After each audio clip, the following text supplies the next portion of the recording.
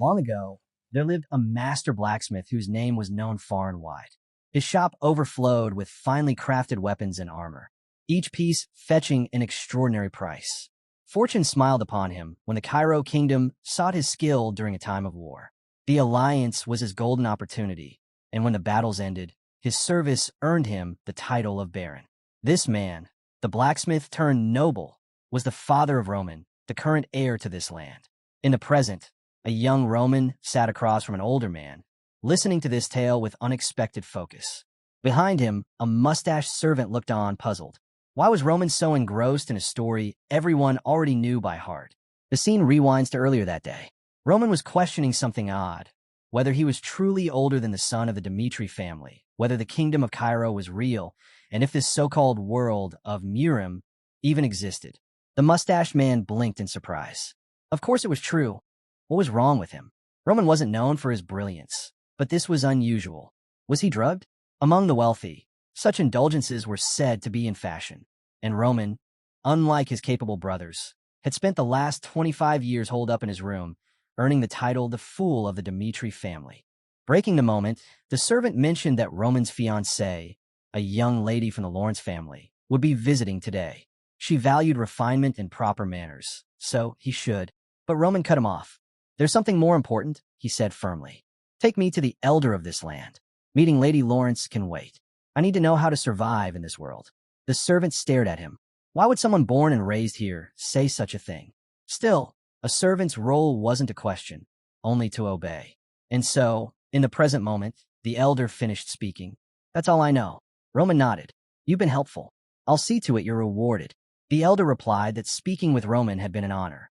Roman's thoughts drifted inward, to a name that wasn't his here, Baek Jong-hook. In his true life, he had walked the path of a Murim martial artist, carving his way through a turbulent world. He had achieved every goal he sought and had accepted death with a calm heart. Yet, for reasons beyond his understanding, he awoke in the body of Roman Dimitri. Was this heaven's will, or punishment from the gods for refusing ascension? His thoughts were cut short by a loud voice behind him. You freak! A crowd gasped and parted as a young boy collapsed to the ground, blood running down his face. 3 men towered over him, kicking and shouting for him to die. The boy struggled to breathe, his body shaking under the blows. The largest of the 3 sneered, calling the boy a rotten brat, and the beating continued. Through the scattering onlookers, Roman's servant pushed his way forward. His eyes caught on a mark, red fangs inked onto the bulky man's shoulder. That was when he noticed something else. Roman was already standing there. Blood fangs, the servant muttered. Roman glanced at him. And who are they? They're a lone shark gang, the servant explained quickly, operating not just here in Dimitri territory, but in the lands around it. If they've gone this far, that boy must owe them a lot of money. He leaned closer, lowering his voice. Master, we should pretend we didn't see this. But before he could finish, Roman was gone. His voice rang out. Enough. The 3 men paused, blinking in confusion as Roman strode toward them. One of them tilted his head, squinting. Roman Dimitri? He spat on the ground. You think being a noble means you can throw your weight around? Idiot.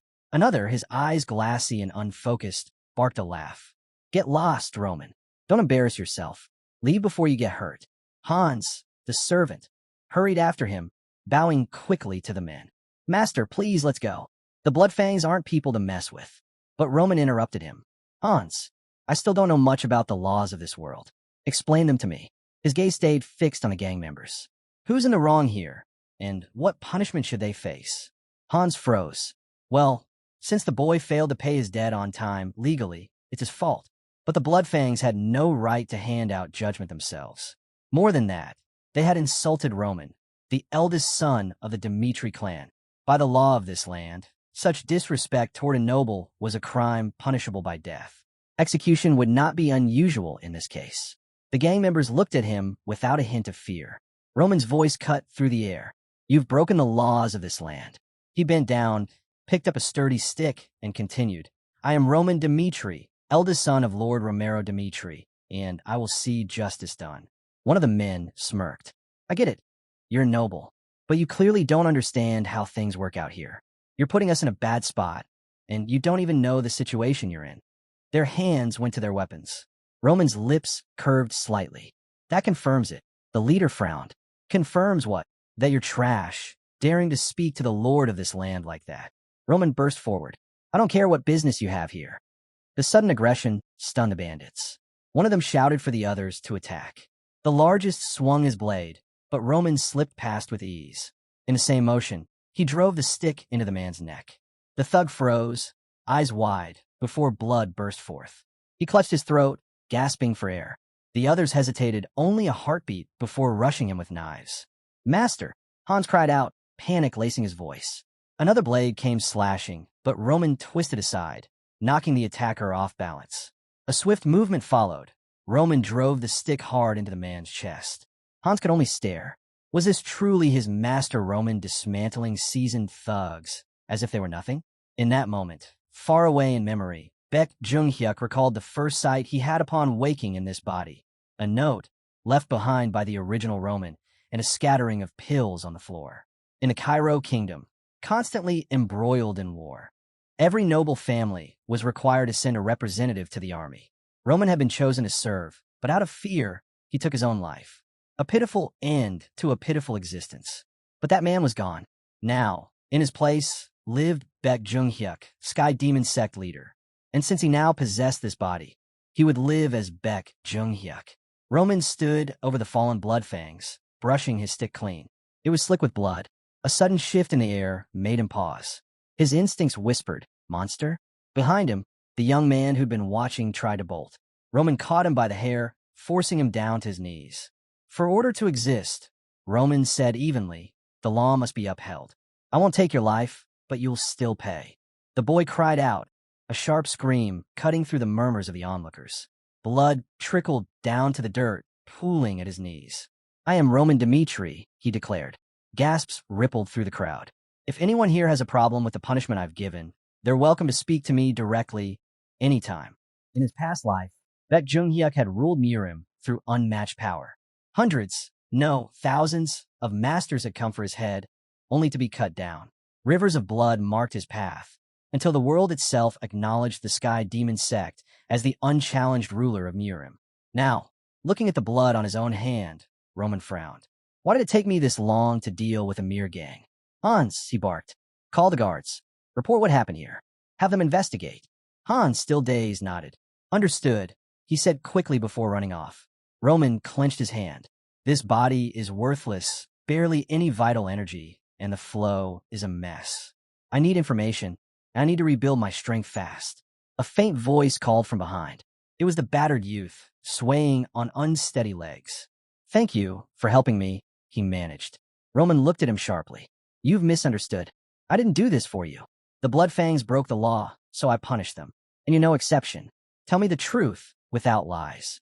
Otherwise, his eyes flicked to the unconscious gang members. You'll share their fate. The boy swallowed hard. I understand. My parents, they borrowed money from the Bloodfangs to buy farmland. We could have paid them back easily, once we sold the harvest. Kevin's voice broke into a yell. They destroyed all our crops. We couldn't pay them back, and then I found out why. Those monsters did it because they wanted my little sister. His knees hit the ground, fists clenched. It's not fair. We've never harmed anyone. Please, please, at least save her. Roman studied him. There was something in Kevin's eyes, a wild, dangerous glint. It reminded him of a mad demon, one of the 4 heavenly kings. Come to think of it, he'd once met such a man in a similarly broken, forgotten place. What's your name? Roman asked. Kevin. All right, Roman said. I'll look into what you've told me, and I'll deal with what happened here today. As Roman turned to leave, Kevin's voice followed him. Thank you so much. Roman didn't respond. Just a feeling, he thought, but this might be the last time we ever meet. The scene shifted to a carriage rolling down the road. Lady Flora, someone inside said, we'll be on Dimitri land soon. All right, Flora replied calmly. I'll be meeting Roman Dimitri soon. A month earlier, in the royal palace, a voice rang out, announcing a marriage of convenience between the Lawrence family and House Dimitri. Flora's father turned to her. You have to understand, our land is in a dangerous position. We have no choice. Her breath caught. It can't be marriage, and not just to anyone, to one of the Dimitri family, whose members were mostly minor nobility. It's too much, she said sharply. Her father didn't waver. I'm sorry. I hate that your pathetic father had to make this decision, but it's necessary. Back in the present, the carriage came to a stop. We've arrived, someone said. Flora stepped down, her thoughts bitter. I should have been promised to the second son. He has a bright future ahead of him. But no. Instead, the eldest, Roman Dmitri, the man who lives only for his own amusement, demanded this marriage. Even knowing the sorry state of Dmitri territory, she couldn't go through with it. She had to speak up now. Facing Roman, she said, "Please forget about this marriage." Roman exhaled heavily. "Fine." The answer caught her off guard. "What? I've heard plenty about this arrangement," he said. "Frankly, I don't understand how an idiot like me would dare to marry someone like you. I'd like to cancel it myself." Flora stared at him. He sounded serious, but something about it felt strange. "Then I'll inform my father," Roman said simply, turning to leave.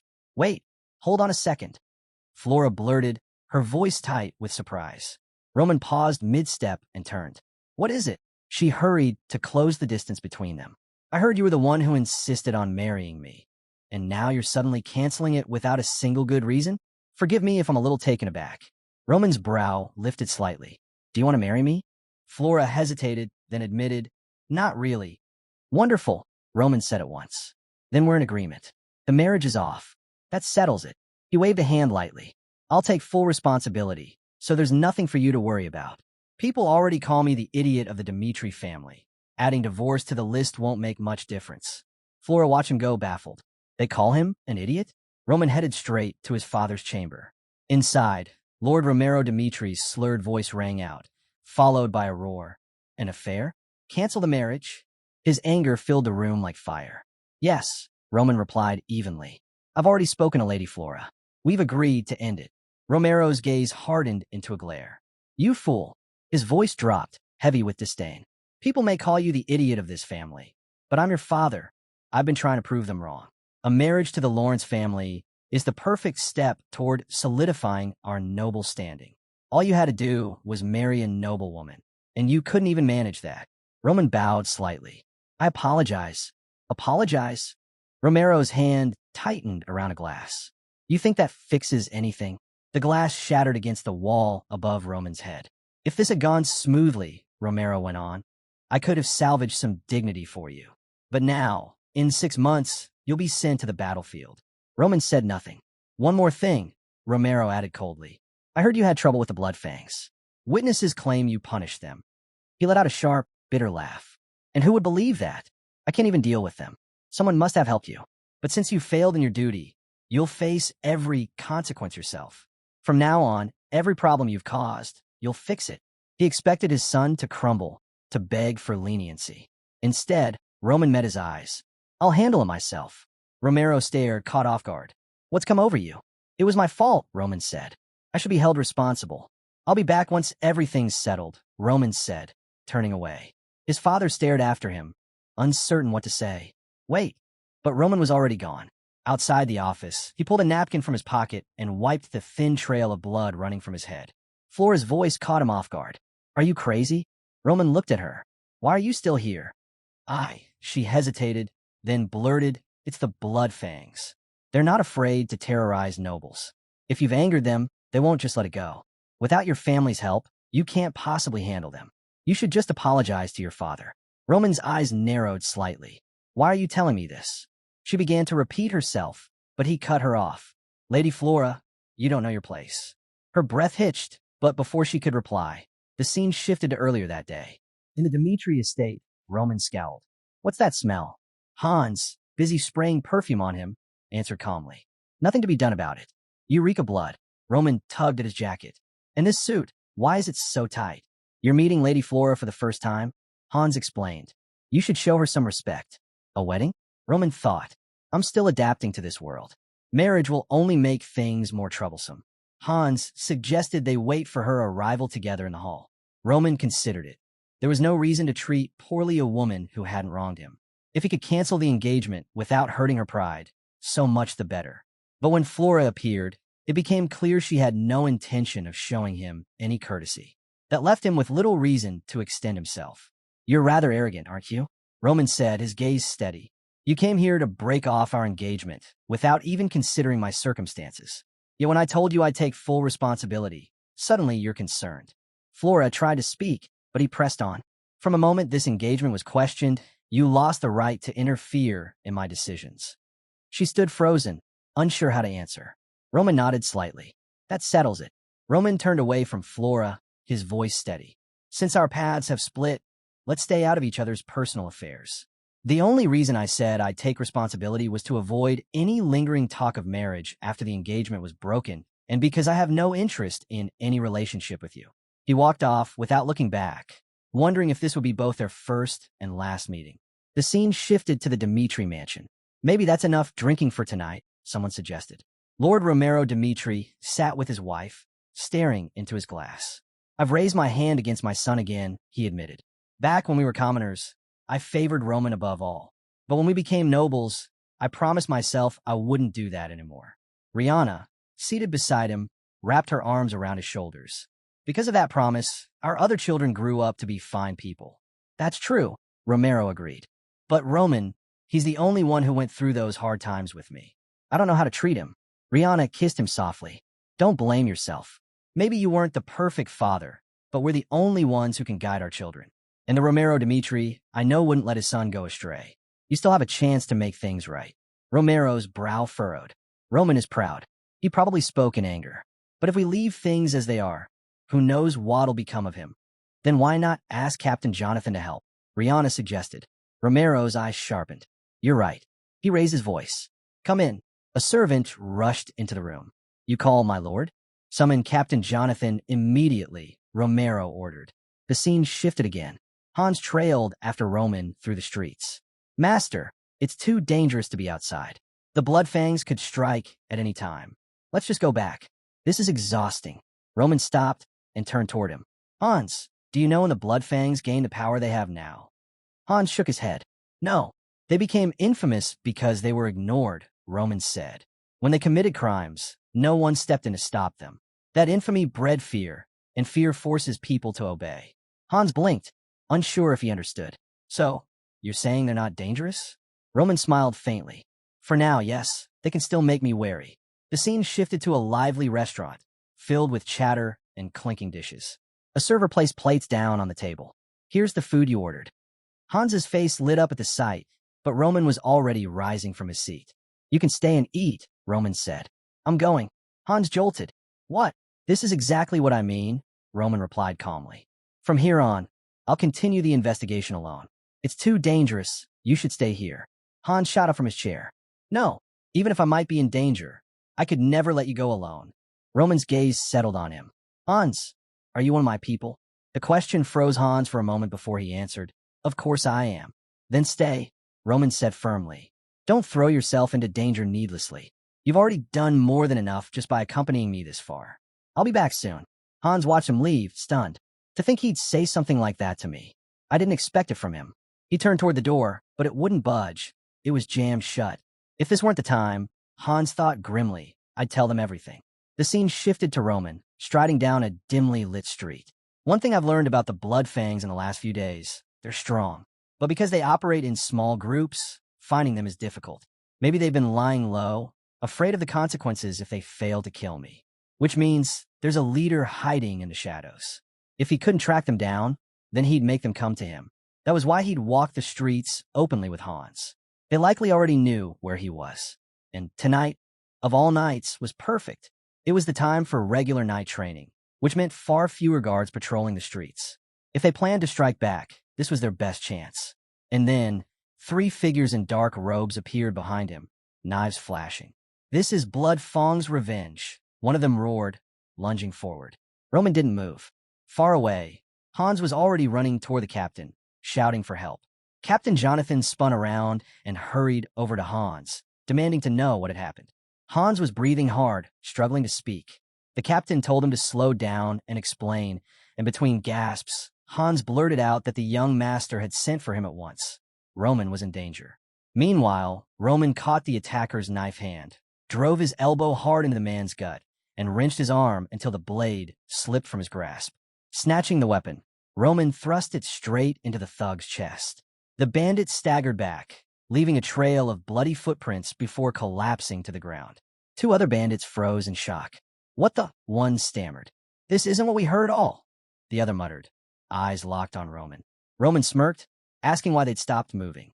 With a flick of his hand, he beckoned them forward, taunting them to come closer. Back with the captain, Hans was urgently explaining. Young Master Roman went into the city alone to face Bloodfang. The captain stared at him. What? No, you're joking. Hans shook his head, his voice sharp. It's the truth. We're wasting time. We have to move now. The captain recalled hearing about Roman's supposed fight with Bloodfang, even Romero asking him to intervene. Still, he muttered in disbelief, scratching his head. Why would he go there if he can't even handle a gun properly? He snapped out of it and barked orders to his men. Weapons ready. Hans, lead us to where he might be. Hans nodded, and the captain added, as long as we're there, Bloodfang won't dare lay a finger on him. But in the back of his mind, he couldn't help thinking. If Hans was telling the truth, Roman was a fool. Back in the city, the remaining bandits stared at their fallen ally. Roman called out again, asking why they'd frozen. Still smiling, he motioned for them to come. The bandits ground their teeth, shouting that he was throwing himself to his death, and charged forward with blades raised. One bandit lunged, but Roman sidestepped and drove his blade straight into the man's stomach. Another bandit, seeing this, cursed at Roman and charged, blade swinging.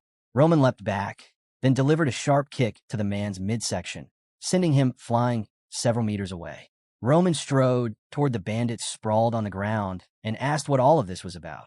The man spat out a warning that if Roman killed him, he'd never be safe again. Roman's tone hardened. I've already killed two, haven't I? You bandits only know how to talk. He raised the blade. Better answer my question properly. Then he drove the knife into the man's leg, drawing a scream. Who's your leader? Roman demanded. The scene shifted to a busy street. People milled about, chatting and laughing. Inside a lively bar, a man raised his mug mid-conversation, only to freeze when he spotted someone outside. Roman walked past the window, clothes dirted, hands stained with blood. The bartender turned, ready to greet the newcomer, but stopped short when he recognized him. Hello, young master. Roman nodded in reply. A murmur rippled through the bar. Roman Dmitri. Why is he here? Is he looking for someone? The bartender asked what he'd like to order. Tear of Dawn, Roman said. Sorry, we don't have that. Maybe something else, the bartender offered. Roman sighed. Fine, give him something stronger. He's got work in the morning. The room fell silent. Eyes turned toward Roman. He added, almost casually, or maybe the dew of dawn. The injured bandit's earlier words connected. That was the code. The bartender froze, realizing Roman had just spoken it perfectly. Tear of Dawn, something stronger in the morning to work. The air in the pub grew tense. Without Roman noticing, the bartender's hand slipped behind the counter, pulling out a hidden knife. In one swift motion, he swung it and shouted for everyone to attack. But his cry was cut short when a fist smashed into his face, dropping him instantly. Chaos erupted. Knives and swords flashed as patrons surged forward. He's a beast. Kill him, someone roared. Another voice shouted for the guards, and a man bolted for the door, smashing it open on his way out. Roman tore through the bandits with nothing but his bare hands, dropping one after another with brutal efficiency. Two men hesitated in front of him, and one stammered, What happened? Before they could move, Roman floored three more in quick succession. Whispers rippled through the crowd. This was Roman. They had heard something entirely different about him. Roman's thoughts flickered briefly. The greatest technique in the Mirror sect, the one that boosts strength by controlling breath in short bursts. The heavenly demon's martial arts had reshaped his body. He was no longer the man he used to be. Smirking, he dismissed them in his mind as nothing but pests. A groan caught his attention. The bartender had regained consciousness. Roman stepped toward him. Perfect timing. I was just about to wrap this up. The bartender, nose swollen and bruised, asked in a shaky voice what Roman was doing there. Roman reminded him that he had been the first to attack, and now they were alone. I'm curious about something, Roman said, pulling up a chair. Let's have a chat. Not long after, Captain Jonathan entered the scene. His eyes swept over the room, full of unconscious bodies. Was this your doing, young master? Before Roman could answer, a soldier called out from upstairs. They'd found a survivor. The man had said Roman was heading toward Lawrence. Lawrence? Why there? The captain asked. The soldier replied that Bloodfang's main base was located there. An hour later, the sun bathed the rooftops in warm light. Inside an inn, a tense conversation unfolded. The innkeeper was being pressed for information. I think it's in everyone's best interest if I talk, the man said, clearly nervous. A dark bruise marred his nose. Lifting his hand, he revealed 2 missing fingers. Cut them off myself. The innkeeper sneered. Go to hell. I'm not telling you a thing. He was tied to a table, staring up at the man who'd taken his fingers. A man grinning through bloodstains, holding a pair of scissors. Kill me. The innkeeper spat. Bloodfang will make you pay. The man's smile only widened. I should have done it right away. You know, I even like people like you. The man's smile didn't fade as he leaned in. People who stay silent even after the worst tortures, they're not afraid of death. That usually means they hold the most valuable secrets. The innkeeper's reply was cold. Stop wasting time. Just kill me. Something in the man's expression shifted, serious now. He glanced at a framed photo of the innkeeper with a child. So you really won't speak until the very end? What if, he said, picking up the picture, I tracked down and killed your son? The innkeeper's eyes widened in fury and shock. That's not my son, he growled, turning his face away. You think you can fool me? We're the same kind of man. You can't lie to me, the interrogator said, stepping closer. The innkeeper gritted his teeth and cursed him, spitting out his disgust at an aristocrat threatening his family. The man ignored the insult. I learned something interesting about Bloodfang. For revenge, their people are willing to throw away their lives. And here's the curious part. The innkeeper began to tremble. They're not all monsters, the man continued. Most of them just owe Bloodfang money. And Bloodfang doesn't just stop at making them debtors. They turn them into slaves. Families are held hostage. People pushed to the edge, threatened with the deaths of their loved ones. Sounds reasonable enough, doesn't it? The innkeeper sneered. Knowing the truth changes nothing. Gamefang always gets what he wants. The man leaned in, his voice low. I wouldn't be so sure. He dropped the photo at the innkeeper's feet, grinding his boot down on it slowly. I meant every word. I'll let my men find your boy. Then I'll kill him. Slowly, painfully, and I swear it on my name. Then he stepped back slightly. But I'll give you one last chance. Keep your mouth shut for Bloodfang's sake and watch your son die. Or tell me what I want to know so I can destroy them. The scene shifted to a dimly lit building. What happened? One man demanded. Another answered. A witness says Roman Dmitri single-handedly wiped out an entire squad of our men. If a knight from the Dmitri family isn't good for business, then our business is in trouble. A broad-shouldered man with a beard and graying hair slammed his fist down on the arm of his cracked stone throne. Damn them. I refuse to believe it. Roman Dmitri isn't capable of that. But his thoughts told a different story. We were supposed to make our name by crushing the Dmitris. Yet entire squads have been taken down by someone who avoided even the Royal Swordsman Academy. Where is he now? He demanded. Just left Dmitri territory, the other man replied. I got the information from a morning source. They took care of this alone? Yes, sir. The man rose to his feet, his voice sharp. Then he could attack our bases without warning. Gather the forces immediately. Yes, sir. The subordinate answered with a bow before leaving. The bearded man's eyes narrowed. Roman Dmitri dares challenge Bloodfang. Today, I'll kill him without mercy and hang his core in the town square. Bloodfang will reclaim its honor. The setting changed to an opulent mansion. This is the Barco family, someone said as a man unfolded a letter. They think they've made their choice. Inside the hall, a feast was underway. Influential figures sat around a long table, quills scratching across parchment as they discussed strategy. There's a rumor, a red-haired man announced, that the family's taken a massive loan from the gold bank. Only one reason for that: preparing for war. All eyes turned toward the white-haired man seated at the center, his expression tight with anger. Beside him, a black-haired man spoke evenly. The start of this war is only a matter of time. First, we must gather our strength. The white-haired man steepled his fingers, closing his eyes. If things stay as they are, I believe the unrest can be contained. But in his thoughts, a grim realization stirred. I never imagined this could happen when I first received my family's documents. The black-haired man spoke first. I never imagined the central government would side against us. At this pace, our lands will be handed over. Another white-haired man slammed his hand on the table. We must hold the land at all costs. Our family survives only because of its fertile fields. The room erupted into shouts and arguments. Our ancestors were born to this land. It's ours by right, one man argued. That's impossible, another countered. Even the central government was accusing them of secret dealings. Count Barco finally raised his voice. Enough. Leave things as they are. No matter what happens, we will not surrender our land. If we falter, Other families will swarm like hyenas to claim it. His eyes swept the room. We will fight back with everything we have. That's why we allied with the Dmitri family. Murmurs of agreement spread. Dmitri is one of the richest houses in the Northeast, someone said. They may have been commoners once, but their wealth dwarfs ours, the black-haired man added. Count Barco nodded. Exactly. That's why I gave my only daughter to that fool from the Dmitri family, for the sake of our family's survival. The head of the family assured him, you did the right thing. There's no reason to blame yourself. The others echoed their agreement. At that moment, the doors opened. A young woman stood hesitating in the doorway, her face pale. What do I even say to him? She thought. Her heart pounded. No, I broke off the engagement. I can't even meet his eyes now. But what's done is done. This is my life. I won't sell it to an idiot like him. Still, her father's plan and the family's future weighed on her. How do I tell him I can't marry someone I feel nothing for? Before she could act, a soldier came running down the hall toward the meeting room. She turned to look as he stopped in front of her, bowing deeply. Miss Flora, he greeted. Yes, she replied, startled. Urgent message, he shouted. The scene cut sharply. Somewhere else, a voice rang out over the din. We've already beaten the hell out of them. From atop the wall, a man barked an order.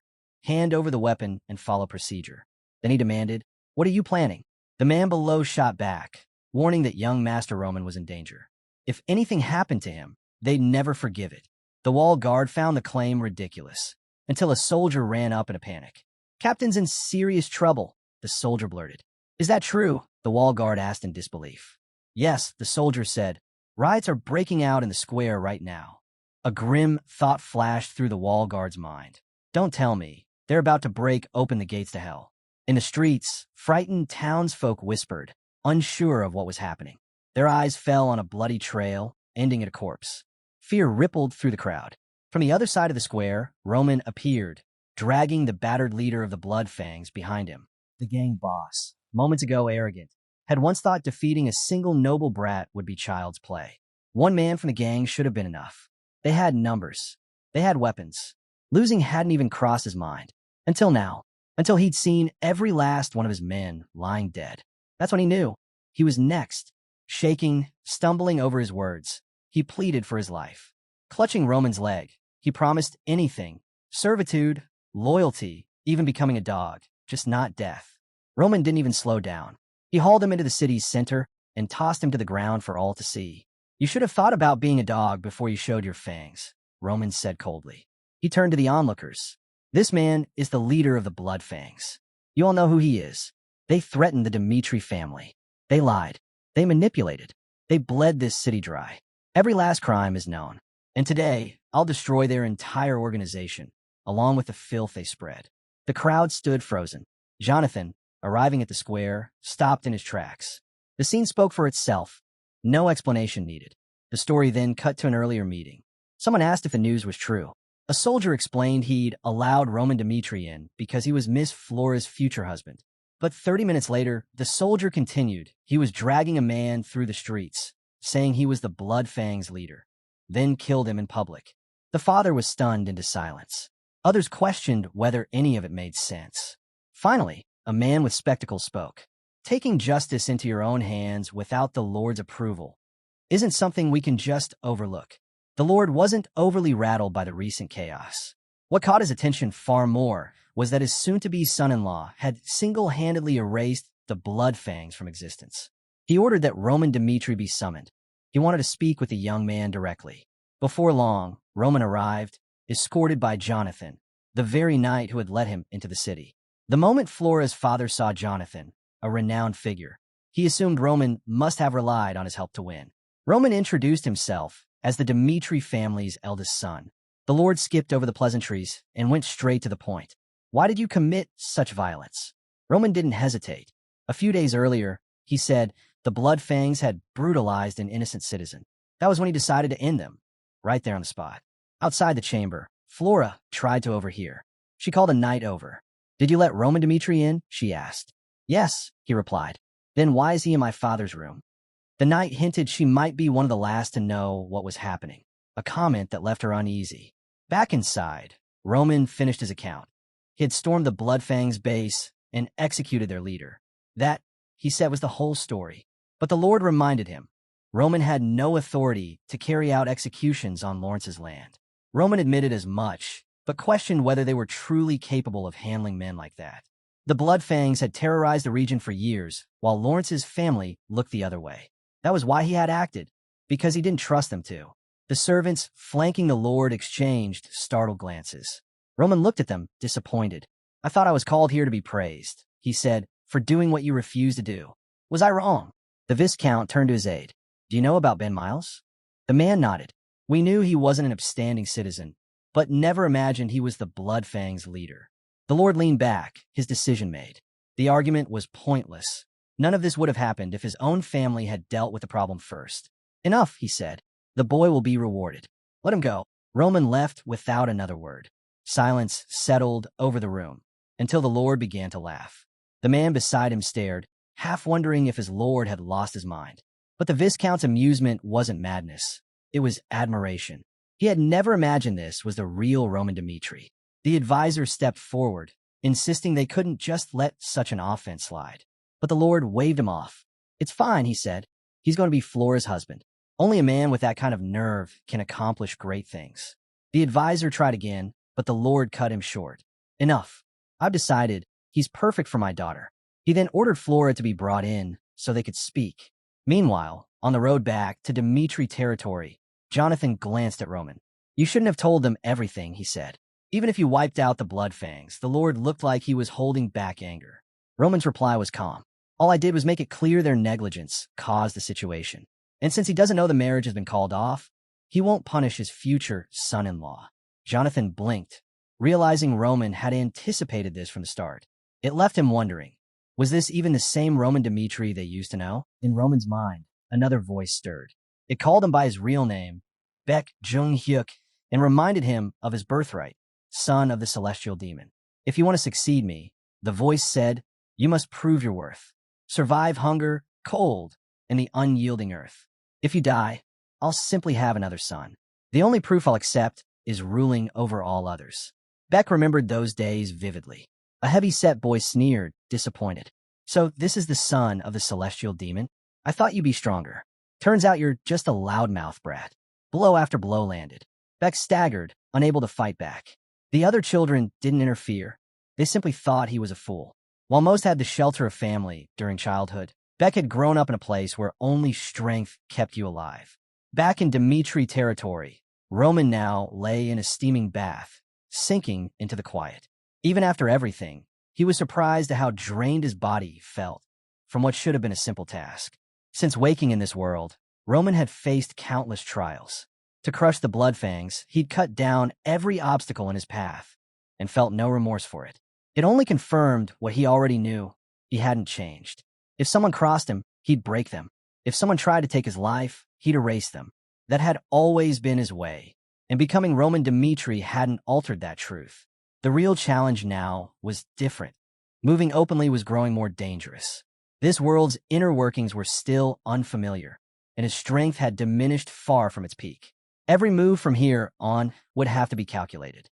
A voice called from the door. "Young master, the Lord wishes to see you." In the room ahead, Romero Dmitri was speaking with Jonathan. "Did he truly do all that?" Romero asked. Jonathan nodded. "Yes, my lord. Roman has changed." Romero's curiosity deepened, but the night went on.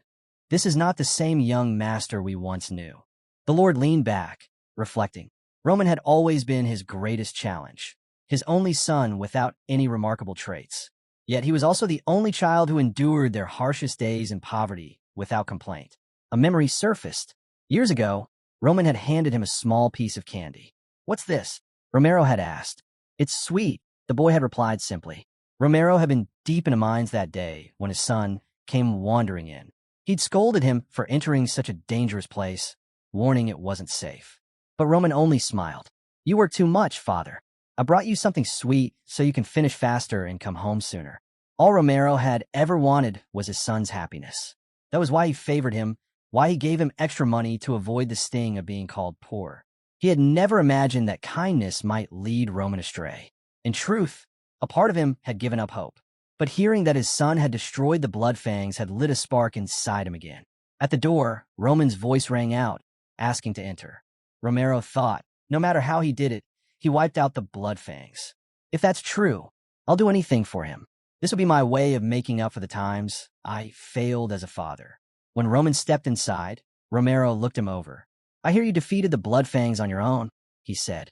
Baek Jung-hyuk, inside Roman's body, studied the man before him. He could sense Romero's anxious hope, waiting for words that might change everything. And he knew that if he spoke the truth, his father would see him in an entirely different light. The trouble with achieving more than anyone expected was that it always came at a cost. If Roman played things carefully now, he could buy himself the time he needed to grow stronger. As his father's voice called to him, Baek weighed the choice, tell the truth or lie. The safer answer was clear, keep the truth hidden. His mind flashed back to his childhood, back to a time when he'd been knocked to the ground, a bully sneering above him. That's all you've got? The boy taunted.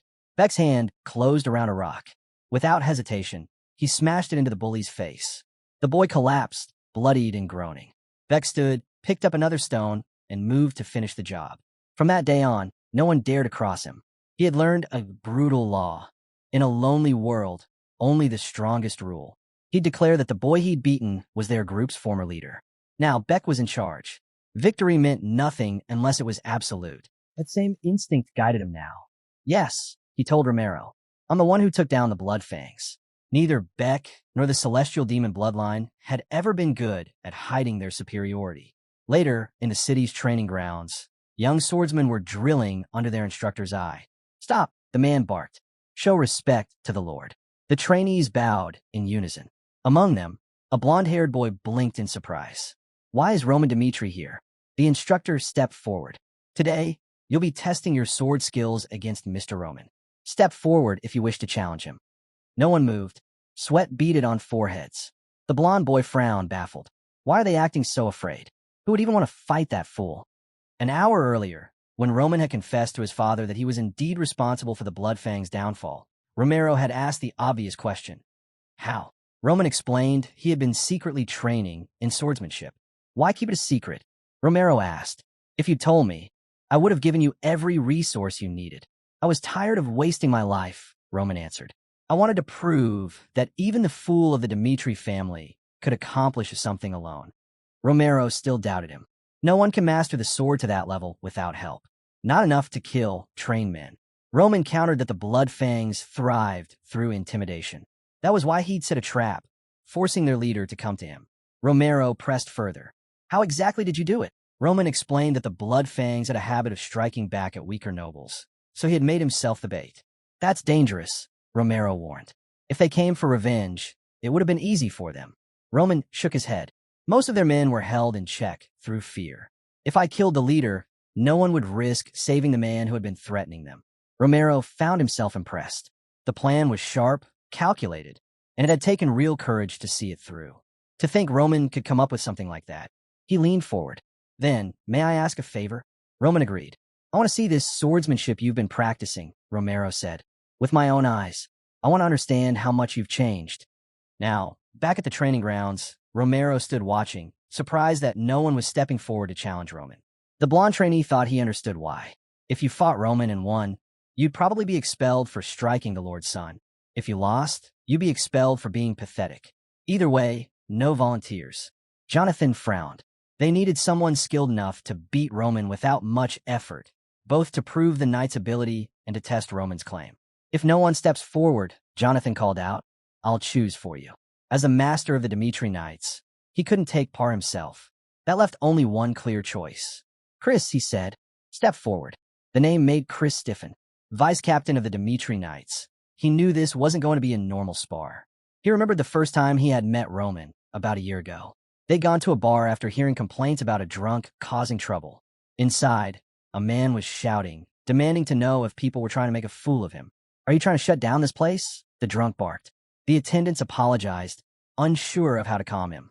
Then Roman, reeking of alcohol, spoke up. Trash like you shouldn't even talk, he sneered. Get over here. The man hesitated, but Roman hurled his bottle at the wall, shattering it. Chris stepped in. That's enough. Roman turned, glaring. And who are you? Chris reached for his wrist, intent on dragging him out. You're embarrassing yourself. Roman slapped him across the face. How dare a lowly knight lay a hand on me? That single blow told Chris everything. Roman had never trained a day in his life. His strength was below that of an average man. Chris had pitied the Lord for having a son like this, certain that the boy was nothing but worthless. So why now? Was he being told to duel with him? Chris tried to speak up, telling the captain he didn't think this was a good idea. Surely, there had to be others better suited for the task. But Jonathan cut in, insisting the boy had brought down the blood fawn, so it had to be him. Chris opened his mouth to argue, but Jonathan silenced him before he could get a word out. All he could do was nod and say he understood. The crowd buzzed with anticipation for the duel as the two stood quietly, sizing each other up. Jonathan told them to hold off, but Chris suddenly raised his hand with a condition. He made it clear, once a duel began, he held nothing back, no matter who his opponent was. If they could accept that, he'd take part. In his mind, there was no way this fool was the one who'd beaten the Bloodfangs. Jonathan and Romero seemed fine with the terms, and Roman's smug grin only fueled Chris's irritation. Jonathan took that smirk as agreement and told both sides to prepare. When the signal came, Chris lunged without hesitation, while the boy stood rooted in place, waiting. Chris read his opponent's stance and struck with full force, only for the blow to be blocked with ease. Those who trained with Chris could see he was fighting seriously, and Jonathan was already impressed. That block had been flawless, and the boy's footing didn't even shift. Chris stepped back, gauging his opponent's strength from that single exchange. This wasn't how he thought things would go, but it didn't matter. He wouldn't be satisfied until this boy was on the ground. He swung again, only for Roman to slip out of the way. Chris caught the movement and spun, aiming for his side, but Roman blocked that too, still calm, still watching. Finally spotting what looked like an opening at Roman's back, Chris knew this was his chance. One clean strike, and it would be over. But before he could land it, Roman ducked, and Chris felt the rush of an attack pass, so close it clipped his hair. His blood ran cold. He jumped back, realizing just how close he'd been to taking a hit he couldn't shrug off. The captain and Lord stared in disbelief, and Chris's training partners couldn't understand how he was falling behind. Was this really the same Roman Dietrich they knew? Defense, evasion, offense, nothing was missing from his skill set. Maybe he really had beaten the blood prisoners. But no, Chris shook off the thought. This was still the same idiot as before. That's when Roman straightened and said, almost casually, "All right, warm-up's over." Roman announced that this time, he would make the first move. Before Chris could even register the words, it was already happening, too late to react. By sheer instinct, he managed to block at the last possible moment. He couldn't believe the boy was that fast. Instinct told him to pull back, but Roman stayed right on him, pressing forward without pause. Chris was forced into pure defense, blocking strike after strike while the crowd watched in uneasy silence. Every blow came faster, harder, leaving him no space to breathe. He knew he had to find an opening soon, some chance to turn the tide, but then a sharp strike to his arm sent him stumbling to the side. He thought about retreating, but before he could move, Roman was already raising his blade overhead. The motion looked slow, almost lazy, and Chris saw what seemed like a perfect gap, right at the center of Roman's chest. He committed fully, swinging with all his strength. But it was a bait. Roman slipped away effortlessly, and the small smile he gave made Chris's stomach drop. He had walked right into it. At this pace, there was no winning. And the worst part? Losing to him.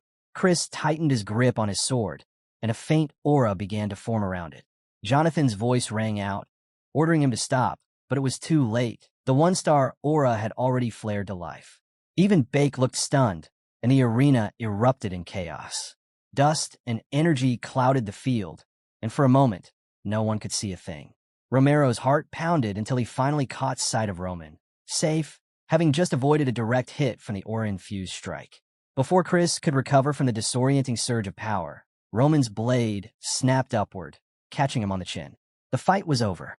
Chris was on the ground, and neither Jonathan nor Romero had expected Roman to take the win. Whispers spread immediately. Everyone wanted to know more about this young man who'd caught the captain's eye.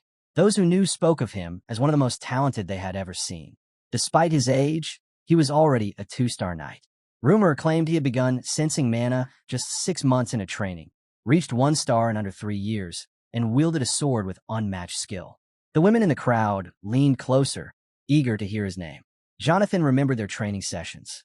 When he called a day, Chris would always ask for one more round.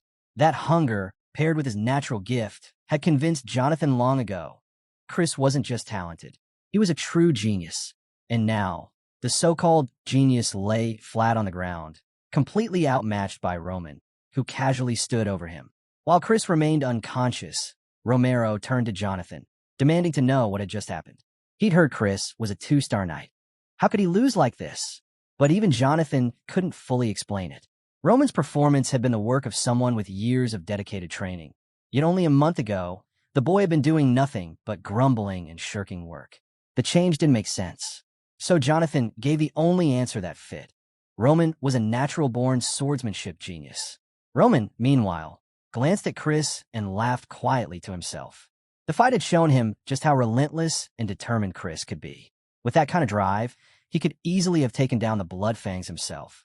No wonder Jonathan was proud to have him as a disciple. But to the celestial demon within Roman, Chris was still weak, far weaker than even the lowest-ranked warriors of the celestial demon sect. Still, that strange power Chris unleashed at the end that was worth noting. Romero suddenly broke into manic laughter, startling those nearby. No one understood, but he quickly made it clear. This was the pride of a father seeing his son's brilliance. He asked Jonathan if he was absolutely certain about his claim. Jonathan didn't hesitate. No one could improve that quickly without being a genius. That answer only widened Romero's smile. Calling Roman over, Romero said it had been a long time since he'd felt this happy. He wanted to applaud his son and promised him anything he desired. Roman grinned and brought up the war set to take place in 6 months. Romero immediately assumed his son would ask to avoid it, but instead, Roman's request was the right to choose who would accompany him. The reply caught Romero off guard. He even suggested Roman could return to Flora and forget the whole thing, but Roman calmly insisted. He wanted to go. That left Romero momentarily stunned before nodding. If that was his decision, then he would have the right to bring whoever he wished and handle anything related to the war. Roman then said he had one more request. His father told him that as long as he carried himself properly, there would be no limits to what he could ask for. Roman's second request came with his gaze fixed on Chris, who was still lying unconscious. When Chris finally came to, his first question was why he had to teach Roman about aura. Jonathan's answer was simple. It was the master's order. Chris immediately protested. He barely knew Roman, and after waking from such a long coma, the situation was humiliating enough. Now, when he was being told to teach him, he scoffed that he'd rather lose his head. Jonathan cut him off with an offer. If Chris used this teaching opportunity to figure out why Roman had changed so drastically, Jonathan would allow him to learn any technique he'd been keeping secret from him. Chris shot upright, instantly interested. "Is that true?" he asked. Jonathan confirmed it. That was all he needed. He was certain this would be easy, and once he was done, he'd finally gain the secret to reaching 3-star knight status. He tried to play it cool, but still made Jonathan promise to keep his word. Meanwhile, in the castle, someone called out to Roman. It was Hans, who said he'd heard about the incredible duel earlier. Defeating a 2-star knight was no small feat. Roman asked if Hans knew anything about this 2-star aura talk. Hans admitted he didn't know much, only that it had to do with a knight's ability to use mana. Roman considered this. So here, they called it mana. Back in the Murum world, the power Chris had shown would have been called a key explosion, but the way it was applied here was entirely different. They called it aura, and to Roman, it looked like a complete waste of potential. Still, he needed to understand it, how it worked here, how people wielded it, and he was confident tomorrow's training would give him the answers he wanted. The next morning, Roman stood opposite Chris, who was clearly not thrilled to be there. Roman wasn't exactly excited either, at least until a quiet chuckle slipped from him. That was enough to make Chris bristle. Forcing himself to calm down, Chris began the lesson. Aura, he explained, was simply mana from the perspective of a knight. Chris went on to explain that mages also used mana, but in a different way, through spells and magic circles, while knights channeled it around their bodies. The very first to explore mana's potential was Emperor Alexandero, who discovered it could be used to strengthen the body. Aura, he explained, was simply mana released in an instant, allowing a person to unleash far more power than they normally could. Still, Chris brushed off the history lesson, saying it wasn't the important part. Only a handful of people could even use mana. About 1 in 1,000 could become knights, and only 1 in 10,000 could become mages. That's why the first and most crucial step was determining whether someone had the affinity at all. Without at least the ability to sense mana, becoming a knight with aura was impossible. Chris added that it had taken him half a year to sense it himself, and even doing so within a year was considered above average. Roman simply nodded and asked him to explain how to sense mana. Chris agreed, though in his head he scoffed. Roman might have won their duel, but sword talent and mana talent were entirely different things. This training would be his reality check. But there was one problem. Roman had already sensed this world's mana. Using the celestial demon techniques he'd mastered, he was already storing a portion of it at the center of his body. The only reason he was here was to learn why this world used it the way they did. Even if it wasn't efficient, he wanted to understand it. Chris began pacing and told Roman to focus on every sensation, on anything touching his body. Once he grew accustomed to feeling mana, he could start thinking about manifesting it. Success would mark the step to becoming a one-star knight. There are different ways to manifest. Channeling aura into a sword, or spreading it to cover the body, for example. But before Chris could go on, he noticed something that stopped him cold. Roman was already standing beside him. Mana activated, manifesting aura. Chris had no words. Roman, however, had plenty of thoughts.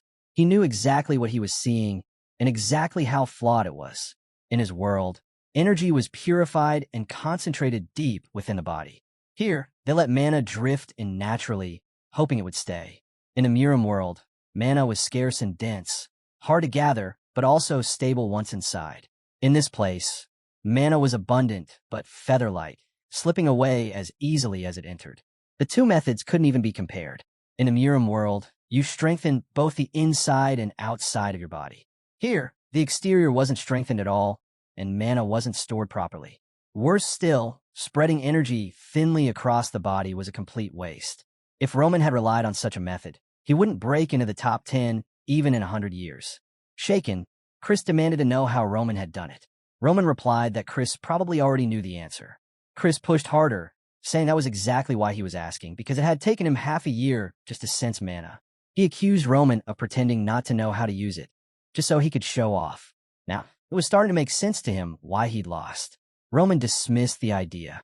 Chris was only assuming what he wanted to believe. But Chris couldn't wrap his head around it.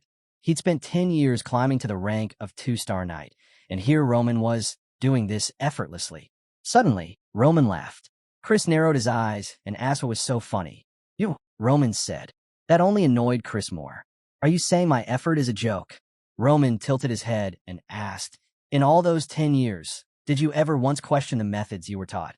Chris opened his mouth to answer, but Roman cut him off. "Ordinary people never questioned it," he said. They simply trusted what had been passed down for generations, believing it must be right. When he had learned aura, he'd asked himself why everyone followed a method riddled with flaws. Was it ignorance? Blind faith in Captain Jonathan? Or simply because it was the easiest path? He wouldn't deny Chris had worked hard, but it was still amusing that he had never once asked why. Roman stepped past him, continuing. Nothing in this world was perfect, not even the things he once thought were absolute truths. Over time, everything changed. Questioning your own path was painful, especially when failure followed every attempt. But it was in those moments, facing criticism, enduring despair, that change became necessary. That was why he had abandoned his father's teachings and forged his own art. Turning back, Roman said the training was over. But before he could walk away, Chris called out, asking, "Then what should I do from now on?"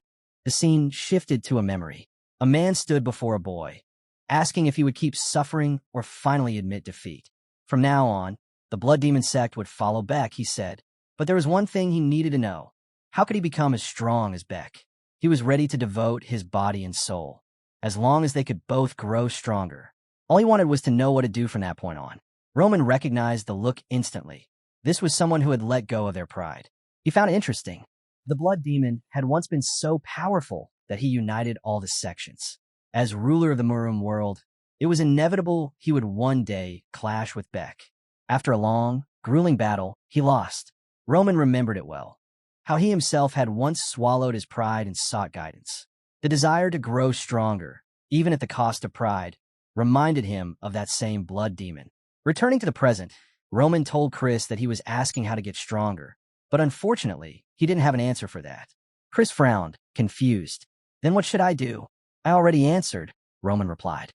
"The one thing you can't do is follow what you've been taught without question. If I told you how to do it, you'd just be blindly following me instead. Find the answer yourself. He gave Chris one hint: stay close to him. In 6 months, he would be on the battlefield, and there Chris would see him cut down countless enemies and grow stronger. If, 10 years from now, Chris was still at his side, Roman was certain he would have found his own answer by then. That night, Chris lay alone in his bed. Memories ran through his mind. People telling him that the only way forward was to train until he was no longer human. Jonathan's teachings. The moment he was told he had become a 2-star knight. But Roman's laughter, mocking him for never questioning his path, burned hotter than any memory. Someone interrupted his thoughts, asking what was going on. Jonathan stood there, asking if Chris was certain. He had just declared that he would go to the battlefield with Roman in 6 months. Did something happen? The captain asked. Chris admitted something had. They locked eyes, and Jonathan seemed to understand. If Chris had a reason, then so be it. From that moment, Chris would no longer be part of the Dimitri Knights. Whatever happened, Jonathan hoped he could protect Roman on the battlefield. Chris simply thanked him.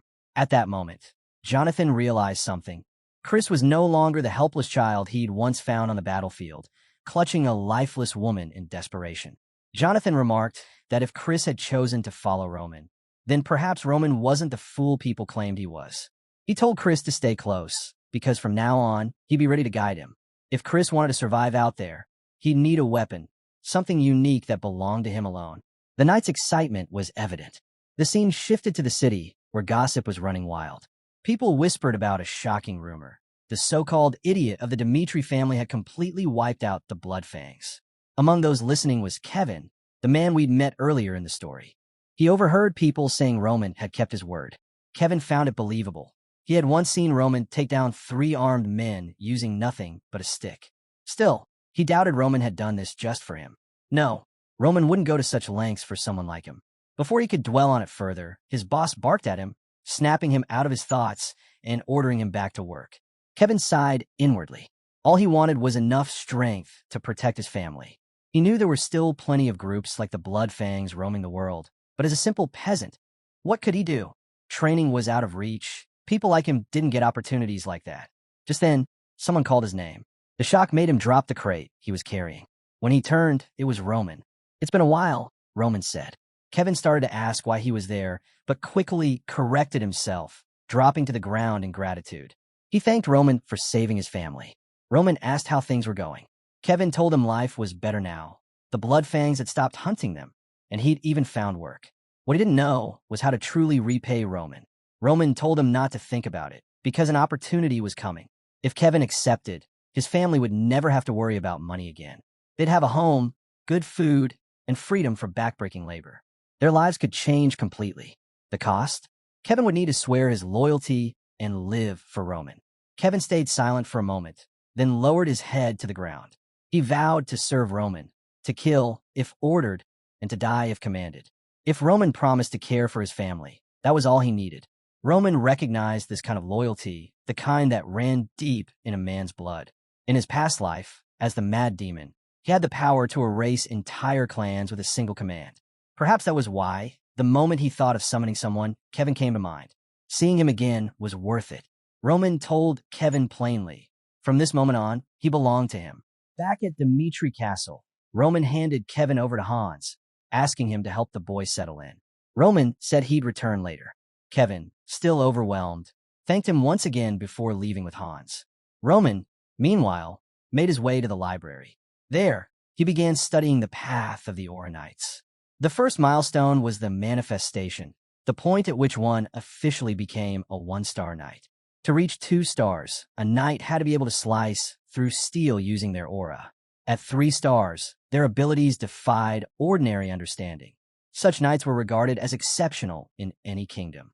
On the Salamander continent, a handful of 6-star knights existed, but no one had ever reached the mythical 7th rank. Even among the 10 most powerful figures in the world, not all were 6-star knights. Roman judged that, given Chris's abilities, Jonathan was likely a 3-star knight. 6 stars, however, were on an entirely different scale. The aura of such a warrior could tower 12 meters high and shake the entire world. Only 12 such knights lived in the entire world. Their power was undeniable, though Roman noted they reached such heights with methods that were far from perfect. Then there were the archmages, sorcerers who had achieved the 7th circle. In this world, they were seen as beings who stood between humanity and godhood, capable of bringing ruin wherever they appeared. A single spell from one could cleave the sky in two. Magic like that didn't exist in Urim, but now Roman had some understanding of it.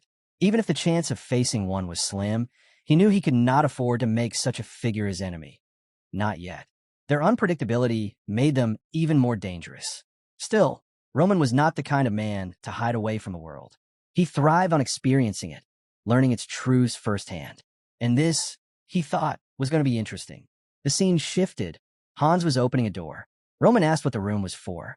A servant explained it was the old forge, abandoned and sealed off for years. Roman smiled. It was exactly what he needed. He told Hans he'd be staying there for the next week and ordered that no one was to enter or bring him food. He made Hans swear that unless his people faced mortal danger, he wouldn't let anyone disturb him. Hans agreed. Once Roman was alone, he noticed the floor was covered with straw. Hans must have put it there to make the place more comfortable. Roman appreciated the thought, but he preferred the bare floor. 4 days now, he had been storing energy at his core. It was time to use it to revive the techniques from his previous life. He began with the first stage of the Celestial Demon Arkansas. Step 1 was to circulate all his energy and purge the impurities from his body.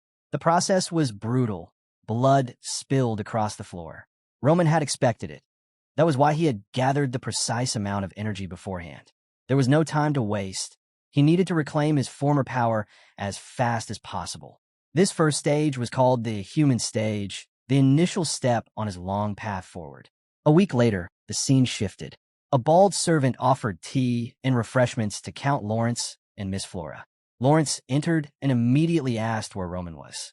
The servant replied that Roman was occupied with other matters, then closed the door behind them.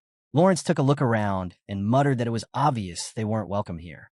He told his daughter they would have to wait, gesturing for her to sit. Then, addressing her by name, he explained the reason for this meeting. He wanted to undo the mistake she had made. Flora calmly replied that she understood. She recalled the moment her father had shouted at her upon learning she had broken off the engagement.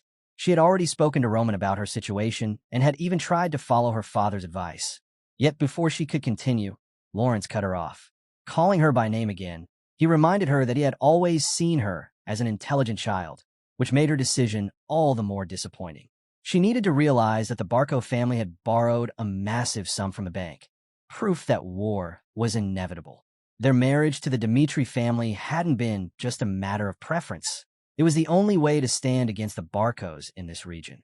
Flora countered, saying the Lawrence family was not weak, and asked why they believed they couldn't win without Dmitri support. Lawrence explained that the government had approved all the necessary documents without a second glance.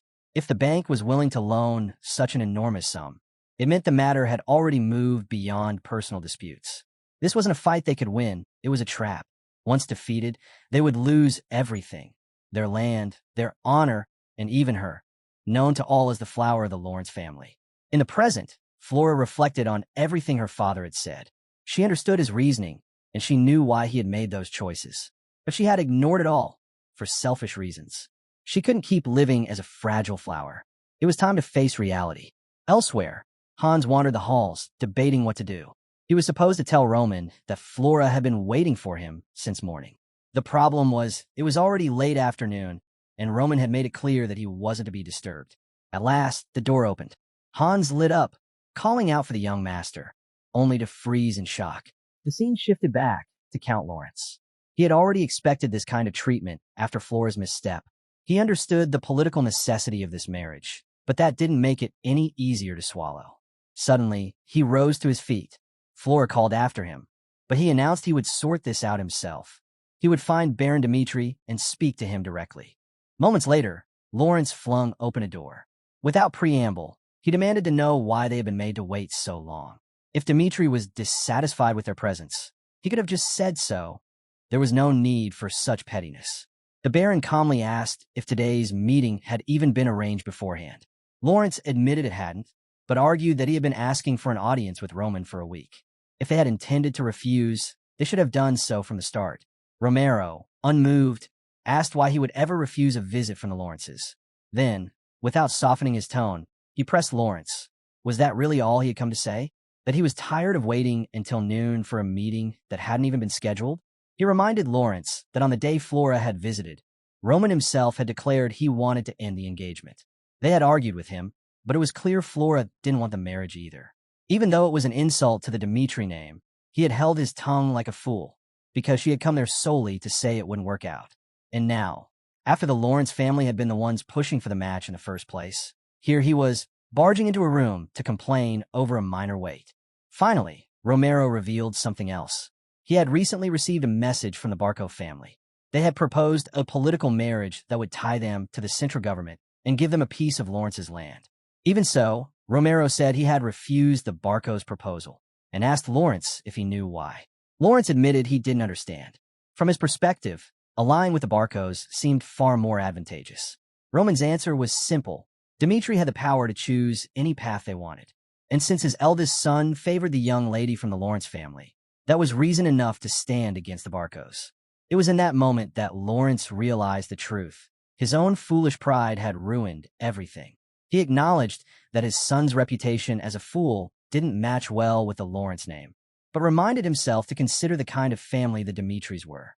Roman's standing would completely change the moment his name was tied to theirs. That was why it wasn't Dmitri who should be desperate for this marriage. It was the Lawrences. Unless, of course, he had misunderstood entirely. Flora's thoughts drifted back to her younger days at the academy, a place where children of noble families gathered to sharpen their minds. There had been one boy from the far north, the only representative of the Joel family. He was so quiet, it was easy to forget he was there. In a school where most children saw themselves as treasures of the world, he remained distant. One day, he made a small mistake, something insignificant for others, even if they had committed far greater errors. But for him, it resulted in the disciplinary committee's attention. When the teacher scolded him, his father came forward to apologize. He bowed, begged for his son's forgiveness, and promised to teach him better. Watching from afar, young Flora had felt sorry for him. Now, she found the memory almost laughable. The Viscount spoke again, saying he had nothing more to add. Flora, meanwhile, realized she had been wrong to pity that boy. The Viscount explained that her mistake had been one of immaturity, and at that time, Joel had been weak. Today, the Lawrences stood in the same position. Once again, he apologized, admitting his entrance had been disrespectful, and Flora finally understood. The weak have no choice but to bow before the strong. She leaned forward, ready to offer her apology to Romero. Just then, the door opened. A voice announced that Master Roman had arrived, and Flora realized she had learned her lesson far too late. Roman stepped inside, his hair now dyed white, his presence darker and heavier than before. He greeted his father formally as Roman Dmitri. Everyone in the room was caught off guard. His father asked if he had completed his training. Roman confirmed, adding that they could talk about it later. Right now, he was here to address the marriage with the Lawrence family. He admitted that the whole situation had started because of a decision he'd made, and so he would respect whatever choice his father came to. Roman immediately understood what was at stake. He knew the importance of an alliance between the two families. In the Lawrence family's current state, the wealth and power of the Dmitri name could serve as a shield. His father asked if he had requested this marriage even knowing all that. Roman said that at the time, it had seemed reason enough. But everything changed when he met her for the first time, and she had immediately spoken of canceling the engagement. She had clearly listened to the rumors and decided she wouldn't marry him based solely on what she had heard. To him, that meant all her choices were built on the words of others. And Roman wanted to be with someone who trusted only in what they had personally seen and experienced, not gossip. For that reason, he voted to end the engagement. The room fell silent. Count Lawrence realized that this was the end. This marriage had been their last card to play. No other family would agree to such a political match in their current position. That meant they would have to face their problems alone. If Dmitri and the Barcos ever combined forces, the Lawrences would have no chance. Lawrence had to do something, anything to at least prevent that. Bowing his head, he said the Lawrence family would take full responsibility. As an apology, they would exempt all Dmitri merchants from paying taxes when passing through their territory. He admitted this wasn't much for a family as wealthy as theirs, but it was a gesture of sincerity. Romero refused, saying Dmitri would not profit from his son's future. Instead, they would simply announce that Flora had canceled the engagement, and they would not ally with the Barcos. Relieved, Lawrence thanked him. This had been his greatest fear. They left the room, but before departing completely, Lawrence looked back one last time. seeing Roman Dmitri standing there. If only he had recognized the young man's potential sooner, he might have spoken to Flora with far more conviction. In the end, Lawrence realized he too had made a grave mistake. After they left, Romero turned to his son and asked what had happened to him over the past week. Roman explained simply his training had been focused on purging impure energy to advance to the human stage. In the Miram world, this was nothing remarkable. It was the basic foundation of his techniques. But here, things were different. This land was rich in mana, and when it built up in his body, purifying it triggered an extraordinary change, even altering his skeletal structure. It was clear he had become someone entirely different. He told his father that he had awakened on his own, and that the transformation came from feeling mana flow through his body for the first time. Romero was shocked. This was the kind of phenomenon that could take years, and even then, only a rare few ever experienced it naturally. But Roman had already pulled off one impossible feat after another, starting with defeating the Blood Fangs. None of it made sense, yet Romero couldn't forget. This boy was still his son. He told Roman that no matter the challenges ahead, he would never face them alone, and he should never forget his name, Roman Dmitri, because his father would always stand behind him. At that moment, Roman recalled a memory from his training days in his past life. His father back then had seen him as a pathetic fool, but the man in front of him now wasn't cold or ruthless. He didn't push him to the brink of death. And though Roman didn't thank Romero out loud, he thought to himself, it wasn't so bad after all. Leaving the room, he heard someone call his name. It was Flora. She hesitated, unsure of what to say, before apologizing for judging him unfairly and bringing trouble to both families. Roman brushed it off, saying there was no need to apologize. He had never planned to accept the arrangement in the first place. Flora continued, saying she understood he didn't like the engagement, even though it was meant for the good of both families. She was the one who chose to break that promise, but before she left, there was something she wanted him to know.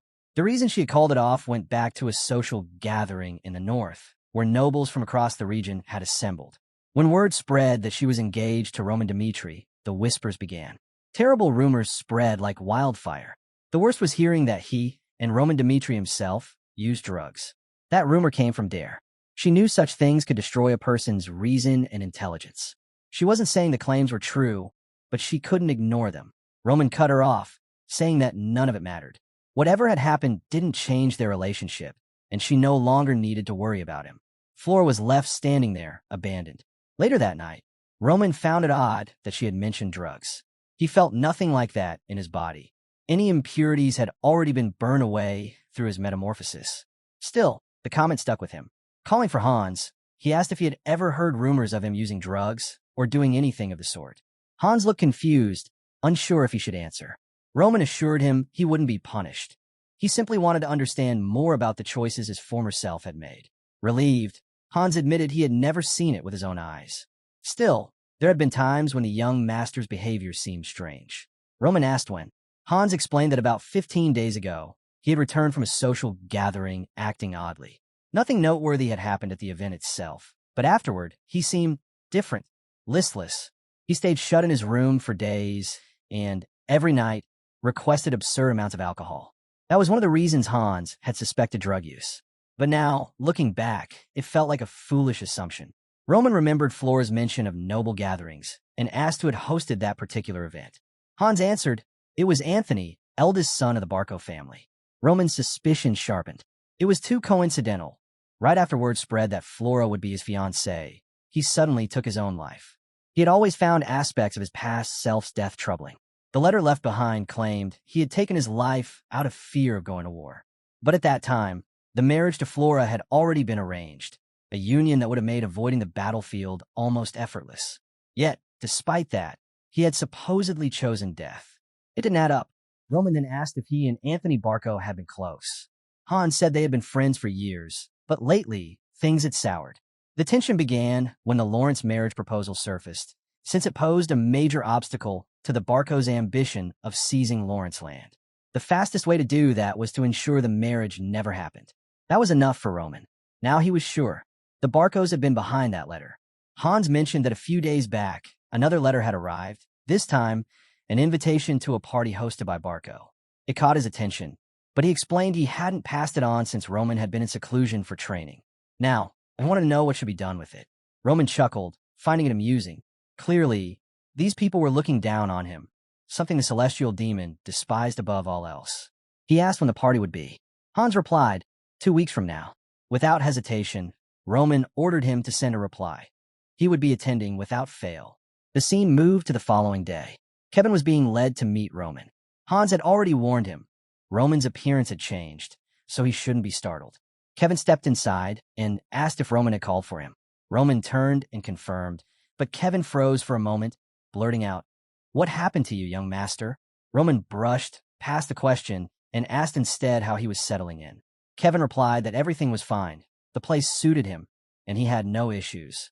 However, there was one thing he still didn't understand: his role here. He was willing to dedicate his life to Roman, but as a commoner, he wasn't sure how he could truly be of use. Roman told him plainly he would serve as one of his swords. Kevin hesitated, asking what that meant. Roman didn't answer directly. Instead, he explained that no one could decide another person's path, so he would give him 3 choices. If Kevin feared killing, he wouldn't be a sword at all. He'd be hands and feet, learning every skill necessary to serve as a loyal aide. That was the first path. The second was to truly become a sword, standing at Roman's side as his protector. Kevin quickly objected. He had never wielded a sword, so that was impossible. Roman said he had expected that answer. If Kevin chose this path, he would undergo skeletal contortion, a process of agony so intense it would feel as though his bones and muscles were being shattered. It would be a test of determination, measured not by words, but by how much pain he could endure. Finally, Roman drew his blade and offered the third option: take the sword and cut off his own hand. If Kevin could face pain from his own hand and endure it to the very end, he would gain the strength to surpass anyone. After all, even the mad demon, who had no knowledge of martial arts, had risen to be a king. Everything depended on his willpower. Roman told him to decide. No matter which path he chose, it would be worth it. The only thing he was choosing was how Roman would use him. Far from Dimitri Castle, in a rundown cabin, Kevin had been born. He'd grown up working from a young age, doing anything and everything to survive. There wasn't a task he didn't know how to do. But no matter how hard he worked, someone stronger always took what was his. That was the life of the week. And that's why he could never forget the day he witnessed Roman's overwhelming strength. He still didn't fully grasp what cutting off his own hand had to do with this destroying one's body business.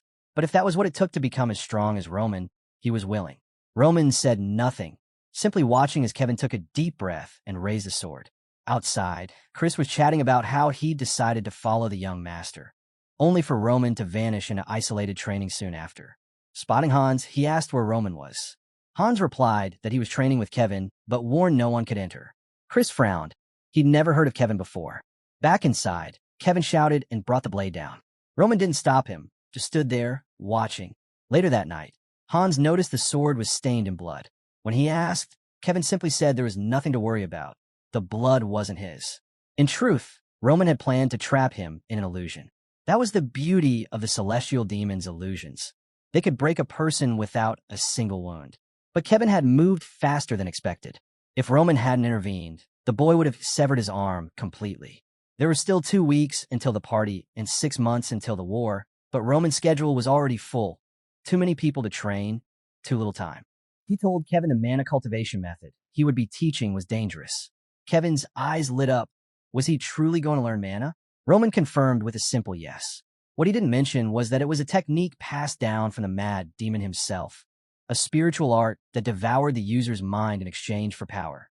Only someone capable of enduring unbearable pain could survive it. It was the same process Roman had once forced the mad demon through, turning him into something useful. Kevin hadn't hesitated even when it came to cutting his own arm. Roman was certain this boy could learn it, and he promised that this technique would make him stronger than ever. The pain this time would far surpass what Kevin had endured yesterday. But Roman had only one reason for teaching this technique. Despite its dangers, it was the fastest way for an untrained youth to grow. And once mastered, it would grant the strength to protect anyone he wished. Kevin's eyes lit up. He called out to Roman, saying he couldn't put his gratitude into words. But one thing still puzzled him. Why did Roman trust him so much? Loyalty could be sworn, but nothing would stop someone from running away once they'd gained power. So why place faith in him? Roman's answer was simple. Because I do. That left Kevin even more confused. But Roman didn't elaborate. Instead, he told him to rest. The real training would begin tomorrow. Still, in the back of his mind, Roman recalled the mad demon asking that very same question. Unconditional trust, he thought, only works when you truly believe in someone. And he was certain Kevin would never betray him. After all, once the boy grew stronger, he would understand exactly how dangerous it was to cross the celestial demon. Who in their right mind would dare? The next day, training began. Roman guided Kevin through swordsmanship step by step, how to hold the blade, how to control each motion, and how to maintain focus from start to finish. Off to the side, Chris watched in silence. His boredom was unbearable. He couldn't understand why Roman was pouring time into someone who looked completely talentless. Or worse, why he himself wasn't being taught anything. Wasn't following Roman supposed to make him stronger? Instead, he was treated as if he didn't exist. For a moment, he considered returning to his old master to ask for another chance.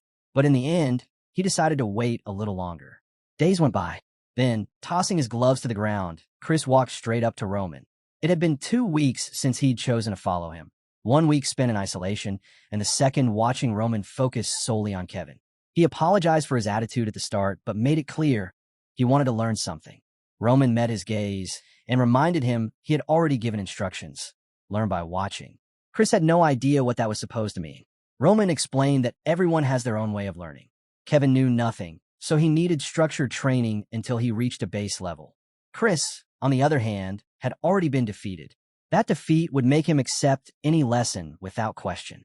Chris asked if that meant he was going to keep standing around, just observing. Roman shook his head, then tossed him a sword. Roman made it clear. He wanted proof before accepting anything Chris claimed. And that proof would come in the form of a duel against Kevin. Kevin, thin and underfed, would have to take the blows if he wanted his technique to improve. Roman explained the rules. He would teach Kevin how to defeat Chris, while Chris's goal was to beat Kevin. If Chris still believed he was right after the fight, Roman would train him personally. Kevin's eyes widened. Facing a real knight? That was insanity. Chris, on the other hand, was insulted. Why should he spar with a total beginner? But frustration quickly replaced doubt. If Roman thought so little of him, he'd just have to prove otherwise. The two took their positions. Kevin protested. It made no sense for someone like him to fight a 2-star knight. Roman didn't deny it. Yes, Kevin was at a disadvantage, but he had nothing to lose in defeat. Out in the world, countless people would be stronger than him, just as his own family had been oppressed by the Bloodfangs, and just as Chris was trying to overpower him now. Would he always back down when facing someone stronger? That struck a chord. Kevin nodded. He'd try. Chris's irritation only grew. This novice really thought he had a chance? Roman gave the signal, and in an instant, Chris closed the distance. There was no way he could lose to someone with only a week of training. His first strike landed cleanly. Kevin spotted an opening and moved to counter with his sword, but Chris batted his arm aside and drove a blow into his stomach. Kevin was sent tumbling, hitting the ground hard and awkward. Chris frowned. The boy was even weaker than expected. He assumed Roman had some hidden lesson planned, but the man was just standing there, watching silently. Fine. If that was how it would be, he'd finish this quickly. Minutes passed. Roman stayed still, faintly smiling, while Kevin took hit after hit. Once more, Kevin was knocked to the dirt. Chris admitted grudgingly that the kid was better than he'd thought, especially for someone with no mana. Still, it was pointless to continue. In the blows Kevin had blocked, Chris hadn't even used full strength. If he had, he could have cleaved the boy's head in two. But this was a duel, so he'd held back. But Kevin showed no sign of surrender. Chris warned him one last time. If the kid insisted on continuing, he wouldn't be responsible for any broken bones. Kevin only laughed. Roman smiled, which left Chris even more puzzled. Kevin's response was simple. He wanted to see how this would end. Roman told them both to get ready. Then Kevin suddenly heard a voice in his ear telling him to focus. An unexpected attack was coming. The signal came, and Chris lunged forward. This time, Kevin managed to block the first strike. The voice urged him to sidestep and aim for Chris's chest, but his movements were clumsy, and he stumbled. Chris easily knocked his arm aside and slammed another blow into his stomach, sending him down again. Get up, the voice commanded. Kevin froze for a moment. He knew that voice. It was Roman's. Roman explained mid-fight. It was a mana fluctuation technique, a way to transmit sound directly using fine particles near the ear, so only the intended person could hear. Kevin was stunned such a thing was even possible. Dive right, Roman ordered. Kevin obeyed, and Chris's strike cut through empty air. Turn, left side of his chest. Kevin swung, but Chris dodged and countered with a clean hit to his ribs. Kevin realized what he truly lacked: speed. Block overhead. Wake up. Kevin barely caught the next strike in time, avoiding another shot to the stomach. Right now, but Kevin was too slow. Chris's fist connected with his face. Even with Roman's guidance, Kevin was taking a beating. Chris couldn't help but be impressed. This boy refused to quit. Roman, however, was watching with curiosity. Kevin had no chance of winning. His reactions weren't fast enough to follow the commands. But despite that, he was smiling. To Kevin, Roman felt untouchable. Against a two-star knight, his guidance seemed flawless. If Kevin's body could just keep up, he'd be winning. That's when he realized something. The real one being manipulated in this fight wasn't him. It was Chris. Another command came. Kevin dodged, narrowly avoiding the blow. Roman's voice came again: advance. Counterattack. Kevin surged forward, forcing Chris to narrowly evade. But the knight quickly retaliated, landing a punch squarely to Kevin's face. Yet, as the exchanges went on, Chris began to notice something troubling. He could no longer knock Kevin down with a single blow. Each strike he landed felt weaker, less decisive. Kevin, on the other hand, had reached his own realization. The so-called genius knight, praised by everyone, was nothing compared to Roman. This was the kind of man Kevin wanted to follow for life. If Roman gave an order, no matter how irrational, he would obey without question. If he was to become a true sword, there was only one way forward: through sheer willpower. Time dragged on. Chris warned him for the 10th time. This would be his final warning. If Kevin kept going, he would be responsible for whatever injuries came next. Kevin just smiled, repeating the same words. He wanted to see this through. That was the last straw for Chris. He snapped, calling Kevin insignificant. If the boy wanted it, he would give it to him. He'd shatter his arm and make him regret this fight. But before Chris could act, Roman's voice cut in. Step forward. Stop halfway. Put everything into it. Chris lunged, only to realize too late that he had put himself in a bad position. He managed to slip aside at the last second, but the fact that Kevin had dared to step forward in such a dangerous moment caught him off guard. Roman's next order came quickly. Turn. Go forward again. Kevin obeyed instantly. Chris scoffed. The move was slow, full of openings. But then his eyes widened. Kevin had set a trap. He dodged Chris's counter and left him with no room to escape. The strike landed clean. Roman stood on the sidelines with a faint smirk. Chris couldn't believe it. He had nearly been beaten by a boy with only a week of training. Frustrated, Chris rose and struck Kevin's hand, knocking the sword away. Kevin collapsed to the ground, exhausted. Roman stepped forward, noting with some satisfaction that Chris had recognized the second attack for what it was: a feint. Chris muttered that the kid was a crazy fool, but Roman simply told him that he had potential. If Chris wanted, he could start learning directly from him tomorrow. The choice was his. By the end of it, Chris was completely drained. He couldn't figure out why he'd even agreed to that duel. There was nothing to gain, and in the end, he'd almost lost. That final move from Kevin had been eerily similar to the one Roman used against him in their first fight. If he hadn't experienced Roman's technique firsthand, maybe he wouldn't have beaten Kevin at all, at least not without using mana. Somewhere nearby, another figure, an unpredictable presence in this story, burst into laughter, claiming that Chris had grown more in one fight than in all his training so far. The next day, Roman asked what he planned to do now. Chris's answer was simple. He didn't want formal lessons anymore. He believed he could get stronger simply by staying at Roman's side. The duel had taught him plenty, especially since Kevin's choices in battle had always been correct for the situation. Chris had assumed the boy was acting on his own, but he'd been wrong. By trying to understand Kevin's decisions, Chris had unknowingly absorbed countless lessons. And whatever was going on behind the scenes, Roman's level was beyond even Captain Jonathan's. Until the day he could surpass him, Chris would watch and learn, though not without a trace of resentment. He stared at Roman with quiet hatred, but Roman only smiled and said they'd continue training today. Days passed, and soon the date of Barco's grand social gathering drew near. A week before the event, in another corner of the city, a group stood before a painting, speaking in hushed but biting tones. One asked if they'd heard the news, that Roman Dmitri had broken off his engagement to the Lawrence family's daughter.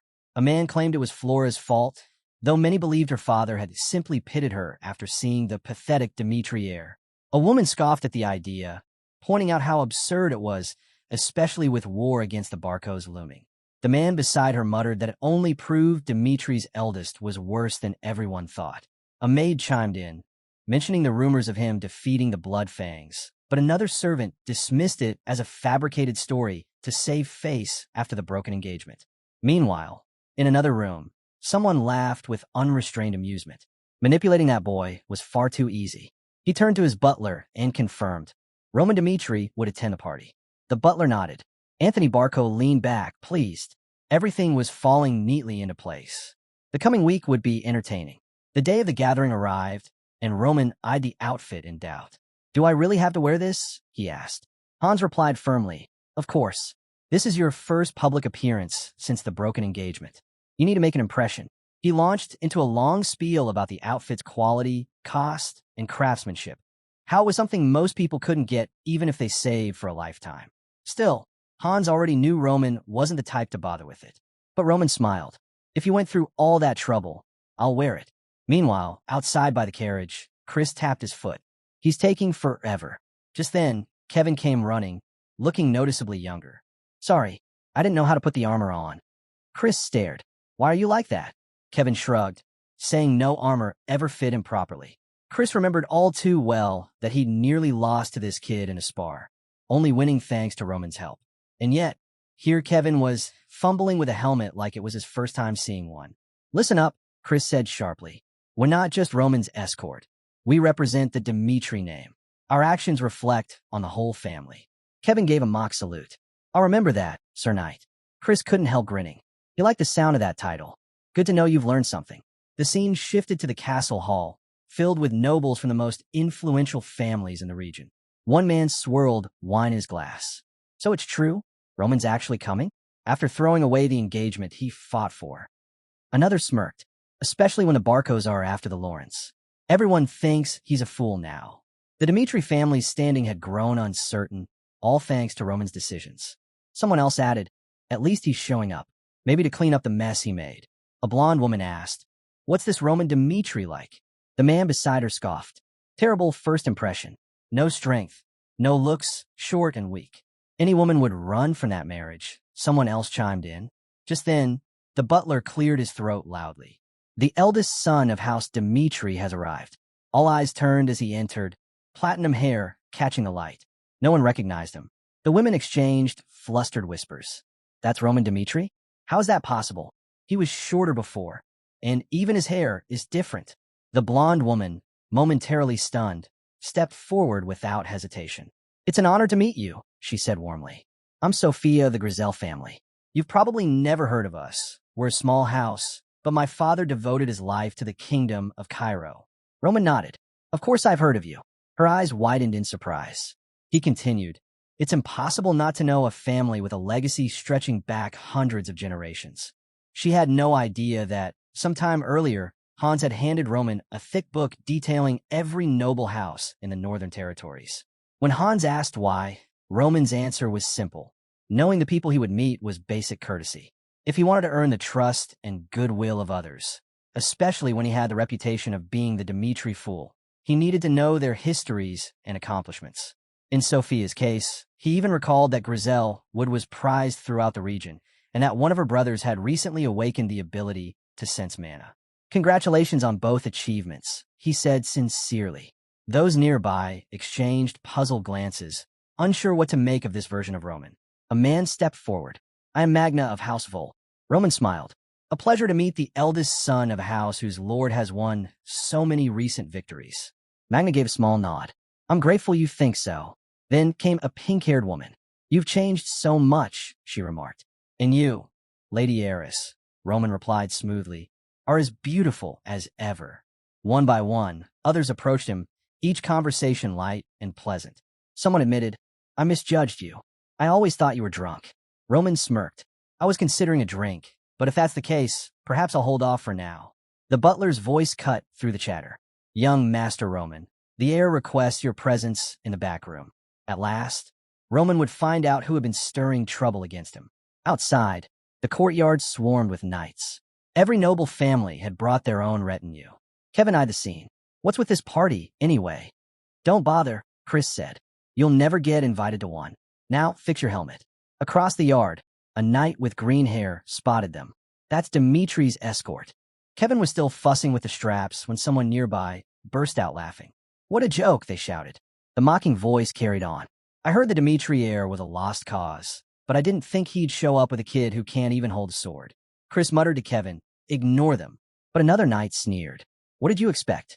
This is the standard of House Dimitri. The scene faded to a memory. Years earlier, at a glittering social gathering. Roman had been scanning the crowd when his eyes landed on someone. Who's that blonde girl? He asked quietly. Anthony, a friend standing beside him, glanced over. That's Flora, the pride of the Lawrence family. People call her the Flower of Lawrence. From that moment, the young Roman was captivated. Now, back in the present, Roman entered a richly decorated room. Anthony was already there, a grin on his face. Well, you've changed since the last time I saw you, Anthony said. Roman stayed quiet, studying the space. There were faint signs that others had been there earlier, but they were gone now. Clearly, Anthony had sent them away for a private talk. Roman decided to ease the mood. Honestly, I'm not sure how much I've changed either. I spent a ridiculous amount just to improve myself, to the point I've lost track. But it's good to see you again. Anthony gave a slow nod. Change isn't always bad. Still, I never understood what was going through your head back then. Roman tilted his head. Back when... Anthony smirked. When you were caught with your cousin, even though you were promised to the Lawrence girl. That was a bold time.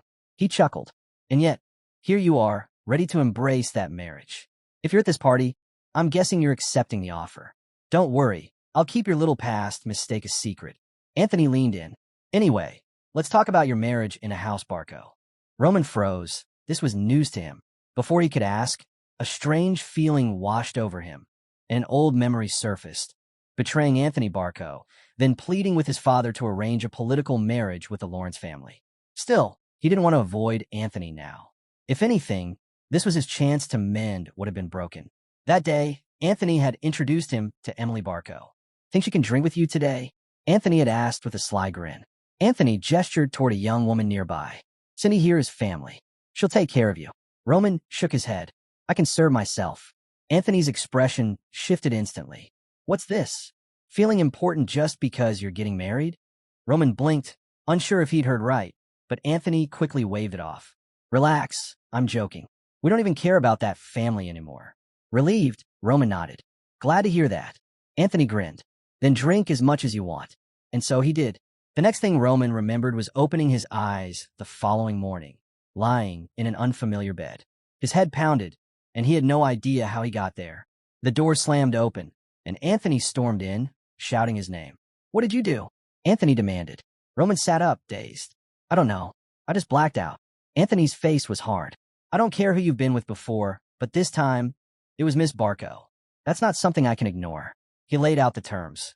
Roman could either end the engagement on his own or marry a direct Barco descendant to strengthen ties between their houses. As angry as Anthony was, he claimed he'd forgive Roman because they were friends, but the situation still demanded an answer. Now, back in the present, Roman finally pieced it all together. If that night's events came to light, House Dimitri's honor would be destroyed. He couldn't face his father's wrath. But breaking the marriage wasn't an option either. Not when he truly loved Flora, and when refusing would tarnish her name as well. His younger self had been so trapped, so desperate, that he chose to end his life rather than face it. Roman Dimitri, a man who had achieved nothing by his own hand, whose life was both pitiful and wasted. Anthony's voice cut through his thoughts. Why are you hesitating? The union of our houses would make us unstoppable in the north. No one could stand against us. Roman looked at him steadily. Is that the only reason? Anthony frowned, taken aback. Do I have to accept this just for political gain? Roman pressed. Anthony's tone hardened. This isn't a choice. Refuse, and everyone will hear what happened that night. Roman leaned back, planted his foot on the table, and spoke with deliberate calm. Seems you've forgotten, Anthony. So let me remind you. House Dimitri has no reason to accept a Barco proposal. Outside, the gathering carried on without a hitch until Sophia spotted him. Where have you been? She asked. Had something to take care of, Roman replied. And now, unfortunately, I have to leave. Her expression fell. I wish you could stay a little longer. It's urgent, he said, though the surrounding guests urged him to remain, saying they had much to discuss. Roman offered polite excuses and turned to go, until a sharp voice cut through the crowd. Take that back. He recognized the voice immediately and moved closer. Through the shifting crowd, he caught sight of a helmet clattering to the ground just as a knight struck Kevin across the face. Earlier, Kevin had overheard talk of the Barco Knights and, unable to stomach their arrogance, had been ready to confront them. Chris, level-headed as always, had tried to hold him back, urging him to ignore the bait. But two Barco Knights swaggered over, mocking Kevin for his ill-fitting helmet. Chris, never one to lose a war of words, shot back, asking if the Barco Knights spent more time polishing their insults than their sword skills. One knight boasted his blade was far superior to Kevin's, and then spat an insult at their leader, calling him a fool. Kevin, fiercely loyal to his lord, demanded he take it back. Instead, the knight drove his fist into Kevin's face. Chris's hand went to his sword but stopped halfway. A fight here would spiral quickly, and with tensions between Dimitri and Barco already high, the consequences could be dire. Kevin pushed himself up, blood at the corner of his mouth, and declared, "I'm a knight of my lord. I don't have time for Barco thugs who only pretend to be knights." The Barco knight pulled his arm back for another punch, but froze as the atmosphere shifted. Roman stepped into the scene.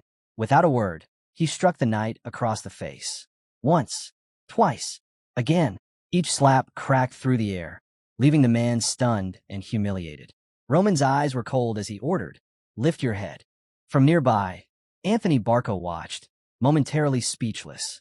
Not long before, he had been accusing Roman of dishonoring a woman from his family and pressing for a marriage alliance. Roman met Anthony's glare with a smirk. "Being insulted doesn't bother me. It's nothing new. And as for that closer bond you wanted between our families, you've already gotten it." His voice sharpened. "Tell me, Anthony, would you drag the Lawrence family into your schemes just to settle a score with me?" Roman went on to explain that he had looked into the Barco family's background. Their strength, he discovered, came almost entirely from ties to the central government. In contrast, when it came to influence and resources in the Northeast, House Dimitri stood on far firmer ground. Anthony was left turning over Roman's words when a servant rushed in, breathless. "Sir, Roman Dimitri and a Barco knight are fighting outside." Outside, a crowd had gathered to watch Roman repeatedly slap the knight who had attacked Kevin. The man pleaded for mercy, but Roman kept going until he decided the punishment matched the offense. Anthony stepped forward. "Roman, even as Dimitri's heir, you can't act like this. Apologize." Roman's eyes narrowed. "Your knight insulted me, then struck my man. Do you still think I'm in the wrong?" Anthony hesitated, recalling Roman's earlier warning about mixing personal grudges with politics. Finally, he conceded, "You acted fairly. I'd have done the same." Roman gave the Barco knight one last stinging blow, then stepped back to wipe his hands. Kevin, Chris, back to the carriage. As they left, it was clear to everyone watching. The fool they once knew as Roman Dimitri was gone. In the carriage, silence lingered until Kevin spoke. "My lord, I'm sorry. I caused the insult." Chris followed. "And I'm sorry I didn't act when Kevin was struck, when our family's name was dragged through the mud." Roman listened without interruption, then said evenly, "You both handled it until I arrived. But remember, don't act on impulse. Rash moves invite disaster. Your restraint kept this from getting worse." His gaze hardened. "Still, this isn't the result I wanted. In the northeast of Cairo, no one should even think about laying a hand on House Dimitri. Even if we're humiliated, we will endure, and we will remember. Keep the faces of those responsible in your mind, and let your anger burn. Never let it fade." His words carried the weight of a man who despised being under anyone's control. "Follow my path," he told them. "Live to rise above them all." The scene then shifted to the Grand Dimitri Palace. At the Grand Dimitri Palace, Hans approached Roman with the utmost respect, holding a set of documents. "This is the latest intelligence on the Barco family," he said. "It's from the Black Moon Information Guild."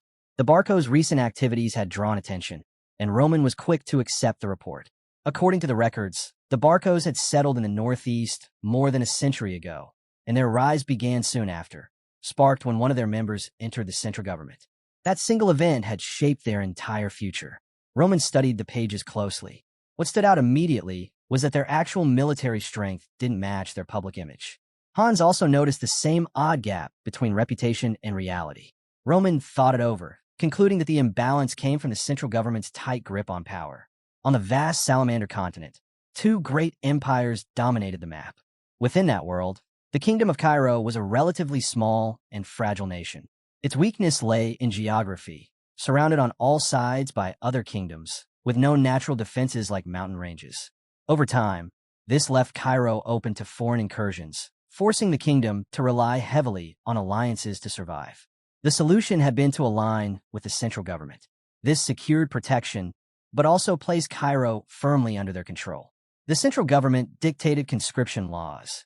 Any noble family that refused to send troops was branded as a rebel.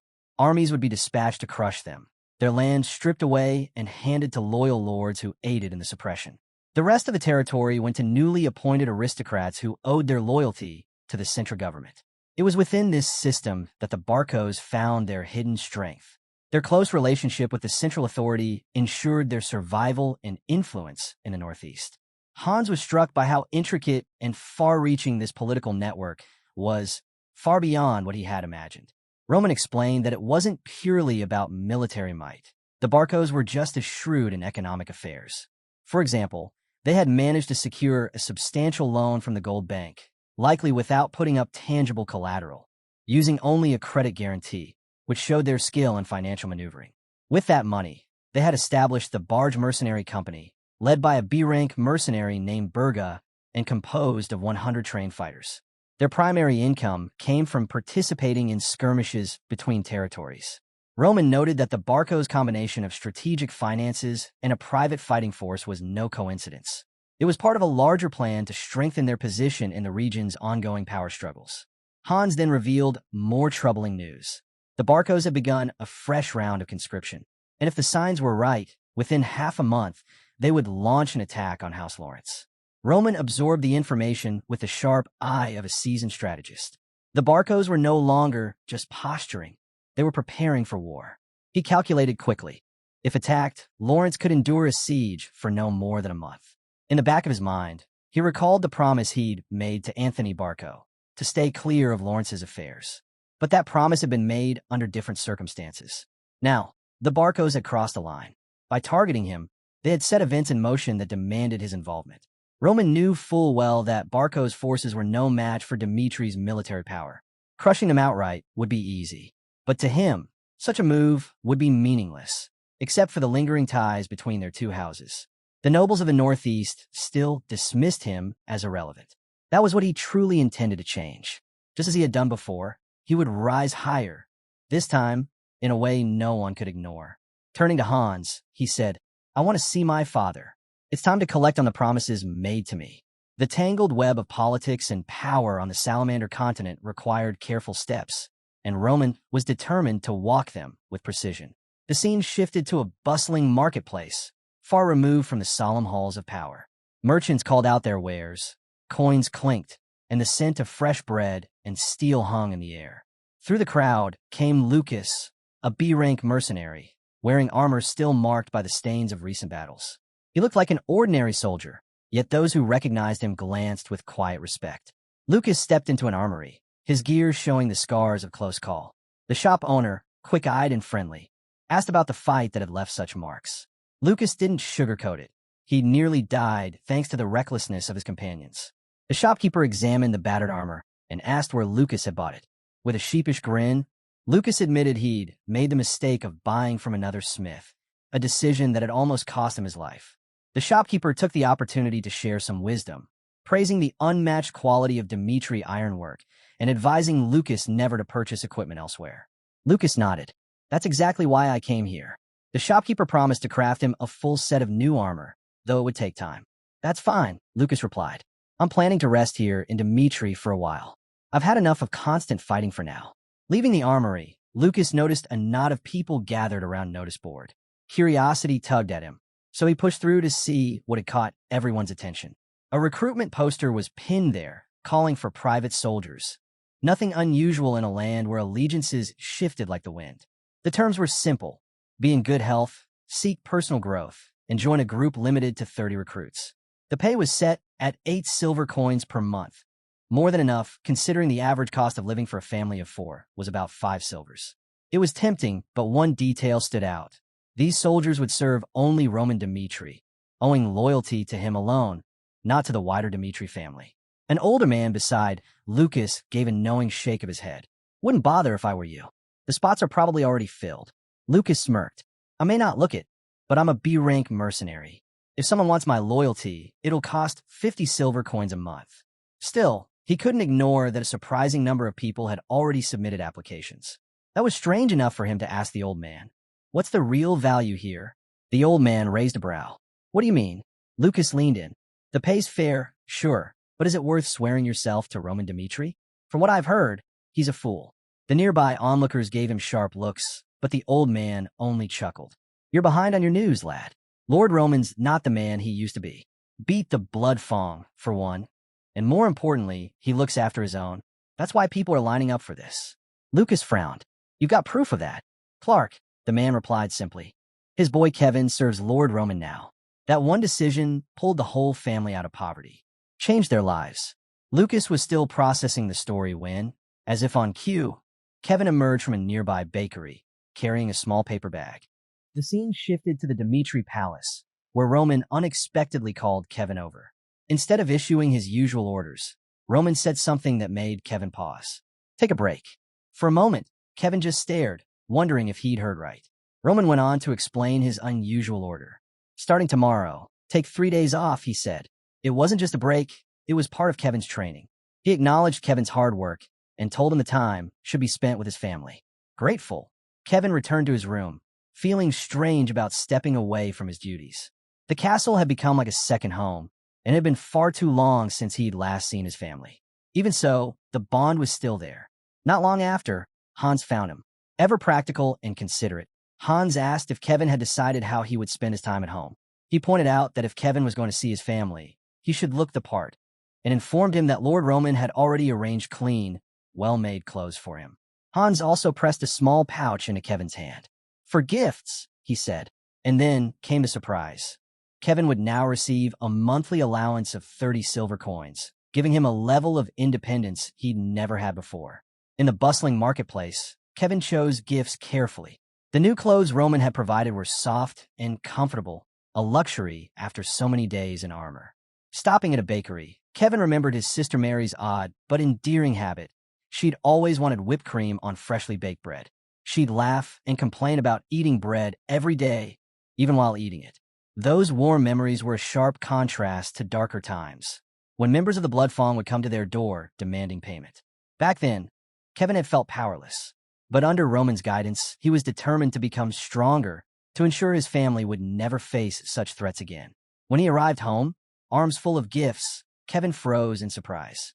His family, once worn down by hardship, now looked genuinely happy. His sister and parents greeted him with smiles, and his mother pulled him into a tight embrace. The homecoming was filled with warmth, but one revelation stunned Kevin. His parents told him that, following Lord Roman's orders, Sir Hans had given them a house and land. For a family that had once struggled for every meal, it was life-changing. The neighbors, seeing them move in, offered their help to make the transition easier. Kevin couldn't hold back his tears. The weight of Lord Roman's kindness and the transformation he'd brought to their lives was overwhelming. The warmth of Kevin's homecoming shifted when his father noticed the faint bruise on his cheek. What happened here? His father asked, suspicion creeping into his voice. Did Lord Roman? Kevin quickly shook his head. No, absolutely not.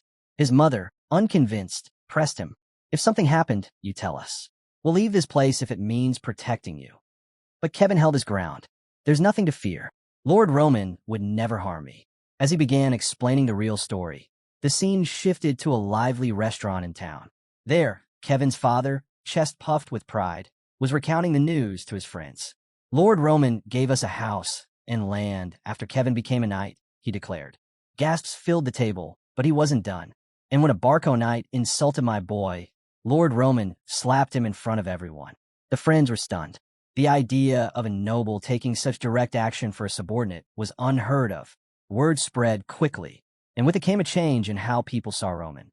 The man once dismissed as a fool was now spoken of as a loyal and protective leader. Some began whispering that earning his trust might lead to a better life.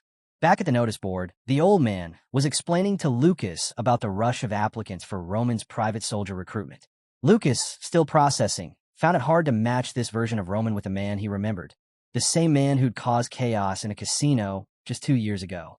Could this really be the same Roman Dmitri who had defeated the Blood Fong and handled the social party incident with such control? His curiosity deepened.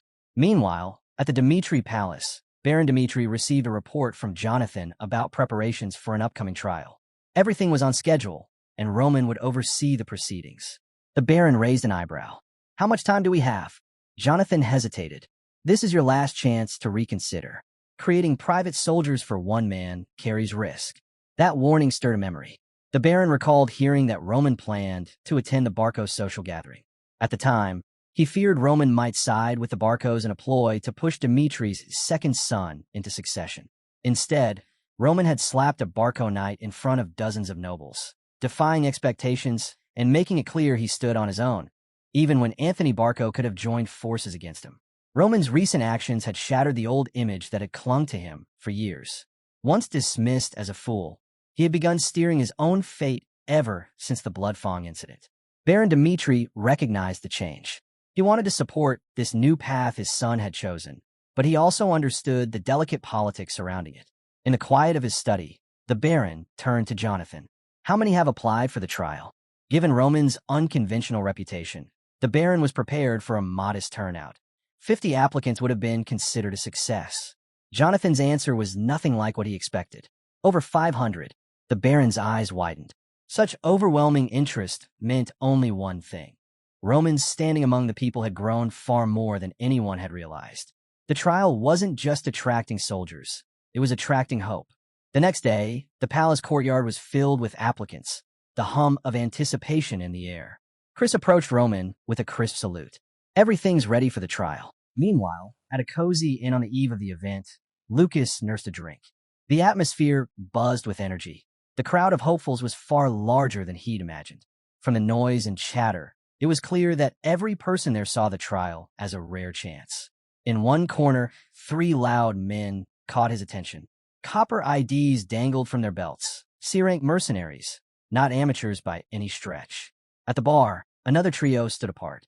They had the hardened look of fighters, but no mercenary insignia to show for it. Lucas studied them all, wondering about the stories behind their faces. Dmitri was a place of many endings and new beginnings. Yet he couldn't quite understand why so many skilled people had come to this small town. The mix of hopefuls puzzled him.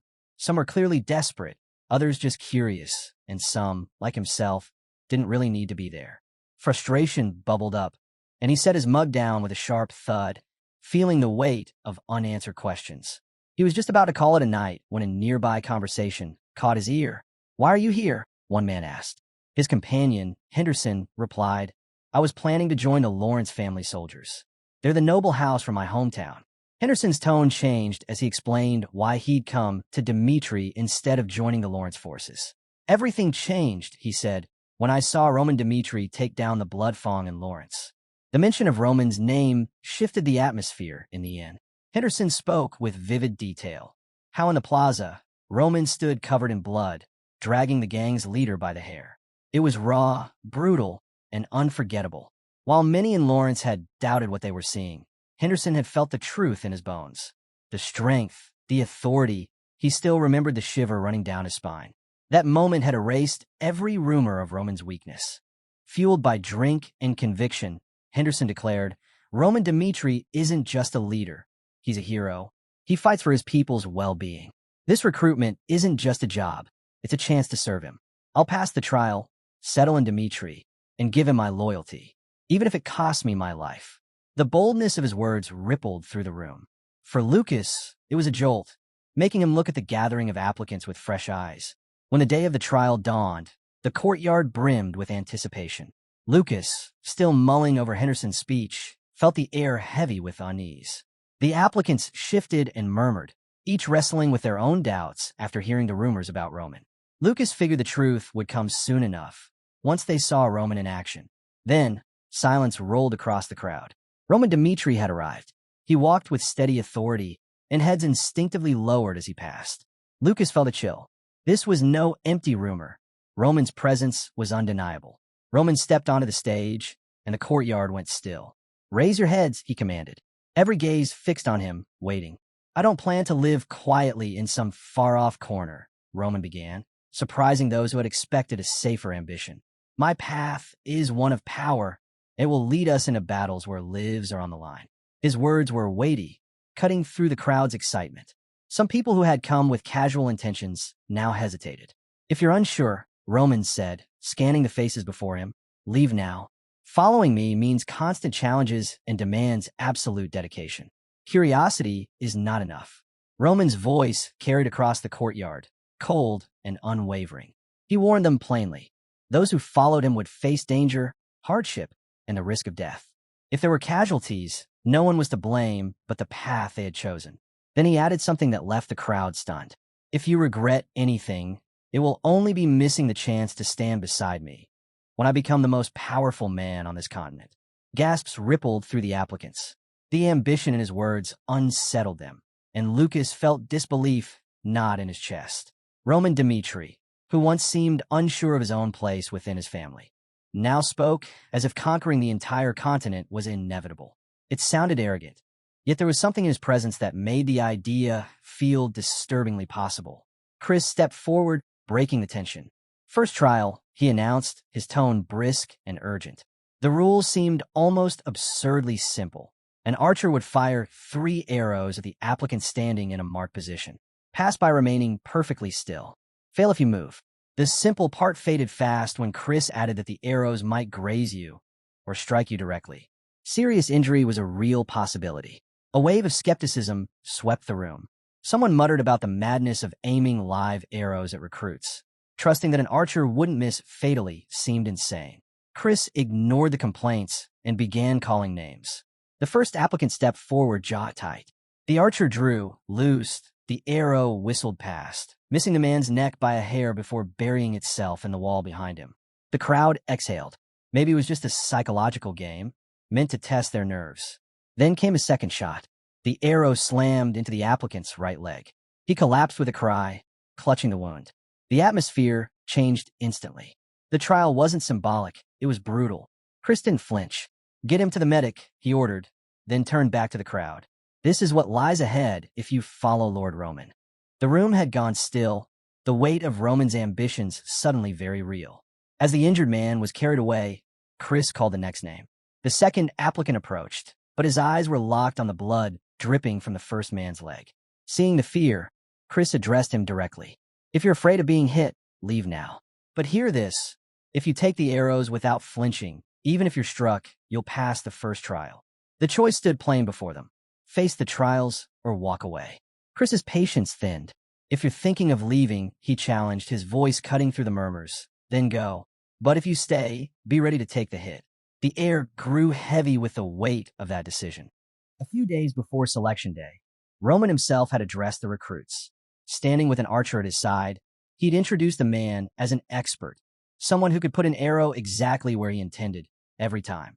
Roman assured them the shots would aim for non-fatal areas.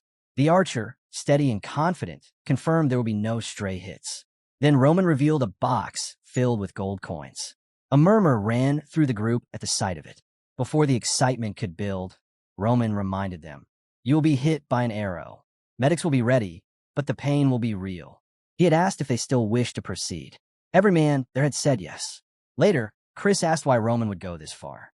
Roman's answer was simple but deliberate. "Threats won't show me the people I'm looking for.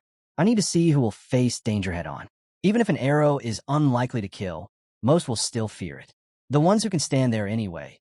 Those are the ones with the heart of a beast." To him, this trial wasn't about skill alone. It was about mindset, about finding the rare quality that sets certain people apart. Kevin had it. He followed orders without question. Chris had it too. Even after defeat, he sought strength. Back in the present, the trial had whittled the crowd down to about 100. Many had walked away, unwilling to face the reality of Roman's tests. The ones who stayed stood as potential candidates for the next stage, those who might have that unshakable core. Roman called for the trial to continue. Lucas scanned the field and spotted Henderson stepping forward.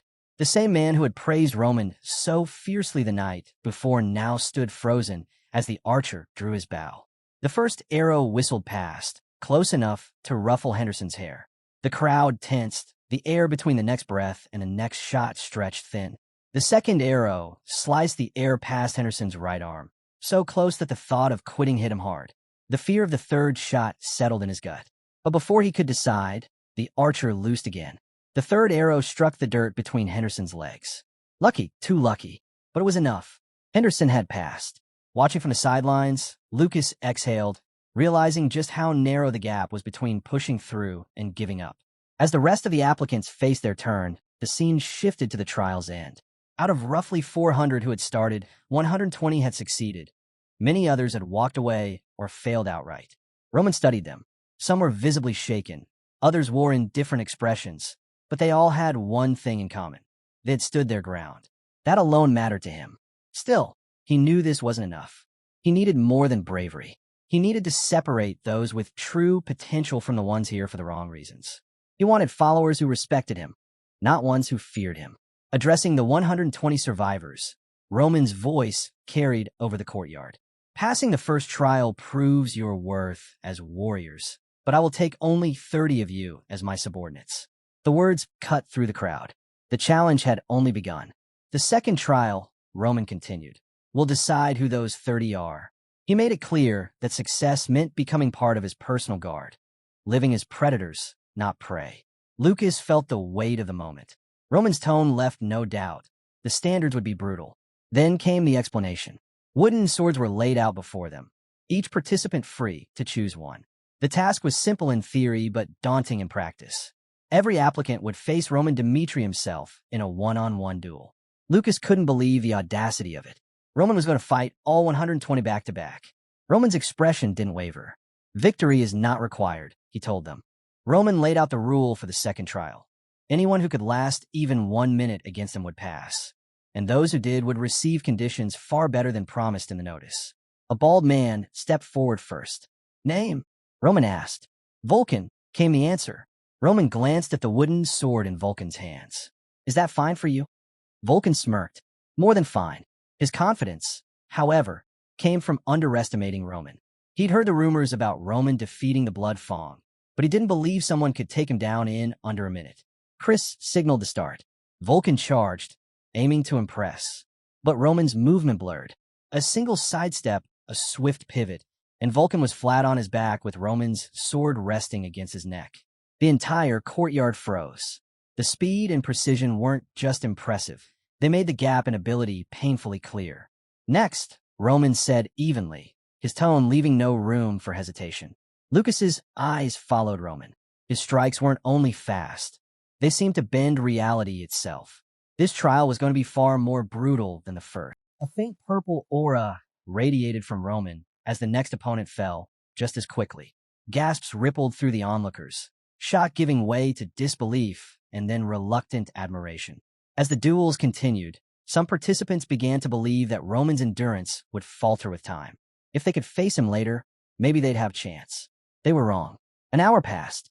60 opponents had stepped forward. 60 had been defeated, none lasting the full minute. Roman hadn't slowed, hadn't stumbled, hadn't even broken a sweat. Henderson, who had once doubted Roman's strength, felt his earlier assumptions crumble. Roman's words from before, the ones that had sounded arrogant, now rang with a different weight. This wasn't just another fighter. This was a predator. Watching him dominate duel after duel, Henderson could feel it, an undeniable presence that wasn't just about physical skill, but absolute control. The fool of Dmitri had vanished, replaced by a force that could shape the chaos of this world. Henderson's thoughts sharpened. Many still underestimated Roman, but this trial might be the last chance to stand at his side. In a place where survival was never guaranteed, becoming Roman's subordinate could mean much more than safety. It could mean power. The real problem still hung in the air. How could they possibly face a man who seemed more beast than human? No one dared to move. Without a word spoken, every applicant silently agreed. Going up against Roman was asking for trouble. Then Roman's voice cut through the tension. His warning was sharp. If no one stepped forward, they would all fail. Fear nearly won, until one figure broke the stillness. Lucas, the 61st applicant, stepped ahead with steady resolve. His voice rang clear as he introduced himself, shattering the uneasy quiet. Now standing before Roman, Lucas could feel the heavy air between them. This wasn't just an opponent. This was a predator. The pressure Roman gave off went far beyond physical strength. Lucas thought back to the Roman Dmitri he had once known, realizing this man was different. This Roman spoke of more than fighting. He scorned their isolated outpost and openly spoke of conquering the whole continent. And somehow, Lucas believed him. 8 silver coins suddenly felt meaningless. What mattered was uncovering Roman's true ambition. The only way to do that was to fight. The 1-minute timer began. Lucas threw hesitation aside and lunged forward. From the sidelines, Chris watched closely. Other than the first challenger, Lucas was the only one who dared to attack head-on. His opening move was clever. Sword aimed for Roman's head, dagger for the heart, testing for any weakness. But Roman's defense was flawless. He blocked every strike as though reading Lucas's mind. Still, Lucas didn't stop. He kept pressing, driving attack after attack, refusing to give Roman a moment's ease. Yet Roman was like a fortress, turning aside every blow with practiced ease. Frustration swelled in Lucas, but so did a reluctant respect. He was sure that if he kept pushing, he'd find an opening. Roman, however, had already read his intent. Stepping back to avoid the dagger, he parried the sword and stayed firmly on defense. Lucas knew the clock was ticking. Any pause could mean defeat. He had to keep the upper hand. His strikes grew sharper, faster, each one a bid to seize control. Roman's lips curled into a faint smirk. He could see the grit and instinct behind Lucas's attacks. In his eyes, Lucas wasn't a bad opponent at all. But his warning was clear. Bad judgment in battle could not be excused. 1 minute was not a reprieve. It was a trial. And through it, Roman intended to show every applicant exactly what kind of leader they were dealing with. Deciding the match had gone far enough, Roman ended it in one clean move, sending Lucas hard to the ground. Lying there, Lucas faced a bitter truth. The ceiling of a B-rank mercenary was closer than he'd wanted to believe. Hard work and risk could get anyone to B-rank, but stepping into A-rank territory demanded something else entirely, the power to wield mana. And that was something Lucas simply didn't have. The thought stung, but it didn't crush him. He had survived where countless others had fallen. Every battlefield he'd walked away from had taught him one thing. Victory meant using whatever tools you had. That memory pulled him back to the fight, still unfolding. He reached for a last resort, a small bag of sand, and flung it straight at Roman's eyes. Chris, watching from the side, found the tactic fair. Roman's only instruction had been to last 1 minute. Nothing was said about how. The sand hit its mark, blinding Roman for a moment. Lucas sprang to his feet, charging forward to capitalize on the opening. But as he closed in, a chilling sight stopped him in his tracks. Roman's crimson eyes staring through the haze of grit as if nothing had touched them. Lucas couldn't help but grin at the absurdity of it. Dropping his weapons, he conceded on the spot. Far away from this arena, in a heavenly demon god cult, young disciples learned an unusual first lesson before training seriously. Never blink in battle. One blink could cost a life. Just as breath carried the flow of energy, the eyes had to remain unbroken in their focus. Cult members drilled this until it became instinct. Eyes open, always, no matter what. Back in the arena, Lucas stood aside as Chris handed Roman a container of water. Roman tipped it over his face, rinsing away the sand. Behind him, Lucas shifted uncomfortably, replaying the ending in his mind. He had wanted only to survive the minute, to pass the trial, and had chosen his method without shame. Yet now, the result felt hollow. A question lingered. Had Roman looked at him with disappointment? Maybe Roman had never expected anything from it all. The thought lingered in Lucas's mind, and with it came another worry, punishment. He had, after all, thrown sand in the middle of a duel. But Roman didn't raise his voice. He didn't scold. He simply turned and called for the next applicant. Lucas wasn't the only one stunned. Every set of eyes in the arena shifted between the two men, expecting anger. Instead, there was only calm. What they didn't know was that Roman had seen the pouch in Lucas's hand long before the sand left it. He'd allowed it. He wanted to see how far Lucas would go, how much grit and resourcefulness he could muster. Roman couldn't know the exact weight of Lucas's past, but he could sense it. The blood Lucas had seen spilled could have filled an ocean. That kind of life forged a certain kind of fighter, the kind Roman understood well. The trial moved forward. Roman invited the next applicant, and the duels began again. What followed was a string of 1-minute battles. each fighter trying their own tricks to survive. Lucas had unknowingly set the tone, and now everyone was finding creative ways to endure. From his place at the edge of the arena, Lucas saw the unspoken rule forming. Cheating wasn't against the rules, but crossing a certain line still meant Roman would cut you down without hesitation. Lucas couldn't help but think, if he hadn't surrendered earlier, maybe he would have had to pull the same desperate moves he was now seeing others attempt. By the 100th duel, 2 hours had passed. Roman's breathing was steady, perfectly steady. Lucas knew what that meant. In real combat, opponents didn't go easy because they were tired. They made mistakes, lost focus, and died. Breath control was survival itself. Each inhale and exhale tied to every strike, every defense, and every draw of mana from the world around you. Roman's body, hardened from years of war and rebuilt for battle, showed no signs of wear. Lucas had heard the stories of him fighting for 3 days and nights without pause during the Murim conquest. Compared to that, these 1-minute duels were nothing. Lucas watched, a grudging respect growing. This was stamina born not from training alone, but from surviving in places where the air itself was thick with death. When it was finally over, Chris gathered everyone and gave the verdict. No one had passed the second trial. But then he added, almost as an afterthought, that this didn't mean there were no successful applicants. Out of the 120 who came, only 30 names would be chosen. The rest would have to wait for the notice. Chris commended them for their efforts before dismissing everyone for the day. The air was thick with tension as the would-be members of the Heavenly Demon God cult filed out, each carrying their own thoughts about how they performed. Later, in Roman's office, a new stage began. Roman handed Chris a list, the 30 successful applicants, and entrusted their training to him. Chris accepted with quiet determination, promising to do his best. As his eyes moved down the list, one name stopped him, Vulcan, the same man who had dared to challenge young Master Roman in front of everyone.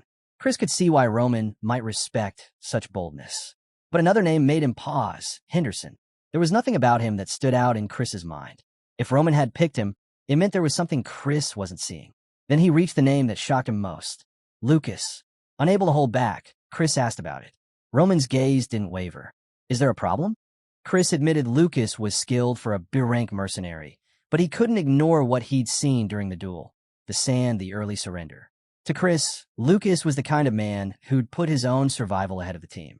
A risk in battle. Roman's answer was the opposite of what Chris expected. That's exactly why I chose him.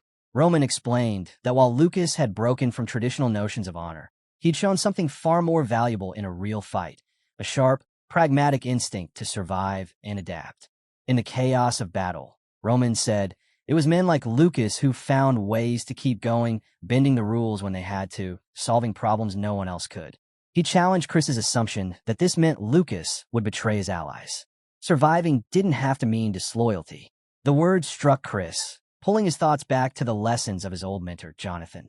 Jonathan had taught that survival wasn't only for knights with power, it belonged to anyone who could stay calm under pressure, read the flow of battle, and adjust. Those were the ones who made it to the end. Jonathan's words echoed in Chris's mind. Flexibility and resourcefulness mattered more than clinging to old ideals of honor. Even the most skilled knight could be caught off guard by enemies hiding in the shadows. Thinking about Lucas's decision during the duel, Chris now saw the reasoning behind it. He realized his own perspective had been too narrow. There was still something he didn't understand, though. With 5 months until Roman headed to the battlefield, and knowing nobles rarely fought on the front lines, why was Roman already gathering soldiers? Roman only gave a vague answer. You'll know soon enough. The next day brought the answer to something else entirely. Barco made an official announcement. They had been patient, waiting for the Lorens to repay their debts and hand over the land pledged as collateral. But the Lorens had done neither. Feeling betrayed, Barco declared they would take up arms. Their message to the Kingdom of Cairo was blunt. Either the Lorens settle their debts or surrender the land within a week, or Barco, with the central government's approval, would begin a territorial war. The news hit Chris like a sudden gust of cold wind. The stakes had just risen. Roman then made his intentions clear. He would not sit this out. His army would join the fight between Barco and the Lawrences. Far from the Dimitri estate, in the halls of Lawrence Palace, Flora wrestled with her own turmoil. Night after night, she lay awake, weighed down by guilt. She couldn't shake the feeling that the trouble her family now faced was tied to her broken engagement with Roman Dmitri. Since returning from Dmitri, she had shut herself away in her room. Her maids whispered among themselves, convinced it was because of the rumors. They had heard it said that Lady Flora had made some grave mistake, leading to the engagement being called off. The story didn't match the man they remembered as a fool, and their confusion only grew into resentment toward Dmitri. That resentment deepened with the news of Barco's declaration of war. The Lorne family's future now hung in the balance. In her room, Flora struggled to reconcile the image she had of herself with the stark reality pressing in from all sides. Flora once thought herself clever, proud of excelling in her advanced academy courses. Her father's approving smile had always been proof enough that she was a good daughter. But now, that image felt fragile, like a flower nurtured in a warm greenhouse, suddenly left bare to the cold winds of reality. For the first time, she wondered if others saw her as the fool, no different from the moronic Dmitri she once dismissed. The thought cracked her confidence, making it difficult to even picture meeting her father's eyes. She couldn't ignore the gulf between who she believed she was and the truth, that her actions might carry serious consequences for her family. Her thoughts turned to Roman Dmitri. How would he face this? She remembered his independence, his refusal to rely on others, and the way he'd crushed Bloodfawn for his family's sake. When had he become so formidable? How could he move mountains by himself while she still struggled to stand without support? The comparison was not kind. Measured against his will, she felt small, insignificant. A knock broke her thoughts. Her servants, as they had done each day, brought a meal to her door. But before they could call out, she opened it herself. "I want to go to the library," she said. They froze in surprise, eyes flicking to one another. But she was already walking past them. Among the shelves, Flora thought of her father's efforts, his tireless push to rally other noble families before the Barcos struck. Yet doubt shadowed her thoughts. She suspected no one would come to Lawrence's aid. Like Romans standing alone against Bloodfawn, they would have to endure this with their own strength and wits. Elsewhere, in the Lord's chambers, the situation worsened. Every attempt to secure allies had been met with rejection. The Martel family was the first to refuse. The Vastra family, despite earlier promises, turned their backs next. Then came the whispers, rumors that Barco would punish any house in the Northeast that dared to side with Lawrence. Fear spread quickly, and with it, the collapse of every possible alliance. The Viscount of Lawrence sat in silence, watching support crumble one name at a time. In the quiet of the Lawrence library, Flora felt time pressing in on her. Only a week remained before war would break out, and the thought gnawed at her. She began shaping what she believed was the only real option left for her family. Elsewhere in the palace, the Viscount's office was thick with disbelief. Families they had once counted as allies now turned their backs. Hoping for another avenue, the Viscount asked for news from the Gold Bank. The reply brought no comfort. The bank was still investigating the collateral dispute, but any resolution would come too late. Worse still, there were whispers that the Gold Bank's heavy investments in Barco's territory might push them to side with Barco outright. The Viscount's concern deepened. With allies disappearing and no financial rescue in sight, the Lorens stood cornered. Then came a bitter suggestion from within, a noble proposed surrender. Barco's blockade had cut off help from surrounding regions, and their forces far outmatched Lawrence's. The noble argued it would be wiser to yield, preserve the soldiers' lives, and protect whatever land they could, even if most of it was handed over to Barco. The Viscount sat in grim silence, weighing the cost of resistance against the cold practicality of surrender. The door opened suddenly. Flora stepped in, breaking the heavy mood. She insisted on speaking with her father, her urgency drawing both the Viscount's and the noble's attention. Far from Lawrence, in the halls of Dmitri Palace, another decision was taking shape.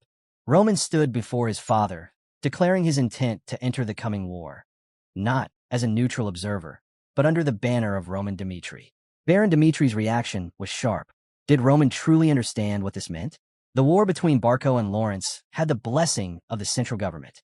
Interfering could damage ties with the nobles of the Northeast and even provoke the government into sending its own soldiers to crush any perceived rebellion. He reminded Roman that the engagement to Lawrence's daughter had already been broken. Helping them now could appear dangerously political. But Roman's reasoning ran deeper. He spoke of Anthony Barco, the eldest Barco's son, who had once seen Roman's marriage as an obstacle and used threats to push him away. Roman admitted there was no proof, but the intent had been clear. And because of that, he felt there was no choice but to act. Roman's words carried more than just his decision. They carried a challenge. The Dmitri family's image in the Northeast was one of quiet strength, but Roman saw the truth. The Barcos looked down on them. That he could no longer tolerate. He turned the conversation on his father, confronting the family's passive stance. Power and wealth they had, but no will to push forward. Roman's ambitions were different. He wanted more than comfort. He wanted dominance. And with Barco's war founded on false pretenses, he saw no reason to stay idle. Life, to him, was an endless and unpredictable ocean. In those waters, he intended to be the one steering the course, not drifting with the current. He made it clear, he wasn't asking for the family's strength. He would act in this war under his own name, Roman Dmitri, and all he wanted was for his father to watch. This path, he said, would define the life he planned to live from this moment on. That declaration pulled Romero Dmitri into his own thoughts. He had always believed a man could never truly escape his origins. Birthplace and blood were fixed points, no matter how high one might climb. It was a truth that had shaped how he viewed ambition. His wife had once challenged that view, recalling the journey they took to the capital.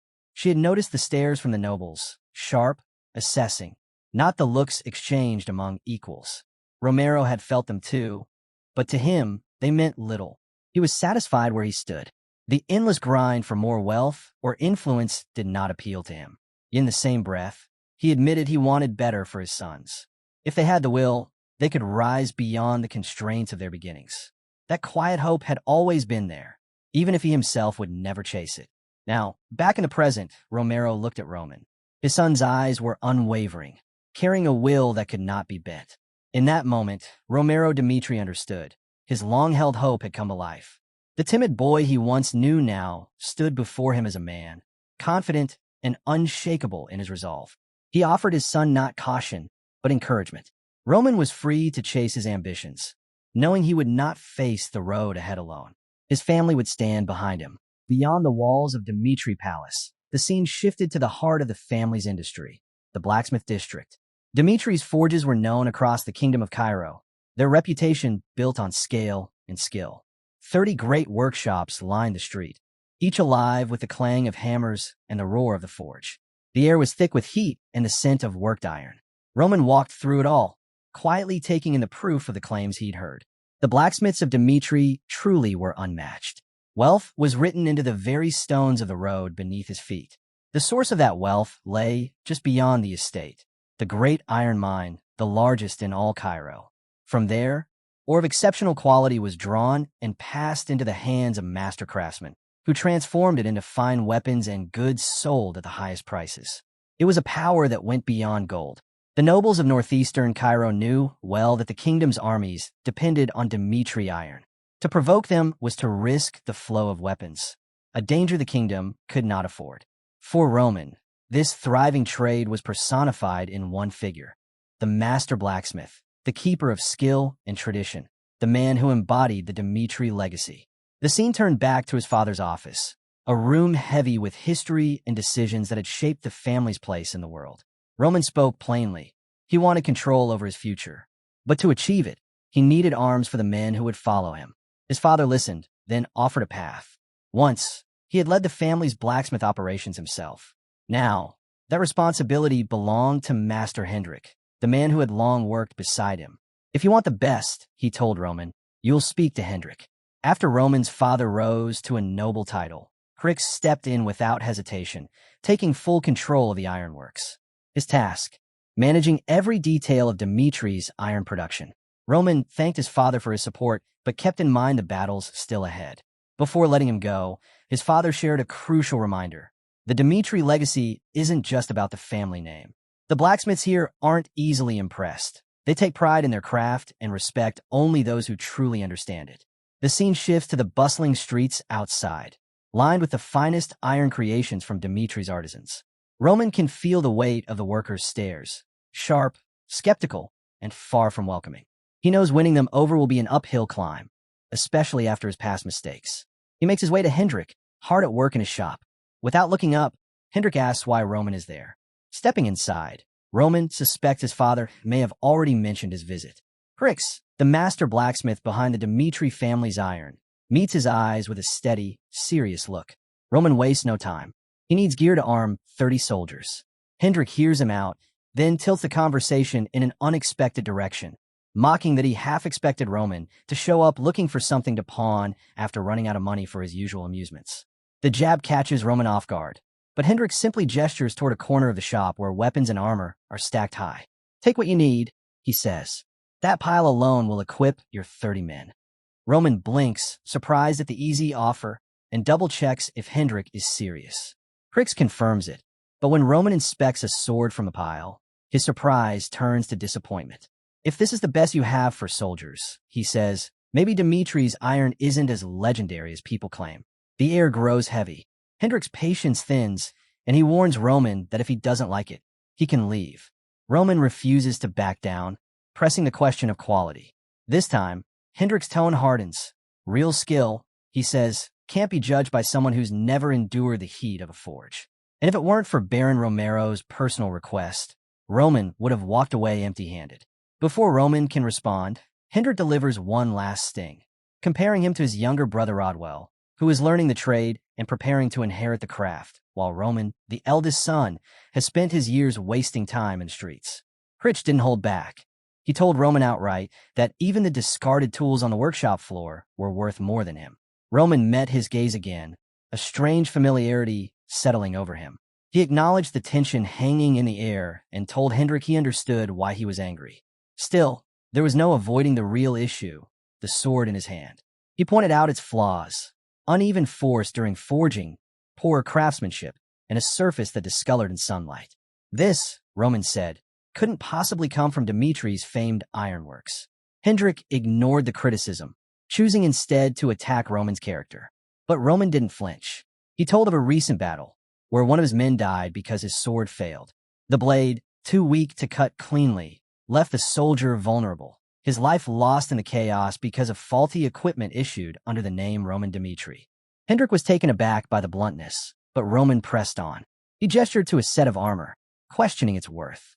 "Heavy armor should protect," he said, yet the chainmail given to his troops had failed, costing another soldier his life. In another case, a piece made by an unknown blacksmith had shattered under attack, leaving the wearer gravely injured. Hendrik, still processing the accusations, asked for more details. Roman explained that this wasn't just about bad gear, it was about neglect. Hendrik's frustration stemmed from the fact that Roman only appeared when there was a crisis, instead of maintaining regular oversight of the smithy. Looking over the scattered ironwork, Roman saw a clear truth. Hendrik's heart wasn't in the forge anymore. But this time, he couldn't let it slide. With a hard tone, he warned that if Hendrik didn't view those floor pieces as scrap, then soldiers under his command would unknowingly march in a battle with dangerous, substandard weapons. This, Roman said, wasn't a matter of pride or personal grudges. It was about the survival of 30 men. Even if Hendrik refused to admit it, could he honestly call himself a Dmitri craftsman while handing out what Roman called worthless gear? The thought that Hendrik's personal dislike for him might be putting lives at risk hung in the air. Hendrik finally spoke, insisting he had never intended to endanger anyone. Roman stood firm. Intentions didn't matter. Weapons and armor existed for one purpose: to protect lives. He had come with the authority of Baron Romero, his father. Yet instead of proper gear, Hendrik had given him what he considered nothing more than scrap. To Roman, that wasn't just carelessness. It was an insult to his father's name. Their argument had drawn a crowd. Workers gathered, some glancing at the sword in Roman's hand, ready to step in if things turned violent. Before the tension snapped, Hendrik's sharp command froze everyone in place, stopping the conflict before it could escalate. Then came something unexpected. Hendrik apologized. His mind drifted back to his younger days as a blacksmith's apprentice. Back then, his work had been sloppy, and his elder often scolded him. They gave him menial tasks instead of letting him near important projects. One day, while sweeping the floor, he overheard an adventurer begging the shop owner for a sword. He couldn't pay up front, but promised to return the gold later. The owner refused. Hendrik, moved by the man's sincerity, decided to forge a sword himself and give it to the adventurer for free. The man left with gratitude, but tragedy followed. On his mission, the sword broke in battle. The adventurer died. That moment seared itself into Hendrik's memory, and from then on, he swore never to make something that could cost someone their life. Now, standing in front of Roman, Hendrik realized he had broken that vow, letting anger guide his hands, just as recklessness had in his youth. The weight of it hit him hard. He admitted his failure and told Roman he was ready to face the consequences. Roman, hearing the sincerity in his voice, chose a different path. If Hendrik truly regretted what he'd done, Roman said, then he wouldn't push the matter further. He was willing to let it go. Turning to the future, Roman acknowledged Hendrik's skill despite their clash. He offered him a chance to make it right, forge proper swords and armor for 30 soldiers. They would leave the past behind, and Hendrik could prove himself through his work. The offer caught Hendrik off guard. He'd heard whispers that Roman had changed, but seeing it firsthand was something else entirely. The man before him was not the reckless heir he once knew. Roman stood by his promise. His soldiers' safety came first. Hendrik, fully aware of the weight of his earlier actions, apologized again. This time, he vowed never to repeat the mistake and swore to craft weapons and armor worthy of the Dmitri name. The sincerity in his voice impressed Roman, sealing not only the deal for the equipment, but also forging a mutual understanding between them. With a faint smile, Roman watched as Hendrik ordered his workers back to the forges. The workshop, once tense and heavy, now pulsed with focused energy as hammer strikes rang out, steel heated, and sparks flew. Every movement now driven by the goal of protecting lives. But in the midst of the renewed bustle, one worker spoke quietly to Roman, revealing a detail that cut deep. Hendrik's resentment toward him wasn't only about today. It stretched back 3 years. Back then, after losing his allowance and desperate for money, Roman had slipped into the smithy under the cover of night. He stole Hendrik's prized sword, his masterpiece. 6 months spent on design, 3 months on forging, and Roman had sold it for a mere pittance. The memory hit Roman like a blow. He knew he'd been reckless in his youth, but this was more than a mistake. It was a betrayal. As Roman prepared to leave, Hendrik stepped from the shadows. He acknowledged Roman's current request as a step toward reconciliation, a chance for redemption, but made it clear he hadn't forgiven him for the theft. He admitted his own faults, but reminded Roman of the smithy's place in the heart of Dmitri. If Roman ever crafted a poor sword himself, Hendrik said, then his opinion might change. Roman smirked, confident, and replied that it wouldn't take long for him to prove himself. With a casual farewell, he promised to return once the weapons were finished. Later, Roman arrived at the workshop where he'd been training alone. The space was exactly as he had instructed, orderly, every tool in its place. With quiet determination, he set to work on forging his own sword. His mind drifted to when he was 18, a member of the Murim. Those were turbulent days, filled with uncertainty over who would lead the demon cult. Rivalries flared, and assassination attempts were common. One of the deadliest came from his 11th brother, Beck, who tried to end his life. During that fight, Roman's trusted sword had shattered, and he had barely escaped death. From that day forward, he swore he would craft a weapon that could survive any battle. He traveled beyond Miram, learning from blacksmiths across distant lands. Before every major fight, he forged a blade suited to his growing strength, each one an extension of his resolve. Through countless battles, Roman's swordsmanship and his blades evolved. That journey had led to the creation of his 39th weapon, the heavenly demon sword, a masterpiece beyond price. Now, with war looming, he felt the call to forge a blade that reflected the man he had become. In the stillness of his private workshop, Roman worked with measured precision. Every strike of the hammer was deliberate, every motion flowing in a steady rhythm. The sound of metal rang like a heartbeat, and soon he was lost in the trance of creation. His mind narrowed to the glowing steel before him. As the blade began to take shape, his thoughts drifted. He remembered the life he once lived as Baek Young-hook, a life defined by survival, where only the strong endured. His father, the heavenly demon, cast a shadow so vast it shaped every breath Roman took. Yet those hardships had never been a weight. They were the forge that tempered him, the fire that made him unbreakable. The clang of metal brought him back to the present, and to a question that lingered like a whisper: what am I living for now? The truth was sobering. For all his victories, he wasn't yet strong enough to meet the unknown trials ahead. Accepting this, he resolved to push himself further, to strengthen both body and mind until nothing could break him. Unseen to him, great forces were already stirring in the world. forces whose reach he had yet to grasp. But he would be ready. His hammer rose and fell, each strike fueled by determination. He knew he needed more than raw skill. He needed power. That thought led him to an art from his past life, a dangerous technique known as the godly inferno arts. It was the signature mastery of the flame demon, channeling searing heat to rapidly gather mana. The cost was steep. Overuse could ravage his lungs and tear apart his body from within. But Roman didn't hesitate. For the strength to face anything, he would risk everything. The scene shifts, leaving the heat of the forge behind, and opens to the grandeur of Lawrence Palace, where Flora now stands before the gathered Lawrence nobles and her father. In the grandeur of Lawrence Palace, Flora stood before the nobles and her father with a grim truth. Lawrence was cornered. Support from neighboring territories was limited, and the military gap between them and Barco was undeniable. Some around the table began to whisper of surrender, of giving up just enough to keep a fragment of Lawrence's lands. But Flora rejected the idea outright.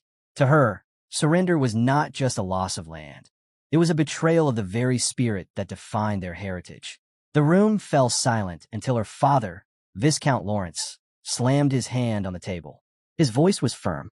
Perhaps surrender, he argued, was the wiser choice. Better to save lives than to throw them away in a war they were bound to lose. His reasoning was backed by troubling news. Barco had secured a massive loan from the prestigious Gold Bank through powerful connections in the central government. Flora listened, but her reply was steady and calculated. If Barco truly had obtained the loan, she reasoned, it was likely unsecured, no collateral. That meant crushing interest rates. And the benefits wouldn't just flow to Barco. The Gold Bank would profit as well. Once Barco took control of Lawrence, she warned their land and people would bear the full cost of occupation. The table stirred with uneasy surprise. Her father, unsettled by her insight, asked what she believed they should do. But the answer he received was not the bold, miraculous plan he'd expected from his sharp-minded daughter. "Close the castle gates," she said. Her father frowned, thinking it too simple. But Flora's strategy went far beyond walls. She explained that true survival meant endurance and sacrifice. Lawrence must burn the fields and give up the entire year's harvest, denying Barco the resources they sought. It was a plan not just of defense, but of deliberate deprivation, turning the land itself into a weapon. Her words carried the weight of desperation, but also the clarity of someone who understood that survival sometimes meant scorched earth. Viscount Lawrence stared at his daughter, stunned by the audacity of her plan. Holding out until winter was no small feat. It was a challenge unlike anything Lawrence had faced before. Flora pressed on, unwavering. Barco's advantage, she explained, stemmed from their ties to the central government. But such leverage couldn't last forever. The loan they had taken from the Gold Bank would come with punishing interest rates, growing heavier with each passing month. And the Gold Bank, she reminded them, was no ordinary institution. Its influence spanned the entire continent, and its patience was short when profit was at stake. The longer the war dragged on, the more the debt would crush Barco. What's more, the mercenaries bolstering Barco's forces were paid with Gold Bank funds. If the bank's pressure mounted, their strength would wither. And as winter closed in, siege warfare would no longer be in Barco's favor. Time, Flora argued, could be their greatest weapon. Around the table, her words landed like sparks on dry wood, quiet but electrifying. Even Count Lawrence, who had once doubted her judgment after the incident with Dmitri, saw her now in a new light. This was not the same young woman from before. "You're right," he said at last, his voice steady with resolve. From that moment, Lawrence committed itself to Flora's plan, a desperate stand to defend their lineage, no matter the cost, no matter the odds. They would fight until there was nothing left to give. The scene shifted to Roman, deep in his own world. His sword was finished, a creation that carried more than steel in its edge. It was his first true masterpiece, a weapon that embodied exactly who he was now. For its name, he looked to the world around him and chose Salamander, a symbol of fire, endurance, and renewal. Back in Lawrence Palace, the weight of decisions and the forging of destinies continued. The very next day, a knight from House Barco marched forward, halting before the towering gates of Lawrence Castle. Acting as Viscount Barco's envoy, he carried words that would decide the fate of both sides. Barco's message was simple, yet heavy with consequence. 3 choices lay before Lawrence. First, surrender. step outside the castle walls, lay down arms, and in doing so, spare the lives of Lawrence's soldiers. Second, accept open war, a clash of armies on a fair battlefield, overseen by a neutral judge sent from the central government. And third, resolve the matter through single combat, one warrior from each side, any method of battle permitted, with the outcome binding for both houses. Barco pledged to honor whichever path Lawrence chose. But Viscount Lawrence did not bend. He denounced the so-called evidence of his ancestor's death as nothing but a fabrication. To him, Barco's call to arms was unjust, a baseless provocation. Raising his voice for all to hear, Lawrence declared he would not offer up his people to slaughter. Instead, he presented his own option.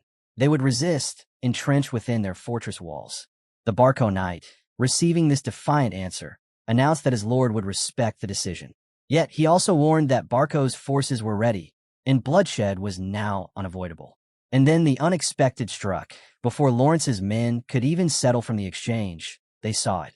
Barco's army was already in formation, weapons gleaming, prepared to march. A charged silence gave way to the thunder of war drums, echoing through the air as the siege began. From atop the battlements, Lawrence's archers loosed a rain of arrows. The sky filled with whistling shafts before they fell in deadly rhythm, striking Barco's advancing troops and sowing chaos in their ranks. Viscount Barco, who had anticipated swift surrender, was shaken. He held 3 times Lawrence's numbers, yet the resistance was fierce, sharper than he had imagined. What he thought would end in an hour dragged on, turning into a grueling fight. Lawrence's defenses had been carefully laid. Beyond the walls stretched a deep moat, dug in preparation to choke enemy advances. The ceaseless storm of arrows revealed not desperation, but foresight. Lawrence had stockpiled supplies and prepared for a drawn-out war. When word of these measures reached Viscount Barco, his face hardened. Frustration gnawed at him. This was no simple conquest. Lawrence had proven far more formidable than expected. A week slipped by after the last clash, yet Viscount Barco still wrestled with disbelief. Lawrence's choice had shattered every expectation. By his calculations, surrender was the obvious path. Yield, preserve their lives, and cling to what little land could be spared. Instead, Lawrence had slammed their gates shut, embracing resistance even at the risk of total destruction. Barco replayed it all in his mind, searching for where his strategy had faltered. His soldiers, restless and uncertain, turned to him for direction. To their surprise, Barco gave a firm order: prepare for the battles ahead. The men were taken aback, but he carried himself with calm certainty. In his eyes, Lawrence was not truly steadfast. He remembered the past, how Viscount Lawrence had nearly buckled once before, almost handing his daughter into the Dimitri family, a move Barco himself had schemed into motion. To Barco, Lawrence was a man who shrank in the face of hardship, a leader more fragile than he appeared. Meanwhile, within the halls of Lawrence Castle, urgency hung in the air. Count Lawrence knew another strike was inevitable and commanded his soldiers to ready themselves for what was to come. Yet Barco's movements were unpredictable, and that uncertainty weighed on him like an approaching storm. He turned to his daughter, Flora, recalling her earlier insights. She had been right. Barco had faltered and pulled back his forces. Intrigued, Lawrence asked how she had seen it so clearly. Flora stepped forward with newfound resolve. No longer timid, she declared that waiting for fate to decide her path was meaningless. If she wished for change, she would have to create it herself. Her words carried conviction, a pledge to grow stronger and take hold of her own life. Her father, hearing this, felt a pang of regret. He confessed his remorse for nearly forcing her into marriage with the Dimitri family. At the time, he had believed it was the only way to protect Lawrence under crushing pressure. Now, faced with Flora's strength, he admitted his mistake. In that moment, he entrusted her with greater responsibility, recognizing her as someone ready to shape the family's future alongside him. But their brief moment of connection was shattered by a sudden blast. The ground trembled as a violent explosion struck the castle walls. Flora rushed to assess the threat, only to find Barco had unleashed a devastating new weapon. A flare, a massive catapult hurling magical explosives against their defenses. Watching the destructive power of it, Flora's chest tightened with frustration. The weapon wasn't just brutal. It revealed the vast resources Barco had poured into this war. Each blast from the flare carried a staggering cost. Yet the weapon's use wasn't just about money. Approval from the central government was required, no matter how wealthy the wielder. That was what left Flora stunned. How had Barco secured both the fortune and the political backing to unleash such destructive power? Lawrence had few options. To counter the flare, they would either need a magical weapon of equal strength or take the dangerous gamble of meeting the assault outside the castle walls. Both choices bordered on impossible. For a moment, the weight of the situation pressed heavily on Flora, but she refused to give in to despair. The crisis demanded answers, and fast. It was then that her maid arrived with startling news. A magical call was waiting. The caller was none other than Roman Dmitri. Flora froze in disbelief. Roman, the man she had once regarded as an enemy, was now reaching out with an offer of help. Driven by both shock and curiosity, she agreed to take the call, eager to hear what he had to say. Roman wasted no time. He admitted plainly that his goal was revenge against the Barco family, born from personal grievances. He made it clear this path was set in stone, and the only question left was when he would act. To Flora, he proposed an alliance. If Lawrence cooperated, he would bring forward his vengeance, striking swiftly to remove the threat Barco posed. Still, Flora sought clarity. What role would Lawrence play in this plan? Roman's answer was unsettling. They had to begin by making a sacrifice. The word carried heavy weight, and though it pained her, Flora could see there was little room to refuse. Roman knew Lawrence's dire situation, knew they had no alternatives, and laid out his terms without hesitation. Torn but resolute, Flora promised she would do whatever it took to protect her family. Yet Roman was not finished. To justify his intervention and shape a legitimate reason for his actions, he gave her an unusual task. She was to claim that Anthony Barco had threatened her into breaking off her marriage with Roman Dmitri.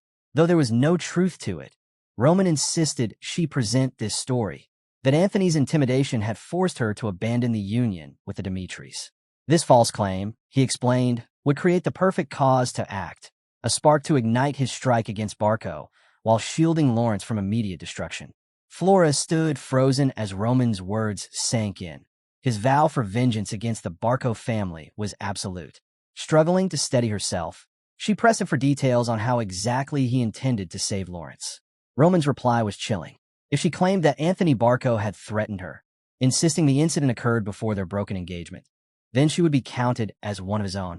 The weight of his condition pressed down on her. Beyond the castle walls, the sounds of war rumbled like a reminder of how little time remained. Driven by desperation, anger burst out of her. She shouted at Roman, demanding he wipe out every last member of the Barco family. Back on the battlefield, Viscount Lawrence directed his troops as Barco's soldiers swarmed the walls. In the chaos, one enemy fighter managed to climb up and strike at him. But just as the blade swung, an arrow pierced through the attacker. Flora, standing behind her father, had loosed a shot and saved his life. With no time to lose, she urged her father to open the gates and face Barco's army directly. Lawrence faltered, uncertain. Seeing his hesitation, Flora revealed Roman Dimitri's promise. Roman would destroy Flare, the devastating magical weapon, if Lawrence engaged Barco head-on. Still bewildered, Viscount Lawrence asked why Roman would suddenly involve himself. Flora had no time to unravel the details. All she could do was assure him that Roman was a man of his word, urging him to trust her conviction and move forward with this bold gamble. Far away, deep in the forest, Roman ended his magical call with Flora. His companion Chris stepped forward, pressing him. Lawrence's defenses were faltering, and Flare's destructive power could bring their walls down at any moment. Chris argued they should strike Barco's rear immediately before Lawrence collapsed entirely. Roman, however, did not rush. Instead, he turned the question back to Chris, asking why he should act now. Caught off guard, Chris laid out the urgency, emphasizing that only swift and decisive action could prevent Lawrence's downfall. But Roman remained unmoved. He admitted plainly that the fate of Lawrence meant little to him. What mattered above all was the safety of his own people. Their survival came before anyone else's, even Lawrence's. Roman made his stance clear. He would never force those who had pledged loyalty to him to become pawns in another man's war. If Lawrence fell because of weak leadership, so be it, but his people would not be sacrificed in the process. Chris, though taken aback, accepted Roman's conviction and held his silence. Back at Lawrence Castle, Viscount Lawrence's frustration boiled over. With righteous fury, He ordered the gates flung open and led his men in a direct charge against the Barco army. The clash was fierce, but hope was short-lived. A single fighter from the Berga mercenary company cut through Lawrence's soldiers with ease, felling several in one strike. The sight of such overwhelming strength shook the defenders, and panic drove them back behind the walls. Yet Flora refused to let despair consume them. She commanded the soldiers to stand their ground, urging them to resist the urge to retreat. Still, doubt gnawed at her. If Lawrence could not serve as bait, would Roman ever come to their aid? Her answer came sooner than expected. Out of the chaos, Roman made his move, launching a precise strike deep into Barco's ranks. The timing was sudden, even for him. His soldiers had been thrust into battle earlier than planned, and the air grew heavy with unease. For Roman, the reality was harsh. Every man beside him now faced death. To steel their resolve, he gave his soldiers a promise. They would live not as prey, but as predators.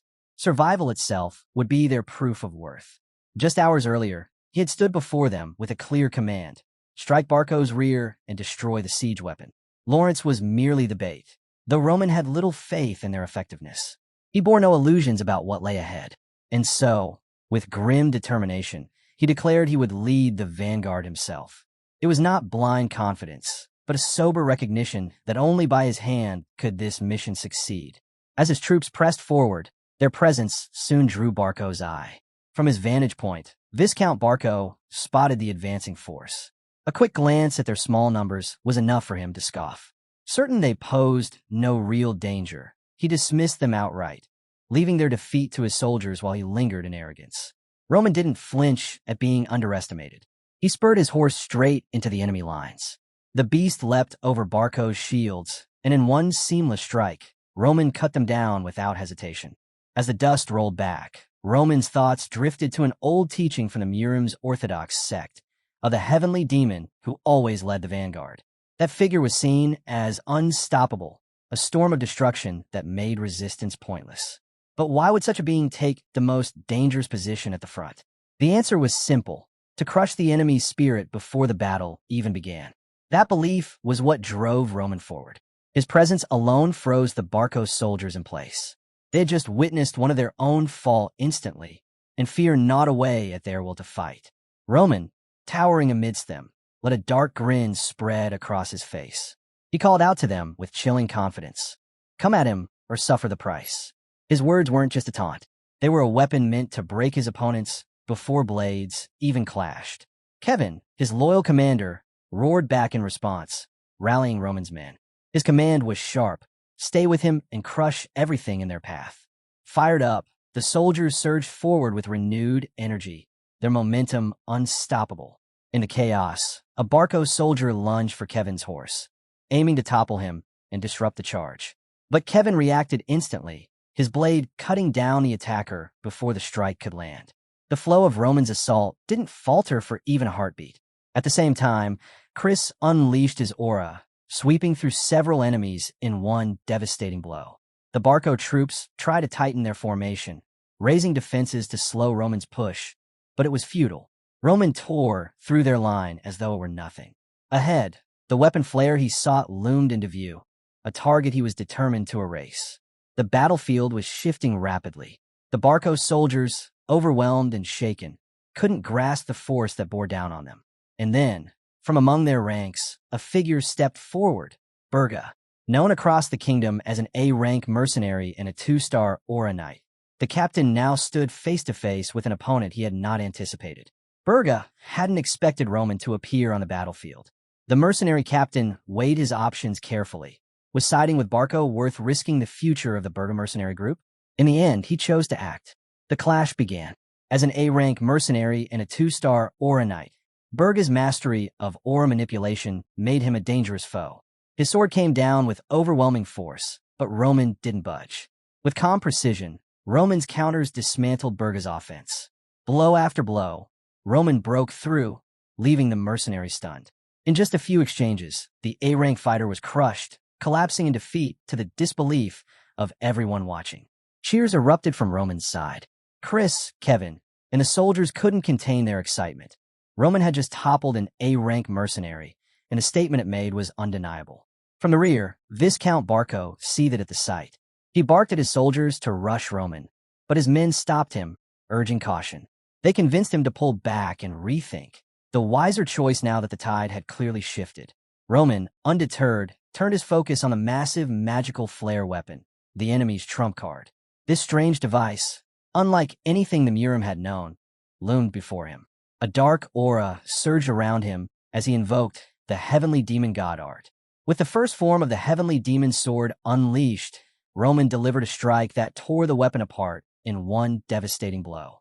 The flare shattered, and Roman stood tall amidst the wreckage. He lifted his sword high, declaring victory. His voice carried across the battlefield, and both Lawrence's soldiers within the castle and Roman's men at the enemy camp erupted in celebration. The destruction of Barco's siege weapon wasn't just a win, it was the turning point. Flora, watching from within, felt her heart stir. This moment marked a shift no one could ignore. Stripped of their key weapon, Barco's forces had little choice but to retreat. What had been chaos moments ago now rang with the aftermath of Roman strategy and might. Amid the celebrations, Chris revealed his own growth. Taking inspiration from Roman, he began condensing his aura differently, focusing on efficiency over raw output. This method slashed his mana use drastically while keeping his strikes sharp. Others mocked him for copying Roman, but Chris only smirked. He knew the path he followed was working, and perhaps it was the right one all along. Chris took a moment to study the men fighting under Roman's banner. Despite the grueling battle, every single one of the 30 soldiers kept their formation, pushing forward without breaking rank.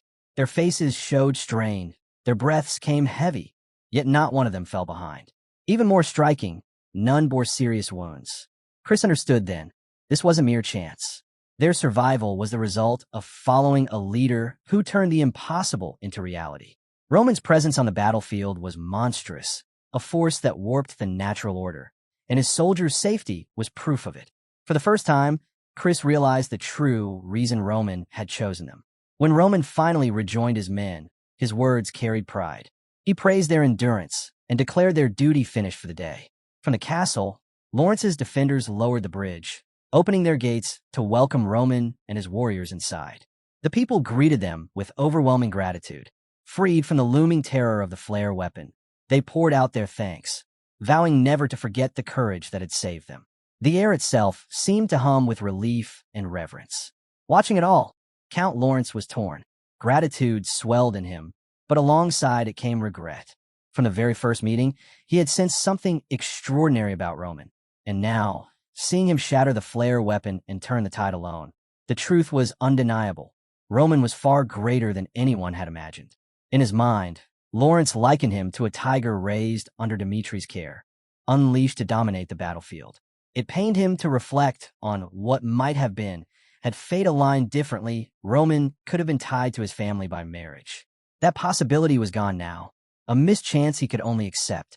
Setting aside the weight of those thoughts, Count Lawrence stepped forward with a smile. He extended his hand in respect and camaraderie, acknowledging Roman not just as Dimitri's son, but as a hero in his own right. Roman answered with a faint smirk, taking the offered hand. For that brief moment, the tension that often lingered between them seemed to fade. The scene shifted from the courtyard to the grand halls of Lawrence's palace. Roman, unreadable as ever, prepared to step into the realm of negotiation. As he made his way toward the council chamber, Flora intercepted him. Her words carried the weight of sincerity. She thanked him deeply for saving Lawrence from ruin, admitting the role her family played as Bate had been riddled with flaws. Regret lingered in her tone, yet admiration shone through. Roman's unwavering support had guided them through the crisis. Roman answered with quiet humility. He reminded her he had only done what he promised, and in his eyes, Lawrence had fulfilled the role expected of them. But Flora wasn't content with gratitude alone. She promised him her unwavering support in the meeting ahead, vowing to ensure his voice would be heard at the table. Roman let a faint grin slip as he replied that if she truly wished to repay him, he would not stop her. Together, they stepped into the council room, where the air was thick with strategy and politics. Around the table, Lawrence's advisors pushed for reconciliation. Their reasoning was clear. Barco's army was larger, and peace offered the safest path. Why continue clinging to conflict when harmony was possible? Let Barco accept peace and bring the fighting to an end. Count Lawrence, though heavy with pride, agreed with the logic. He knew their limits, and Barco's constant pressure had left Lawrence weary and strained. Through it all, Roman remained silent, listening.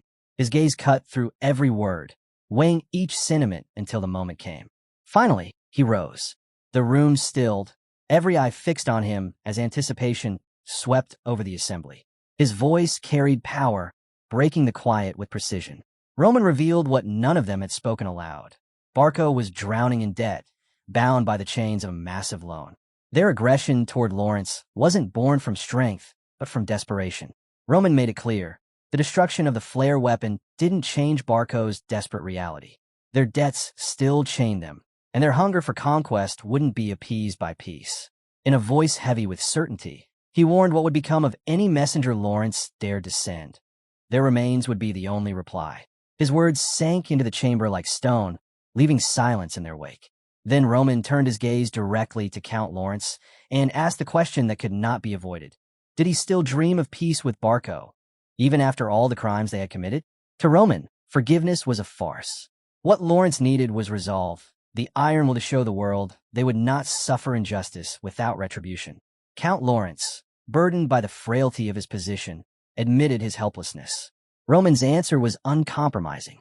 He told them they could no longer afford the softness of prey. They had to become predators. Survival demanded it, and so did victory. The perspective shifted then to Barco's camp. Viscount Barco boiled with rage, unable to accept Roman Dimitri's meddling. Yet he, too, saw the truth of his situation. There was only one way forward, through a warrior battle. Ironically, it was the very solution Roman had placed before Lawrence. The terms were clear. Both houses could send up to 3 fighters, and the duel would decide the fate of the conflict. The tradition, sanctified by Valhalla itself, bound both sides to honor the result. To seal its legitimacy, the central government would send a judge to oversee the contest. What was once a noble custom had long since become entangled with politics and influence, with outcomes often bought through wealth and alliances. And Barco's reach stretched far, deep into the central government. With their massive loan from the Golden Bank, their choices of champions carried unsettling implications.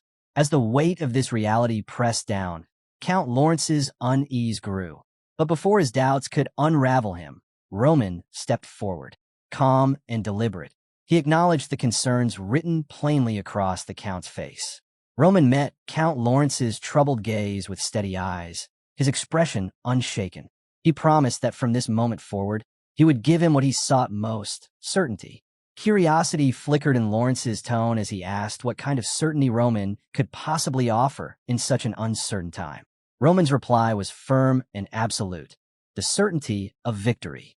His words rang through the chamber like steel striking stone. Turning to the council, Roman laid out what he knew of Barco's preparations.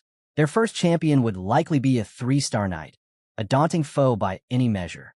But Roman did not hesitate. He claimed that role for himself, vowing to take the field as Lawrence's first warrior. Whether his opponent came as a knight of Barco, or even a master ranked beyond, Roman declared that the outcome would not change. Victory would be his. Yet he cautioned the table against overconfidence. One victory was not enough.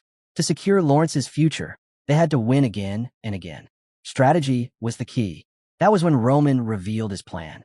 He turned their attention to Chris. Though still only a 2-star warrior, Chris carried an unusual brilliance. Roman believed in him, believed that when the time came, Chris could rise above expectations and even overcome a 3-star knight. This, Roman explained, would give Lawrence the edge in the decisive third match. The room grew, still as his strategy took root in their minds. For the first time, they could see a path forward, a chance for Lawrence to rise again and reclaim honor lost. Roman pressed the point. This battle was not a burden, but an opportunity. As his words settled, his gaze shifted to Flora. She felt the unspoken weight of it. Roman would take the battlefield, but Lawrence must also find the strength to handle what lay beyond his reach. She understood, and despite the danger that always followed Roman, she voiced her support for the warrior battle without hesitation. The decision was sealed, the challenge was issued, and within a week the arena stood ready. People from all sides gathered, the air thick with anticipation for what was to come. Count Erdes, the appointed judge, stepped forward to preside. His presence carried the full authority of the central government. Raising his voice, he declared the duel sanctified by Valhalla itself. The rules were simple. Whatever the result, both families were bound to accept it. There would be no turning back. Erdes made it clear that any violation of the rules would be met with severe consequences, invoking the name of Cairo's kingdom as the highest authority. To ensure fairness, he ordered each faction to select 3 warriors and submit the order in which they would fight. The announcement intensified the atmosphere inside the arena. Every faction now weighed down by the seriousness of what was at stake. Amid the tension, Roman noticed something unsettling. Barco's men appeared far too relaxed, almost careless, as if they knew something no one else did. The behavior gnawed at him, prompting him to approach Viscount Lawrence with a bold suggestion: change the battle order. Lawrence, caught off guard, reminded Roman that the order had been fixed a week earlier. But Roman pressed further, pointing out that Barco had intentionally dragged out the decision, buying himself time to craft strategy. That delay was no coincidence. Their calm demeanor only confirmed that something was hidden beneath the surface. Lawrence, now wary, asked what adjustments Roman had in mind. Roman's sharp eyes caught sight of a powerful figure seated casually near Barco, stronger than the rest of his soldiers. Originally, Roman had planned to fight first, followed by Lawrence's knight, with Chris closing. But his instincts told him otherwise. He proposed a new formation. Chris would open the fight, forcing Barco's hand early. Roman would then adapt in the second match, ready to counter the opponent Barco was saving. It was an unexpected shift, one that left Lawrence and Flora stunned. Roman remained firm, explaining that the only way to stay ahead was to throw Barco off balance and keep the advantage in their hands. His calm decisiveness carried a weight that neither could deny. The moment of truth arrived. Chris strode into the arena, his opponent already waiting, Yin-sun, a 3-star Aura Knight. Standing proud, Chris introduced himself as a 2-star Aura Knight, undaunted by the difference in rank. A wave of murmurs spread through the crowd. Recognition sparked. Chris was the disciple of Jonathan, a genius known across the northern lands. The air grew heavy with anticipation as Chris and Yin-sun prepared to clash. The matchup looked one-sided from the start. Chris, a 2-star Aura Knight, was standing against Yin-sun, a far stronger 3-star. Most of the audience had already written Chris off, convinced he didn't stand chance. But Chris never saw risk as a weakness. To him, taking bold chances was the very path to growth. It was that mindset that pushed him to leave his former mentor, Jonathan, and choose a new master to follow. The battle opened with Yin-sun charging in, unleashing his aura at full force. But Chris had trained for moments like this. Memories of his sparring with Roman surfaced, and he quickly recognized the flaw. Yin-sun's aura was only dangerous if it connected. That realization became the foundation of his plan. Chris began weaving around the attacks, refusing to meet power with power. Each dodge was measured, his focus fixed on waiting for the perfect moment to counter. Yin-sun's patience, however, wore thin. His frustration boiled over, and he shouted at Chris, demanding to know how long he intended to keep running. Then, without warning, Yin-sun unleashed a sweeping red aura strike that caught Chris off guard. Cornered, Chris had a split second to decide. That was when Roman's words echoed in his mind. To break away from ordinary logic, to refine aura into absolute precision. Instead of recklessly pouring out his mana, Chris shifted his focus. He compressed his aura, narrowing it from a broad force into a line, then into a single sharp point. The arena grew tense as both knights prepared to deliver their decisive blows. Their attacks collided in a burst of energy that shook the ground. And when the dust cleared, the impossible had happened. Chris stood victorious. The 2-star knight had toppled the 3-star. The arena erupted. Cheers and applause filled the air as the crowd celebrated not just the win, but the brilliance of Chris's unorthodox tactics. He had turned patience and precision into victory, stunning everyone present. On the other side, Viscount Barco's face darkened with disbelief. His carefully laid plan had just crumbled. Yin-sun, the warrior meant to end things swiftly, was defeated. What was supposed to be a decisive second-round victory had now dragged into the final match. But even as the loss stung, Barco clung to his last safeguard. Hidden from everyone else was a weapon he had poured both effort and wealth into. A trump card, waiting to be revealed. Only Barco knew the full truth of his secret weapon. and that knowledge gave him comfort despite the upset. As the murmurs of the crowd swelled, a soldier quietly approached a man dozing on a chair. It was time. Slowly, Omuro of Barco, his hidden ace, rose from his seat and walked toward the arena. All eyes followed him. The audience buzzed with curiosity, unsure what to expect from this seemingly casual warrior Barco had kept in reserve. On the other side, Chris, Viscount Lawrence, and Flora exchanged startled looks, stunned at the sudden reveal. Stepping into the arena with calm confidence, Omuro introduced himself, a 4-star Aura Knight, ranked 49 on the Valhalla Empire's famed ranking system.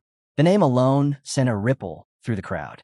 The Valhalla Empire, known as the land where fallen heroes found eternal rest, preserved the legacies of warriors by recording their battles and immortalizing their strength through ranks. To appear on that list meant undeniable power. Count Lawrence, though shaken at first, quickly realized the implications. By fielding such a fighter in the final round, Barco was showing just how carefully he had prepared. Homeros, often called the Wandering Swordsman, had earned fame across the kingdom, traveling endlessly and clashing with powerful foes. Stories of his victories circulated like wildfire, tales of him toppling other 4-star knights and vanishing just as mysteriously. The crowd roared with excitement, their whispers merging into a wave of awe and speculation. Meanwhile, Roman leaned forward, a faint smirk tugging at his lips. He had investigated Barco's plans through the information guilds, but the details he uncovered were shallow at best. Now, seeing Homeros revealed, he finally understood. This was Barco's true card, kept hidden until the last possible moment. To the crowd, Homeros was a living legend, his reputation wrapped in myth. To Roman, he was the final obstacle, a challenge that made the match even more thrilling. The secret trump card was finally on the stage, and the arena crackled with anticipation for the battle that was about to begin. Roman stood ready, his focus fixed on the opponent before him. Across the field, Homeros seemed unconcerned, unaware of the tension rippling through Lawrence's camp. Flora, however, could not stay silent. Fear for Roman's life weighed on her as she pleaded with him to surrender. Homeros wasn't just strong. Ranked 49, he was considered capable of climbing even higher, perhaps into the 30s. To her, the risk was far too great. She urged Roman to step back, to think carefully, to preserve himself for battles he could actually win. Homeros, on the other hand, looked at Roman with absolute certainty, his confidence radiating with every glance. That silent arrogance stirred something in Roman, a dislike that quickly took root. Still, Flora pressed on. She told him this was the time to let Lawrence take charge, that their knight could handle this overwhelming threat. She insisted there was no reason for Roman to gamble his life against someone of Homeros' caliber. She even reached out a hand to stop him. But Roman brushed past her words without hesitation. He had no intention of explaining himself. His decision was his alone, and no amount of pleading would sway him. With that, he stepped forward, leaving Flora's protest behind. The arena grew silent as he introduced himself clearly. Roman, standing under Lawrence's banner. Excitement surged through the crowd. The clash between the two was about to begin. Homeros studied him carefully. If Roman had truly defeated Flair, then he wasn't ordinary. Yet to Homeros, this match felt beneath him. He had been preparing for battles against giants like Fernando, ranked among the top 30. Facing Roman seemed like a distraction he wanted to end quickly. The match began with Homeros launching himself forward, striking with the full weight of his aura. But instead of being overwhelmed, Roman slipped past the assault with ease, his movements sharp and precise. Homeros' eyes narrowed. His first strike had missed. The veteran swordsman found himself taken aback, not just by Roman's speed, but by the way he moved, controlled, calculated, unshaken. The crowd gasped, whispers rippling as even Chris and Kevin struggled to believe what they were seeing. Homeros' speed was terrifying, yet Roman had avoided it cleanly. For the first time, Homeros reassessed his opponent. No longer dismissive, he grew curious. With a voice edged with respect, he asked Roman about his aura, how he wielded it, how he made it manifest with such control. It was the first sign that the wandering swordsman recognized the challenger before him might not be so minor after all. Roman had long been waiting for a true fight, but as he watched Homeros' movements, disappointment crept in. The swordsman wasn't giving his all. His strikes carried weight, Yet there was restraint, as if he considered Roman unworthy of his full strength. Homeros must have sensed the same thought. With a shift in intent, he finally let his aura surge. A crushing wave of energy poured out, rippling across the arena and shaking the crowd. The sheer force was enough to make the audience gasp. Yet Roman remained unconvinced. For someone ranked 49, this display felt hollow. It lacked the thrill of a warrior pushing beyond his limits. To Roman, Omuro was a dampener, killing the joy of battle by holding back. Tired of waiting, Roman made his move.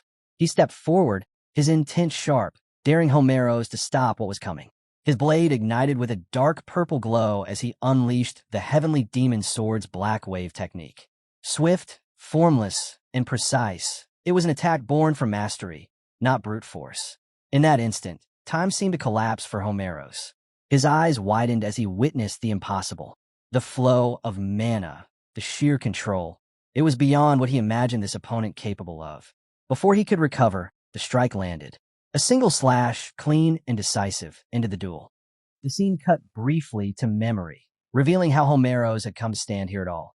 His guild master had known of his hunger for greater battles, especially his fixation on facing Fernando, a ranked 30 powerhouse. But instead of granting that wish, the guild master redirected him toward what seemed trivial, a skirmish between two minor families. To Homeros, it was a distraction, nothing more than a warm-up. He accepted only because refusal wasn't an option. Despite holding an A-rank mercenary plaque, he had been ignoring missions, wandering the kingdom, clashing with strong foes on his own terms. Reluctantly, he had entered this match, unaware it would decide his downfall. Back in the arena, silence hung heavy before the shock set in. The spectators, Flora included, were frozen in disbelief. A man celebrated as a rising star, a 4-star knight on the verge of breaking into the 30s, had been cut down in an instant. Roman lowered his blade, his gaze cold. To him, Homeros' arrogance had been laughable. He had strutted as if he stood among the peaks, yet he had never reached them. One strike had been enough to strip away that illusion. Roman standards aren't bound by the customs of this world. They're rooted in his memories of a past life. He recalls the Murim, a realm as vast as a galaxy, filled with endless ranks of martial masters. In that place, hesitation meant death, and only the relentless survived.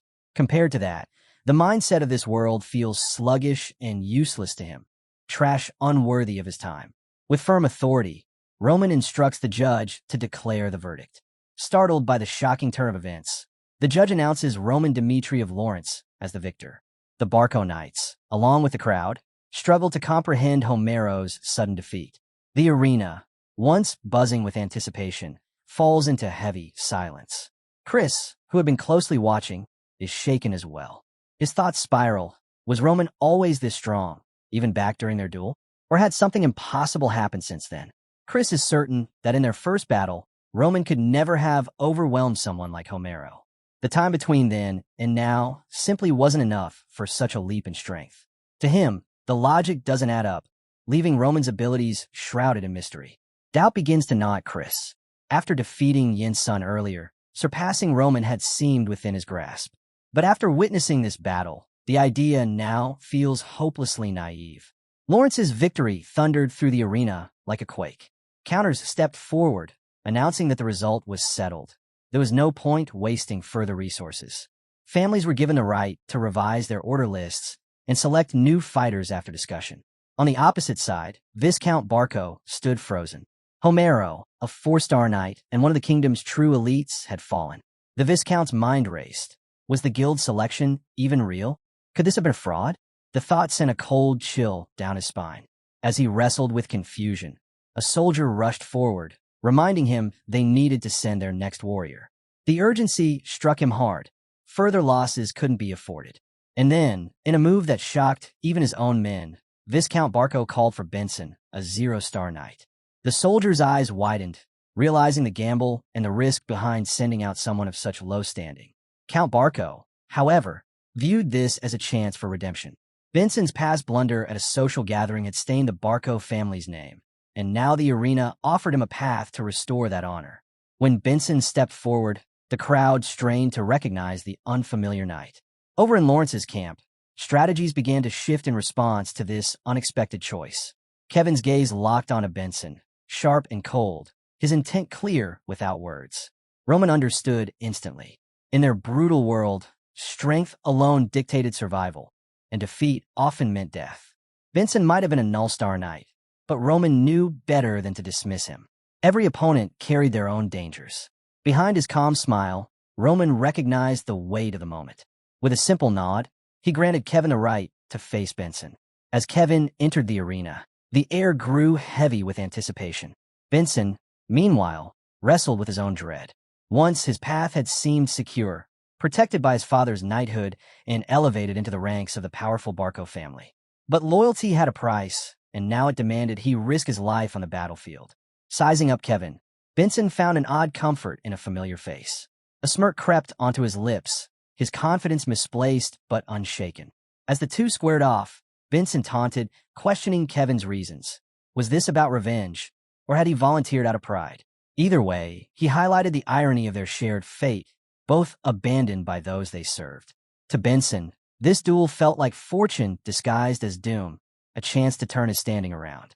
Kevin, unflinching, declared with a sharp glare that he was nothing more than a sword, loyal only to his lord. The words only fueled Benson's resolve. With a roar, he charged. Kevin slipped past the strike, blade ready to counter, but Benson surprised him, twisting at the last second and driving a swift kick into Kevin's stomach. Kevin crashed to the ground from Benson's kick, a shocking reversal that gave Benson the upper hand. From the sidelines, Chris analyzed the scene, unable to ignore the stark difference in their physiques. Roman's choice puzzled him. Why send Kevin against such an opponent? Benson pressed his advantage, unleashing a relentless storm of slashes. Yet Kevin endured, refusing to fall, his eyes carrying a flicker of something darker. With each blow, that shadow inside him stirred, a sinister voice urging him to take revenge, to seize control. Roman, watching closely, recognized the signs. To him, Kevin's earlier sacrifice of his own arm had been the opening of a door, an invitation to a demonic presence lurking within. Roman believed this battle would force that entity to the surface, giving him the chance to confront and harness it. As the clash raged on, Kevin's struggle reached its breaking point. His eyes ignited with a crimson glow, his movements no longer his own. Guided by the demonic spirit, his body flowed with unnatural precision, dodging Benson's strikes and countering with lethal grace. The voice within pushed him harder, demanding he crush his enemy, demanding he prove himself worthy. Inside Kevin's mind churned a storm of doubts and desires. His fear of being overshadowed by Chris, his fierce loyalty to Roman, his desperation to prove he was indispensable. These emotions fused with a dark power, birthing something far beyond mortal strength. A blood-red aura engulfed him, otherworldly and menacing. With chilling composure, Kevin launched himself forward, his blade gleaming with unholy energy. Benson faltered, stunned by the sight. He had fought countless battles, yet never seen anything like this. Before he could recover, Kevin's strike came crashing down, his sword driven by demonic might, piercing past Benson's defenses. Even as Benson tried to evade, Kevin pressed in, his assault unrelenting, his will unshakable. The demonic force surged through Kevin, and with one decisive strike, he brought Benson crashing down. Silence gripped the arena as the crowd, Chris, Flora, Viscount Lawrence, and countless others, stared in shock at what they had just witnessed. Kevin, once thought ordinary, now stood revealed as a vessel of otherworldly power. With his opponent defeated, Kevin advanced toward Roman. Dropping to one knee, he pledged his return to the one who had guided him into this awakening. Roman, satisfied with the outcome, praised Kevin for his victory. In that acknowledgement, Kevin found the validation he had long sought, his purpose crystallizing at last. As the dust of battle settled, Lawrence's triumph was undeniable. 3 matches, 3 victories. Barco had been completely overwhelmed. At the center of it all stood Roman Dmitri, the architect of their success. His unorthodox tactics and bold choices had rewritten the course of the duel, and soon, the legend of his deeds spread far beyond the arena. Stories swept across the continent, embellished with both truth and rumor. Whispers claimed Roman had single-handedly cut down hundreds of Barco soldiers, striking from the rear. Others told of his power erasing Flair with a single blow. Whatever the details, The common thread was clear. Without Roman, Lawrence would have fallen. Roman Dmitri, once dismissed as the dormant dragon of the Dmitri family, was now seen as a force rising into the skies. His name carried on tales that grew with every retelling. Meanwhile, in Barco Castle, the atmosphere was far different. Viscount Barco sat under the crushing weight of failure. Notices from the Golden Bank piled high. Demands for principal and interest he could not hope to repay. The loss of Homero, the void left in manpower, and the looming threat of blame from the mercenary guild pressed down on him like iron chains.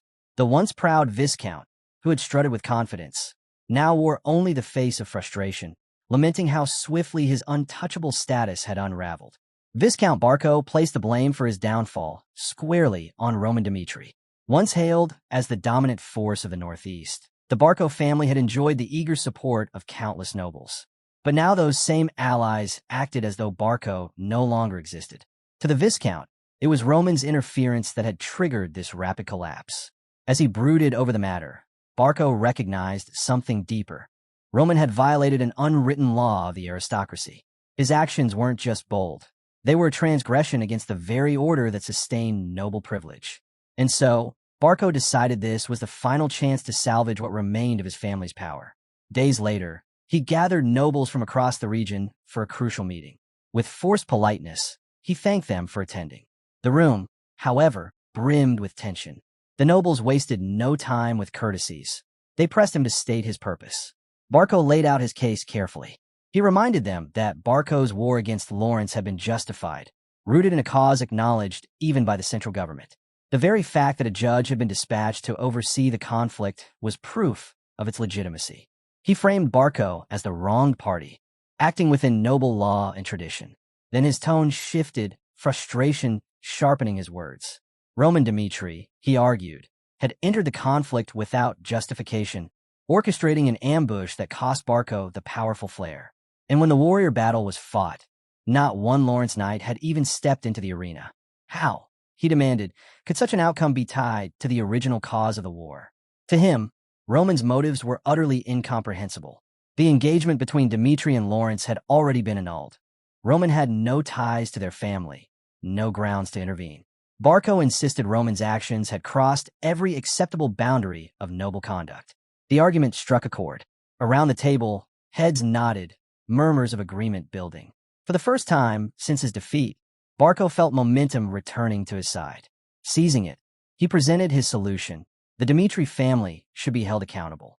They must provide restitution, enough to cover the financial burden that now threatened Barco through the Golden Bank.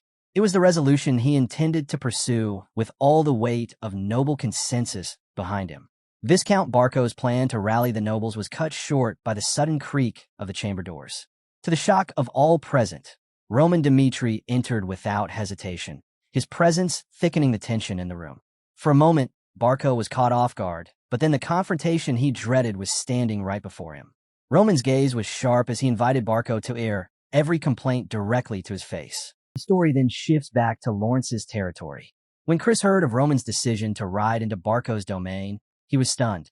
He urged Roman not to go, warning that the Viscount would never let him leave unscathed. But Roman dismissed Chris's fears.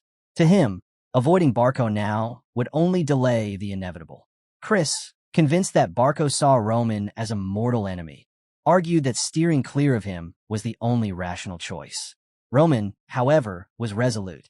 If he had chosen not to involve himself from the start, things might have been different.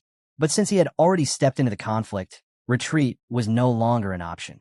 He was certain Barco bore an unshakable grudge against him. With that, he mounted his horse, declaring that this moment, when Barco was most vulnerable, was the time to confront the roots of revenge.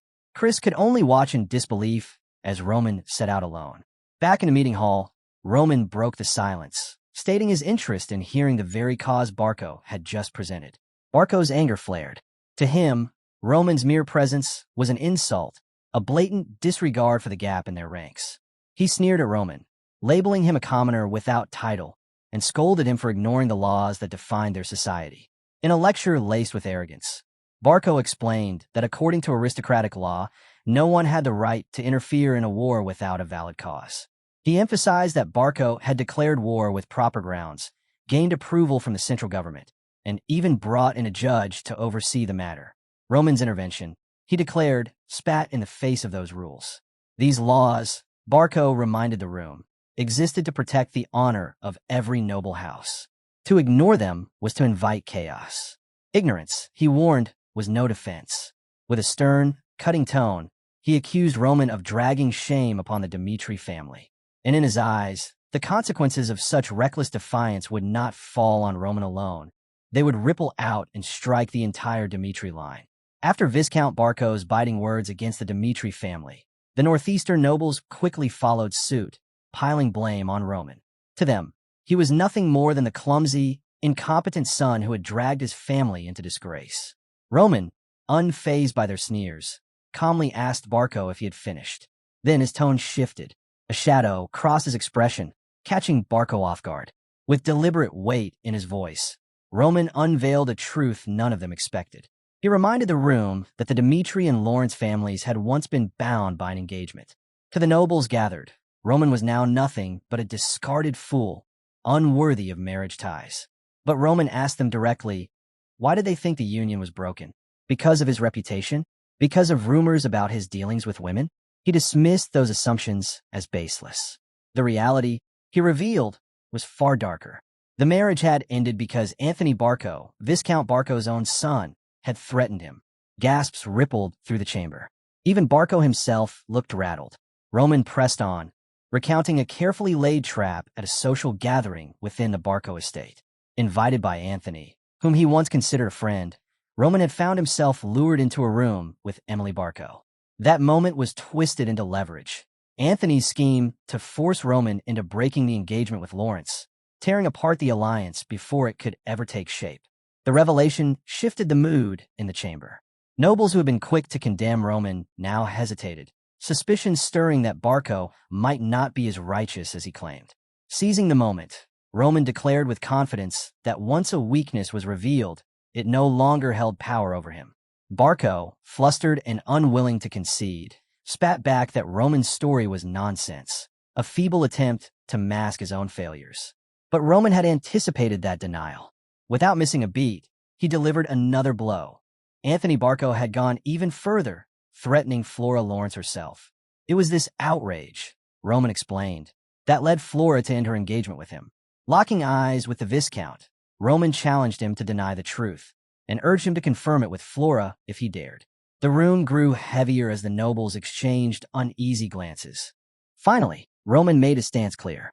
His involvement in the war, he said, was not born from recklessness nor disdain the Dmitri name. It was a choice rooted in strength, a direct response to Barco's deceit. And in that declaration, Roman turned the tide, reframing himself not as a burden, but as the one man bold enough to confront the corruption festering in the Barco family. Roman made it plain that his interference in the war had not been reckless nor aimless. It was the only revenge he could take for Flora's humiliation. Facing the nobles, he asked them outright, did they still believe he lacked cause to act? The weight of his words dismantled Barco's accusations, reframing his actions as personal retribution, not lawlessness. Barco froze. His entire argument that Roman had no cause crumbled in front of everyone. Struggling to recover, he considered his next steps. Buying time seemed the only option, so he muttered about confirming the truth later, hoping to escape the corner Roman had backed him into. But Roman pressed harder. He presented Barco with two choices, both decisive, both inescapable. The first was simple: punish Anthony for his crimes and settle the matter as a personal feud. The second, far darker, was to let the conflict spiral into a full-scale clash between the houses of Barco and Dmitri. Roman left no room for delay. The decision, he warned, had to be made immediately. If not, he would return home and reveal everything to his father. Barco's composure faltered. The thought of war with the Dmitri family at this moment, when his own house was weakened and close to collapse, was unthinkable. Such a battle could spell the end of Barco entirely. Desperate, he suggested a compromise. Anthony could kneel and apologize. Roman rejected the offer outright. The guilty, he declared, did not get to choose their punishment. Anthony's fate would be decided by him, and him alone. The scene shifted. In the dim confines of Barco's office, Anthony knelt, shoulders heavy with dread. He pleaded with his father to defy Roman's demands, terrified of being forced into a judgment duel. He knew Roman's strength, and he was certain it would mean his death. Viscount Barco, attempting to steady his son, reminded him of the brutal truth. His life was no longer his own. It was bound to the survival of their family. If he faltered, the entire Barco line might collapse with him. Count Barco's patience snapped as he forced Anthony to accept the grim fate that awaited him. He told his son to prepare himself, warning that losing at least an arm was inevitable. With that cold truth, Viscount Barco left, leaving Anthony collapsed on the floor, a broken figure weighed down by despair. The scene shifted to the arena, where nobles gathered in anticipation, eager for the duel between Roman and Anthony. The atmosphere was thick with tension as the two stood face to face. Anthony, shaken and terrified, stammered out apologies for his past actions against Roman. But Roman, calm and unshaken, offered no response. Instead, he slowly unsheathed his sword, a clear signal that the fight was about to begin. Desperation overtook Anthony. His pleas shifted from shallow apologies to begging for his life. He swore he would repay Roman forever if only he was spared. The sudden desperation stunned the crowd, and even Viscount Barco was shaken to see his son reduced to such pitiful weakness. Roman stood unwavering, his sword in hand. He turned Anthony's words into a test, questioning if the Barco family had any true means of repaying their massive debt to the Golden Bank. He dismissed the illusion of safety that came from Barco's political ties, making it clear that no power could shield them from collapse. With each step forward, Roman pressed the truth. The Barco family's downfall was close. He reminded Anthony of the humiliation and betrayal he had endured, demanding to know why he should grant mercy to someone who had given him none. The arena fell silent as Roman made his decision. With unwavering resolve, he struck, ending Anthony Barco's life in front of everyone. The shocking finality left Viscount Barco frozen in disbelief. Then, the story drew back to Roman's past. A childhood drowned in blood and survival. Night after night, assassins hunted him, forcing him to strike back, sometimes even killing his own brothers to survive. It was a life of constant struggle where compromise never existed. His eldest brother, Baek Hoi, often rebuked him, calling that merciless nature a fatal flaw. Unlike Roman, Baek Hoi was both powerful and shrewd, able to absorb defeated rivals into his ranks. He warned Roman that a life without compromise would only lead to ruin. But Roman stood firm. To him, sparing enemies only meant creating dangers for tomorrow. Eliminating them completely was the only way he knew to survive. In a world where weakness guaranteed death, Roman had mastered survival through sheer strength and merciless resolve, skills forged in the cruel teachings of the demon cult. With unshakable determination, he made it clear that he would live by those same brutal laws. Back in the arena, silence lingered heavy after Anthony's death. As Viscount Barco rushed to his son's side, the reality of what had happened struck him like a blade. Roman stood firm, unyielding, and asked coldly what the issue was. After all, in their world, criminals falling in duels was nothing unusual. But grief twisted into rage. Viscount Barco ordered his soldiers to strike Roman down. Yet not one of them moved. Fear rooted them to the ground. Roman's fearsome reputation and unmatched strength made them hesitate. Desperate, the Viscount accused Roman of scheming all along, claiming he had come without guards because he intended this outcome. He called Roman's earlier talk of peace nothing but deception. Roman met the accusation with unwavering resolve, stating that the moment Anthony dared to threaten him, he had already chosen to sever ties with the Barco family. The tension in the arena grew sharper. Roman declared he could no longer coexist with the Barcos.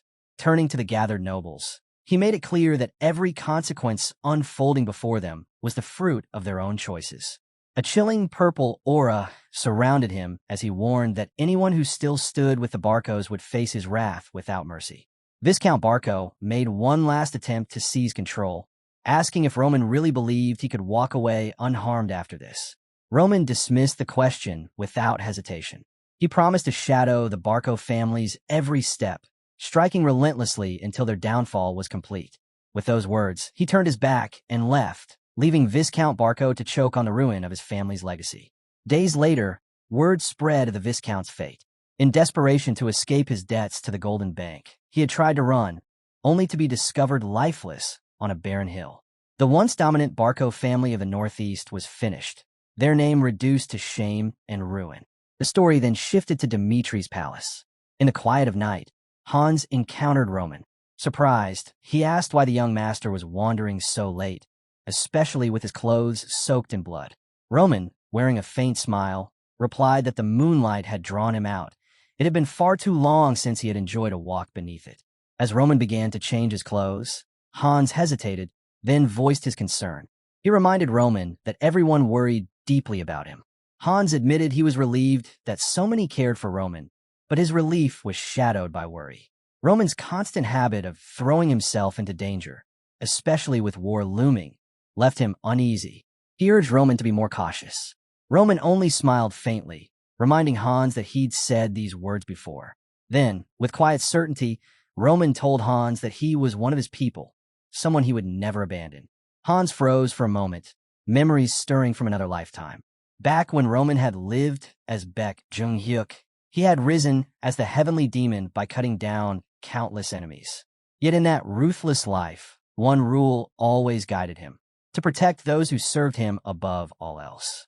Roman's voice carried that same conviction now. To him, a single ally he cared for was worth far more than any number of enemies. He ended with a vow: he would protect those under his wing with everything he had. Meanwhile, in the wake of the Barco family's downfall, the Maloke family moved swiftly to adapt to the shifting tides of power. They organized a grand social gathering, orchestrated by Helena Maloke herself. Helena was graceful and calculating, fully aware that Dimitri was destined to rise as the dominant power in the Northeast. This gathering was her chance to cement that allegiance. The night unfolded with elegance, every detail guided by Helena's hand. Behind the warm greetings and laughter, the true purpose of the evening was clear: to signal unwavering loyalty to Dimitri. One by one, guests arrived, their anticipation reflecting the weight of the moment. Helena, radiant in her attire, warmly welcomed Rihanna Dimitri, the formidable matriarch of the Dimitri family. As Baron Dimitri's wife, Rihanna had long been a cornerstone in navigating noble politics. Where her husband Romero lacked political instinct, Rihanna excelled. Through careful networking and deliberate alliances with other noblewomen, she had quietly strengthened Dimitri's position. When the Barco family tried to interfere, it was Rihanna's foresight that shielded Dimitri from collapse. Now, standing before the gathered nobles, she gave her thanks to the ladies who had stood by her. She emphasized that the gathering was not just a pleasant occasion, but a vital moment of unity.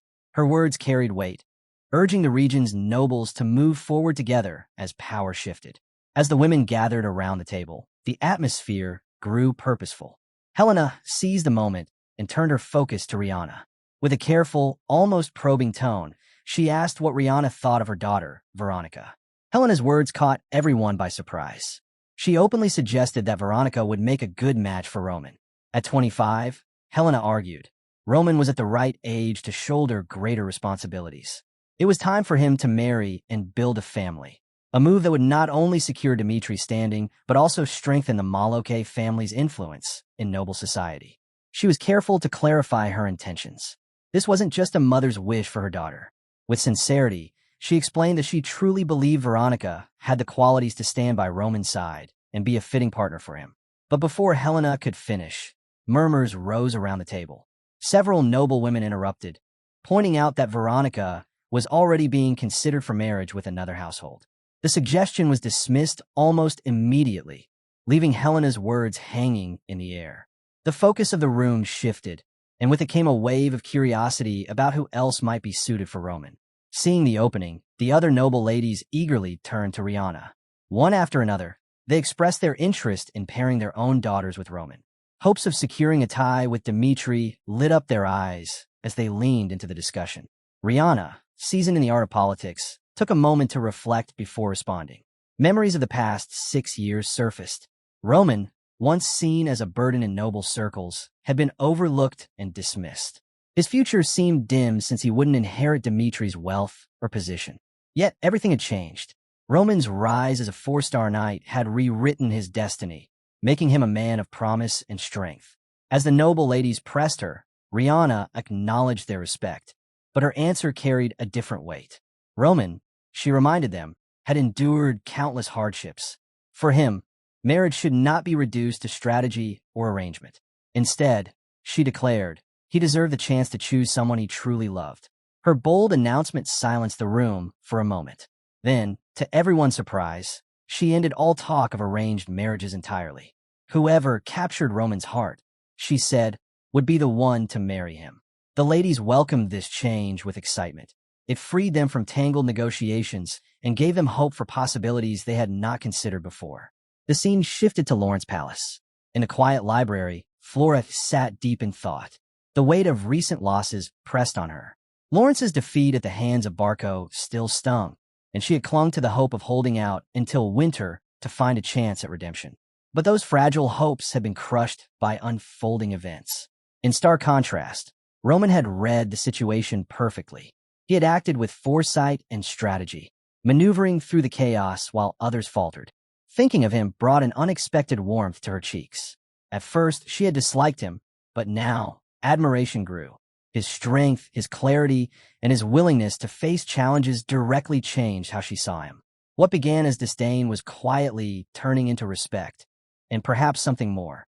In the circles of high society, Roman carried a reputation as a proud, arrogant man, someone who cared only for his own ambitions. Yet as Flora reflected on him, doubt began to creep in. She couldn't help but wonder where his strength truly came from, and what kind of person he was beneath that image. Closing her book, she stepped outside for some air, her mind restless with curiosity. Though he still seemed distant and mysterious, she reminded herself that their paths had diverged once their engagement had ended. In her heart, she believed there would be no reason to cross paths with Roman Dmitri again. That belief was shattered when she suddenly heard a voice call out, "Sis." Turning in surprise, Flora saw her cousin Sylvia Lawrence standing there, an unexpected visitor. The surprise quickly shifted to questions. Why had Sylvia come? Seeking answers, Flora went straight to her father. She asked about the party in Dmitri that Sylvia had mentioned, shocked that she had not been informed. Viscount Lawrence met her question with honesty. Recent events, he said, had forced him to reevaluate family affairs. He praised Flora, recognizing the sharp judgment she had shown in the past, especially when she brought Roman Dmitri into a decisive battle that led them to victory. He admitted with regret that he had underestimated her before. With sincerity, he promised never to make that mistake again. From now on, he would support her dreams without placing family burdens on her shoulders. Flora was moved by his words, but doubts lingered. Sincerity was rare in noble families, and politics always ran deeper than appearances. Still, she nodded, preparing herself for the party. Her curiosity pressed further, though. Why had Sylvia been invited from the capital? Sensing her suspicion, Viscount Lawrence admitted the truth without hesitation. His reasons were not entirely pure. He wanted to strengthen ties with Dmitri, and bringing Sylvia was part of that plan. Hearing this, Flora quickly understood. Her father intended to rebuild the bond between Lawrence and Dmitri through Sylvia. Acknowledging his motives, she agreed to accompany Sylvia to the gathering, seeing it as a chance for her family to repay the debt they owed Roman Dmitri. Viscount Lawrence assured her she needn't worry. He would ensure she remained uninvolved with Roman. But Flora's resolve was firm. With quiet determination, she told him she would be cautious in her own way, unwilling to leave her fate entirely in someone else's hands. At the Valhalla Temple in the Cairo Kingdom, Willis, the temple's head and chief-ranking evaluator, received startling news. Word had spread of a young nobleman, only 25 years old, who had defeated a 4-star Oronite in a single strike. The report seemed unbelievable, yet intriguing. Suspecting the rise of a new prodigy, Willis decided he would need to see for himself whether the story was true. Meanwhile, preparations for the upcoming party stirred excitement among the noble ladies.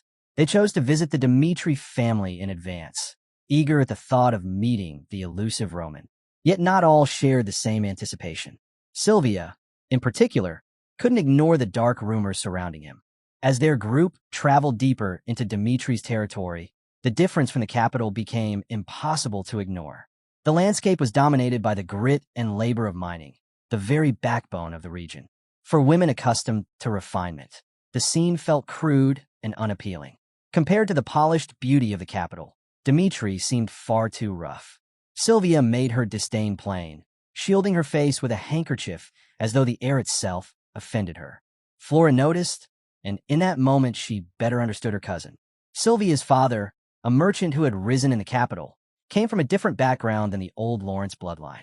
To Flora, the capital's bustling sophistication stood worlds apart from both Lawrence and Dmitri, places that now felt like little more than countryside in comparison. The noblewomen's unease grew sharper as miners returned from their day's work. Dust clung to their clothes and skin, a reminder of the harsh labor that fueled Dimitri's prosperity. The women worried that even a passing brush might stain their elaborate gowns. Yet the miners walked with pride, embodying the raw, industrious spirit of the land. Amid this, Flora thought she caught sight of Roman. For a moment, her heart raced, only for her to realize it was a trick of her imagination. But soon after, the real Roman Dmitri appeared. His butler Hans hurried to him, clearly anxious. Seeing his master covered in dust from the mines, Hans quickly tried to clean him, but Roman brushed the effort aside. The scene drew immediate attention. The noble ladies, who had heard countless whispers of Roman but never seen him up close, were suddenly captivated. To their surprise, he was even more striking than the rumors had painted him. Sylvia, in particular, couldn't hide her fascination. As she studied him, her thoughts circled back to the gossip that Roman, as the Dmitri family's second son, might lose his claim to inheritance. She couldn't help but wonder if those whispers carried any truth. To Sylvia, one thing was certain. No family preparing an heir for leadership would send him to labor in the mines. Convinced of this, she urged the noble ladies to approach Roman before the evening gathering. With excitement building, the group made their way to him. Sylvia stepped forward first, introducing herself as a member of the Lawrence family. She expressed her gratitude, thanking Roman for the help he had given her family when they were in dire need. Smiling, she told him he was just as extraordinary as the rumors claimed. Roman accepted her words with quiet humility, offering only a brief acknowledgement before excusing himself. He left alongside Hans, his loyal butler. Sylvia was taken aback by how swiftly he departed, while Flora, watching from the side, couldn't help but laugh softly at the scene. As they walked on, Hans turned to Roman and asked if he intended to attend the party later. He suggested that Roman rest a little first.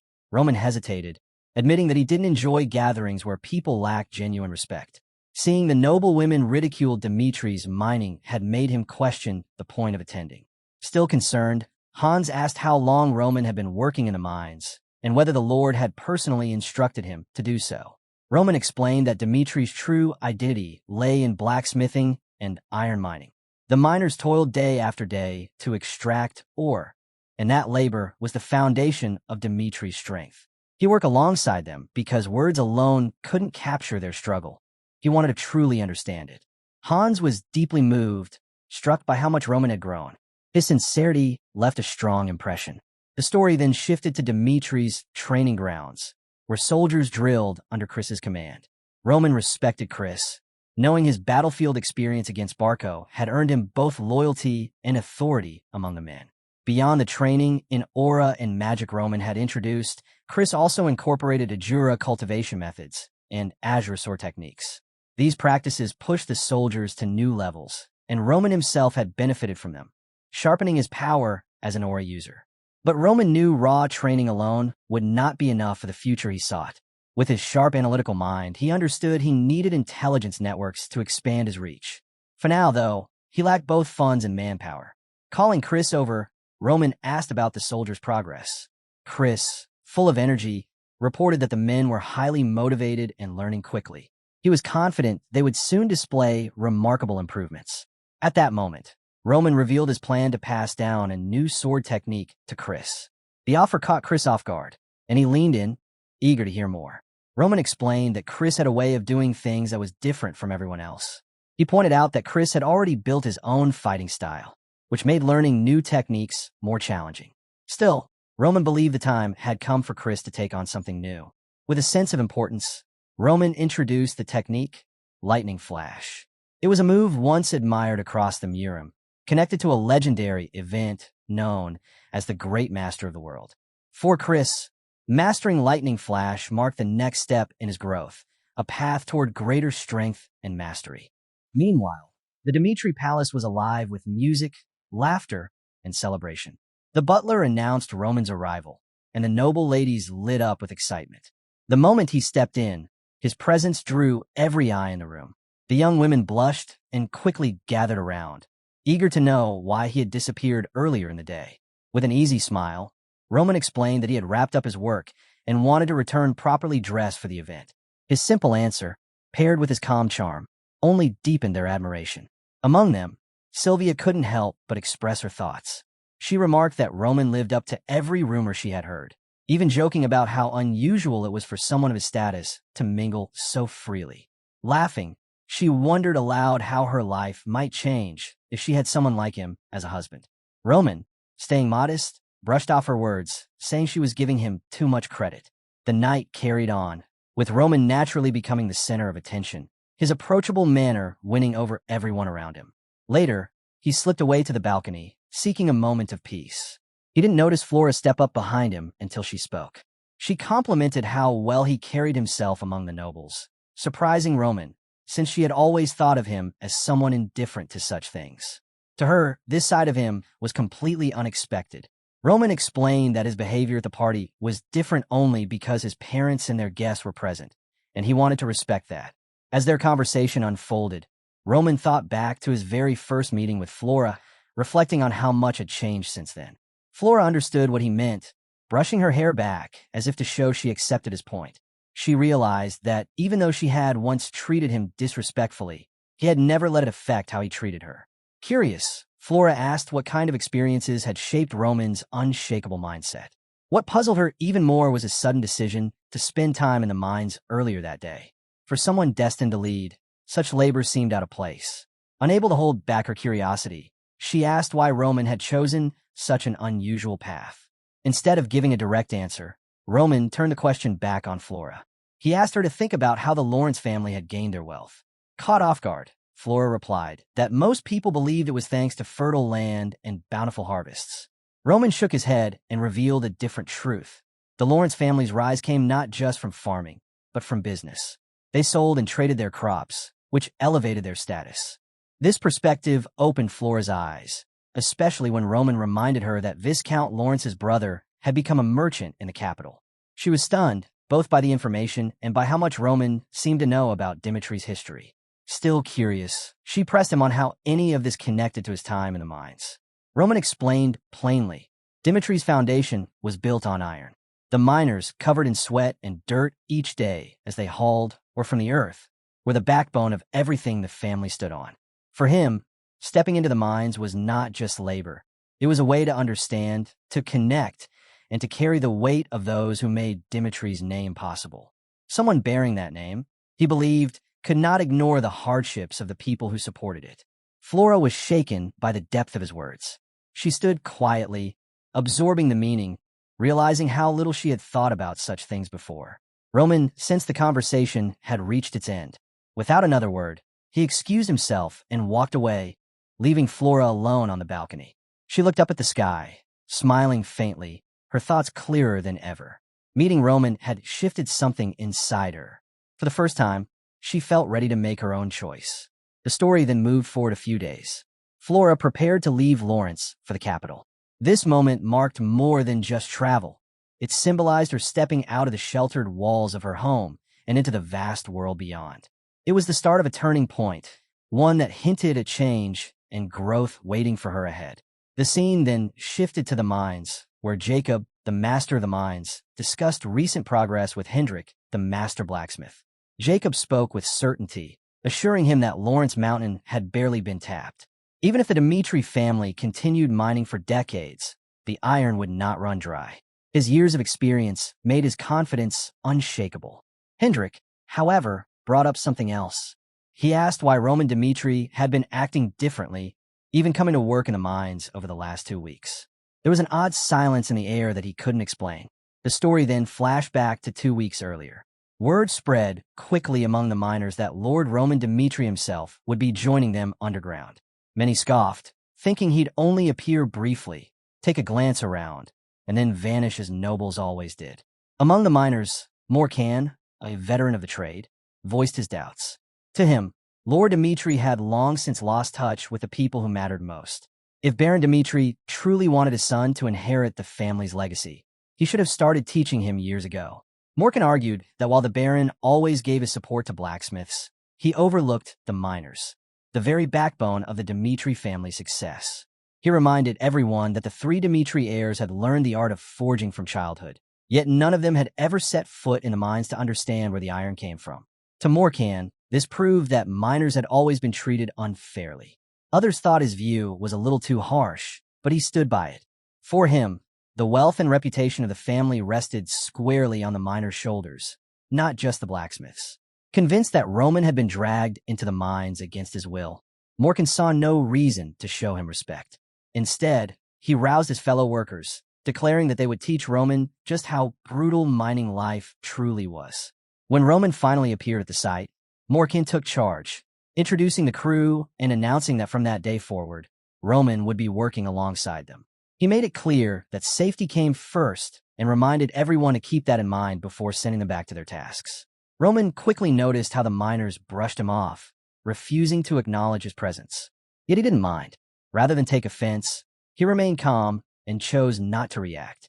Behind him, the mining city of Dmitri rose against the landscape, its weight and complexity sinking into his thoughts. He reflected on the lives of the workers, the constant power struggles around them, and how he might one day shape this land for the better. As he watched, the miners fell into their rhythm. Their movements were smooth and precise, each step of the process fitting together with practiced ease. From striking the rock to hauling the ore, every job was done methodically, revealing just how well they had mastered their routine. Roman studied their work carefully. He noticed how evenly the labor was shared, no task left to one man alone. And as he observed, his mind wandered to the reputation of Dmitri's iron. People praised the blacksmiths for their unmatched craftsmanship, but Roman began to see the truth. The secret lay not only in the skill of forging, but in the quality of the iron itself. Dmitri's strength came from possessing the finest ore, an advantage few others could match. Where other regions faltered, losing money in the trade of poor-quality iron, Dmitri thrived. Roman realized that it wasn't luck, it was the family's control over every step of the process that secured their dominance. The estate held on to profits that other regions lost through complicated trade. By handling extraction, forging, and sales entirely within its own borders, Dmitri had created a cycle that was self-sufficient and highly profitable. This system had fueled the estate's prosperity for generations. What set Dmitri apart was its ability to supply and sell without relying on outsiders. With the estate rooted in a city full of blacksmiths, every step of the process strengthened its position and filled its coffers. Roman marveled at the precision of this model. Every detail was planned, every stage connected, ensuring Dmitri remained the undisputed leader in ironwork. The sheer wealth it had built over time was greater than even he had imagined, a true testament to its lasting success. But his quiet reflections were cut short by Morin, the stern overseer of the mines. With a sharp tone, he reminded Roman that the mine was no place for idle thoughts. This was a place for sweat and grit. Either focus on the work or leave. Realizing he had been distracted, Roman gave a respectful apology and assured Morin that he would stay on task. Days passed, soon turning into a week. Roman pushed through the labor, often left to work alone. During breaks, he noticed how little the miners spoke to one another. When he tried to join their conversations, they offered little in return. The silence carried an unspoken rule. Each man guarded his own space. Amid this tense atmosphere, Morin's curiosity finally got the better of him. After watching Roman for days, he approached with a question that had lingered in his mind. Why was Roman, the eldest son of Dmitri, spending his time here? Even Rodwell, the strong second son, had never once stepped into the iron mines. To Morin, it looked as if Roman was playing at being a successor without truly understanding the role. Yet as he watched more closely, Morin saw something he hadn't expected. Roman wasn't slacking, nor was he just going through the motions. He worked with steady determination, showing an energy that even impressed the hardened overseer. Task after task, Roman not only kept pace, but often surpassed expectations, proving himself valuable to the team. The more Morin saw, the greater the puzzle became. Why was the heir of Dmitri here, working like a common miner? The mystery only deepened when a servant from the castle quietly revealed that Lord Dmitri had never ordered Roman to work in the mines at all. This revealed that Roman had stepped into the mines of his own free will. Still puzzled by his intentions, Morin chose to confront him directly. When he asked, Roman countered with a question of his own. Did Morin want the idealistic answer or the realistic one? Morin smirked and told him to give both. Roman began with the idealistic view. He explained that he wanted to truly understand the lives of the people who built Dimitri's strength. The city thrived because of its mines, and Roman felt a deep need to experience the struggles of the workers firsthand. To him, sharing in their daily hardships was the only way to connect with the foundation of Dimitri's wealth and honor. Morin challenged him, asking why such a journey was even necessary for someone of his status. Roman's response was unwavering. As long as he bore the Dimitri name, he believed it was his duty to know the lives of those who toiled beneath it. He felt bound by both responsibility and a sense of kinship. Nearby, Carmen had been listening quietly. To him, Roman's words carried the weight of noble ideals, the kind of answer that people hope to hear from their leaders. It sounded like the very spirit of what nobility should stand for. But then Roman shifted gears. His second answer struck a different chord, far more practical, far more blunt. Though the Dimitri name was tied to immense wealth, Roman admitted most of that wealth belonged to his father, not to him. He hadn't come to the mines just for noble ideals. He was also here to prove himself, to contribute directly, and to earn a rightful share of the legacy. This caught Morin off guard. After a moment of silence, he let out a laugh. The thought of the heir working in the dirt and sweat to stake his claim was not what he had expected. But in that laugh came a realization. Roman wasn't just playing at being noble. He understood the realities of Dimitri's power as well. With the tension eased, Morin opened the door for Roman to ask whatever he wanted. Roman didn't hesitate. Question after question, he pressed for details, and Morin answered patiently, guiding him through the truths of the mining operation. From their exchange, Roman learned that Dimitri's iron mine wasn't just large. It was the greatest in the kingdom, rivaling even the vast reserves at the edge of the continent, outside Dimitri's borders. Yet Morin tempered the pride with honesty. For all its scale and reputation, the mine's actual output was far below what it should have been. The harsh conditions of the mines constantly slowed progress and kept productivity lower than it should have been. Lord Dimitri had enforced safety measures, but in truth, danger was never far away. The northeastern mountains were known for sudden earthquakes, a reminder that no matter how much humans prepared, nature's strength could shatter everything in an instant. That reminder came without warning. The ground shook violently, and in seconds, chaos swept through the mine. Morin rushed toward the commotion, only to hear the grim report. The eighth shaft had caved in, trapping a worker beneath the rubble. Fear spread like fire. No one dared to move, too afraid that another collapse would bury them as well. Amid the panic, Roman stepped forward.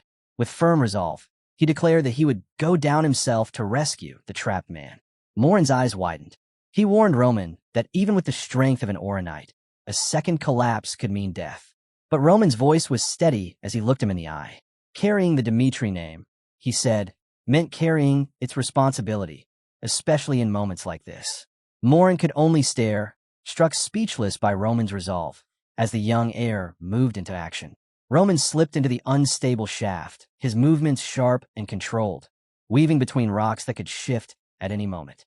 Every heartbeat felt stretched into an eternity for those waiting above, caught between dread and hope.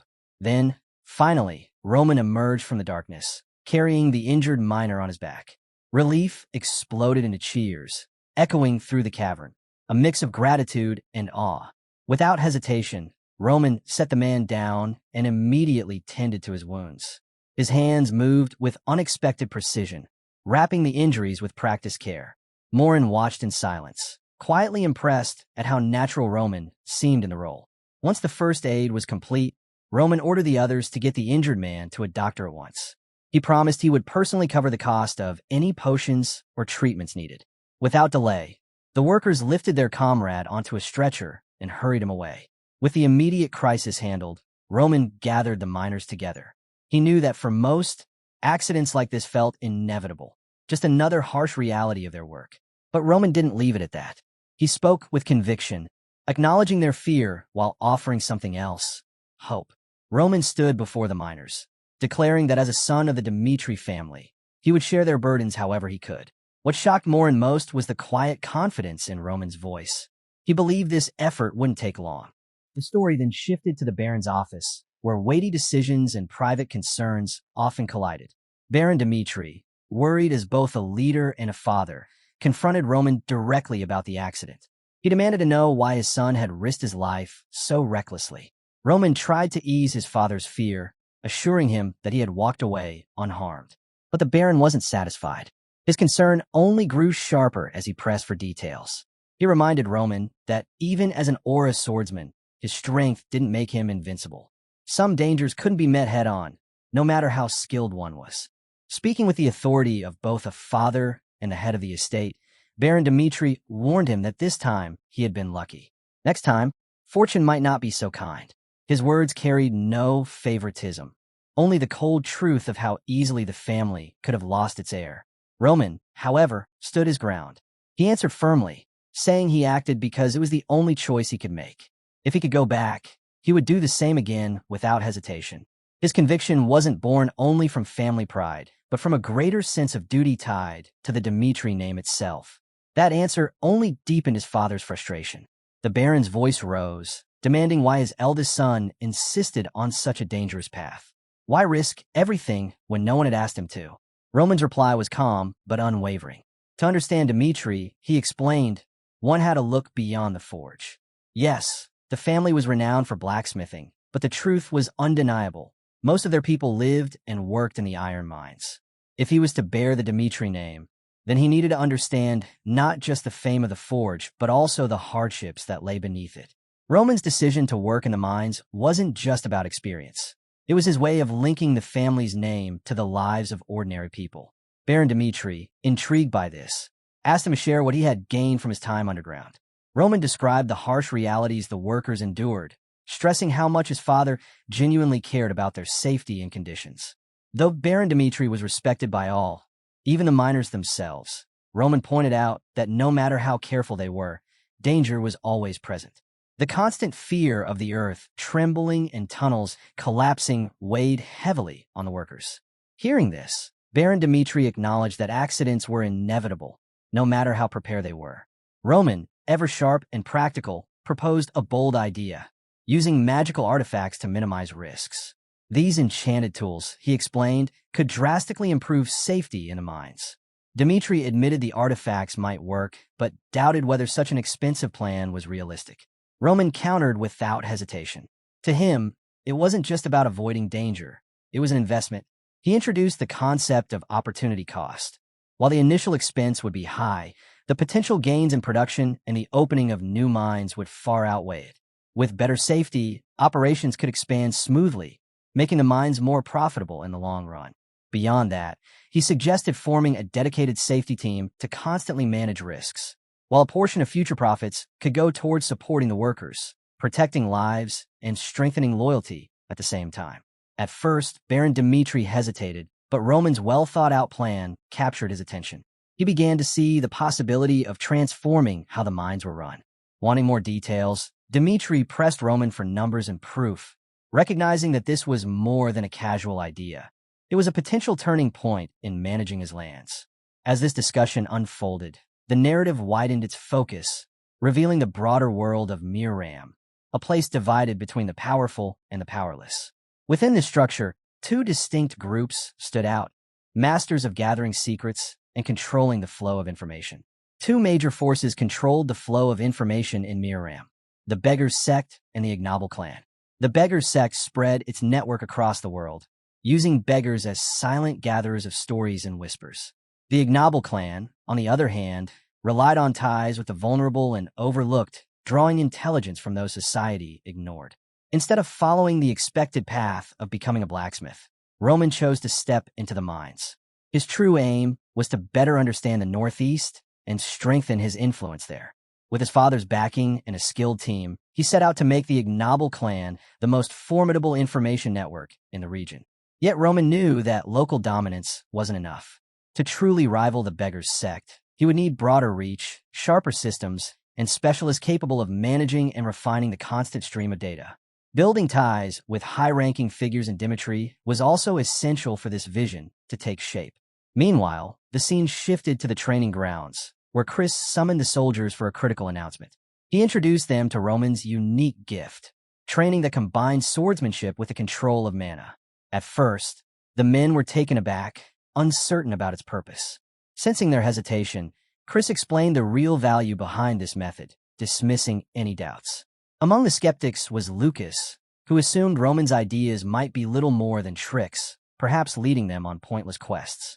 But then Chris revealed the name of the technique, Azura, known in a distant tongue as the ghost of the battlefield. The name alone carried weight. The soldiers quickly realized this was no game. As training began, even Lucas, the doubter, was forced to reconsider. Within days of practicing, he experienced something new, his senses sharpening, the breeze brushing against his skin with a clarity he had never felt before.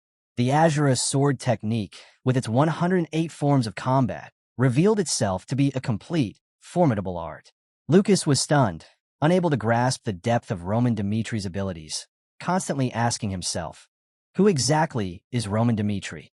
He reflected on Roman's hidden strength, the Azura method, the Azura sword, and imagined what he would do if he possessed such power. Lucas decided he would keep it secret, even from his own blood. Having lost his fortune once before, he understood how harsh life could be. Yet through this training, he found a renewed sense of purpose. What began as doubt turned into determination, and in the Azura method, Lucas discovered not just a path forward, but himself. The focus shifted to Roman's office, where Lucas finally voiced a decision he had been holding back. Instead of pursuing the Information Guild on his own, he declared that he wanted to remain by Roman's side. Roman immediately understood that rejecting him wasn't an option. Lucas's years among mercenaries, his hard-earned connections, and the lessons carved into him through hardship made him the ideal candidate. Still, Lucas explained that taking over the guild would mean distancing himself from Roman. He reminded Roman of the promise he made during the war with Barco, to dedicate his life to protecting him. With conviction, he begged Roman not to cast him aside. Roman, impressed by his devotion, couldn't ignore one lingering question. Where had Lucas learned the aura technique and the Azura sword? Lucas could only admit he didn't know. Roman reminded him of the gifts already entrusted to him, symbols of loyalty that couldn't be taken lightly. Curious, Roman pressed further, asking how Lucas truly saw him. He made it clear that blind devotion wasn't what he wanted. To follow him meant understanding the cost, the willingness to risk everything, even life itself. Pushing the question deeper, Roman asked what Lucas believed he could offer to someone worthy of more than just Dimitri's soldiers. Startled, Lucas hesitated, questioning if anything could surpass the aura method. But with renewed determination, he pledged absolute obedience to Roman's commands and vowed to create the greatest information guild across the continent. Recognizing his sharp reasoning and clear vision, Roman entrusted Lucas with leadership of the Ignoble Information Guild. The story then returned to the mines, where Roman's presence was met with cheers and respect. The miners, still grateful for the rescue of a fellow worker's son, showed heartfelt appreciation. One miner even swore to give his life if Roman ever called upon him. Roman accepted their gratitude with humility, looking forward to their shared future. From that day forward, public opinion shifted strongly in his favor, so much so that it began to trouble Baron Romero. Time passed quickly.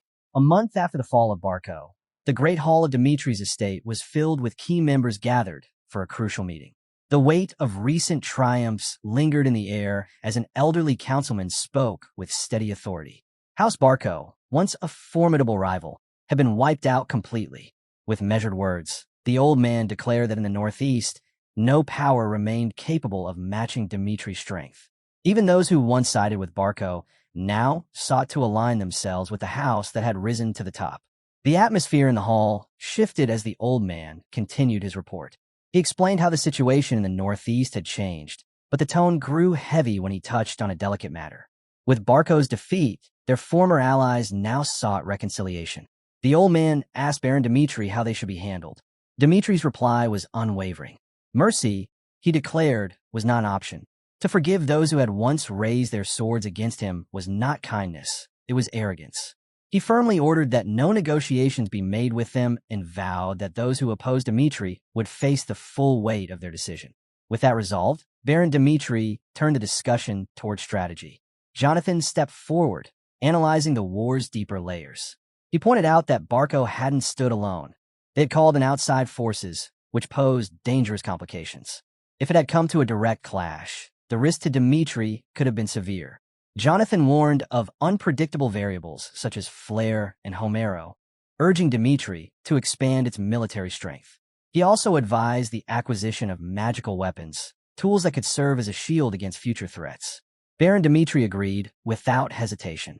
Military power was the backbone of their survival, and adapting to these new challenges was essential. The discussion then turned toward money.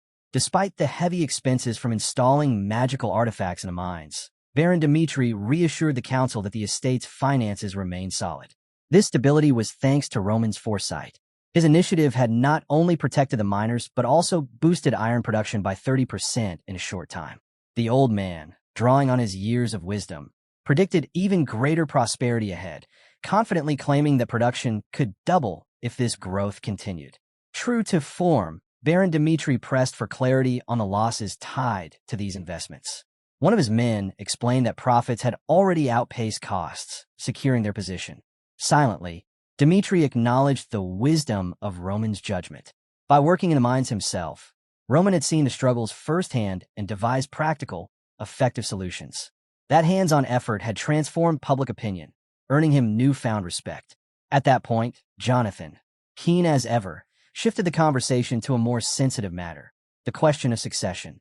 Baron Dmitri acknowledged that succession planning was already underway. Jonathan reminded everyone of the decision made 3 years prior, when Rodwell was chosen as heir. Back then, Roman's reckless behavior made him unfit for such responsibility. But much had changed since. The war with Barco, his bold ideas for the mines, and his growth as a swordsman had shifted the picture entirely. Jonathan argued that Roman's recent actions proved he had the makings of a leader. The council agreed, recognizing that Roman's reputation had been rising swiftly. The old man then proposed a fair contest between Roman and Rodwell to determine the next heir. Though not an official decree, the suggestion sparked unease in what was usually a calm discussion. Dmitri considered it carefully. Roman's rapid rise stood in stark contrast to Rodwell's long-standing status as the chosen successor. Realizing how delicate the decision was, Dmitri resolved to wait and watch events unfold before making his choice. After the meeting, he withdrew to his office, weighing the matter more seriously. Succession, he knew, wasn't a choice he could make alone. The approval of influential figures within his power structure was essential. The loyalty of vassals, the iron mine master who oversaw the backbone of Dmitri's economy, and Hrich, the master blacksmith whose expertise in weapons and strategy was unmatched, all of their voices would carry weight. Without Hendrik's backing especially, the decision would lack foundation. Summoning Hans, Dmitri asked directly if Roman was a suitable candidate to lead House Dmitri. Hans answered without hesitation. Had the question come 3 months earlier, his response would have been no. But what he had witnessed since then had changed his view entirely. Curious, Dmitri pressed him to explain. Hans described how Roman had transformed, showing a dedication he had never displayed before. Instead of keeping his distance, Roman had immersed himself in the lives of his people. By working in the mines alongside the laborers, he proved humility and a willingness to face hardship directly. He wasn't just learning about Dmitri, he was living it. Hans explained that Roman now truly understood what it meant to carry the Dmitri name. Pleased with this insight, Baron Dmitri dismissed him, taking time to reflect on what he had heard. Next, he summoned Jacob, the Iron Master, to address a pressing matter, the recent collapse in the mine. Jacob entered with Morin, a man who had witnessed the event firsthand. As Morin introduced himself nervously, Dmitri immediately recognized his name from past dealings and wasted no time asking for his account. Morin began recounting the incident, which had occurred just a week after Roman started working in the mines. When the shaft caved in, a worker was trapped underground. Panic spread among the miners. Some insisted on waiting for rescue crews and sticking to the safety manual, while others feared another collapse if they tried to intervene. In the midst of their indecision, Roman stepped forward without hesitation. Declaring that he would save the worker himself, he moved straight to the collapsed area despite the risk. With boldness and skill, he managed to pull the man out alive. At first, Morin admitted he hadn't thought much of young Master Roman, but witnessing that moment changed everything. Roman's courage and leadership left a mark on him, and in the silence afterward, Morin realized how foolish his earlier doubts had been. He recalled Roman's words, that as the eldest son of House Dmitri, it was his duty to take responsibility for the people. That promise, spoken and upheld in the face of danger, proved to Morin that Roman was not just helping. He was committed to something greater than himself. If Baron Dmitri were to ask, Morin said he would answer with certainty. Roman was a leader worth trusting, a successor deserving of loyalty. Baron Dmitri listened carefully. Morin's account matched the growing consensus surrounding Roman, yet the burden of choosing an heir still weighed heavily on him. It was not a decision that could be taken lightly. The scene then shifted to the bustling smithy. A worker approached Hendrik, unsure how to handle the large number of items arriving for repair under Roman's name. Seeking guidance, he asked what should be done. Hendrik hesitated, conflicted, but in the end instructed him to accept the items. The choice carried a trace of reluctance. Yet Jacob's story about the mine incident, combined with Hendrik's growing respect for Roman, had quietly swayed him. When the equipment was finally delivered, the workers were stunned by its condition. The gear looked battered, worn down from relentless training. One of them couldn't help but admire the soldiers' commitment, seeing just how much their drills had pushed the equipment to its limits. Amid all the broken and damaged items, Hendrik's eyes locked onto one particular sword. The sight left him speechless. The blade was polished to a flawless edge, perfectly balanced, its grip wrapped with a level of craftsmanship far beyond ordinary work. Even in a land of skilled blacksmiths, this sword stood apart. It was a masterpiece. The more Hendrik studied it, the more intrigued he became. The weapon wasn't just finely made, it reacted to mana. That revelation alone shocked him. For a sword with natural mana sensitivity could completely change the battlefield for Aura swordsmen. What struck Hendrik most was that this weapon didn't need mana to shine. Its quality alone was astonishing.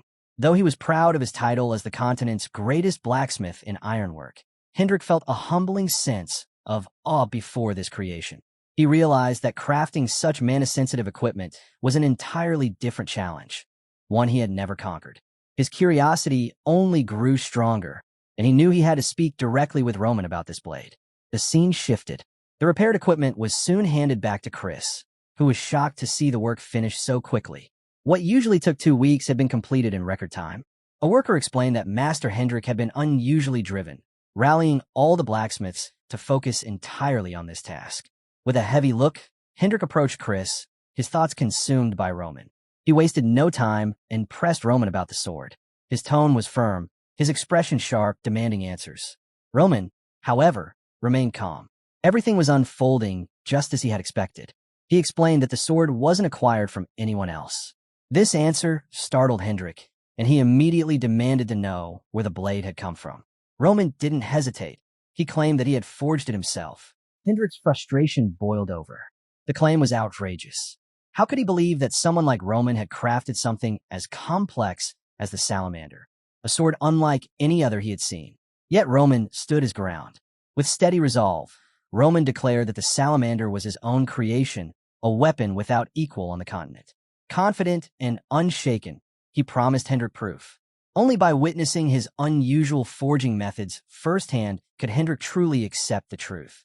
The scene transitioned to the roaring blacksmith shop, where the heat of the forge filled the air.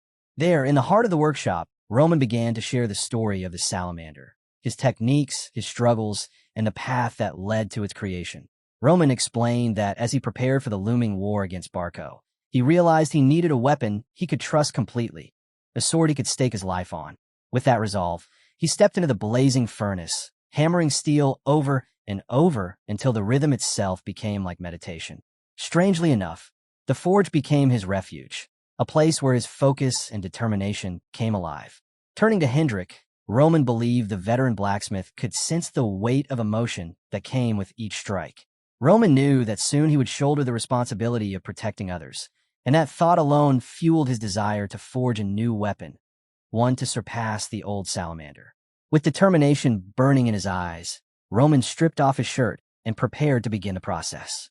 Hendrik frowned, thinking Roman reckless for ignoring basic safety and attempting to forge without proper protection. To him, it looked like Roman didn't even understand the fundamentals of blacksmithing, and that perception lowered his expectations. But the moment Roman struck the steel, everything changed. Hendrik's eyes widened as he witnessed something he had never seen before. The way Roman controlled the iron was unlike the methods of this world. Here, smiths struggled endlessly with channeling mana into their blades, pouring time and effort into their craft.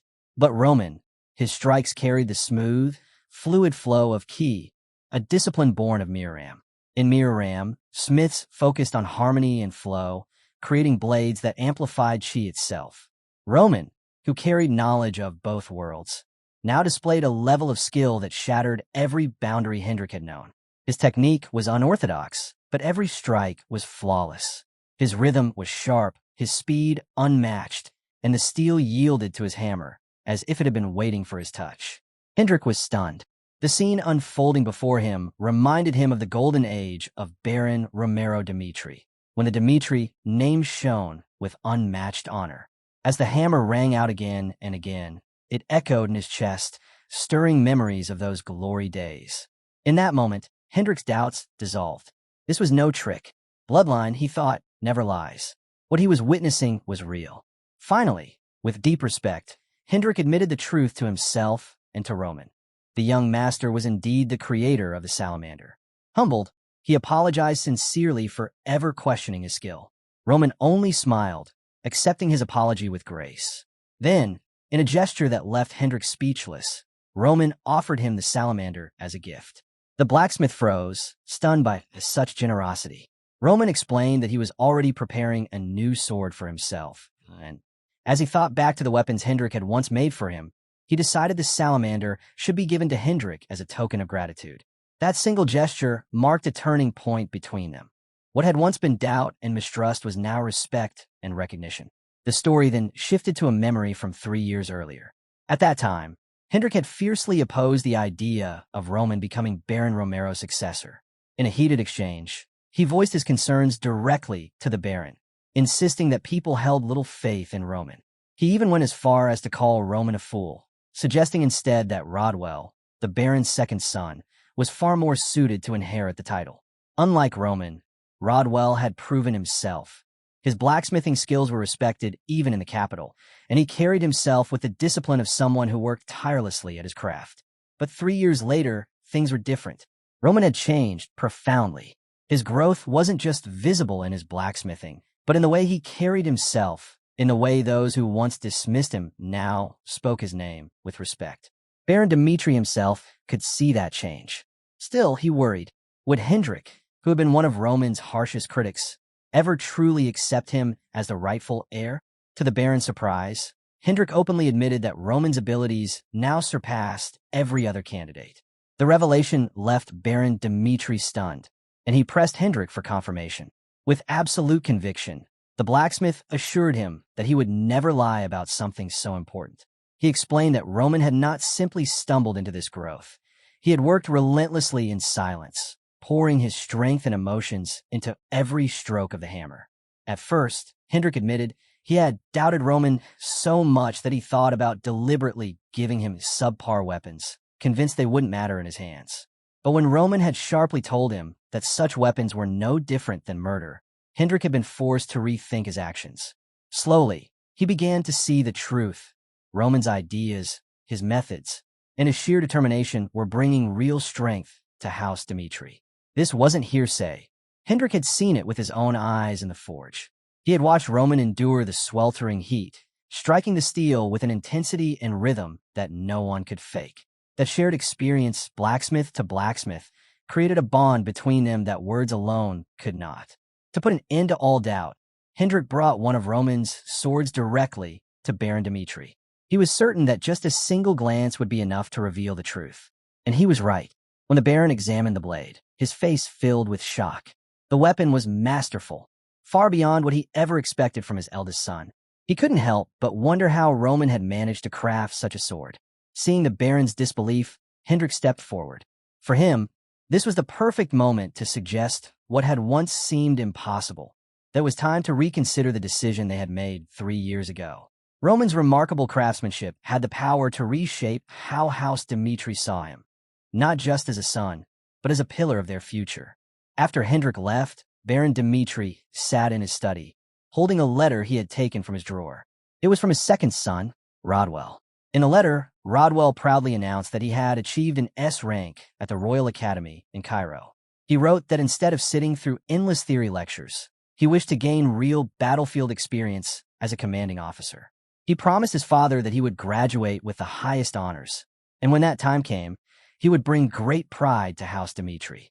Baron Dmitri folded the letter and gazed out at the sky, lost in thought. Both of his sons possessed extraordinary gifts. Rodwell, the bright star of Cairo, and Roman, whose recent growth had been nothing short of astounding. Yet as he compared them in his mind, a realization struck him.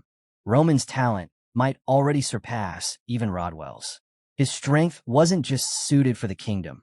It was something that could echo across the entire continent. With that clarity, the Baron began shaping a plan for the future. When Rodwell returned from the academy, Roman would assume command of their military defense. After that transition, he would formally announce the long-awaited battle of succession, the decisive trial that would determine the next heir of House Dmitri.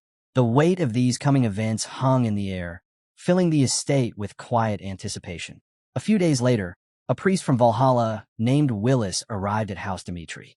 Baron Dmitri welcomed him with open arms, introducing himself with warmth and respect. Willis had traveled here for one reason: to confirm the rumors he'd heard about Roman's victory over Homer. Such an unexpected achievement had stirred whispers, and some even questioned whether Roman's rank should be reevaluated. Baron Dmitri explained with a faint sigh that Roman had spent the last several days in the forge, buried in his blacksmithing. Knowing the importance of Willis's visit, the Baron suggested he take the day to rest and arrange for him to meet Roman the following morning. He also invited Willis to tour the Dmitri estate while he waited. Willis accepted the offer, and Hans, one of the household's most reliable guides, was chosen to accompany him. Hans walked with pride as he spoke about the greatness of the Dmitri family. He boasted about their vast iron mines, the largest in all of Cairo, and their unmatched ability to produce the finest quality iron. He pointed to the castle around them, explaining how their iron was not only the backbone of its strength, but also a part of its elegance. As the tour continued, the sharp rhythm of drills echoed across the grounds. The sound of soldiers in training caught Willis's attention. Curious, he asked if he could observe their exercises for a while.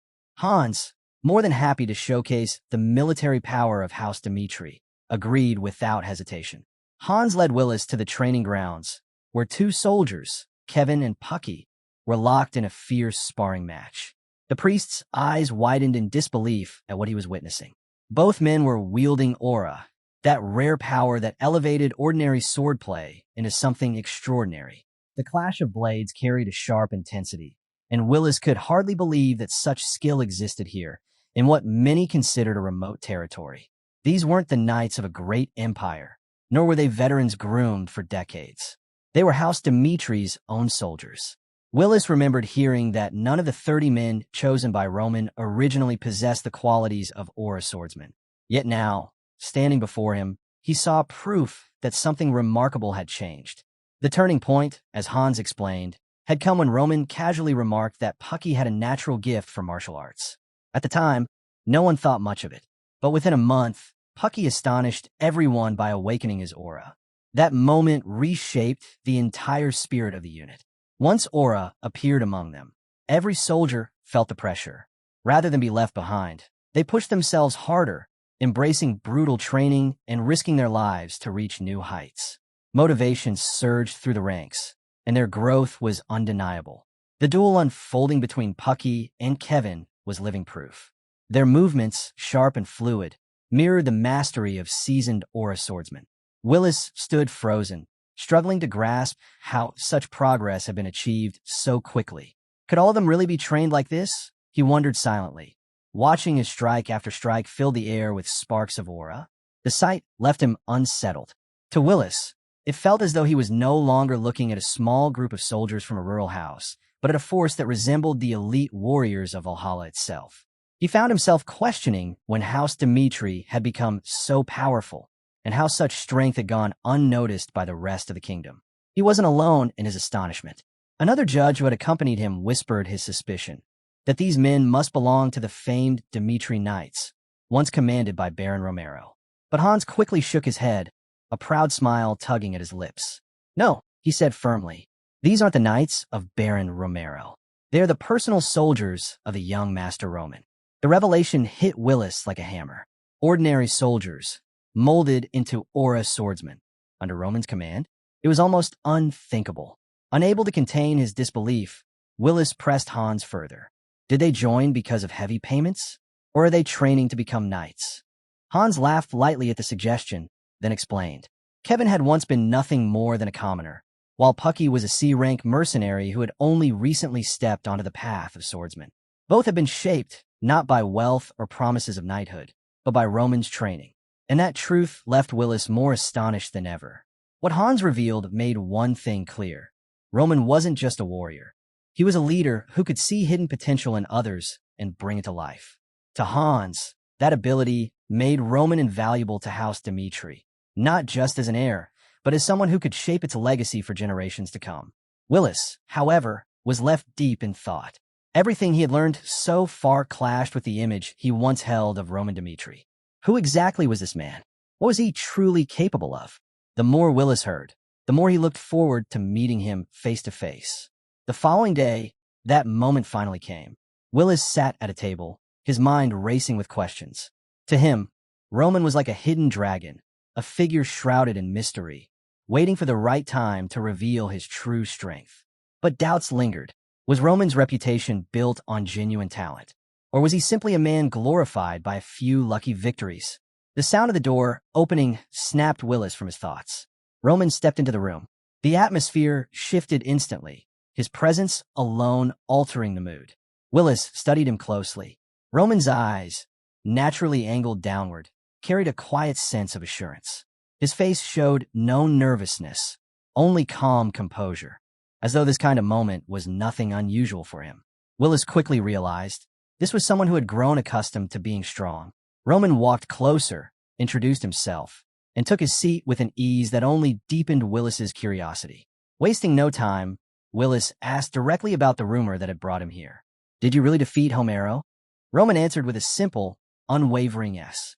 Willis leaned forward, emphasizing the weight of what that meant. Homero was no ordinary opponent. Ranked 49th, he was a 4-star fighter whose growth showed no signs of stopping. Yet Roman, at only 25 years old, had beaten him in battle. To Willis, that victory was proof of genius, perhaps even the greatest fighter Cairo had seen in its history. And yet, Roman didn't seem to grasp the significance. For Roman, it was just another battle. He dismissed the praise with a calm shake of his head, telling Willis that he was overthinking. His words carried confidence, claiming that the outcome had simply been the result of clear logic and inevitability. Then, with quiet authority, Roman urged Willis to move on. Let's get straight to the point. Willis, caught off guard by Roman's bluntness, nodded and began to explain. In the ranking system, there are 2 types of battles, Willis said. Official and unofficial. An official battle requires a temple observer to be present. Once approval is given, the result is immediately recorded, and the victor receives an ID to confirm his new rank. But in unofficial battles, like the one you fought, if a ranked fighter is defeated, the system only updates after 1 full year. Roman wouldn't be able to claim the rank of the opponent he defeated in an unofficial fight. Still, the idea that he might secure the lowest rank this way made the air heavy with tension. A faint grin spread across his face. If he pulled this off, he could enter the rankings at number 100 by proving himself in such a battle. Guiding him along, Willis reminded Roman of the rules. The Valhalla Temple required undeniable proof. They only trusted what they could see with their own eyes before recognizing a victor in unofficial duels. To handle this, Willis produced a device, the aura gauge. He explained that this tool would confirm Roman's eligibility. The process was simple. If Roman met the benchmark Willis set using the gauge, he would officially earn the lowest rank. In formal matches, identification made rank verification quick, but unofficial fights required extra steps. Valhalla took no risks, especially since the rank 100 spot often attracted waves of challengers hungry for recognition. Curious, Roman asked why so many people chased after ranks. Willis, clearly invested in Roman's growth, admitted he wanted Roman's reputation as a swordsman to spread across the world. He asked if chasing glory without guaranteed rewards was really worth the risk. Roman, still smiling, proposed an alternative, defeating a higher-ranked fighter in an official duel. Willis was taken aback, but admitted Roman was right. Nothing surpassed the credibility of an official battle. However, arranging one wasn't easy. The northeastern region of Cairo had no rankers, which meant setting up a sanctioned match was impossible. Realizing this, Roman prepared to face the test before him. Willis walked him through the process. The aura gauge, though plain in design, was a vital tool for determining strength. By channeling mana into it, the device would shift colors to display power levels. Red meant 1 star, orange 2, yellow 3, and green 4 stars or higher. Since Roman had already taken down a formidable 4-star swordsman, expectations for him were high. To qualify, the gauge needed to glow at least yellow, 3 stars. With that in mind, Roman stepped forward confidently, ready to reveal his strength. As he placed his hand on the device, he thought about the stark difference between this world and Miram. Here, mana dictated everything, and tools like the aura gauge determined a warrior's standing. He couldn't help but wonder about the mages of this land. Were they anything like the sorcerers of Miram, or had they evolved into beings closer to gods? One thing was certain. The power of magic in this world was not something he could overlook. At Willis's signal, Roman began. He reflected on the stark differences between this world and Miram, wondering what might happen if he unleashed his mana the way this world demanded. A smile crept across his face. It was the perfect chance to test his boundaries and discover just how formidable this world's magic truly was. He placed his hand on the aura gauge and released his power. Instantly, mana surged outward, wrapping him in a brilliant purple glow that spread through the room. Willis, standing by, could only stare in shock at the overwhelming force. The gauge lit up, its color shifting rapidly from orange to yellow in a matter of seconds. Normally, the process took minutes, even for skilled fighters. The sheer speed of it left Willis struggling to believe what he was seeing. Roman knew the tools of this world had their flaws. Instead of stopping, he pushed further, applying techniques he had mastered back in Miram. Mana flooded the gauge again, and this time, the device leapt to green, the highest level it could register. But before Roman could savor the result, the impossible happened. The aura gauge shattered. Willis froze, unable to process what had just occurred. The aura gauge was no ordinary device. Crafted with the infused mana of a 6-star swordsman, it was designed to withstand any power poured into it. Its scale only went as far as green, but even if the energy exceeded its boundaries, it was built to endure. Breaking it should have been impossible. Roman, calm as ever, asked if perhaps the gauge was faulty. Willis, stunned, couldn't form an answer. His mind replayed the moment just before it broke. The brilliant green light blazing brighter than ever. That image alone forced him to reconsider everything he thought about Roman. What stood before him wasn't a promising newcomer. This was something else entirely, a monster in human form. A swordsman with the potential to climb into 6-star territory, a level that could overturn everything. If Roman's existence came to light, it wouldn't just shake Cairo. The entire Salamander continent would feel the ripple. A warrior like him could rewrite the rankings and threaten the very balance of power. As Willis absorbed what had happened, the weight of the moment sank in. A broken aura gauge, something he had never witnessed before, forced him to tread carefully. He knew better than to rush to conclusions, but his sense of responsibility pushed him to act. He assured Roman that the results would be handled properly, then stepped out, a pressing urgency settling over him. Encountering Roman Dmitri had shaken him. There was clearly more to this man than anyone realized. Back in his office, Willis sat in silence for a moment, trying to make sense of all before turning to the records. He began piecing together Roman's past. The files painted a picture of a life that seemed ordinary until the age of 25, when everything shifted. The crushing of the Blood Fong, the clash with Barco, these stood out as milestones, marking a transformation that was almost too extreme to believe. What unsettled Willis most wasn't just the events, but the sharp contrast before and after. The man who once blended into obscurity had turned into someone capable of changing the tide of battles. Roman's decisiveness, his willingness to gamble with his own life, revealed a mindset carved from resilience. It wasn't raw power alone. He carried a keen mind and unshakable will. Willis's gaze drifted to the shattered aura gauge resting on his desk. It was built to handle anything, yet it had failed here. There was no flaw in the tool, no hidden defect. The only explanation was that Roman's strength had exceeded what it was ever meant to measure. That realization pushed Willis to his feet. This had to be reported immediately. But before he could move, a magical call reached him. A voice from the Valhalla main branch cut through his thoughts. Sharing the details, Willis explained what had happened with Roman Dmitri. The response he received shifted everything. The higher-ups didn't dismiss it. They made a decision. Roman wasn't just an outlier. He was someone to be brought into Valhalla. It was in that moment Willis understood. Valhalla was far more than a gathering of reckless warriors. Behind their power lay strategy, subtlety, and vision. They wielded tradition, the ranking system itself, as a weapon of influence. Small in number, perhaps, but sharp enough to recognize talent and ambitious enough to claim it. Willis's superior wasted no time in making the decision. Roman Dmitri had to be recruited. The orders were precise. Elevate Roman's evaluation to an A rank and secure him for Valhalla. But secrecy was paramount.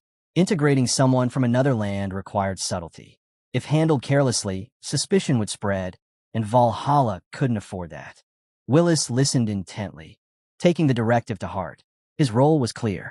He would explain the supposed issue with the aura gauge to Roman, then adjust his official standing. Roman Dmitri, once seen as a 4-star, would now be labeled a 3-star swordsman and given an unofficial placement at rank 100. Willis understood the weight of this maneuver. A move like this could send ripples through Cairo's fragile social balance. The following morning, news of the announcement spread like wildfire. The city buzzed with disbelief. The youngest ranker had appeared. Roman's sudden entry into the rankings disrupted long-standing norms and caught everyone off guard. In the heart of the capital, Marquis Benedict, one of Cairo's most powerful aristocrats, sat in his office reviewing the report from his aide. The details were clear. Willis had confirmed Roman Dmitri as a 3-star swordsman, and rumors of his victory atop Homero's Peak were spreading fast. Still, Benedict was skeptical. Whispers claimed Homero had been ambushed, unable to unleash his full 4-star strength. The truth, Benedict suspected, was more complicated. His curiosity deepened when he learned Roman's age, just 25. To achieve such mastery at that age was astonishing. Roman wasn't only a promising warrior. He was a potential force of influence in the outer territories. The thought pushed Benedict to consider the wider chessboard of politics.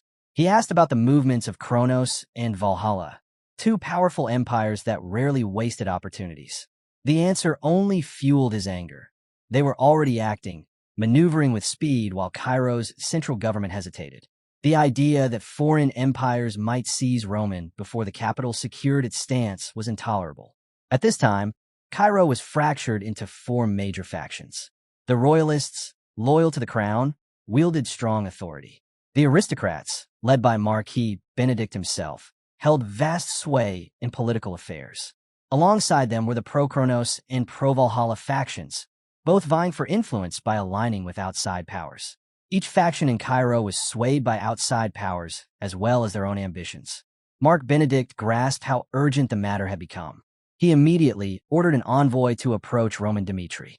The central government couldn't afford to let him slip into the hands of rival groups. His command was firm. The royal faction must not be the ones to claim Roman. That decision set off a chain of maneuvers that would alter Cairo's political landscape. Far away, on Cairo's western border, the harsh reality of foreign pressure weighed heavily. This frontier faced both the vast Kronos Empire and the Kingdom of Hector. Kronos, the land ruled by Emperor Alexandro, never ceased demanding Cairo's submission. For years, the empire's attacks had worn the soldiers thin, leaving them in constant battle. Inside Cairo itself, Kronos' influence even reached the people. Some openly called for surrender. Amid this turmoil stood Roman's brother, Rodwell Dmitri, serving on the Western Front. Life here allowed no rest. Skirmishes came without end, grinding down morale. One day, a fellow soldier rushed to him with surprising news. Roman had become a ranker. Rodwell scoffed at the idea. To him, the Roman he remembered couldn't possibly achieve such a feat, a 3-star rank. Impossible. He dismissed it as rumor, convinced the truth would eventually surface. Back at Dmitri Palace, Roman faced an unexpected guest. The man carried authority and swore loyalty to the king of Cairo. His purpose was clear, to offer Roman a place as a royal knight, an honor reserved for the most elite. To the royal faction, Roman Dmitri was no longer just a frontier lord's son.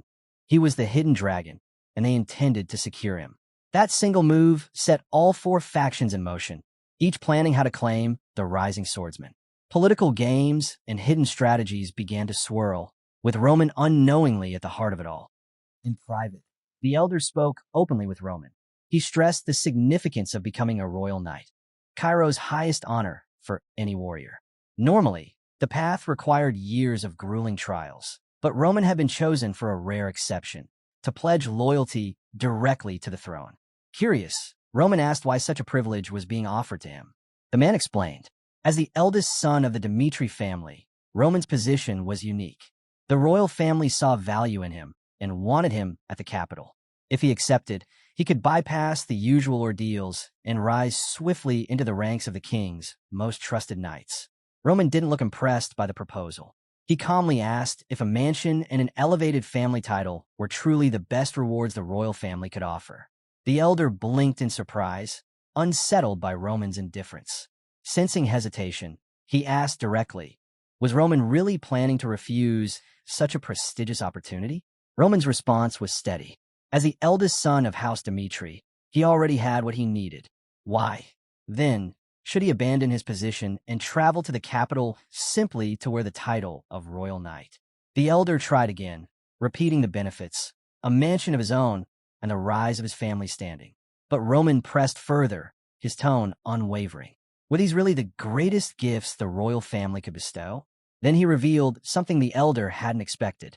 Just 5 days earlier, someone from the renowned Gregory family had come to him with their own offer, one far greater than the king's.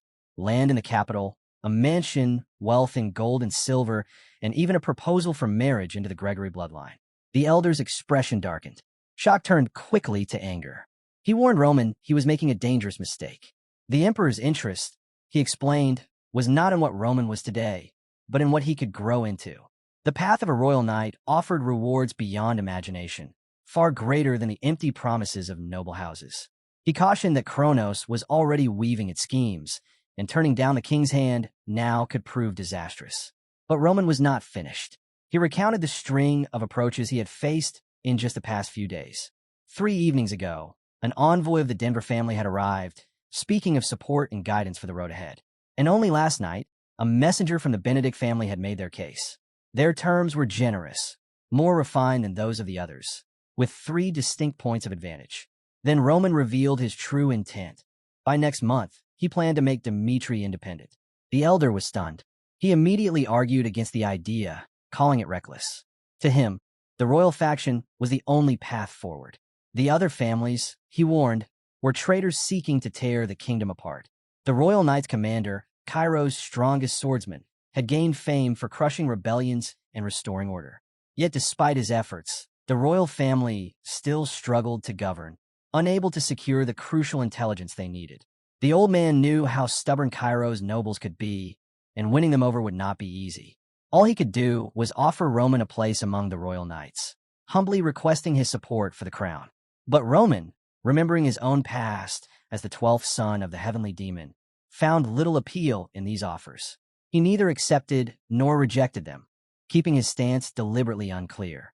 That faint glimmer of uncertainty gave the old man hope. Roman hadn't turned him down completely. Still, Roman dismissed him for the day, saying he would wait until the right time came to declare his loyalty. With 4 factions making their approaches and 4 offers left unanswered, Roman had no intention of choosing sides. He expected conflict to break out eventually, so he bided his time, leaving every option open. Outside, while training with full focus, Roman was suddenly approached by a man who greeted him. To his surprise, it was Makin, an agent of Valhalla's intelligence division. What caught Roman off guard even more was that Makin wore the uniform of Dmitri's staff. Suspicion rose instantly, and anger followed. Roman demanded to know why Makin had come, especially since he had already spoken with the Denvar family days ago. Sensing Roman's displeasure, Makin quickly bowed his head in apology. He explained that pressing circumstances had forced him to step in directly, emphasizing that this visit represented Valhalla's genuine intentions. He acknowledged Roman's delicate situation, his ties to Dmitri, his nationality, and the difficulty of severing those bonds. Then came the unexpected. Makin laid out Valhalla's offer, a noble title, control of an iron mine, and fertile land. It was a deal that allowed Roman to continue his craft as a blacksmith while securing his family's livelihood. Roman weighed the proposal carefully. It was tempting, yet heavy. Accepting meant more than just land and wealth. It meant aligning himself with Valhalla. The thought pressed on him like a burden. Sensing hesitation, Mackin leaned in with sharper words. For a swordsman, he said, power was everything. To make the deal irresistible, he revealed Valhalla's greatest treasure, access to their first-class treasury. Inside lay ancient records, meticulously preserved, methods to sharpen the mind, forgotten sword arts, and secret techniques passed down through generations. Roman was taken aback by the weight of the offer. The mention of Valhalla's treasury, filled with rare records on mind refinement and sword techniques, drew his attention more than anything else. Knowledge preserved from generations past, secrets most kingdoms could only dream of, was now being placed within his reach. The promise of such wisdom gave Valhalla's proposal an entirely new depth, one that was hard to ignore. Mackin then laid out Valhalla's vision. Their ambition was nothing less than to dominate the continent, uniting it under a single empire. Remaining in Cairo, he explained, would play a crucial role in achieving that destiny. The idea of Roman contributing to the rise of such an empire gave the heir a sense of inevitability, as though fate itself was calling him. With persuasive words, Mackin urged Roman to seize the opportunity, promising him security, wealth, and a future far brighter than Cairo could ever provide. It was an offer designed to leave no room for refusal, yet Roman declined without wavering. The atmosphere immediately tightened, Mackin's surprise visible in the silence that followed. Few men had ever turned down Valhalla's hand. Knowing his refusal might seem strange, Roman chose to explain. It wasn't the reward he rejected, nor loyalty to Cairo that kept him bound. The truth was far more complicated. Recently, countless offers had been laid at his feet, all tempting him with power and position while asking little in return.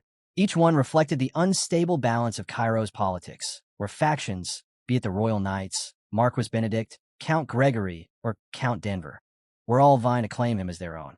On the surface, choosing might look simple, but in reality, the decision was like moving a piece on a chessboard where every step carried heavy consequences. Roman told Mackin that pledging loyalty was no small act. It meant committing his life, his future, and the fate of his family. For him, hesitation wasn't a weakness. It was a strategy. It was survival. He admitted openly that he needed to decide not just who to follow, but what cause was worth staking his life on. Cairo's tangled web of politics demanded patience, and his reluctance to rush an answer was his way of proving seriousness, not just to Mackin, but to every faction watching him. Hearing this, Mackin began to understand the complexity of Roman's position, but urgency pressed upon him. He warned that Valhalla's internal politics were shifting quickly, and time was a luxury Roman did not have. If he waited too long, the door might close forever. His voice softened, though his message remained sharp. Roman must act, and act soon, before the moment slipped away. Roman understood the weight of the situation and assured Mackin that he would give his answer within the set deadline. Just as Mackin was about to leave, he paused, his expression shifting to one of intrigue. With a knowing smile, he promised Roman a parting gift, a gesture meant to symbolize the growing ties between him and Valhalla. Before departing, he left Roman with a cryptic warning about the southern front, likening it to a ticking bomb. The words lingered, leaving Roman on edge and alert. At the Grand Dimitri Palace, Roman bid farewell to his father, taking on the heavy responsibility of protecting his nation. He promised to return alive, carrying both duty and family honor on his shoulders. As he prepared to depart, his mother, calm and unwavering, placed a hand on Romero Dimitri's arm. She told him not to worry, reminding him that Roman wasn't being sent to the dangerous western border with the Kronos Empire, but instead to the southern front, which was believed to be far safer. With quiet certainty, she expressed her faith that her son would come back unharmed. Her words a reflection of a mother's unshakable trust in her child. Outside, Roman stepped into his role as a commander. Addressing his men with firm confidence, he rallied them forward, igniting the spirit of their journey, a march bound by both duty and destiny. Their path led them to a final resting point before reaching the southern front, a place where they would stay until dawn before advancing further. As the camp settled, Roman noticed commotion in the distance. Kevin and Chris were locked in a heated argument with Henry Albert, the second son of the prestigious Albert family. Earlier that day, Roman had read a letter from the central government. Marquis Benedict, concerned for Roman's well-being and impressed by his loyalty to the kingdom, had arranged for him to be stationed in the south rather than the far harsher west. Over the past months, Benedict had shown consistent support for Roman, making it clear that he valued Roman's unusual strength and tactical mind, especially his ability to stand toe-to-toe with the royal knights. Losing him was something Benedict was determined to avoid. Yet, despite this apparent protection, Roman couldn't shake his doubts. Valhalla's intelligence had painted a far different picture, one of instability and danger, calling the southern front a time bomb waiting to explode. Back at the inn, the clash between Henry Albert and Chris escalated. Henry, puffed up with the pride of his noble lineage, sneered at Chris and Kevin. He demanded that the inn be handed over to him and openly mocked them as lowborns unworthy of speaking in his presence. The tension was thick, insults being thrown back and forth, until Roman appeared. Stepping into the scene, he cut through the heated exchange with a single question. What was going on here? Chris quickly explained the situation. Henry Albert had demanded that he and the others clear out of the inn simply because Henry wanted it for himself.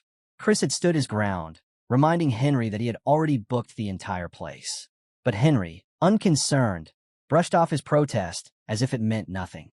From the sidelines, Roman watched carefully. It was clear that the Albert family was still clinging to an outdated sense of superiority, unaware that their influence had diminished. Roman saw the perfect moment to step in. Calmly but firmly, he asked Henry why he thought others should give up the inn for him, directly challenging the entitlement he carried as a noble. Henry, unfazed by Roman's words, turned the question back on him. He wanted to know if Roman was truly the one leading these soldiers. When Roman confirmed it, Henry scoffed and issued a warning. Ignoring him, Henry said, would bring trouble. He reminded Roman that they were both bound for the southern training camp, and then arrogantly gave him 5 minutes to disappear from sight. Roman's thoughts flickered to his family. House Dmitri, small and overlooked, had long endured such treatment from larger, noble houses. Yielding here would only reinforce that old hierarchy, and that Roman could not allow. Instead of backing down, he chose to confront the matter head-on. Without hesitation, Roman drew his sword, his intent sharp and clear. He declared that if Henry managed to defeat him, he and his men would vacate the inn without argument. Henry blinked, caught off guard by the sudden challenge. He reached for his weapon, ready to retaliate, but before he could, his own soldiers rushed forward to restrain him. Panic laced their voices as they quickly explained who Roman truly was. They painted a vivid picture. The youngest ever to earn his rank, the man who had clashed with Barco's forces and cut down Baron Barco's eldest son in direct combat. They spoke of Roman as a force of nature, a warrior who struck without hesitation, leaving no mercy on the battlefield. The truth hit Henry like a blow. His arrogance faltered as he realized the man before him was no ordinary commander, but someone leagues beyond his reach. His soldiers warned him again. Crossing swords with Roman would bring nothing but disaster. Desperate to escape the situation with his pride intact, Henry hastily claimed he had remembered another pressing engagement. He suggested they let the matter drop, but behind his forced composure, he seethed. Roman's defiance was an insult to House Albert, and Henry vowed to find another way to settle the score. As Roman stepped closer, his presence loomed heavy. Henry instinctively retreated, slipping to the far side of the room to avoid the pressure Roman exuded. Watching this unfold, Roman thought to himself that perhaps such scenes were common in the Southern Front, a place where pride and politics clashed just as fiercely as blades. That day, Roman's name alone was enough to silence 3 different men, proof of the fearsome reputation he had already carved out. Later, he sought out the innkeeper, hoping to make sense of the strange atmosphere surrounding the Southern Front. The innkeeper, used to seeing such things, explained plainly. Unlike the brutal Western Front, the southern border had a cordial relationship with Hector. For that reason, it had earned the nickname the Resort. Nobles who couldn't avoid conscription flocked here, where training was light, danger was scarce, and service could be completed in comfort. Roman listened, but his thoughts drifted back to a report from 48 days earlier. Scouts from Hector had crossed the border, only to retreat after observing activity in the southern region. Even though they pulled back, they never stopped watching from distance. Their true intentions remained unclear, whether they were preparing for war or simply observing. Still, Roman trusted his instincts. The peace of the Southern Front was fragile, an illusion waiting to break. The faint smile that tugged at his lips spoke volumes. He could already sense the looming chaos, the familiar scent of blood in the wind. The next day, the noble recruits gathered at the southern training camp. Their commander, Viscount Bale Frank, stepped forward to address them. He introduced the camp as a place where new soldiers would undergo 3 weeks of basic training before joining the Reserve Corps, fulfilling their duty on the Southern Front. His words carried weight. It was the beginning of their true military lives. Bale's expression hardened as he spoke. He ordered them to leave their titles and noble pride at the door. In the camp, they were not lords or heirs. They were soldiers and soldiers alone. Discipline was absolute, and breaking rules carried consequences. The punishment, he declared, was transfer to the Western Front. To most, the threat was chilling. To Roman, it felt almost lenient. Once the introduction was over, Bale continued, explaining that the recruits would be given a detailed training schedule later that evening. For now, they were to settle into their assigned quarters. Not long after, a soldier approached Roman with a message. The commander wished to see him privately. Without hesitation, Roman agreed and made his way to Bale's office. Inside, Bale greeted him warmly. He asked about Roman's trip south, to which Roman replied that the journey had been smooth. Smiling with genuine relief, Bale shared how glad he was to have Roman at the Southern Front. To Viscount Bale, the presence of Cairo's youngest ranker at his camp spoke volumes. It hinted at the hidden potential within House Dimitri, a family often overlooked. Without wasting time, Bale got straight to the point. He asked Roman directly if it was true that Marquis Benedict had arranged for his assignment to the Southern Front. Roman confirmed it. Though he hadn't personally asked for Benedict's help, he had learned afterward that the Marquis had intervened on his behalf. Bale paused, thinking carefully. The Marquis's continued investment in Roman was no small matter. Sensing opportunity, Bale laid his intentions bare. He admitted he wanted to leave a strong impression on Marquis Benedict. Life in the Southern training camp, he said, was far different from the comfort of the central government, but he promised to make Roman's stay as smooth as possible. In return, he asked only one thing. When Roman eventually met with Marquis Benedict, he hoped Roman would speak favorably of him, mentioning how Bale had treated him well. Roman saw the logic behind it. The exchange was simple, practical, and harmless. There was no reason to refuse. After leaving Bale's office, Roman ran into Henry Albert. Henry's glare was sharp, his words venomous. He accused Roman of making a grave mistake, boasting that Viscount Bale, the commander of the camp, was his uncle. With a smug grin, Henry warned that Roman would soon regret crossing House Albert. But Roman remained calm. He asked coldly what exactly he was supposed to do with that information.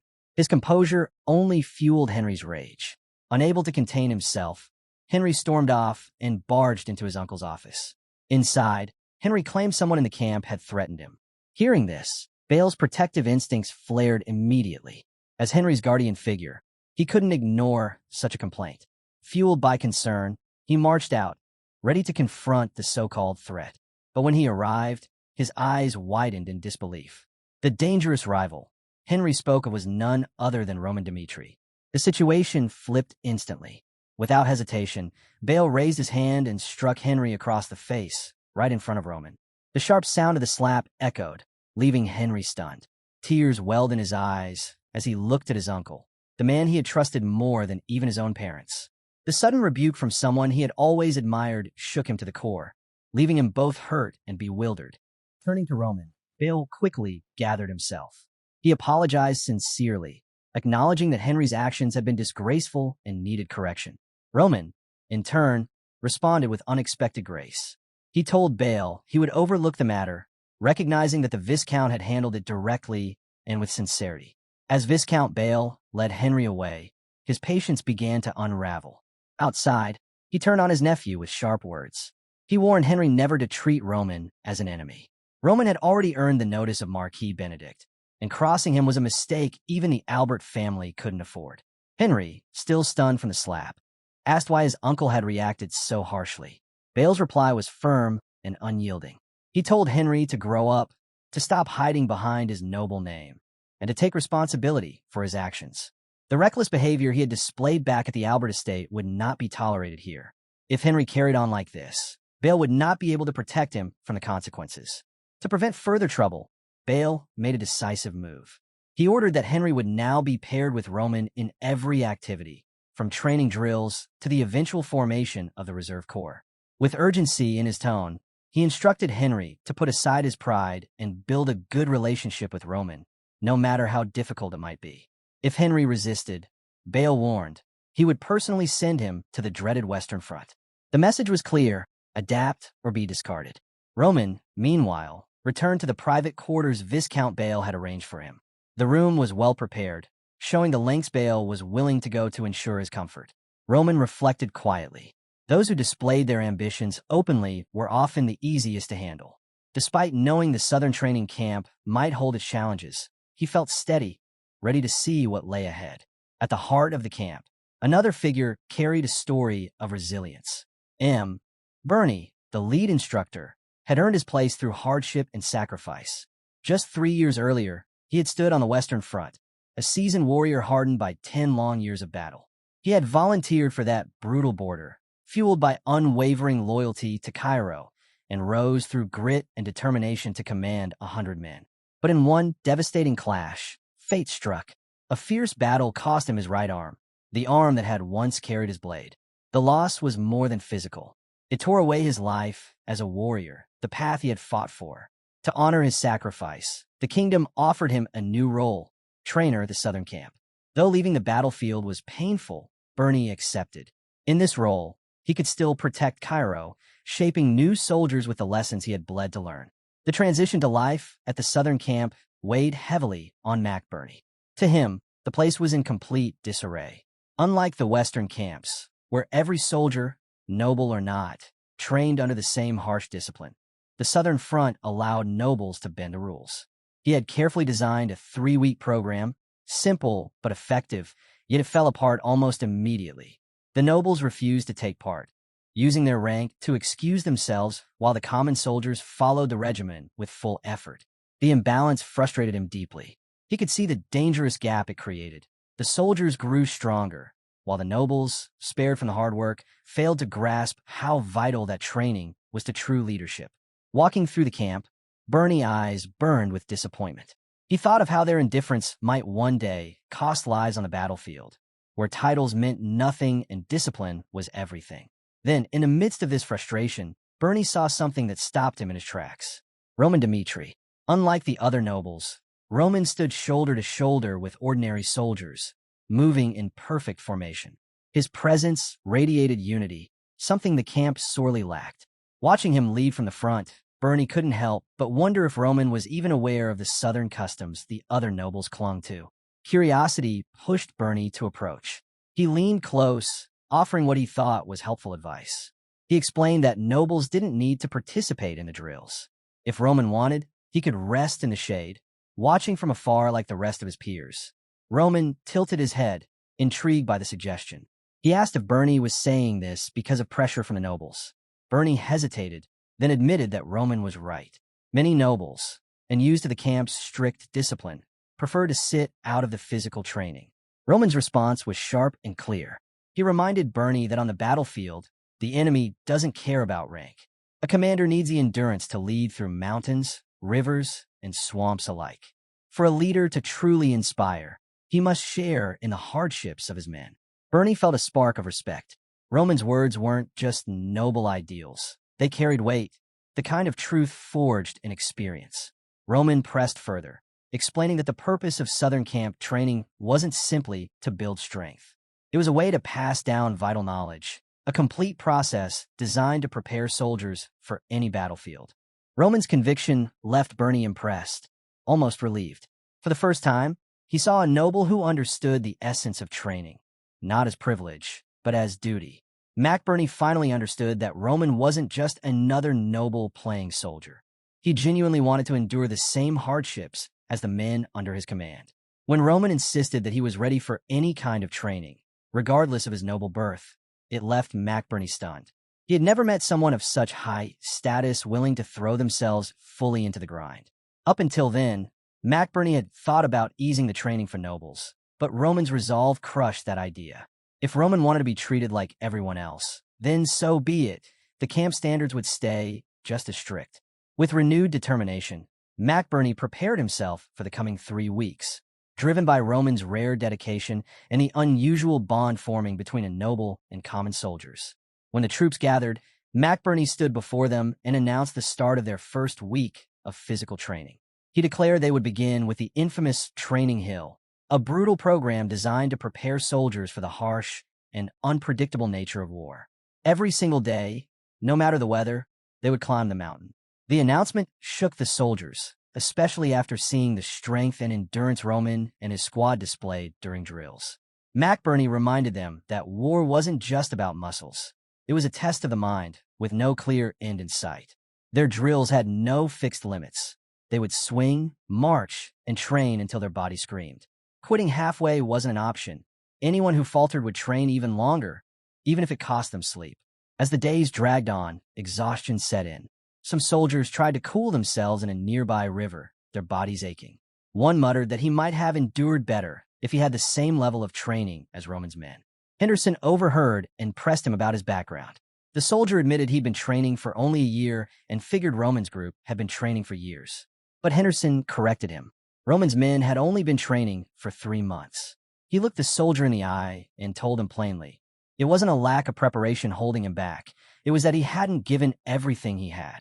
As Henderson spoke, his thoughts drifted back to his own quiet hometown and the day his life changed forever, when a simple recruitment poster caught his eye. Henderson's life shifted the day he considered that recruitment poster. At first, it seemed like a simple choice, just trading his farming tools for a soldier's weapon. He never imagined that decision would pull him into a world that would strip away everything he thought he knew about strength and readiness. When he joined Roman Dimitri's army as a private, Henderson assumed it wouldn't take much to fit in. But his confidence cracked the moment he saw hardened mercenaries like Lucas and Pucky discussing Roman's terms. Surrounded by warriors who carried themselves with the weight of real battles, he suddenly felt like prey among predators. The confidence he had as a farmer meant nothing now. Day by day, Henderson questioned whether he belonged. The things he once dismissed as unnecessary for an ordinary soldier, swordsmanship, discipline, raw endurance, suddenly loomed like gaping holes in his own skill set. In his uncertainty, he turned to Chris. Henderson admitted he felt unworthy of serving under Roman. He confessed his doubts, calling himself arrogant for thinking a farmer could stand among trained fighters. But Chris didn't scold him. Instead, he told Henderson a story. There had been a boy named Kevin, consumed with anger, who Roman had taken under his wing. At first, Chris had doubted Roman's choice, seeing only a bitter, ordinary kid. But Roman's training reshaped Kevin. That same boy grew into a formidable warrior, surprising everyone, including Chris himself. Chris assured Henderson that he wasn't any different. With Roman's guidance, change was not only possible, it was inevitable. He reminded him that Roman didn't choose carelessly. If Henderson was here, it meant Roman had already seen something worth molding. Encouraged by Chris's words, Henderson began to look at himself differently. He realized that Roman's decision to take him in wasn't chance. It was trust. From that moment, he made a quiet vow to believe in Roman Dimitri, even when he couldn't believe in himself. The months that followed tested him like nothing before. Training was merciless. His body was pushed past its limits until vomiting or collapsing from exhaustion became almost routine. But through the suffering, Henderson refused to give in. He endured, determined to prove Roman's faith in him wasn't misplaced. Henderson kept pushing forward, refusing to surrender to weakness. Every step he took built the foundation of who he had become, proof of what determination, discipline, and the guidance of a true mentor could create. Now, he no longer thought only about his own struggles. He began questioning the very meaning of war itself. Speaking to his fellow soldiers, he forced them to face the truth. On the battlefield, survival often meant taking lives. There was no room for excuses, no space for half-hearted effort. Complaints, he warned, would only drag others down. Instead, weaknesses had to be faced and sharpened into strengths. As Henderson walked away, his words lingered, leaving the men in silence. Looking around at Roman soldiers, it was clear they already carried the mindset of warriors. Their training wasn't just about bodies growing stronger. It was about shaping an unshakable will. Together, they were preparing for a war that had yet to arrive. Meanwhile, at the edge of the training grounds, nobles watched in quiet confusion. They couldn't understand why Roman and his men, all of humble birth, were pouring so much into endless drills. To them, the southern front was far from danger. Such extreme preparation seemed pointless. Among these onlookers was Henry. He couldn't fathom why Roman, unlike other nobles, showed no interest in forming alliances or currying favor. The others dismissed the soldiers' effort as wasted energy. But behind their skepticism lay a truth they couldn't see. Roman's men weren't just training for battle. They were proving their worth, demanding respect through sheer effort. Henry, however, couldn't let go of his unease. To him, ignoring politics and noble connections was reckless. He wondered if this was the flaw of someone born outside aristocratic circles, not understanding how vital relationships were in the world of power. The thought troubled him, and he wondered where it might lead if Roman continued down this path. Far from the training fields, the scene shifted to the towering halls of Hector Palace, where choices were made that determined the fate of nations. There, Jackson, the seasoned captain of the Ranger Corps, stood before the king of Hector, delivering a meticulous report. Over the past year, his men had infiltrated Cairo's southern front 48 times, gathering intelligence. His findings revealed a dangerous truth. Cairo's defenses were heavily concentrated on the western side, locked in conflict with the Kronos Empire. That left the southern front thinly guarded, vulnerable, and ripe for attack. Jackson's report left no room for doubt. Capturing the southern front would be an easy victory. That piece of intelligence was more than just a tactical advantage. It carried weight in the wider political balance of the continent. From there, the story turned to the history of Hector itself. Once a kingdom that rivaled the might of the Kronos Empire, Hector had fallen into decline after a crushing defeat at the hands of Valhalla. Its strength shattered. The nation dwindled until it stood on the same level as Cairo, no longer a dominant power, but reduced to one of the 6 smaller kingdoms barely holding their place. In this time of weakness, Prince Edwin Hector brought grim news before his father, the king. He laid out the harsh reality: 5 years of poor harvests and the crippling burden of debt from the Golden Bank, interest eating away at what little remained. The kingdom stood on the brink of collapse, and Edwin warned that if nothing changed, Hector might soon lose its identity entirely. Speaking plainly, Edwin admitted where things had gone wrong. After their defeat, Hector had deliberately avoided war, hoping to preserve what was left of their strength. But now that avoidance had become a slow poison, he told his father it was time to stop running. War could no longer be delayed. Over the past year, Hector had quietly prepared, anticipating the inevitable. Now, Edwin insisted, the moment had come to act. The king listened, weighed down by the enormity of the word his son spoke so easily. War. Coming from Edwin, a man both determined and unwavering, it demanded to be taken seriously. Still, he asked his son directly, was he truly certain about this path? Edwin stood firm. He would never have suggested war if he had not believed it was the only way forward. His conviction reassured the king, who made a fateful choice. He granted full authority over the coming war to his only son. With that, the responsibility of Hector's future shifted to Prince Edwin, setting the stage for a new chapter in the kingdom's fate.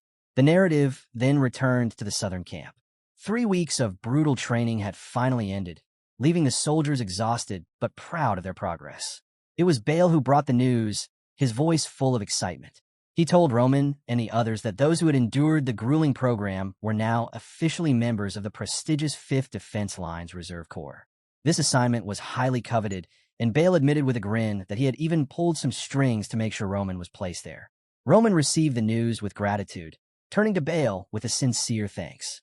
But Bale only brushed it off with a friendly wave, telling Roman there was no need for thanks. He could always count on him for support, even beyond the training camp. Soon after, McBurney stepped forward, his tone filled with quiet sincerity. He thanked Roman as well. The past 3 weeks of training had given him a new sense of direction, something he hadn't felt in years. To show his appreciation, he handed Roman a folded piece of paper containing valuable details about the southern front, information he hoped would aid Roman should war break out. He also wished him safety. Roman accepted the gesture with genuine thanks, recognizing the thoughtfulness behind it. But as McBurney reflected on their time together, a realization struck him. He had grown to respect Roman deeply, enough to want to follow him. Yet that respect carried doubt. A one-armed man, unskilled with a sword. What place did he have among Roman's warriors? He worried his presence would only weigh Roman down. Still, as they parted, one small moment left its mark. Roman studied the map McBurney had painstakingly prepared, noting the depth of detail it carried. Even veterans like Lucas struggled to gather such precise information. Through that single act of selflessness, Roman saw McBurney's true value and found himself holding a quiet respect for the man. From there, the story shifted to the front lines. At the first defense line on the southern front, the silence was broken by a soldier's panicked shout. The enemy was attacking. Chaos erupted as battle swept through the camp. Meanwhile, at the 5th Defense Line's reserve base, Henry sat with Bale's words echoing in his mind. His uncle had deliberately placed him in Roman's unit, insisting that for the next 2 years, Henry needed to build a strong relationship with Roman. Yet Henry had no idea how to approach someone like him. He knew this task demanded both strategy and sincerity, but the uncertainty weighed heavily on him. Then, a blaring emergency siren shattered the camp's stillness. Hector had declared war. Soldiers scrambled into formation, the air thick with urgency. But in the rush, Henry noticed something unsettling. Roman Dmitri, the very man he was meant to stand beside, had vanished from sight. The war erupted with brutal force, and Hector's first strike came crashing down on the southern front. The first defense line, once secure, was overwhelmed as Hector's troops smashed through the gates, threatening to unravel the entire region's defenses. At the 5th Defense Line, Baron Bruce, its commander, watched with dread. He couldn't ignore the truth. What had once been the proud bulwark of the South had rotted under his own watch. The line had become a sanctuary for nobles who indulged in comfort instead of duty, more concerned with status and wealth than holding the border. Corruption and neglect had hollowed out its strength, leaving it brittle in the face of a real assault. Still, Bruce tried to rally his men. He told them to stand their ground, reminding them that if Hector broke through, countless civilians would be left defenseless. The words sounded strong, but they lacked weight. As the battle raged, Bruce's own resolve faltered. Behind his orders, fear gnawed at him. In the end, he revealed his true intent. He would seek aid from the royal family, and his soldiers were to buy him time. Meanwhile, Roman saw the danger clearly. He immediately ordered the reserves into motion, pushing them toward the collapsing 5th Defense Line. He understood the stakes. The southern defenses were in shambles, equipment broken, morale at its lowest, and a commander unfit for war. Even worse, the Reserve Corps had been stationed 2 hours away from the front, a fatal miscalculation that left them scrambling to reach the fight in time. Roman's command was clear. They would reach the 5th Defense Line within an hour, no matter the cost. As they advanced, Roman encountered Baron Bruce. The man wasn't with his soldiers, but instead demanded Roman escort him to the rear, choosing his own safety over reinforcing the crumbling defenses. Roman stopped in his tracks. He didn't move, didn't obey. Instead, he asked why the commander was away from his men in the midst of battle. Bruce's response was sharp, dismissive, laced with authority. He scolded Roman for daring to question him. That was the last straw. Roman had no patience left for empty authority. With a single motion, he seized Bruce by the neck, his voice cutting like steel as he accused him of abandoning his men. He reminded him that desertion, whether by soldier or commander, was punishable by death. Rank offered no protection from such disgrace. And then, in a decision as ruthless as it was final, Roman executed Baron Bruce on the spot. A man who had once commanded a fortress fell in an instant, a stark reminder of war's brutal truths. Honor, survival, and duty often collided on the battlefield, and sometimes the harshest choice was the only one left to make. After dealing with Baron Bruce, Roman pressed forward, determined to reinforce the crumbling 5th Defense Line. On the battlefield, one soldier fought desperately against Hector's forces, struggling to hold them back alone. His heart sank when he caught sight of a commander fleeing in the middle of the fight.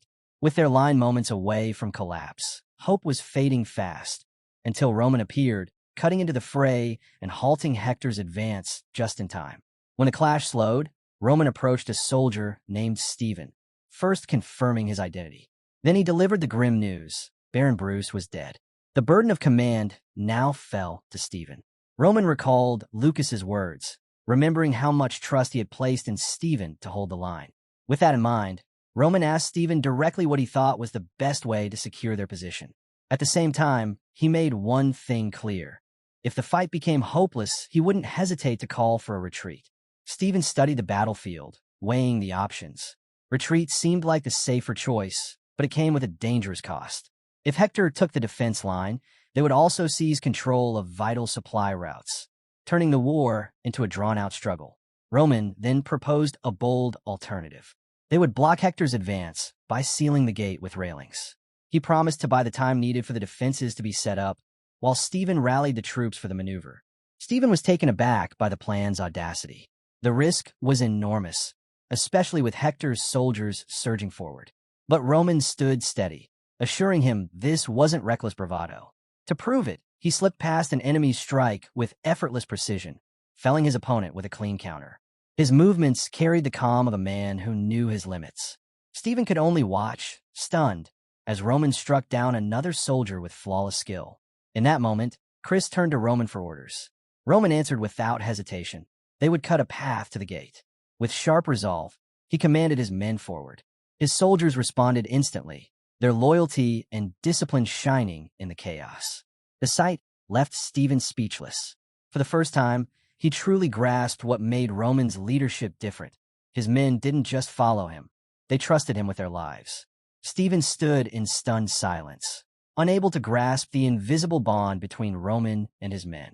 It wasn't just duty binding them together. It was trust, respect, and something far deeper. Roman turned to him and said calmly that the real war was only beginning. As Roman soldiers fell into formation with practiced ease, Stephen finally understood. Their loyalty wasn't demanded. It was freely given, earned by a commander who stood with them, not above them. On the battlefield, Roman's authority wasn't forced. It was born from the respect he had cultivated among his people. With that, Roman hurled himself into Hector's forces. Yet even as he fought, a question gnawed at him. Did someone like him, who lacked strong love for his kingdom, truly belong here? War felt less like a noble cause and more like a pit where the weak were crushed for the gain of the powerful. Even though Cairo now held him in high esteem, Roman couldn't ignore the reality. He, too, benefited from the privileges of the strong, while smaller nations suffered. Amid the blood and steel, his mind drifted to the life he once had, simpler yet far removed from this brutal stage. Still, the battlefield gave him something that life never had: purpose. The bond he shared with men like Chris, Kevin, and the rest of his squad grounded him. Fighting together, side by side, they carved through enemy lines. And wherever Roman struck, death followed. The numbers mounted quickly. 10 kills, then 20. Each strike spread fear through Hector's ranks. At first, their soldiers fought on confidently. But after 20 fell by Roman's hand, the truth hit them. This wasn't just a skilled opponent. This was a force they couldn't stop. Whispers spread like fire. Roman Dmitri was no man, but a monster. The fear broke their lines, and soldiers began to retreat. Watching his troops pull back, Baron Bruce, commander of Hector's forces, was thrown into confusion. Victory had seemed within reach when they broke the gate. Yet now, inexplicably, his men were fleeing. Then he saw him. Roman stood amidst the chaos, his eyes meeting Bruce's from across the field. The shock on the Baron's face mirrored the unraveling of the battle. When Roman charged forward alone, Bruce thought he understood. This arrogant fool meant to challenge him directly. Convinced of Roman's recklessness, he ordered his men to encircle and overwhelm him. But Roman was no fool. In the swirl of chaos, he had already found his opening. From countless battles, he had learned a truth most feared to face. The fastest way to end a war was to cut down the enemy's leader. As Hector's lines wavered, Roman seized the moment. He surged forward with lightning speed, unleashing the second form of his heavenly demon's sword technique. The strike tore through the enemy ranks, cutting down swathes of soldiers in an instant. The sheer force of it left the remaining Hector troops frozen in disbelief. Baron Bruce, desperate to steady his men, stepped forward to reveal his authority and confront Roman. But he never got the chance to speak. Roman didn't wait. His blade flashed again, precise and unstoppable. In a single stroke, Bruce fell, silenced before a word left his lips. The battlefield roared with steel and cries of the fallen. But Roman stood victorious amidst the chaos. Raising his voice, he called out to the Cairo soldiers. He announced the death of the enemy commander, his words sharp and commanding. Then his tone hardened. Roman warned them that sparing the remaining Hector forces would only sow greater trouble for Cairo in the future. Even with the enemy already in shambles, he urged his men to press on, to fight until no foe remained standing. From a distance, Henry watched, unsettled. Roman's ruthless decisiveness left him conflicted. The man he was told to ally with now seemed distant, untouchable, someone far harder to approach than he had imagined. Without their commander, Hector's troops broke completely. Demoralized, they scattered, retreating in fear of Roman and his soldiers. The fifth defense line, thought to be on the verge of collapse, now held firm under Roman's command. Chris soon returned to report. Not one of the 30 soldiers in their group, including himself, had been injured. Roman praised them openly, acknowledging both their bravery and their flawless execution in battle. Then, to everyone's surprise, Roman reached into his supplies and began handing out potions. Not ordinary medicine, but rare healing elixirs from the magic tower. Items so valuable they were usually hoarded or rationed. Yet Roman gave them away freely, without hesitation. His men received not just strength for their bodies, but proof of their commander's unwavering commitment to them. McBurney, watching quietly, was struck by it all. Roman's strength, his decisiveness, his generosity. This was how Dmitri and his men had forged unshakable trust. As the battlefield finally quieted, Roman turned to Stephen. He told him to handle the aftermath and prepare for another inevitable clash. The war wasn't over. There was no time to rest. He instructed Stephen to find someone with knowledge of the southern terrain to guide them. Stephen blinked in surprise. "Do you mean to head there immediately?" he asked. Roman confirmed without hesitation. The war was still far from over, and every moment mattered. Stephen then introduced him to Kobe, a local who knew the geography of the southern front well.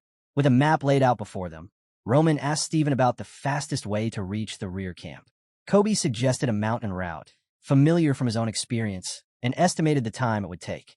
Roman, after a quick assessment, calculated the journey at about 2.5 hours. Then, with sharp precision, he proposed a shortcut that could reduce the time to just 2 hours. Kobe was taken aback. Roman's timing was so exact that it was clear he wasn't guessing. The accuracy raised questions. How could Roman know the terrain so well? Kobe couldn't shake the thought that Roman's knowledge came from more than simple intuition. Sensing Kobe's surprise, Roman explained. He admitted he only had basic information, which was why he sought out someone like Kobe who knew the land intimately. His approach wasn't arrogance. It was careful planning, filling in the gaps with local expertise.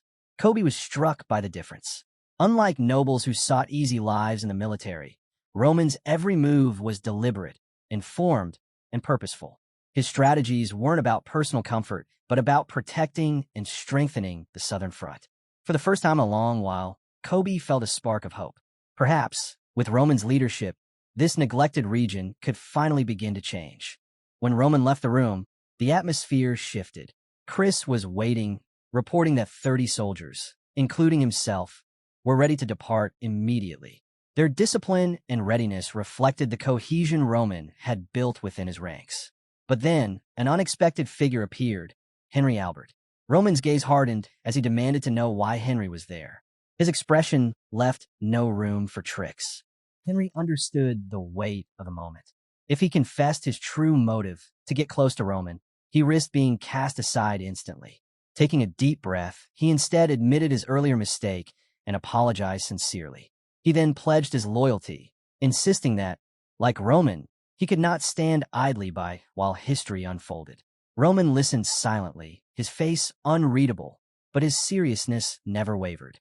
At last, he permitted Henry to join them. But his warning was clear and sharp. If Henry hindered his plans, there would be consequences.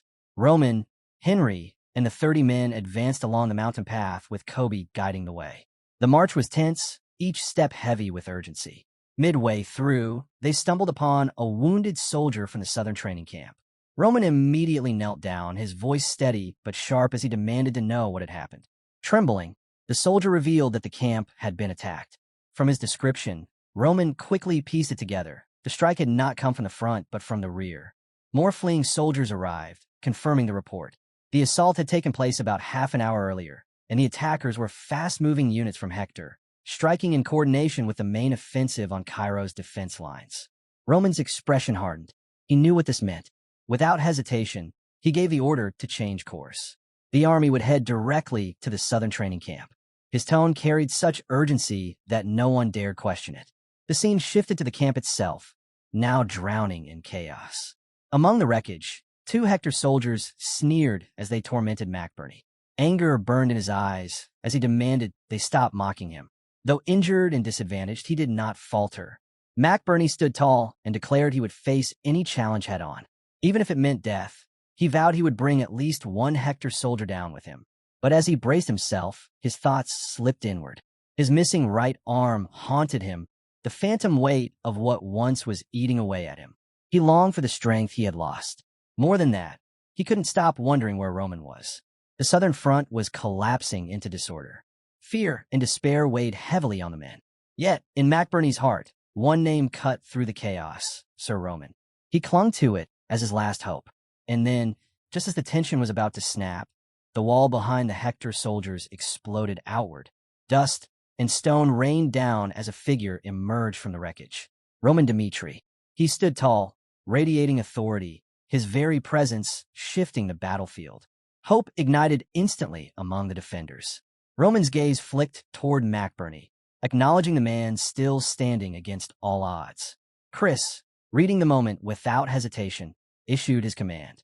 Their mission was clear: eliminate the enemy soldiers and rescue the survivors. In an instant, Roman's troops surged forward, their counterattack crashing against Hector's men like a tidal wave. The battle, once a scene of despair, now burned with renewed determination. Amid the clash, a handful of Hector soldiers still dared to throw themselves at Roman. But before they could even swing their blades, Roman unleashed a technique wrapped in a strange purple glow. In an instant, their bodies locked in place. They were frozen, unable to move. Roman's intent was clear. He wasn't trying to cut them down. He wanted them alive. Every move he made carried strategy. With the soldiers immobilized, he bought himself precious time. But one Hector soldier, fueled by desperation, broke free and tried to flee. McBurney, despite being battered and worn, stepped in. With grit and precision, he intercepted the soldier, trapped him in a headlock, and forced him to the ground. Roman moved over, acknowledging the effort. He thanked McBurney for his help and urged him to rest, knowing how much he had endured. At last, McBurney collapsed, unconscious from exhaustion, leaving Roman to take command of what remained. Chris soon reported the outcome. 12 Hector soldiers lay dead, while 5 survivors had been rescued. From their accounts, Roman learned that Viscount Bale had slipped away into the mountains. Roman's mind immediately turned to strategy. This strike on the southern training camp felt wrong. The attackers numbered only a fraction of what Hector truly commanded. He suspected this wasn't their main force, but merely a diversion masking something larger. Determined to uncover the truth, Roman asked about the captured Hector soldiers. He ordered that only Chris accompany him inside the building where they were being held. Roman entered with steady purpose, knowing these prisoners might hold the answers he needed. He wasted no time addressing them. He gave a single, merciless choice. They had 3 minutes to tell him what he wanted to know, or they would suffer before death claimed them. One soldier, bold and defiant, sneered at him. He dared Roman to kill them where they stood. Unfazed, Roman began his interrogation. His first question was direct. What was Hector's true goal? Silence. The prisoner only smirked. Roman shifted, asking his second question, why had Hector attacked the southern training camp? Again, silence. The 3 minutes ticked away. Roman's voice dropped cold and final. Their time was up. A strange technique, radiating with a purple light, spread from Roman's hand as he pressed it against the soldier's shoulder. The soldier's scream tore through the air. Roman calmly explained that what they were feeling was like their muscles ripping apart and their bones being crushed. Soon, the pain would only lead to death. He admitted the soldiers had likely been trained to endure suffering, but warned them that revealing information wouldn't stop Hector's plan from moving forward. One soldier, resigned, spoke up. Even if they talked, Hector's scheme was already in motion. It was too late to change anything. Roman chuckled darkly. He hadn't been after answers at all. The interrogation was nothing more than bait, a way to test their reactions. As realization hit, the soldier's eyes widened, but it was too late. Roman struck swiftly and subdued him. Roman's thoughts then shifted. Hector's real strategy became clear. The battle at the southern front wasn't the true goal. It was only a diversion. If Hector's move worked, the southern front would be completely destroyed, a loss that would change everything. The scene moved to another chamber where Roman demanded a full report from Bernie regarding the southern training camp. Bernie began his account. Just 2 hours earlier, Hector's forces had launched their assault. While the camp was preparing for rider drills, enemy troops had stormed in without warning. Bernie and his men scrambled to mount a defense, but Hector's soldiers were too strong. The camp turned into a slaughter, and many soldiers were massacred. Amid the chaos, no one knew what had happened to Baal, the commander of the training camp. Roman, intent on learning more about the attackers, asked if anything unusual had been noticed about their gear. Bernie recalled that the soldiers wore lighter armor than expected, and their commander bore a face covered in scars. Roman quickly pieced it together. The men must have been the Rangers, an elite unit from Hector's kingdom. Bernie was stunned. He recognized the scarred commander as a decorated veteran, hardened by countless battles. His presence explained the precision and ferocity of the assault. But one question still lingered for Bernie. Why would Hector waste his elite force on a training camp instead of striking the front lines where the real battle was being fought? Bernie couldn't understand why Hector's soldiers had pulled back after the attack instead of pressing forward. Roman explained the truth. The southern camp stood on the path toward the rear. Hector had to strike it first. Hearing this, Bernie began to piece the puzzle together, but the more he understood, the more questions rose. He asked Roman directly what Hector was really after. Roman revealed the hidden truth. The battle at the front was nothing but a smokescreen. The real objective lay in the rear, where a warp gate was hidden. Bernie's eyes widened as the weight of it hit him. Roman elaborated. The warp gate was no ordinary structure. It was a crystal of immense power, capable of transporting armies instantly across distances. Whoever controlled it could block enemy reinforcements and turn the tide of war. And now, Hector had seized control of it. With the gate's coordinates in his grasp, he could launch devastating counterattacks at will. But there was a catch. The gate was fitted with a self-destruction device, designed to deny enemies the chance to use it. That, however, only made Hector's plan clearer. Roman explained that Hector's entire campaign was built around this move. By locking down the gate, his kingdom could gain overwhelming dominance in the war. Shaken by the implications, Bernie urged them to rush to the rear and support their troops before it was too late. Roman only gave him a sharp look and asked if he had heard any distress calls from the rear. The silence was enough of an answer. He then revealed that Hector's Rangers had already abandoned the southern camp more than an hour earlier. By now, the gate was likely in enemy hands. Reinforcements would never come. Roman's voice grew firm. Survival was all that mattered now. The situation had turned dire. Without the kingdom's support, they were stranded in hostile territory with no margin for error. The story then shifted. At the Hector border, Edwin stood at the edge of the captured warp gate, overseeing Hector's advancing army. A soldier hurried to report. Their forces were pushing closer to Cairo, moving swiftly after crushing the southern training camp. Yet Cairo remained blind to the true danger, their focus fixed on holding their defensive line. Edwin, ever calculating, warned his men not to grow complacent. Victory wasn't just about strength, it was about breaking the enemy's will. He ordered relentless attacks against Cairo's defenses, determined to grind down their morale before the final strike. Edwin laid out the reality. The mission's success rested on one thing: keeping the wall before Hector standing. He recalled how Jackson's Rangers had already infiltrated the southern front in the past, proving their skill and persistence. A direct assault on the southern front might have delivered a faster victory, but Edwin knew better. The true prize was the warp gate, and that was where Hector's future would be decided. His voice was steady as he issued a grim command to his men. If the situation turned against them, they were to be ready to destroy the warp gate. It was a drastic order, but one that could reshape the entire war. Edwin's mind ran through the consequences. If they failed and the warp gate was destroyed, Hector's forces would be forced to initiate the second phase of their strategy. This was no choice he gave lightly, but his resolve was unshakable. Among the soldiers, one man silently reflected on Edwin's ruthless clarity. This was the man they called the Cold of Hector, the embodiment of Hector's might and the figure their people placed their hopes upon in such a desperate time. Meanwhile, further back near Cairo's lines, the commander of the Rangers tightened his grip on the situation. The battle was entering its decisive stage. He declared that the time for war had truly come. Their mission was crystal clear: forge the connection while keeping the warp gate a secret. Their success would decide Hector's future. The story then shifted back 1 year earlier. A pivotal conversation unfolded between Edwin and Jackson, the Rangers' leader. Edwin had seen the kingdom's growing fragility. Poor harvests had drained them. The Golden Bank's pressure mounted, and whispers spread that the gods themselves had cursed Hector. Desperation hung in the air. It was then that Edwin made his move. He proposed a partnership to Jackson, to stand beside him in defending Hector's southern front against Cairo. The timing was urgent, and Edwin, ever the strategist, understood that the era demanded a hero to rise amidst the chaos. His words carried the weight of both necessity and foresight. Action soon followed. Hector's army conducted 48 scouting missions across the southern front, gathering every detail they could. Spies worked tirelessly, digging hidden tunnels beneath enemy lines. And within those shadows, Jackson's Rangers slipped quietly through, their path leading them straight to the Warp Gate, the key that could decide the fate of kingdoms.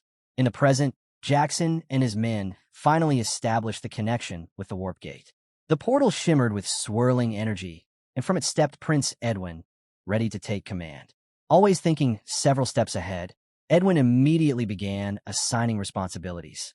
The 1st Battalion was placed under Kellyan's leadership, tasked with holding the rear and strengthening defenses should Cairo attempt to send reinforcements. Yet even in this moment of clear direction, unease tugged at Edwin. Turning to Jackson, he brought up a troubling matter. They had lost contact with Baron Myler, who commanded the 5th line of defense. Edwin asked if Jackson had heard anything. Jackson explained that his soldiers were already looking into it. To calm Edwin's concerns, he brushed it off as a minor issue. After all, it was only the 5th line, a place long known for its weaknesses. Jackson speculated that a handful of enemies could topple it. Edwin nodded in agreement. Even if the 5th line fell, his orders would remain the same. Jackson was to continue the assault.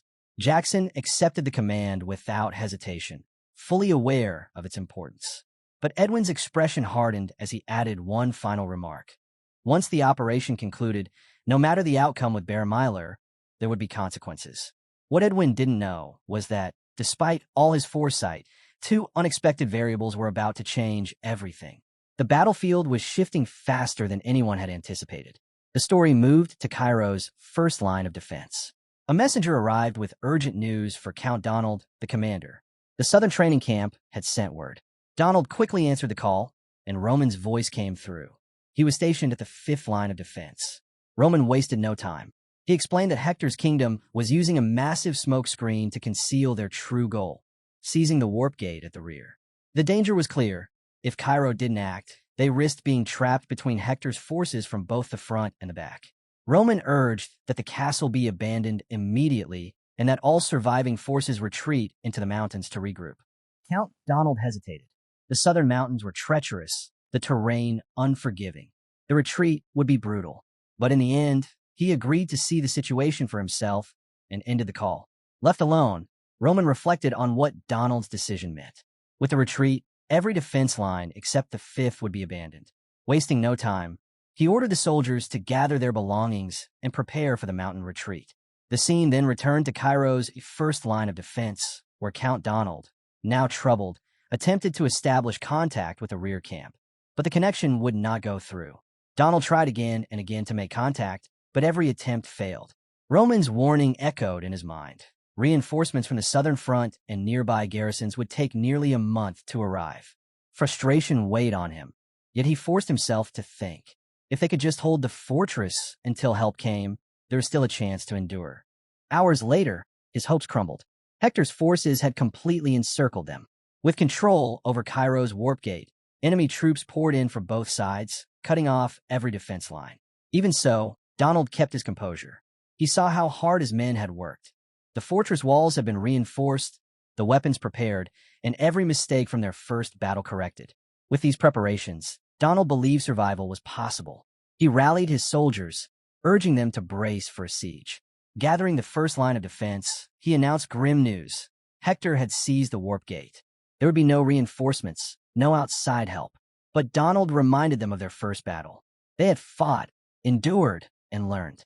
This time, he told them, they would stand until reinforcements broke through. The counterattack began with renewed determination, only for disaster to strike. Hector unveiled a devastating weapon, a flare that shattered the fortress walls in an instant. The breach sent chaos rippling through the ranks. Donald and his men fought valiantly, but the fortress quickly fell into enemy hands. In those final moments, Donald recalled Roman's warning. Everything Roman predicted had come true. Moments later, Edwin himself delivered the decisive blow, crushing Count Donald and seizing full control of the southern front. From Edwin's perspective, the strategy had been flawless. Using the flare at the start secured victory with minimal casualties. Hector now held the advantage, and time worked entirely in their favor. Wasting nothing, Edwin ordered all captured soldiers to be gathered in one place, ensuring no unexpected uprisings. He also commanded that ammunition be collected and stored, resources that could later be used in negotiations with Cairo. Jackson agreed with the plan, and at first, Edwin felt confident. But a nagging unease lingered. Something was off. His instincts proved correct when a soldier rushed forward with troubling news. Baron Myler had fallen. The 5th defense line had collapsed, and communication was completely severed. Edwin's expression darkened. He demanded details and ordered the soldier to bring forth the person who delivered the report. Soon after, Edwin stepped toward the weary messenger, ready to uncover exactly what had unfolded at the 5th line. The soldier's account was grim. At first, the defense lines appeared ready to withstand Hector's assault. But the moment the attack began, their weakness was exposed. Hector's forces smashed through the fortress walls, and Baron Myler, seeing the situation collapse, gave the desperate order to destroy it. The soldier's voice faltered as he went on, his eyes filled with fear. He told Edwin of something beyond comprehension. A monster had appeared on the battlefield. Edwin froze at the words. The soldier described its overwhelming power, how it tore through soldiers like they were nothing. Even Hector's elite Aura Knights, the pride of the kingdom, had been felled with a single strike. The revelation left Edwin shaken. This creature had completely shifted the tide of battle. Though Hector's troops succeeded in breaking through the fortress, the sudden appearance of the monster turned everything in Cairo's favor. Hector's forces were left with a bitter defeat. Edwin could hardly believe it. A year of meticulous preparation undone in an instant. His thoughts turned toward the one name tied to this unexpected twist, Roman Dmitri, Cairo's youngest ranker. Leaving the soldier behind, Edwin walked through the aftermath of battle, his mind racing. The monster's intervention had changed everything. If Hector's campaign was to survive, careful negotiation and calculated choices would now be more important than brute force. Back at the command center, Edwin summoned Jackson for a report. Jackson confirmed that the 5th line of defense had been abandoned. The Cairo soldiers had vanished into the mountains. He suggested forming a pursuit team to hunt them down. But Edwin shook his head. Hector already controlled the southern front, and with that advantage secured, the wiser move was diplomacy. A pursuit could wait. Negotiations with Cairo could not. Edwin resolved to shift their focus toward reconciliation, aware that the balance of power demanded a different approach now. Far away, in Cairo's royal palace, King Daniel wrestled with his own frustrations. Even as king, he couldn't act alone. Every military decision required approval from the aristocrats who held true influence. The palace grew tense as everyone awaited the arrival of the most powerful figures. Marquis Benedict finally entered, offering a calm smile despite the heavy atmosphere. He excused his lateness, explaining that his carriage had broken down on the way. Close behind him came 2 representatives of rival factions, Count Denver of Valhalla and Count Gregory of Kronos. Both factions carried immense political weight, their presence making the choices ahead even more complicated. The palace chamber grew heavy with tension as King Daniel delivered grim news. Hector's forces had crossed into Cairo's territory and struck their camps without warning. The southern front stood on the edge of collapse. Marquis Benedict was the first to respond, urging that reinforcements be dispatched immediately to counter the ambush. But Daniel, his tone sharp, cut him off. He expected that plans for reinforcements were already in motion. The room fell into uneasy silence until a soldier rushed in, bringing even worse news. Hector had seized control of Cairo's warp gate. Shock rippled through the chamber. Benedict, usually composed, was visibly shaken. With the command structure already fractured into 4 competing factions, the kingdom's safety was in even greater peril. Daniel's patience snapped. His frustration poured out as he demanded to know how the others planned to answer for this disaster. If he had been given the authority to act from the beginning, he declared the Southern Front would not be teetering on the brink. He accused the nobles around the table of causing the crisis with their endless interference. Before the arguments could escalate further, another soldier entered with an urgent announcement, a magical communication from Hector. The nobles gathered quickly, and Edwin's voice echoed through the chamber. Edwin spoke with authority, laying out Hector's terms. The kingdom demanded war reparations, to be paid in gold equal to the value of Cairo's southern front. Benedict and Count Denver erupted in anger, challenging the fairness of the demand. They accused Edwin of waging an unjust war, of being the true instigator of the conflict. The meeting grew heated, voices clashing across factions, but Edwin never wavered. Marquis, with cold certainty, he issued an ultimatum. Cairo had 3 days to comply. If they delayed, Hector would claim the southern front entirely, and the hostages already captured would be executed. When the call ended, the nobles sat in uneasy silence as more details emerged about Hector's own troubles. Their kingdom was strained by poor harvests and overdue debts to the Golden Bank, their economy on the verge of collapse. Though Edwin no longer held a high seat in Hector's command, he thought of the suffering of ordinary people. His resolve hardened. To protect them, he was prepared to become ruthless, whatever it took to shield those under his care. Back in Cairo's war room, Daniel faced the reality he had been resisting. The enemy controlled the warp gate. Their southern front was collapsing, and their choices had dwindled to one. With reluctance, he admitted the truth. Cairo's only option was to yield to Hector's demands. Agreeing to Hector's demands seemed like the only way to minimize losses. But Benedict worried aloud. What if Hector's price was too steep? He asked if there was another path forward. Daniel's patience snapped. He shouted for someone, anyone, to suggest an alternative. Silence answered him. In that silence, Daniel saw the kingdom's weakness laid bare. Internal rivalries aside, when it came to real crisis, Cairo's leadership was powerless. With a heavy heart, he admitted the harsh truth. The safest course was to accept Hector's terms. Count Denver, however, wasn't convinced. He brought up the name everyone knew, Roman Dmitri, the soldier stationed at the southern front. Recent reports confirmed that Roman had successfully held the fifth line of defense. Denver argued that with Roman, Cairo might still have a chance to fight back. Daniel acknowledged Roman's skill, but doubted it would change the war. A talented 3-star swordsman in his 20s was promising, but hardly enough to shift the tide against Hector. Benedict agreed with Daniel. He admired Roman's potential and believed he represented Cairo's future, but insisted the kingdom should focus on survival rather than gamble on a single man. Denver, however, knew more than he was willing to reveal. Rumors from the Pravala faction claimed Roman's ability exceeded even that of a typical 4-star swordsman. Denver believed Roman could be the key to Cairo's salvation. But instead of revealing the truth, he asked for just 3 days. 3 days to prove what Roman could do. Daniel, feeling the weight of the decision, offered a compromise. If within 3 days the southern front showed no signs of a major turnaround, they would accept Hector's conditions. Cairo would balance its negotiations with its war effort carefully, waiting to see if Roman could alter their fate. The scene then shifted to Cairo's first line of defense, where Henry faced disaster. Hector's troops had overrun the position, leaving his forces broken. Stunned by the collapse, Henry ordered an immediate retreat into the mountains. As he led his soldiers away, he thought about how fragile glory was, how quickly reputation faded. Survival, he realized, mattered far more than honor. During their retreat, a figure appeared, Chris. He instructed Henry and his men to remain silent and guided them into the safety of the mountains. Henry, still reeling, turned to Chris with confusion. You want to know where Roman was the one assigned to protect the rear. To Henry's astonishment, Chris led them to a hidden camp tucked deep within the mountains. It was a secret base Roman had prepared in advance, foreseeing that the rear might collapse. The discovery revealed Roman's foresight and careful planning.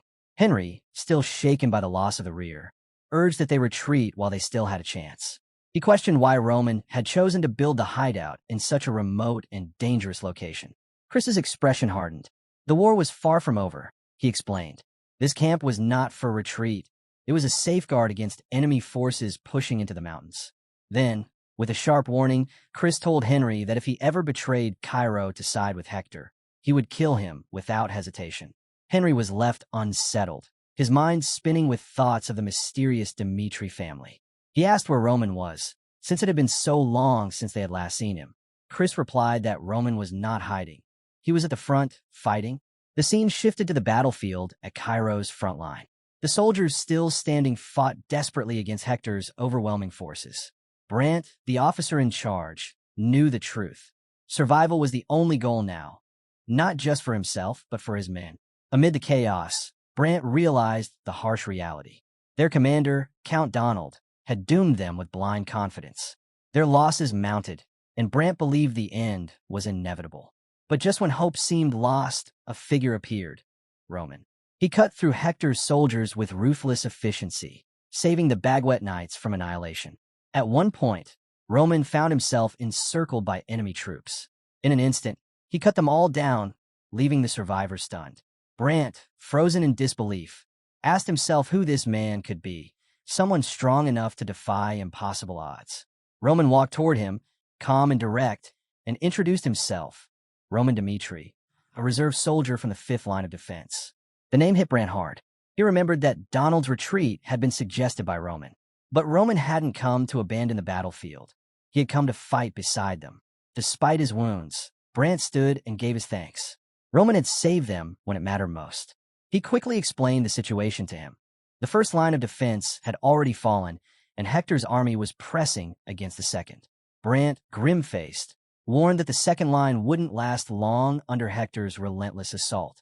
Roman listened to Brant's grim outlook, then asked a sharp question: was he suggesting surrender? Brant hesitated. He admitted Roman was an extraordinary fighter, but insisted that in a war between kingdoms, one man alone could not stand against the might of Hector. Roman did not flinch. Instead, he studied the situation with care. Something about Hector's actions felt wrong. Their traps, their attacks, their movements didn't fit the pattern of a force prepared for a drawn-out campaign. Slowly, the truth became clear to him. Hector wasn't planning for a long war. Their aim was to capture the southern front as quickly as possible, to force Cairo in a crisis, and end the conflict by sheer pressure. Roman understood it then. Hector's true strategy was not conquest by endurance, but by speed, taking full control of the southern front so that negotiations with Cairo's royal family would tip heavily in their favor. It was a bold and dangerous gamble, one that risked the entire future of their kingdom. The scene shifted to the 2nd defense line. There, Hector's soldiers launched their assault with relentless ferocity. Bright flares streaked across the night sky, signaling the coordinated strikes against the fortress walls. Amid the chaos, ambushes sprang with deadly precision, each move designed to tighten their grip on Cairo's forces. At the same time, Edwin stood deep in thought, analyzing every angle. He considered Baron's role, believing the man's survival might expose the weakness of the 5th defense line. Yet doubt gnawed at him. The name Roman Dimitri weighed heavily on his mind. Could one man really disrupt Hector's advance? Edwin knew Hector's strength. His kingdom was not so easily shaken, even by a swordsman of rare ability. But then, a soldier rushed in with urgent news. Hector had lost all contact with the 1st Squadron, the very unit assigned to mop up the remnants of Cairo's army. Edwin's unease deepened as the report continued. The 2nd and 3rd Squadrons were also silent. No response. The shock hit him hard. 3 squadrons gone. Jackson stepped forward to explain. After the breach of the 1st defense line, he had dispatched the 3rd Squadron to handle survivors. But an hour ago, communication with them had gone dead. The likely conclusion was grim. Nearly 300 men wiped out. Edwin's suspicions solidified. His earlier doubts were no longer shadows. They had form and certainty. Only one man could be behind this: Roman Dimitri. Instead of fleeing into the mountains like the others, Roman had stayed behind. He was striking at Hector's forces directly, challenging Edwin head-on. The realization was sharp, undeniable. Roman was no longer just a nuisance. He was a serious threat. Turning to Jackson with urgency, Edwin declared that this problem had to be dealt with immediately. Edwin warned that leaving Roman unchecked would only lead to disaster. Jackson, however, dismissed the concern. To him, Roman was nothing more than a distraction. Hector's true objective was the siege itself, and one man couldn't alter the outcome. But Edwin saw things differently. In the storm of war, his priorities began to drift from Hector's grand strategy. The kingdom sought to crush the defense camps and secure their advance. Edwin's focus, however, had narrowed to one point: Roman Dmitri, an unpredictable figure whose actions had already thrown carefully laid plans into chaos. With a cold, decisive tone, Edwin ordered the soldiers at the second defense line to retreat immediately. Jackson's brow furrowed in confusion. Why abandon their advantage just to chase a single warrior? It went against every rule of strategy. But Edwin was resolute. As night fell, Hector's forces gathered at the foot of the southern mountains. Edwin was certain Roman was there, hidden in the rugged terrain. His confidence wasn't just from evidence, but from instinct, sharpened by a year of planning. Facing his men, Edwin addressed their silent doubts. Yes, the defense lines were important, but the true danger lay elsewhere. Roman Dmitri was no ordinary enemy. His ability to unravel Hector's strategy made him a threat they could not afford to ignore. Jackson, though skeptical, knew Edwin too well to argue further. Edwin's choices were always deliberate, and his men trusted him completely. Their loud cheers carried through the night as Edwin gave the order. It was time to hunt the Cairo soldiers. Yet the mountains were vast, filled with shadows and places to vanish. Edwin feared that if his soldiers spread too wide, their prey might slip through. So, he laid out a precise plan. Patrols would advance from the mountain's base upward, tightening the net step by step. No one would escape. Each unit was given strict instructions. If they spotted the enemy, they were to blow a whistle at once. The trap would spring only when every soldier was in position. The goal was clear: corner the enemy while keeping casualties low. With determination, the patrols began their climb. The mountains loomed, silent and ominous, as the soldiers scanned every shadow. But then, something strange happened. One man vanished. At first, his comrades noticed nothing unusual. Then another disappeared, and another. Panic spread as they realized entire squads were gone. In the end, only one soldier remained, trembling in the darkness. Heart racing, he lifted his whistle to sound the alarm. But before he could breathe out, a blade pierced the silence. Roman Dmitri stepped from the shadows, striking the soldier down before the whistle ever touched his lips. Roman paused in the shadows, weighing the situation. His original plan had been simple: use Hector's assault on the defense camp to turn the tide in Cairo's favor. Yet Hector's response had been unexpected. Abandoning the second defense line just to halt Roman's advance was a bold gamble. Roman couldn't help but acknowledge the brilliance behind such a move. Whoever was orchestrating Hector's strategy was no ordinary commander. Meanwhile, Hector's soldiers began to realize something was wrong. Comrades were missing. Orders quickly spread: seal off the mountain paths, block every escape, trap the enemy before he slipped away. But before they could tighten their net, Roman struck. Moving like a shadow, he cut down the commander leading their patrols. The strike sent shockwaves of confusion through the ranks. As he emerged from the darkness, Roman's face carried an unsettling calm. Yet beneath it was the chaos of another life, the life of Baek Jung-hyuk. In that past existence, he had been one of the 12 sons of the heavenly demon, raised in a world of brutal trials and endless hardship. Every mission was a test of survival.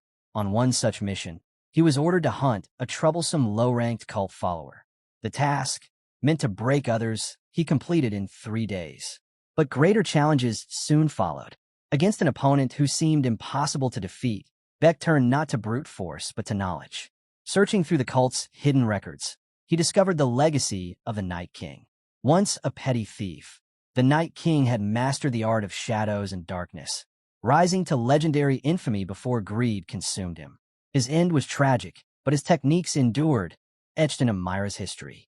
Fascinated, Baek devoted himself to those teachings. Within a single year, he mastered them to terrifying perfection, silencing 38 martial masters with unmatched precision. Whispers spread of his new name, the Shadow Phantom, a being who embodied the darkness itself. Now, in the present, Roman called upon that very legacy. Darkness enveloped the soldiers of Hector, their sight useless, their senses overwhelmed. Fear not at their resolve. Even the Oranites, proud warriors of Hector, recognized the danger and began pulling back. But retreat was not an option Roman would allow. With deadly resolve, he slipped through the chaos, his movements silent and precise. In moments, the leader of Hector's first squadron was struck down. The enemy ranks erupted into confusion, soldiers scrambling, unable to comprehend the force hunting them. One soldier, realizing the battle was lost, decided his only duty now was to report. With trembling hands, he reached for a magical communication device to send word to his commander. But above him, unseen, Roman was already there, perched silently on a tree branch, eyes fixed, blade ready. The shadow phantom had chosen his next target. Edwin felt his world crumble as the grim reality struck. Turning to Soldier Thompson, he urged him to stay calm, warning that their enemies were using the darkness itself as a weapon. Thompson's expression was grave as he delivered the truth. Hector's soldiers were being slaughtered, one after another, by an unseen hand. No matter how sharp their senses, no one could pinpoint where the strikes were coming from. Even Thompson, famed for his heightened perception, was helpless against this invisible predator. Edwin's thoughts raced. Could it be an Oronite? Yet the idea didn't fit. Someone with Thompson's skill should have sensed such an opponent long before now. Still, the soldiers continued to fall, cut down in silence. The possibility of magic crossed Edwin's mind. Perhaps the enemy had cloaked themselves in sorcery. But that too made little sense. Magic had limits. It required energy, pauses to recover. What they faced was relentless, without the slightest opening. Nothing added up. Even as confusion threatened to overwhelm him, Edwin forced himself to stay steady. He told Thompson not to yield to fear. Reinforcements, he promised, were already on their way. Those words gave Thompson a sliver of hope. Thompson then reported that Hector's allies had already formed a defensive perimeter around the camp. It wasn't much, but it gave them a goal: endure until the prince arrived with backup. Rallying what was left of the first squadron, Thompson barked orders, pushing them to take defensive positions and brace for the unseen strikes. Summoning his aura, Thompson tried to pierce the veil of darkness, to sense the enemy hidden within. Then movement. On the right, he lunged, attacking with all his strength. Relief spread for a heartbeat. They had finally landed a blow. But relief twisted into horror when the truth became clear. The enemy had lured them in, using Hector's own soldiers as bait. And then, out of the blackened silence, Roman appeared. He emerged like a predator born of the night, his presence as sharp and merciless as the blade in his hand. Frustration burned through Thompson as he shouted at him. He called Roman a coward, demanding that he abandon the shadows and face him head-on. Roman stepped from the shadows, his voice steady as he pointed out Hector's fatal flaw. Their greatest weakness, he explained, was arrogance, underestimating enemies they hadn't measured beforehand. That overconfidence was why Hector believed victory was already secured. He shifted his gaze to Thompson. And do you truly think that just finding me makes defeating me any easier? The weight of Roman's words sank in. Thompson clenched his fists, realizing there was no choice but to fight. The atmosphere grew heavy, thick with tension. Thompson resolved to finish the battle quickly. But Roman didn't give him the chance. With blinding speed and surgical precision, he struck. Thompson collapsed, his cry of pain swallowed by silence. Roman had already sealed the area with mana, ensuring no sound could escape. No reinforcements would come. Pinning Thompson to the ground, Roman ripped the magical communication device from him. Without hesitation, he used it, knowing Edwin was on the other end. His voice cut through the line with confidence. Roman exposed the truth Hector had tried to bury. The kingdom was starving. A famine had swept through their lands, leaving their people desperate and their army stretched thin. Hector's campaign against Cairo was not an act of strength, but of survival. It was a gamble to seize resources before their nation collapsed. He detailed their dire condition.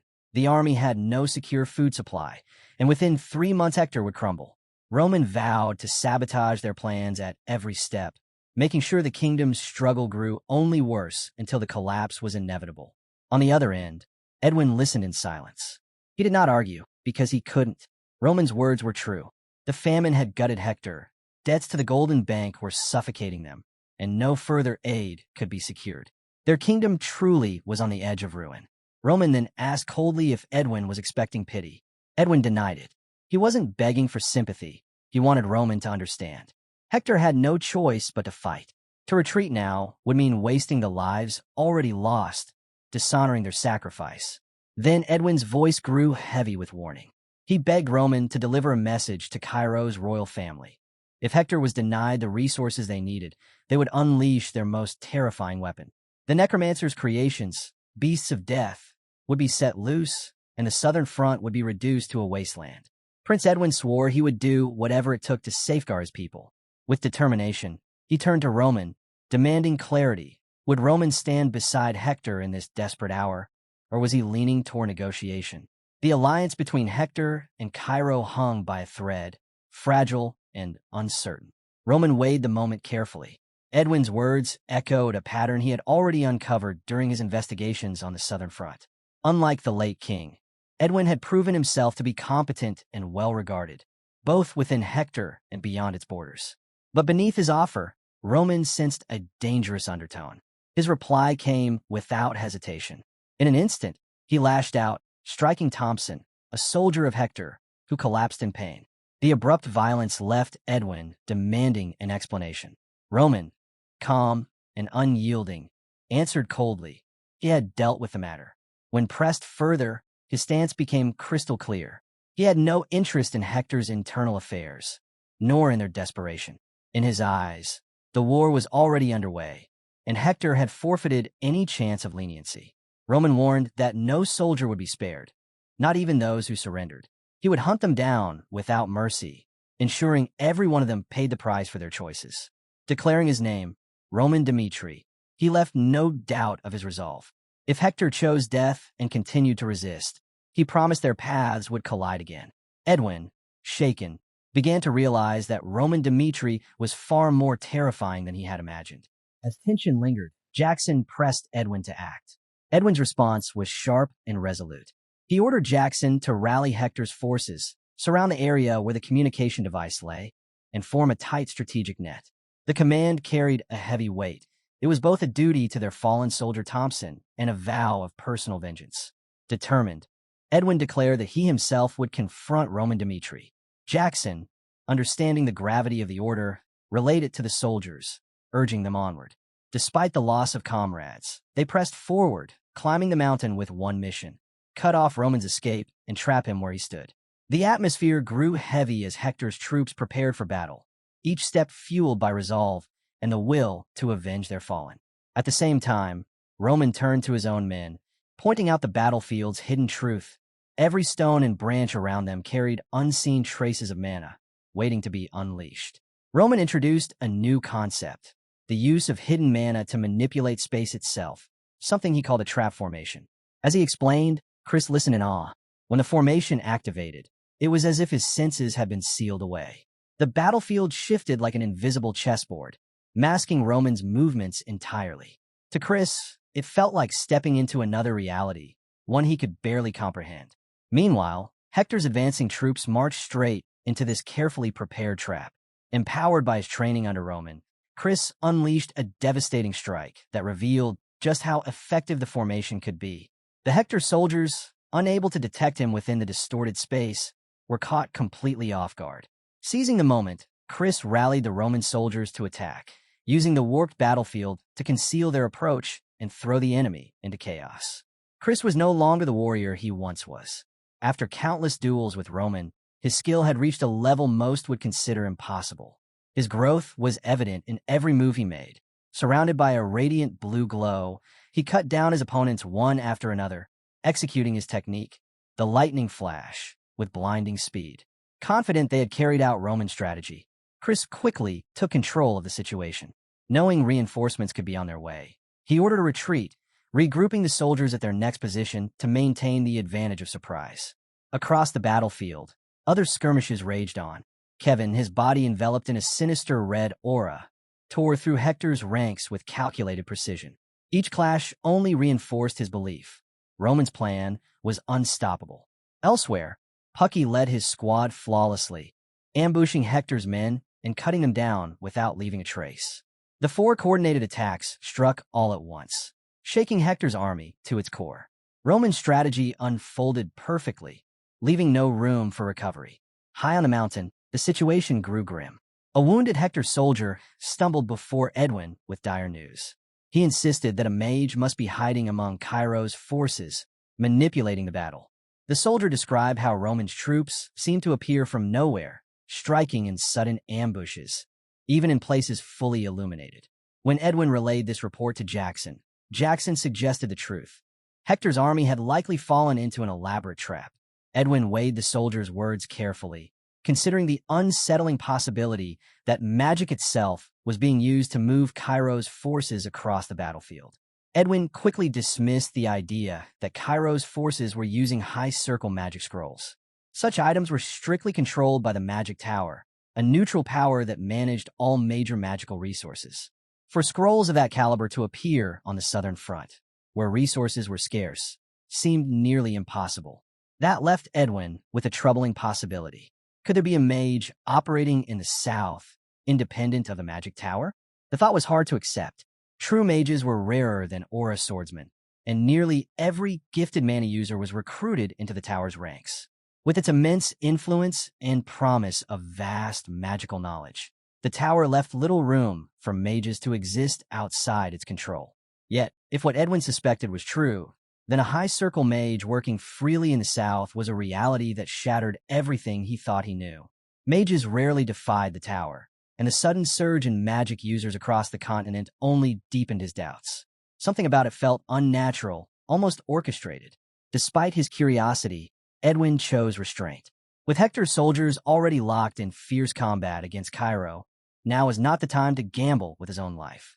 Instead, he resolved to wait, biding his time until the moment Roman Dmitri would stumble into the trap he had carefully laid. Back in the mountains, Roman's clash with Hector's soldiers took an unexpected turn. After cutting down another opponent, his next challenger revealed a peculiar weapon, an artifact that flared with blinding light every time Roman moved. In the darkness, he shone like a firefly, his position impossible to hide. The Hector soldiers wasted no time. They relayed the discovery, and soon, the second and third squadrons converged, eager to avenge their fallen brothers and overwhelm Roman in a combined assault. Their morale surged with the belief that victory was within reach. But Roman had already anticipated them. Drawing upon the second technique of the heavenly demon arts, he unleashed a devastating counterattack. In a blur, he annihilated the advancing soldiers before they could even react. The sheer speed and efficiency of his strike left the survivors stunned, their hopes crushed in an instant. Though victorious, the exchange had taken its toll. Roman paused, allowing himself a moment to recover, when an injured Hector soldier staggered forward. Instead of attacking, the soldier raised a question. How did Roman intend to escape? The wounded soldier warned Roman that the mountain was surrounded. Thousands of Hector troops stood ready, and no matter how strong he was, escape seemed impossible. Roman, however, remained composed. He revealed that Hector's army had already stepped into his trap. Reinforcements were rushing toward the mountain in blind desperation, throwing themselves forward just to delay him. Roman found it almost amusing. Their recklessness only made them easier to deal with. A faint smile crossed his face as he muttered that he would take his time, toying with Hector's soldiers until dawn. But his brief moment of ease was cut short. From the shadows, a voice rang out, declaring that Roman's end had arrived. Roman turned, his eyes landing on a man clad in light armor with a scarred face. Recognition struck. This was Jackson, the captain of Hector's elite ranger unit. Roman immediately gauged his strength. Jackson's power ranked at least 4 stars, and Roman couldn't help but wonder if Hector had deliberately hidden him away for this moment. The air thickened with tension as the two warriors squared off. Their swords collided with a deafening crash, echoing through the mountains as sparks flew. Jackson shouted fiercely that Roman was finally cornered within the dense forest. Though his official rank in Hector's military was unimpressive, outsiders knew him as the de facto leader of the Rangers. His reputation carried weight, his true abilities whispered about but never fully confirmed. Now, in the glow of the forest where blue light illuminated the battlefield, his strength was on full display. Yet, Jackson quickly realized something was wrong. His attacks failed to force Roman back. Blow after blow landed, but Roman remained unshaken, countering with sharp, deliberate strikes. Jackson's confidence wavered. He remembered the reports. Roman Dmitri was said to be no more than a 3-star swordsman. But here, in front of him, Roman's ability told a very different story. Anyone above 4 stars was considered a disaster on the battlefield. And suddenly, Jackson understood why Hector's soldiers had been crushed so easily. Roman, calm and calculating, dismantled Jackson's offensive with precision. And though Jackson had entered this fight expecting to overwhelm his enemy, he now found himself forced to acknowledge the terrifying truth of Roman Dimitri's strength. Channeling his aura, Roman unleashed a strike that sent Jackson staggering backward. In that instant, Jackson was forced to admit Roman Dimitri was no ordinary opponent. Even so, Jackson clung to the belief that he could still claim victory. He stepped back, lifted a whistle to his lips, and blew a sharp signal. At once, Hector's soldiers closed in from all directions, encircling Roman. With renewed confidence, Jackson ordered him to surrender. But Roman only smiled. Calmly, he declared that the soldiers had built their hopes on false assumptions. One by one, he began tearing those illusions apart. First, he addressed the artifact Jackson had relied on, saying no such trinket could ever control him. To prove his point, Roman shattered the artifact before Jackson's eyes. Shock rippled through the ranks as Jackson realized Roman possessed a resistance to magic unlike anything he'd seen. Then came the second blow to their confidence. Roman stated boldly that no matter how many men surrounded him, he could leave whenever he wished. The claim was so outrageous, the soldiers froze in disbelief, unsure if his words were truth or taunt. Their hesitation proved costly. In a flash, Roman vanished and reappeared behind Jackson, catching him completely off guard. With a mocking tone, he pointed out the obvious. At this critical moment, Prince Edwin's promised support was nowhere to be found. Jackson's confidence cracked. He realized Roman had outmaneuvered him entirely. Before he could recover, Roman disappeared once more, leaving the soldiers confused and scattered. Panic rose as Jackson shouted for them to give chase, warning that Prince Edwin was now in grave danger. Meanwhile, Roman raced toward Hector's command post. Strategy consumed his thoughts. Against a larger army, the surest path to victory was clear: eliminate the enemy commander, and their forces would collapse. Guided by the faint mana radiating from Edwin's communication device, Roman moved with lethal precision. At the base of the mountain, the enemy camp stretched before him. Roman cut through the soldiers guarding it, his movements sharp and merciless. None were able to stand against his speed, and his advance was relentless. Step by step, he closed in on Edwin Hector. But just as Roman prepared to strike, his plan faltered. Edwin revealed an unexpected weapon: fire magic. Flames burst forth, twisting and flowing with unnatural grace. Roman was caught off guard, forced to recognize that Edwin's power was far greater than he had anticipated. Mana coursed through Edwin, moving with a rhythm of its own. In the thick of battle, he unleashed a spell, Inferno, hurling a torrent of flames straight at Roman. Roman reacted instantly, raising his defenses to withstand the searing blast. But Edwin pressed forward without pause. With a swift incantation, he cast Entangle. Thick roots erupted from the earth, wrapping tightly around Roman. For a moment, it seemed he was bound, but with one decisive slash, Roman severed the roots and broke free. Just as he steadied himself, another danger emerged. From the shadows stepped a swordsman cloaked in a radiant yellow aura. His strikes came with overwhelming force, and Roman was barely able to block, straining to hold his ground. The man revealed himself: Butler, captain of Hector's second-highest Royal Knight Order, a 5-star swordsman. It struck Roman at once. This was no coincidence. Edwin had orchestrated everything to crush him with sheer strength. Butler's aura burned with raw power, his presence suffocating. Watching from the side, Edwin's confidence swelled. With Butler now in the fray, he believed their combined might would finally put an end to Roman Dimitri. As Butler pressed forward, Edwin cast another spell, Windblade. Razor-sharp gusts cut through the air as Butler charged in with his sword glowing like molten steel. Roman was pinned between the slicing wind and Butler's ferocious assault. Forced to defend both sides, Roman faltered. Butler's blade struck with such force that the impact exploded through the forest, shaking the ground and sending shockwaves outward. The blast tore through the battlefield, and when the dust settled, Roman was left bloodied and kneeling. In the chaos, his mind raced. He had expected obstacles, but not this. A prince wielding such magic, nor Butler, a 5-star knight hidden in plain sight as if he were nothing more than a soldier. Yet instead of despair, Roman felt something else: excitement. The closer he edged toward death, the more alive he felt. His smile returned, his spirit burning even brighter in the face of danger. Butler, watching him, felt a rare unease. How could a man barely in his mid-20s withstand the combined assault of both a prince's magic and a five-star swordsman? Roman's resilience defied reason, leaving Butler to wonder what kind of power this man truly held. Spotting Roman's exhaustion, Edwin seized the moment. He urged Butler to deliver the finishing blow, but Roman refused to fall.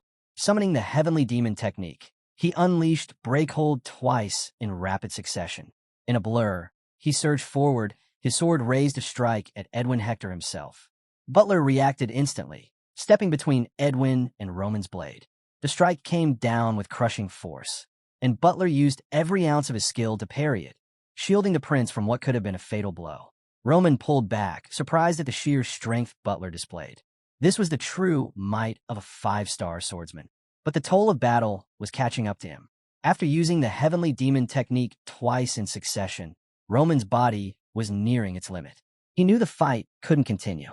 With one last glance at Edwin, he delivered a chilling warning.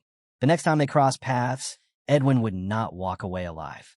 The words left Edwin shaken. As Roman vanished into the shadows, Butler and the soldiers could do nothing but feel the weight of humiliation. Their army, 1,000 strong, had been pushed to the brink by a single man. For Hector, it was a bitter truth that cracked the very foundation of his pride as a leader. Edwin, meanwhile, felt the sting of failure more than anyone. His decisions had led to disaster. What he believed to be the safer path had turned into the worst possible outcome. Regret settled heavily over him. When dawn broke, the soldiers descended the mountain with weary steps. Their morale was shaken, but Edwin stood before them and apologized for the consequences of his misjudgment. Yet the men did not turn against him.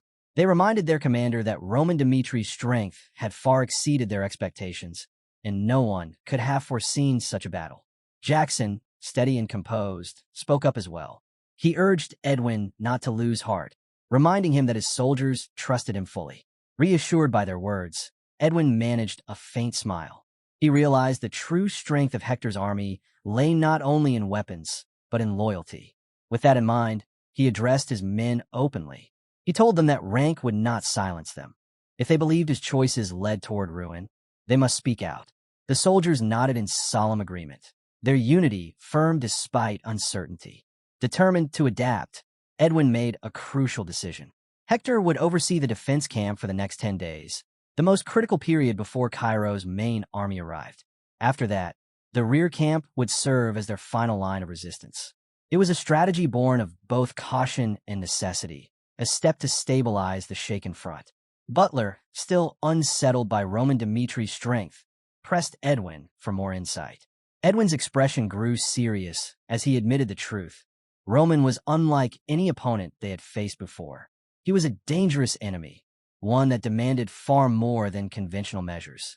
Edwin, however, reminded his men that the battlefield had shifted. Fighting in the mountains would be very different from clashing on the open plains. He admitted that while he himself might suffer defeat, Hector's army as a whole was far from broken. Jackson then raised a pressing question. If Hector continued to resist, could they still secure the compensation they sought from Cairo? Edwin, considering the larger picture, revealed a bold plan. He intended to open negotiations with the Kronos Empire. Meanwhile, in Cairo's royal palace, Count Ajur delivered grim news to King Daniel. He explained that the royal family had funneled massive resources into the Eastern Front, straining their finances due to Kronos' constant pressure over the past year. If Cairo were to give in to all of Hector's demands, it would bankrupt the kingdom. King Daniel suggested raising taxes to cover the losses, but Ajur quickly warned against it. Taxes had already been raised just 6 months earlier, and another increase would almost certainly spark rebellion among the people. This left Daniel with a troubling choice: seek support from the kingdom's nobles. But doing so would weaken the royal family's authority. Frustration mounting, Daniel ordered Ajur to urgently summon the central government nobles for a council. Before the meeting could begin, however, a soldier burst in with astonishing news from the southern front. The enemy had been pushed back. Daniel froze, stunned by the unexpected report. He immediately called the nobles together. Confusion swept the chamber. How could the southern front, outnumbered and under-resourced, possibly repel Hector's army of 10,000? The improbable victory left everyone questioning the truth. For Daniel, however, this was more than just relief. It was a spark of hope, a chance to turn the tide. Count Denver stepped forward, suggesting that the victory might be thanks to Roman Dmitri, a name already gaining weight across the continent. The court erupted with disbelief. How could one man achieve what armies could not? Still, the possibility couldn't be ignored. To confirm the truth, messengers were ordered to establish immediate contact with the Southern Front. Amid the tension, a figure appeared on the communication line, Henry. When King Daniel demanded to know who he was, Henry introduced himself formally as the second son of the prestigious House of Albert. The name alone shifted the room's mood. House Albert carried a powerful reputation, known for producing exceptional talent and wielding great influence in the central government. At once, Marquis Benedict's interest was piqued. Marquis Benedict didn't waste time. He demanded to know where Roman was and why Henry was speaking in his place. Henry answered without hesitation.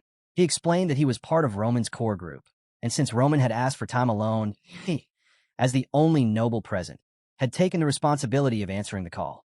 Benedict's irritation was obvious, but he let Henry continue. The Marquis urged him to get straight to the point. Unbothered, Henry began outlining why it was crucial to recognize Roman now, before his name spread across the continent on its own. He then revealed Roman's decisive role in the recent battle. With sharp perception, Roman had discovered that Hector intended to strike the southern training camp and seize the warp gate. Acting swiftly, he had established a hidden base in the mountains, preparing for an attack that others had overlooked.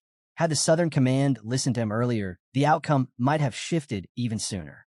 The revelation shocked both the king and the nobles.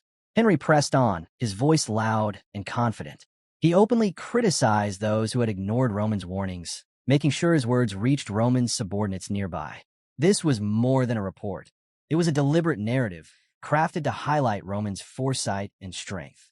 Henry continued, recounting how he had fought alongside Roman until dawn. With only 200 men against an enemy force more than 10 times larger, they had prevailed.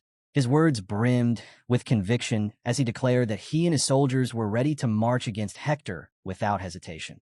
King Daniel listened intently, impressed by Henry's passion. He praised Roman Dmitri, commending his determination to fight on despite overwhelming odds. In contrast, he criticized Cairo's own executives, pointing out how quickly they had been willing to surrender. Marquis Benedict agreed with the king's judgment. He admitted that many within Cairo's leadership had already resigned themselves to defeat the moment Hector seized the warp gate. Yet now, thanks to Roman Dmitri, the perspective was changing from despair to resilience. Count Gregory, unwilling to waste the momentum, spoke up firmly. He urged King Daniel to dispatch reinforcements immediately to the southern front and condemned Hector's audacity for daring to trample upon Cairo's lands. King Daniel, resolute at last, declared that negotiations with Hector were finished. Cairo would fight to reclaim its honor. He entrusted Count Gregory, Count Denver, and Marquis Benedict with rallying their family armies and coordinating with the southern front.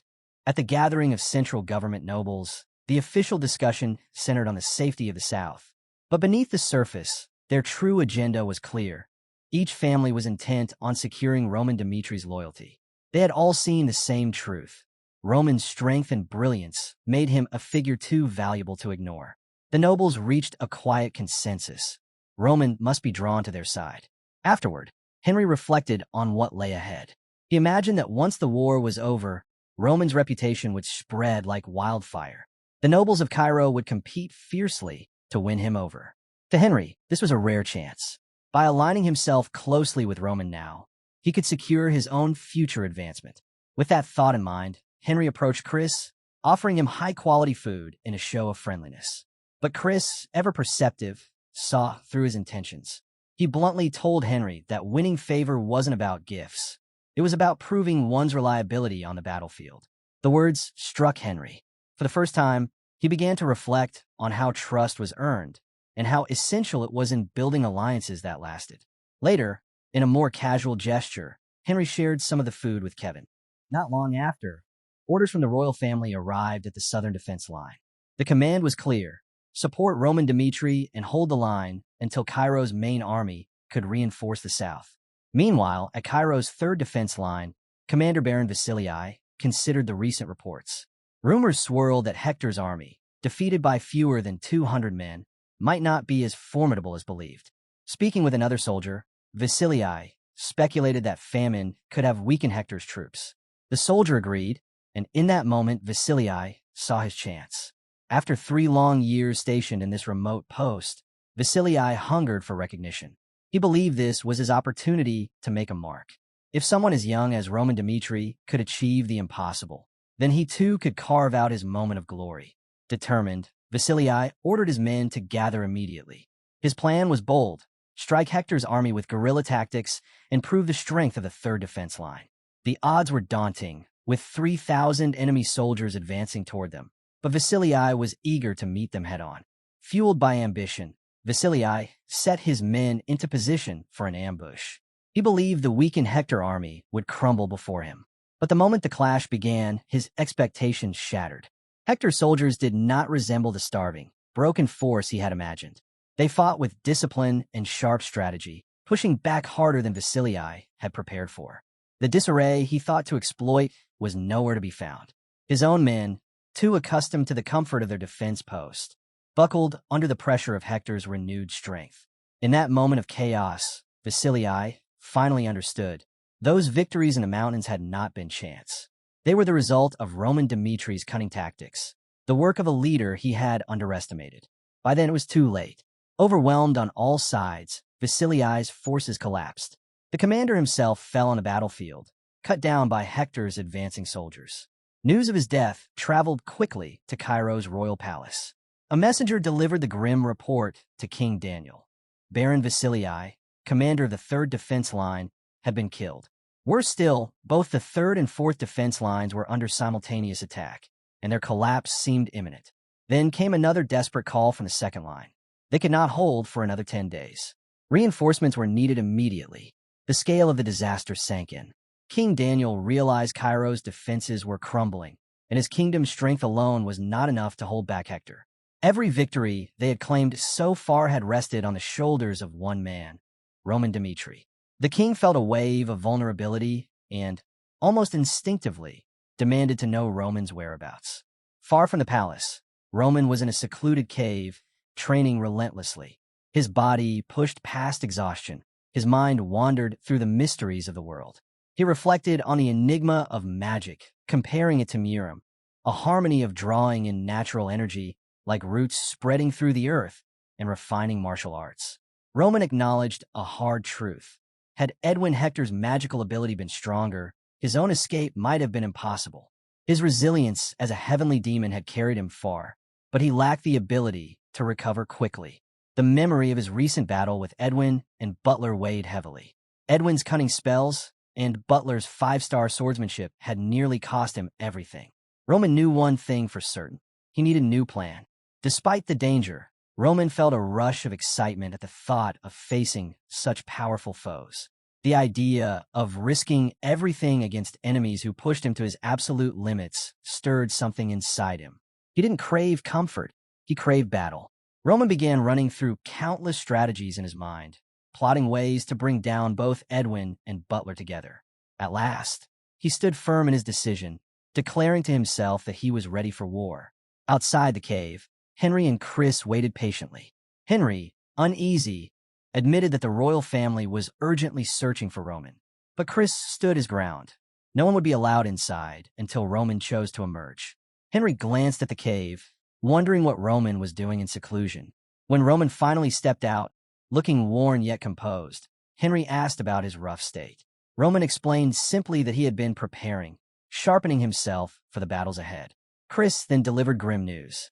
The 3rd and 4th defense lines had collapsed in a single day.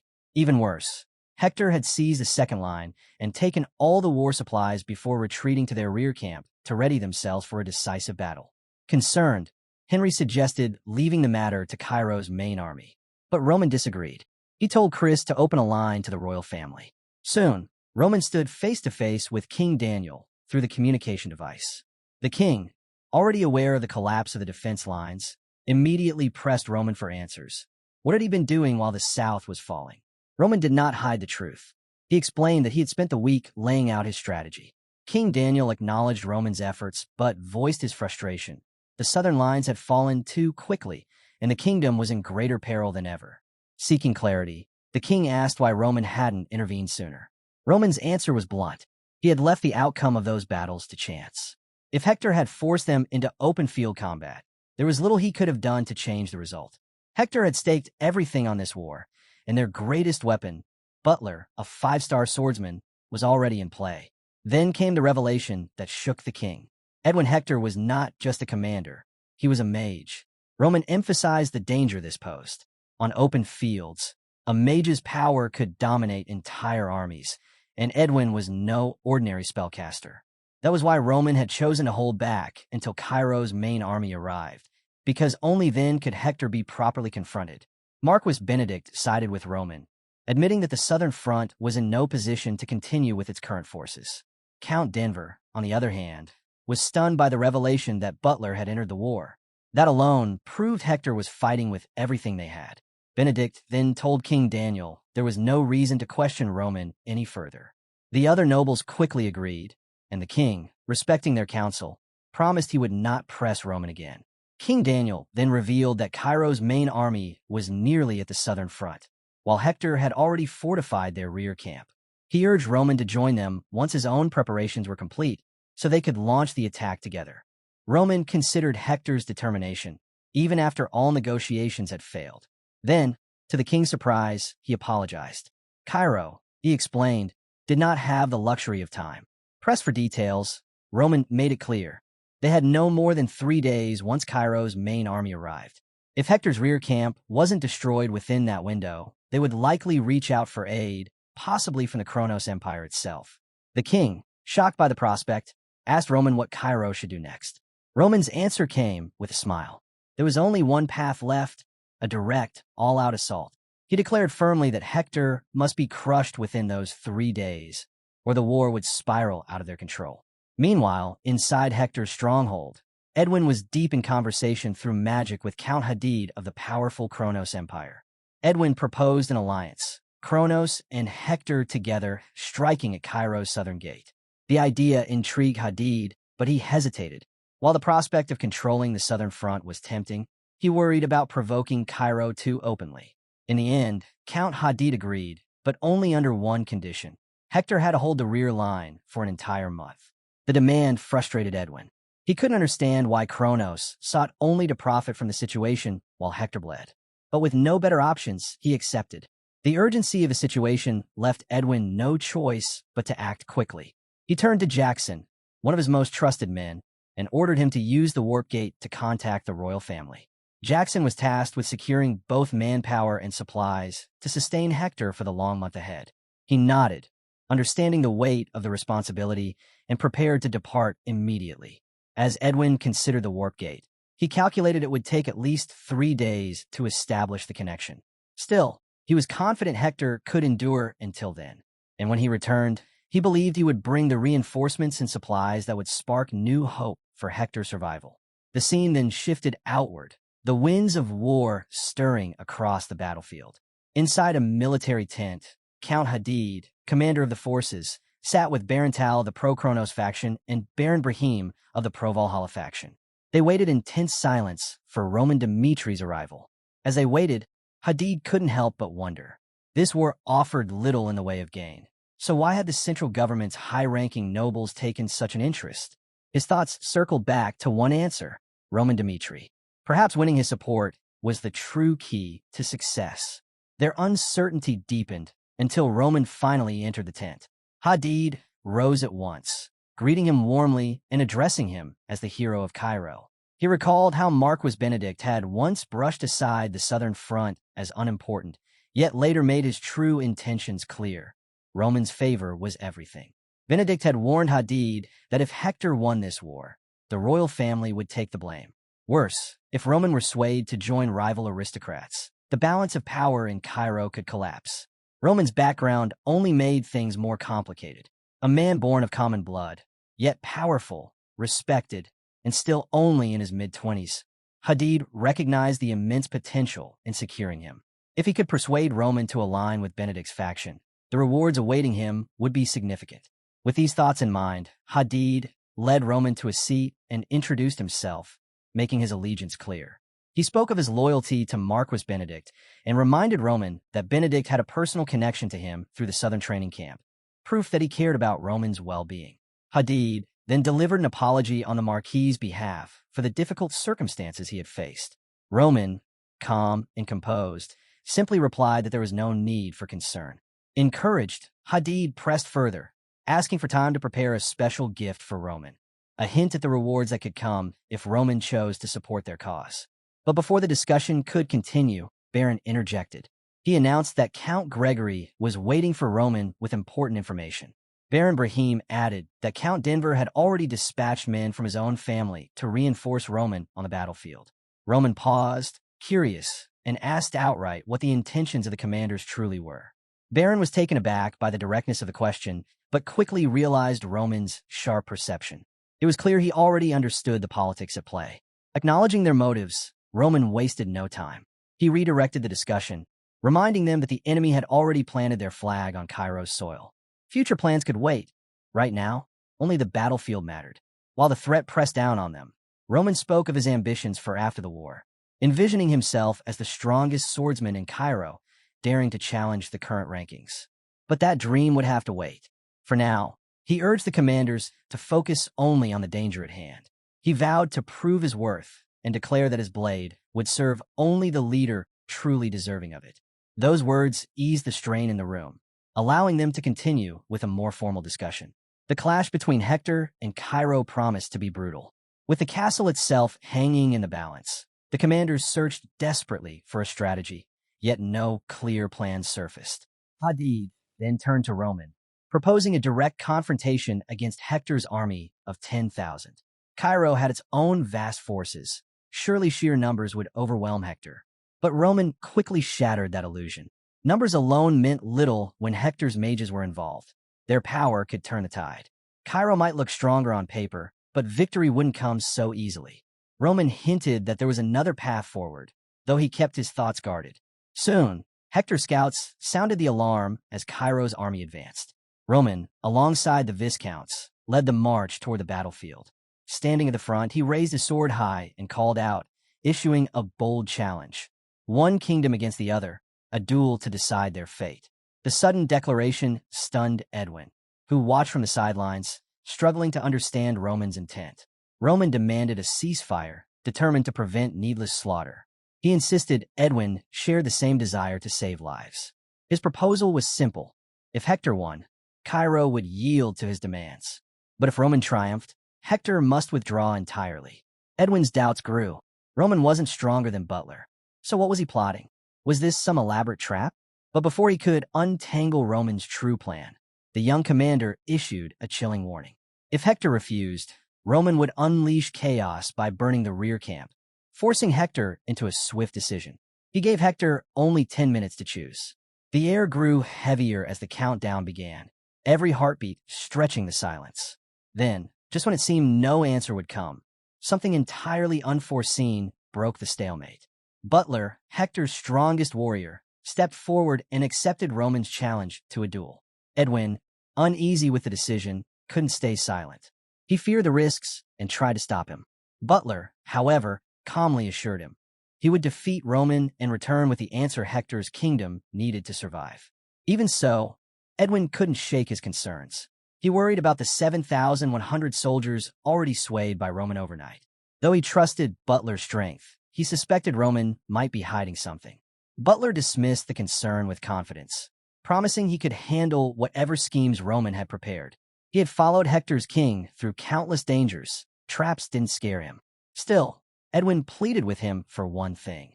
If anything felt wrong, he must retreat. Butler gave his word, but vowed he'd return in victory. As he walked forward, he reflected on Roman's strangeness. He had met unusual opponents before, but Roman was unlike any of them. Whether there was a trap or not, Butler resolved to give his all when the battle began. Roman then spoke, reminding Butler of the strike he had once landed on him in the mountains. Since that moment, he had longed for a true fight to the end. He swore there were no tricks this time, only a duel between warriors. Roman urged Butler to fight with everything he had, declaring that if Butler killed him, his mission would be complete. Butler bristled at Roman's reckless, almost insane resolve, and prepared himself for combat. The two warriors charged, colliding with full force as the duel erupted. As the clash unfolded, the importance of reaching the five-star realm became clear. Warriors of that level were powerful enough to alter the course of an entire war. With Hector's kingdom on the line, Butler released his overwhelming aura, proving his resolve to end this swiftly. He never intended to prolong the fight. His aim was to strike hard and finish it quickly. With that determination, Butler launched forward, carrying the weight of Hector's future. But to everyone's shock, Roman met the attack head-on, blocking it with extraordinary skill and speed. The impact was so immense that the ground beneath Roman split apart, sending tremors through the battlefield. The spectacle stunned everyone watching, Edwin, Hector's soldiers, and Cairo's commanders alike. Yet Butler refused to falter. Without hesitation, he pressed on, driving his assault with even greater ferocity. Roman narrowly evaded Butler's next strike, his defense sharp and precise. He immediately countered, but Butler's experience showed. He slipped behind Roman and unleashed a swing charged with aura. Roman managed to block, yet the force ripped a deep scar into the ground behind him, drawing gasps from those watching. Count Hadid, who had supported the duel to strengthen Roman's position, now felt a pang of dread.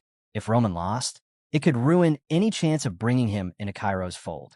Baronals shared the same unease, silently questioning whether Roman could endure Butler's overwhelming strength. On the other side, Hector's soldiers roared with approval, their confidence swelling as Butler pressed harder and harder. For a while, Roman seemed to be barely keeping up under Butler's relentless onslaught, but he refused to break. Instead, he pushed forward, launching strikes of his own. Steel clashed violently, the sound echoing across the battlefield. Hector's men shouted louder, chanting Butler's name, believing the fight was his. But then Butler noticed something unsettling. Roman's movements were shifting. His defenses grew sharper, his timing more precise. It was as if Roman was no longer simply blocking. He was predicting each attack before it landed. Butler's strikes, once unstoppable, were being read. Frustration welled inside him. Was Roman holding back all along, using this duel to gauge his strength? Meanwhile, Roman gained clarity of his own. He remembered his victory over Homaz, a 4-star swordsman, but this was different. Butler, a 5-star, stood on an entirely higher plane. And yet, in this clash, Roman saw the chance to measure himself against that level, to see if he could break through his current limits. Their battle intensified, no longer just about brute power, but about precision and strategy. Roman, resolved to advance beyond his barrier, charged forward with unwavering determination, aiming to prove himself in a fight that could decide Cairo's fate.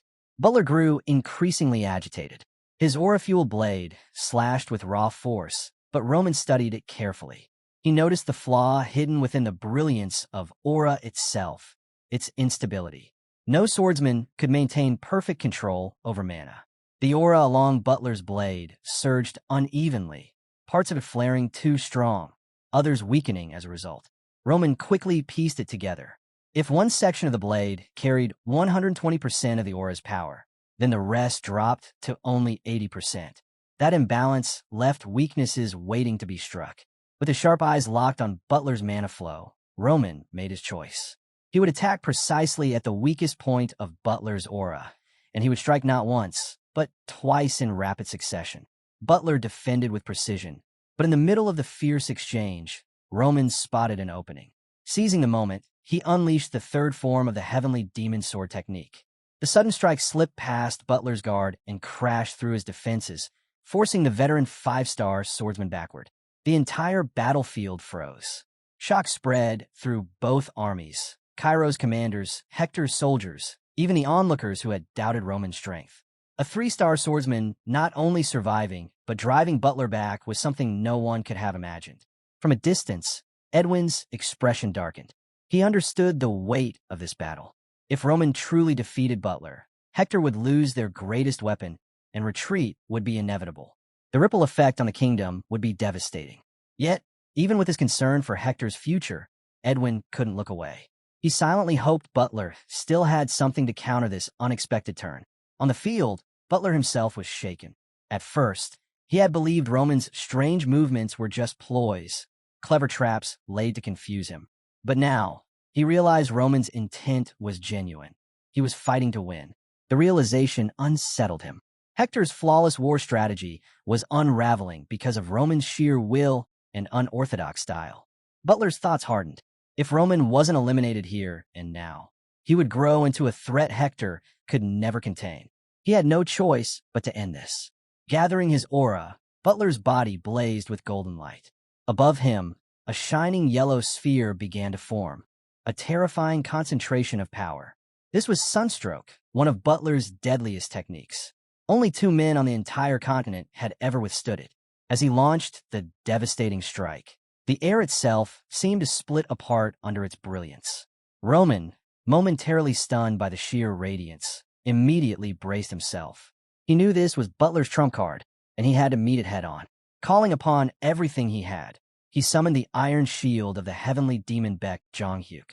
Dark energy swirled around him as the shield rose to meet Butler's blazing sun. The two forces collided, light against darkness, aura against demonic energy. The impact detonated with a thunderous explosion, hurling dust and shockwaves across the battlefield. Soldiers from both sides shielded their eyes, unable to see who had prevailed. When the dust began to clear, the sight left Edwin speechless. Against all odds, Roman stood firm, having endured Butler's strongest blow. Butler himself could hardly believe it. His sunstroke, a technique feared across the continent, had been stopped by someone ranked far below him. Drained from pouring all his mana into sunstroke, Butler staggered. Roman saw his chance and struck. Though Butler managed to block, his guard faltered, and Roman's relentless follow-up pushed him back. The battlefield fell silent in disbelief. Butler, Hector's mightiest warrior, was being forced back by someone younger, someone far below him in rank. Butler himself was stunned. The idea of being overpowered by Roman seemed impossible, yet it was happening before his eyes. Still, surrender was not in his nature. Even if it meant his life, he fought on with desperate resolve. But Roman ended the exchange decisively. Seizing control, he pressed his hand against Butler's head and slammed him hard into the ground. The impact left Butler reeling in agony. Summoning the last of his strength, Butler released one final surge of mana in a desperate explosion, hoping to drag Roman down with him. But Roman endured the blast, his body unshaken. He looked down at Butler and spoke, not with arrogance, but with respect, saying he would remember the man's determination. Just as the duel seemed settled, a flare of magic tore through the field. Edwin had entered the fray. Rune flare energy streaked toward Roman, but he slipped away with swift movements, proving both his agility and his sharp awareness. The atmosphere shifted immediately. This was no longer a duel. Edwin barked orders, and Hector's soldiers rushed in to protect their fallen commander, choosing Butler's survival over the honor of single combat. At the same time, the fortress gates of Hector were left wide open, a choice that carried dangerous consequences. The decision could tarnish Hector's reputation and alter the balance of the war itself. Back at Cairo's camp before the battle, Count Hadid had once asked Roman a crucial question. What would Cairo gain if Butler was defeated? Roman's answer had been clear and cutting. He recalled the night Hector's men had paused to honor their dead, even after a savage fight. To him, it revealed Edwin Hector's heart, soft, compassionate, and ill-suited for the battlefield. Roman explained that Butler was the linchpin.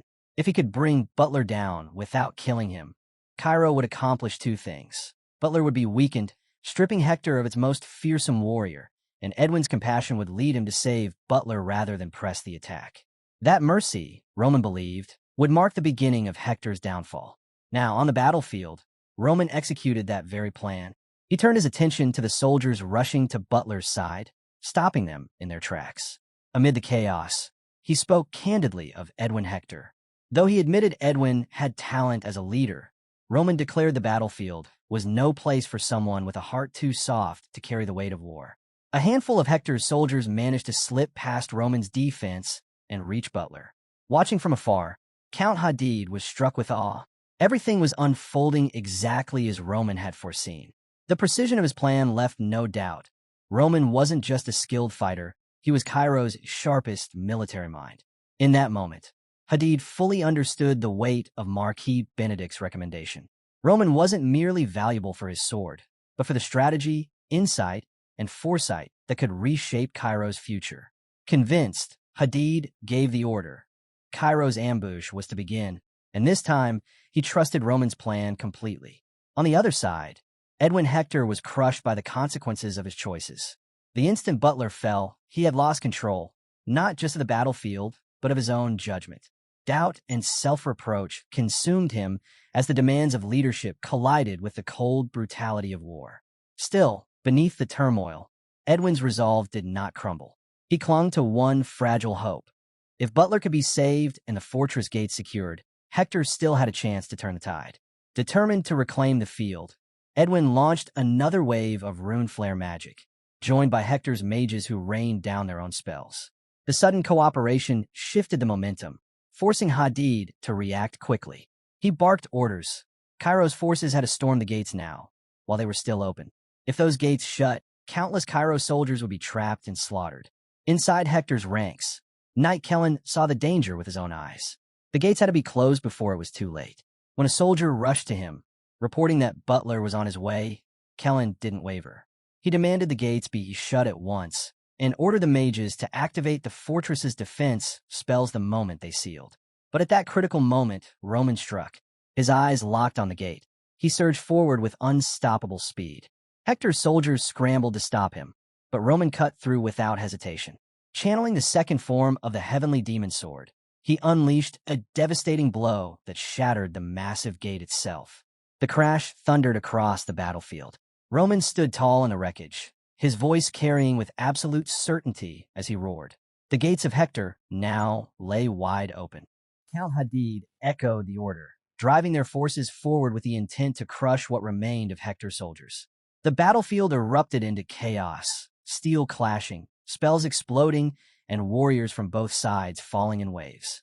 Amid the bloodshed, Roman allowed himself a flicker of satisfaction. The plan to break open Hector's gates had worked. Now, Cairo's mission was simple: bring down Hector's commander. Roman soon found himself face-to-face with Edwin. Surrounded by the wreckage of his army, Edwin stood alone, weighed down by bitter failure. His brilliant strategies, which had once seemed flawless, striking Cairo's rear bases and setting traps in the mountains, had all been undone by Roman. The deaths of 1,000 Hector soldiers burned in his mind, and despair clawed at him as he wondered why fate had chosen him to lead and why it had sent Roman into Cairo's path. Roman addressed him, marking their reunion. Edwin's reply was grim and resolute. If he died here, Roman would not leave the battlefield alive either.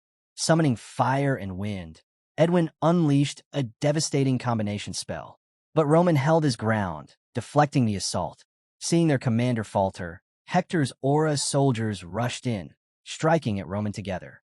Roman answered with the heavenly demon sword, cutting all three down in a single, overwhelming strike. Edwin, undeterred, poured everything into his next attacks. Vines of entangling magic erupted from the ground, while a blazing inferno swept forward. Roman tore through them as if they were nothing. Desperate, Edwin launched bolt after bolt of lightning, striking Roman directly. For a fleeting moment, he thought victory was his. But Roman reappeared behind him in an instant. His cold voice declared the battles, and as he raised his blade for the finishing strike. At that critical moment, Kellen, the knight who had closed Hector's gate, threw himself between them. With no hesitation, he sacrificed his life to shield Edwin. Edwin froze, watching his loyal comrade fall before him. Roman, prepared to strike again, radiated malice. But before he could deliver the fatal blow, Jackson and his unit burst onto the scene. Their sudden arrival forced Roman back just enough. Jackson grabbed Edwin, pulling him out of harm's way. In the middle of the chaos, his voice was sharp and unyielding. He demanded to know, did Edwin truly wish to die here, remembered only as a coward and a failure? Jackson's words cut through the chaos, urgent and unrelenting. He pressed Edwin to live, to understand that survival itself was now the most important task. Still reeling from Kellen's sacrifice, Edwin finally began to grasp the brutal truth of war. Every life lost carried a weight he had to bear. Jackson guided him firmly, almost like a father to a son. He reminded Edwin that the fallen had not given their lives in vain, and that their sacrifice demanded he endure. Pulling him back from despair, Jackson ordered a retreat. The soldiers quickly obeyed, forming a wall of steel around Edwin. their only goal now to keep him alive. But Roman was not so easily stopped. With raw, merciless strength, he tore through the defenders, cutting them down as though they were nothing. Edwin, battered and bleeding, could do nothing but watch as Roman carved a path forward. In that moment, Roman appeared less like a man and more like the embodiment of war itself. Unyielding, merciless, unstoppable. Amid the carnage, a wounded soldier stood before Roman, summoning the last of his courage. He admitted Hector had already lost and begged Roman to spare the survivors. But Roman's response was cold and final. He reminded the man that Hector had been warned of this outcome. There would be no mercy. He declared Hector's forces would be wiped out entirely, then silenced the soldier with one final strike. When the dust settled, Cairo's commander proclaimed victory. Yet the true shock came moments later as the main Cairo army, accompanied by its high-ranking leaders, marched through the gate. There, they found Roman, standing tall among the ruins of Hector's forces. His daring actions had completely reshaped the war's outcome, a single man altering the tide of history. Roman Dietrich's name spread like wildfire. Shrouded in mystery, his presence now carried undeniable weight, and his reputation soared to new heights. With a faint, shadowed smile, Roman looked on as Cairo's army poured into the conquered gate. For Cairo, this was more than victory. It was proof of Roman's unmatched power and cunning. Celebrations erupted in the streets, joy sweeping through the city as the news reached its people. But even before the cheers could echo into the capital, unsettling rumors began to spread. Word came from the south. Merchants carried grim stories. Hector's kingdom had crossed Cairo's borders and launched an attack on the southern front. Fear stirred once again. Whispers spread that Cairo might hesitate to raise taxes despite the looming threat of war. And as unease thickened across the kingdom, the scene shifted to the Royal Academy of Cairo, where a fierce match was underway in the D-class arena. The duel in the Academy arena was between William Castro and Loren Dimitri, Roman's younger brother. William charged in with fiery determination, his strikes fast and heavy. Loren struggled to keep pace, barely managing to defend himself as the pressure mounted. Backed into a corner and panicked, he lashed out blindly. William sidestepped with ease and landed a decisive blow, sending Loren sprawling helplessly to the ground. After the match, a stern instructor confronted Loren. Though he had enrolled to learn swordsmanship, his fear of facing an opponent's blade and the instinct to shut his eyes in combat were glaring weaknesses. The instructor's words were cutting. Loren lacked talent. If he didn't show progress in the next exams, he would be dropped to E-class. The warning left Loren shaken. At 18, being placed among 15-year-olds would be a humiliating fall. Alone on a bench, he sat deep in thought, the weight of his uncertain future pressing down on him. It was then that William approached. Calm and confident, William spoke with casual authority. He said that when he was younger, he believed every member of the Dimitri family was exceptional. But as he grew older, he learned that some people were simply born with limits. He reminded Loren that miracles, like Sir Rodwell's rise to greatness, didn't happen twice in the same bloodline. Loren listened in silence, sadness settling heavily over him. He realized Rodwell's brilliance would forever overshadow his own ambitions. William's friends, watching from nearby, remarked on how dull the exchange was. They soon shifted the topic to the rumor that Roman Dimitri had defeated Homero. Skeptical, they questioned whether it could possibly be true. William dismissed it outright. To him, such rumors were fabrications, stories spread by the Dimitri family to hide the shame of their eldest son's foolish reputation. Looking directly at Loren, William bluntly stated that the third Dimitri son hardly seemed impressive either. Loren's thoughts lingered on Roman. He didn't remember his older brother being cruel or worthless, but William's certainty that Roman could never defeat someone like Homero planted doubt. Torn between his memories and the rumors, Loren's heart wavered. Just then, a sudden commotion stirred near the Academy's entrance. Curious, Loren followed the noise. Whispers filled the air. Cairo's southern front had nearly collapsed under Hector's assault, only to be saved by a miraculous victory that no one had expected. At the heart of Cairo's stunning turnaround stood one name, Roman Dimitri. Whispers of his feats spread like wildfire. People claimed he had crushed Hector's army with only 200 soldiers and even bested Butler, a 5-star swordsman, in a duel. Loren struggled to take it all in. The stories seemed impossible, more like wild exaggerations than truth. Could this legendary figure truly be his older brother, the same Roman Dmitri he had always known? Before he could sort through his thoughts, a commotion rippled through the academy gates. A soldier called for the crowd to part. Roman Dmitri, the hero of the South, was arriving. Riding in on horseback, his presence was commanding, the atmosphere heavy with awe. Loren froze, unable to hide his shock at the sight of his brother's triumphant return. The scene then shifted to the royal palace, where King Daniel personally welcomed Roman. The king expressed genuine joy at finally meeting him and thanked him deeply for saving the southern front. Roman's actions, he said, not only defended Cairo's borders, but also displayed the true strength of its people. Moved by his accomplishments, the king offered Roman any reward within his power. To everyone's surprise, the king revealed his true intention. Count Nicholas, captain of the Royal Knights and the strongest swordsman in Cairo, was preparing to step down. Daniel proposed that Roman take the position of vice captain, with unrestricted access to the royal family's library. On top of that, he relieved Roman of his border duties. Roman immediately recognized this was more than a gift. It was a calculated move. King Daniel, who had risen to the throne young after the sudden death of his predecessor, was often dismissed as weak. But Roman understood the truth. The king was consolidating power, securing strong allies against the influence of the aristocracy. Aligning Roman with the royal faction was a bold step towards strengthening his reign. Not everyone agreed. Marquis Benedict objected strongly, insisting it was unfair to load so much responsibility onto someone with such a bright future ahead. Several nobles sided with him, arguing that the so-called reward felt more like a burden. But King Daniel stood firm. He declared this was the honor he wished to bestow upon Roman, and he would not waver. In an unexpected gesture, King Daniel declared that the choice was entirely Roman's to make. The nobles in the hall were stunned.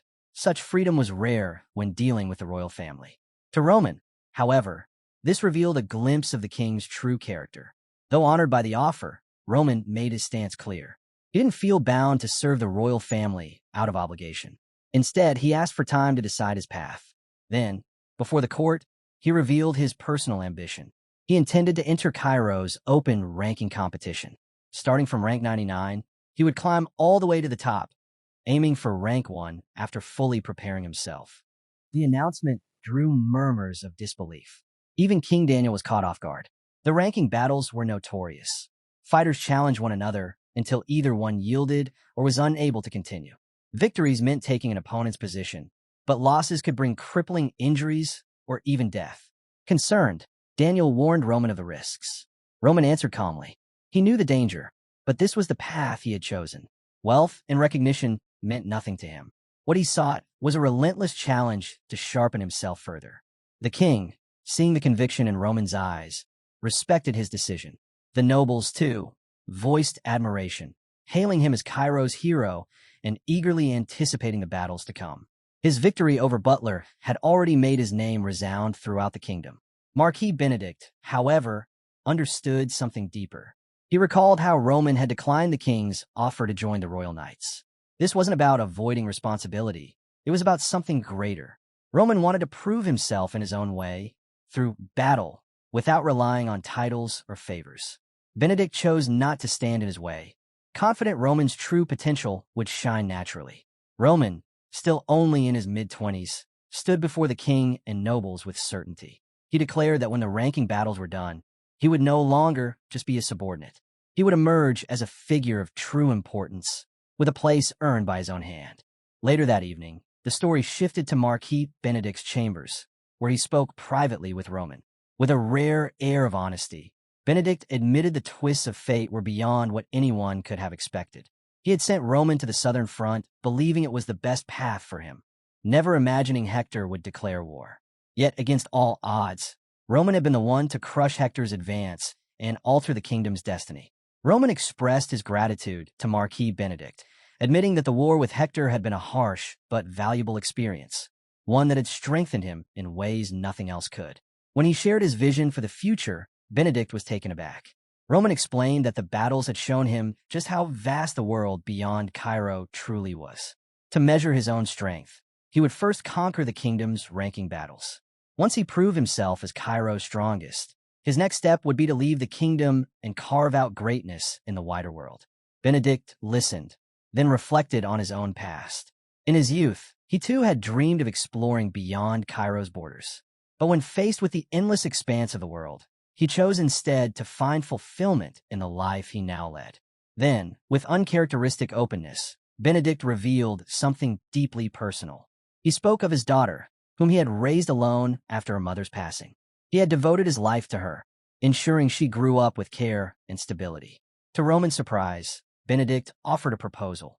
He compared Roman to the extraordinary men he had once known in his younger days. Despite Roman's lack of natural gifts, Benedict admired his relentless will and his ability to stand shoulder to shoulder with those born with rare talents. Seeing Roman's potential, Benedict suggested the possibility of marriage between his daughter and Roman. But he made his stance clear. He would never force her hand. Her happiness and choice came first. He proposed only an introduction, with the hope that mutual respect and affection might naturally grow. His sincerity was unmistakable. He had been watching Roman carefully, past and present, and now invited him to walk alongside him, offering his full support to help Roman achieve anything within Cairo. Benedict also understood the weight Roman carried. His very presence threatened to shake the balance of power in the kingdom. The four great factions were already competing to draw him into their ranks. Count Gregory and Count Denver had even made daring offers, yet Roman, known secretly as the heavenly demon Beck Jung-hyuk, stood firm. He would not bow to any of them. Later that night, in the quiet of his chambers, Roman was greeted by Hans, who rushed in unexpectedly. The loyal aide, overwhelmed with relief, hurried to check if Roman bore any wounds. Tears welled as he realized Roman had returned alive. That moment of raw emotion revealed the depth of their bond and showed just how much Roman's survival meant to those who truly cared for him. A few days later, Roman was seen enjoying a rare moment of calm, quietly sipping tea. Hans joined him and brought up something that had been on his mind. He suggested Roman meet with young Master Loren. Hans explained that since Roman had moved to the capital, he had run into Loren and noticed something troubling. Having cared for both Dmitri brothers since childhood, Hans could sense that Loren was carrying a burden he wasn't ready to share. Instead of forcing the issue, Hans chose to wait until Loren opened up on his own. During that meeting, Loren had asked Hans about Roman and the rumors spreading through the capital. He mentioned hearing tales about Roman returning with guards at his side and even defeating a Hector Ranker. Hans confirmed it all. He told Loren about Roman's broken engagement, his battle with the Barco family, his victory over Homeros, and his pivotal role on the Southern Front. Stunned, Loren listened silently, realizing every rumor was true. Hans went on to say that Roman's recent actions had changed so much that even the Baron was finally at ease. He urged Loren to meet his brother, adding that Roman would be back at their quarters later that night. Loren only gave a quiet assurance that he was fine before leaving. Afterward, Hans reflected on the brothers. Each was unique, but Loren, the youngest, stood out as sensitive and fragile. Back in Roman's room, Hans shared a suspicion that Loren might be suffering bullying at the academy. He believed the boy wanted help, but couldn't bring himself to ask. Roman listened carefully. While he didn't believe family ties alone were reason enough to protect Loren, he still agreed to meet him in person. Hans's relief was obvious. Roman himself wondered if he had only agreed because Hans had asked so earnestly. The story then shifted to Viscount Hadid, who was quietly brooding over his failed attempts to recruit Roman. Yet, he was far from giving up. Hadid had noticed what others overlooked. Roman's followers were extraordinary in their own right. Among them, Chris stood out the most. His talent was so remarkable that nobles in the capital would compete to win him over. Confident, Hadid decided this would be his path forward. If he couldn't secure Roman, he would instead bring Chris and the others into his circle. With that, he was sure Marquis Benedict would be impressed, and his standing would only grow stronger. Hadid hadn't pieced this together from gossip. His conviction came from first-hand experience. On the Southern Front, he had seen Roman's men with his own eyes. Their discipline, their strength, their potential, especially Chris, left him certain that they were worth recruiting. If he could bring them into the central government, it would secure Marquis Benedict's approval and raise his standing in the political arena. Meanwhile, Chris was lost in his training, his blade cutting through the air with precision born of relentless effort. As he practiced, memories surfaced. He recalled the day he first met Roman. Back then, Roman hadn't seemed untouchable. Chris had truly believed he could surpass him. But that illusion shattered with time. Roman's growth was explosive, his power climbing to heights Chris couldn't even imagine. The duel with Butler had been the breaking point. Watching Roman fight that legendary five-star swordsman, Chris realized just how vast the gap had become. Roman had stepped into a realm Chris could hardly fathom. Yet, instead of discouragement, the sight lit a fire in him. Determined, Chris remained by Roman's side, watching, learning, and pushing himself harder. 6 months of grueling effort had reshaped him. His progress was so sharp it even surprised himself. What began as a fleeting ambition had hardened into an unshakable vow. One day, he would surpass Roman Dmitri. It was in the middle of this training that Viscount Hadid appeared. Wasting no time, he approached Chris directly, laying out his proposal. He praised Chris's raw talent and urged him to join the central government. He promised him a life of wealth and stability, where money would never again be a concern. He spoke of honor, fame, and the chance to serve Marquis Benedict, the true force behind Cairo's politics. With such backing, Hadid insisted Chris could achieve anything he desired within the kingdom. But Chris didn't even need to think. He rejected the offer outright. His loyalty to Roman was unwavering. Hadid blinked, taken aback by the speed of the refusal. Pressing harder, he asked why Chris would turn down such a golden opportunity.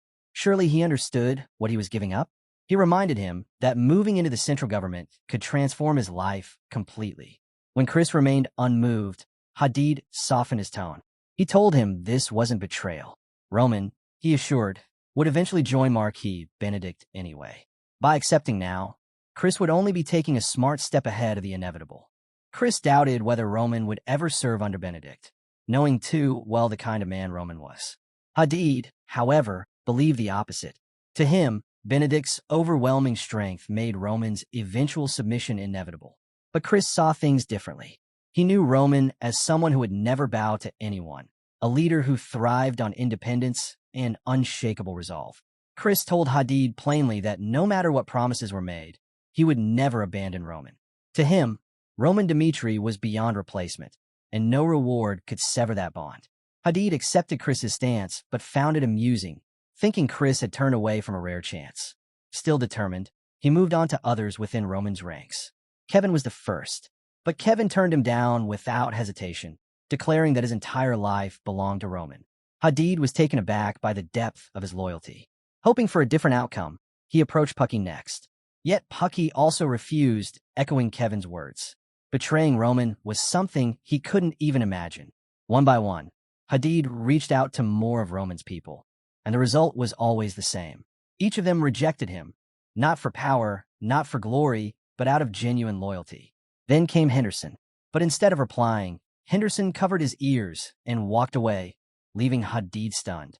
That single action hit harder than words. Hadid began to wonder, what was it about Roman that tied these people to him so completely? The story shifted then to Loren, training alone with his sword.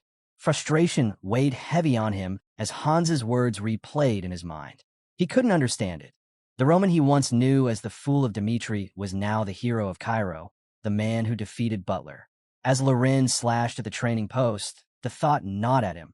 Why had Roman risen so high while he remained stuck in place? Driven by that frustration, he unleashed his strength until he collapsed on the ground, gasping for breath. That was when Roman appeared behind him, catching him off guard. Roman asked what he was doing and mentioned he'd heard from Hans that Loren had been searching for him. Roman looked at Loren and told him plainly, if something was weighing on him, he should speak. Loren hesitated, brushing it off, but Roman dismissed him as pathetic and started to leave. That stung, and in a burst of courage, Loren shouted for him to wait. He said he wanted to talk, to let it all out. Roman stopped, giving him the chance. Sitting down on a bench, Loren poured out what had been eating at him. He admitted how shaken he'd been when he heard of Roman's transformation. The Roman he once knew showed no interest in swords, even leaving border responsibilities for others to handle. Yet now, that same Roman stood as the hero of Cairo. Loren couldn't understand what had changed him so drastically, and he wanted to know what experiences had shaped that transformation. He spoke of their shared struggles, then confessed what he truly longed for, to become someone his father could be proud of. Not through forced smiles or empty appearances, but through real accomplishments. His voice trembled as he admitted his feelings, and before long, he broke into tears.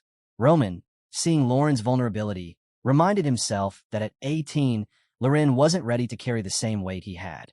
He thought back to how the people of Dmitri had embraced his new self, setting aside the fool he used to be and giving him another chance. That acceptance had mattered more than anything. And so, Roman resolved to do the same for his family, for Loren, for Rodwell.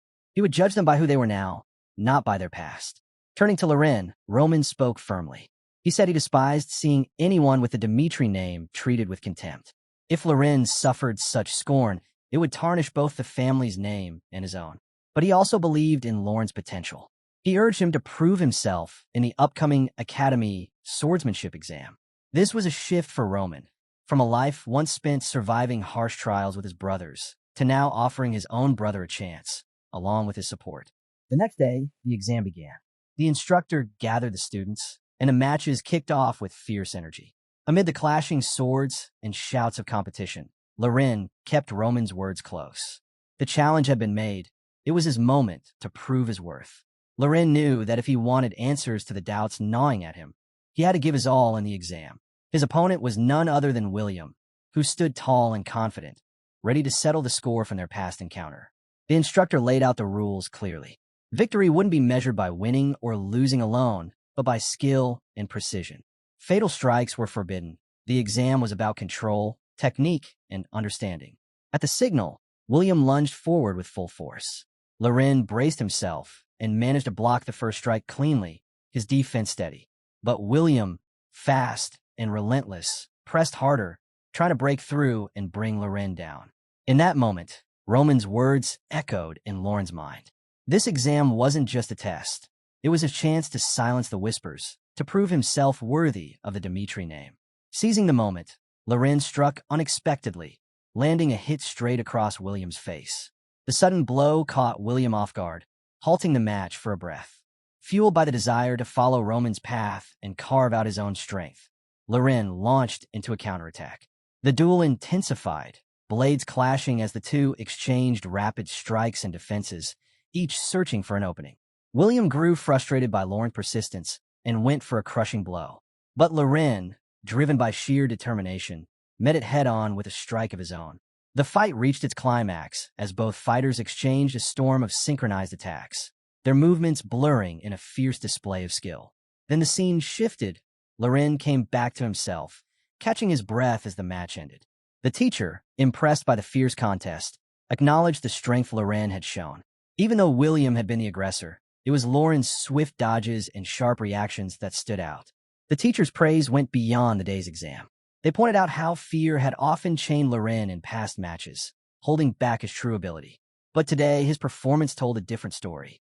He hadn't just shown skill. He had shown growth, courage, and the strength to rise above his fears. The instructor explained that pitting him against William had been intentional. William was meant to be his trial, a genuine test of character and strength. Shocked, Loren asked if the teacher truly meant that. Without hesitation, the teacher assured him that they always spoke with honesty to their students and encouraged him to start believing in himself more. The teacher also pointed out how much Loren and William resembled each other, urging Loren not to let fear chain him any longer. Taking in those words, Loren felt a weight lift, quietly grateful for the advice as the scene shifted. Meanwhile, William was boiling with rage over how close the duel had been. His pride refused to accept it. Even as his friends tried to calm him down, William brushed them aside. To him, Loren had dared to challenge him not just with his sword, but with his very eyes, and that was unforgivable. Driven by spite, he rallied his companions, insisting they help him teach Loren a lesson.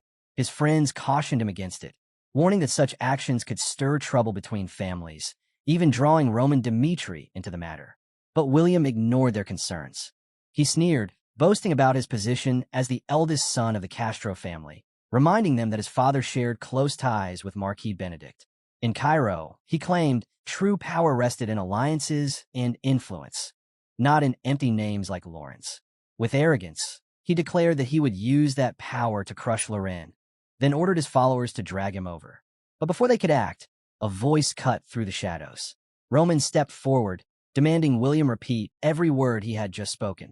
The air shifted instantly. The hero of Cairo stood before them. Roman's presence shook the group, but William, clinging to his pride, brazenly claimed he would say it again if Roman wanted to hear it. He didn't get the chance. Roman closed the distance in an instant, seizing William by the throat and lifting him effortlessly from the ground. His voice thundered with authority as he told William that his family's power meant nothing in the face of true strength. He rebuked him, not only for trying to harm Loren, but for daring to insult the Dimitri name. Then, without loosening his grip, Roman ordered him to take him straight to the Castro family estate. Stunned and gasping, William could hardly process the sudden reversal. When Roman finally released him, his words carried a weight that none present could ignore. Parents, he said, must answer for the actions of their children.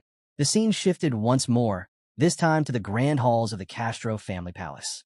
There, Viscount Hadid reported to Count Castro. Every attempt to win over Roman's men had failed. Hadid explained that Roman's followers didn't even recognize the opportunity before them, dismissing it as blindness born from their humble origins. Count Castro let out a laugh, amused, and asked Hadid what was so remarkable about Roman.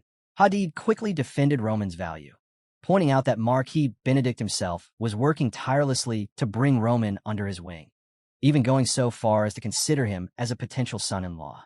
That revelation piqued Count Castro's interest. With a spark of curiosity, he told Hadid to arrange a meeting with Roman when the time was right. The scene shifted back, this time to Count Castro's office, where William and Roman now stood.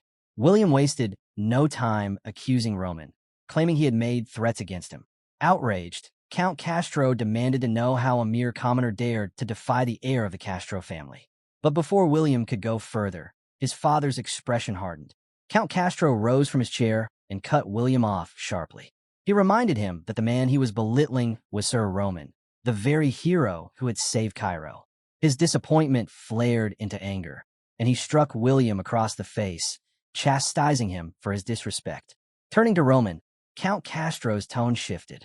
With sincerity, he apologized for his son's behavior and promised strict punishment to ensure such insolence would never repeat. He asked for Roman's forgiveness, hoping to settle the matter peacefully. To further smooth things over, he even invited Roman to join him for tea, seeing the situation as an unexpected opportunity to forge ties with a man of growing influence. But Roman wasn't so easily swayed. His voice carried weight as he made it clear that forgiveness was his decision alone, not something Count Castro could dictate. He pointed directly to the root of the conflict, William. The situation, he said, had escalated because of William's reckless words and threats. Roman revealed that William had openly boasted about breaking Lauren's arm, and to him, that wasn't just idle talk, it was intent to cause harm. As the air grew heavy, Count Castro cautiously asked Roman what he intended to do. Did he plan to seek revenge? Wanting to ease the tension, the Count suggested they talk things through, hoping to salvage a potential relationship with him. But Roman answered with uncompromising terms. For peace, he demanded William kneel and publicly apologize before a crowd. On top of that, he insisted William leave the academy altogether. To Roman, it was the only way to protect his brother from someone like him. Roman left no room for negotiation. This was the only path forward. Either William yielded or the Castro family would find themselves at war with Dimitri. The choice, he said, rested entirely with Count Castro. But the Count sneered, brushing off Roman's ultimatum. To him, men of low birth were nothing but constant irritations. With a mocking tone, he questioned whether Roman's so-called importance came solely from Marquis Benedict's attention. He argued that Roman didn't even deserve to stand in the same room as a noble of Benedict's stature.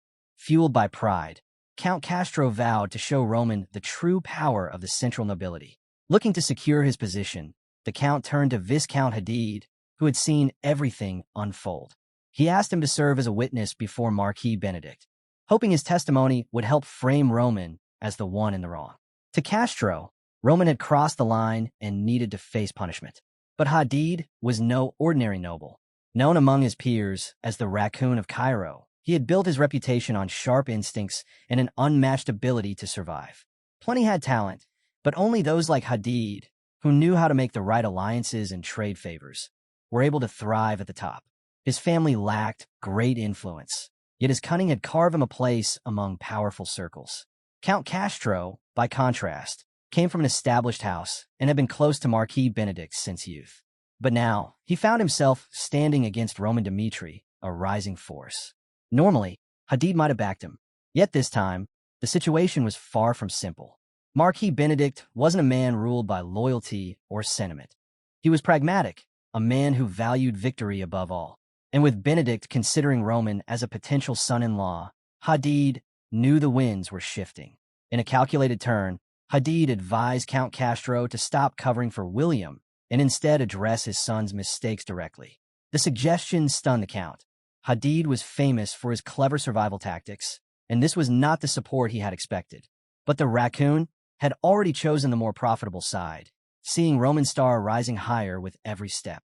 Realizing that opposing Roman without the central government behind him could end in disaster, Count Castro swallowed his pride. He turned to Roman and offered an apology, putting his family's survival above his personal pride. William, however, was left reeling. To see his father, someone he believed untouchable, bow his head before Roman Dmitri was a humiliation he could scarcely comprehend. From Roman's perspective, the entire ordeal exposed the weaknesses of the nobility, their arrogance, their pride, and their constant need to feel superior. And as his influence in the kingdom grew, so too did the hostility of jealous and reckless rivals. Roman understood the danger. To protect himself and those around him, he would need to assert his authority and make an example of someone. Count Castro might have been the perfect target for that lesson, but in the end, Roman accepted his proposal. The Count promised that William would publicly apologize to Lorraine and withdraw from the academy on his own. The declaration left William stunned, unable to grasp how quickly his world had been overturned. Roman responded with only the faintest smile before turning away, signaling that the matter was closed. Count Castro thanked him for his restraint and accepted the resolution. But William stood there in disbelief, beginning to realize that the man he had provoked was far more dangerous than he had imagined. Meanwhile, in Lauren's dormitory, the mood shifted suddenly when one of William's friends burst inside, his face grave. He delivered the news. Roman had clashed with William. The spark? William's anger after taking a hit from Lorraine during their duel. Lorraine froze as the weight of the situation hit him. Then came the second blow. William had gone as far as to threaten breaking his arm. Roman had overheard the threat, and it had set everything into motion. A chill ran through Lorraine. The friend added that Roman had been taken directly to Count Castro afterward. Just hearing that name was enough to make Lauren's chest tighten. He knew how dangerous the Count was, and the thought of Roman facing him stirred panic. Guilt settled heavy on his shoulders. If anything happened to Roman because of him, Lorraine knew he would carry that burden forever. Overwhelmed, he rushed out of the dorm, his hurried footsteps echoing down the hallway. He needed help. Desperate, he turned to the only person he believed could intervene, their father. With trembling hands, he cast the communication spell, his voice shaking as he explained the crisis. Roman was in danger, entangled in a conflict with the powerful Castro family.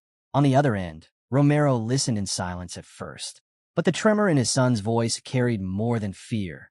It carried desperation. Shock and fury surged within him as the truth unfolded. This wasn't a minor quarrel. This was a cry for help. Romero's hand slammed against the table, a raw display of how much he cared for his son. It wasn't just anger. It was instinct, a father's need to protect his family no matter the cost. He had overheard Lauren's frantic call, and the unease in his chest only deepened. Lorraine was never one to panic. For him to react like that, something truly dire had to be unfolding. Turning to his wife, Romero confessed his fears, searching for clarity in the face of uncertainty. The Dmitri family's ties to the Castros weighed heavily on his mind, especially with their deep connections to the central government and Marquis Benedict himself. "Should we step in?" Romero asked, his voice laced with worry. He knew the danger. Any action against the Castros could spiral into something much larger. His wife didn't hesitate. Her answer was sharp, filled with urgency. "Do you still doubt this? Our eldest son's life is at stake. Politics can wait. The Dmitri are strong enough not to cower." Her words steadied him, and with renewed resolve, Romero summoned his trusted vassals to Dmitri Palace. Time was running out, and Roman's safety could not be left to chance.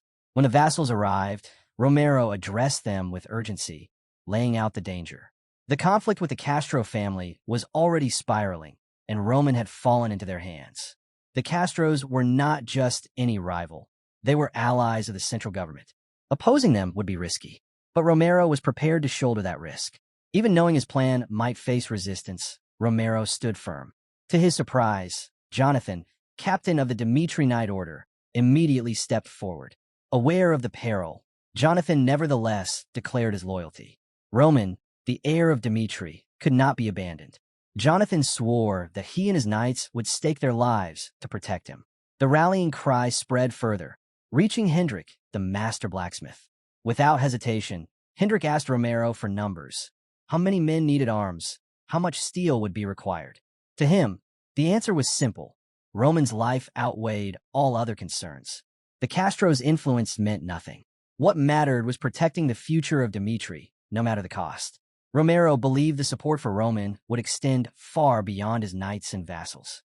The miners, the ironworkers, the people of Dmitri's lands, all of them would stand together when it came to protecting the heir. What surprised him was how quickly that belief became reality. The Dmitri family had long been known for their peaceful stance, but now, in this moment of crisis, their people rallied without hesitation. For Romero, the meaning was clear. Dmitri could no longer stand quietly in the background. It was time for the family to take its place as leaders of the Northeast. The news spread swiftly, carried down into the iron mines and through the dark tunnels. When Jacob heard it, he wasted no time. He called the miners to gather, telling them that even if they couldn't fight directly, they had a vital role to play. Supplies, weapons, and preparation would be their battlefield. Their contribution could mean the difference between survival and defeat. Morcan, who oversaw the miners' safety, stepped forward as well. The moment he heard that the nobles of the capital had endangered Roman, he saw no choice but to act. He didn't just agree with Jacob's plan, he pushed it further. Production had to be increased immediately, even if it meant working through the night. And so, the miners labored without rest. Every strike of the hammer, every bead of sweat became a declaration of loyalty. What had once been a peaceful community transformed into a united front, prepared to defend Roman with everything they had. The Dmitri family, once passive, now stood ready to rise as a true regional power. But while urgency surged in Dmitri lands, the capital remained oblivious. Nobles there carried on with their own ambitions, unaware of the storm building far from their sight. Meanwhile, at the academy, Loren left his room after reaching out to his father. A mix of dread and hope churned within him. He trusted his father would come. But until then, he couldn't sit still. Determined to find Roman, he stepped outside. There, a strange sight greeted him. A crowd of students had gathered, speaking in hushed tones. Loren frowned, unsure what was happening, until his eyes fell on the figure at the center. Standing among them was none other than Roman. Roman signaled for Loren to step closer, his expression firm. Then, turning to William, he delivered an unexpected command. William was to apologize to Loren, here and now, in front of everyone. His tone left no doubt. This was not a request, but a warning. Refusal would bring consequences. Loren stood frozen, eyes wide, as the demand echoed through the crowd. Count Castro, stepping forward, reinforced the order. He told William to do it quickly and without hesitation. Cornered, William lowered his head. His voice, stripped of its arrogance, admitted the truth. He had bullied Loren, and it had been wrong. Dropping to his knees, he asked for forgiveness. He went further, declaring he would withdraw from the academy and swore never to trouble Loren again. The sudden shift left Loren stunned. Relief clashed with disbelief, his mind struggling to catch up with what had just unfolded. Count Castro, noticing his hesitation, encouraged him to accept the apology. To Loren's greater surprise, the Count even bowed before him, apologizing on his own behalf and assuring him that such behavior would not happen again. When the tension finally broke, Loren sought Roman out. He needed to understand why. Roman told him plainly, it wasn't just about Loren. This was about the Dmitri family itself. The Castros had treated them unfairly, looked down on them, and today had been the moment to draw the line. Roman's actions were a defense of their family's dignity and honor. The explanation struck Loren deeply. He admired his brother's resolve, the courage it had taken to confront someone like Count Castro. Pride stirred within him, not just in Roman, but in their family. Roman reminded him of who they were. They were Dmitri, and they had to carry that name with pride. The bond between them grew stronger in that moment. For Loren, It was a lesson and a promise. He would no longer allow anyone to demean him. Roman, seeing his brother's resolve, allowed himself a small, relieved smile. At last, the storm seemed to be settling. But then Loren remembered his earlier plea to their father. Panic resurfaced. He urged Roman to contact Romero quickly, terrified of how their father might react once he learned of the fight. Far away in the Castro palace, the consequences of William's actions were already crashing down. A sharp slap echoed through the chamber as Count Castro unleashed his fury on his son. He reminded William of who Roman Dmitri truly was, the savior of Cairo, a man whose name carried weight even among the most powerful. Though William was the eldest son of the Castro family, he had crossed a line when he humiliated Roman's younger brother. Forced to kneel before the academy and give a sincere apology, he dragged the Castro name into disgrace. Whispers spread quickly. People mocked the family, calling them blind nobles who couldn't even manage their own house. The title of foolish count began to follow Castro's name, and the sting of it gnawed at him. Count Castro seethed at the humiliation, but beneath his anger lay deep unease. The family's standing had already been shaken, and now another storm loomed. How would Marquis Benedict, one of the most influential men in the region, view this disaster? As he brooded over his tarnished reputation, a servant rushed in with unexpected news. Romero Dmitri was calling through magic. The count was taken aback. Of all people, why would Romero be reaching out now? The answer came with thunder. Romero's voice carried a weight that left no room for doubt. He told Castro that looking down on Dmitri blood had been a grave mistake. Whatever status the Castros claimed through their ties to the central government, they would find no weakness in Dmitri resolve. This insult to his son would not be ignored. Confused, Count Castro wondered why Roman's father would stir matters further when the incident had already ended. But Romero pressed on. At dawn, he declared, the Dmitri family would formally petition the central government for a wardship over their territory, a move that directly challenged the Castro family's hold on power in the northeast. Then came the second blow. Dmitri merchants would cut all trade with the Castros. Supplies, coin, and resources would dry up overnight. It was both a financial strike and a public declaration of defiance, shaking the Castros' foundation. Romero was not finished. He vowed to collect every debt the Castros owed to the Golden Bank, a pressure point that could grind their finances into ruin. And beyond money, he revealed something more dangerous. Dmitri had already reached out to the enemies of the Castro family, giving them both gold and backing. With enemies now gathering both inside and outside their circle, the Castro family stood on the edge of collapse. Romero made his intention clear. He would see the Castros brought down, no matter the risk or sacrifice. For him, this was no longer just a defense of his son. It was a war to erase the Castros' influence once and for all. Count Castro could hardly believe what he was hearing. Romero's demands sounded so absolute, so heavy with consequence, that he struggled to grasp the weight of them. The idea that the Dmitri family would go this far over the incident was beyond anything he expected. But Romero Dmitri did not back down. His voice carried a final warning. Release Roman at once. Startled, Count Castro quickly protested. There must be a misunderstanding, he insisted. He was not holding any member of the Dmitri family. To calm the storm, he explained that the issue with Loren, the spark of this conflict, had already been resolved.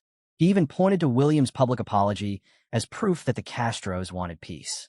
Hearing this, Romero felt an awkward wave of embarrassment. For all his fury, it seemed he had been mistaken about Roman's situation. Count Castro reassured him again, promising that the matter was over and vowing to prevent such incidents from ever happening again. Somewhat unsettled, Romero ended the call. Back in Dmitri lands, Romero reflected on the exchange. He thought about what it meant to be a true leader, not someone who ruled by fear or force, but someone who inspired trust and loyalty even in hardship. And everywhere he looked, from the highest officials to the miners in the tunnels, he saw proof that Roman had already become such a figure.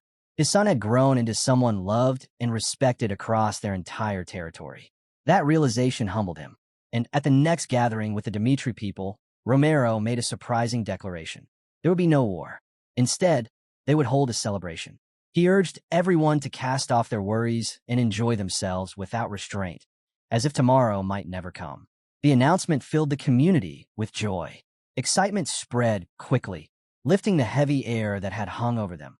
By the following day, The markets buzzed with gossip. Everyone was talking about what had happened. The sight of William, the eldest son of the Castro family, kneeling to apologize to young Loren. The act had shaken the capital, leaving nobles and commoners alike whispering about whether the balance of power in Cairo was beginning to shift. Merchants who once traded loyally with the Castros began severing ties and turning toward Dmitri. Among them was Lucas, who spoke openly about the meaning behind these changes. The Dmitri family, he said, had won the favor of the elites, reshaping the region's political map. Not long ago, no one would have believed that a border family could stand against the mighty Castros. Yet the incident had flipped expectations. What shocked people most was not just the humiliation of the Castro heir, but the aftermath. Every major financial house in Cairo began to align with Dmitri. Despite the long-standing divide between central power and the borderlands, it was now clear where loyalties were shifting. One by one, voices that once dismissed them now stood in support of Dmitri. The shift in power had lifted the Dmitri family's status higher than ever before, marking their rise as a force to be reckoned with. Elsewhere, Roman sat quietly with a cup of tea in hand. His thoughts lingered on his family. For generations, Dmitri had avoided conflict, choosing peace whenever possible. He struggled to believe that his father, Baron Romero, would be willing to risk everything for war simply because of him. But as he thought deeper, he understood the decision hadn't been Romero's alone. It was made by the entire family together, the core of Dmitri standing united. That realization brought Roman a deeper sense of gratitude. It reminded him of the strength of their bond and the weight of the name they carried. They had been ready to fight, not because he demanded it, but because they chose to protect one of their own. It was a far cry from his former life. Back then, as a celestial being, he had lived in a world where power was everything and cruelty was survival. That past had made him ruthless, far harsher than he ever thought possible. Yet now, in this second life, he found solace in the difference. Here, family mattered. Here, loyalty and trust gave him something worth protecting. Far away, in the Hector kingdom, a different story unfolded. Jackson and Butler could hardly contain their relief when Edwin finally opened his eyes. Blinking in confusion, Edwin asked where he was. But almost immediately, his mind went to one name, Roman Dmitri. The memory of him lingered like a shadow. Edwin imagined a world where he could turn back time, where he might have stopped Roman before his rise. But the thought dissolved quickly. It was nothing more than a hollow dream. His own choices had brought ruin to Hector, leaving the kingdom in its bleakest state. The guilt weighed heavily, especially when he remembered Callion's sacrifice. Callion had died in his place, and that memory tore at him, a constant reminder of the pain his decisions had caused. Hector was broken, and he couldn't escape the truth that much of it was his doing. Yet in the midst of despair, a spark flickered. Edwin couldn't abandon his people to misery. No matter how deep his regret, they still looked to him for leadership. Their eyes held expectation, hope that he would guide them through the darkness. And though the burden was crushing, he knew he couldn't let them down. Edwin's thoughts were cut short by voices nearby. Jackson and Butler stood before him, their faces grim. They brought troubling news. A week had passed, and still there was no word of war. The silence itself weighed on the kingdom, filling the air with unease. But worse followed. Word had come from Cairo of the demon that haunted it. This figure had torn through Hector's soldiers, leaving death in its wake, and had even claimed the life of Butler, captain of the Night Order. The loss hit like a hammer, shaking the very foundation of their ranks. It was a brutal reminder of the dangerous world they lived in, one where unseen forces could strike without warning. Among the people, fear spread like wildfire. Whispers grew louder. Were they nothing more than frogs in a well, blind to the monsters beyond their narrow world? The realization stung, making them feel small, powerless, and afraid. In the midst of this turmoil, Edwin found himself summoned before his father, the king of Hector. Inside the palace, the king's concern was evident. He spoke with quiet resolve, acknowledging the heavy burden resting on his son's shoulders, but assuring him he would not risk Edwin's life recklessly. Edwin bowed his head and apologized for the troubles he had caused. Then he told his father about the omen he had witnessed in one of the villages. The once thriving land now lay shrouded in an unnatural black haze, its vitality fading away. Edwin confessed that he believed it was the work of something sinister, dark magic, perhaps the curse of a necromancer. The king stiffened at the words, but Edwin pressed on. He argued that the repeated famines plaguing Hector could not simply be the cruelty of nature. They were deliberate, orchestrated by someone hiding in the shadows. A hidden enemy was using powerful sorcery to weaken the kingdom itself. The king's expression grew grim. For years, he had quietly wondered if such a hand had guided Hector's past actions, even their disastrous attack on Cairo. Edwin confirmed those fears. The war, he said, had not been Hector's choice alone. It had been provoked, engineered by someone else for their own gain. Both father and son stood in the silence of realization. Hector was not a kingdom in control of its fate. It had been reduced to a pawn in another's scheme. The king admitted that lifting a curse of such magnitude would not be easy. Only an archpriest might stand a chance, and Hector lacked the resources to seek such help. But Edwin's thoughts drifted back to his past. He remembered the day the tower master of the heavenly palace had approached him. The offer had been simple but staggering. Surrender his title as prince, and in exchange, gain a place in the magic tower, with anything he desired placed within his reach. And now, faced with his kingdom's ruin, Edwin knew he had to make a choice. The king was caught off guard, his worry plain to see. Edwin faced him with a steady gaze, explaining that giving up a year was the only way to truly solve Hector's troubles. His choice revealed how far he was willing to go for his people, even if it meant setting aside his own life for their sake. Far away in the southern training camp, Bernie wrestled with his own destiny. He had always wanted to die fighting, but the loss of his arm left him uncertain of his worth. It was then that Roman appeared before him, an unexpected figure stepping into his path. Roman wasted no time, offering him a place under Dmitri. Bernie was touched, but reality weighed heavily. He thanked Roman, yet pointed out the obvious. Without an arm, how could he contribute? He stood before Roman, the doubt pressing down on him. What use could a crippled man be? Wouldn't he only drag Roman down? To his surprise, Roman didn't turn him away. Instead, he gave a knowing smile. What Bernie said didn't sound like rejection at all. It sounded like a hidden desire to fight, a spark waiting to be reignited. Roman then shared a story. It was about Song Beck, once a royal bodyguard. His life changed when he lost his right arm in war. The royal family rewarded him with honor and riches, but he couldn't accept a life of comfort. Song Beck longed to fall as a warrior, not fade away in peace. So, he trained his left hand relentlessly, building an entirely new way of fighting. With his tilted stance and unorthodox moves, he turned weakness into strength. Many who faced him in duels fell to his unpredictable sword. But every warrior's path has an end. In a final clash with the great swordsman Baek Young-hyuk, Song Beck was defeated.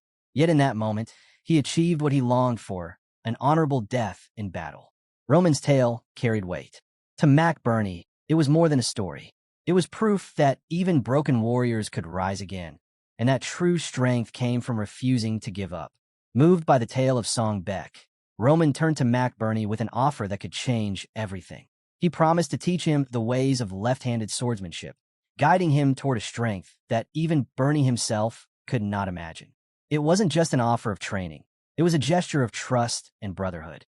For the first time since losing his arm, Burney felt purpose stir within him. Hope returned, and with it, the resolve to rise again as a warrior. Bowing low, he pledged his loyalty to Roman, ready to walk the path laid before him. Amid these shifting tides, men like Edwin Hector, Mac Burney, and even Henry Albert found themselves swept along by Roman's growing influence. Henry, in particular, struggled with conflicting feelings. He had endured hardships alongside Roman, yet he couldn't understand why he wasn't chosen to accompany him further.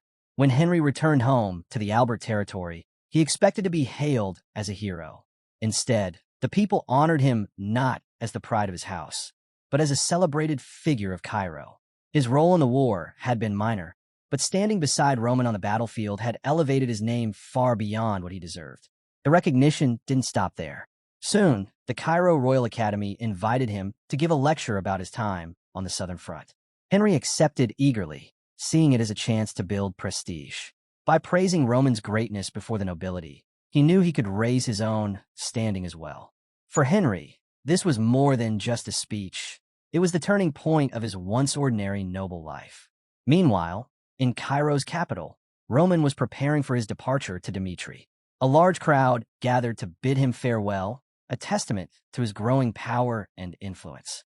But as he left, Roman's mind was already focused on the future. When he returned, he would face crucial decisions. Until then, he planned to fortify his hold over the Northeast, laying the groundwork for the inevitable clash with the central government. On the road to Dmitri, as he passed through a forest, Roman encountered a group of distressed farmers. Their eyes were red, their voices heavy as they spoke of ruined fields. Curious about their plight, Roman turned to Chris for an explanation. Chris guessed the farmers were from Dmitri. Roman asked why they had wandered into Conrad territory, and Chris explained that Dmitri lacked farmland. Some families were forced to rent land from Conrad to survive. Hearing this, Roman insisted on speaking with them directly. The farmers stepped forward and revealed their plight. They had signed a 10-year lease with the Conrad family, but just a week before harvest, they were ordered off the land. When they refused, Conrad's men destroyed their crops. Now, desperate and empty-handed, they begged Roman for justice. Chris quietly reminded Roman that his hands were tied.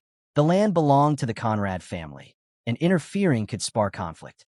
He then broke down the situation further. Conrad's strength didn't lie in wealth or armies alone, but in their alliances.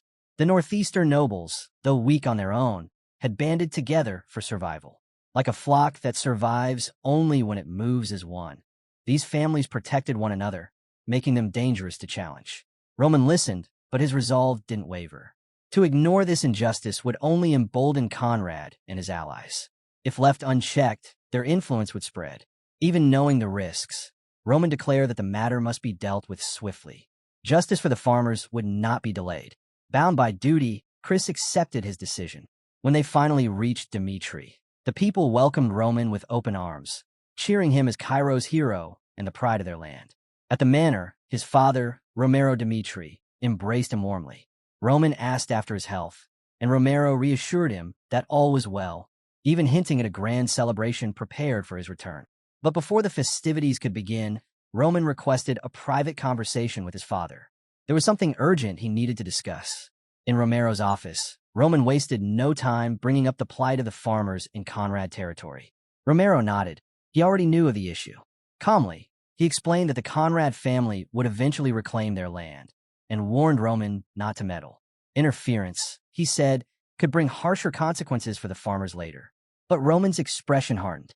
He asked if things would be different if Dmitri were backed by the powerful Benedict family. With Marquis Benedict's influence, Conrad would never dare to touch their fields.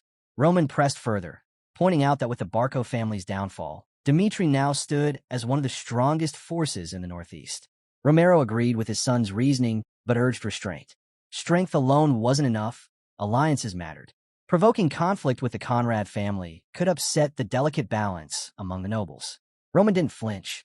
He declared that Dmitri's strength was real, yet Conrad and the other nobles refused to see it. Too arrogant and complacent, they dismissed Dmitri as nothing more than another house without central government protection, like Barco once was. That blind arrogance was why they dared to trample Dmitri's farmers. With a frown, Roman pressed his father for his true opinion. Conrad boasted of unmatched power, yet their actions betrayed weakness. Roman believed the time had come to make a statement, to prove who truly ruled the Northeast. He insisted that Dmitri not only had the strength, but also the moral duty to protect its people. Why, he asked, should they stand idle while Conrad trampled over their citizens' rights? With conviction, Roman requested permission to act. He promised he would bear the responsibility himself, even if it required violence. Later, after Roman left, Romero sank into his chair, deep in thought. His son's words lingered. He could see how much Roman had changed. Memories surfaced, days when Roman had worked at his side, quietly, dutifully. Those memories tied them together in a way Romero couldn't shake. Perhaps, he wondered, Roman's fierce determination now was born from the way others had always dismissed him as a lesser noble. Romero reflected long into the night and reached a quiet conclusion. What Dmitri needed was not only power, but also wisdom at its helm. Roman's fiery resolve was proof that a new chapter had begun, one where leadership would be measured not just by might, but by the strength of one's character and decisions. Days later, Dmitri Palace was alive with celebration. A grand banquet had been arranged in Roman's honor, and nobles from across the Northeast poured in, including the prominent Vault and Grizel families. The air was heavy with formality, filled with nobles who valued influence and strength above all else. Yet even as Dmitri's presence loomed larger than ever, many still chose to overlook its rising dominance. Amid the gathering, Roman encountered Lady Sophia of the Grizel family. He recalled their earlier meeting, but this time her gaze was different, measured, assessing, as if she was now considering the prospect of uniting with him through marriage. The hall's mood shifted again when Viscount Conrad arrived. With a polite smile, he greeted Roman as the hero of Cairo. Roman, however, stood firm and answered with deliberate weight, "I am Roman Dmitri." His words carried pride, staking claim to both his name and the authority it bore. Conrad, still smiling, acknowledged Roman's feats, especially his victory over Butler, the famed swordsman. He marveled at how someone so young had accomplished so much, a sentiment shared by many watching. They whispered of Roman's potential, how far he might rise in the years ahead. Yet to Conrad's surprise, Roman didn't linger in polite conversation. His tone sharpened as he took command of the exchange, forcing Conrad to reassess the man before him. This was no ordinary noble's son. This was someone who could not be ignored. Offering courtesy, Conrad invited Roman to ask any question he wished. He did not anticipate the blow that was coming. With unwavering resolve, Roman asked why Conrad had stripped Dmitri's farmers of their land. The hall fell silent. The boldness of the question rippled through the nobles like a shockwave. Conrad's expression stiffened as he scrambled for an answer. He claimed that a merchant had made a lucrative offer, forcing his hand. Roman's response was cold, filled with disappointment. He denounced Conrad for putting greed above the welfare of the farmers, reminding him, and everyone present, of the human cost behind his actions. The tension in the room grew thick, nobles whispering uneasily, as Roman made it clear that this was not a matter to be brushed aside.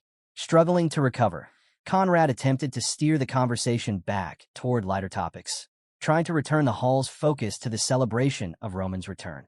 But the moment had already left its mark. Conrad tried to smooth things over, reminding Roman that the banquet was meant to honor him, not humiliate the Conrad name before the entire assembly. But the warmth in his expression had already slipped away, replaced by a tightening scowl. Irritation clouded his face, and with clear discomfort, he prepared to withdraw from the conversation. Roman's voice cut through the hall like steel. He ordered Conrad to stop. If the Viscount walked away now, he warned, the matter would escalate into something far larger, something that would weigh heavily on Conrad's family. Roman declared that he would not let this issue be brushed aside until a just resolution was reached. The hall stirred uneasily, and finally Conrad snapped. His voice rose, filled with frustration, as he admitted outright that he had forced the Dmitri farmers out. Yet he justified it with pride, claiming the land had always belonged to the Conrad family. He argued that he had merely reclaimed what was rightfully theirs. With cold arrogance, he reminded everyone that the Conrad family owed no allegiance to Dmitri, nor were they required to explain their actions to Roman. The nobles murmured in support, siding with Conrad's assertion of property and rank. The tension in the room grew thick, until one voice suggested Baron Romero Dmitri should intervene and convene a formal meeting to resolve the conflict. Others echoed the sentiment, questioning whether it was even appropriate for Roman to involve himself. The gathering, they said, was for celebration, not territorial disputes. Whispers of doubt spread. What right did Roman truly have to demand answers here? A few nobles went further still, chiding Roman for speaking so sharply to a viscount. They reminded him that Conrad was the head of his house, a man of higher standing, and should be treated with respect. Their words made clear what they all thought, that Roman had overstepped. Roman's eyes narrowed as he considered their reactions. If the Barco family had been in Dmitri's position, the nobles would never have spoken this way. Their condescension existed only because they viewed Dmitri as weak, a house they could manipulate without consequence. The thought settled, and Roman made his choice. Stepping forward, he closed the distance between himself and Viscount Conrad. The hall fell silent as he fixed his gaze squarely on the Viscount, his presence heavy, his intentions unmistakable. Roman's voice was calm, but every word struck with weight. He asked the hall how it could be fair for one territory to meddle with the people of another, reminding them of the rules that bound the Cairo kingdom together. The farmers Conrad had expelled were not strangers. They lived within Dmitri's lands, paid taxes to Dmitri, and swore loyalty to Dmitri. The room grew taut with silence as Roman pressed further, questioning whether all the formalities mattered when speaking to someone like Viscount Conrad. The Viscount froze, caught off guard by the boldness of Roman's words. Roman didn't stop there.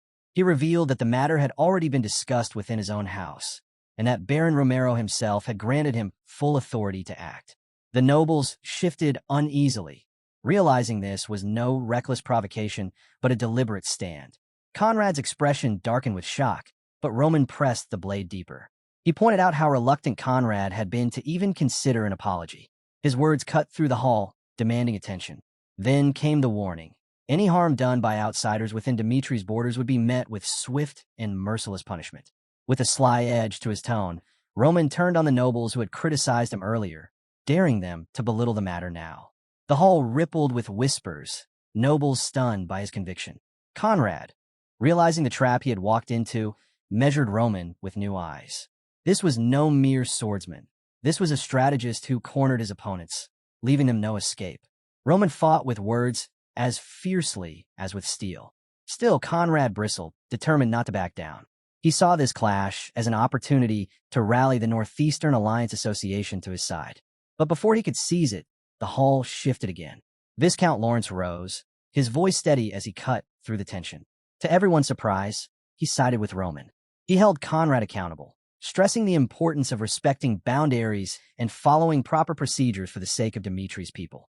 His words condemned Conrad's failure to even notify Dmitri of his actions, painting them as careless and immoral. Then Lawrence struck harder, reminding everyone of the past. When Lawrence had faced his own troubles with the Barco family, Conrad had offered him no aid. Now, Conrad found himself abandoned in turn.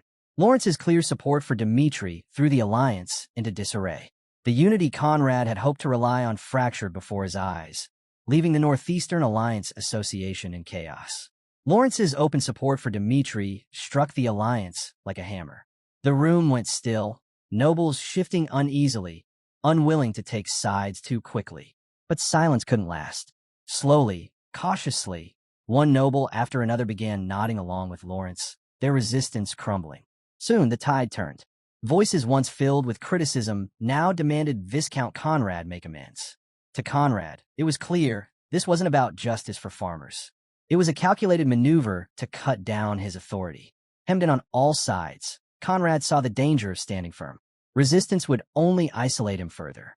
Grinding his teeth, he bowed stiffly to Roman, forcing out an apology he didn't mean. He promised to act with more caution in the future. It was bitter to admit defeat, but Conrad understood the price of clinging to pride, losing his place entirely in the aristocracy. Meanwhile, in Romero Dmitri's office, concern lingered. Romero questioned whether Roman's bold display had been wise. Challenging the Northeastern Alliance so openly could provoke retaliation. Roman, however, stood resolute. He explained his vision. A clear hierarchy had to be established.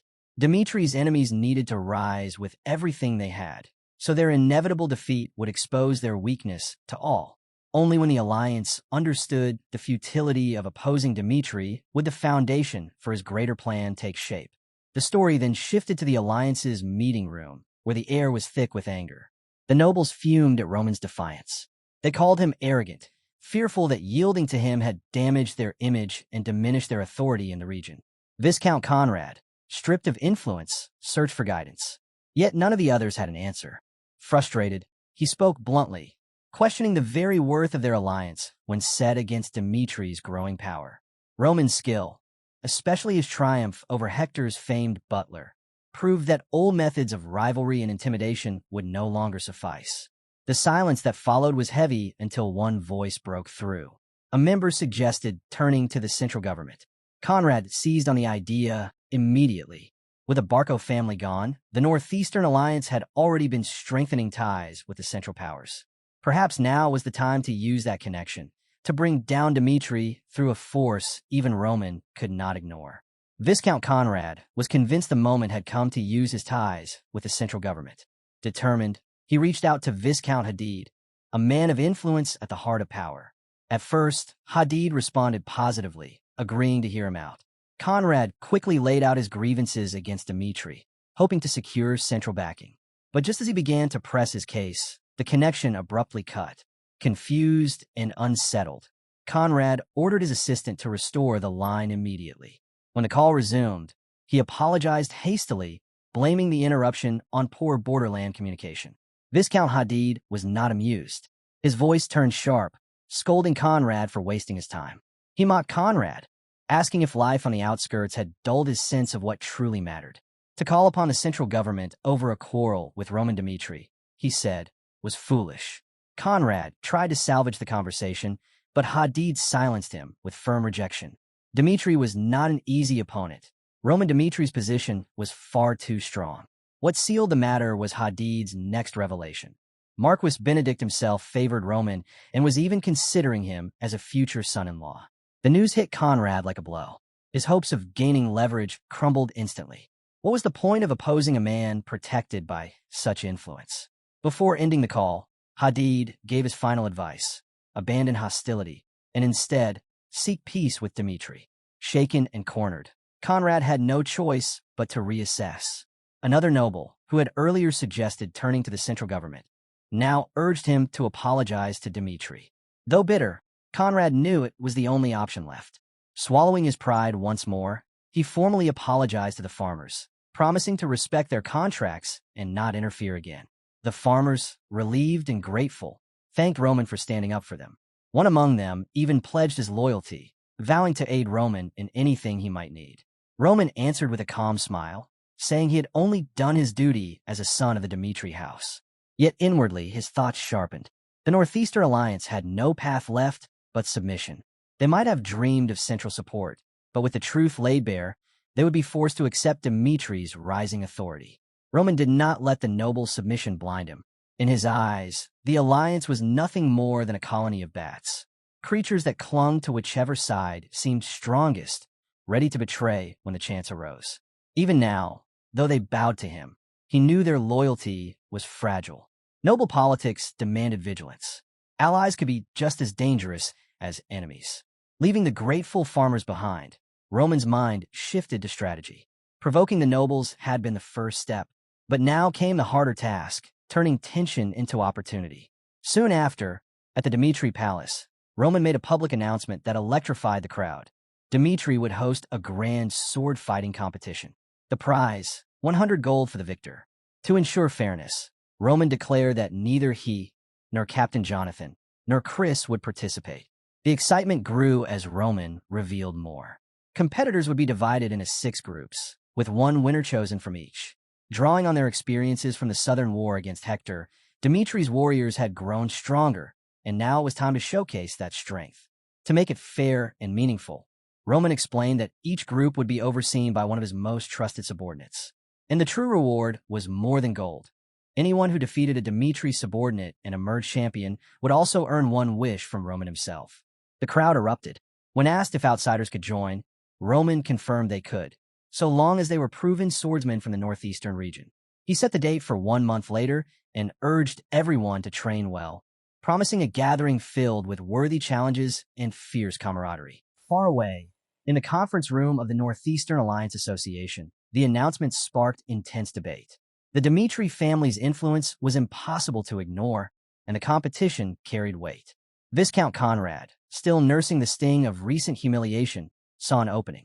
He argued that if one of their swordsmen could win, then the prize, a wish from Roman himself, would belong to the alliance. Instead of asking for mere apologies, Conrad urged his peers to take a more diplomatic approach, rebuild their ties with Dmitri, and mend their battered reputation. The idea intrigued many, but one problem remained. Could they win? The nobles voiced their doubts.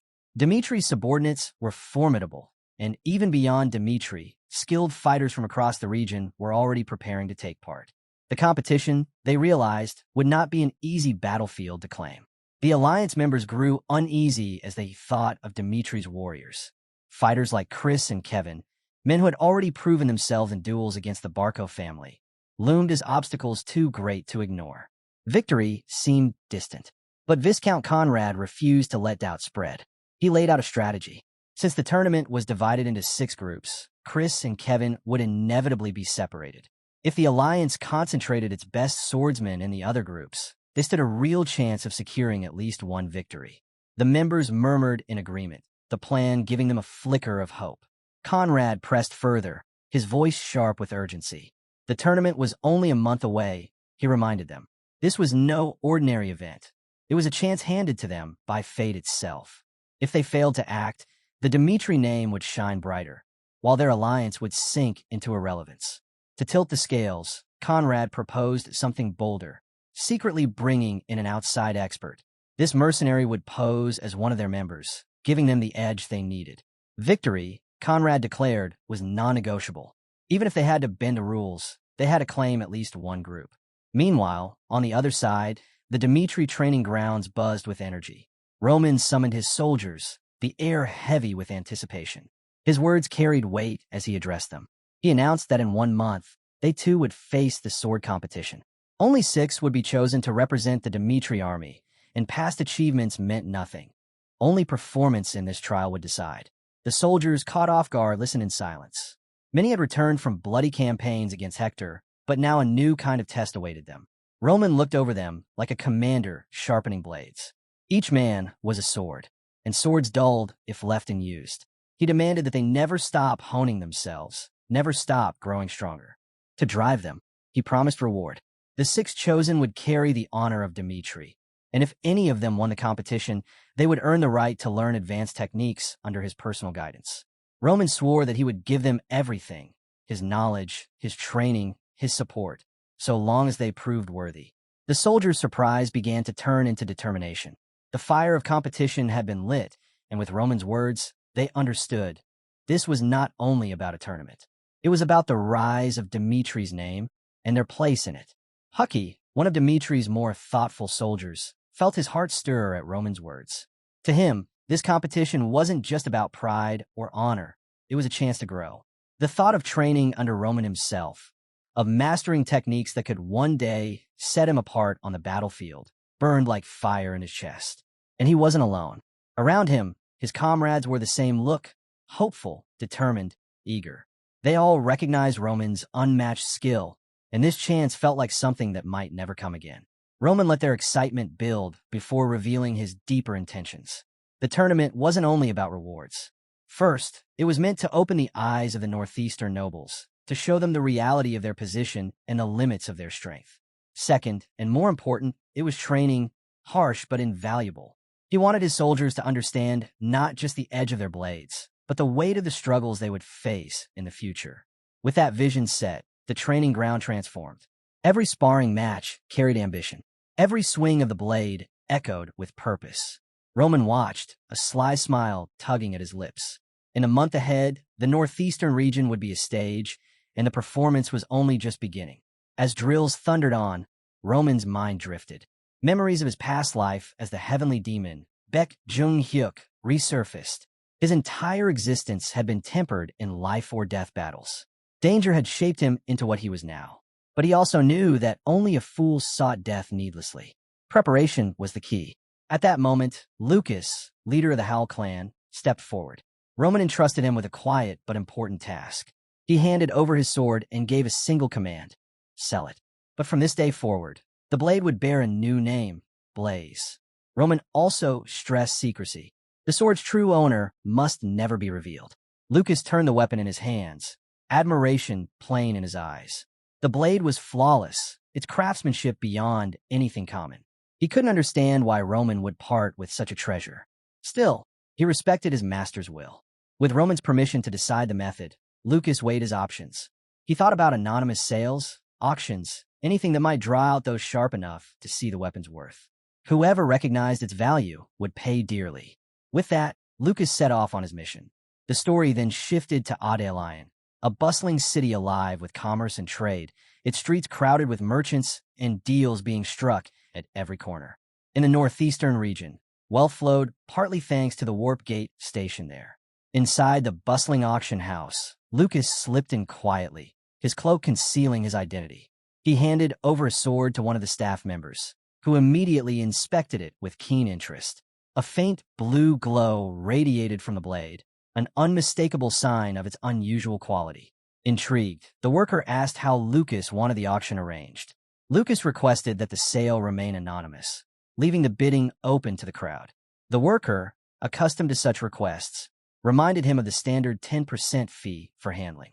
Lucas accepted without hesitation and followed him deeper inside for a full appraisal. In the evaluation chamber, Lucas was introduced to Morris, the esteemed manager of Adelian's auction house. As the sword was tested, the examiner marveled at its flawless craftsmanship, commenting on its unmatched sharpness and strength.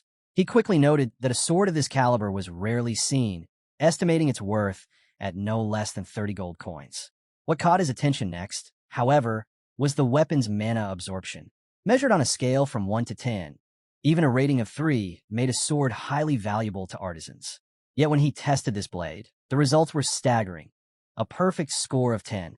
Stunned, the worker turned to Morris, explaining that this was no ordinary weapon. Not only could it absorb mana, it could amplify its own strength through it, a property unheard of even among the finest weapons. Morris immediately grasped the weight of what they had uncovered. Soon, the scene shifted to the grand hall, where anticipation buzzed through the crowd. The auction host took center stage, his commanding voice urging everyone to prepare for something extraordinary. This was unlike any auction held before, an event destined to make history. Wealthy nobles from distant lands and influential figures from the capital filled the seats, each drawn by the rumors surrounding today's main item. The energy in the room swelled until finally, the host unveiled the centerpiece of the day, the artisan sword known as Blaze. Gasps echoed as the crowd laid eyes on the radiant weapon. The host revealed its secret, stressing its unmatched mana receptivity. To drive the point home, he reminded everyone of a previous sale, when a simple rapier with only a grade 7 mana receptivity fetched an astonishing 300 gold coins. But Blaze shattered every expectation. With a flawless grade 10 mana receptivity and the rare ability to amplify absorbed aura, the revelation ignited the hall like wildfire. The crowd erupted, and the bidding war began in full force. The host, though seasoned with countless auctions, admitted he had never seen a weapon like this. His voice rang out as he opened the bidding at a modest 10 gold coins. Instantly, hands shot into the air. The number rose quickly, 10 becoming 20, then 30, soaring past 50 within moments. The energy in the room swelled as the crowd pushed harder, each determined to claim Blaze. The battle only grew fiercer as the numbers climbed higher, shattering records with every raise. Gasps filled the hall when the bids broke past 600 gold coins, and the tension reached its peak. Just as the host was about to bring down the hammer, silence fell. From the back, bidder number 53 calmly raised his sign. The offer, 1,200 gold coins. The host froze, stunned by such a leap. Whispers rippled through the crowd until the name surfaced. Marquis Valentino. Known throughout the continent as the master of a vast merchant empire, Valentino's wealth and influence stretched farther than most could imagine. Though he avoided politics, his obsession with rare treasures was legendary. The host could barely contain his thrill as he declared Valentino's bid, noting it was the highest ever recorded in Adelian auction house history. The crowd erupted again, astonished not only at the sum, but at the bidder himself. For Valentino, Blaze wasn't just a rare sword. He understood its deeper worth. A blade that could perfectly channel aura could change everything. For most, magical swords were stepping stones, simple tools for beginners. But true masters knew that only pure swords could unleash the full potential of their aura. A weapon like Blaze could lead swordsmen to the unreachable, perhaps even the 10th stage, a realm no one had ever touched. And if this blacksmith could create more?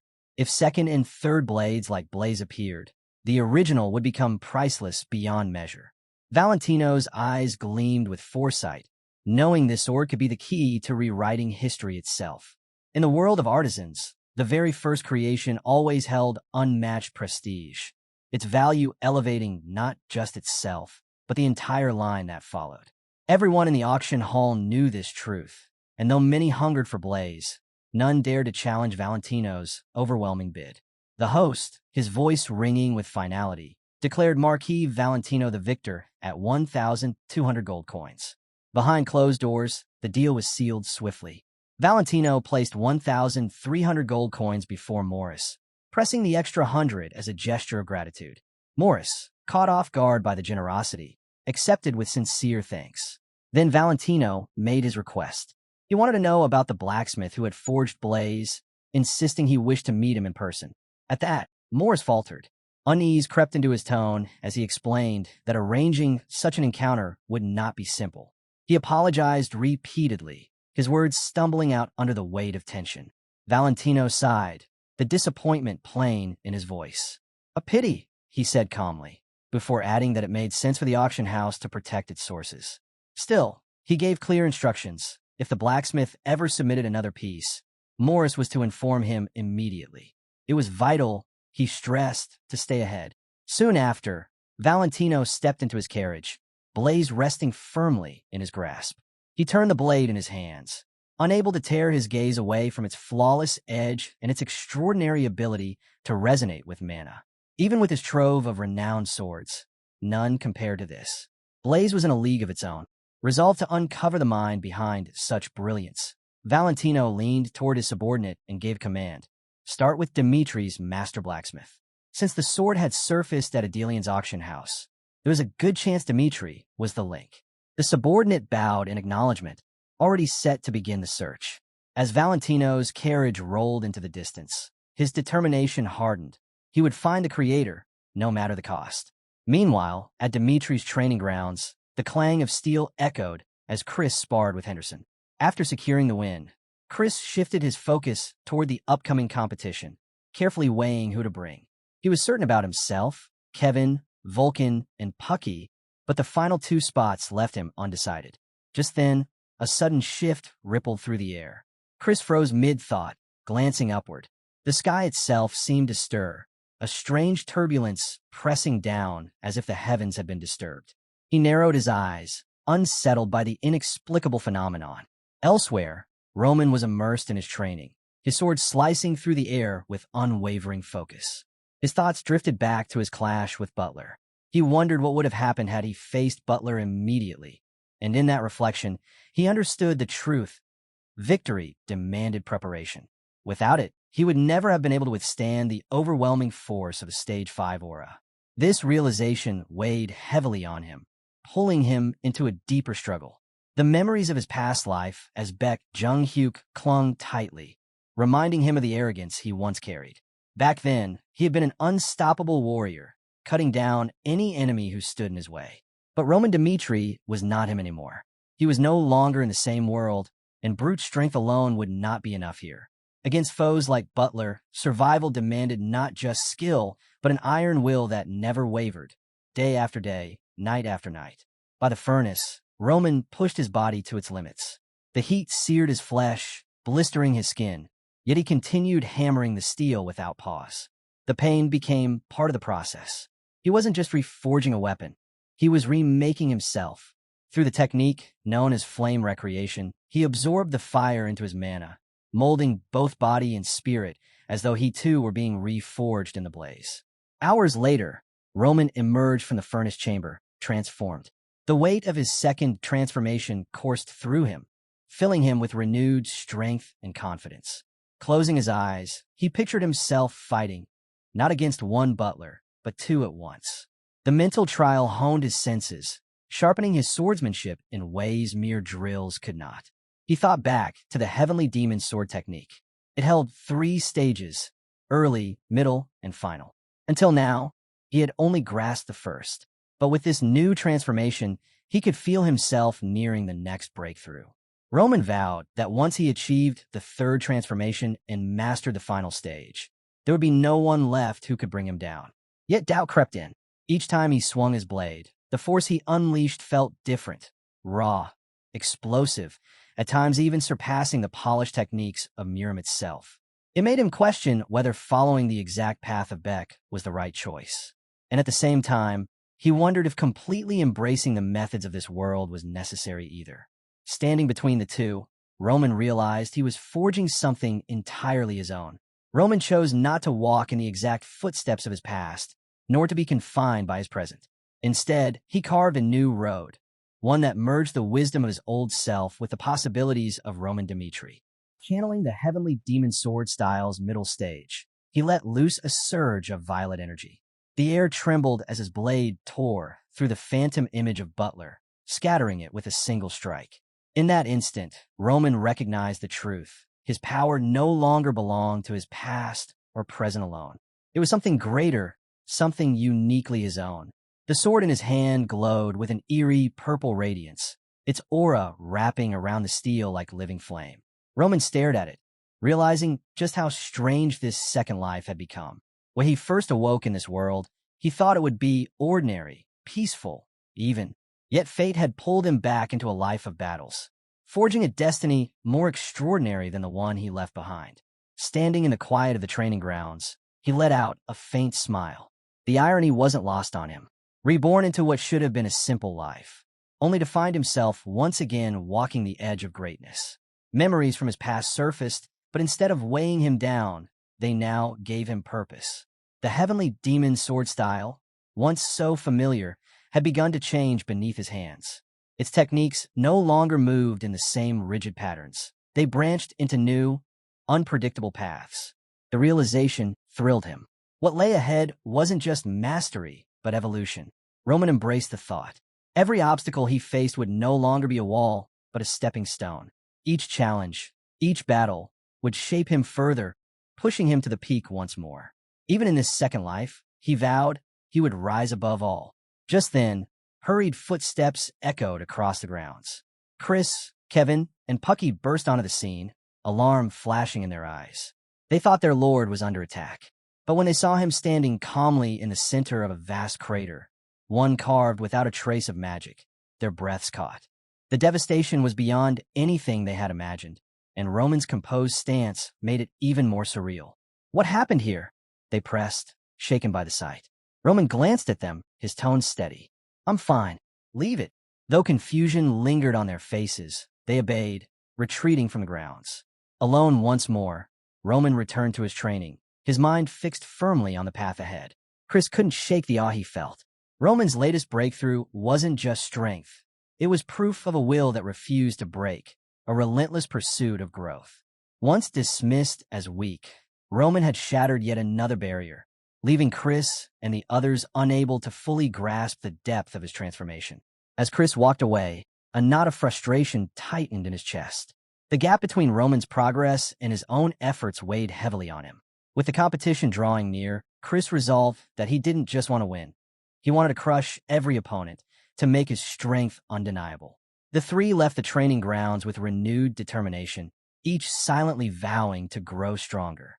A month passed, and Roman's tireless labor bore fruit. Standing before his comrades, he unveiled a sword forged by his own hands. Unlike his earlier blades, Salamander and Blaze, which marked new beginnings, this one demanded a name that mirrored his present self. After careful thought, he chose to call it Darkness, a weapon meant to strike fear and embody his resolve. Not long after, Chris arrived with a report detailing the soldiers' progress. He had overseen their training, monitored their duels, and tracked their growth. From this, he had compiled a list of the most capable swordsmen. Presenting it to Roman, he named the top contenders: himself, Kevin, Vulcan, Pucky, and unexpectedly, Mac, Bernie, and Henderson. Though surprised by the last two, Roman trusted Chris's judgment and gave his approval. Later, Roman and Chris spoke privately. Roman shared his view on defeat, saying that a single loss meant little in the grand scheme. What truly mattered was the greater purpose. The competition bearing his name wasn't just about victory, but about displaying the might of his soldiers. Chris listened intently, then nodded, fully aligned with his lord's vision. Roman's faint smile revealed his anticipation. Soon, their strength would be revealed to all. As the day of the competition drew closer, the gathered swordsmen buzzed with energy. Among them stood a striking figure, a soldier with vivid purple hair, brimming with confidence, eager to prove the skills honed in battle. At his side, a companion spoke quietly, hoping he would join Kevin's group, acknowledging Kevin's rising reputation. Across the ranks, names like Pucky and Vulcan stirred both excitement and unease. For some, the thought of facing such formidable rivals sparked fear. For others, it ignited determination. And when the competition groups were finally announced, the camp erupted with a mix of cheers, nervous laughter, and the sharp silence of those already bracing for the trials ahead. Each fighter studied the lineup, weighing their chances against the rivals in their group. Baron Liam, a noble from the Northeastern Federation, couldn't ignore the dread gnawing at him. His opponent was Chris, a warrior known for his raw strength and relentless drive. The thought of facing him unsettled Liam deeply. Sensing his unease, his allies from the Northeastern Alliance rallied around him. They reminded him of his family's proud lineage, of the generations of swordsmen who had brought honor to their name. He was not alone in this, and they urged him not to falter. Conrad, one of Liam's closest supporters, stepped forward with a speech that stirred the group. He urged Liam to stand tall and not give in to fear. With confidence burning in his eyes, Conrad declared that victory would belong to the Conrad bloodline. Their morale rose even further when he reminded them that one of their own was set to face Mac Burney, a match they believed would favor them. He stressed how vital this competition was for their alliance's survival, vowing to lead them to triumph. His fiery words ignited the group, who cheered and applauded in unison. When the day of the competition finally arrived, the arena overflowed with anticipation. The crowd buzzed with energy, eager for the duels to begin. Baron Liam stood in the waiting area, the weight of his people's expectations pressing down on him. He turned to his loyal soldier, Max, and urged caution, warning him not to risk his life recklessly. Max, however, answered with firm resolve. Though he acknowledged Chris's strength, he proudly reminded Liam that he was a two-star swordsman. His confidence sparked a flicker of hope in Liam's chest. Fueled by Max's determination, Liam grasped his soldier's shoulders and urged him to fight without hesitation. He promised that if Max's life was ever in danger, he would step in himself. Moved by his lord's trust, Max saw this duel as his moment to prove his worth, not just to Liam, but to the countless eyes that would be watching. As Max stepped into the arena, determination burned in him. But the instant his gaze locked with Chris's, his heart stuttered. The sheer pressure radiating from his opponent was overwhelming, freezing him in place. Forcing himself to steady his breathing, Max pushed down the fear. He gripped his sword tightly, focusing every ounce of his energy. The signal was given. Max charged forward, pouring everything into his attack. But Chris remained calm, his movements sharp and deliberate. With one effortless motion, Chris disarmed him. And with a single precise strike, the match was over. 3 seconds. That was all it took. Chris, carrying the pride of the Dmitri bloodline, stood victorious as the crowd roared. Baron Liam, frozen on the sidelines, stared in disbelief. The gap between Max and Chris was far greater than he had ever imagined.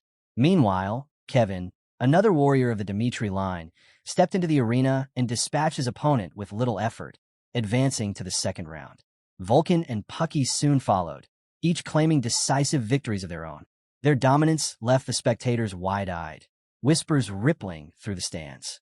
Rumors that had once seemed exaggerated now felt like undeniable truth. The might of Chris, Kevin, Vulcan, and Pucky was overwhelming. With the four tearing through their matches, attention shifted toward the remaining Dmitri representatives, Henderson and Mac Burney. Perhaps, some thought, these two would reveal flaws the others had not. But when the group announcements confirmed Henderson's participation under the Dmitri banner, the reaction was immediate. Soldiers exchanged startled glances, some even laughing in disbelief. To them, Henderson was still the clumsy farmer from the Lawrence family, the man who once couldn't even grip a sword properly. How could someone like him stand in a competition of high-level swordsmen?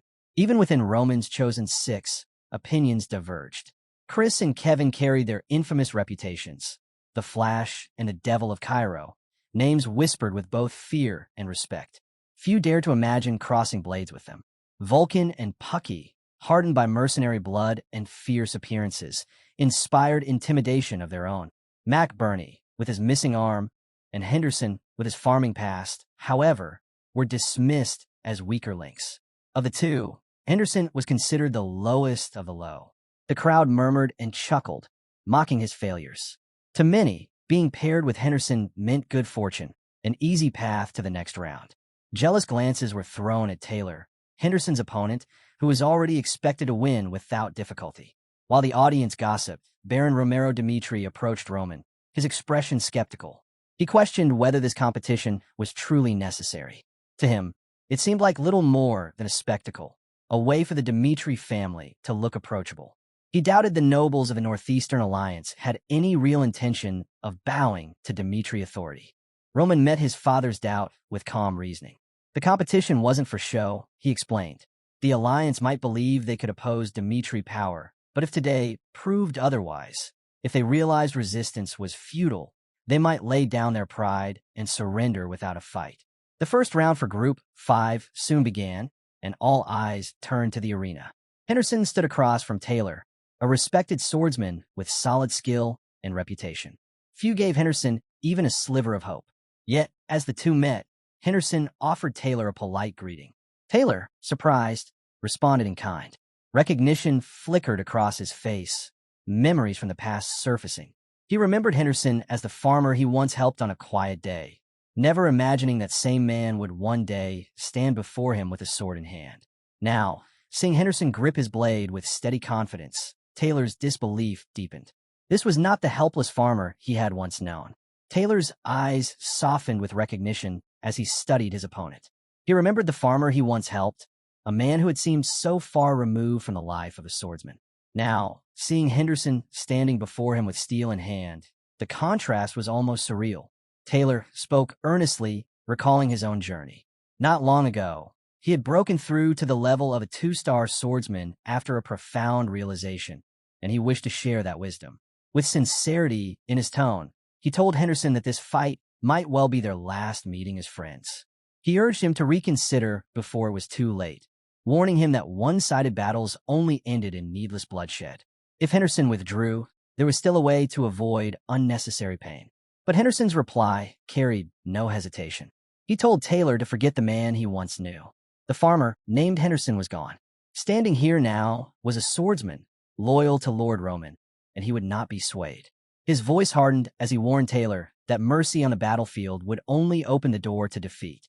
Taylor, though troubled, nodded in acknowledgement. He respected Henderson's resolve, even as he quietly hoped his old friend would not come to regret this path. The match began. Henderson exploded forward, each step fueled by raw determination. His sword came down with a ferocity that startled the crowd, and Taylor himself. For the first time, Taylor saw it clearly. Henderson's strikes carried aura. Though shocked at first, Taylor steadied himself. He could feel the weight behind each blow. Henderson's intensity wasn't just for show. It was real. Then Henderson's blade shifted, glowing faintly as he unleashed the Azura sword technique, infusing his strikes with aura that cut sharper and faster. With every swing, Henderson's vow echoed in his heart, to push beyond his limits, to honor Lord Roman, and to surpass the man he once was.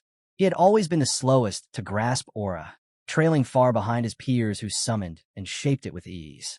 Every step forward for him had been harder, every advance slower. But he refused to stop. Like the slowest runner who still refuses to quit the race, Henderson pushed onward. The spectators, who once mocked him as the weakest link, now watched in stunned silence as he pressed Taylor back, nearly overwhelming him. Even Taylor himself struggled to believe it. This was the same Henderson he had pitted once, now forcing him onto the defensive. Realizing he could no longer hold back, Taylor released his own aura. A golden light flared around him, surging across the arena as he prepared to end the fight. He hadn't wanted to use it against Henderson, but the battle demanded no less. Yellow aura clashed violently with Henderson's violet aura, the two swordsmen colliding with everything they had. And in that blazing moment, Henderson's thoughts drifted, not to his opponent, but back to a conversation he'd had with Chris a month earlier. Chris had witnessed Henderson's journey from the start. The shaky grip on a sword, the constant setbacks, the look of a man ready to give up. But he had also seen the change. Henderson's refusal to bow to defeat, his decision to fight and carve a place for himself beside Lord Roman. That determination had rewritten his path. Chris had told him as much, reassuring him that he was strong, that he belonged among Roman's chosen men. Those words had etched themselves into Henderson's heart, driving him forward to this very moment. Back in the arena, the clash of auras reached its peak. Henderson's violet aura roared against Taylor's golden glow, each strike ringing louder than the last. But then, in an instant, Taylor faltered. Henderson's unpredictable strength broke through his guard, sending him crashing to the ground. With his sword leveled at Taylor's head, Henderson stood tall. The referee declared his victory. The arena erupted.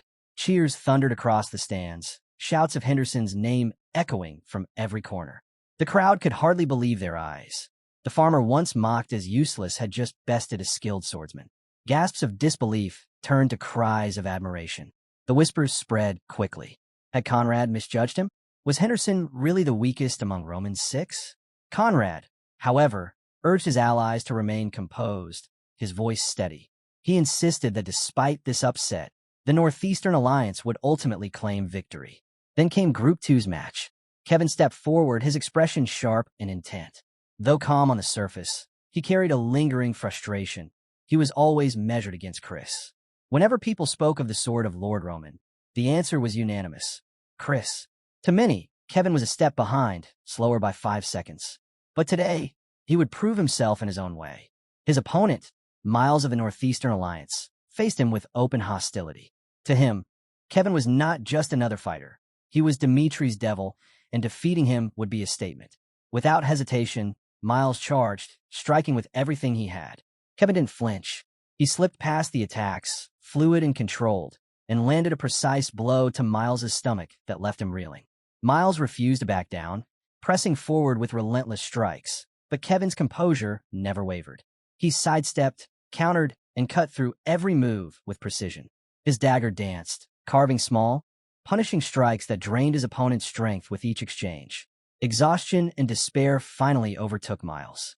Unable to withstand the onslaught, he dropped his weapon and surrendered. The Northeastern Alliance watched in silence, stunned by yet another crushing loss. For Kevin, the victory was more than just advancement.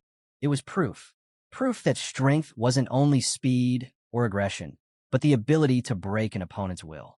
In that moment, he showed the difference between desperation and mastery. Elsewhere, the scene shifted. The soldiers of the Dimitri Knights stood in formation, their discipline sharp as steel. At their head, Jonathan, their captain, addressed them. His voice was firm, carrying the weight of both duty and pride. As you all know, he began, this competition is held under the name of our young master, Roman Dimitri. Jonathan's voice carried firmly across the ranks of his men. He reminded them that among today's competitors was Chris, once the vice captain of the Knight Order, a name that had carried weight even before he swore loyalty to Roman Dimitri. Watch him closely, Jonathan instructed. Study his techniques, his movements, his strategies. This tournament isn't just for victory. It's an opportunity for you to grow as knights of the Dimitri Order. The soldiers' response was immediate, their voices rising in unison. Yes, sir. Out in the arena, Chris prepared for his next battle. Having already won his first round, his composure remained unshaken. Jonathan, watching from the sidelines, couldn't help but marvel. The Chris he saw now was a different man from the one he remembered in the Knight Order.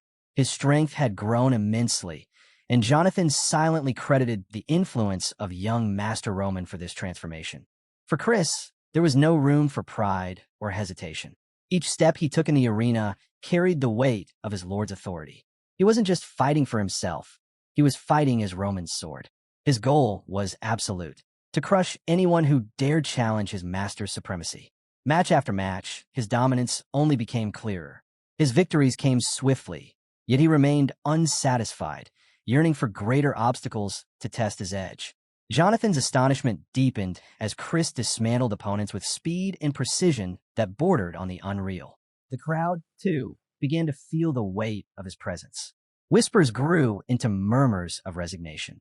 Many soldiers, realizing they stood no chance, chose to forfeit rather than endure public humiliation. Better to retreat with dignity than be shattered before the crowd. But not everyone bent to despair. One soldier, Frel, clenched his fists and stepped forward. Though he knew victory was out of reach, he refused to run. His goal was modest, to endure a single minute against Chris, to prove that he could stand against overwhelming odds. The signal was given. Before Frel could even brace himself, Chris exploded forward, closing the distance in a blur. With a single, crushing strike, the duel was finished. The arena fell silent. Seconds, that was all it had taken. Jonathan stared, breath caught in his throat, while the spectators sat frozen in awe. Chris's power wasn't just impressive, it was devastating. From there, his momentum only grew. Round after round fell before him. By the time he reached the end of the preliminaries, Chris had cleared 5 matches in a combined total of just 27 seconds. The audience was left in shock. The Northeastern Alliance could only watch in dread as their hopes were dismantled before their eyes. Each victory of Chris's hammering home the gap in strength. And he was not alone. In Group 2, Kevin's relentless determination carried him to victory. In groups 3 and 4, Vulcan and Pucky overwhelmed their opponents with sheer physical might, their battles ending in decisive fashion. One by one, Roman Dimitri's chosen proved their worth, shaking the entire competition to its core. Henderson's shocking triumph in Group 5 had already rattled the Northeaster Alliance, but the tournament wasn't finished yet. All eyes now turned to their final hope, Group 6, where Mac Burney would face off against Conrad's prize knight, Gabriel. Conrad studied his champion carefully. Gabriel's composure never wavered. His confidence radiated with every step. Years of training under the Conrad family's rigorous discipline had shaped him into their hidden weapon, a warrior forged for moments like this. A 3-star swordsman, his skill was unmatched among the Alliance's ranks. Though the use of Oro had been forbidden in this competition, Gabriel's talent alone was enough to place him above nearly every fighter present. As Mac Burney advanced through the earlier rounds, Conrad considered whether Malak's influence had played a role in his survival thus far. But in his mind, this was where the road ended. Roman Dimitri's knight would fall, and Gabriel would be the one to deliver the decisive blow. Before sending him into the arena, Conrad reminded Gabriel of the Alliance's humiliations up to this point. All their fighters had been crushed one after another. He commanded Gabriel to show no mercy, to strike without hesitation. This was no time for pity. Gabriel nodded firmly. The thought of losing to a one-armed opponent seemed laughable to him. However, his pride demanded he approach this with all seriousness. This was his chance to prove himself as the Alliance's savior. Stepping into the arena, Gabriel's gaze locked onto Mac Burney. The knight's unsteady posture made his disability obvious. His missing arm was a stark reminder of the battles he had endured. To Gabriel, it was almost incomprehensible. How could a man who once struggled even to achieve knighthood with both arms now stand as a contender in a tournament meant to showcase pride and strength? The match began. Gabriel surged forward, brimming with confidence. He deliberately withheld his aura, determined to establish superiority through pure technique alone. His strikes came fast and sharp, meant to crush Mac Burney beneath overwhelming pressure. Yet, to his growing surprise, every blow was blocked. Mac Burney movements, though awkward at a glance, carried precision that defied Gabriel's expectations. Reading his opponent, Gabriel predicted the next step, a dodge to the right. And indeed, Mac Burney shifted exactly as expected, leaving his flank exposed. Gabriel lunged to exploit it, but in the blink of an eye, Mac Burney blade intercepted his strike with flawless timing. The crowd gasped. Gabriel froze for a moment, startled. Mac Burney's style was strange, unorthodox, unpredictable, but undeniably effective. What should have been an easy match devolved into a back-and-forth struggle. Mac Burney pressed forward, countering relentlessly, forcing Gabriel to defend in ways he never anticipated. With each clash, Gabriel's frustration mounted. At last, impatience drove him to act. He unleashed his aura, yellow light flaring as he struck with brute force, driving Mac Burney back. And in that instant, a realization struck him. Burney advanced to the third round hadn't been luck. It was the result of grit and ingenuity. Where others saw a missing arm as weakness, he had turned it into a weapon, reshaping his style around it instead of letting it cripple him. The scene shifted to a memory. Roman standing before Burney, speaking with the calm authority of a true leader.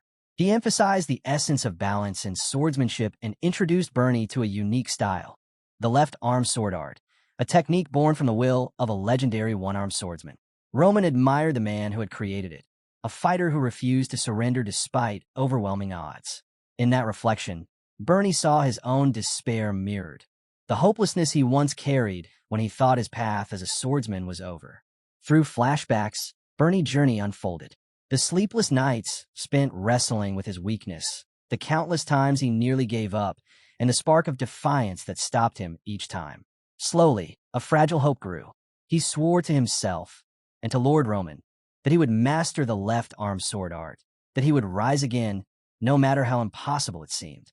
That vow became his lifeline. My life as a swordsman isn't finished yet, he had promised. I will prove it. Back in the arena, Burney's resolve burned brighter than ever.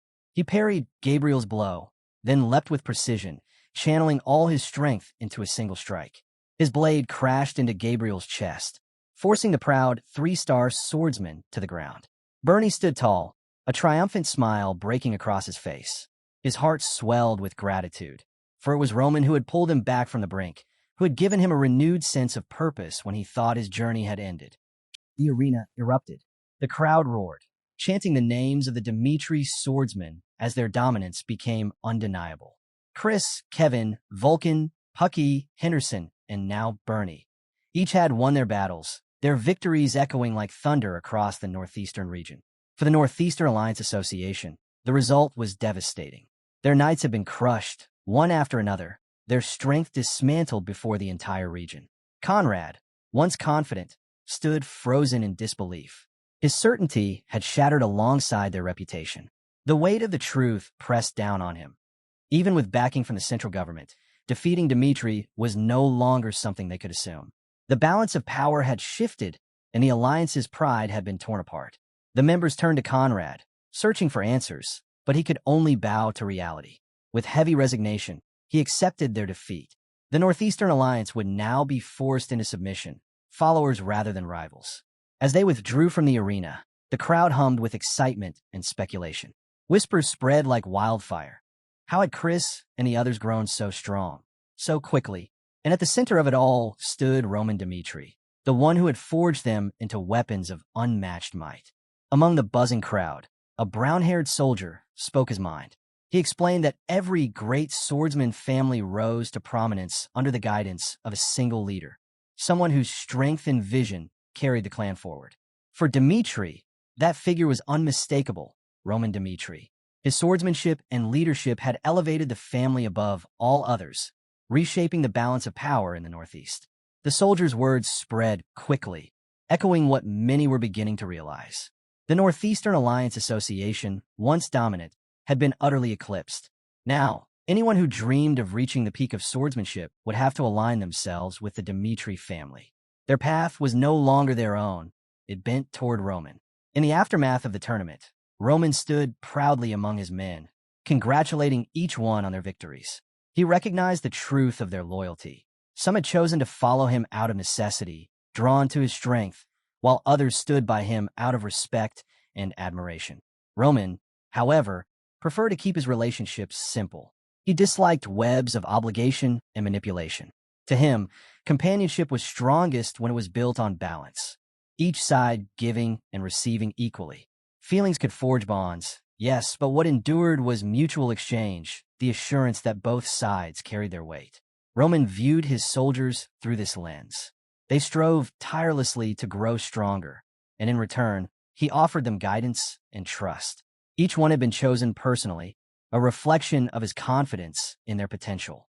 Just as he had never doubted their ability to win, he expected them to believe in themselves with the same certainty. As a sign of recognition, Roman rewarded the winners of the tournament with 10 gold coins each and 3 days of well-earned rest. His words of gratitude were sincere, his appreciation for their loyalty and effort plain for all to hear. Later, in the quiet of his office, Lucas entered with a report. He informed Roman that the Northeastern Alliance Association had made its decision. As predicted, they had abandoned any thought of resisting Dmitri. Their will to fight had been broken. Lucas remarks that there's little chance they'll cross paths with Dmitri again, unless the perfect moment presents itself. Roman agrees, admitting that no leader can ever hold absolute control. Even under wise rule, opposition will always exist. With uncertainty hanging over Dmitri's potential clashes with the central government, Roman concludes that limiting losses in the Northeast is vital.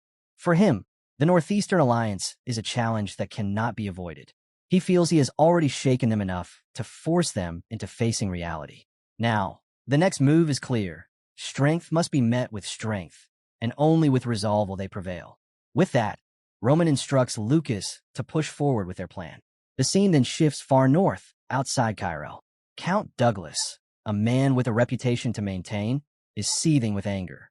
His fury is directed at his men, who despite their best efforts, failed to capture a group of bandits or recover a vital stash of money. They explain that while the surrounding bandits were defeated, the treasure itself has remained impossible to find. This fund originally belonged to Count Barco, who foresaw conflicts like the one with the Lawrence family and secretly amassed wealth from sources beyond the Golden Bank. Backed by Douglas and other allies, Barco even enlisted a powerful figure named Homero. Yet despite all that, he was crushed by Roman. In his desperate retreat, Barco lost his life, taking with him the secret of where the money had been hidden. Douglas recalls private conversations he once had with Barco over meals. Those talks reveal the existence of the hidden fund. Determined to reclaim it, Douglas turns to the Black Moon, a shadowy organization, hiring them to track it down. But before they can succeed, disaster strikes. A daring group of bandits ambushes their transport, stealing away the gold bars. The thought of lowly bandits stealing something so important enrages Douglas further. But instead of giving in to despair, he orders his men to scour the entire Northeast until the treasure is found. After relentless searching, a breakthrough finally comes. One of his workers rushes in with urgent news. The Black Moon has located the missing gold. Without delay, Douglas demands to meet them in person. Soon, he stands face to face with Donovan, the leader of the Black Moon, cloaked in mystery.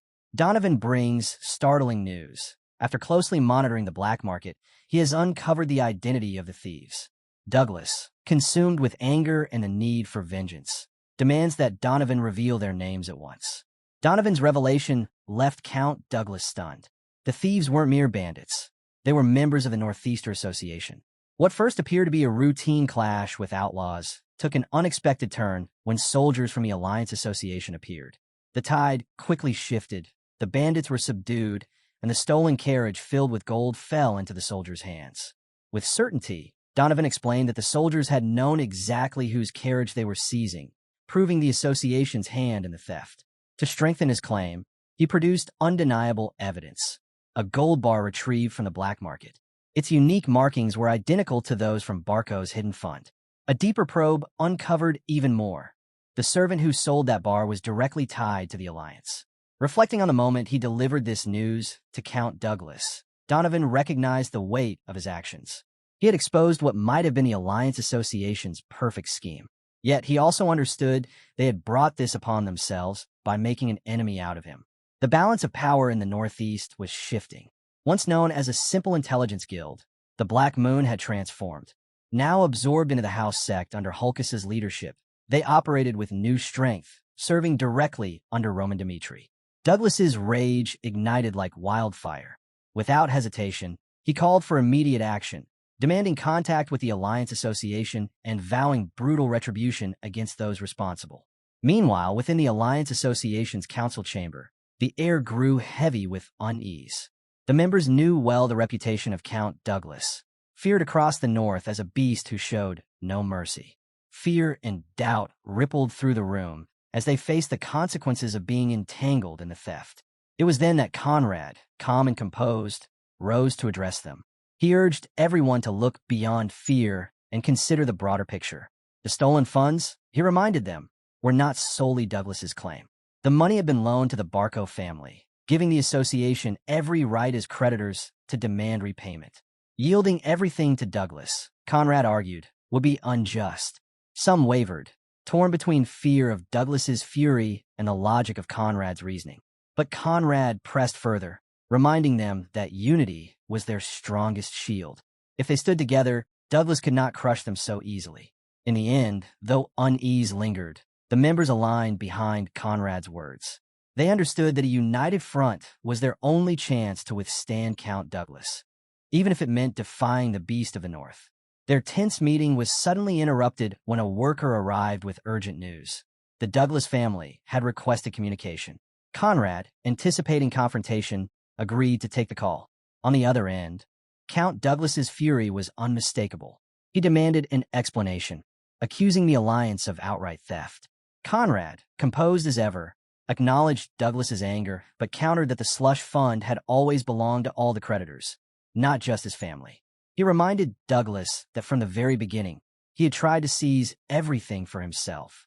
But reason did nothing to cool the storm. Douglas's anger only deepened. He declared firmly that the funds were his family's alone and dismissed Conrad's arguments without hesitation. Ignoring every attempt at diplomacy, Douglas announced his decision. He would appeal to the central government and launch a territorial war against the entire Northeastern Alliance Association. He vowed to expose their weakness, highlighting how vulnerable they had become without Barco's protection.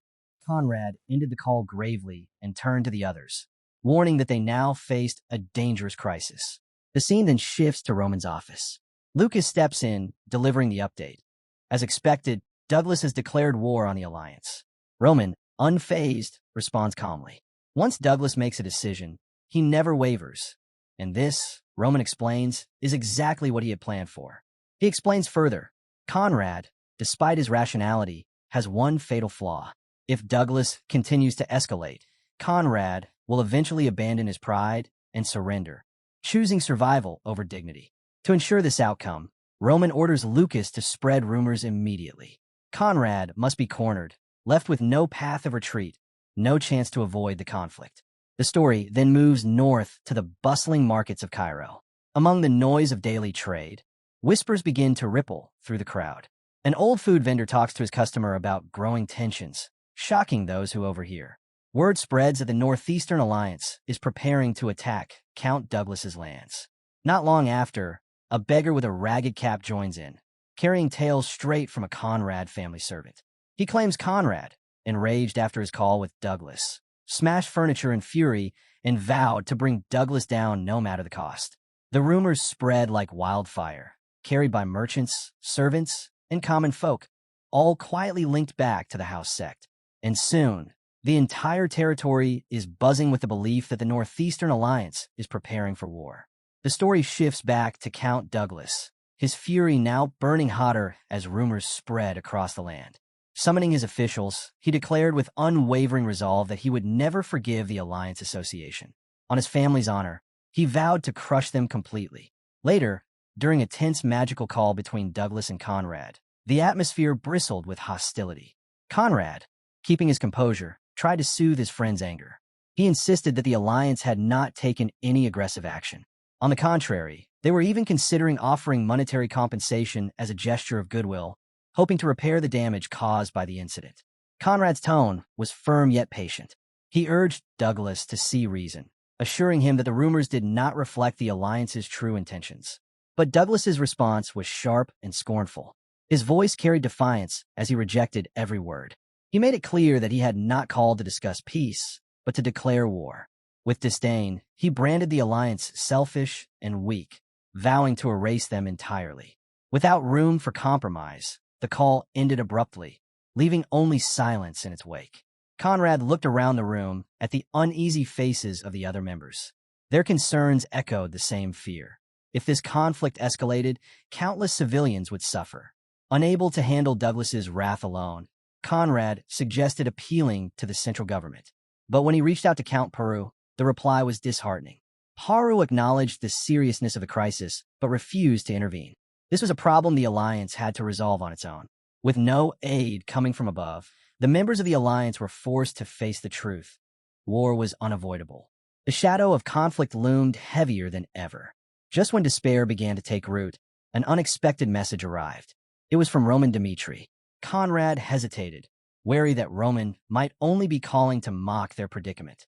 Yet, when he answered, what he heard surprised him. Roman's voice carried no arrogance. Instead, he spoke with sincerity, expressing a desire to uncover the truth behind the turmoil. Caught off guard, Conrad's suspicion slowly gave way to a spark of cautious hope. Against his expectations, he found himself opening up to Roman, revealing the growing tensions with Count Douglas. Grasping the gravity of the situation, Roman voiced his concern over the looming conflict in the Northeast. He asked Conrad directly, what were his plans now that Northeastern force was preparing to cross their borders? Roman insisted that he could not stand idle. He felt a responsibility to step in, to prevent further bloodshed before the fighting consumed the region. Conrad was caught off guard by the offer. He questioned Roman's sudden willingness to lend support. Was this truly out of goodwill, or was there something more beneath the surface? Though wary, Conrad recognized the potential advantages of cooperation and chose to listen. Roman did not shy away from Conrad's doubts. He admitted that while the past had been turbulent between Dmitri and the Alliance, his current concern was larger than personal grievances. If the Northeast collapsed into chaos, all of Cairo would suffer. His goal was simple: preserve peace and stability. Hearing the conviction in Roman's words, Conrad's skepticism began to ease. He found himself agreeing. Their goals were aligned. Both wanted stability, both wanted to avoid needless losses. With the enemy's advance pressing closer, Conrad knew he could no longer afford hesitation. Setting aside old pride, he pledged the alliance's cooperation and assured Roman that they were prepared to honor whatever terms he required in return. Roman weighed the risks carefully. Staying uninvolved could spare him effort in the short term, but the long-term damage to Cairo's fragile balance of power would be disastrous.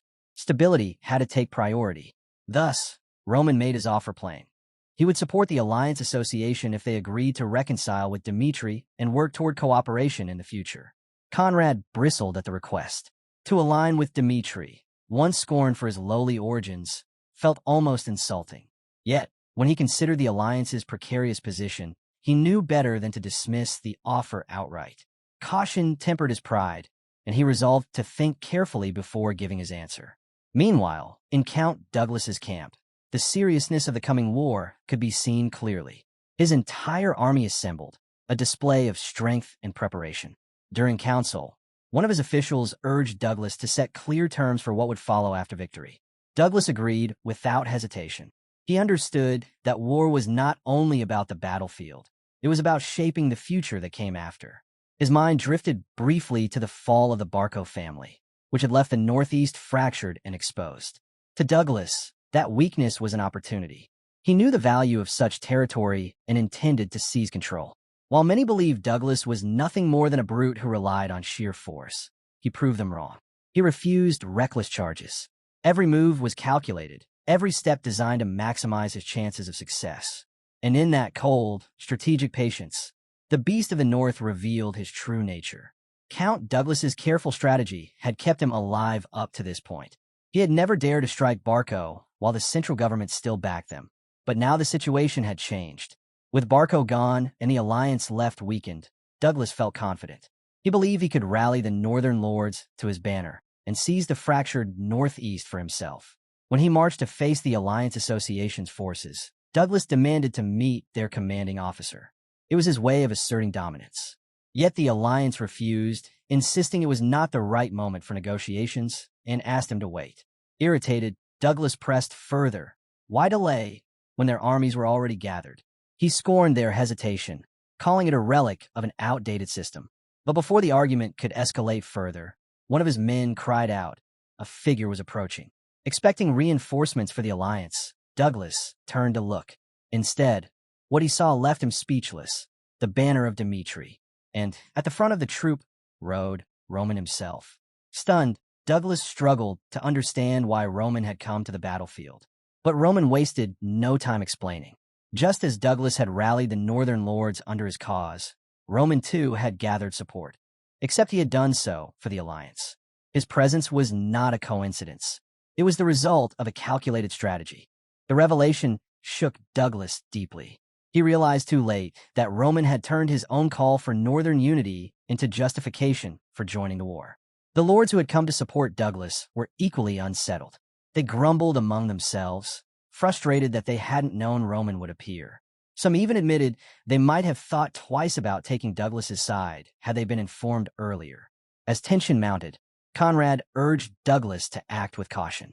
Charging headlong into battle would only play into Roman's hands. But Douglas, caught between anger and uncertainty, could barely process the shifting tides. Then Roman delivered challenge. The Northerners had a choice: fight in close combat or face the destruction of a full-scale battle. Douglas froze. The idea of clashing with Roman directly filled him with dread. Despite having more troops than the alliance, he knew Roman's reputation as a warrior was legendary. Against him, sheer numbers might mean nothing. For the first time, Douglas found himself at a loss. His confidence shaken, his strategy crumbling before his eyes. Unable to see a clear way forward, Count Douglas wrestled with the weight of the looming conflict. Then, with unshakable confidence, Roman made an audacious proposal. He declared that Douglas could send 3 swordsmen against him at once. And if that wasn't enough, he was even willing to face 5. The sheer boldness of the challenge left Douglas momentarily stunned. Though he respected Dmitri's strength, Roman's suggestion felt unbelievable. Could one man truly think he could stand against 5 seasoned fighters? Yet Roman's tone carried no mockery. He spoke earnestly, expressing a genuine desire to prevent unnecessary bloodshed. This duel, he explained, was his way of reaching a peaceful resolution. All that remained was Douglas's answer. Needing time, Douglas asked for a moment to reflect. The scene then shifts to a quiet forest clearing where Douglas gathered with 5 northern lords. After careful thought, he announced his decision. He would accept Roman's challenge. With 5 skilled warriors, he believed their combined strength could finally overwhelm even Roman's formidable skill. Not everyone agreed. 2 of the lords voiced hesitation. They warned Douglas not to underestimate Roman, recalling his victory over Butler, a renowned swordsman, and reminding everyone of the danger they faced. But Douglas remained firm. No matter what choice they made, a clash with Roman was inevitable. Better to face him now than to allow him to dictate the terms later.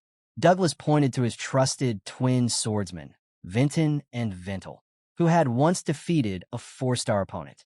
Their coordinated skill, combined with the other 3 warriors, gave him confidence they could at least match Roman blow for blow. Rumors painted Roman as an unstoppable force, but Douglas insisted this duel was their chance to prove otherwise. To Douglas and the Northern Lords, Roman's decision looked reckless. If they could defeat him during this display of confidence, the balance of power in the Northeast would be theirs. Victory over Roman Dmitri would mean dominance over the entire region. With renewed determination, the lords agreed to Douglas's plan. Together, they would make Roman regret his arrogance. As preparations were made, the arrival of a representative from the central government added even greater weight to the upcoming duel. Now, Roman faced impossible odds. 5 opponents united against him, with the eyes of the government watching. The soldiers began forming their strategy. The twin brothers, Vinton and Vintel, took the lead. Their plan was simple yet deadly. They would attack from opposite sides, striking where Roman's vision could not reach. While the twins drew his attention, the other 3 would seize the opening and strike with full force. The stage was set. The air grew heavy with anticipation. The battle that would decide the Northeast was about to begin. The twins, full of confidence, assured the others that their coordinated strikes would create the perfect opening to bring Roman down. They promised that victory would bring shared glory and wealth, urging the remaining soldiers to commit fully to the plan. When all were in position, the duel began. Vinton and Vintel surged forward together, their energy focused, their movements perfectly in sync. But their unity meant nothing before Roman's power. With a single devastating strike, he cut through their assault and dropped them instantly. Gasps echoed across the field. Count Douglas and the Northern Lords could only stare, stunned at how easily Roman had broken their strongest fighters. Roman did not press the attack. Instead, he turned to Douglas and the gathered lords, his voice calm but unyielding. He spoke of the past, of how, during the Barco family's reign, negotiation had always been favored. Yet when Dmitri rose to power, no one ever tried speaking with him or the alliance.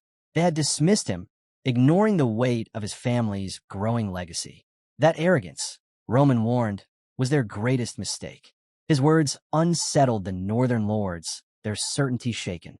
Then Roman offered them one final choice: withdraw completely and avoid the bloodshed, or commit to a traditional battle, knowing full well the cost in lives.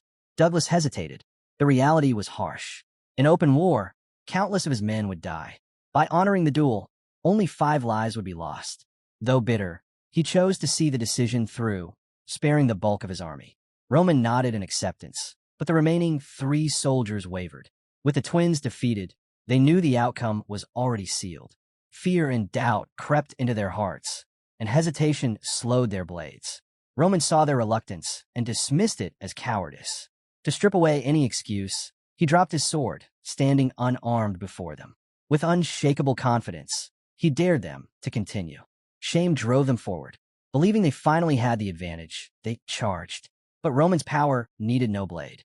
With a single crushing punch, he shattered one soldier's sword and dropped him flat.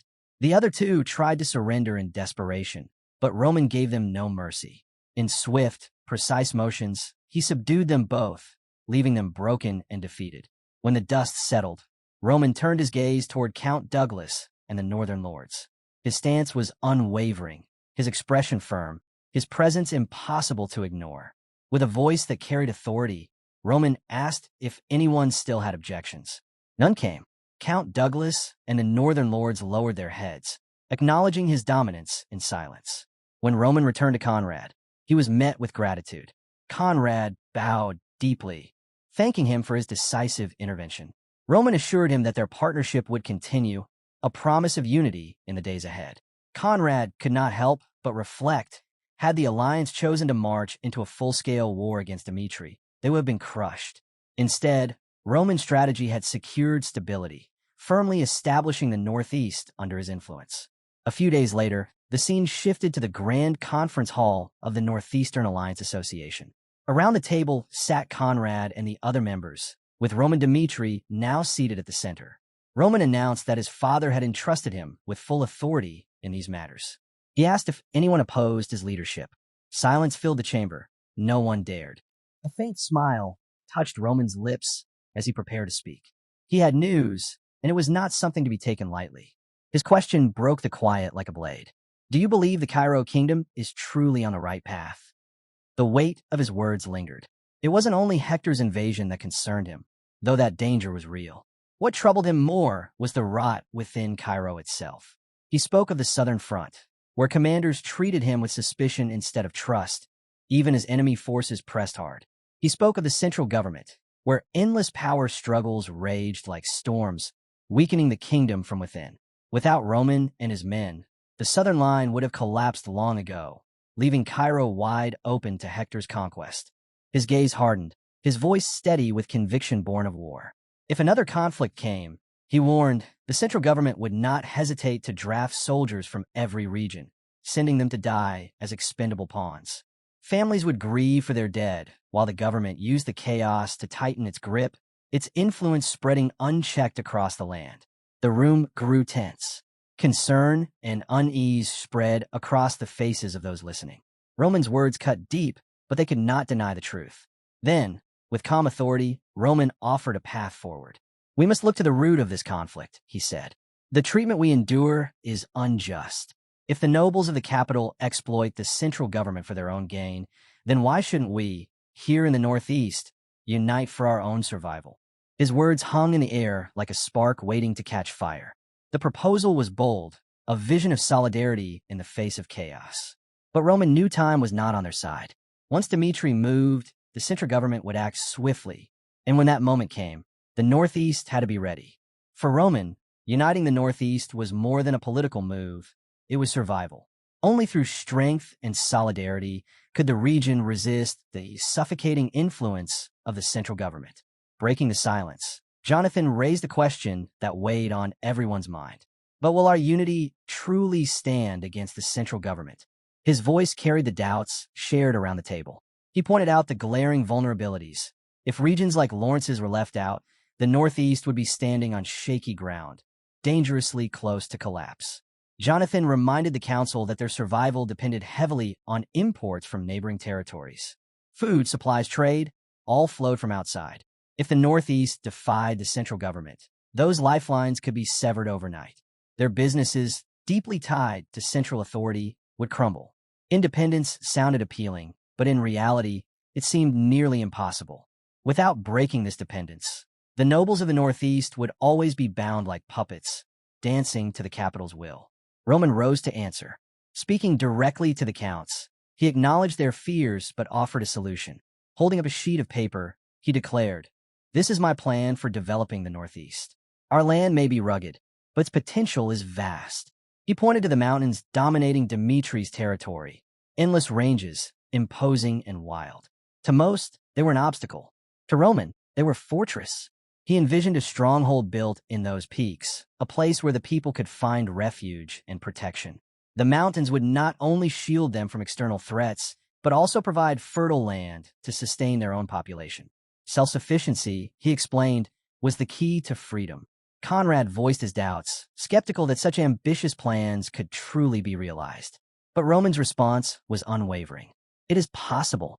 He recalled the fortress of the heavenly demon-divine cult, hidden deep within the 10,000 mountains. That bastion had withstood countless assaults from the Orthodox MIM for years, its natural defenses impenetrable. Roman compared that legendary stronghold to Dimitri's land, pointing out that the Northeast already had another advantage: skilled blacksmiths. Was it mere chance, or destiny guiding them toward this path?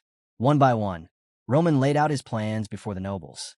Maps marked with reclamation zones, areas of development, blueprints for fortresses, each page a piece of a larger vision. His voice was steady, calm, and assured. He reminded them that this would not be easy. It would take years of effort. But brick by brick, the Northeast would carve out the strength to resist the central government's grip. The counts studied the documents in awe. The detail was staggering. Reclamation, fortress design, agricultural expansion. Every piece accounted for. Jonathan, who had raised the first objection, found himself speechless. His doubt gave way to amazement as he realized the depth of Roman's foresight. Roman's proposals were no mere words. They were a blueprint for the future, a concrete plan of action. One by one, the nobles gave their support. Viscount Lawrence pledged his family's loyalty to Dimitri's cause, soon followed by Conrad. In the end, unanimity prevailed. The lords of the Northeast stood united beneath Roman's vision.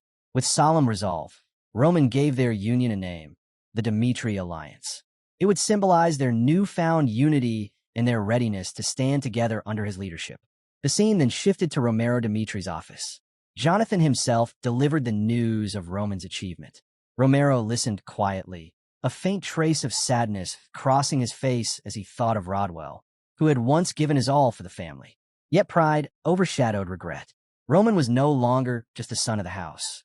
He was becoming the very foundation of the Dimitri family's rise. Standing by the window, Romero looked out at the moonlit night. "Beautiful," he murmured, gazing silently at the world below, aware that history itself was being reshaped. Meanwhile, far from this scene, Marquis Valentino wrestled with frustration. For weeks he had been haunted by unanswered questions, ever since receiving a letter from Dimitri's master blacksmith, Hendrik. In it, Hendrik had confessed that not a single sword he crafted had ever been placed for sale in an auction house. This revelation only deepened Valentino's obsession with discovering the truth behind the mysterious blade in his possession, Blaze. Driven by curiosity, Valentino sought answers from countless blacksmiths across the land, but all of them came up empty-handed. Then, just as his doubts began to weigh heavier, a worker entered his study with startling news. Someone had reportedly seen a sword remarkably similar to Blaze, and it was said to belong to a master blacksmith from the Dimitri estate. Stunned, Valentino wasted no time. He ordered preparations for an immediate journey to the Dimitri stronghold. Upon his arrival, he was met by Hendrik, the estate's master blacksmith. Hendrik welcomed him with composure and asked what brought him there. Valentino went straight to the point. He revealed that a month ago, he had acquired Blaze from the Adelian auction house. Hendrik nodded, recalling Valentino's earlier letter about the blade. Without hesitation, Valentino presented Blaze. He praised its flawless craftsmanship, marveling at how it channeled mana perfectly, a feat that placed it far beyond ordinary weapons. He was convinced that the creator of such a sword had to be one of the finest artisans in all of Cairo. As he spoke, his anticipation grew, his eyes locked on Hendrik, eager for any sign of recognition. Hendrik studied the blade in silence, his expression unreadable. This only fueled Valentino's confidence. To him, it was proof. Hendrik knew more than he let on. Pressing further, Valentino remarked that rumors suggested Hendrik possessed another blade similar to Blaze. At this, Hendrik fell quiet. After a long pause, he finally replied that he would retrieve the sword. Valentino's excitement surged. He could hardly contain himself as he waited, certain that he was on the verge of uncovering a secret that would shake the very foundations of Cairo's blacksmithing world. Meanwhile, Hendrik himself pondered deeply, fully aware of the weight Valentino's discovery might carry. Surely a collector of Marquis Valentino's stature would grasp the weight of what he was about to see. With deliberate ceremony, Hendrik finally unveiled the blade. Its name was Salamander. The moment Valentino laid eyes on it, a chill coursed through him. His instinct screamed. This was no ordinary weapon. It was unmistakably the work of the same genius who had forged Blaze. Hendrik confirmed his suspicion. Both Blaze and Salamander came from the same hand. But there was more. Salamander had been the first creation, the predecessor to Blaze. Valentino's mind raced. If Blaze was already a marvel, then Salamander represented the artisan's raw beginnings, proof of a rising genius. Driven by desire, he carefully raised the possibility of purchasing it. But Hendrik shut him down immediately. The blade was not for sale. It was a gift, bound by sentiment and loyalty. Valentino froze. The answer revealed something deeper. Hendrik not only knew the creator, but held a personal connection to him. His thoughts spun wildly. Could it be Baron Romero, the retired patriarch of House Dmitri, who had secretly forged these masterpieces. But Hendrik's next words shattered that theory. The truth struck like thunder. The creator was Roman Dmitri himself. The revelation left Valentino reeling. Roman Dmitri, the youngest ranker in Cairo, already feared as a swordsman, was also the kingdom's greatest blacksmith. The weight of that realization was staggering. Valentino understood immediately what this meant. A sword's value could rise on craftsmanship alone, but a blade forged by Roman Dmitri was more than a weapon. It was a legend, infused with the story of a prodigy whose name already shook the kingdom. Such weapons would be priceless treasures, revered far beyond their steel. His decision was clear. He had to meet Roman Dmitri in person. The scene shifted to the Dmitri training grounds. There, Chris clashed against Roman in a sparring match. Blades danced through the air, cutting sharp arcs as soldiers gathered to watch. Chris attacked with relentless drive, pressing forward with strike after strike. But Roman, with calm precision born of countless battles, evaded every blow. His movements were smooth, deliberate, untouchable. Sensing a fleeting chance, Chris unleashed everything. Channeling his aura, he poured his strength into one decisive strike. The ground shook as a fierce explosion of energy tore across the field.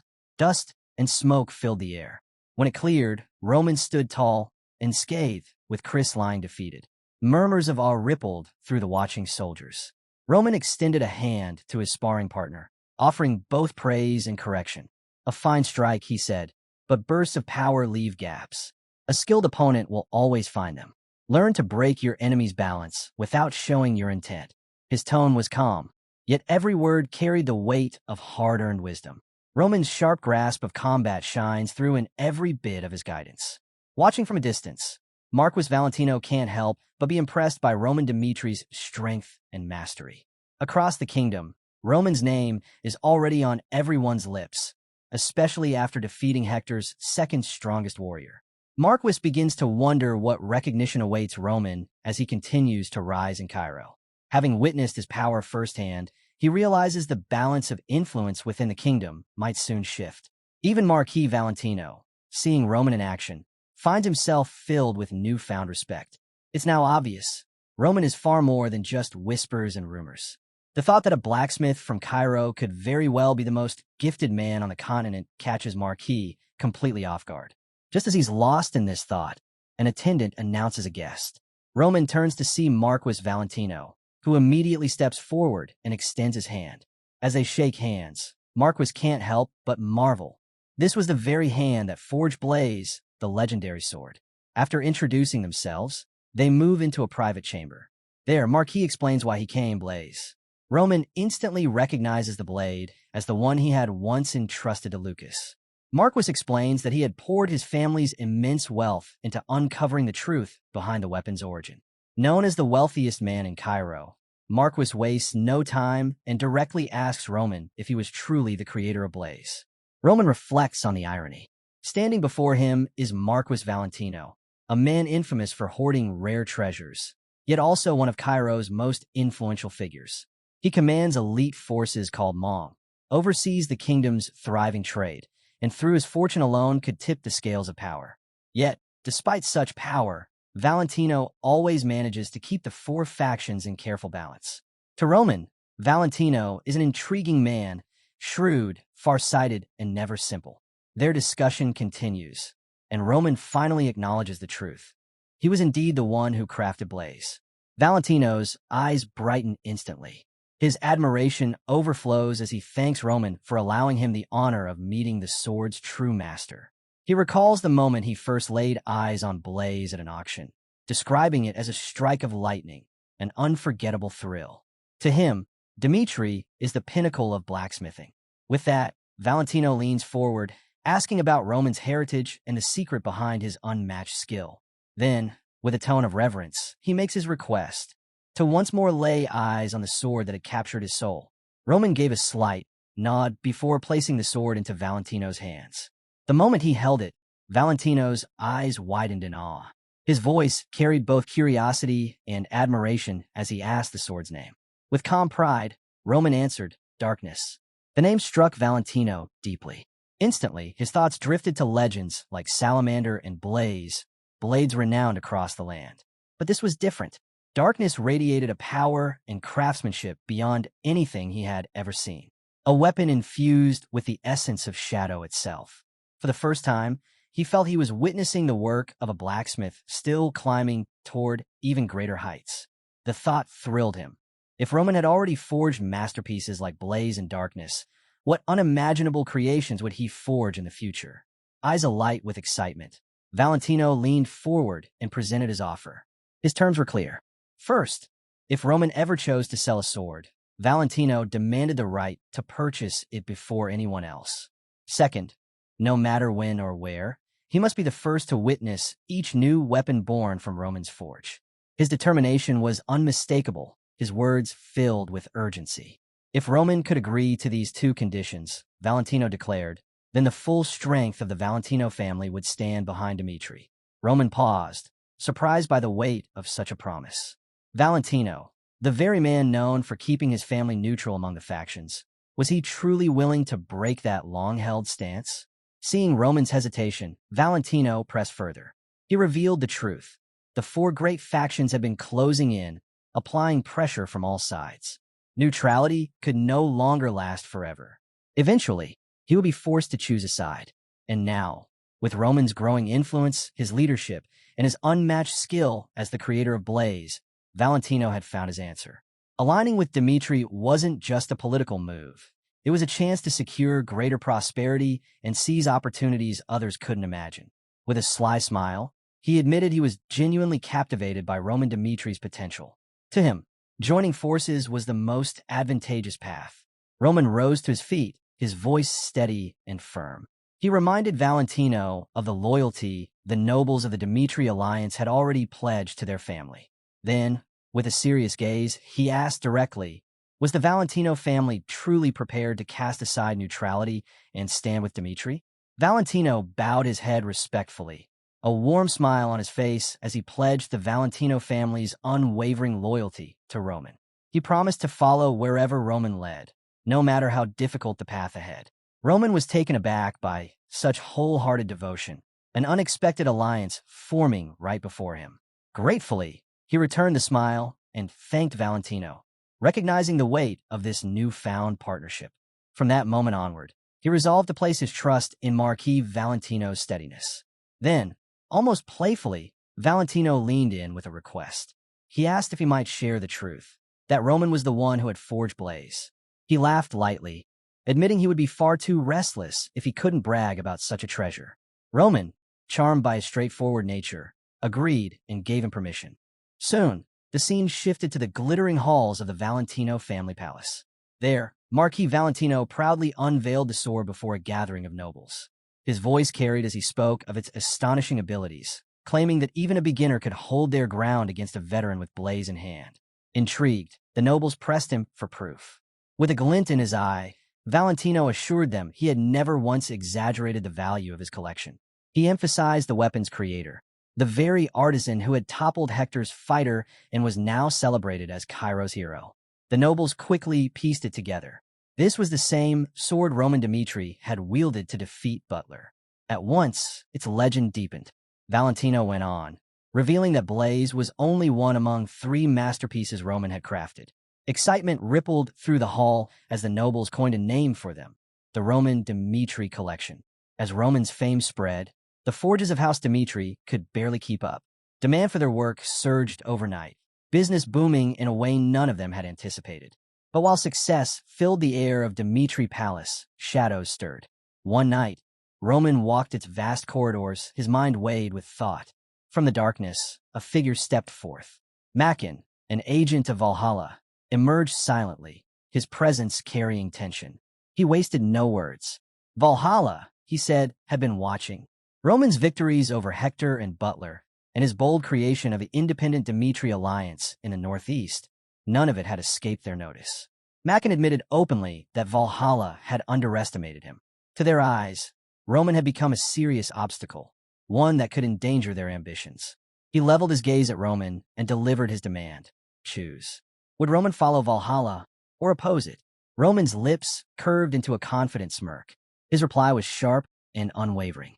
And why? He asked. Should I obey Valhalla? The question echoed through the dimly lit hall, heavy and unyielding, as Macken's words hung in the silence between them. Macken's tone was sharp as he cautioned Roman about the hostility he was showing toward Valhalla. But Roman didn't waver. Let's get one thing straight, Roman declared firmly. He reminded Macken that it had been him who first drew the line. Roman wasn't looking to force loyalty out of anyone, nor did he intend to bend others to his will. His convictions were unshaken, even with the threat of conflict hanging over them. As Macken's warning lingered in the air, Roman's mind turned elsewhere. Cairo had been under Kronos' eye for years, and if Valhalla dared to strike, the Empire would not stay silent. That thought weighed heavily, but Roman stayed resolute. Meeting Macken's gaze, he issued a stern warning. If Macken wanted to avoid becoming an enemy, he needed to hold his ground and wait. Roman believed the alliance he was building would rise to dominate Cairo's politics. Dmitri would be the spark that brought about change. Macken hadn't expected such determination. He couldn't help but admire Roman's boldness. Still, he didn't hold back.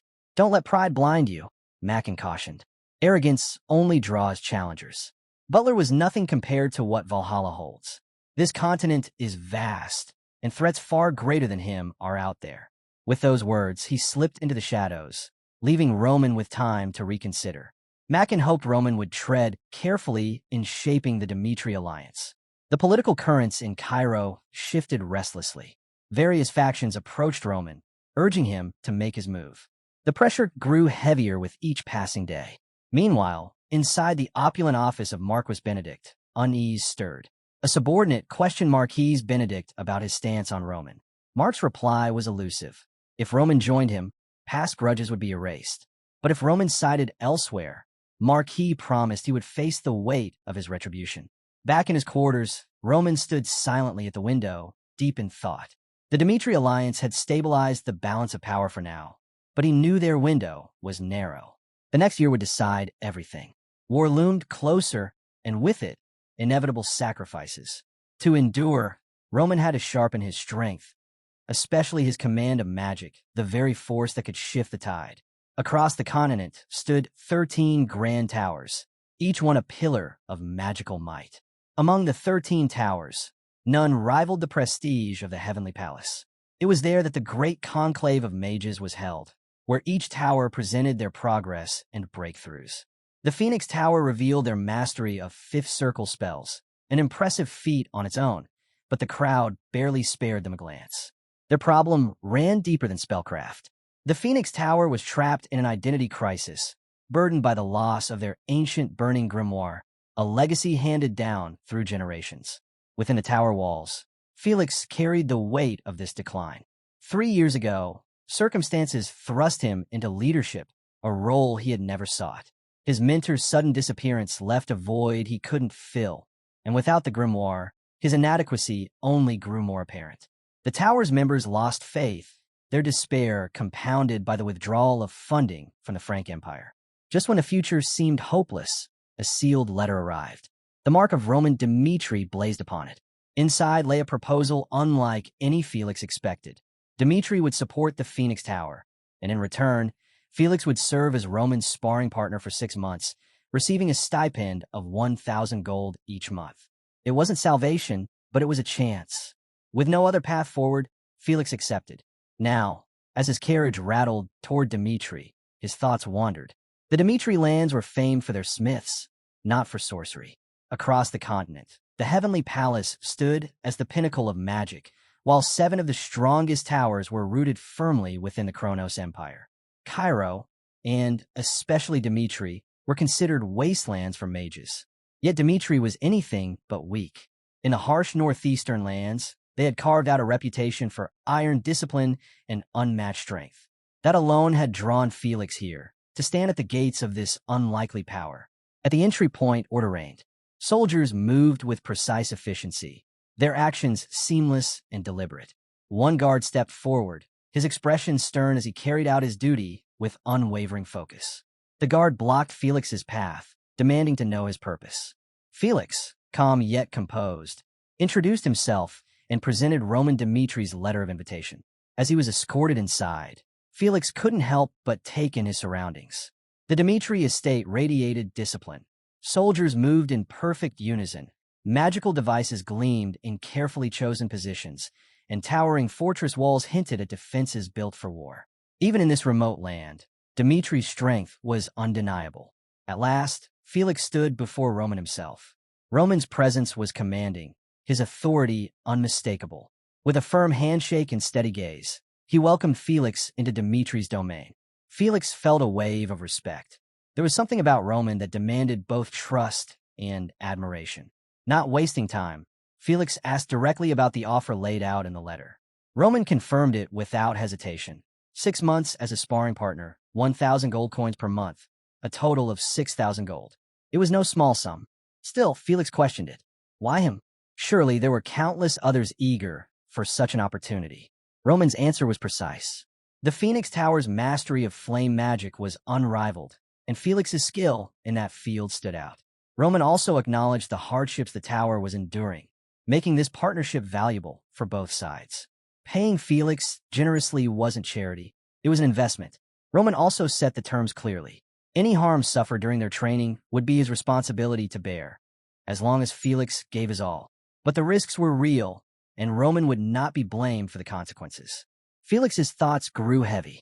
Did Roman truly understand what it meant to challenge a mage's full power, or was he underestimating it? The scene shifted to Dimitri's training grounds. Roman stood ready, giving Felix the courtesy of the first move. Felix didn't hesitate. With determination, he unleashed his flames of the firelands, a fierce blast that detonated with a roar. Roman's swift movement carried him out of harm's way, the explosion erupting just behind him. Felix pressed on, refusing to back down. With a sharp incantation, he summoned an inferno, flames erupting in a blaze that surged straight for Roman. Fire walls rose on either side, trapping him in a blazing corridor. Not stopping there, Felix unleashed his final attack, a rune flare cast with everything he had. The searing spell streaked toward Roman, and for a moment Felix believed victory was his. But when the fire cleared, Roman was already behind him, untouched. A faint smile flickered across Roman's face as he remarked on Felix's hesitation to use fifth circle magic. The words left Felix stunned. Through the flames, Roman walked as though the fire were nothing. The calmness in his stride unsettled Felix, who instantly blinked away, teleporting to safety before Roman's hand could close around him. He barely caught his breath before Roman was on him again, closing the distance in a heartbeat. Desperate, Felix cast a binding spell, locking Roman in place. For a brief moment, it worked. Roman strained against the hold while Felix prepared his strongest flames. Channeling every ounce of strength, he unleashed another blazing inferno, torrents of fire flooding the training ground. But Roman was unshaken. He slipped past each wave with terrifying ease, appearing before Felix once more with a confident smirk. The spar ended there. Roman simply announced they would continue the next day, leaving Felix sprawled on the ground, shaken by what had just happened. He couldn't shake the feeling. Roman had read every spell as if he already knew what was coming. That shouldn't have been possible. No magic existed that could predict another's moves. And yet, Roman had done just that. Frustration gnawed at Felix as he thought about tomorrow's duel. How could he overcome an opponent like that? He needed a different approach, something Roman wouldn't expect. The weight of the Phoenix Tower pressed on him. Since the disappearance of his master, Felix had poured himself into fire magic, clinging to the tower's legacy even as it fell into decline. His perseverance had earned respect from his peers, but here, in Dimitri, that alone wasn't enough. The next morning, Felix stood across from Roman once again. This time, his focus was sharper. He cast his opening spell, but his thoughts were elsewhere. Roman's uncanny ability to anticipate his moves haunted him. If he wanted even a chance at victory, he had to break Roman's rhythm and strike in a way he wouldn't see coming. Felix raised his hands and summoned the Stone Age spell. A towering cliff surged upward, cutting off Roman's path. But Roman only smiled calmly, and in that moment Felix understood. Magic wasn't bound by the rigid rules of a sword fight. It was fluid, unpredictable, and he could use that unpredictability to turn the tide. With renewed focus, Felix cast a sweeping fire wave, trying to catch Roman off guard. Yet Roman dodged with ease, vaulting into the air. Felix didn't let up, launching a barrage of fire cannons that rained down relentlessly. Roman blocked them with flawless precision, forming a barrier through his sword alone. The sheer skill left Felix stunned. For a moment, he wondered if Roman's defense was aided by some enchanted weapon. But no. The truth was far more shocking. Roman had shaped the barrier himself. His strength was real. Before Felix could recover, Roman closed the distance and drove a strike deep into his stomach, sending him crashing to the ground. Pain seared through him, but frustration cut even deeper. His strategies weren't enough. Roman, noticing his struggle, broke the silence with an unexpected offer. Use whatever means you like in our battles. Bring in other mages if you must. If you win, I'll pay you 10,000 gold for every victory. The sum staggered Felix. That much could sustain countless lives for an entire year. But behind the offer was a harsh truth. Roman had never once considered him an equal. Roman pressed the question, "Do you accept?" Felix's pride flared. He accepted without hesitation, swearing that he would make Roman yield and drain him of every coin. For Felix, it stopped being about gold. This was personal now. From that moment, Felix fought with everything he had. Each loss fueled him. Each setback drove him to adapt. By their 8th duel, he had begun weaving in trickier tactics. Slow miss to drag down Roman's speed. Magic traps to restrict his movement. Yet nothing worked. Roman cut through all. 30 matches passed. 30 defeats. Felix's pride, once unshakable, began to crack. He could no longer deny it. Alone, he could never overcome Roman Dmitri. Desperation drove him to Nox, a formidable 5th circle mage. Felix pleaded for his aid in the duels. But Nox hesitated. Their combined firepower could spiral out of control, and he feared the consequences of striking down Dimitri's heir.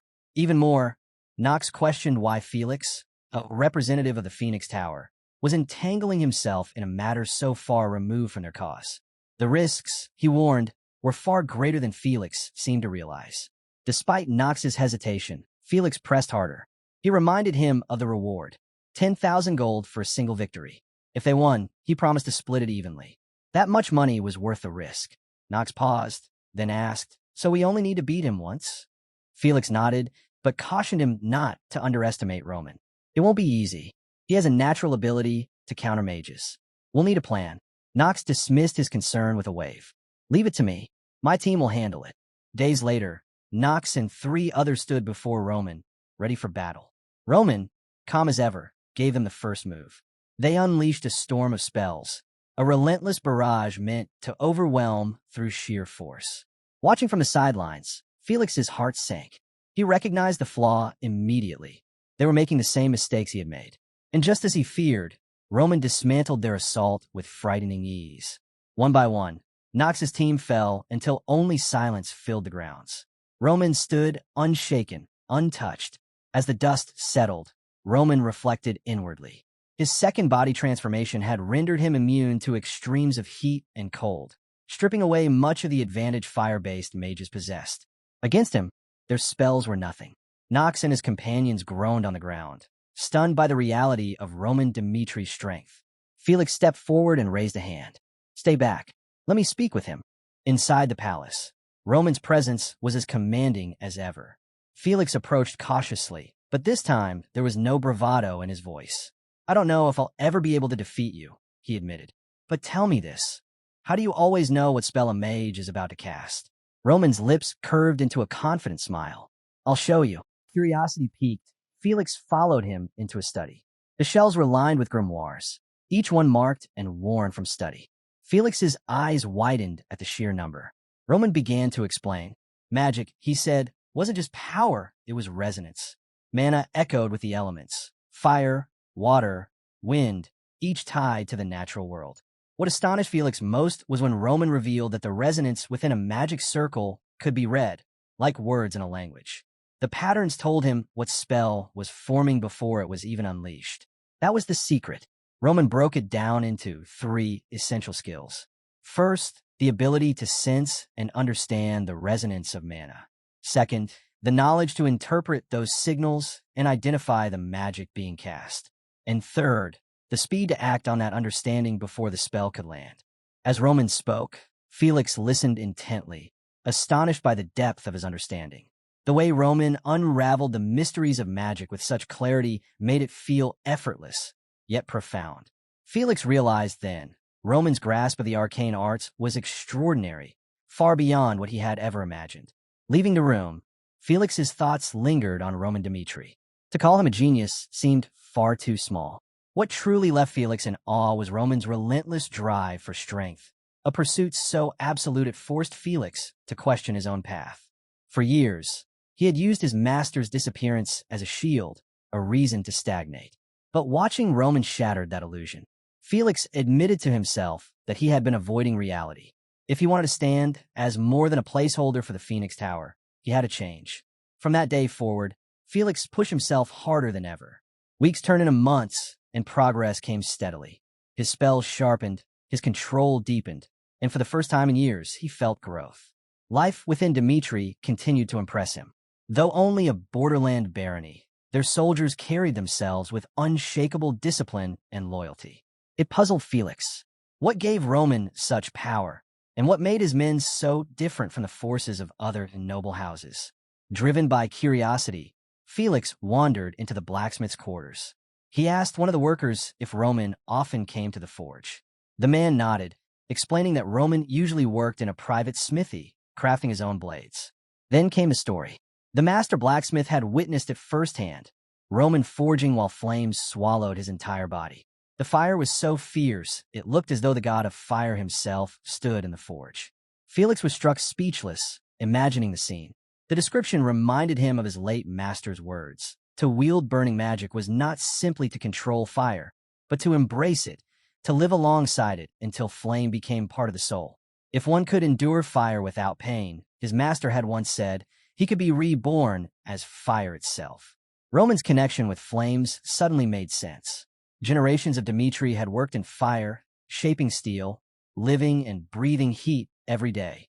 Perhaps they had forged not just swords, but a way to exist with fire itself. Unable to suppress his curiosity any longer, Felix sought Roman out at the training grounds. Standing before him, he finally spoke, unable to hold back the question burning in his mind. "Sir Roman, there's a rumor I've heard," he began. Felix studied Roman carefully, curiosity burning in his eyes. "Sir Roman, are the stories true? That you can stand in the flames of the brier as if they were nothing? Do you have some hidden technique?" Roman didn't deny it. He nodded, confirming that he did indeed possess a special method. The answer struck Felix like lightning. It was the missing piece he had been searching for. With clenched fists, he bowed deeply. "Please share it with me. The Phoenix Tower depends on it. For 3 years, we've endured nothing but decline. I can't let my master's legacy fade away." But Roman's reply was cold and direct. "And why should I give you such a gift? You've already been paid for your work. If you want more, what will you offer me in return?" Felix froze. Roman was right. Knowledge that valuable could not come freely. What would he possibly offer in exchange? The question haunted him as he gathered the Phoenix Tower's members in the conference room. He laid everything out for them, waiting to hear their thoughts. It was Nox who spoke up first. "Roman Dmitri is a threat to mages everywhere. But if we can't defeat him, maybe it's wiser to align with him." The room stirred. The suggestion was bold, even unthinkable. Yet Nox pressed on. "Our position in the Frank Empire is already weak. But if we broke away from the traditional order and attached ourselves to a family instead of nation, we might survive." Felix was stunned. But as the discussion went on, the others agreed. The tower's future couldn't be secured by clinging to the past. Finally, Felix rose and declared his decision. From this day forward, the Phoenix Tower will entrust its future to the Dmitri family. It was a radical shift, a break from centuries of tradition. But it was also the start of a new path. Later, alone in his office, Felix reflected on what he had just set into motion. His thoughts were interrupted by a worker rushing in, breathless. "Tower Master, news about the budget Dmitri allocated to us." Felix braced himself, expecting a harsh reduction during the transition. Instead, he was handed the figure, 24,000 gold yearly. He froze in disbelief. Why?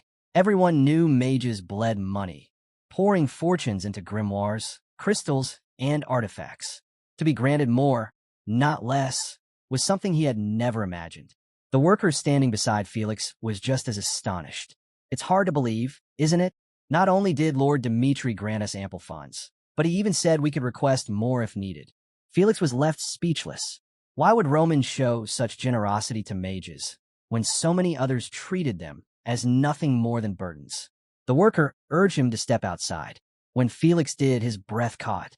Before him stood a grand palace, newly constructed for the Phoenix Tower's members. Its scale was staggering, large enough to house 1,000 people. Chris, standing nearby, noticed Felix's stunned expression. This palace was built with the future in mind. Lord Roman expects your numbers to grow, so everything has been prepared in advance.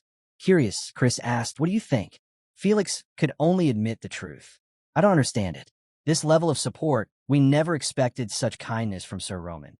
Chris smiled faintly. "You'll get used to it. Lord Roman values his people deeply. He'll make sure you're cared for." Felix was left unsettled, but not in a bad way. Roman Dmitri was revealing a side he had never anticipated, a leader who didn't just command respect, but gave it freely in return. Meanwhile, within the Dmitri palace, Hans was busy instructing his replacement, Murphy. He carefully outlined Roman's daily routines, ensuring towels were always ready after training, and warm water was prepared for his baths. Though a little worried about Murphy's inexperience, Hans was reassured knowing the young man had graduated from the prestigious Adele Academy. Hans was preparing to take a rare day off, eager to attend his granddaughter's birthday party. Holding the small doll he had picked as a gift, he wondered anxiously if she would like it. But just as he was leaving, a worker awaited him by the gate. Startled, Hans asked why he was there. The man politely gestured toward a waiting carriage. "Young Lord Roman ordered us to escort you." The scene shifted to Harrison, Hans's son. When he arrived home, his modest house was in chaos. Workers bustled about, decorating and preparing for the celebration. Stunned, Harrison turned to his wife, but she was just as bewildered. The workers explained they had been sent by Roman Dmitri himself. Still overwhelmed, Harrison asked, "Why? Why would Lord Roman do all this?" "My father, he's just a servant." At that, one of the workers stepped forward. "My name is Lucas. Young Lord Roman sent us here as a gesture of gratitude for Hans's years of loyalty and service." Lucas's voice was calm but firm as he clarified, "Young Master Roman holds Sir Hans in the highest regard. To him, your father is more than a servant. He is someone irreplaceable. Tell me, Harrison, has your father ever spoken of Lord Roman?" Harrison froze. Memories surfaced unbidden. He remembered the way Roman Dmitri had once been ridiculed, called useless and unworthy of the family name. Back then, Harrison had shared the doubts of many, unable to see anything promising in the young master. But Hans had been different. His father had always defended Roman, saying he was simply enduring a difficult season, that greatness often came quietly before revealing itself. Now, with Lucas's words echoing in his ears, Harrison's eyes stung with tears. Roman hadn't forgotten. He had seen Hans's loyalty all along, and he was repaying it with respect no noble had ever shown before. As the guests began arriving for his daughter's birthday, Harrison's emotions swelled further. Their modest home had been transformed beyond recognition. Lavish decorations, tables overflowing with food, everything brighter and grander than he had ever dreamed. The guests murmured in disbelief, some whispering if they had stepped into the wrong house. The murmurs silenced when soldiers entered, forming 2 rows in disciplined unison. Everyone straightened, watching as the soldiers announced the arrival of an important guest. To everyone's astonishment, it was Hans who appeared. Harrison's chest tightened as he rushed forward, embracing his father in front of the entire gathering. The warmth of their reunion filled the room, moving those who witnessed it. For once, there was no trace of servitude in the way people looked at Hans, only respect. The celebration carried on, the mood alive with joy. Harrison's daughter squealed happily as she unwrapped her grandfather's gift, a doll that instantly became her treasure. But the surprises didn't end there. A gift from Count Conrad followed, a gleaming ruby ring that left the guests whispering in shock. Then came a necklace from Viscount Lawrence and a brooch from Count Adelon. One after another, noble gifts piled up, each more extravagant than the last. The meaning was clear. These nobles weren't here for the child's birthday. They were here for Hans. His loyalty to Roman had earned him a place of honor. In standing by the young master when the world mocked him, Hans had become more than a servant. He was now a pillar of Roman's rise. And the nobles, ever cautious of power, sought to tie themselves to him.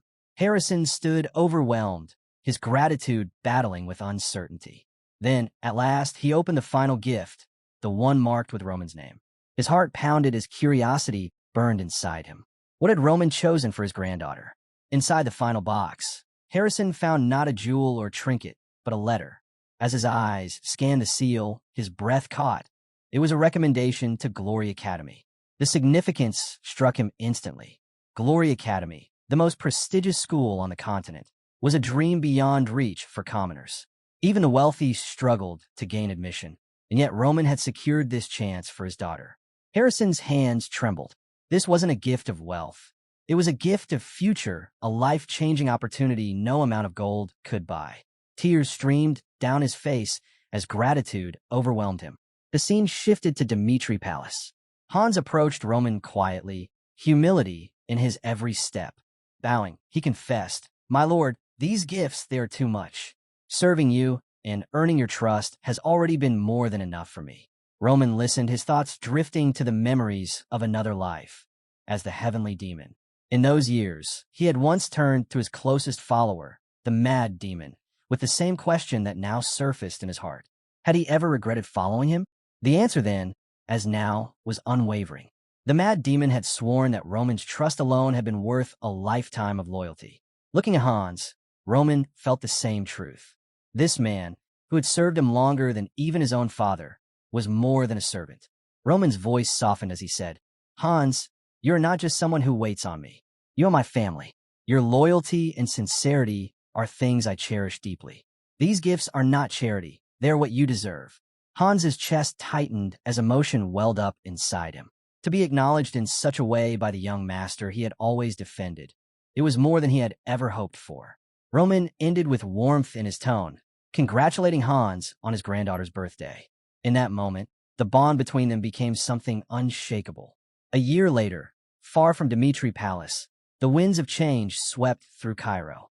At the Valhalla Temple's Cairo branch, Willis tended lazily to the flowers, boredom etched across his face. But even in monotony, his mind wandered back to the upheaval of the past year. Ever since Roman Dimitri had returned from the Southern Front, the kingdom had been shaken by a single announcement: the ranking battles. Rankers, who once wasted their strength in petty rivalries, now fixed their gaze on Roman. For an entire year, they prepared themselves to face him. Though officially ranked 100 after defeating Homos, it was his triumph over Butler, the second strongest swordsman in the kingdom, that proved his strength was far greater than the ranking suggested. Roman's rapid rise had turned him into a looming threat. With his strength, he could challenge anyone ranked above him, from 99 all the way up to the first seat. Such a move would shake the kingdom's entire ranking system, sending shockwaves throughout the region. One afternoon, a messenger from the Valhalla temple hurried to Willis. "Roman Dimitri has contacted the temple," he announced. Willis's eyes lit up. That could only mean one thing. The long-awaited public ranking battles were finally about to begin. Elsewhere, inside the central government palace, Marquis Benedict leaned over a report. His expression darkened as he read hints of Roman's plans. Cairo's political climate was already volatile. Tower masters across nations, including the Phoenix Towers in the Frank Kingdom, had mysteriously vanished. Meanwhile, the Kronos Empire stirred unrest, accusing neighboring powers and fueling whispers of war. For the smaller nations near Kronos, the future looked grim. Conquest seemed inevitable. Benedict knew Cairo needed strength at its helm. A fragile ruler would spell disaster. And now Roman Dimitri's rise complicated everything further. If he threw his weight behind the aristocracy, it would disrupt the fragile balance of power and provoke the ruling authorities. Benedict leaned back, frustrated. Did Roman plan this all along? To climb the ranks from the bottom, reshaping the kingdom in his own way? Meanwhile, the arena roared with anticipation. Thousands filled the stands, their voices carrying like thunder as the first public ranking battle was set to begin. Roman Dimitri, rank 100, against Jaden, rank 99. The fighters faced off. Jaden couldn't hide his irritation. "Why me?" he muttered. If Roman was as formidable as the rumors claimed, why waste time on someone barely holding the edge of the rankings? It made no sense.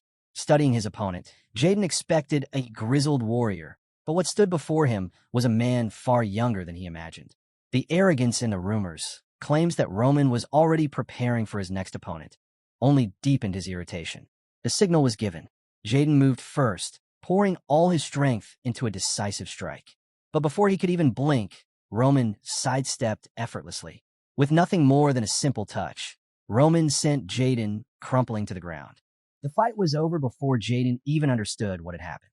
Gasps swept through the crowd as Willis stepped forward, his tone sharp. Was this really necessary? You didn't need to face someone like Jaden. You should have gone straight for the top 30. But Roman's answer came steady, without hesitation. Some hailed him as a rising hero, while others dismissed him as a reckless upstart. Roman paid no attention to either side. His goal was simple: prove his strength by defeating every ranker, one by one, without shortcuts. He would climb from the very bottom and show the world that skill alone was enough. Willis couldn't help but grin at that resolve. Yes, he thought, this is the Roman I wanted to see, the one who will shatter every expectation. The skeptics didn't have to wait long. Within a day of toppling Jaden, Roman faced Delhi, the 98th ranker. The match lasted less than a breath. Roman crushed him effortlessly, and Willis declared him the new 98th without hesitation. Roman didn't pause. He immediately sought out the next challenger. The 97th ranker fell with a single strike, the arena echoing with gasps of disbelief. These were no weaklings. They were all seasoned 3-star rankers who had fought tooth and nail to secure their positions. Yet to Roman, each match ended in under 10 seconds. In just 2 days, he climbed to 91st place. The sheer pace of his ascent left the kingdom in awe. Even those who mocked him before fell silent, unable to deny what they were witnessing. Meanwhile, Jaden stirred awake, his body aching and his mind clouded.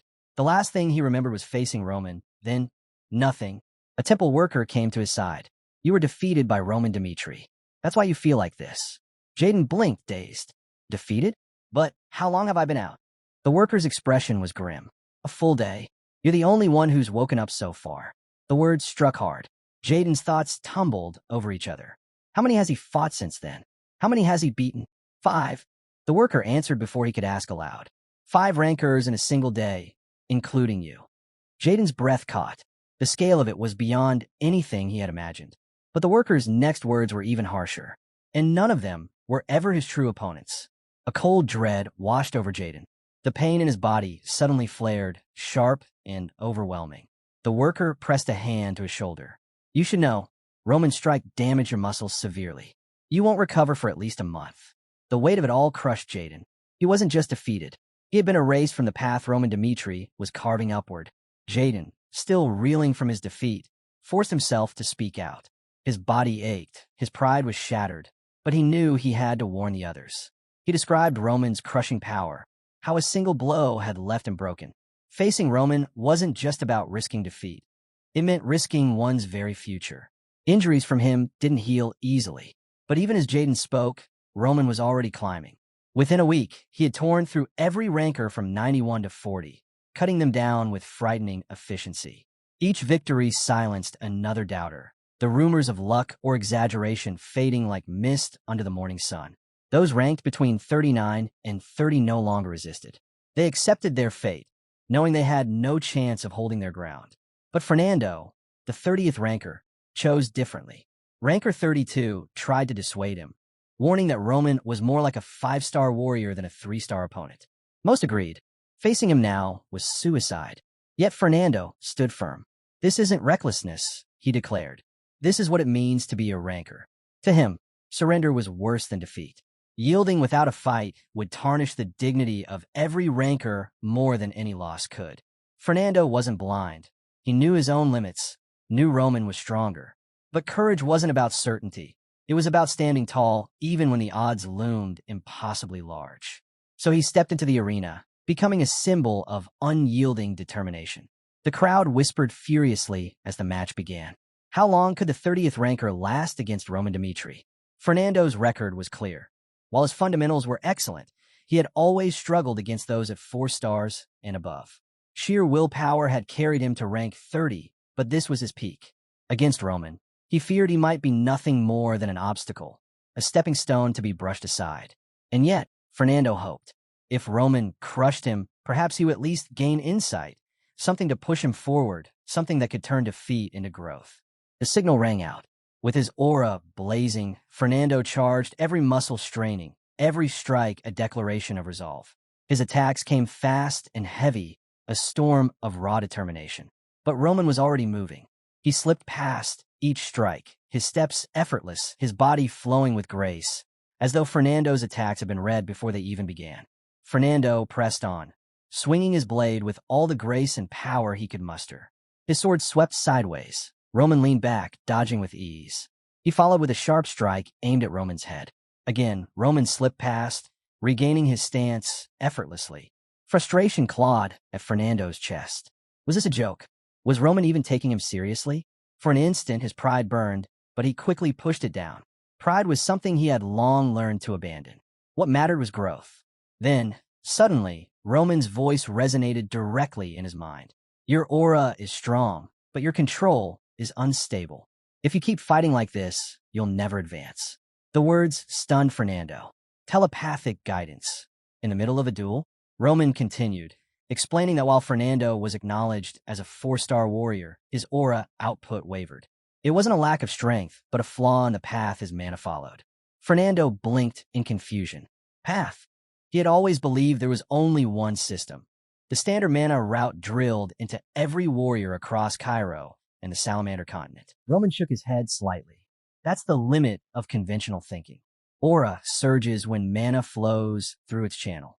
Yes, the principles are universal, but the pathway doesn't have to be. The idea rattled Fernando. Creating something new while staying anchored to tradition, it felt impossible. Roman's voice cut through his doubt. So ask yourself, why not forge a new path? Though uncertainty lingered, Fernando found himself trusting Roman. More than honor or reputation, this felt real, an opportunity. Encouraged, he closed his eyes for a moment and focused inward. His energy swirled chaotically, but with effort and concentration, he began to sense the subtle currents Roman spoke of. Steady. Focus. Let the mana guide you, Roman urged. Bit by bit, Fernando's control sharpened. He followed the flow, searching for something hidden beneath the familiar routes. And then, he felt it. A shift, faint but undeniable. A new pathway opening within him. His body shivered with the realization. His aura steadied, stronger, more defined than before. The weight of accomplishment washed over him. For the first time in years, Fernando felt genuine purpose bloom in his chest. In that instant, Fernando truly grasped the depth of Roman's wisdom and the weight of his guidance. With a faint, knowing smile, Roman closed their session. Then, with a single decisive strike, he sent Fernando crashing to his knees, a clear reminder of the immense gap in their strength. The crowd stood stunned, realizing Fernando's role had been to reveal just how overwhelming Roman's power truly was. Yet Fernando refused to waver. Rising once more, he called out to Roman, eager to continue the conversation. Anticipation hung in the air. Later, in the waiting room, Fernando pressed for answers, desperate to understand the clarity Roman had awakened in him. With measured patience, Roman explained the truth behind his struggle. Fernando's aura was vast, but his unstable Horus path had been his greatest obstacle. Hearing this, Fernando was left shaken. Roman's words lit a fragile spark of hope within him, though his heart still wrestled with doubt. He confessed openly, torn between belief in Roman's encouragement and fear that his own strength might not be enough. Despite that unease, he summoned the courage to make his plea. He wanted Roman to teach him the secret art of opening his aura pathway. Roman's response was calm, but unwavering. He agreed the technique could be taught, but reminded Fernando that he favored exchanges where both sides gained something. Still, Fernando pressed on, determined to know the price. His request was not born of desperation, but of a genuine desire to grow stronger. Then came Roman's unexpected demand. He asked Fernando to follow him, to live for his sake. The word struck a deep chord in Fernando's heart. To him, Roman was more than a master. He was a guiding flame lighting the road ahead. Without hesitation, Fernando dropped to one knee, vowing his loyalty, his oath echoing as if sealing their fates together. The scene then shifts to a grand gathering of the aristocratic faction, where delegates from all four sides convene. Their concern is clear. Roman Dimitri's bold actions have not gone unnoticed. Whispers spread, speculating if his growing influence might soon become a threat to Count Nicholas. Benedict steps forward, urging caution. He reminds them of Roman's decisive victory over Butler and warns of the dangerous gulf in strength. Even so, he points out, Nicholas remains formidable. ranked 80th across the entire continent. Count Nicholas, the royal knight hailed as Cairo's greatest swordsman, stood as a figure both revered and feared. But Roman's meteoric rise had begun to rattle that foundation, hinting at a shift that could upend the balance of power.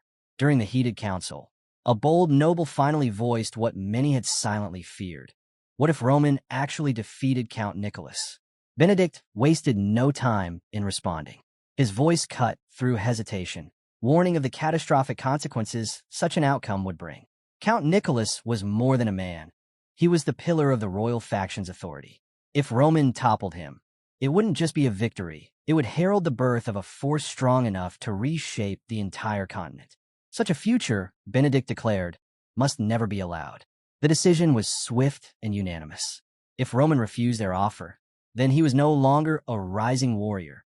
He was a threat. With chilling finality, Benedict commanded that Roman be eliminated, no matter the cost. His orders were clear. Each noble house was to quietly gather its troops within the capital.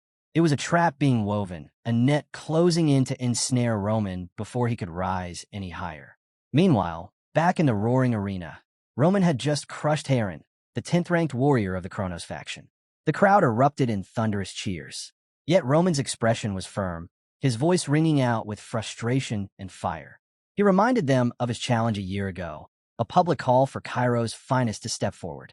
But now, after defeating the formidable rank 10, he had come to a realization.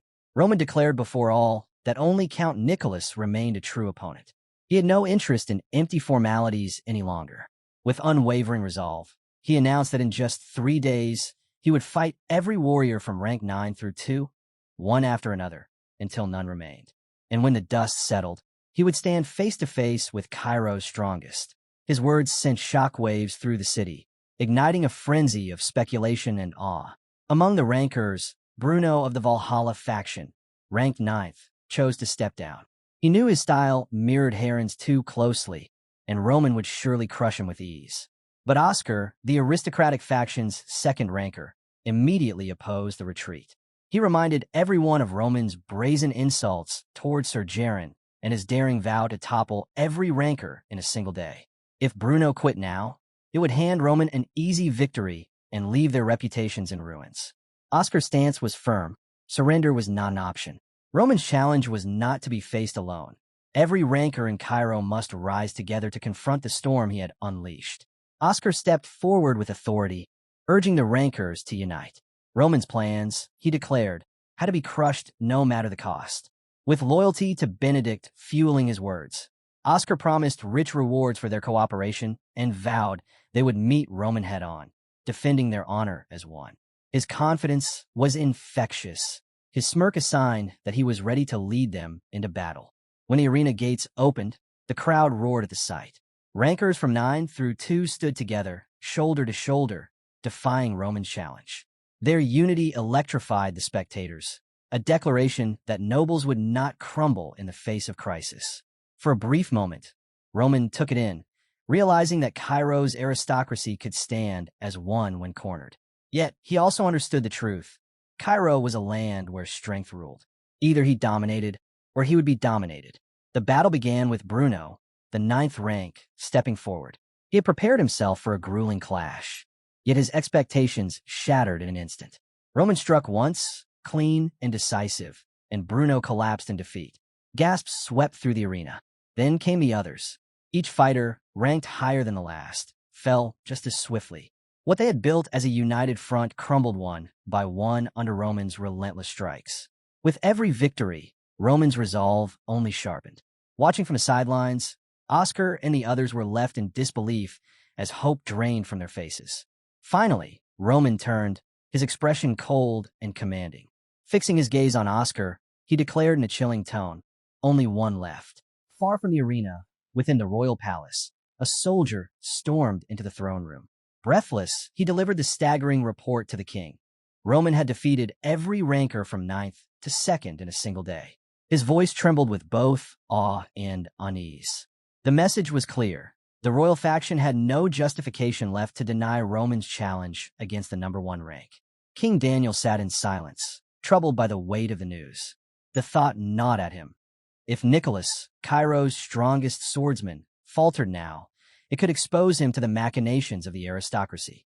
Turning to Count Nicholas, he sought reassurance. Nicholas, calm and unwavering, urged Daniel to place his trust in him once more. With a steady nod, he promised to prove why he bore the title of Cairo's greatest. Leaving the chamber, Nicholas was met by his longtime companion, Bender, whose concern was evident. Bender asked quietly how Nicholas was faring. Instead of answering directly, Nicholas sought his opinion on Roman. Bender's reply was stark. He described Roman as a natural predator, someone born with an unshakable sense of purpose.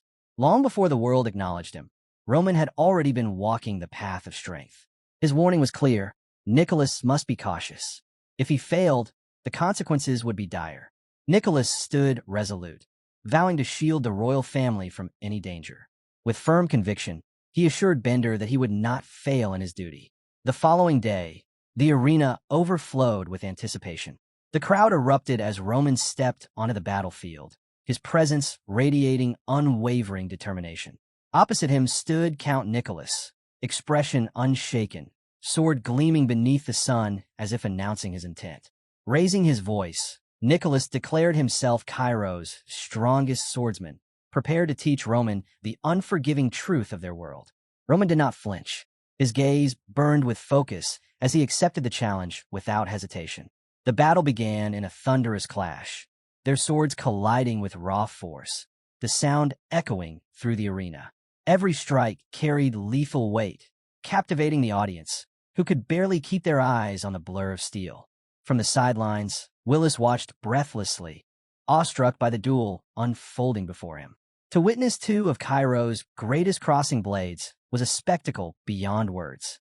Nicholas's aura surged as he unleashed a fierce attack, his blade cutting through the air with devastating precision. Yet Roman parried with ease, his defense flawless. Gasps swept across the crowd as Cairo's strongest swordsman was met without falter. Respect stirred between them, Nicholas acknowledging Roman's unconventional brilliance, Roman recognizing the might that had built Nicholas's reputation. The arena crackled with tension as the duel intensified.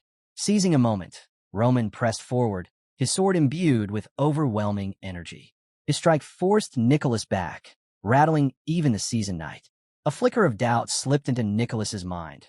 Roman's strength was beyond expectation, relentless and growing fiercer with each exchange. Roman, fueled by the thrill of combat, only pushed harder, his body and spirit surging with adrenaline. Nicholas knew the stakes. If he faltered here, the royal family's position could collapse. With grim resolve, he unleashed a mighty, aura-enhanced slash, cutting forward with crushing force. Roman's reflexes responded instantly. He vaulted back, landing gracefully, his focus sharpening. Then, with calm precision, he prepared his ultimate technique, demolition. Energy erupted around him, his aura blazing. Nicholas, undeterred, met the rising storm, channeling his own ultimate power into a devastating strike. The two forces collided. Roman's heavenly demon sword, honed through years of mastery, met Nicholas's overwhelming blow. The impact erupted in a blinding explosion of light and sound, shaking the very foundations of the arena. The crowd staggered under the shockwave, eyes locked on the chaos of a battle that could decide Cairo's future. As the dust settled, the truth became clear. Nicholas, once revered as Cairo's strongest swordsman, was on his knees in defeat. Yet even in that state, his spirit did not waver. Refusing to yield, he pushed himself back onto his feet, insisting the fight continue. His determination burned brighter than the pain in his body. Roman, caught off guard by such resilience, questioned silently why Nicholas forced himself to rise again. In answer, Nicholas offered a confident smile. He declared that even if he fell here, he would remain the strongest swordsman of Cairo, because strength was not only measured by victory, but by an unbreakable will. Impressed by such resolve, Roman felt a deep respect for the knight before him. But admiration could not change the outcome. With a swift, decisive strike, Roman brought Nicholas down once more, this time for good. The legend of Cairo's top swordsman had ended. The arena fell silent. The audience, unable to process what they had witnessed, stared in shock at the fall of their champion. It was Willis who finally broke the silence, his voice carrying over the stillness as he proclaimed Roman Dmitri the new #1 swordsman of Cairo. Roman turned and left the arena with steady steps, the weight of his victory settling over the kingdom. Willis, still reflecting, wondered aloud whether the world had simply underestimated Roman, or if he had soared far beyond all expectations. One thing was certain: Roman Dmitri was a force that could no longer be denied. In the streets of Cairo, crowds gathered as Roman marched with his soldiers. Eyes followed him everywhere, filled with awe and respect.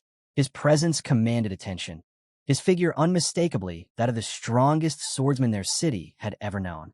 It was then that Benedict appeared, stepping forward to block his path. His soldiers moved in, forming a barrier, signaling that this encounter would not be a simple exchange of words. Benedict praised Roman's extraordinary skill, his voice tinged with genuine admiration for the man who had just toppled Count Nicholas, a feat that had sent tremors through every noble household. But beneath the praise lay something else. His tone shifted, sharper now, carrying both curiosity and warning. He spoke of Roman's year-long preparation, his intense training and precise planning that had puzzled many. Then at last, Benedict revealed his conclusion. It had all been for the Dmitri family. Every step, every effort had been to strengthen their standing and secure their place in Cairo's shifting power struggle. Fixing his eyes on Roman, Benedict posed his question. Would Roman align with the aristocratic faction, gaining their approval and support? Or would he choose another path, one that carried heavier consequences? The choice, Benedict declared, was Roman's to make. Then he stepped aside, leaving his words to linger like a blade at Roman's back. Roman stood in silence, deep in thought. As the weight of Benedict's ultimatum pressed upon him, memories of his past life flickered to the surface, coloring his reflection with shadows of what once was. In his memories, a tense scene resurfaced. Bekhoyal, Roman's elder brother from his past life and the leader of the heavenly demon divine cult, stood before him. Back then, he was not Roman Dmitri, he was young Hook. Their confrontation carried weight that would shape the path of their futures. The choice placed before him was stark. Would young Hook pursue the lure of status and riches, walking alongside his siblings under Hoyal's lead? Or would he step into his rightful role as heir of the heavenly demon divine cult, standing against his brother in defiance? For Roman, the decision had always been agonizing, a battle between duty and desire, between submission and rebellion. But at that crossroads, clarity had pierced through. He sought not what others demanded, but what truly mattered for himself. Climbing the long staircase toward his brother, young Hook carried the burden of choice with every step. At the summit, he offered an apology, his voice heavy with sincerity. Then, raising his sword, he declared his answer. He would not live shackled by the desires of others. His blade was proof of that resolve. Returning to the present, those very words left Roman's lips once again, this time directed at Benedict. His defiance was calm but unwavering. Benedict's eyes narrowed, disbelief flashing into disdain. Standing proudly on the streets of Cairo, he exuded confidence, certain that authority and power were on his side. To him, Roman's decision was reckless, even foolish. He dismissed Roman's strength as meaningless when set against the weight of the central government. With a commanding voice, Benedict leveled his accusation. The Dmitri family, notorious for their repeated clashes, was guilty of stirring internal strife. Under that charge, he ordered his soldiers to arrest Roman Dmitri and bring him in for investigation. The soldiers advanced, but the moment they moved, Roman acted. In a swift, fluid strike, he dropped one of them where he stood. Gasps spread among the ranks as silence followed, broken only by the echo of steel. Benedict's composure faltered as he stared at the defiance before him. His voice rose, accusing Roman of rebellion against royal authority itself. But Roman's reply cut sharp. His opposition was not against the king, but against Benedict alone. He declared it was Benedict who had twisted the order, betraying the balance of power. Frustrated, Benedict lashed out with warnings of ruin. He thundered that Roman's arrogance would bring the Dmitri family's downfall, for the central government carried the king's will, the highest law of the land. But Roman did not waver. His conviction stood firm. The king himself would be the final judge of their actions. The tension spiked as the moment of choice arrived. Roman raised his voice, commanding his trusted allies. Chris, Kevin, clear the path. Without hesitation, the two surged forward. Fierce and unyielding, Chris and Kevin cut through Benedict's soldiers, scattering them and carving open the way for Roman to advance. The air was charged with conflict. A battle ignited on the very streets of Cairo. Benedict stood frozen, disbelief etched across his face. Never had he imagined that Roman would dare to clash openly with the central government's troops, let alone in the bustling heart of Cairo. Panic seized him, with fear outweighing pride. He and his officials chose to retreat, slipping away from the chaos. Before fleeing, Benedict barked desperate orders to the soldiers left behind. They were promised lavish rewards if they could capture Roman Dmitri alive. But as the troops closed in, Roman cut through them with unshakable resolve. With effortless precision, he struck down their commander, dismantling the chain of command in an instant. To him, this was not senseless bloodshed.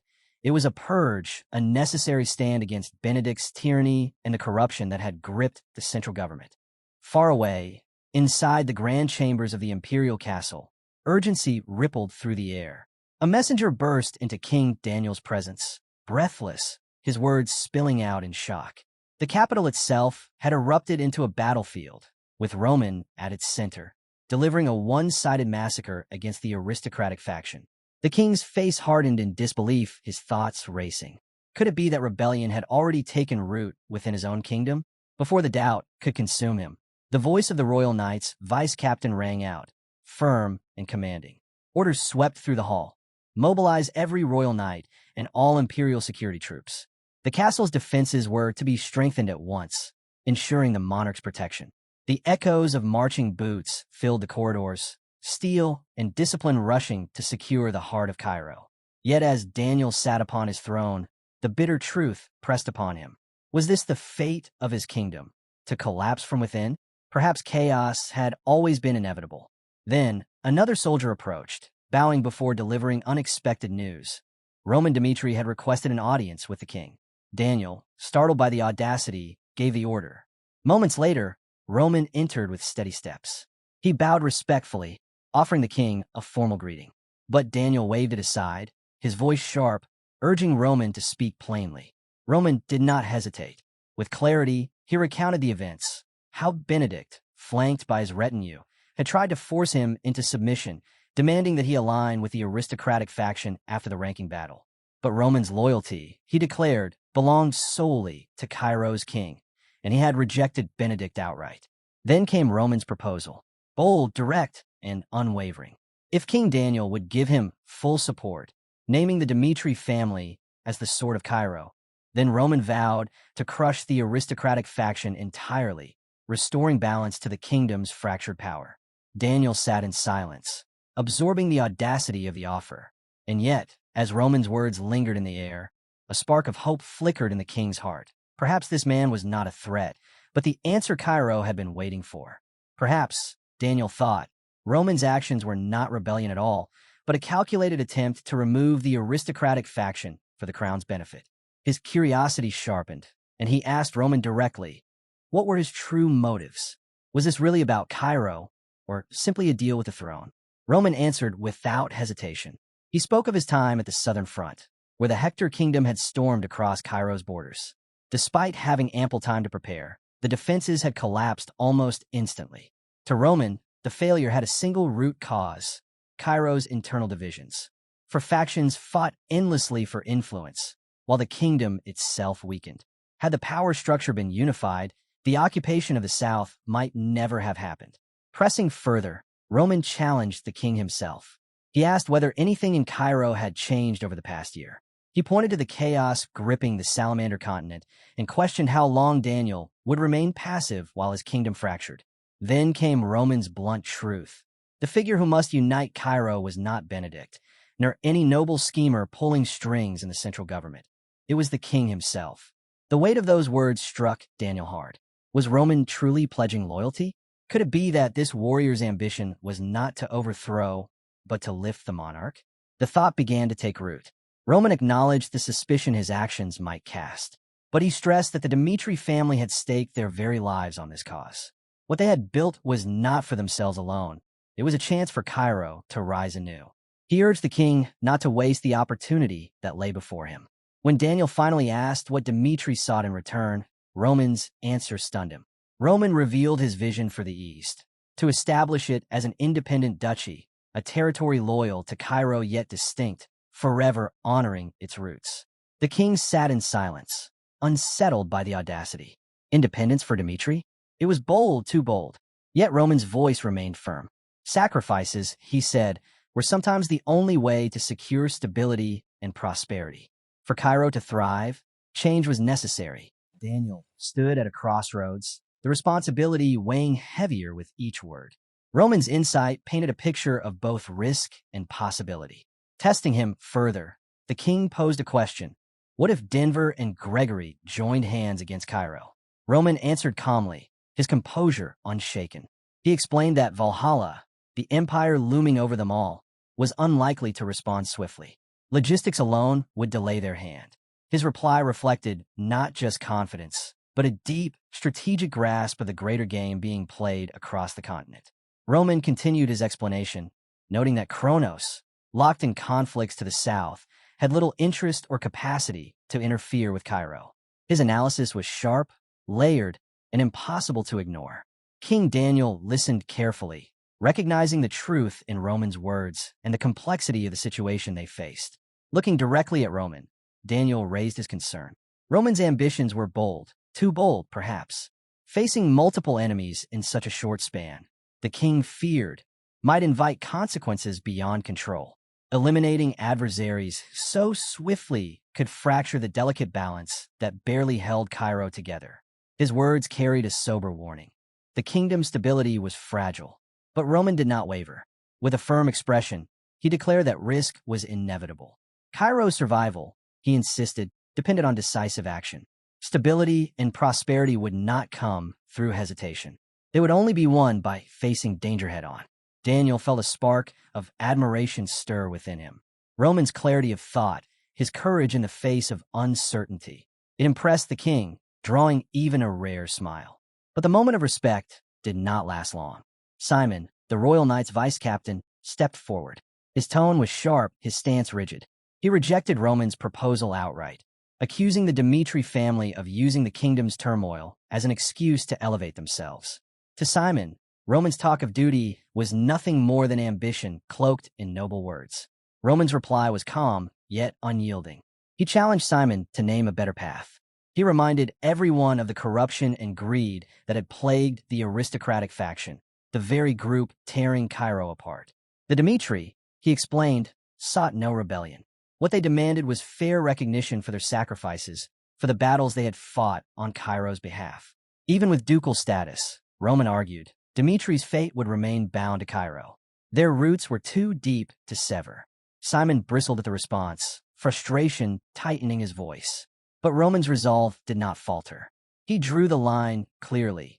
The Dmitri stood for justice, for stability, for Cairo's survival. The chamber grew heavy with silence. Simon's opposition echoed, but beneath it, King Daniel felt the weight of his own weakness. His inability to steer Cairo's course had left him powerless, a king overshadowed by the ambitions of others. As he looked at Roman, Daniel realized a bitter truth. The Dmitri family, and Roman most of all, had grown beyond the reach of the imperial crown. They were no longer a house under royal influence, but a force moving independently, carving their own destiny. This realization pressed Daniel toward decision. He could cling to the current order, fragile and fractured, or embrace change and take bold steps to reshape Cairo's future. In that moment of clarity, the king weighed the factions competing for power. He compared the schemes of manipulators like Benedict to the unflinching honesty of Dmitri. And slowly, the scales within his mind began to shift. Roman's clarity and the Dmitri family's transparent intentions struck a chord with King Daniel. At last, the monarch made his decision. With solemn authority, he declared his support for Dmitri. To honor Cairo's imperial legacy and stabilize the kingdom, he elevated the eastern region into a dukedom. Baron Dmitri would be raised to duke, a proclamation that reshaped the very foundation of power within the realm. With gravity in his tone, Daniel issued his next command. Roman was to bring justice by punishing Benedict, the architect of chaos that had fractured Cairo. It was both a royal order and a recognition of the crisis at hand. Far away, in the domain of the pro-Valhalla faction, Denver brooded over recent events. Roman's bold assault against Benedict in the capital had rattled the noble houses. Denver foresaw the inevitable, a relentless clash between the Dmitri family and the aristocrats, each side prepared to fight to the bitter end. His instincts told him that Roman's next destination would be none other than the imperial palace, seeking the king's backing against their common foes. To Denver, the storm brewing in Cairo was also an opportunity. A war between factions could weaken them all, leaving room for Valhalla to tip the balance of power in its own favor. But his thoughts were cut short when a soldier stormed into the hall, urgency etched across his face. Denver demanded an explanation. The report came grim and sharp. Roman Dmitri had launched a direct assault on the Valhalla mansion. Before Denver could fully process the words, the sound of heavy footsteps filled the chamber. The soldier was suddenly hurled to the floor, and Roman himself entered, his presence commanding the room. His voice rang with authority as he gave Denver no room to breathe. Accept the imperial directives. Denver froze in disbelief. Roman, here, in Valhalla headquarters? With battles raging elsewhere? The shock rattled him, and he struggled to maintain composure. Narrowing his eyes, he questioned Roman's claim of imperial orders, searching for any sign of deceit. But Roman's expression remained unshaken. He accused Denver directly of conspiring with Valhalla, of stealing Cairo's most vital secrets. And with steel in his voice, he declared that King Daniel himself had ordered Denver's capture.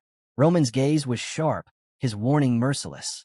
Should Denver attempt to twist the truth or defy him, he would be branded an accomplice to rebellion. And in that case, Roman vowed, he would carry out execution on the spot. Denver's composure broke, his face twisting with fury. He denied the accusations vehemently, his voice echoing with anger and desperation. Do you even understand the consequences of this madness? He demanded. Roman's eyes narrowed as he fixed his gaze on Denver. Knowing full well that Valhalla would not let this humiliation go unanswered, he warned him coldly to choose his words carefully. The room grew heavy as Roman drew his sword, his voice cutting through the silence. He ordered Denver to lower his voice, reminding him of the severity of the situation.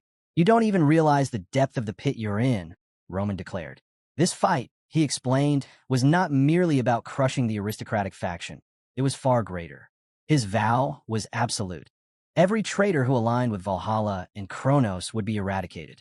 The weight of his words struck Denver hard. For the first time, he was left speechless before the man he had dismissed as just another upstart. Meanwhile, in a stronghold of the Kronos faction, Gregory engaged in a tense exchange with Simon of the royal faction. Gregory's warning was sharp. Should Cairo continue on this path, Kronos would retaliate. Their empire's hunger for expansion was no secret, and a direct confrontation could shatter Cairo's fragile stability. Simon listened, his expression unreadable, aware of the heavy truth in Gregory's words. Kronos' influence loomed like a shadow over every decision, its presence already solidified by the king's recent decree. But compromise was no longer an option. As their eyes locked, the tension peaked. Suddenly, Simon shoved Gregory to the ground with force. Towering over him, he declared that any threat from Kronos crossing into Cairo would be crushed without hesitation. His words echoed Roman Dimitri's conviction, a reminder that the royal faction, too, had chosen to fight rather than submit. The scene shifted to Benedict's territory, where Benedict raged upon hearing the latest news. Dimitri's loyalty to the king had tilted the balance completely, a turn he hadn't foreseen. While he had expected a struggle for control from the central government, the sudden alignment between Dmitri and the crown was a bitter blow. Still, Benedict believed his strength lay in numbers. If he could unite the majority of the aristocratic forces, seizing Cairo would be inevitable. He acknowledged Roman's power, admitting that his defeat of Count Nicholas had made him the strongest swordsman alive. Yet, Benedict knew well, strength alone did not guarantee survival. Determined, he ordered his men to rally every aristocratic faction member and march toward the capital. But before his plans could fully take shape, a soldier delivered troubling news. Count Fabius had rejected his summons. Furious, Benedict conjured magic, reaching out to Fabius directly. His voice thundered with anger as he questioned the man's sanity. How dare he defy orders? How dare he skip the meeting at such a crucial time? Fabius, however, stood firm, calm and resolute. He refused to blindly follow Benedict any longer.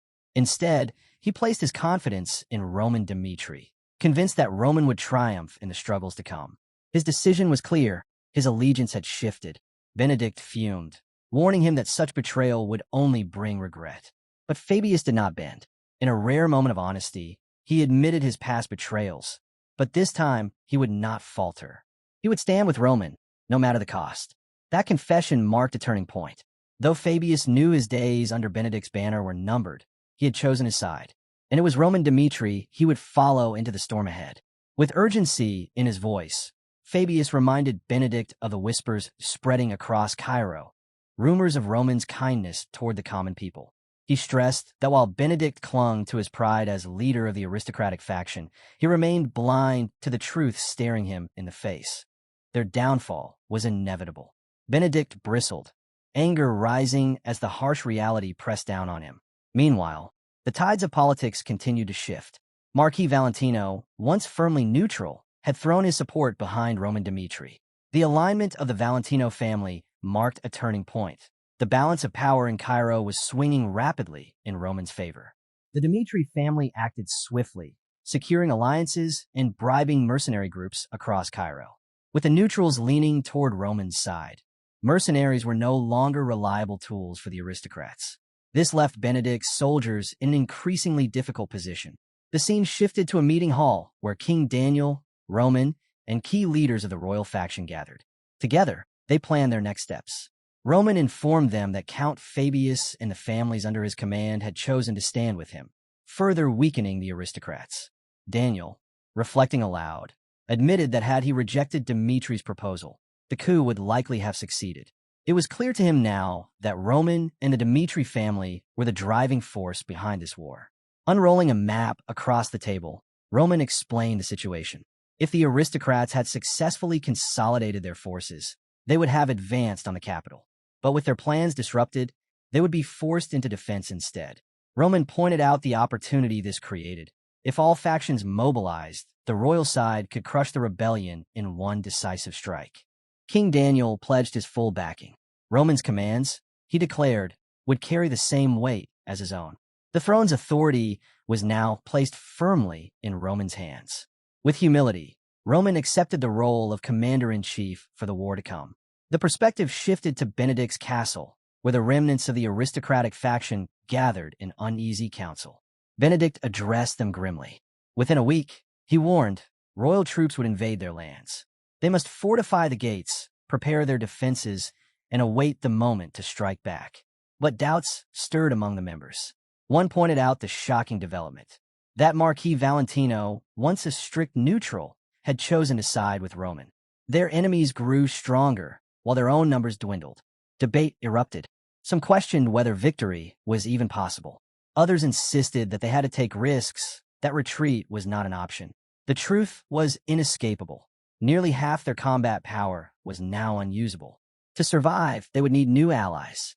One member, distinguished by his yellow hair, suggested seeking support from factions linked to Kronos and Valhalla. He reasoned that with their leaders recently captured, offering favorable terms might draw them into Benedict's camp. Benedict listened carefully before giving his approval. His resolve remained steel-hard, even as desperation grew. Before they moved forward, however, he demanded specifics. How long would it take to secure this vital support? The fate of their rebellion depended on the answer. Benedict shifted his attention to the red-haired strategist, known for his meticulous planning. How feasible is this plan? He asked. After a brief pause, the man replied with measured certainty. It would take at least 2 weeks to gather and secure the support of the needed allies. Benedict nodded, acknowledging the difficulty but also the necessity. Confident in the strategist's capability, he entrusted him with a mission and ordered him to begin immediately. As the meeting continued, Benedict reminded his faction of the years they had spent preparing for conflict with the royal family. Though the war had come sooner than expected, he declared that they were ready. His words carried weight, renewing determination among those gathered. Under his leadership, the aristocrats felt their cause still stood firm. Their rightful claim to seize Cairo's power remained within reach. Elsewhere, within a hidden chamber in royal territory, Count Nicholas stirred from unconsciousness. Slowly, he tested his body, relieved to find that most of his wounds were superficial rather than fatal. Flashes of his recent battle returned. Roman Demetri, the warrior who had defeated him, but who had also shown restraint and sworn loyalty to Cairo. The memory unsettled him, leaving him questioning Roman's true intentions. Before his thoughts could settle, Simon entered the chamber, relief and concern written in his expression. After a moment of calm, Nicholas asked what had transpired during his absence. Simon explained swiftly. The royal faction had begun mobilizing troops for the front lines, with Roman Dmitri now serving as their appointed commander. Furthermore, a decisive strike against Benedict's forces was already being prepared. Hearing this, Nicholas immediately ordered Simon to take him to where the troops were assembling. He knew his presence was required. The scene shifted to the bustling grounds outside the royal palace. Soldiers filled the area, tension rippling through the air like a storm. At the center, Roman advanced toward the stage with steady, confident steps. There, Count Nicholas awaited. With deliberate solemnity, he extended a sword to Roman. The gesture carried far more than steel. It was the symbolic passing of command, the acknowledgement that Roman now stood as leader of the royal faction's forces. In that moment, an unspoken bond was forged. Nicholas's act was both trust and surrender, a message that he and the king placed their faith in Roman. As Roman accepted the weapon, a deep understanding washed over him. Despite Cairo's fractured government and political turmoil, the sincerity of Nicholas and King Daniel shone through. The sword became more than just a weapon in his hands. It was a symbol of loyalty, resilience, and the values that endured even in chaos. Gripping the hilt tightly, Roman turned to face the gathered soldiers. His voice rose, filled with determination as he began to speak of Cairo's struggles, its trials, and the hardships they had all endured. Roman's voice rang steady and resolute as he declared that the time had come to set things right, to strike down those who had shattered Cairo's peace. The sword in his hand was no longer just steel. It had become the symbol of authority and justice, the instrument that would restore balance to a city drowning in unrest. He spoke of the pain the people had endured, of families torn apart and lives lost. That sorrow could never be erased, but he promised that through their unity, they would carve a path toward a future free of such suffering.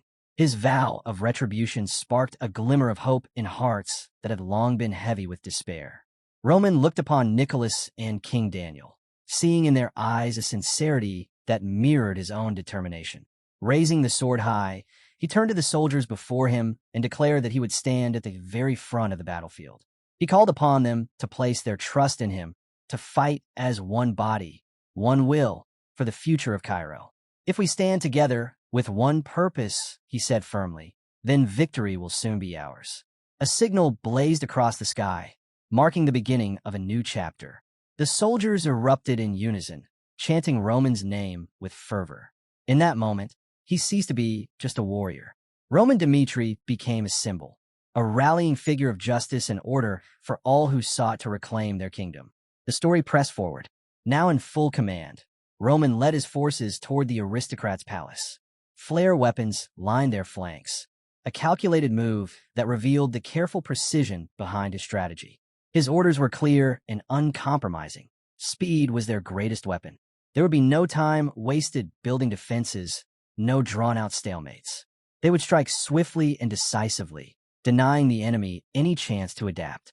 Every moment we delay, Roman warned, gives the aristocrats another chance to maneuver. End it quickly, and they will have no options left. Across the battlefield, within the aristocratic camp, their commander Cameron prepared his troops for what was to come. Watching closely, he quickly realized the significance of the flares. Yet his attention turned toward their fortress, Marquis Benedict's castle, now shrouded in a shimmering magic shield. This was no ordinary defense. The barrier could withstand even the devastating flare bombs, its strength renewed continuously by mana stones embedded within its walls. For the royal forces, it stood as a formidable obstacle, an impregnable wall guarding the heart of their enemy. Cameron spots a group in red cloaks gathered near the flare weapons, their sudden appearance leaving him unsettled and questioning their purpose. Across the battlefield, the truth is revealed. These cloaked figures are none other than mages from the Phoenix Magic Tower. As Roman readies for the siege, he knows he's gained a tremendous advantage with their support. Securing their cooperation was no small feat, but Roman understood how decisive their strength would be. Felix, the head of the Phoenix Tower, rallies his disciples.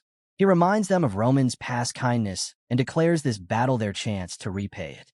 With resolve, Felix promises to prove the might of the Phoenix Tower, ranked 13th among the continent's magic towers. Acting as one, his mages pour their mana into the flare weapons, amplifying them far beyond their normal limits. The royal army unleashes the empowered weapon, and the result is devastating.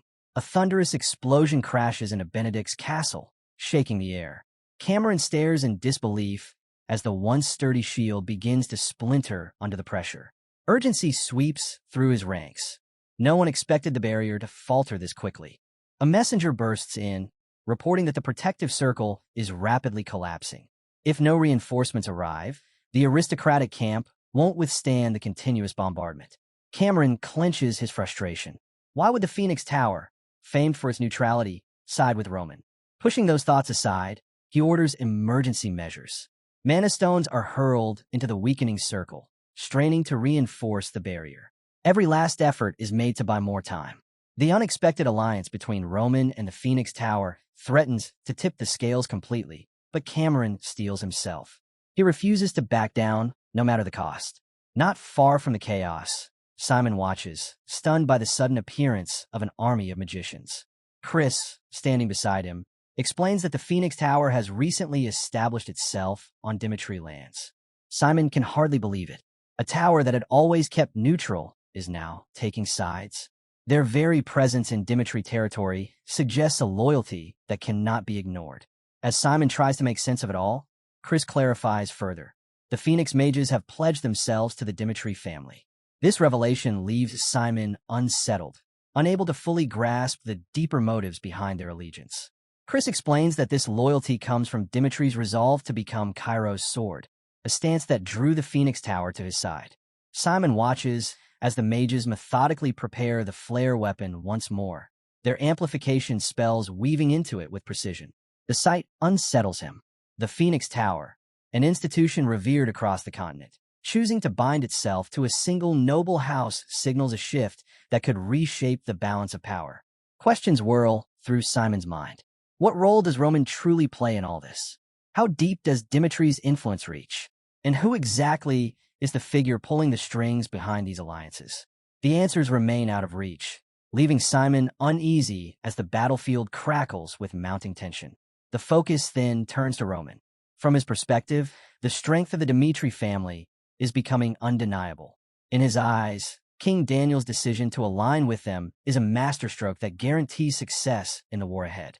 With firm resolve, Roman commands his soldiers to advance, insisting that no obstacle can halt their momentum. The flare weapon is readied once again, and his unwavering gaze reflects absolute conviction in the justice of their cause. As the sun sinks behind the horizon, exhaustion sweeps across both camps. Soldiers on either side steal what rest they can, their bodies aching for a moment's peace amid the chaos. Within the stone halls of Benedict Castle, the air is heavy. Benedict gathers with his fellow aristocrats in a dimly lit chamber. His concern is clear as he asks whether they can withstand the royal faction's relentless assault. Silence follows until one grim voice breaks it. If things continue at this pace, their defenses will crumble in just 10 days. Benedict's expression hardens at the grim forecast. Is this all we can muster? Is this truly our limit? He demands, turning to Viscount Owen, the yellow-haired noble seated nearby. He seeks news of Baron Winston, the man upon whom so much now rests. Owen answers with solemnity. Their forces have already pushed into the northeastern frontier. Benedict presses for details, demanding to know if there's any chance to turn Dimitri's strategy against him. Confidently, Owen assures him that Baron Winston, a commander of rare talent, will not fail. He predicts victory within 3 days. Hearing this, Benedict makes his decision. Once Winston evaluates Dimitri's forces, he will relinquish his own authority entirely, entrusting it to Winston's command. In Benedict's mind, their survival and their triumph depends on it. The story shifts to Baron Winston's camp, where the atmosphere is tense, every soldier waiting for his command. A scout steps forward, handing Winston a map marked with vital information. Studying it carefully, Winston spots Count Adelon's estate, a location of critical importance. The soldier adds that intelligence from the main forces places the estate about 10 days' march away. If they aimed directly for Dimitri's stronghold, the time would be dangerously short. Winston falls into thought. A reckless move could spark a wider feudal conflict, something they cannot afford in their fragile state. Instead of charging ahead blindly, he devises a careful strategy, one designed to conserve resources while increasing their odds of victory. As night settles, he maps out a route through 3 territories: Adelion, Rala, and Conrad. Unlike the northeastern lands under Dimitri's strong influence, these areas hold more uncertain loyalties. Adelion, a bustling hub of trade, has always favored neutrality, avoiding entanglement in political disputes. Baron Rala and Viscount Conrad, however, carry grudges against the Dimitri family, a factor Winston hopes to use to his advantage. To secure their cooperation, Winston sends envoys to approach the lords directly, offering support from the aristocratic faction in exchange for their allegiance. Rewards and fairness are promised, should they commit. Before long, reports return with success. Each lord has agreed. Diplomatically, it is a significant victory. Under the cover of dense forests, Winston leads his forces forward. Among the ranks, a red-haired soldier voices suspicion, worrying the lords may be luring them into a trap. Winston, steady and composed, reassures him. Even if it were a trick, Dimitri's strongest warriors are tied down by Benedict's siege. What remains are scattered border outlaws, no match for his elite troops. With open plains surrounding them, Winston argues, they can crush any rebellion swiftly. His confidence settles the troops, and they begin to trust his judgment fully. But the calm doesn't last. Their march is abruptly cut short when Dimitri's forces suddenly emerge from the shadows, surrounding them with precision. A voice breaks through the tension. It's Jonathan, one of Dimitri's men. He calls them out, accusing Benedict and Winston of treason, and warns of the dire punishment awaiting if they resist. Winston steps forward without hesitation. His voice is firm as he denies the charge outright. Benedict, he declares, is no traitor. The standoff hangs by a thread, both sides bracing for the clash. Winston tries one last gambit, offering Jonathan a deal. If Dimitri's forces allow them safe passage, he promises that Marquis Benedict will treat them with goodwill and acceptance. But his warning is sharp. Any aggression will be answered with swift and merciless retaliation. His hand tightens around his aura sword as he prepares for battle. Jonathan doesn't flinch. Instead, he turns to Mr. Knox, a fifth circle mage from the Phoenix Tower, infamous for his destructive magic. Knox answers with a devastating display, unleashing a blazing fire cannon that annihilates a dozen soldiers in an instant. The battlefield erupts as Jonathan gives the order to attack, and Dimitri's troops surge forward with overwhelming force. Winston fights back desperately, but it becomes clear he is facing an enemy unlike any he has met on the Western Front. Jonathan's mastery of the Azura sword technique cuts through Winston's defenses with precision and deadly speed. In a single, crushing strike, Winston is struck down, his army collapsing under the sheer might of Dimitri's forces. Days later, the consequences are felt at Marquis Benedict's castle. Relentless flare weapon strikes have left the fortress in ruins. The protective barrier is shattered, walls crumble, and fear spreads among the defenders. Seeking answers, Benedict demands a report. The news he receives is grim. Their defenses are nearly gone, and the aristocratic faction stands on the brink of annihilation. When he asks about Baron Winston, the soldier delivers the crushing truth. Winston's army was wiped out in their advance, and Winston himself fell in battle. Shock ripples through the chamber. Without Winston's leadership, hope dwindles and despair sets in. In the midst of this hopelessness, a green-haired noble hesitantly suggests surrender. With no reinforcements, no messages from allies, and their walls failing, surrender might be the only way to survive. But a brown-haired member fiercely rejects the idea, insisting they must not yield so easily. After Roman Dimitri's crushing victory and the aristocrats' downfall, the brown-haired noble proposes an even bolder course. He urges Benedict to abandon thoughts of siding with another faction and instead pledge allegiance directly to the empire itself. Benedict, confused, presses for clarification.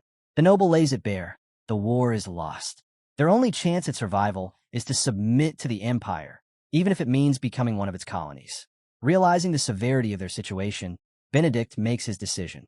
He orders immediate contact with Kronos and resolves to lead the negotiations himself. Soon after, Baron Charlton of the Kronos Empire appears through a magic call. But Charlton's response cuts deep. Kronos now recognizes Gregory, not Benedict. Suspicion lingers in his words as he questions why Benedict suddenly seeks the Empire's support. Benedict, unfazed by Charlton's suspicion, lays out Cairo's grim reality. He speaks of the turmoil caused by the royal family, the imprisonment of Gregory and his allies, and the chaos threatening to tear the kingdom apart. Aligning with Kronos, he argues, would not only stabilize the empire, but also serve their shared interests. Charlton, intrigued by his reasoning, agrees to lend support to the central government. Seizing the moment, Benedict presses further, urging Kronos to strike Cairo's weakened western front. Charlton accepts without hesitation. Within just half a day, 3 defensive lines crumble, 2 already falling into enemy hands. At the same time, Benedict reaches out to King Daniel through a magical call. With a confident tone, he asks if the king is pleased with the gift he has presented. Instead of gratitude, he is met with Daniel's anger and confusion. The king demands to know why Benedict has drawn the empire into their kingdom's conflict, warning of the dangerous consequences. But Benedict remains calm. He insists there was no other option if he wanted to protect his faction. He challenges Daniel to stop hesitating and choose their path forward. 2 options lie before the king: abandon Cairo and cast Benedict aside, or stand and defend the kingdom by sending reinforcements to the western front. With the fate of Cairo hanging in the balance, Benedict urges him to decide wisely. When the call ends, Daniel is left shaken. The man he once affectionately called Uncle has become the very force dragging Cairo toward collapse. Alone in the silent palace halls, Daniel realizes the kingdom is standing on a knife's edge. Drastic choices must be made if there is any hope of survival. After careful thought, he resolves to shift his strategy.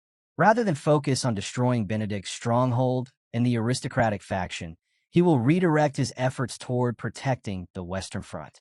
It is a gamble, one that risks empowering the nobles and strengthening their ties with Kronos. But it is also the only path he sees to safeguard Cairo's future. In a private moment, Daniel confides in Simon. He reveals his plan to present himself as weak, to deceive his enemies into underestimating him. But beneath that facade, he vows never to let history remember him as a traitor to his kingdom. Urgency grips his words as he instructs Simon to contact Roman Dmitri immediately. When Daniel finally speaks with Roman through magical communication, the truth comes out. His voice heavy with concern, the king delivers the news that Marquis Benedict has allied himself with a formidable Kronos empire. The Western Front was collapsing. The second defensive line had already fallen, and the third was close to breaking. Daniel knew dismantling the aristocratic faction was vital. Yet he hesitated. Granting too much ground to Kronos' forces could cripple Cairo in the long run. Torn between threats inside and outside his kingdom, he sought Roman's counsel. Roman, calm yet firm, warned against indecision. He told Daniel that hesitation would only breed regret. The rebellion had to be crushed swiftly, no matter the cost. But Daniel's thoughts remained fixed on the west, where Kronos' advance threatened to consume the entire kingdom.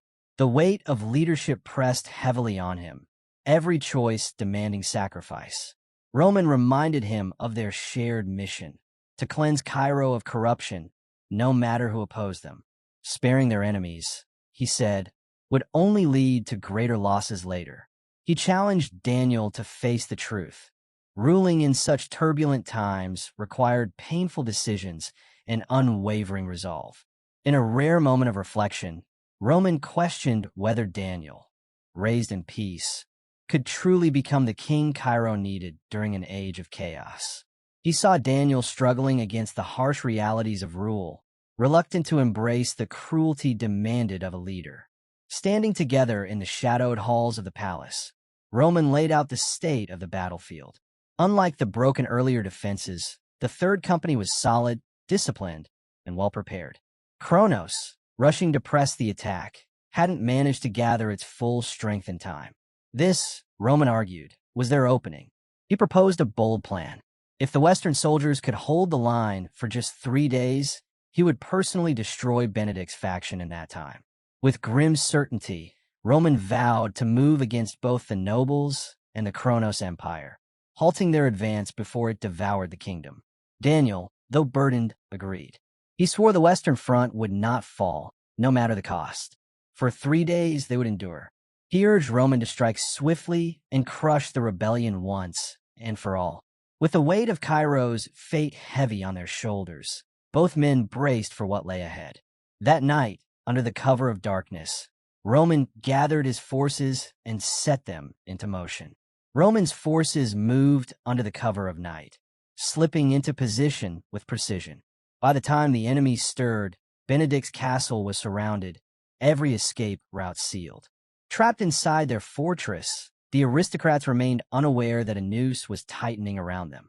Roman soldiers waited in silence, eyes fixed on the shimmering barrier shielding the castle, knowing it was only a matter of time before it crumbled. As dawn broke, Roman addressed his men.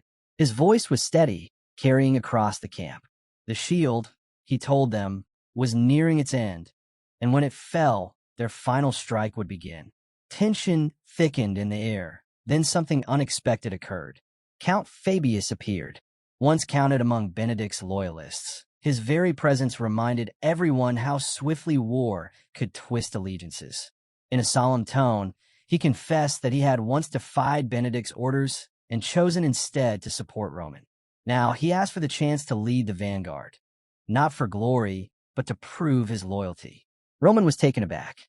Fabius's sudden shift stirred memories of someone from long ago, a blood demon who, despite endless trials and the erosion of time, had stood firm in loyalty until the very end, fighting alongside the true victor, Young Hyuk. The memory was sharp, a reminder of resilience and sacrifice carved into the history of war. Turning back to Fabius, Roman urged him to be honest. There was no need for pretense, he said. If Fabius proved himself in the coming battle, all past wrongs would be forgiven. Then, in a dramatic move, Roman raised his hand and pointed him out before the gathered warriors.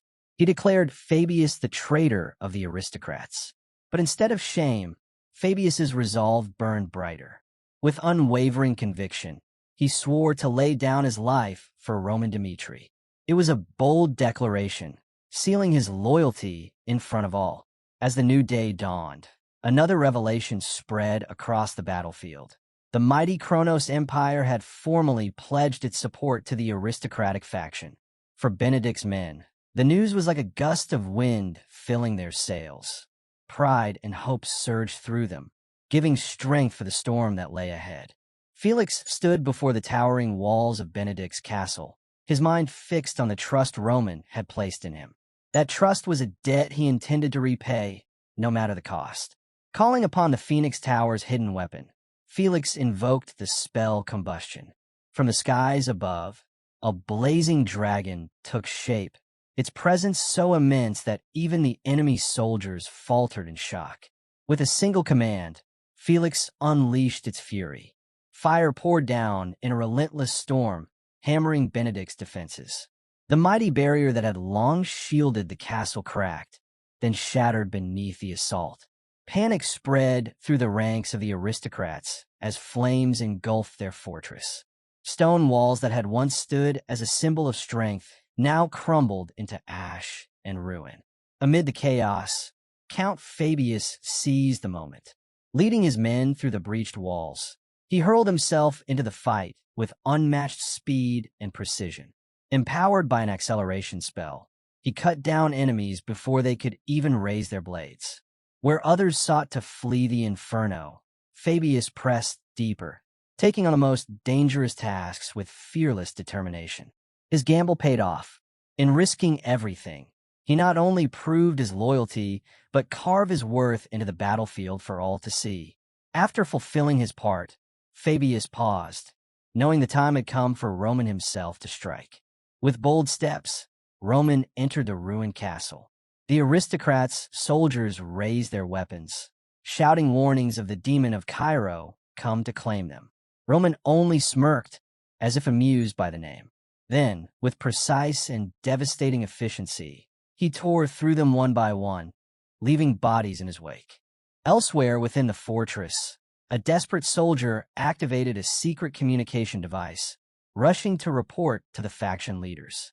But before he could finish, a new voice cut in, Romans. Taking control of the device, he spoke directly to the gathered nobles.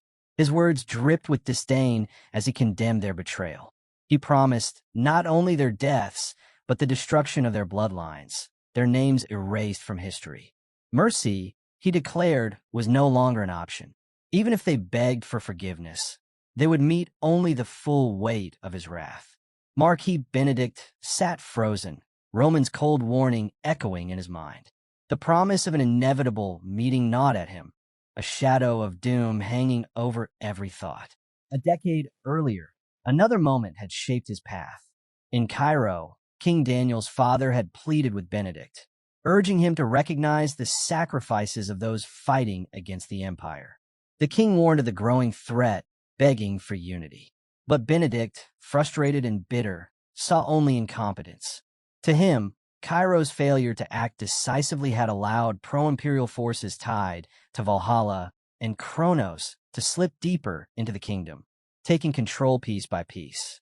The funeral of the queen, Benedict's sister, deepened his doubts. As he stood at her grave, he questioned whether Cairo could survive under such weak leadership. That moment planted a seed of resentment. Quietly, he began voicing his distrust of the royal family, and he soon discovered he wasn't alone. Many nobles felt the same, and together they formed what became the aristocratic faction. At first, the faction was born out of dissatisfaction with the crown, but over time, ambition corrupted its purpose. Benedict began to envision himself on the throne. He crafted secret plans, building his power in the shadows, waiting for the day to strike. Yet everything unraveled the moment Roman Dimitri's voice reached him through magical communication. Roman's chilling words shattered Benedict's schemes, leaving him in a spiral of panic. His carefully woven plans were undone in an instant. Consumed by fear, Benedict gathered what remained of the faction. He ordered them to scatter, to vanish before Roman crushed them completely. In desperation, he also sent pleas to the Kronos Empire, hoping for salvation. What was once a unified front dissolved into chaos, nobles fleeing in all directions. But Roman's forces were already upon them.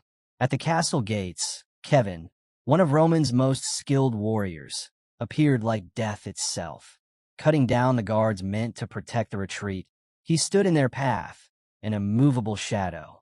Benedict, frantic, shouted for his soldiers to attack. Yet Kevin proved unstoppable, tearing through them with a single devastating strike. The scene left Benedict and his ally Mark trembling, their last hope shattered. With resistance futile, Benedict abandoned the fight altogether. He turned and ran, racing through the corridors in a desperate attempt to save his own life. But the walls closed in. Out of the darkness ahead, another figure emerged. Chris, another of Roman's loyal men, stepped into his path, blocking his escape and forcing a confrontation face to face. Chris cut through Benedict's guards with ease, leaving the nobleman exposed and trembling. Panic overtook him, and Benedict bolted, his only thought to survive. Thoughts of vengeance simmered faintly in the back of his mind, but survival came first. As he fled, his eyes caught a hidden cave entrance. Without hesitation, he darted inside, clutching at the hope its shadows might conceal him. Behind him, royal soldiers poured from the castle, hunting him relentlessly. For now, the cave offered a brief reprieve, but Benedict knew it was only a matter of time before they found him. In the dark sanctuary, he sank against the stone, his mind churning. His dream of claiming Cairo's throne had crumbled to dust, swept away by Roman Dimitri. What once felt within reach now seemed impossibly far. All that remained was a burning desire to take revenge, to strike back at the man who had destroyed everything. But his grim reflections were interrupted. A shaken aristocrat stumbled in, delivering devastating news. Their escape routes were sealed, their chances of fleeing gone. Soon after, Viscount Owen approached Benedict cautiously, dread clear in his steps. The tension was suffocating, the air heavy with the weight of despair. Then Roman arrived. His movements were precise, his strike merciless. Owen fell before he could react. The cave fell silent as Roman's shadow stretched across the stone. His voice cut through the darkness, commanding Benedict to step out. Benedict froze, torn between hiding and surrender. But the choice wasn't his to make. With no escape, he emerged from the shadows, fully aware his fate now rested in Roman's hands. The scene shifted. In the streets of Cairo, Benedict stood in shackles, paraded before the people under Roman's watch. Rage and humiliation burned inside him as the crowd's eyes weighed down on his pride. Finally, unable to contain himself, he lashed out. He shouted at Roman, insisting that he had sacrificed more than anyone to protect Cairo from ruin under an incompetent king.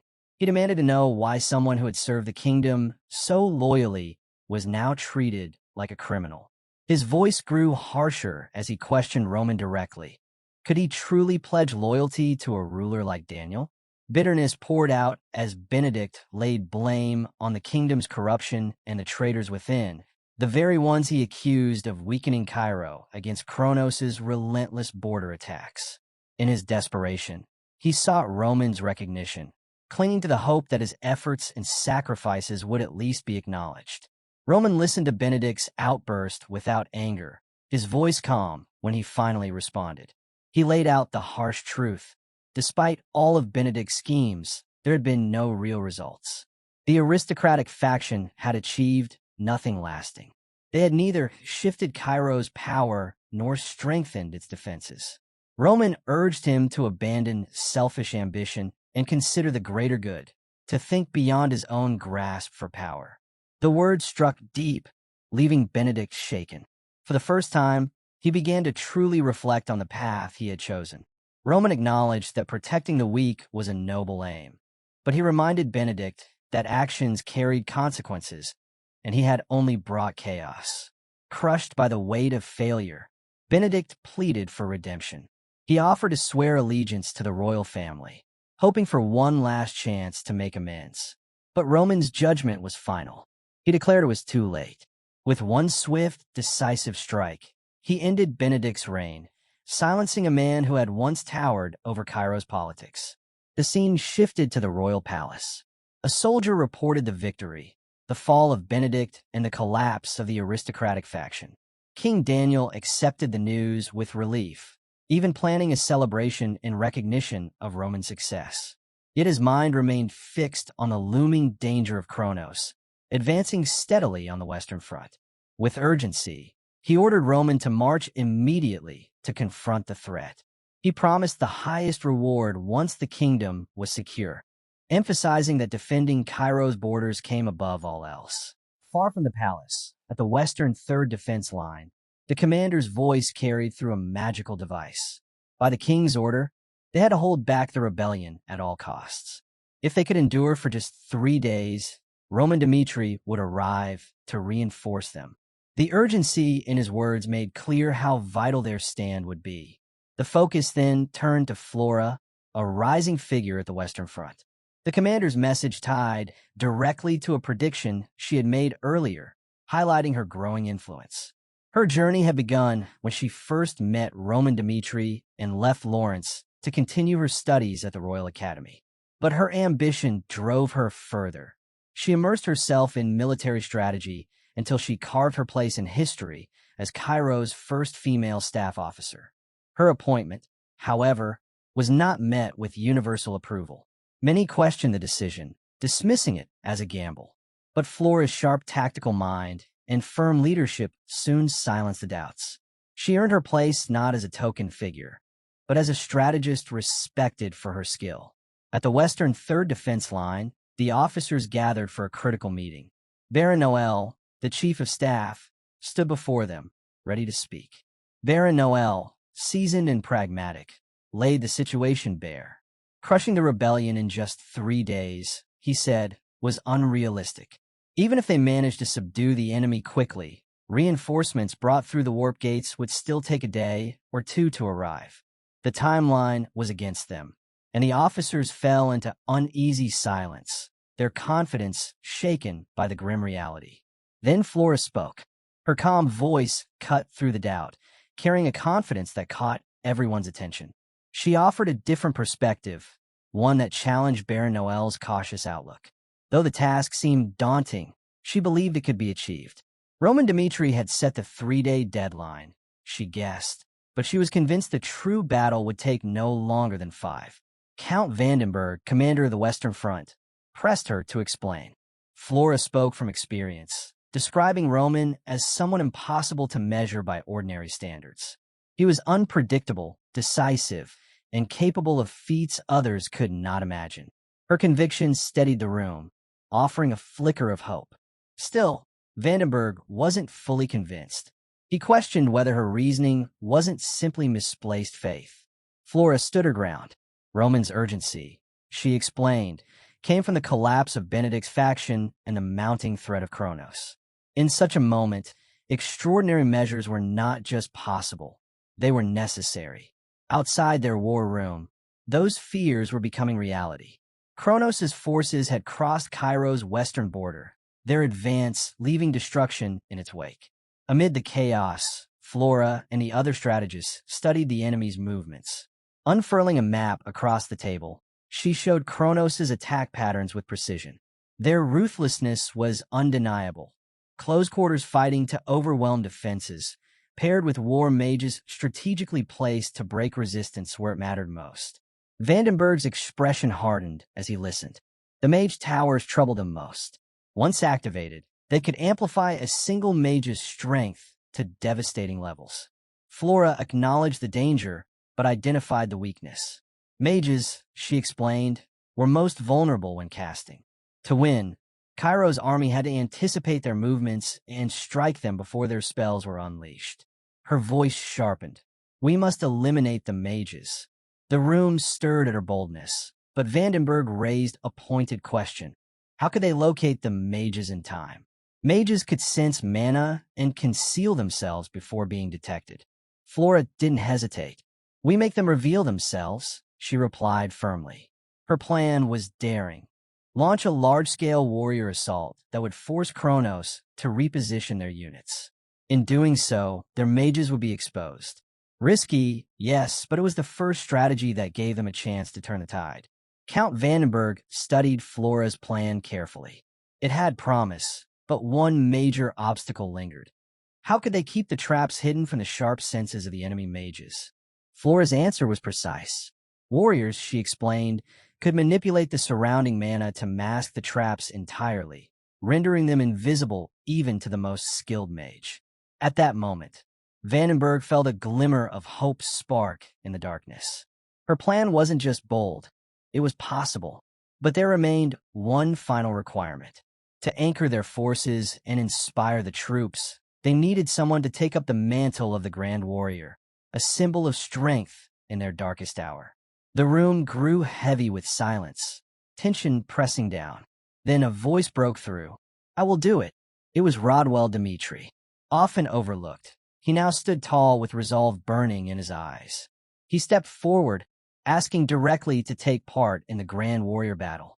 Count Vandenberg saw the determination in him and agreed. Rodwell would play a pivotal role in what was to come. Later, outside the command post, Flora sought him out. His sudden eagerness puzzled her. Why would Rodwell, whose official service had ended, continue to throw himself into the chaos of war? To her, it seemed less like patriotism and more like a man refusing to face his fate. Yet she realized something else. Rodwell was necessary. He carried the potential of a leader, someone the future might depend on. Rodwell then revealed his true motivation. He wanted to surpass the legacy of the Romans. Flora was taken aback. Rodwell, once hesitant to embrace change, now declared his ambition not only to follow the example of Roman Dmitri, but to surpass it. That burning goal kept him tied to Cairo's cause. In turn, Flora shared her own reason for fighting. She wanted to learn from her mistakes, to face them and avoid repeating them again. Their exchange grew solemn. Finally, Flora asked him to fight with everything he had, to win at all costs, for Cairo and for his own survival. The next day, The battlefield was suffused with tension. Rodwell stepped forward, steady and resolute, his gaze locked on the enemy. From across the field, his opponent emerged. Oxford, a formidable three-star aura swordsman of Kronos, ready for the duel that would decide the tide. Rodwell quickly grasped the grim reality of his duel. In Cairo, his status as a three-star warrior placed him among the elite. But in Kronos, such strength was nothing. Their lowest-ranked soldiers started at 4 stars. The sheer disparity underscored just how overwhelming the enemy truly was. When the battle began, Oxford charged with brutal force, his aura blazing like a storm. Rodwell fought desperately, his sword barely keeping up against the relentless flurry of strikes. Behind Oxford, Kronos' soldiers roared in support, their cheers echoing across the battlefield and crushing down like a weight. For a moment, Rodwell felt the old wound reopen, the same feeling he had carried back home, where no matter how hard he tried, he could never surpass his brother. But he refused to let despair break him now. Gritting his teeth, he pressed on, determined to fight until the very end. Then came Oxford's most vicious strike, his aura blade flashing toward Rodwell's face. The moment stretched thin. If he dodged, it would mean conceding defeat. If he didn't, he risked losing his sight. With no time left, Rodwell made his choice. He charged forward. Sword raised, he met Oxford head-on, his swing faster and sharper than anyone expected. The blow landed. Oxford fell hard, defeated before his own men. Though injured from the exchange, Rodwell stood victorious, a triumphant smile breaking through his exhaustion. When he returned to camp, heart pounding, he sought Flora immediately, desperate to know if their gamble had worked. Her steady reassurance eased the storm inside him, lifting the weight of doubt he had carried since the beginning. For the first time in days, he allowed himself to feel hope. Hope for their city still clinging to survival. Across the field, Kronos tightened its grip. Count Van, their stern and commanding figure, rallied his men. Weapons gleamed under his orders.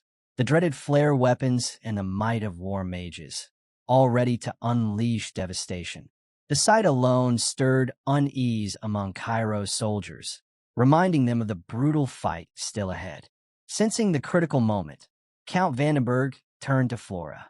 Trust heavy in his voice, he asked when the traps should be sprung. Calm and deliberate, Flora explained that the enemy's mages were most exposed when channeling their spells. To strike too early would waste their chance. To strike too late would cost lives. Timing, she stressed, was everything. Vandenberg nodded, his confidence restored. The detonation would happen under Flora's lead. All that remained now was to wait for the perfect moment. As the Kronos mages began their incantations, silence gripped the battlefield, broken only by the hum of gathering power. At Flora's signal, a wave of movement rippled through Cairo's ranks. Count Vandenberg gave the command, and in the next breath, hidden traps erupted.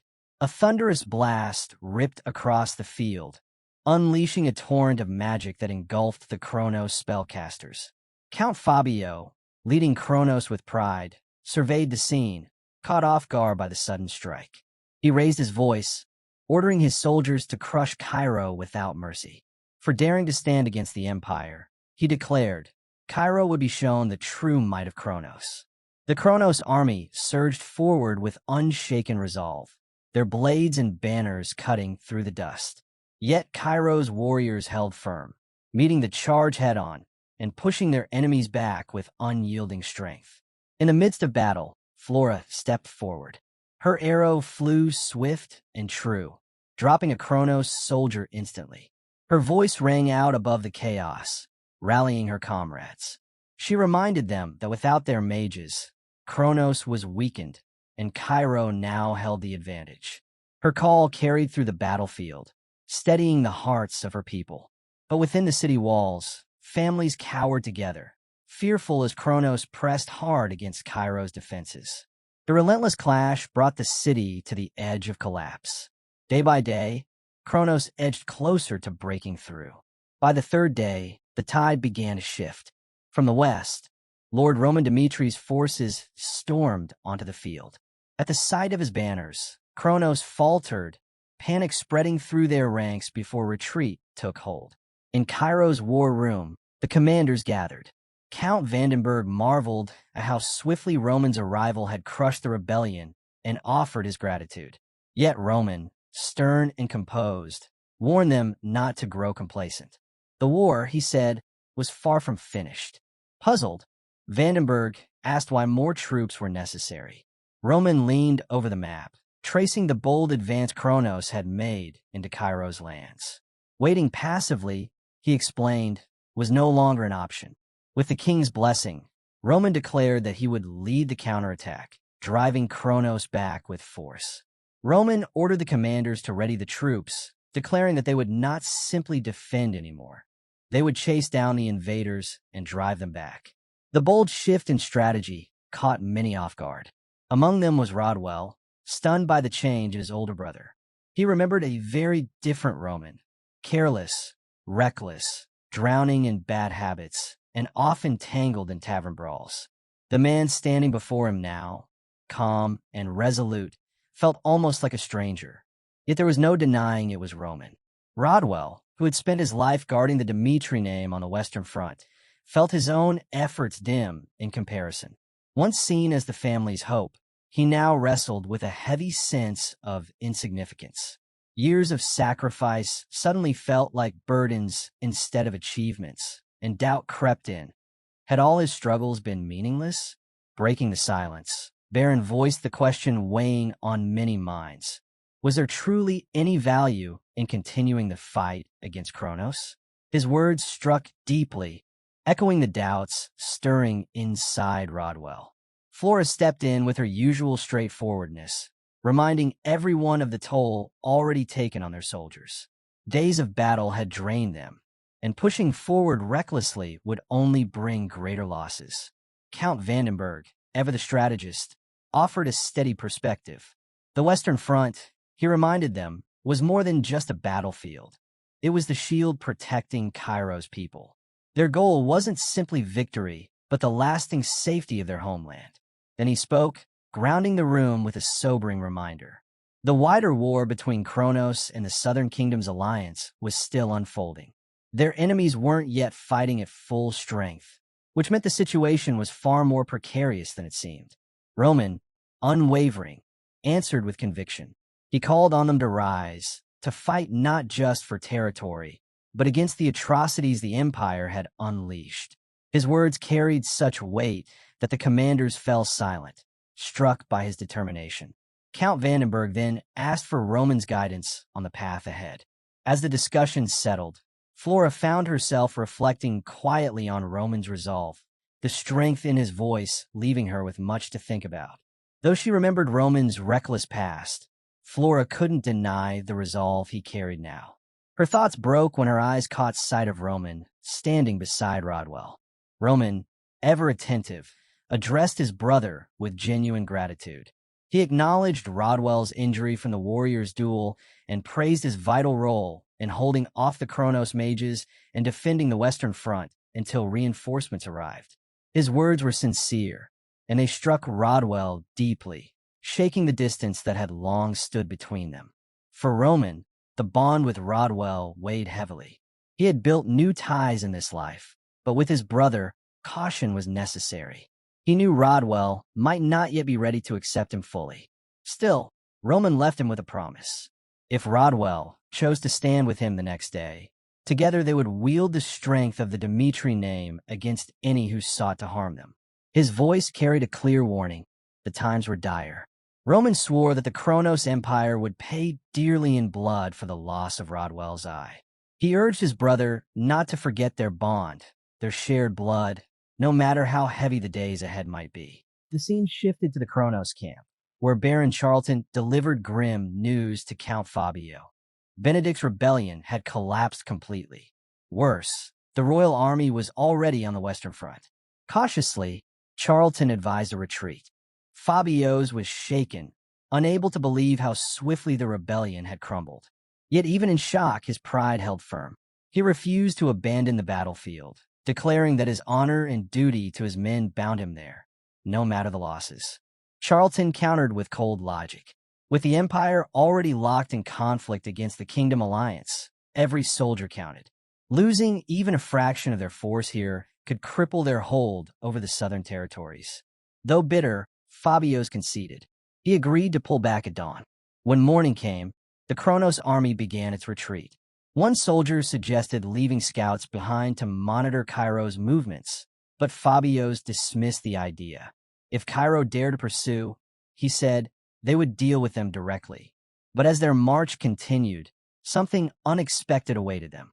On the retreat, a sharp-eyed soldier spotted an enemy force closing in from behind. Count Fabio, far from alarmed, allowed himself a faint smirk. To him, this was no threat. It was a chance. He swiftly ordered his troops to pivot and face their pursuers, intent on turning the situation into a crushing blow. If they struck hard enough, Cairo's western front could collapse entirely. The night before, in Cairo's strategy camp, their leaders had laid out a daring plan for this very moment. When Kronos retreated, the army would be divided and attacked from two sides. Roman, alongside Rodwell and Chris, would break through the center, while Count Vanderberg, Baron Noel, and Flora pressed against the rear. It was risky, splitting their strength while leaving the rear exposed, but their confidence did not waver. Bullman reassured Baron Noel that once the center gained momentum, reinforcements would quickly shift to aid the rear.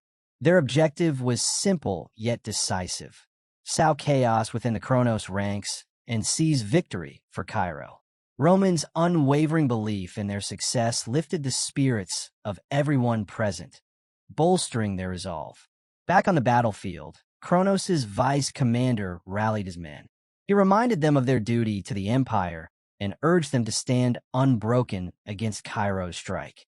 His words reignited their spirits, and with renewed vigor, the Kronos soldiers pushed back fiercely.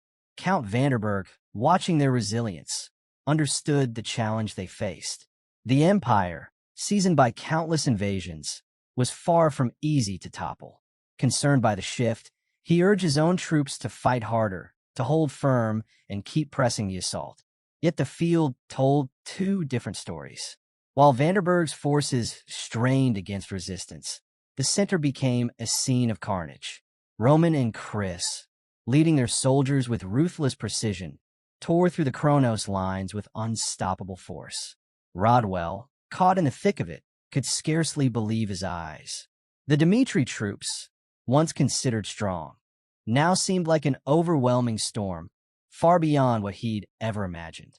Watching their relentless advance, his thoughts drifted back to a memory. He recalled the night Roman had asked him to join their cause, vowing to reveal the true power of the Dmitri name. At the time, Rodwell hadn't understood. But here, amid the chaos, the meaning of those words began to take shape. Rodwell's thoughts spun as Roman laid out their next move. Chris was ordered to split off with a unit and strike the rear, while Roman would intercept the approaching Kronos soldiers from the flank. The sudden division caught Rodwell off guard. As Chris led his men away, a knot of unease tightened in Rodwell's chest. Was Roman leaving him behind? At the rear lines, the situation grew dire. Cairo's soldiers were slowly being forced back by the relentless Kronos advance. Seeing the danger, Flora signaled Count Vanderberg. His command spread quickly, and the troops locked shields together, forming a solid wall. Kronos warriors crashed against the defense again and again, but the line held, refusing to break. Then Chris arrived with his unit. His presence reignited Cairo's fading spirit, and hope surged across the rear. Vanderberg seized the moment, ordering the shield wall to break formation and launch a counterattack. Raising his voice, Chris called upon his men to fight with the pride of the Dmitri legacy. Side by side, they cut into Kronos' ranks with flawless coordination, their strikes sharp and devastating. Watching from behind, Flora was taken aback at how effectively Roman's knights turned the tide. Amid the chaos, a formidable enemy stepped forward, a 3-star knight prepared to duel Chris. But before the man's sword could rise, Chris unleashed his flash technique. In an instant, his blade struck, dropping the knight in a single decisive blow. Meanwhile, at the center, Roman stood alone, unwavering as waves of Kronos soldiers bore down on him. Count Fabios watched, stunned, as Roman carved through the troops with unmatched ferocity. In the midst of this struggle, a messenger arrived with urgent news. The rear was in danger. Fabio, his frustration boiling, dismissed the warning. Roman, he declared, must be dealt with first. Once Roman fell, the rear would collapse on its own. What Fabios failed to see was Roman's intent. Amid the chaos, Roman had already begun moving toward him, closing the distance with purpose. But before he could advance further, a new figure stepped onto the field. Gustavo, commander of Kronos' 10th Night Squad. His reputation preceded him, ranked 78th across the continent and 35th within the empire itself. A dangerous opponent, seasoned and feared, now stood in Roman's path. The clash began with Gustavo releasing his aura, forming a barrier meant to halt Roman's advance. Roman didn't flinch. For a brief moment, the two warriors stood still, measuring each other, knowing the fight ahead would be fierce. With the grace of a seasoned knight, Gustavo vaulted into the air, his aura-infused sword crashing down in strike after strike.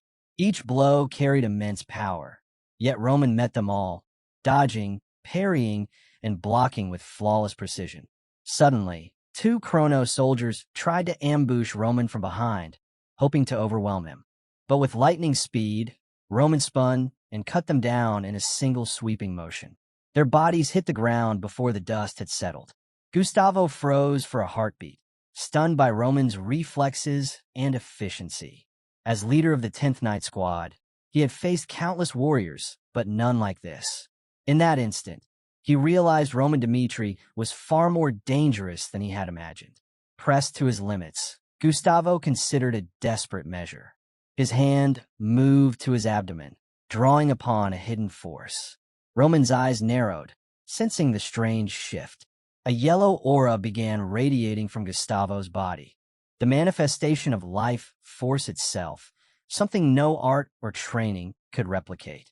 Roman, well read in the mysteries of the continent, knew how rare and perilous this power was. A year ago, such an attack might have overwhelmed him. Gustavo charged, his strikes sharper and heavier than before. Yet Roman blocked every one, his calm defense leaving his opponent astonished. Then, in a single motion, Roman unleashed a precise counter. His blade cut through the clash, striking Gustavo down. Smoke and dust erupted across the battlefield as the knight collapsed, defeated. The Kronos soldiers gasped, frozen at the sight of their commander's downfall. At that moment, the man pushed forward, kicking Fabios from his horse.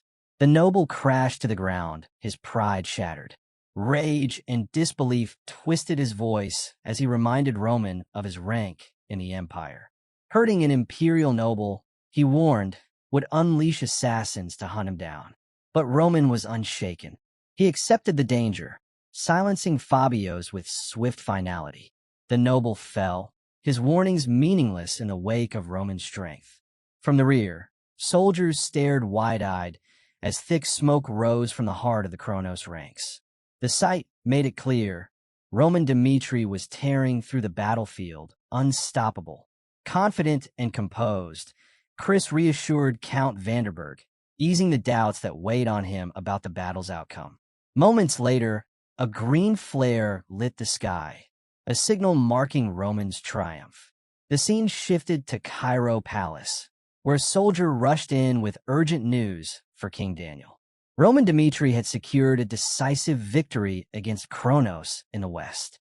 Relief and pride spread across the king's face as he listened. Without delay, he reached out to Count Vanderberg through magical communication, seeking a full report. Vanderberg, his voice steady, shared the details from the Western Front. He explained how he and Roman had defeated Count Fabio, a key commander of Kronos, and captured the soldiers who remained. Curious, King Daniel asked about Cairo's condition.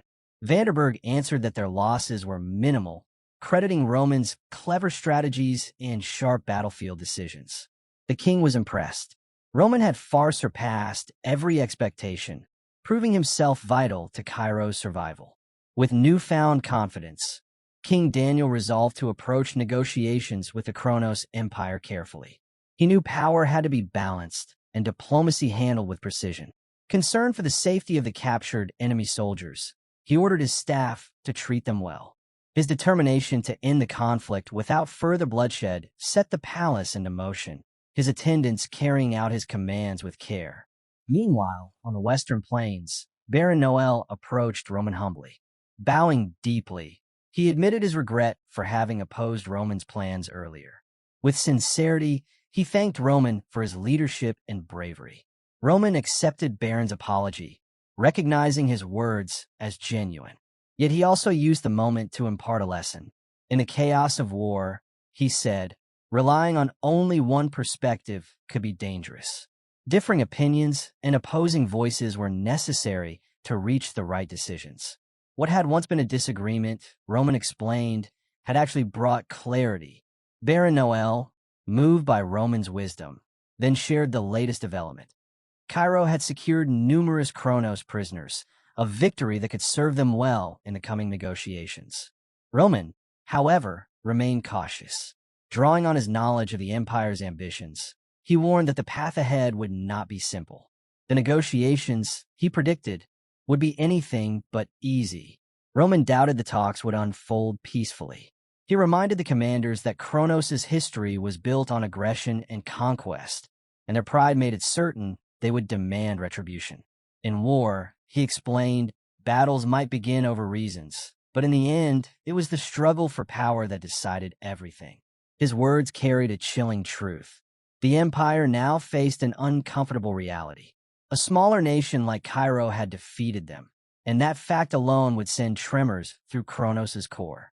Baron Noel, visibly shaken, turned to Roman, uncertain of Cairo's next step.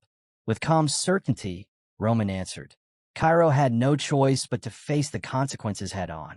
Retreating now would only invite greater disaster. Negotiations were inevitable, and Cairo must be prepared. Meanwhile, inside the royal chambers of Cairo, King Daniel engaged in a magical conference with Baron Charlton of Kronos' foreign ministry. Speaking with the authority of the empire, Charlton outlined their stance. Kronos' invasion, he claimed, was ordered by Duke Benedict. With Benedict defeated, the army had withdrawn, but Cairo's retaliation had gone too far. The deaths of Count Fabios and Captain Gustavo, both honored figures in the empire, were branded as excessive brutality. Though he acknowledged Cairo had been at war, King Daniel pressed the moral question back on Charlton. Kronos had struck first, he argued, and fairness demanded that their aggression be recognized as the root cause. If Kronos refused fair dialogue, Daniel warned, Cairo would not hesitate to bring the matter before the international community. Charlton's response was sharp. He told Daniel to do as he wished, but made clear that the empire had no intent to negotiate. Instead, he delivered an ultimatum. Roman Dmitri, the man responsible, must offer up one of his arms. He was to travel to the empire, kneel, and atone with his blood. Only then, Charlton said coldly, would Kronos consider letting the matter rest. The demand struck King Daniel like a blow. Shock and fury warred within him as he grasped the weight of the empire's insult. Charlton pressed further, warning that refusal would mean full-scale war. The decision, he declared, must be made within 10 days. As the communication ended, silence filled the chamber. King Daniel's frustration burned, humiliated by Cairo's position, yet bound by the risk of war. Then Prime Benner stepped forward with heavier news. Kronos now viewed Roman Dmitri as a long-term threat. But the king would not waver. Fiercely, he defended Roman, calling him a hero of Cairo and a man who had won the people's loyalty beyond question. The threat aimed at Roman forced King Daniel to act decisively.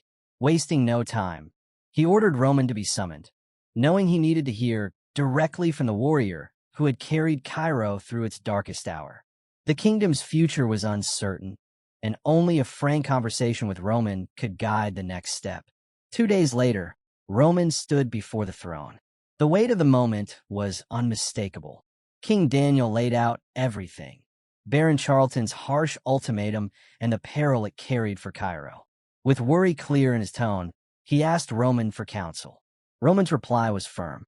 To accept Kronos' demand, he said, would strip Cairo of its dignity and reduce it to a subject state. Instead, he proposed something bold. He himself would go to the empire to confront the matter directly. His offer showed not only resolve, but also a willingness to sacrifice for Cairo. The king faltered. Sending Roman into the empire's heart was dangerous. Kronos wanted vengeance, and the risk of losing their strongest champion was too great. The room grew tense, the air heavy with uncertainty. At that moment, Count Fabius stepped forward with a suggestion. Rather than risking Roman's life, another could serve as envoy to defend Cairo's position. His calm words opened a new path. King Daniel, intrigued, asked plainly if Fabius meant himself. The count confirmed it without hesitation, declaring he was ready to stand as Cairo's voice before the empire. The king considered carefully. Fabius was no stranger to politics. His past decisions, even during Benedict's rebellion, had proven his judgment. His support for Roman only strengthened the king's faith in him. Perhaps he truly was the right man for the task. Yet the danger remained undeniable. With a searching look, the king asked if Fabius truly understood the risks. Fabius's answer was resolute. He pledged to do everything within his power to see the mission through. Turning to Roman, King Daniel sought his opinion. The scene shifted. Roman and Fabius walked side by side down a long hallway. Roman broke the silence, his curiosity plain. Why, he asked, had Fabius volunteered for such a dangerous task? Roman pressed Fabius for his true reasons. What drove him to accept such a dangerous responsibility? Fabius did not hesitate. He spoke plainly, knowing Roman might doubt the word of a man once branded a defector. Yet he swore his loyalty, promising to serve Roman for the rest of his life. This mission, he explained, was his chance to prove it. He asked Roman to see his decision not as reckless ambition, but as a step towards strengthening their bond. Fabius was realistic. He did not expect to be treated as a trusted advisor. Instead, he wanted to be used in whatever way best advanced Roman's goals. Then came his ambition, laid bare. Fabius desired a life of power, wealth, and honor at Roman's side, and he was unashamed of saying so. His words were direct, almost daring. Roman, caught off guard by such honesty, found himself impressed. Fabius's understanding of their roles, lord and servant, was clear, and his request to join Roman's inner circle was made without hesitation. A smirk touched Roman's lips. He respected such bold clarity. Without delay, he accepted Fabius into his service, assuring him that those who stood with him would share in the rewards of his rise. Days later, as Fabius journeyed toward Cairo to begin the diplomatic mission, he crossed paths with a family member who questioned him harshly. In the quiet of the forest, the relative accused him of surviving only through betrayal, asking how long such treachery could last. Fabius answered calmly. Betrayal, he said, was often tempting when it meant siding with strength. True loyalty was not blind obedience.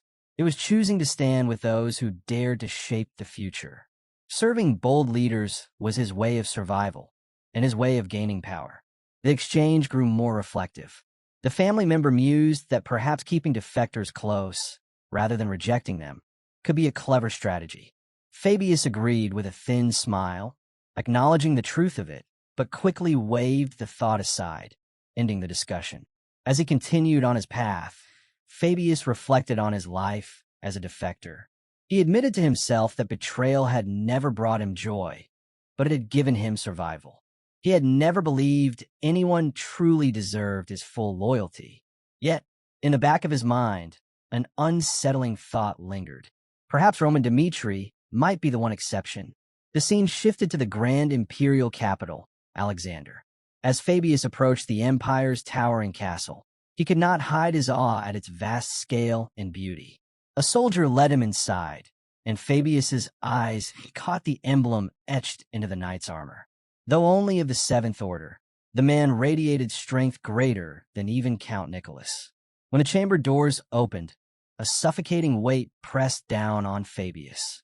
Stepping into the Emperor's presence felt like entering a world far beyond his reach.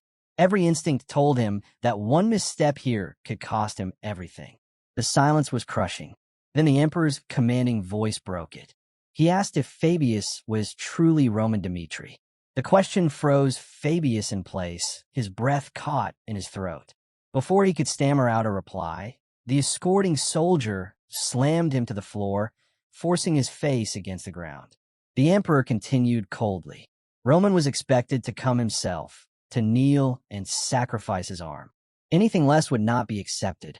Without hesitation, he ordered Fabius to be taken away and declared war on Cairo. His words rolled through the chamber like thunder, heavy and merciless. Desperation drove Fabius to act. He raised his voice, boldly protesting that Cairo did not seek a full-scale war. He begged for the chance to speak directly. If his words failed, he promised to accept whatever punishment the Emperor chose. Intrigued, the Emperor relented, but warned him sharply. One mistaken speech, and the consequences would be severe. Gathering himself, Fabius began carefully. His tone was deliberate, measured, crafted to show respect while still pressing Cairo's case.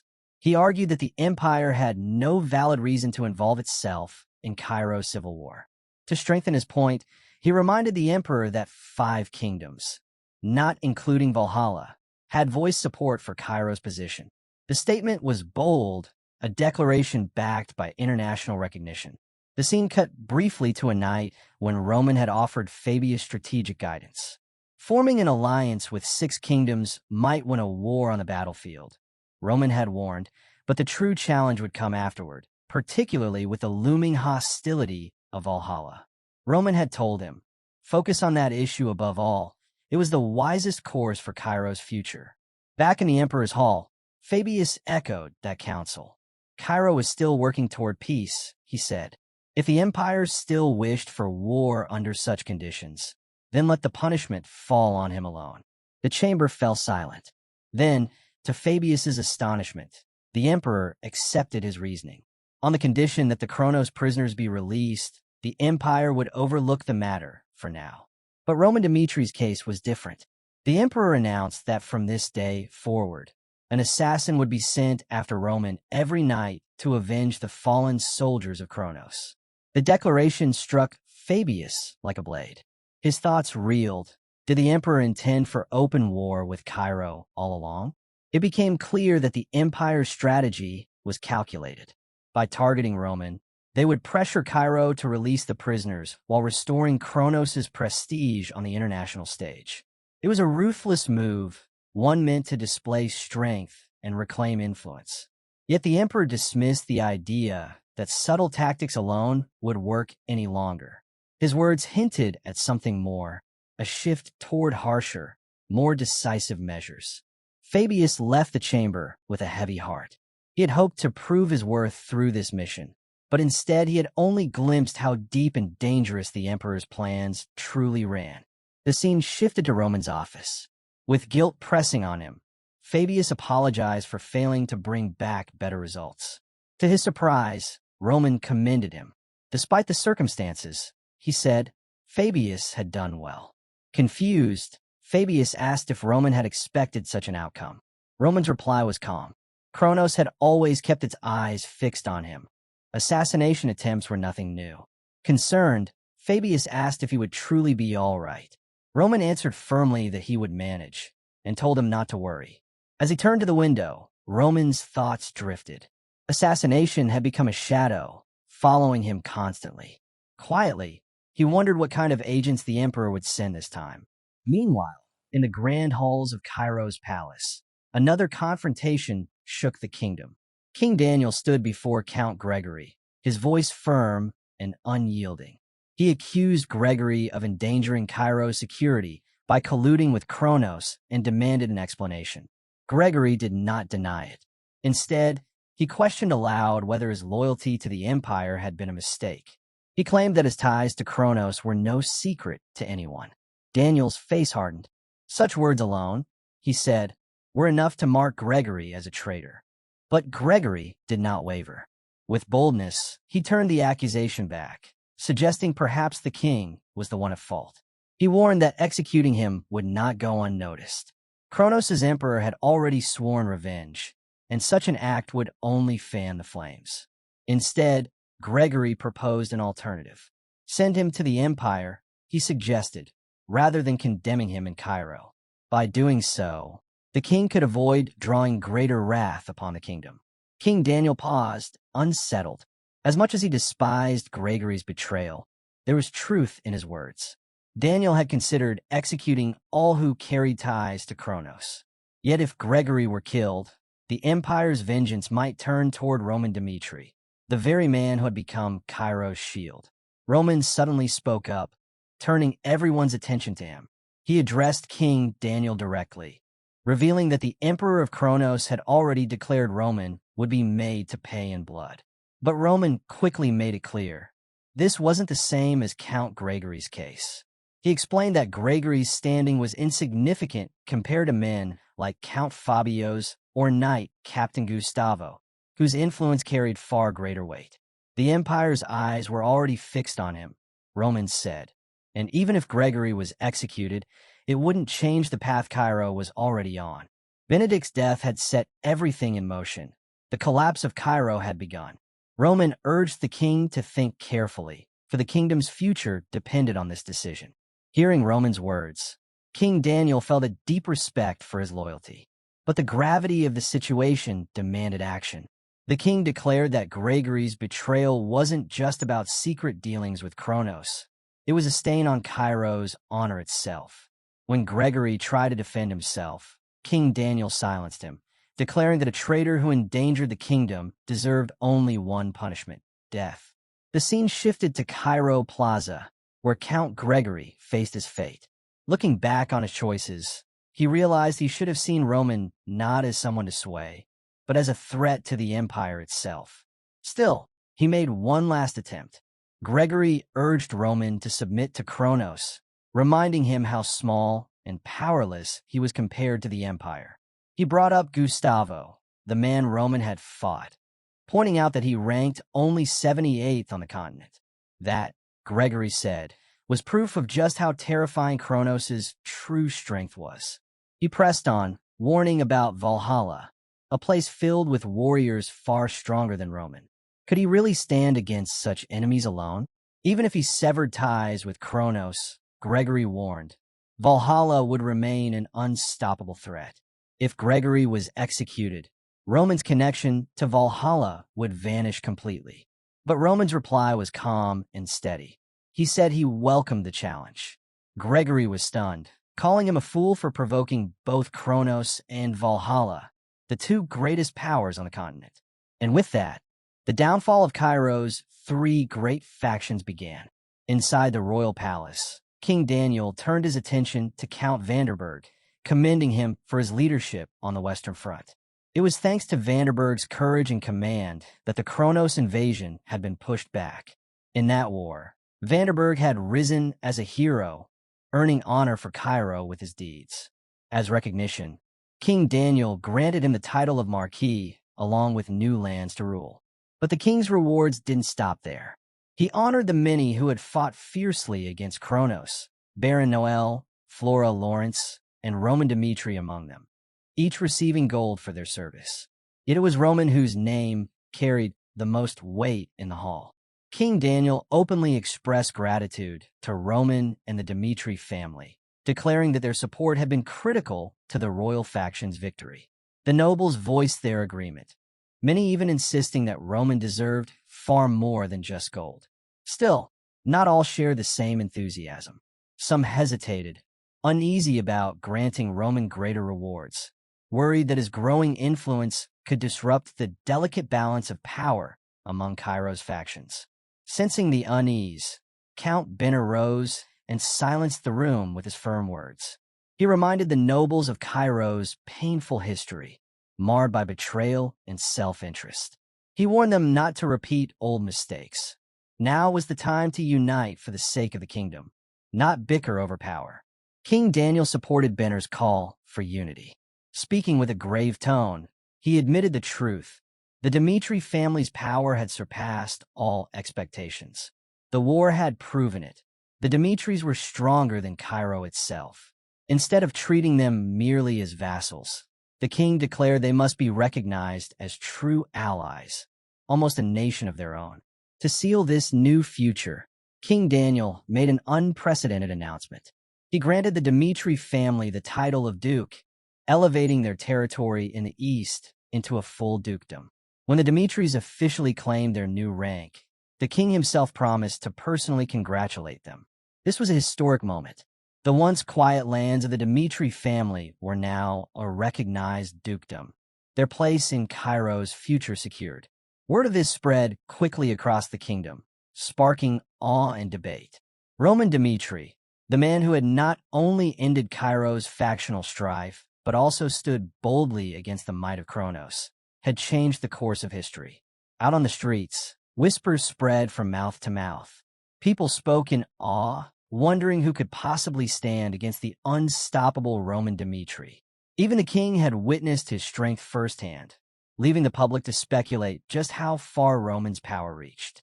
At an age when most were still nameless, Roman Dmitri was already stepping into greatness. Rumors claimed that Cairo's rising swordsman might soon be ranked among the top 50 fighters in the world. For the first time, his name wasn't just celebrated within Cairo, it was spreading across the continent, inspiring admiration from foreign lands. Bards carried tales of his battles, their songs echoing from city to city, each one adding to the ever-growing legend of the Dmitri family. But these rumors didn't spread naturally. They were carefully nurtured.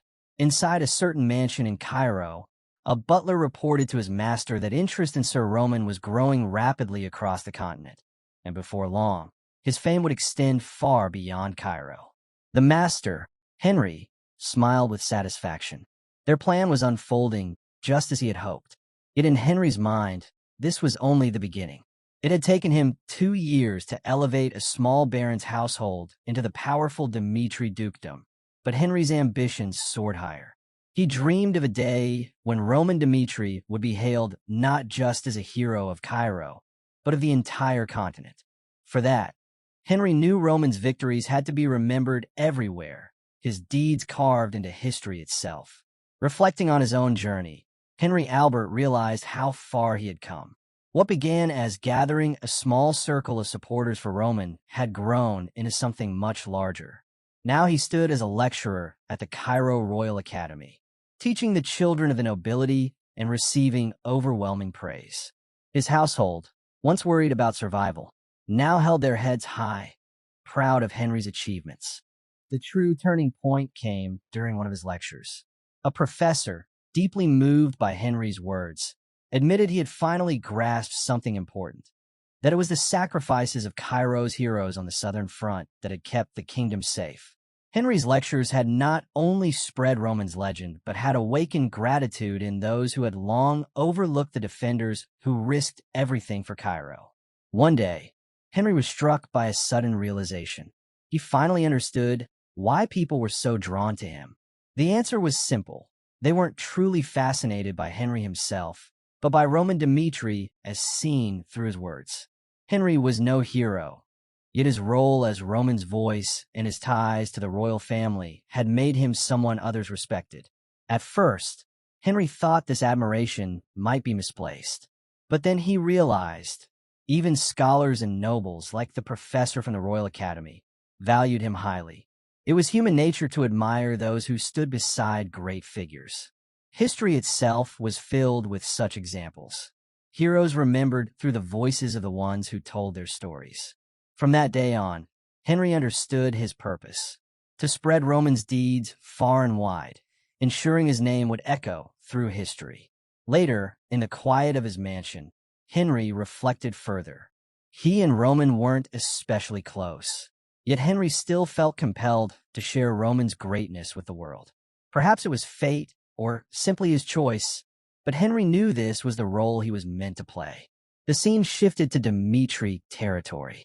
After a long absence, Rodwell finally returned home. Walking through the familiar streets, he noticed how much had changed since he'd left. He stopped at a small restaurant and listened quietly as the townsfolk spoke with reverence about Roman's name. Hearing this, Rodwell felt a pang of displacement. The Dmitri family no longer felt like it was his. For the first time, he wondered about his place in it all. Should he remain and accept his role in the family, or leave once more and return to the Western lands? Soon after, the focus moved to Baron Romero's office, where Roman and Rodwell stood before their father. Baron Romero explained why he had summoned them. Cairo had elevated the Dmitri family into a dukedom, and with this new chapter came the question of succession. The future demanded strength and leadership, but Baron Romero struggled with the choice of who should inherit the family. Before his father could decide, Rodwell broke the silence. He declared that he wished to renounce his claim as heir. In his eyes, Roman was the one best suited to lead the Dmitri family into this new era. Rodwell made his choice for the sake of the family's future. He asked his father to release him from the role of heir. Baron Dmitri was stunned by his words, but Rodwell only requested some time alone before quietly leaving the room. Later, Baron Romero spoke to Roman in private. He recalled how, in the past, he had worried about the weight placed on Rodwell's shoulders.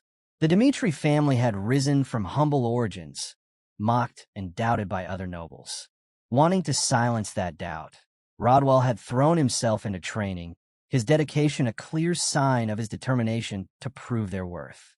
To his father, Rodwell had once stood out as the ideal successor, someone capable of carrying the family's banner forward. But that determination had come with a cost. Instead of enjoying his youth, Rodwell had lived under the constant burden of expectation, devoting his life to the Dmitri name. Today marked the moment when his father realized the truth, that passing the role of heir to him would no longer serve the family's future. Though the decision filled Baron Romero with regret, he knew it was necessary. Turning to Roman, Baron Romero told him that he believed the future of the family rested in his hands. But before handing over that responsibility, he had one final request. Roman, serious and attentive, urged his father to speak. With a heavy heart, Baron Romero asked him to look after Rodwell, who had endured so many hardships and losses. It was his last wish as head of the Dmitri family. Roman gave his word, promising to shoulder that duty with all his strength. The scene shifted to the Dmitri training grounds, where Rodwell practiced alone. His blade struck the air again and again, but his swings kept falling short. No matter how hard he tried, he couldn't land his strikes properly. Frustration weighed heavily on him. Roman appeared, watching silently for a moment before stepping closer. Calmly, he told Rodwell that aiming at a target alone would never be enough to overcome real enemies. He explained that years of training had shaped Rodwell's movements in a habit, but losing one I had disrupted more than just his vision. Depth, distance, everything felt different now. Speaking with quiet resolve, Roman urged his brother not to fixate on what had been lost. Instead, he told him to embrace the strengths that remained, to adapt and rebuild himself. Only then could Rodwell move forward. Roman promised Rodwell that with the right guidance, he could learn to see beyond what his eyes allowed. Rodwell froze for a moment, unsettled by the words. With hesitation, he asked why he should even listen. Doubt lingered in his voice. Why did Roman care so much about him now, especially after becoming the successor? Roman's reply was firm. He explained that the Dmitri family stood in the middle of a storm. Both Kronos and Valhalla were enemies, unpredictable and dangerous, while the loyalty of the Kingdom Alliance could not be trusted forever. Dmitri had to grow stronger to survive. Roman admitted that up until now he had carried the burden alone, but the day would come when he could not. If war broke out and the Empire's army marched, he would have to fight at the front. Looking Rodwell in the eye, Roman said that if anything happened to him, he wanted his brother to stand as the one to protect Dmitri. Rodwell was stunned by his brother's words. Far away, in the southwestern part of the Salamander continent, the four kingdoms of Umberto, Redford, Odelia, and Frank gathered in council. Surrounded by powerful empires, they had formed the Southern Kingdom Alliance to safeguard their independence. They all understood the importance of Roman Dmitri. Only days before Dmitri was officially raised to a duchy, a crucial meeting took place. Nobles from all four kingdoms sat in a conference chamber, with Count Verde of Umberto speaking first. He recalled Cairo's massive rebellion, the greatest in its history, and praised Roman for suppressing it with skill. He also acknowledged Rodwell's role in uniting the alliance to prepare for any imperial retaliation. Roman, Verde declared, was more than a warrior. He was a leader with foresight. But Verde also voiced concern. The alliance was fragile. To strengthen it, he proposed a bold idea: marriage. Roman was still unmarried, and Verde suggested uniting him with the princess of one of their kingdoms. Some hesitated, worried about the princess's feelings, but Count Verde countered sharply. Personal emotions could not outweigh such an opportunity. In the end, the king placed his trust in Count Verde, granting him full authority to make the marriage happen and secure their bond with Roman Dmitri. As time passed, the news of the Duchy of Dmitri spread across the land, sparking joy and celebrations. Streets filled with festivities, music, and cheers, marking the dawn of a new era. Within the shining halls of Dmitri Palace, Duke Romero and his wife greeted Count Verde with warmth. Verde carried himself with politeness, but behind his words lay a confident determination. Count Verde raised the subject of Roman's future, suggesting it was time to consider marriage. With eagerness in his voice, he proposed the princess of Umberto, the kingdom's treasured jewel. Not only was she renowned for her beauty, but she was also brilliant, having graduated at the top of her class from a prestigious academy. Verde believed that uniting her with Roman Dmitri, the rising star of Cairo, would create a flawless match. But then a question arose. What of Benedict's daughter? Where had she gone? No one seemed to know. The room stirred as Count Ringo of Redford stepped forward. He challenged Verde's suggestion, pointing out rumors that the princess of Umberto may have feelings for a man of lower rank, someone from a minor baron's family. Verde was caught off guard, demanding to know if such whispers were true. Seizing the moment, Ringo formally introduced himself to Duke Romero and his wife, insisting that instead of looking to Umberto, Roman should consider noble women from Redford houses. Soon, Marquis Martin of Odeliat joined in, followed by others. One after another, nobles began putting forth candidates for Roman's hand, their voices rising as the discussion turned into a contest of influence. Then, Duke Romero's voice thundered across the hall, silencing the chatter. He declared firmly that neither he nor his wife had any interest in a political marriage. What mattered was not alliances or status, but love. If Roman found someone he truly cared for, the Dmitri family would welcome her wholeheartedly, regardless of her background. His words echoed through the chamber, leaving the nobles to exchange glances and faint smiles at the Duke's unwavering stance. Meanwhile, on the terrace, Felix found himself approached by Baron Larson of Frank. Larson spoke gravely, revealing that his king was deeply troubled by the disappearance of the Phoenix Tower. He urged Felix to return to Frank, promising full support and swearing that things would be different this time. But Felix's answer was firm. He reminded Larson that Frank had once betrayed the Phoenix Tower's trust. He would not forget, nor forgive. Larson pressed on, insisting that such mistakes would not be repeated, but Felix's resolve did not waver. The Phoenix Tower had already found someone who valued them, Roman Dmitri. Their loyalty was now bound to the Dmitri family. With finality in his voice, Felix told Larson to deliver a message to King Frank. The bond between Frank and the Phoenix Tower was finished, broken beyond repair. Inside the grand halls of Dmitri Palace, Roman stood among the gathered nobles. As his eyes swept across the room, he noticed two glaring absences, the representatives of Kronos and Valhalla. Kronos' absence came as no surprise. They had already declared him an enemy. As for Valhalla, Roman guessed they still harbored resentment over Count Denver's death, especially since their ambition was nothing less than continental domination. With the weight of the moment pressing on him, Roman's thoughts turned to the fragile bonds between the kingdom alliance and its neighbors. These ties were useful for now, but he knew they would not last forever. If Cairo wished to endure, it had to grow strong enough to stand alone against the empire's might. Just then, Hans entered and announced an unexpected visitor waiting in the reception chamber. Roman frowned, asking if any meeting had been scheduled. Hans shook his head before revealing the guest's name, the Prince of Hector himself. In the reception room, Prince Edwin greeted Roman with warmth, offering genuine praise. He congratulated him on the rise of the Duchy of Dimitri, commended his swift suppression of Cairo's rebellion, and acknowledged his victory against Kronos. But Roman, never one for empty courtesies, cut straight to the point and asked why Edwin had come. Acknowledging Roman's bluntness, Edwin admitted he never thought they would meet again outside of the battlefield. Then he dropped his revelation. The war between Hector and Cairo had not been as simple as it appeared. On the surface, it had been driven by years of poor harvests, a believable cause. But after the war, Hector's investigations uncovered something sinister. The famine had been manufactured.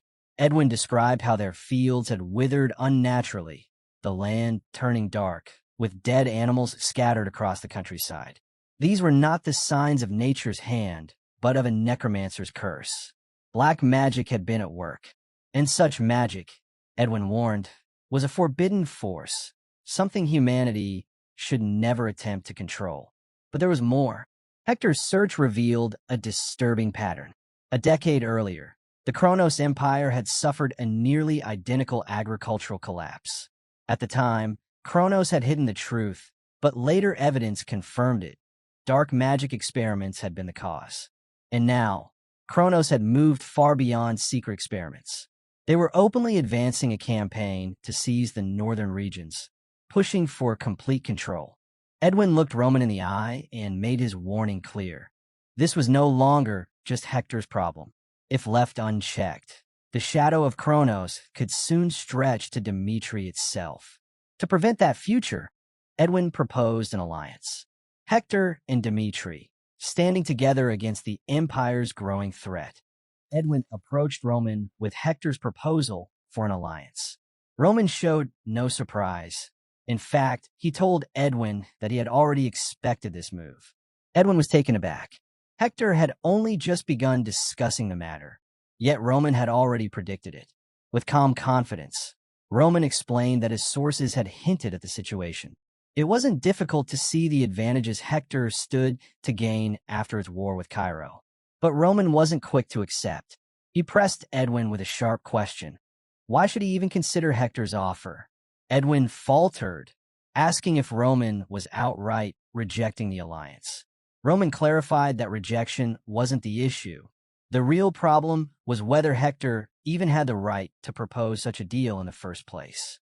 At present, Hector was exhausted, struggling to restore its barren lands. Even with aid trickling in from the heavenly palace, Edwin had no real solution. Roman leaned forward, his gaze firm, and told Edwin to stop wasting time with needless words. If he wanted Dimitri's support, he needed to provide a convincing reason. Edwin, caught off guard, admitted the truth. Hector was weak, yet he couldn't understand why Roman would want to tie himself to a kingdom that could only play a minor role in Roman's much larger ambitions. Edwin suggested that Hector's struggles were exactly what made them a fitting partner for Dimitri, aligning with Roman's vision of uniting kingdoms against the empire. Roman acknowledged this, but pushed harder. Did Edwin truly believe in the kingdom alliance?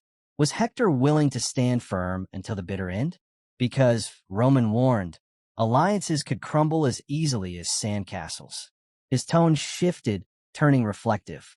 Human relationships, he explained, were always fragile. People distrusted outsiders, but trusted those nearest to them, even when it wasn't deserved. Then Roman laid out the truth about each kingdom. He spoke of Umberto first. Its constant battles with Kronos had left it bleeding, its internal stability shaken. To Roman, this made them ripe for exploitation, vulnerable enough for Dimitri to pull away at the right moment. Then he moved on to Redford. Its king, consumed by gambling, had drained the kingdom's coffers. Though his advisors tried to hold things together, the debts had grown so severe they were forced to borrow from the Golden Bank. Roman pointed out that betrayal might be the only way left for Redford to escape its downward spiral. Finally, he turned to Frank and Odelia. Both kingdoms had long carried grudges against Cairo, but unlike Cairo, where internal conflicts had been crushed, Roman doubted they had the strength to overcome their divisions. In the end, Roman concluded that all four kingdoms in the alliance were fragile, their weaknesses clear. To Kronos, they were nothing but easy prey. Edwin listened carefully, still shaken by Roman's blunt words about Hector. Yet he had to admit Roman was right. The kingdom alliance was fragile, ready to collapse like a sandcastle swept away by waves.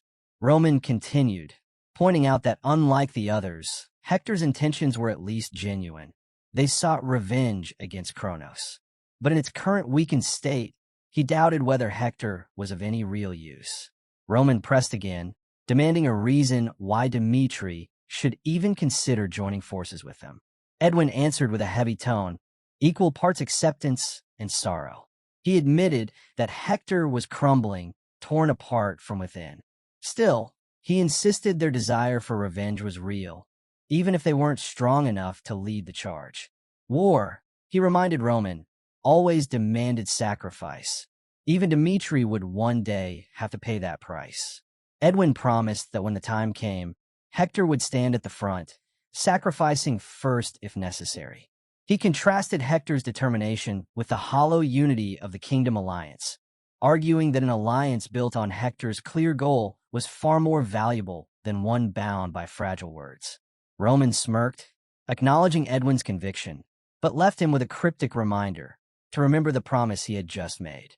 As Edwin departed, his thoughts drifted back to their first meeting on the battlefield. Roman had struck him then as someone unlike anyone he had ever faced, an unpredictable force that no strategy could fully contain. Despite all his experience within the Heavenly Palace, Edwin found himself admiring Roman's nature. He wanted Hector, too, to become that kind of force, unpredictable, unyielding. In that moment, he believed Hector could rise stronger than before. Roman, on the other hand, could already sense something stirring in Edwin. Though Hector itself had little to offer, Edwin's growth alone was enough to make them valuable in his plans. A week later, the scene shifted to Lawrence Palace. Inside, Flora spoke with an aged mage, recounting the events after Cairo's recent battle. She explained how Roman Dmitri had destroyed Benedict's castle in order to crush the rebellion swiftly. It was a bold gamble. Had the battle dragged on, the Empire faction might have intervened to aid the rebels. The old mage nodded thoughtfully, saying that Roman's boldness may have been influenced by the Phoenix Magic Tower. Ending the rebellion quickly, he agreed, had been the wisest path, as prolonging it would have only strengthened their enemies. Then, turning the conversation back to Flora, he asked what she thought of Roman's choice to open the castle gates. Flora hesitated, questioning whether such a risk was truly necessary. After all, it had endangered the entire Western Front. The old mage agreed with her doubts, admitting that Roman's decision, while effective, was undeniably reckless. The old mage explained that Roman's confidence came from his belief he could defeat Knight Captain Gustavo. That single certainty had been the cornerstone of his bold plan. Then, leaning closer, the old man shared a deeper truth with Flora. War, he said, teaches lessons no book ever could. Even reckless choices, if guided by skill, could alter the outcome of a battle. There was a fine line between foolishness and courage, and Roman Dimitri's ability to walk that line had been key in shaping the war. Flora listened in surprise, her perspective shifting at his words. Outside the castle, Count Lawrence approached his daughter. He admired her determination to study war, but his face revealed his concern. With a heavy heart, he admitted that not a day passed without fearing for her safety. He pleaded with her to reconsider her decision and return home. But Flora stood firm. She explained how her time on the Western Front had changed her. Every time Kronos invaded, the land was left in ashes, lives lost in flames and ruin.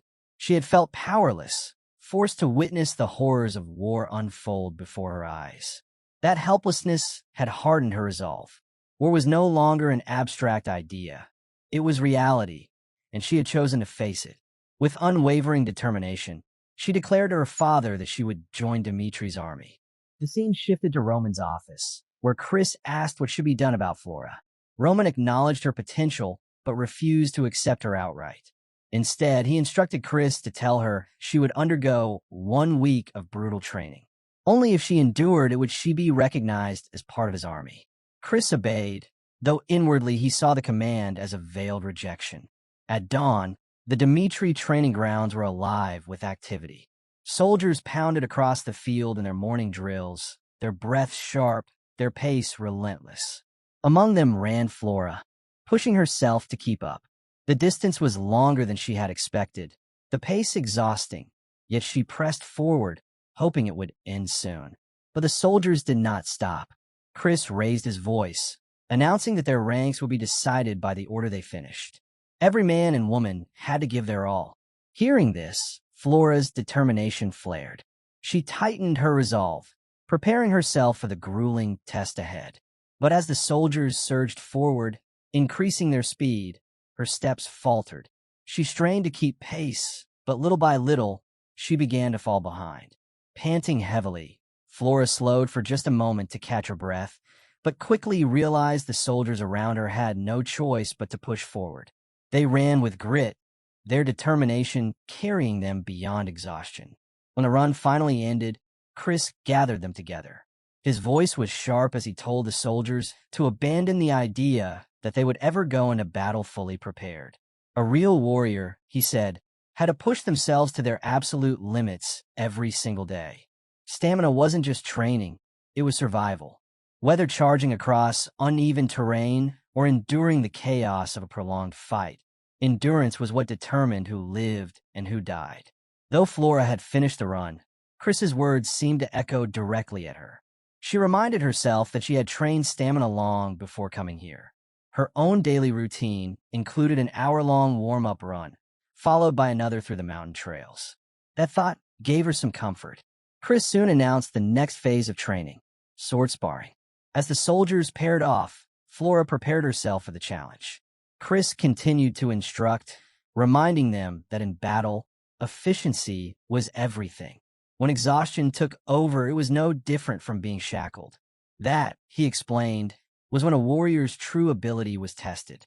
Later, Flora sat beneath the cool shade of a tree, watching the others spar. What shocked her most wasn't the harshness of the training. It was how the soldiers responded to it. She had always believed such grueling routines would lead to complaints or resentment.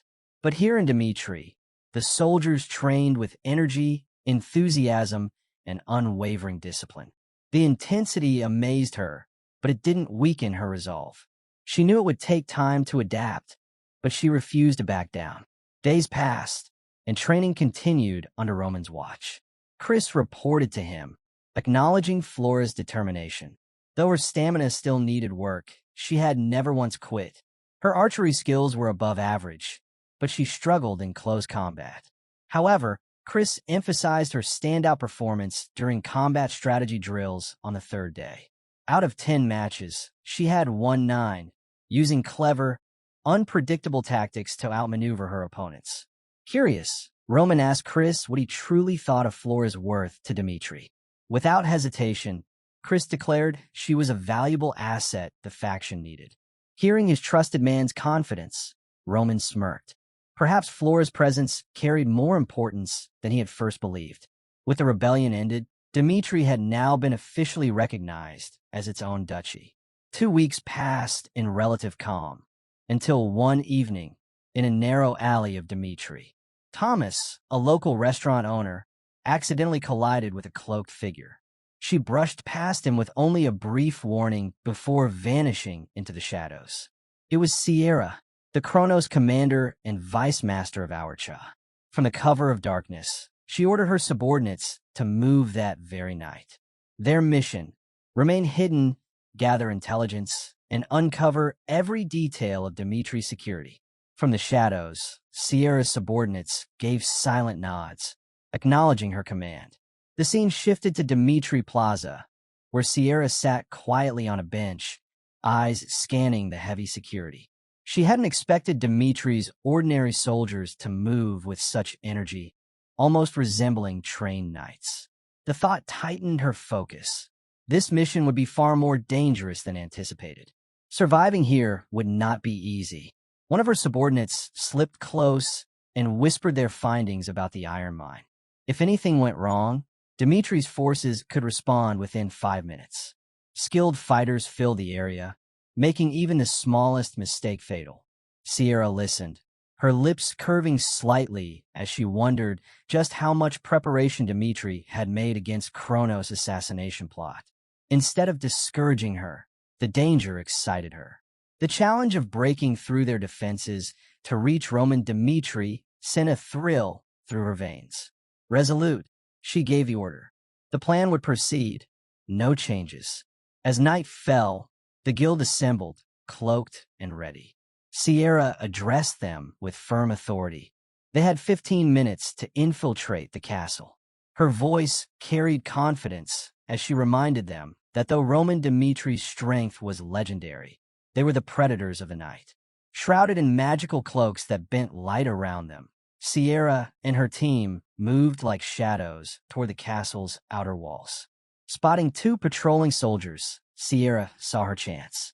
She struck fast from behind, only to be stunned when her blade was blocked with ease. In the same instant, the soldier triggered a magical flare, a blazing signal warning of intruders. The other soldier drew his weapon, both ready to fight. Sierra froze briefly, realizing with disbelief that their infiltration had already been exposed. With no time to hesitate, she barked an order for her team to kill the guards and escape. But before blades could clash, a figure stepped forward from the darkness. It was Lucas, master of the house sect. Sierra's eyes narrowed. She knew the name well. The house sect was Cairo's most renowned intelligence guild. Calm and steady, Lucas addressed her.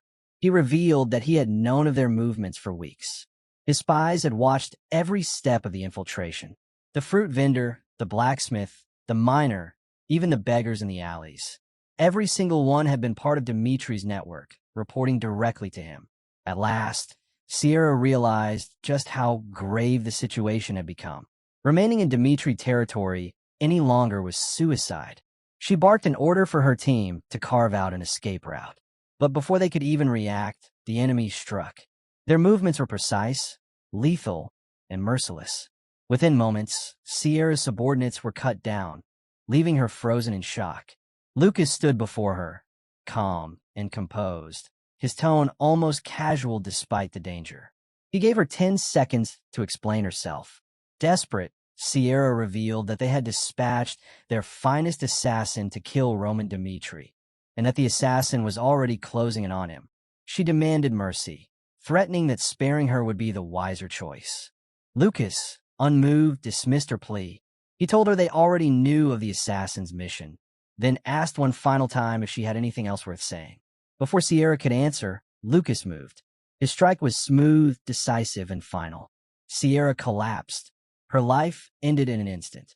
One of the soldiers at Lucas's side asked if they should rush to protect Lord Roman. Lucas shook his head, his voice steady. "Don't worry. Lord Roman will be enjoying himself with her." The scene shifted to a hidden chamber within Dimitri Castle. There, the assassin Ilya, the famed sword of the Assassin's Guild, stepped silently into the shadows. Feared across the continent, she had never once failed an assignment, her blade having claimed countless powerful lives. Casting a pathfinding spell, she released a small mouse that scurried ahead, guiding her toward her target. When it stopped before a certain room, Ilya's sharp eyes glinted. This was it. But just before entering, a sudden chill ran down her spine. Still, she pressed on, slipping silently into Roman Dimitri's chamber.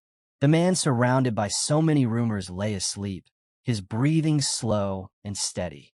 Ilya scoffed, thinking him a fool for leaving himself so defenseless. With flawless precision, she cast a binding spell to paralyze him, ensuring he wouldn't even stir as she delivered the killing blow. But before her strike could land, Roman opened his eyes and asked calmly, "Why are you here?" Ignoring his words, Ilya lunged. To her horror, Roman raised just one finger and effortlessly stopped her attack. A crushing aura erupted around him, freezing her in place, splitting her senses as though her very body was being torn apart. Staggering back, she tried to regain control. Roman stepped forward and threw a devastating punch. But before his strike connected, Ilya triggered an escape spell. A burst of blinding light filled the room, and in that instant, she vanished from his grasp. Outside, Ilya ran with everything she had, her thoughts in chaos. The mission was over. Failure was clear. Even with the full power of the Akorch Guild, survival was now the only thing that mattered. Up ahead, she caught sight of someone standing at the end of the street, Chris. He was cutting down guild members effortlessly, each strike ending a life in an instant. Ilya's chest tightened. Of all people, he was the one they couldn't afford to face. Kairos Flash, a warrior feared by everyone. Her mind spun. Had Dmitri anticipated their move from the start? Was this entire operation nothing but a trap? Panic drove her feet faster as she veered toward another escape route, desperate to reach the path her comrades had secured. But waiting on the other side was Kevin. He was dismantling what was left of the Akorch Guild, taking them out one by one with terrifying precision. Soon, only Ilya remained. With no other choice, she lunged at him in a final attempt to break through. Kevin didn't even flinch. His blade moved once, clean, decisive, and Ilya fell, her last thought cursing the guild's reckless choice to ever take on this mission. A week later, the setting shifted to an interrogation room. Ilya sat under Lucas's piercing gaze, forced to give him everything he wanted. Lucas understood the weight of her words. Instead of ending her there, he released her deliberately. She would be the message. Proof of what happens when the Akorch Guild crosses Dmitri. Lucas then revealed something more. Lord Roman had already departed for the Kronos Empire a week earlier, after Dmitri uncovered the guild's hidden base. The news shook Ilya, her thoughts turning from their failed mission to the survival of the guild itself. Meanwhile, at the Akorch Guild's base, their leader Braha spoke through a magical link with Baron Charlton of the Kronos Empire. The Baron's tone carried doubt. An entire week had passed with no news, suggesting the mission had failed. Braha, however, remained firm. He urged patience, insisting the guild would not disappoint. The Baron reluctantly agreed, but made his warning clear. Failure would not be forgiven. When the link ended, silence filled the room. Braha's mind was heavy. None of the members sent against Dmitri had returned, and the possibility of total failure loomed. If the Kronos Empire withdrew support, the consequences would be catastrophic. With no better option, Braha made his choice. He canceled all other missions and directed every resource of the guild toward Roman Dmitri. Risky, yes, but survival demanded it. As Braha sank deeper into thought, a sudden chill swept through the room. A presence loomed behind him. Turning, he froze. Roman stood there, silent and close, his very existence pressing down like a shadow. Startled, Braha reacted instantly, hurling daggers straight at him. But Roman didn't flinch. A shimmering aura barrier rose, deflecting them with ease. The sight left Braha stunned, his hand trembling above the emergency alarm.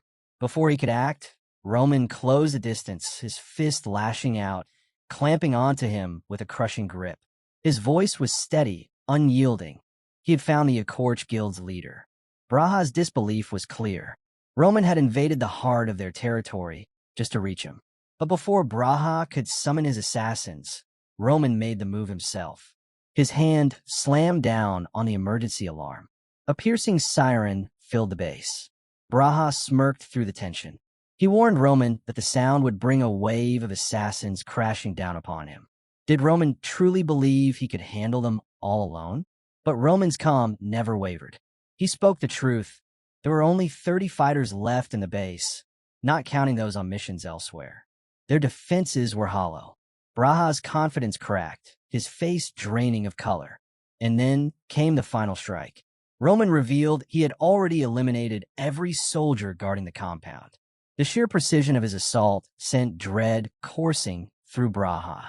Before he could recover, Roman seized him and hurled him into the wall. Staggered and helpless, Braha watched as Roman swept up the documents detailing the guild's operations.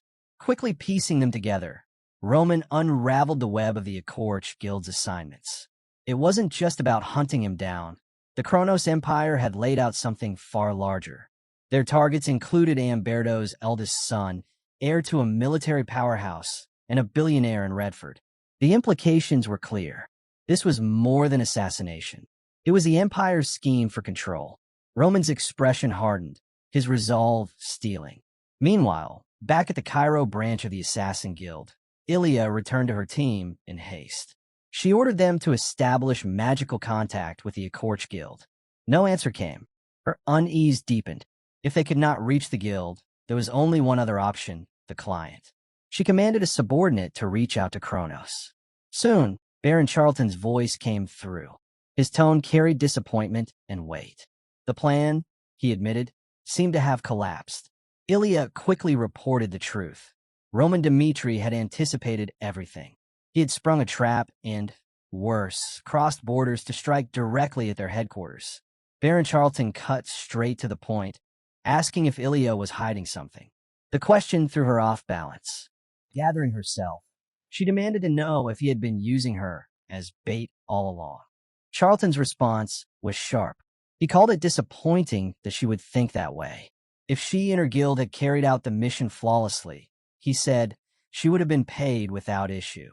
He reminded her that the order to eliminate Roman Dmitri had come from the king himself. Kronos' target was no secret. Then, with a chilling calm, he posed a question. If word spread that the attempt on Dmitri had failed, what would that do to Kronos' reputation? The weight of his words struck Ilya. She realized he wasn't speaking out of malice, but cold calculation.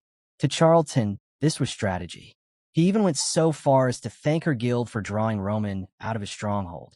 Ilya's frustration boiled over as she tried to argue, but then a wave of nausea hit her. Her body weakened, and the realization hit. Lucas had poisoned her drink, using a slow-acting toxin to ensure she'd reach out to Kronos. Her thoughts swirled. Roman Dmitri was far more dangerous than the Empire had imagined. Yet as her fading vision caught Charlton's smug grin, she chose to remain silent about him.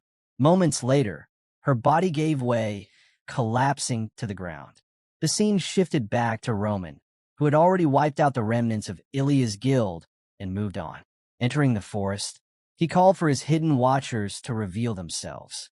3 figures emerged from the shadows, bodies wrapped in bandages like mummies. Facing them, Roman asked if they were the so-called shadows, those who thrived by feeding on Kronos' darkness. His suspicions were confirmed. The Emperor had dispatched some of the deadliest operatives to eliminate him. The trio lunged forward, demanding to know when he had first sensed their presence. Roman only smiled, replying that he had known from the very start. His sword slashed out, striking one directly, but the blow did nothing. For a brief moment, Roman considered why. Then it hit him. Speed was the key. He unleashed his lightning flash technique, striking with blinding force. Still, the result was the same. His attacks carried no effect. It was then that Roman understood. This wasn't ordinary magic. Their power was something darker, something he recognized. In his previous life in Murim, there had been those who wielded a forbidden force. Here, they called it black magic. Now, back in the present, he blocked their strikes with ease, his mind clear. The Kronos Empire had chosen to ally itself with corruption and evil. Roman made his resolve. If that was the path they had chosen, then he would rise as the heavenly demon, one who would crush every trace of their darkness. With a smirk, he closed the gap. His fist blurred as he unleashed his heavenly demon technique, hammering one of the bandaged figures with relentless blows, sending the enemy crashing to the ground. The remaining shadows froze, stunned by what they had just witnessed. Roman had done the impossible. He had stopped their regeneration. He knew why. Black magic thrived on black aura, and the only thing capable of harming it was divine power. Slowly, Roman began to release his own aura, his thoughts sharp and methodical. These enemies had weaknesses. He only needed to expose them. The first weakness was clear. When their bodies dissolved into smoke, they couldn't withstand physical strikes while reforming. That fleeting moment of transition left them vulnerable. The second weakness lay deeper. Even as smoke, their mana still flowed faintly, tethered to a central core. Severing that connection would bring them down. When the shadows launched their next assault, Roman moved first. Calling upon the heavenly demon art, blood flow, he struck with overwhelming force, slamming one of them into the earth. A dark purple aura surged around him as he declared that the martial arts of the heavenly demon existed for one purpose: pure destructive strength. That was why they were feared as the arts of demons. One assassin remained. Terrified, he stared at Roman, realizing the truth. Roman had crushed their strongest operatives, even those infused with black magic. Panic set in. The mission had failed. He had to escape, even if it meant abandoning everything. He sprinted into the forest, fear gnawing at his mind. Roman Dmitri, he isn't human. He's a demon. The operation had been built on false assumptions, that Roman was only marginally stronger than past reports suggested. They had thought the precautions were excessive. Now he understood. They had gravely underestimated him. But his thoughts were cut short. Pain erupted in his body, and he collapsed to the ground, staring in disbelief at his severed legs. Roman had struck him down before he could flee. Shaken and trembling, the assassin realized the inevitable. Every shadow had fallen. He was the last. Roman stood over him and issued a command: return to Kronos and deliver the truth of what had happened. Obeying, the assassin sent a message to Baron Charlton. When asked if Roman Dmitri had been eliminated, he confessed the mission had ended in failure. Charlton's voice sharpened, demanding an explanation. The assassin recounted it all. Their entire understanding of Roman was wrong. Even with Kronos' most elite shadows, they couldn't so much as scratch him. Their powers had no effect. Roman had concealed his true strength all along. Hearing this, Charlton finally acknowledged the truth. Roman was far stronger than anticipated. He admitted the plan had failed, but his voice carried no defeat. Instead, he warned Roman directly: Kronos does not give up. If we fail once, we will try again. If we fail twice, we will try a third time. Baron Charlton's voice hardened. Kronos will keep sending assassins until you fall. How long can one man endure the Empire's endless strikes? Roman only smiled. He delivered a final warning before cutting down the last shadow operative. Then, with measured words, he told Charlton that hidden somewhere within his mansion was a gift, a poison left behind for when Roman came for him. He reminded the Baron that assassination wasn't a skill unique to Kronos. Roman ended with a taunt: if you truly want me dead, it would be faster to declare war. Charlton froze in shock. Roman smirked, adding that he looked forward to seeing the Baron's reaction once he discovered the gift. The connection ended. Panic rippled through Charlton's mansion as he immediately ordered his soldiers to search every corner. Hours later, they reported finding no signs of an intruder, but they had uncovered a single bottle stored in the warehouse. The moment Charlton laid eyes on it, he understood. This was the poison Roman had spoken of. Without hesitation, he commanded his men to prepare for a journey to Behemoth. The Behemoth Magic Tower was famed across the continent for handling deadly substances. Their antidote research was unmatched. When Matteo, one of Behemoth's magicians, examined the bottle, his face paled. He told Charlton the item was extremely dangerous. Irritated, Charlton snapped at him to skip the commentary and test whether it could be neutralized. Matteo obeyed, applying Behemoth's strongest antidote formulas. But to his shock, nothing worked. Staring at the bottle, he asked where such a poison had come from, because in its current form, he could not neutralize it. For the first time, Charlton was unsettled. Who exactly was Roman Dmitri? The scene then shifted to the grand palace of Kronos. Baron Charlton stood before the emperor, delivering his full report. After listening, the emperor posed a question: what did Charlton truly think of Roman? Charlton replied firmly: Roman was not someone who would bend or surrender easily. The emperor pressed further: then what if he breaks instead? The question caught Charlton off guard. With cold authority, the emperor gave his command. The demons of the abyss were to be summoned. Roman Dmitri would be crushed, not simply killed, but turned into a public example. The hero who defied the empire would be struck down, so that no one would ever dare challenge Kronos again. Charlton bowed, accepting the order. Meanwhile, far away in Dmitri, Roman had returned. His mind weighed on the poison he had used as a warning. Even with the best magic, creating an antidote would be nearly impossible, because that poison came from one of the 4 heavenly temples. Roman believed his warning would force the Kronos Empire to tread carefully. They knew that if Dmitri retaliated, mutual destruction was possible, and Kronos would avoid that for now. But he also understood this was only a temporary measure, a way to buy time. Sooner or later, war was inevitable.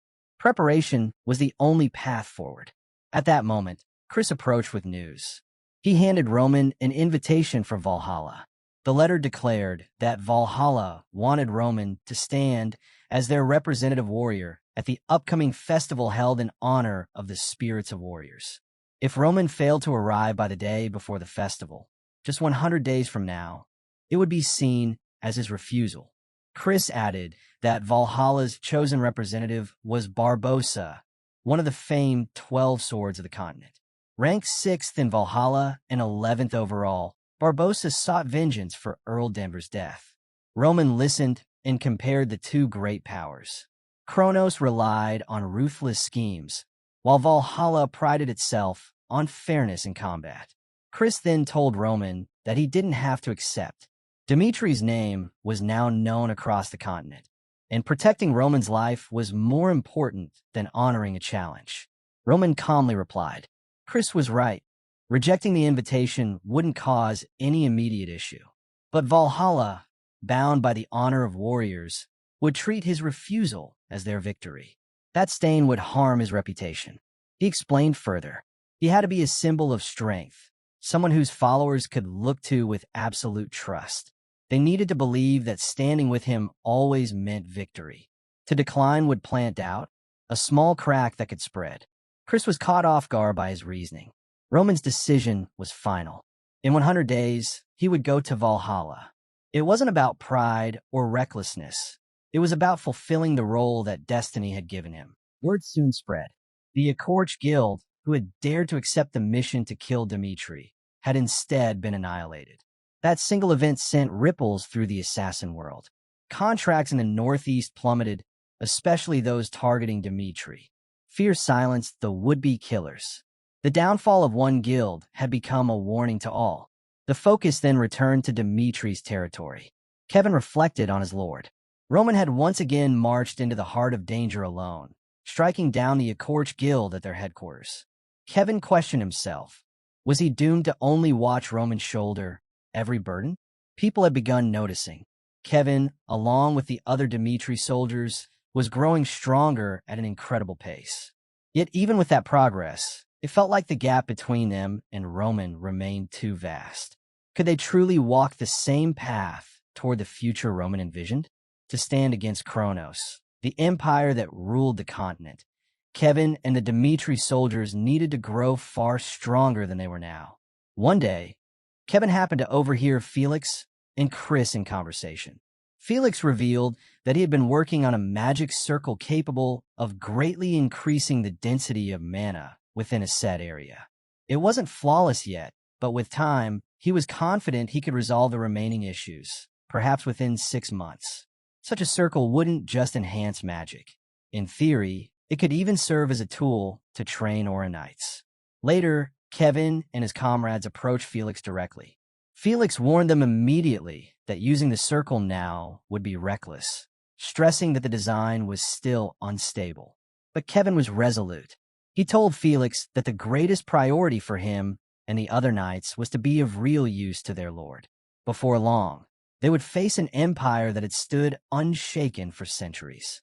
To step into that battle unprepared would be unthinkable. Felix studied Kevin's determination. At last, he agreed to help, though he repeated that safety was critical. If anyone were harmed before they could fight at Roman's side, he said, it would be his greatest shame. His words lifted the spirits of the group.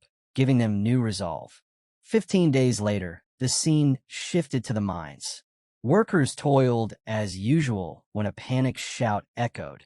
One of the tunnels was about to collapse. Just as the walls began to give way, the air shield artifact activated, stopping the cave-in and saving their lives. When the dust cleared, a worker spotted something unusual. He quickly called for Morkan. Morkan stepped forward and stared in disbelief. Before them was a massive underground passage, sealed by a steel gate. Who could have built such a thing? He wasted no time and summoned Felix. Felix arrived and examined the gate closely. His eyes narrowed as he explained that it was saturated with magical energy. Forcing it open would have triggered a devastating explosion. Instead, he cast interpretation magic to decipher it. The spell succeeded. The lock gave way. But the instant the gate opened, a volley of arrows shot outward. Felix leapt back in shock, but Roman was already there. With a single sweep of his aura, he blocked them all. Felix's face was pale. Beyond the gate stretched a dungeon, and judging by its entrance, it was likely riddled with deadly traps. He turned to Roman, urging him to wait so they could study it first. Entering recklessly was too dangerous. Roman, however, was unmoved. He explained that if anyone dwelled within that dungeon, they already knew of their presence. Waiting would only worsen the risk. He ordered Felix to stay behind and stepped inside without hesitation. Inside the dungeon, Roman studied the surroundings. The traps reminded him of those once used by the Jagal clan. Suddenly, more arrows whistled through the air, but his aura shield deflected them with ease. A voice echoed from the darkness, commanding him to halt. This was their territory, the voice warned, and if he dared advance further, they would strike. Roman drew his sword with calm authority. I am Roman Dmitri of the Dmitri family. The endless mountain range belongs to us. It is you who must declare who you are. From within the shadows, someone scoffed, calling his words nonsense. But Roman didn't waver. He stated that he was not here to fight, but to speak. Cairo's laws placed the endless mountain range within its territory, and Dmitri governed that land. If they refused to cooperate, he would consider them enemies. At that moment, a figure stepped forward. The leader revealed himself, and Roman was taken aback to see a dwarf. The dwarf leader declared that human laws held no meaning for them. They had lived underground for generations. Roman's sharp eyes noticed the faint trembling of the dwarf's body. This was no ordinary encounter. There was an entire hidden race beneath the mountains. He weighed his response carefully, then spoke. Even if they claimed the land as their own, he needed assurance they would not disturb Dimitri's territory. As the dwarf prepared to reply, his gaze fell on Roman's sword. His eyes widened. He asked if he could examine the blade. Roman raised an eyebrow, puzzled, but the dwarf pressed politely. Just 3 minutes, he promised. If granted, they would consider striking a deal. Roman handed him the weapon. The moment the dwarves touched it, excitement swept through them. The craftsmanship was extraordinary, balanced, unyielding, flawless in design. To them, it seemed impossible that a human could have forged such a thing. Surely, it had been crafted by dwarves elsewhere, for it looked as though nature itself had shaped it. With eager anticipation, the dwarf leader turned to Roman and asked who had forged the sword.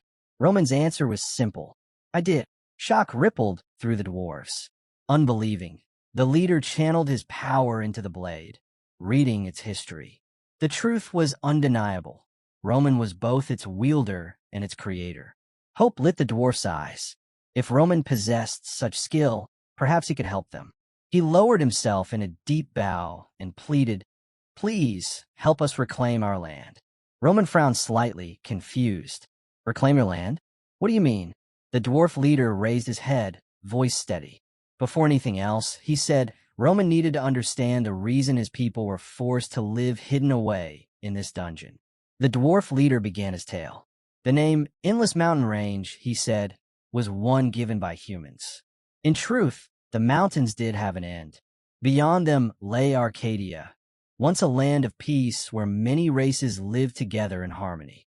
The dwarves had come from Arcadia long ago. Before humans had risen to power, disaster struck. A strange cold wave swept through the land, freezing everything. Even the world tree, the heart of all life, withered and died. That moment marked the beginning of an age of suffering. Countless races perished to cold and famine, and the dwarves' ancestors, desperate to survive, had no choice but to abandon Arcadia. Roman's patience thinned. He urged the dwarf to speak directly. The dwarf nodded and explained further. The dwarves had resettled in the endless mountain range, but decades ago they unearthed something deep underground, a fire demon. It carried power enough to burn the entire world. Yet if controlled, it might be the only force capable of reviving the frozen world tree. The dwarf leader then revealed what he had seen when he peered into Roman's sword, the power to command flame. Their meeting, he suggested, might not be coincidence but fate. He pleaded with Roman, bring the fire demon under control and deliver it to the dwarves. In return, he swore upon the sacred brown rock, the divine guide of the dwarves, that they would grant Roman any wish he desired. Roman's thoughts turned inward.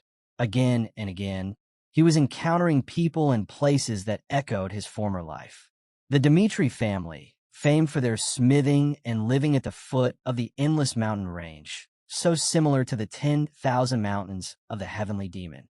Though this life was meant to be different, his past continued to shape his path. Was this truly coincidence? Resolute, Roman agreed to the dwarf's request. The dwarf leader's joy was clear as he led Roman to the edge of a vast cliff. There he stopped. Beyond this point lay the fire demon. Its power was too dangerous for the dwarves to approach. He urged Roman to take care. Roman assured him he would. Stepping forward, his thoughts were steady. He lived by his beliefs and had never strayed from them. This trial would be no different. Soon he saw it. The fire demon blazed like a miniature sun, radiating waves of heat so intense that his clothes began to scorch. The air itself seemed to ignite. Roman knew this was no ordinary opponent. If he wished to overcome the flame demon, he couldn't resist it. He had to accept it.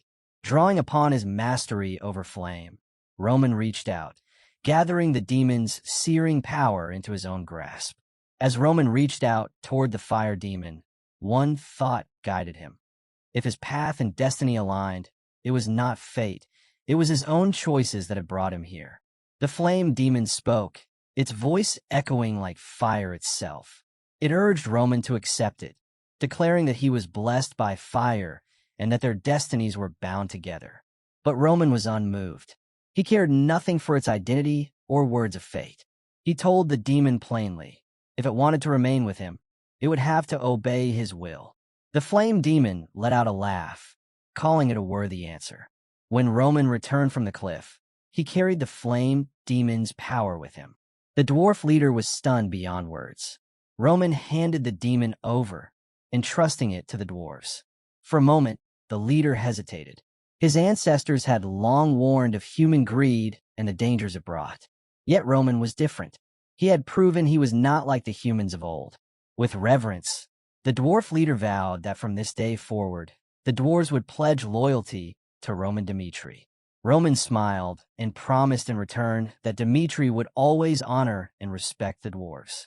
Inwardly, though, he felt something else. Part of the flame demon's fire had fused with his own dantian.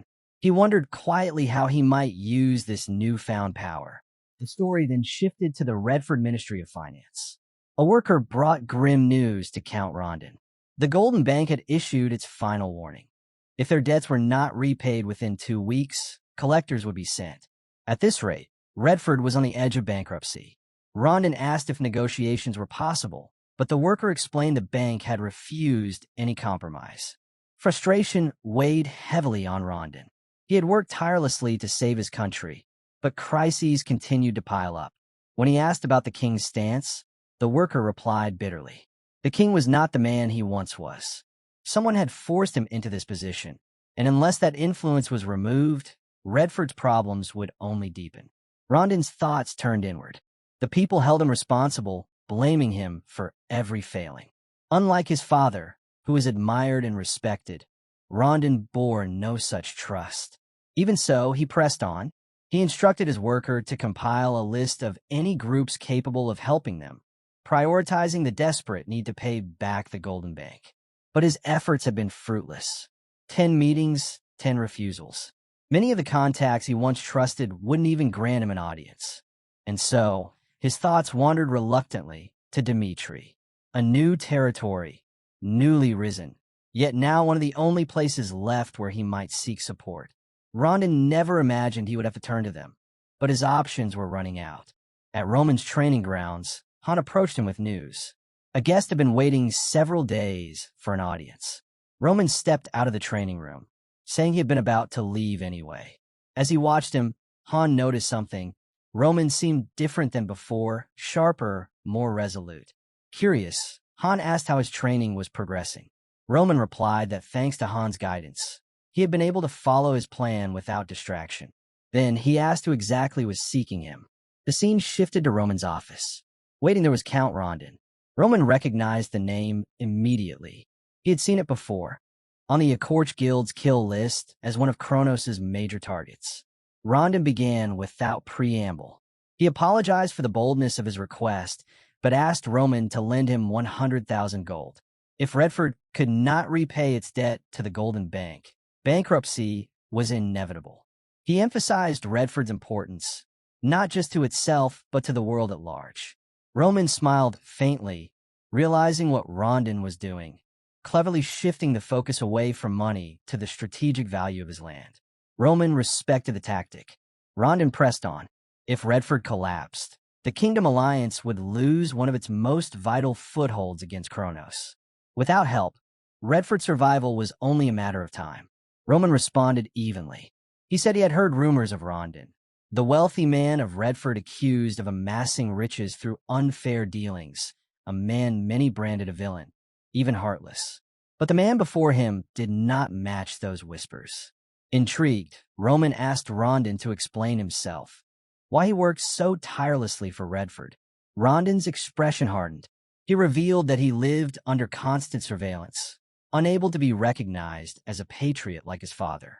To protect Redford, he had deliberately stained his own name. The fortune he supposedly squandered had not been his greed. It had been targeted toward dismantling corrupt traitors aligned with Kronos.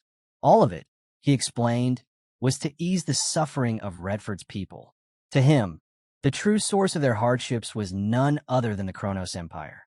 To secure Roman's aid, Rondon pledged not only the Rondon territory, but also his family's treasured heirloom, vowing that Redford would rise again. Both his family and his kingdom, he swore, would never forget the kindness Roman showed them now. Roman agreed to the deal. Rondon froze, startled by how easily the answer came. Roman added calmly that just as Cairo must endure, so too must Redford. If they did, Rondon would find opportunities ahead. Rondon was struck silent, stunned by Roman's response. Rondon's thoughts drifted back to his father's words. Never give up, because the right chance will always come. Snapping back to the present, he bowed his head to Roman and vowed that he would one day repay the kindness shown by the Dmitri family. Outside, rumors swirled among the people. Talk of the upcoming festival honoring Valhalla's warriors was everywhere. It had been announced that Barbossa of the 12 Swords had chosen Roman Dmitri as his opponent. This was monumental. It was the first time someone of such high rank had chosen a warrior outside the empire. But alongside the excitement, darker whispers spread. Word was that Roman had refused the invitation. To many, it seemed obvious he was afraid. After all, even continent-ranked challengers like Butler Nicholas and Gustavo were far below Barbossa. Even if the two of them fought together, no one believed they could make him falter. Back in his office, Roman read over the official letter. A small smile tugged at his lips. Valhalla's intentions were becoming clearer. Dmitri would have to answer in kind. Later, Kevin entered Roman's office with a question heavy on his mind. Why had he not been chosen to join the expedition to Valhalla? Roman explained with calm conviction. The risk of this journey was not his alone. If Roman left Dmitri territory unprotected, it would become dangerously vulnerable. That was why the person he trusted most had to remain behind, and that person was Kevin. Kevin's chest swelled with pride. In his heart, he felt a surge of happiness. Roman trusted him even more than Chris. With excitement, he thanked Roman and swore he would protect Dmitri with everything he had until his lord's return. Roman, seeing his enthusiasm, told him to settle down. Then he turned away, his mind steeled. This challenge could not be avoided. Dmitri had to prove itself by achieving the impossible, to show the world that even the Empire was not untouchable. Roman knew his path led straight to Valhalla. Later, outside, Roman walked with Rondon. He told him that there were many ways to protect a kingdom, but one question lingered. Why had Rondon chosen not to reveal the truth of Redford's situation? Rondon answered without hesitation. Redford's problems weren't just the king's. Removing the king wouldn't fix anything. It would only plunge the kingdom into deeper chaos, a nation without a leader. Until Redford was strong enough to survive on its own, someone had to shoulder the burden. For now, he would bear the people's hatred in silence. The truth had to remain hidden. Roman listened and was reminded of someone from his past life as the heavenly demon, a demon scholar named Yu Yan. Yu Yan had been unlike anyone else. He truly believed in the goodness of people. Though born into a respected family, he sought no power for himself. Perhaps it was because his life had been so different from Baek Jung-hyuk's. Roman recalled how they used to talk for hours. Yu Yan would tell him about his journeys into villages, where he spent his days helping ordinary people. Baek Jung-hyuk once told Yu Yan that while his kindness came from the heart, people would twist it. If he gave once, they would expect him to give again. And if he failed to return, they would turn on him, resenting him for not fulfilling their expectations. Rich or poor, it was human nature to demand more once something had been offered. Yu Yan only smiled. He admitted that perhaps people would come to hate him, just as Roman predicted. But that wasn't the point.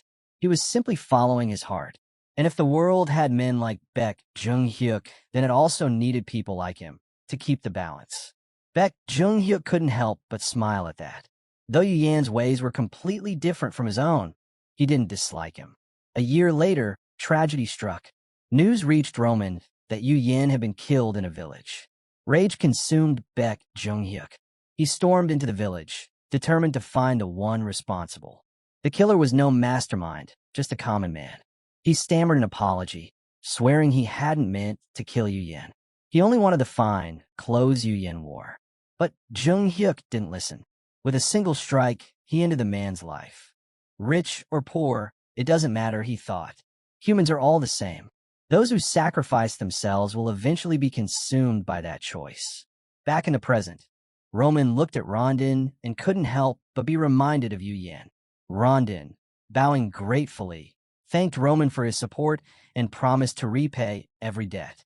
Roman clasped his hand and told him simply, "Return safely." When Rondon's carriage rolled into the center of Redford, his thoughts returned to those words. Roman had warned him, the moment people believe the Redford family and its kingdom are no longer strong, anything could happen. Sacrificing himself wasn't the only path. If he truly wanted to protect his people, he had to endure, no matter what. A small smile touched his lips. If only Roman Dmitri had been born a citizen of Redford. With the Golden Bank's debt finally settled, Rondon dreamed of using this turning point to restore his kingdom. But his hopes shattered in an instant. From the shadows, attackers descended upon his carriage. Shouts rang out as steel clashed. The knight captain roared for the knights to defend their lord. He swung his aura-forged blade, forcing the robbers back for a moment. But then, a child appeared before him. The boy flung a handful of dust into his eyes, and the captain stumbled, blinded. Seizing the chance, the robbers swarmed him, forcing him down. Another knight, stunned by the sudden ambush, muttered that these couldn't be ordinary thieves. Their tactics were too organized. Before he could react further, a sharp arrow pierced his shoulder. His vision blurred as poison coursed through him. Just as one of the attackers raised a blade to finish him, Rondon stepped forward, his voice sharp and commanding. "Stop!" Rondon raised his voice, trying to reason with the attackers. The gold in the carriage wasn't his, he explained. It was vital for Redford's survival. Without it, the kingdom would collapse under its debts. If they were truly Redford's people, they should not attack their own. At that moment, a man stepped forward from among the robbers. His name was Jacqueline. His glare was full of contempt as he called Rondon a traitor. Without hesitation, Jacqueline struck him, sending Rondon crashing to the ground. The robbers swarmed the carriage, hauling out chest after chest of gold. The scene shifted to Dmitri territory. Roman was preparing to depart for Valhalla. Crowds had gathered to send him off, voices filled with hope for his victory. Kevin stood by his side and vowed to guard Dimitri's lands with his life until Roman's return. Meanwhile, Lucas was rushing through the streets, desperate to reach Roman before he left. Something urgent had to be said. Elsewhere, inside a dimly lit restaurant, Jacqueline sat listening as one of his men relayed the latest gossip.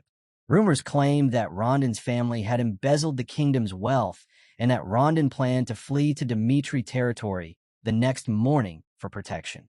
Jacqueline's anger flared. He swore he would not let Rondon escape with stolen gold. He rallied his men, determined to intercept him. Back in the present, the robbers stared wide-eyed at the fortune spilling from the carriage. At least 100,000 gold. Jacqueline looked at it in disbelief. With this amount, Redford's people could endure for a year. Convinced the rumors were true, he declared that Rondon had betrayed the kingdom. He vowed to return the treasure, stolen by the so-called traitor, back to the people.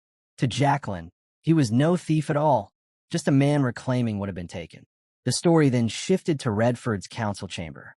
A Golden Bank officer sat across from Redford's representatives, his tone sharp. The bank, he said, had shown great patience in light of the kingdom's troubles. But the reality was grim. Redford had no means to repay the original loan, much less the interest.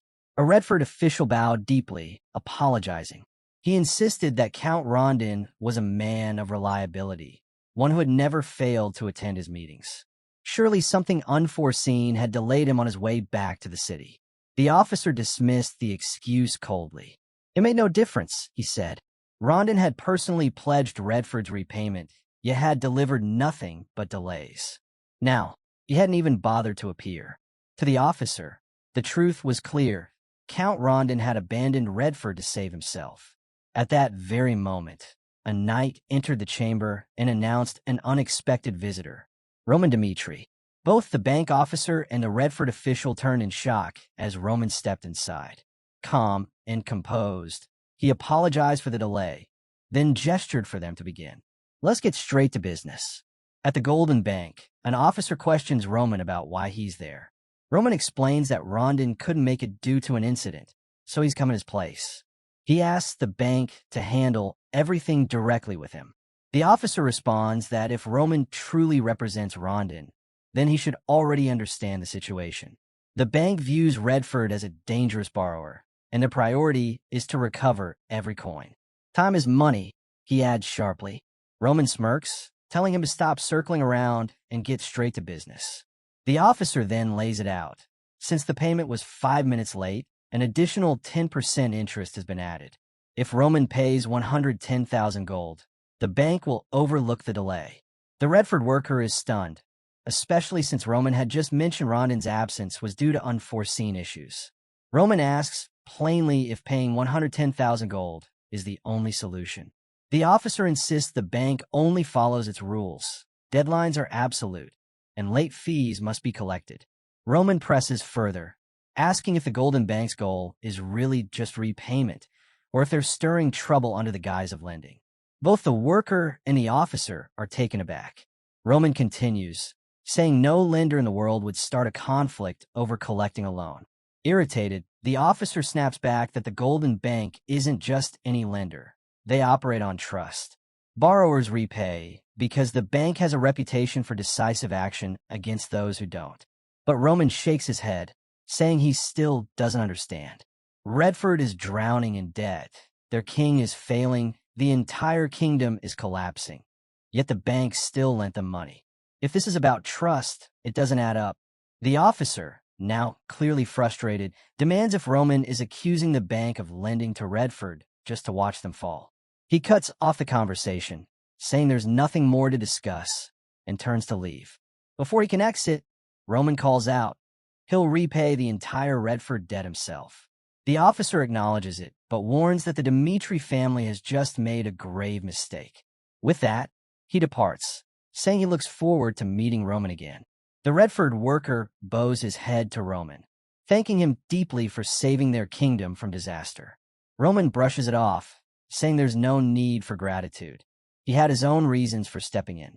They soon go to check on Rondon. When he wakes, his first question is about the gold in the carriage. Roman explains that by the time he learned what happened, the attackers had already handed all of it over to the people of Redford. Rondon is stunned, convinced this spells Redford's downfall.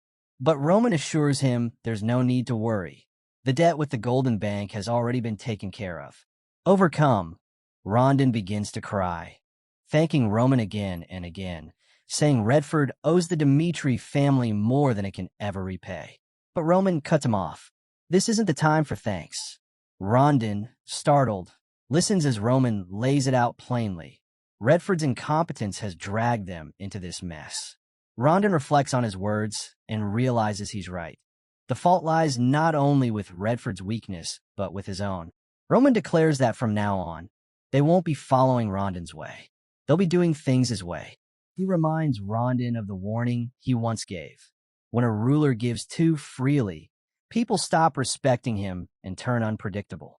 But Rondon had chosen blind trust instead, a mistake that led to broken promises and failure.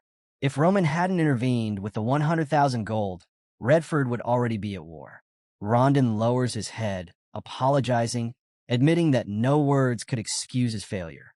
Even so, Roman didn't abandon Redford. He paid their debt, which could only mean Roman wanted something in return. Rondon asks directly what it is that Roman expects. Roman tells him the Dmitri family's support still stands. There will be no fixed deadline to repay the 210,000 gold, but one day he will demand double that amount. And beyond the debt, he has one more request. He intends to tell the people of Redford the truth, that Rondon is not a traitor, but a patriot. Then Roman pushes further, urging Rondon to rise up, to start a rebellion, and seize the throne of Redford for himself. The words leave Rondon speechless. Meanwhile, elsewhere in Redford, Jacqueline and his group gather in a restaurant, celebrating their recent victory. One teammate laughs that since they could overwhelm even the Aura Knights when fighting together, maybe those knights aren't as powerful as everyone believes. Their spirits high, they agree that if the Imperial family dares to send soldiers after them, they'll stand together and fight back. The doors suddenly slammed open, and Chris marched in with soldiers at his back, declaring that he had come for Jacqueline. He ordered the men to seize him. Jacqueline froze, wondering if this was an arrest. His comrades rose in defiance, one of them rushing at Chris, only to be flattened with a single strike. The sheer force of the blow stunned everyone in the room. Chris warned coldly that anyone who stood in his way would be cut down just as easily. Kevin stepped forward, asking if the man before him was truly Jacqueline. The moment Jacqueline confirmed, Chris shoved him to the ground without hesitation and dragged him toward the plaza. The sight enraged the people nearby. Voices shouted that they wouldn't allow harm to come to Redford's hero. Grabbing whatever weapons they could find, the citizens rallied together and stormed toward the plaza. There, Roman stood watching the crowd gather. To himself, he thought the stage was set. Stepping forward, he introduced himself as Roman Dmitri of the Dmitri Dukedom and proclaimed that he would punish the criminal Jacqueline. Roman accused him of inciting the people and stealing gold from Rondon, but the crowd shouted back in protest. To them, Rondon was the real traitor, one who betrayed his own nation. They remembered well how he had turned against the Dmitri family. The gold, they said, was never his to begin with. It belonged to Redford. Everyone already knew that Rondon had tried to smuggle it into Dmitri lands to save himself. This wasn't a matter for outsiders, they cried. Roman should release Jacqueline immediately. Roman's response was simple. Where is your proof? Before the crowd could answer, Jacqueline shouted over them. Not only was it 10,000 gold, he said, but a massive 100,000. With that much wealth, what else could Rondon be planning other than an escape? Roman dismissed it as nothing more than wild guesses. Jacqueline pushed back, claiming that everyone in Redford knew Rondon was corrupt. Without another word, Roman tossed the document at him. Jacqueline picked it up, stunned to see the seal of the Golden Bank. It confirmed that Roman Dmitri himself had repaid the 110,000 gold debt owed by Redford. Roman explained the truth. The 100,000 gold wasn't for luxury or escape. It was borrowed from him to cover Redford's debt. When Rondon received the final warning from the Golden Bank, he had no choice but to seek Roman's help. But thanks to Jacqueline's reckless schemes, not only was the gold lost, they had been forced to pay an extra 10,000 on top of it. This, Roman declared, is the truth Redford has been blind to. Jacqueline's face twisted in shock. He shouted back that it was all lies, a forgery. He accused Rondon of turning his back on Redford's suffering, living in wealth while his people starved, deceiving merchants for special privileges, and indulging in luxuries that ordinary citizens could never hope to touch. Roman pressed Jacqueline again, demanding real proof. Words and accusations weren't enough to condemn Rondon as a traitor. Jacqueline fell silent, unable to answer. Roman turned to the people, explaining that everything they thought they knew about Rondon was nothing but rumor, lies spread by the barons, repeated until they became accepted as truth. In reality, the true traitor was Baron Dread. He had been secretly leaking information to the Kronos Empire, and it was for that reason Rondon risked his life to drive him out of Redford. The crowd erupted in shock. Roman's voice carried over them, declaring that if anyone could truly prove Rondon betrayed Redford, he would release Jacqueline on the spot. Then he revealed something more. He had once asked Rondon why he endured the insults, why he stayed silent instead of defending himself. Rondon's answer was simple. If the man being accused was the king of Redford, then unrest would spread into open rebellion. It would tear the kingdom apart. For the sake of Redford, he chose to bear the shame. Roman turned sharply back to Jacqueline, asking if this entire riot was something he had planned. Jacqueline, caught off guard, stammered, demanding to know what Roman meant. Roman didn't let him breathe. He explained that the information about the gold in the carriage, money meant to settle the Golden Bank's claim, was a tightly kept secret. Only an insider could have leaked it. Roman looked Jacqueline dead in the eyes and asked who had told him. Was that person even still around? At that moment, Jacqueline realized he hadn't seen the informant since the day before. A chill ran through him. Roman pressed further. How had Jacqueline's group so easily defeated the swordsman guarding the carriage? Didn't that strike him as odd? Jacqueline had the chance to question it, to uncover the truth, but he chose not to. Roman declared that Jacqueline had been manipulated, used by enemies from the Empire to create chaos. Because of that, Rondon had been slandered, loyal soldiers had died, and Redford itself had been thrown into turmoil. Staring hard at Jacqueline, Roman asked, "Do you really believe you're the hero who saved Redford?" The words struck deep. Jacqueline staggered, his confidence crumbling as he realized how badly he had been deceived. Around him, the very people who had rushed to defend him slowly lowered their weapons, shaken by Roman's words. Jacqueline's mind reeled. He remembered a moment with one of Rondon's workers, how he had mocked the man, saying it must be miserable serving a traitor. He had even accused Rondon of stealing wages. But the worker hadn't gotten angry. Instead, he had quietly told Jacqueline that Rondon wasn't what people believed. He couldn't explain much, only that Jacqueline shouldn't judge too quickly. For the first time, Jacqueline wondered if he had been wrong. Back then, he dismissed it as blind loyalty. But now, with the truth crashing down around him, he wasn't so sure. In that moment, Jacqueline finally realized the weight of what he had done. The truth crushed him. His mistake was unforgivable. Trembling, he dropped to his knees, apologizing to everyone. He turned to Roman, desperate, asking what he should do, admitting he was lost and didn't know where to go from here. But even though he had accepted the truth, it was more than his heart could bear. Roman reminded him coldly. Jacqueline had stolen the gold and handed it to the people, believing he was fighting for justice. But lives have been lost because of that choice. Innocent blood spilled due to his misunderstanding. And no amount of regret or apologies could ever bring those lives back. To ensure something like this never happened again, Roman unsheathed his sword. He declared that Jacqueline would answer for his crimes. Turning to the people of Redford, Roman's voice rang out. He told them to remember this day. Jacqueline was not their hero. Instead, by taking on their sins and dying, he would be remembered as the one who shouldered the burden to save others. Roman warned them that if Redford repeated the same mistake again, there would be no one left to bear that weight. With that, Roman struck down Jacqueline before the eyes of the crowd. The scene shifted. Rondon and his soldiers were marching toward the king's palace. Along the way, he thought about the fury of the people, how dangerously close Redford had come to falling into chaos. If the kingdom's root problems weren't solved, this cycle would repeat. For the sake of Redford's future, the king had to be removed. Rondon never imagined he would be the one to do it. But now he had no choice. He told his knight commander that if the royal knights stood in their way, his men should fight without hesitation. This is a battle for Redford's future, he declared. If he didn't seize the throne, the kingdom would only continue down its path of ruin. His commander gave a firm nod of understanding. As they approached the royal palace, the castle gates opened. The royal knights stood ready, blocking their way. Rondon braced himself. There would be no avoiding battle.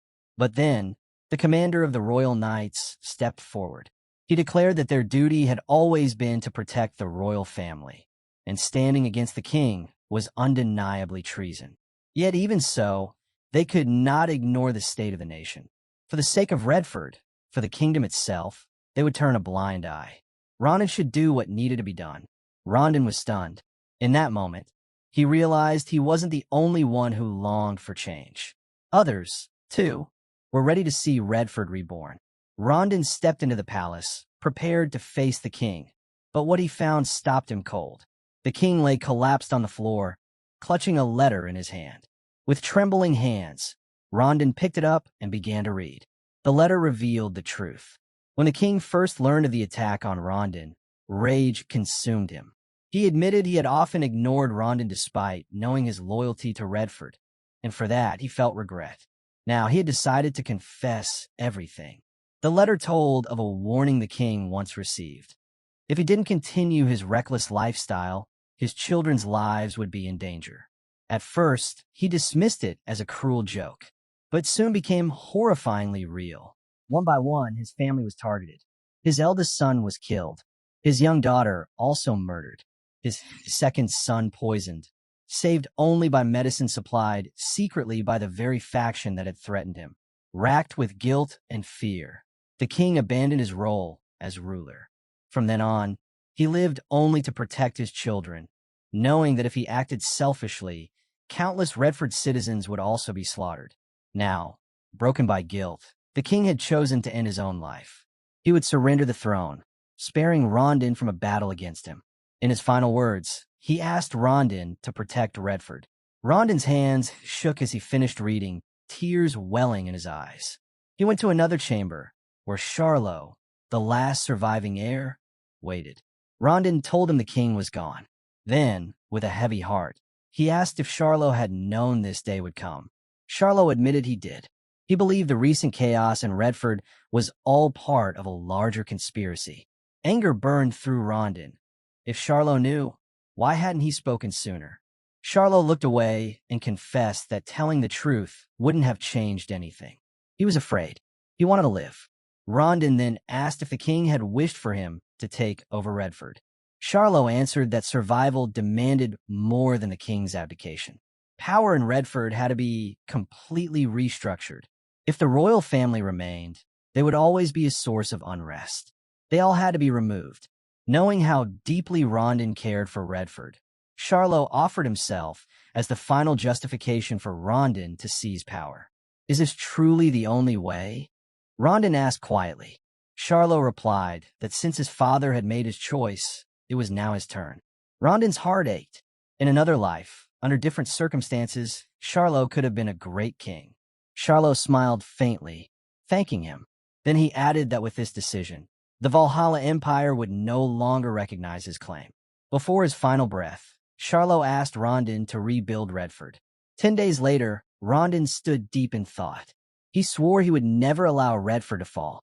He would question everything, seek the truth, listen to his people, and forge a nation strong enough to withstand the Kronos Empire. He vowed revenge for the king and for Charlo. Turning to his knights, he announced that his coronation would take place in 5 days.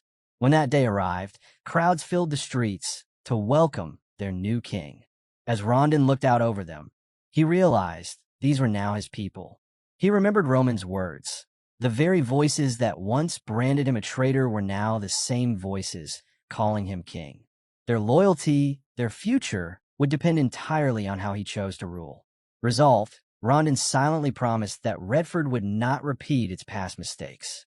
If the kingdom found stability, then Dmitri would also gain a trustworthy ally. Meanwhile, Roman prepared to leave. He told Chris it was time to return to the Valhalla Empire. Chris simply nodded. Okay. The scene shifted to Paolo, a border city of Valhalla. At the gates, guards stopped them, saying everyone entering had to be searched. Roman thought it was excessive, especially since Valhalla had been the one to extend the invitation. While Roman was being checked, Chris grew visibly annoyed. The guards warned them not to cause trouble, reminding them that Paolo didn't welcome outsiders. As they entered, Roman reflected on Valhalla's nature. Isolated behind its southern jungles, the empire had grown cut off from the world, and its people were notoriously unfriendly to foreigners. Chris muttered that Valhalla was exactly as the rumors described. Roman explained that those born in Valhalla were considered the strongest warriors on the continent. But for anyone not born within its borders, rejection was normal. Outsiders were not welcome. Chris grumbled, clearly irritated. What made it worse was that Valhalla had invited Roman, yet they hadn't even sent a guide to receive him. To Chris, it was rude. Roman agreed, saying the Empire's silence was deliberate. By inviting him, yet refusing to acknowledge him, Valhalla was making a statement. They didn't recognize his presence.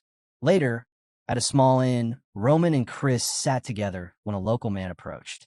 Without even knowing where they were from, he warned them that if they were outsiders, they should just head upstairs and stay quiet. The man leaned closer, eyeing Roman. He scoffed that Roman looked soft, like someone who had never worked a day in his life, pointing to his pale skin. Roman stayed silent. The man grew angrier, snapping that Roman should stop looking down on him. Then, he raised his voice, demanding they leave at once. Roman leaned toward Chris and said calmly, "It's time to let Valhalla know I've arrived." The man at their table burst out laughing, mocking Roman's words. But before he could say more, Chris acted. He slammed the man's face down onto the table, the impact shattering it under the weight. Following Roman's order, Chris smashed his head against the wood again until it cracked apart. The man staggered up, furious, shouting that he would show them the true strength of Valhalla. Chris didn't even let him finish.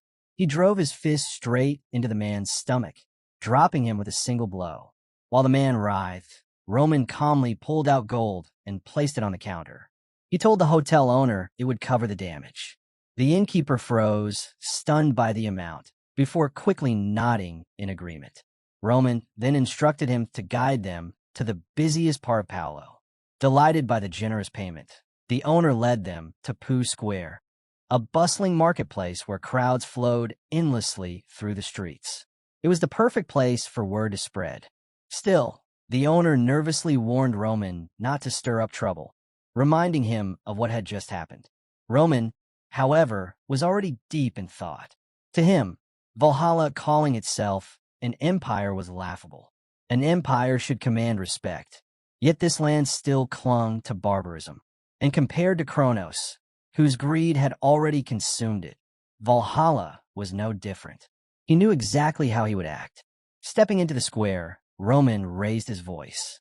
He declared himself Roman Dmitri, heir of the Duke of Dmitri, and challenged anyone brave enough to face him. The innkeeper, terrified, slipped into hiding to avoid what was about to unfold. The people of Paolo stared, muttering that Roman must be insane to cause trouble here. Then, one man stepped forward, shouting at Roman for daring to disturb Valhalla and accepting the challenge. He swung his weapon fiercely, but Roman's movements were faster. With one effortless dodge, he closed the distance and struck. The man collapsed instantly, defeated with a single blow. The crowd erupted in outrage, jeering at the fallen fighter, calling him a disgrace to Valhalla. On the ground, the man looked at his trembling hands, realizing Roman's strength was beyond human. Fear clawed at him. If he admitted defeat now, the humiliation would be unbearable. So, he lay still, pretending to have lost consciousness. But Roman saw through the act. He told the man to get up, exposing his cowardice before the entire crowd. Meanwhile, in the mansion of Paolo, word of the disturbance reached the Baron.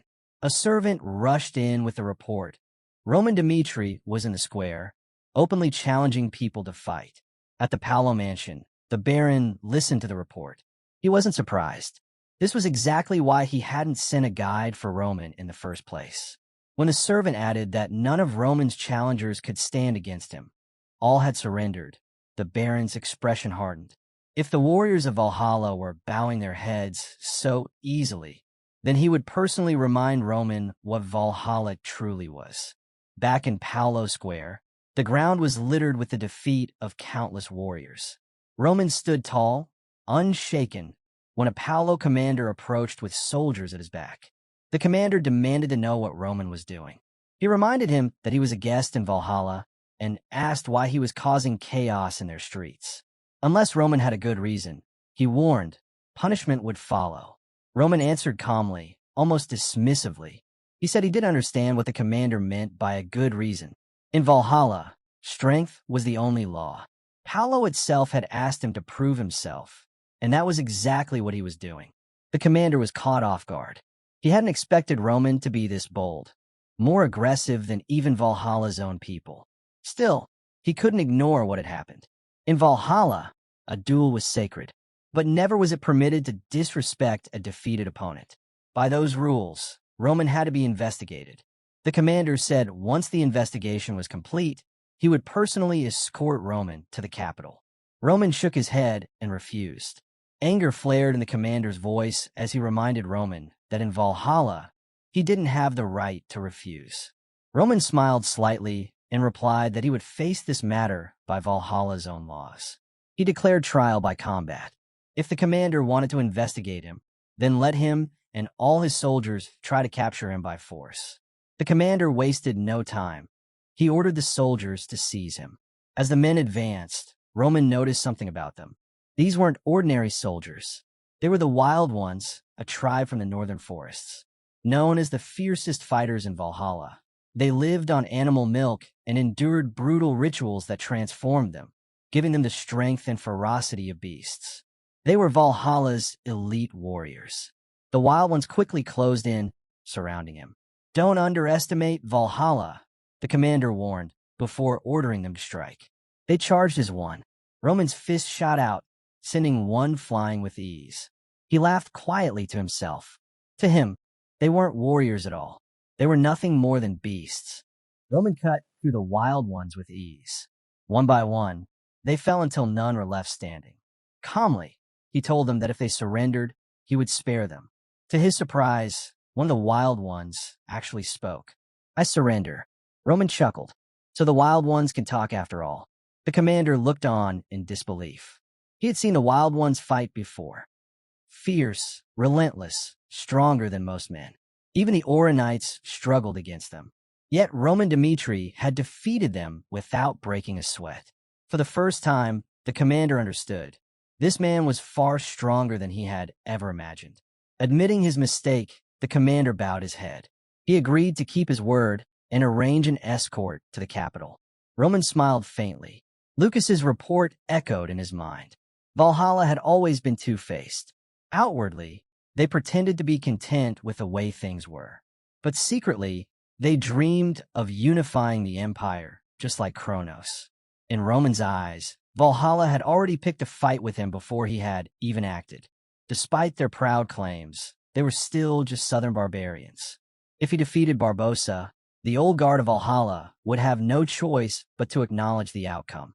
But he also knew that the current rulers of Valhalla were sharp, ambitious, and forward-thinking.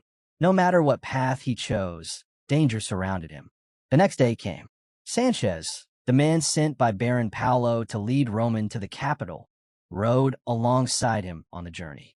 Roman quickly noticed that Sanchez spoke far more than the others. That evening, as they sat by the fire, Sanchez struck up a conversation. He admitted he had heard much about Roman and was deeply impressed. Even though Roman wasn't born in Valhalla, Sanchez said he carried the spirit of the old Valhalla warriors, the kind sung about in legends. Those warriors were said to split mountains with a single strike. Sanchez laughed softly and said that Roman was proof such warriors still lived. Then, lowering his voice, he asked if it was true that Roman had defeated Captain Gustavo. He admitted he knew rumors had a way of being exaggerated. Chris immediately snapped at him, telling him to watch his words. But Roman raised a hand, stopping him. He said it was fine, that Sanchez clearly had more to say. Roman told him directly, "If you have something on your mind, speak it." Encouraged, Sanchez leaned forward. Since Roman wanted honesty, he would be honest. He asked what made Roman think he was qualified to challenge Sir Barbossa, one of Valhalla's top warriors, ranked 6th. And not just Barbossa, Morales as well, the 12th ranked fighter. Sanchez began to explain the story every Valhalla warrior knew by heart. Barbossa and Morales had grown up in the same region, rivals since childhood. Morales was born with dazzling talent, hailed by everyone as a genius. Yet despite his gifts, he had never once defeated Barbossa, who came from a noble family with generations of warriors behind him. 6 months ago, Morales had been chosen to fight in the Great Festival, a sacred tradition Valhalla looked forward to each year. The belief was simple. If a warrior died in the festival, it didn't matter whether he won or lost. The gods would still welcome him into Valhalla. For Morales, facing Barbossa in the arena was destiny itself. He believed the god of warriors had granted him this chance. Sanchez, who had been Morales' student, told Roman that by stepping into this role, he had taken away the very dream every Valhalla warrior longed for. He admitted he didn't trust the rumors circulating outside their borders, claims about Roman strength that sounded more like legends and truth. He added that no warrior on the continent had ever reached such power in their mid-20s. Then, staring at Roman, Sanchez asked directly if he truly believed he was worthy of fighting Sir Barbossa in Morales' place. Roman's reply was sharp. "Why do you think I'm not?" Sanchez answered without hesitation. He didn't need a reason. Roman's reputation simply hadn't been proven yet. Roman leaned forward, eyes steady. He told Sanchez he would prove in person. When Sanchez frowned in confusion, Roman clarified. He wanted Sanchez to spread the word across Valhalla. Roman Dmitri would fight anyone who challenged him for the right to enter the festival. He even smirked, adding that Sanchez himself could step up if he dared. Feeling provoked, Sanchez's hand went to his weapon. "Such a challenge is an honor," he growled, "and you shouldn't speak of it so lightly." But then his eyes caught Chris. A sharp aura flared around him, ready to strike. Sanchez froze. Recognition flashed in his mind. This was Chris, the Flash of Cairo. If even Roman's subordinate carried such terrifying strength, then maybe the rumors weren't just rumors after all. Even so, Sanchez reminded himself that the festival was reserved only for recognized Valhalla warriors. He sheathed his weapon, backing down, but not without a warning. "You'll regret those words," he said coldly. The story then shifted to Marin, the capital of Valhalla. Roman was received by Viscount Jonathan. The Viscount told him that Sanchez had already reported his declaration, that Roman would accept challenges from Valhalla's warriors to earn his place against Barbossa. As they sat together, Jonathan studied Roman carefully. "Will you truly be all right?" he asked. Roman answered with calm certainty. "I'll handle it." Satisfied, Jonathan leaned back. "Then I have nothing more to say. Just know this, before the festival, there's a tradition. 30 warriors step onto a grand stage together. None may surrender. The only way forward is to be the last one standing, or to die. In Valhalla, tradition dictated that the survivor of the 30-warrior battle received a special blessing from the emperor himself. Viscount Jonathan suggested Roman send one of his own men into the event to stir excitement before the festival began. The fighters couldn't be officially ranked warriors, but Jonathan had heard of the Flash of Cairo, now known as the Flash of Dmitri. Surely, he guessed, Chris would be the one to participate. Roman agreed without hesitation. Jonathan chuckled, saying Roman was more easygoing than he expected. He advised him to rest until the festival eve, though he hinted that with the words Roman had spoken to Sanchez, it might be difficult to relax. As Jonathan left, he wished Roman well, hoping they would see each other smiling in 2 days. Roman simply smiled back. The following morning, commotion erupted outside Roman's residence. Bartolo, ranked 89th among Valhalla's warriors, stood outside, shouting a challenge. Roman emerged, his sudden appearance startling Bartolo. Instead of addressing him directly, Roman turned to the crowd. "I'll accept any challenge until sunset," he declared. Then, facing Bartolo, he gestured calmly. "You first." Bartolo bristled, furious at being dismissed so easily. Gathering his aura, he thought to himself, "Let's see how long he can act so arrogant." With a roar, he lunged, but Roman ended the fight instantly. One punch, nothing more. Bartolo crumpled. Roman looked down at him and spoke evenly. Disappointing, especially for someone who talks so much. The crowd gasped. In most places, such a display of power might have silenced everyone with fear. But in Valhalla, it had the opposite effect. The more Roman displayed his strength, the more warriors wanted to test themselves against him. One after another, challengers stepped forward. Each was defeated with a single blow. By the end of the day, 12 had tried. None lasted longer than a moment. Roman's expression hardened as he addressed the gathering once more. "The sun is still high. Does anyone else wish to challenge me?" His voice carried through the square.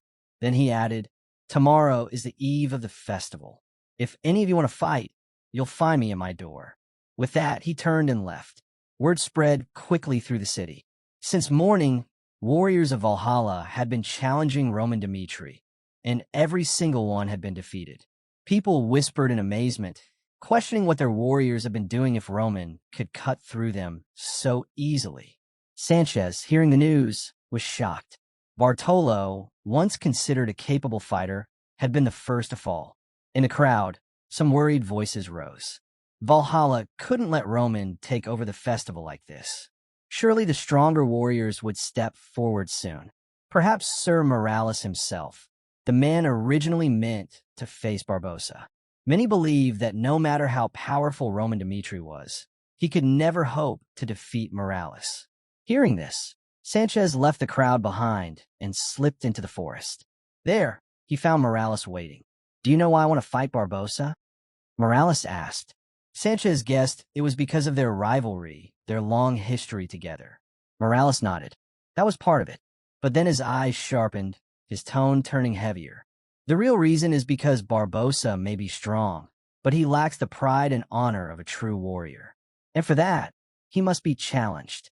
Morales despised leaders who lacked true strength, and among them, Barbossa was the one he loathed most. That hatred fueled his relentless training, sharpening his swordsmanship with the sole goal of defeating him. But now, someone unexpected had stepped forward to face Morales. Bills immediately ordered Sanchez to summon everyone in Valhalla. Standing before them, he declared his intent to prove himself worthy of standing on the grand festival stage.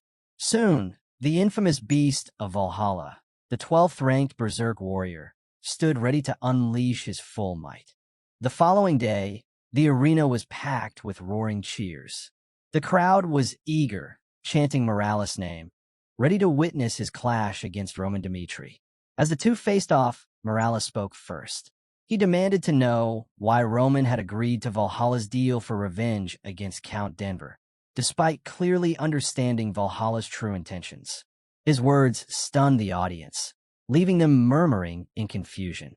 Roman stood firm, answering with confidence. Valhalla couldn't kill him. Morales smirked at the response, asking if Roman truly believed he had a chance against Barbossa. Roman didn't hesitate.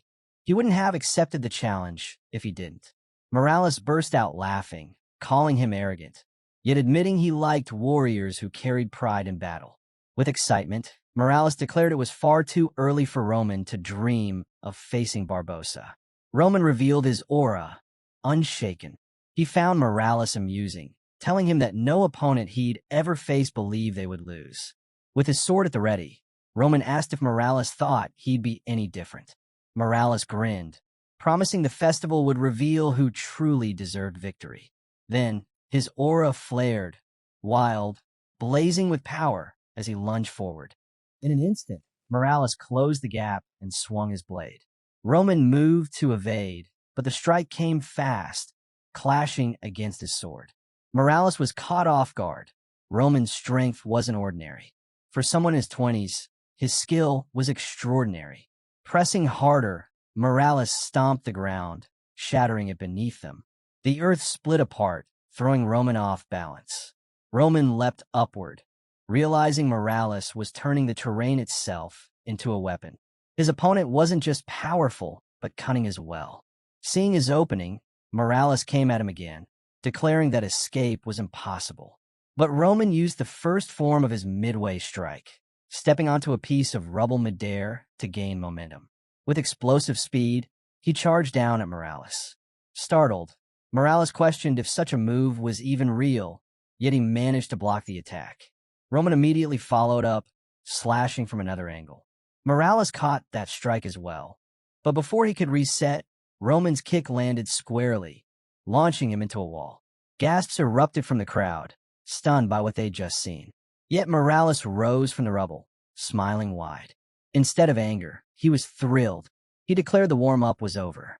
From this moment on, he would unleash his full strength to crush Roman. Morales' demeanor shifted.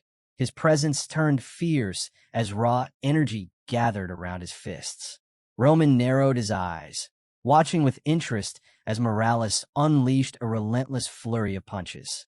Each strike came faster than the last, sharper and more precise. Roman quickly realized Morales wasn't just moving differently. He had grown even faster. Still, Roman remained calm. He believed he could withstand it. Choosing his moment, Roman unleashed his midway strike. The clash was brief but decisive. Morales was struck down. Standing victorious, Roman acknowledged his opponent in silence. Morales wasn't just another fighter. He embodied the very spirit of Valhalla. Roman was grateful to have crossed blades with such a warrior. Lying defeated, Morales accepted his fate. He knew this might be the end, but there was no regret in his heart. With a powerful voice, he called out to the people of Valhalla, demanding they remember this day. Roman Dmitri had answered their challenge, fully aware it was a trap, yet came anyway, proving himself a true warrior. Morales condemned what Valhalla had become, a land where power was seized through deceit and schemes. He urged them to welcome Roman, to honor his coming duel with Barbossa, and above all, to stay out of it. The people fell silent, shaken by his words. Morales believed that soon, someone worthy would rise to challenge Barbossa in his place. Among the crowd, Sanchez broke into tears. His mind returned to the words Morales had once spoken about the possibility of falling to Barbossa. Morales knew death awaited him, yet still chose the fight, hoping his example might remind Valhalla of its lost honor. He had even smiled back then, asking Sanchez if such a cause wasn't noble. Now, in the present, Sanchez's chest tightened. To him, Morales had been reckless. If he died, what would happen to those who had believed in him? As he wrestled with his thoughts, the arena erupted. The crowd began chanting Roman Dimitri's name with thunderous voices. Far away, inside the palace, Marquis Belfer received the news. Morales had been defeated by Roman. The Marquis smiled, intrigued. He admitted he hadn't expected Roman to possess the strength to topple Morales. Just then, Jonathan entered, offering a suggestion. If the Marquis wished, Baron Jonathan could eliminate Roman before his next fight. But Belfer shook his head. Morales had been clever, carefully swaying the hearts of the people before his death. Any interference now would draw suspicion. Roman's duel with Barbossa could not be disrupted. Instead, the Marquis turned the conversation toward Barbossa himself. Jonathan acknowledged Barbossa's status, one of the 12 strongest warriors across the continent. a proud representative of Valhalla. Belfer explained further. Barbossa was not only powerful, but also cunning and merciless, willing to do anything to claim victory.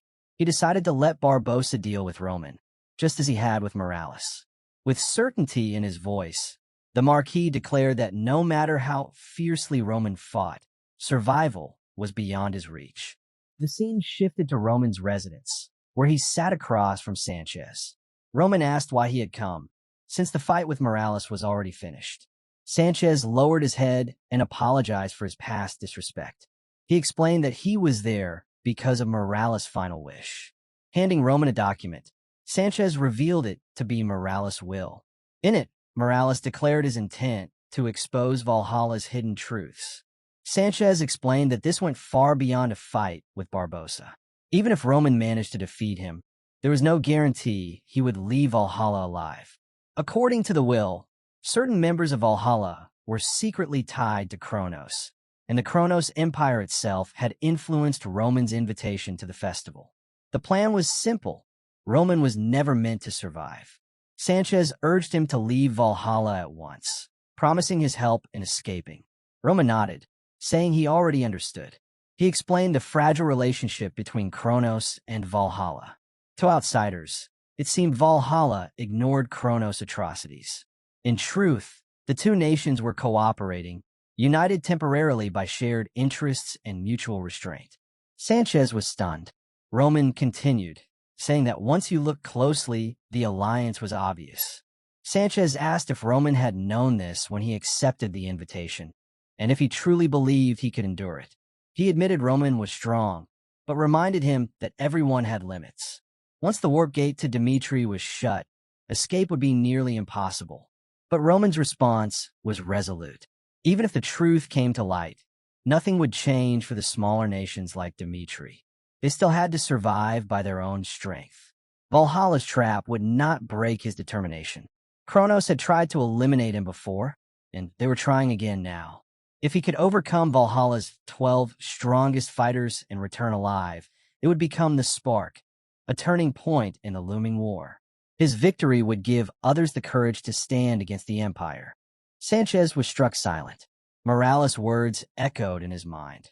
He had once told Sanchez that if he ever met a true warrior, he should learn from his life.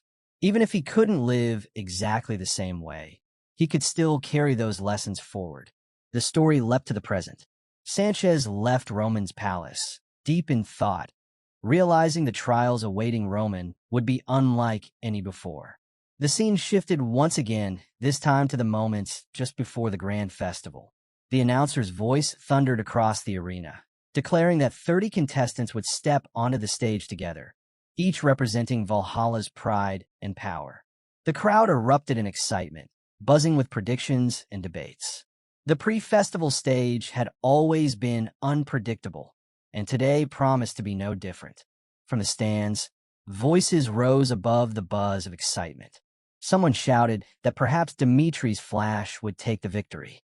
Another mentioned they were eager to see Chris fight, though they doubted whether he could handle the strength of Valhalla's warriors. Yet, others reminded them, Chris served Roman, the same Roman who had defeated Morales. That alone meant he couldn't be ordinary. The announcer's voice boomed as the fighters were called into the arena. First came Gonzalez of House Jonathan, then Neravian of House Isle, Carwin from House Lilat, Clea of House Dur. The names kept coming until, finally, Chris of the Duchy of Dimitri stepped into the light. The story flashed back to a memory. Roman had warned Chris before their journey began. This trip to Valhalla, he said, will be dangerous from beginning to end. The pre-festival fighters wouldn't just be rivals, they might try to kill him outright. Roman told Chris that he was the sword he trusted most. To prove his worth, he was to face all opponents alone and claim victory. Kneeling, Chris swore to follow that command and bring glory to Dimitri's name. Back in the present, Chris, known to all as the Flash of Dimitri, made his move the instant the signal was given. He sprinted forward, blade flashing. One warrior sneered, mocking Chris for choosing him first. But before he could finish his words, Chris's flash strike cut him down in a single blow. Chris knew hesitation was his enemy. To defeat 29 fighters, he had to keep pressing forward, never stopping, never faltering. Strike after strike, his sword tore through opponents, too fast for the eye to follow. The audience erupted, cheering in disbelief at his blistering speed. Soon, only one warrior remained. Releasing his aura, the Valhalla fighter charged, his power shaking the ground. Chris blocked the attack, but the impact drove him back. Smirking, the warrior taunted him, convinced the tide had turned. In the blink of an eye, Chris countered. His blade flashed once more, cutting through the warrior's defense. The final opponent fell, leaving the arena silent for a heartbeat before the cheers exploded again. Roman, watching, was quietly impressed. Chris's technique and speed had surpassed his expectations. The announcer's voice echoed, declaring Chris of the Duchy of Dmitri the victor. Chris dropped to one knee, exhausted and bloodied. Frustration welled within him. His body refused to move. Then, Roman's voice reached him, clear in his mind. He instructed Chris to channel his aura, to push his body to heal just enough to rise again. Focusing his energy, Chris forced his wounds to close. Slowly, he stood, his figure unbroken before the roaring crowd. The announcer declared that the winner must now show respect to his majesty. But inside, Chris thought only one thing.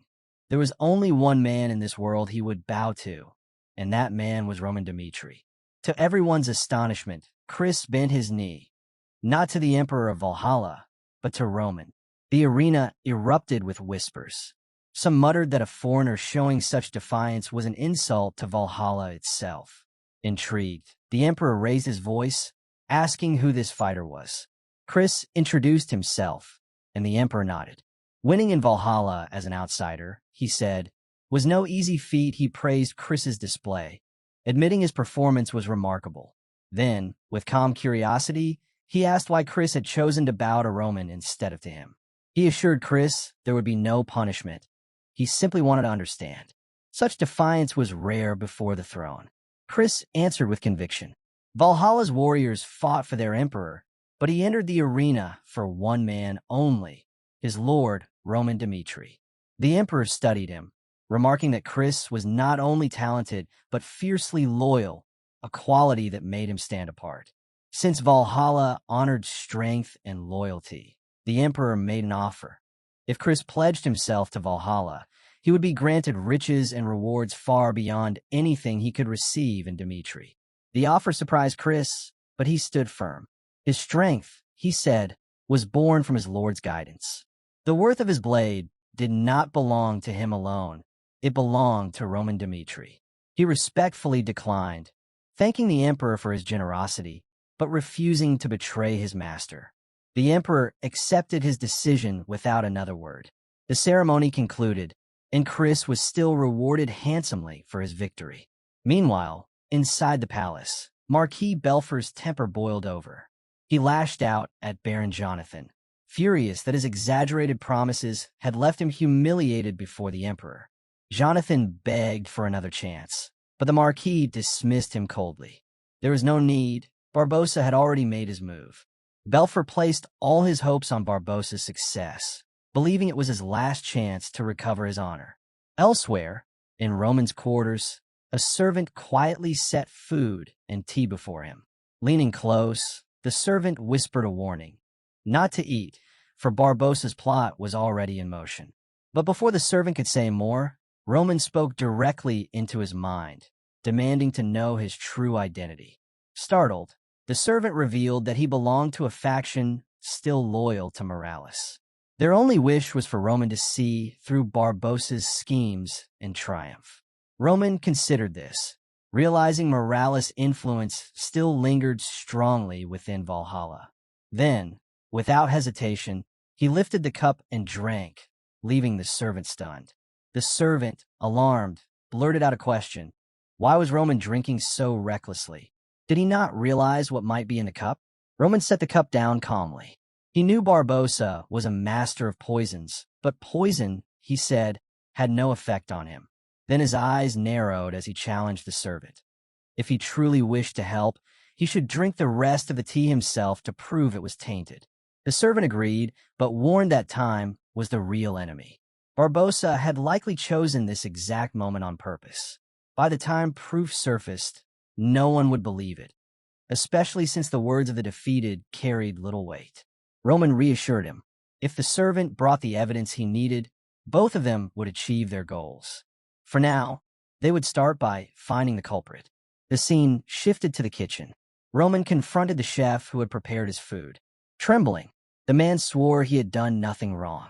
Roman told him plainly, if he was truly innocent, he should bring forth the one who bore responsibility. At that moment, Baron Jonathan appeared, stepping in hurriedly. Roman, keeping his voice steady, told him that his servants had given him poisoned tea, and afterward they had been rewarded with gold, as though congratulated for their deed. Someone clearly wanted him to fall before the festival even began. Baron Jonathan's eyes widened. Had Barbossa's plan already been uncovered? He quickly masked his shock, insisting Roman's claims were baseless. To accuse Valhalla so openly, he said, was to dishonor them at a sacred festival. He promised to investigate if anything improper had occurred, but accused Roman of overreacting.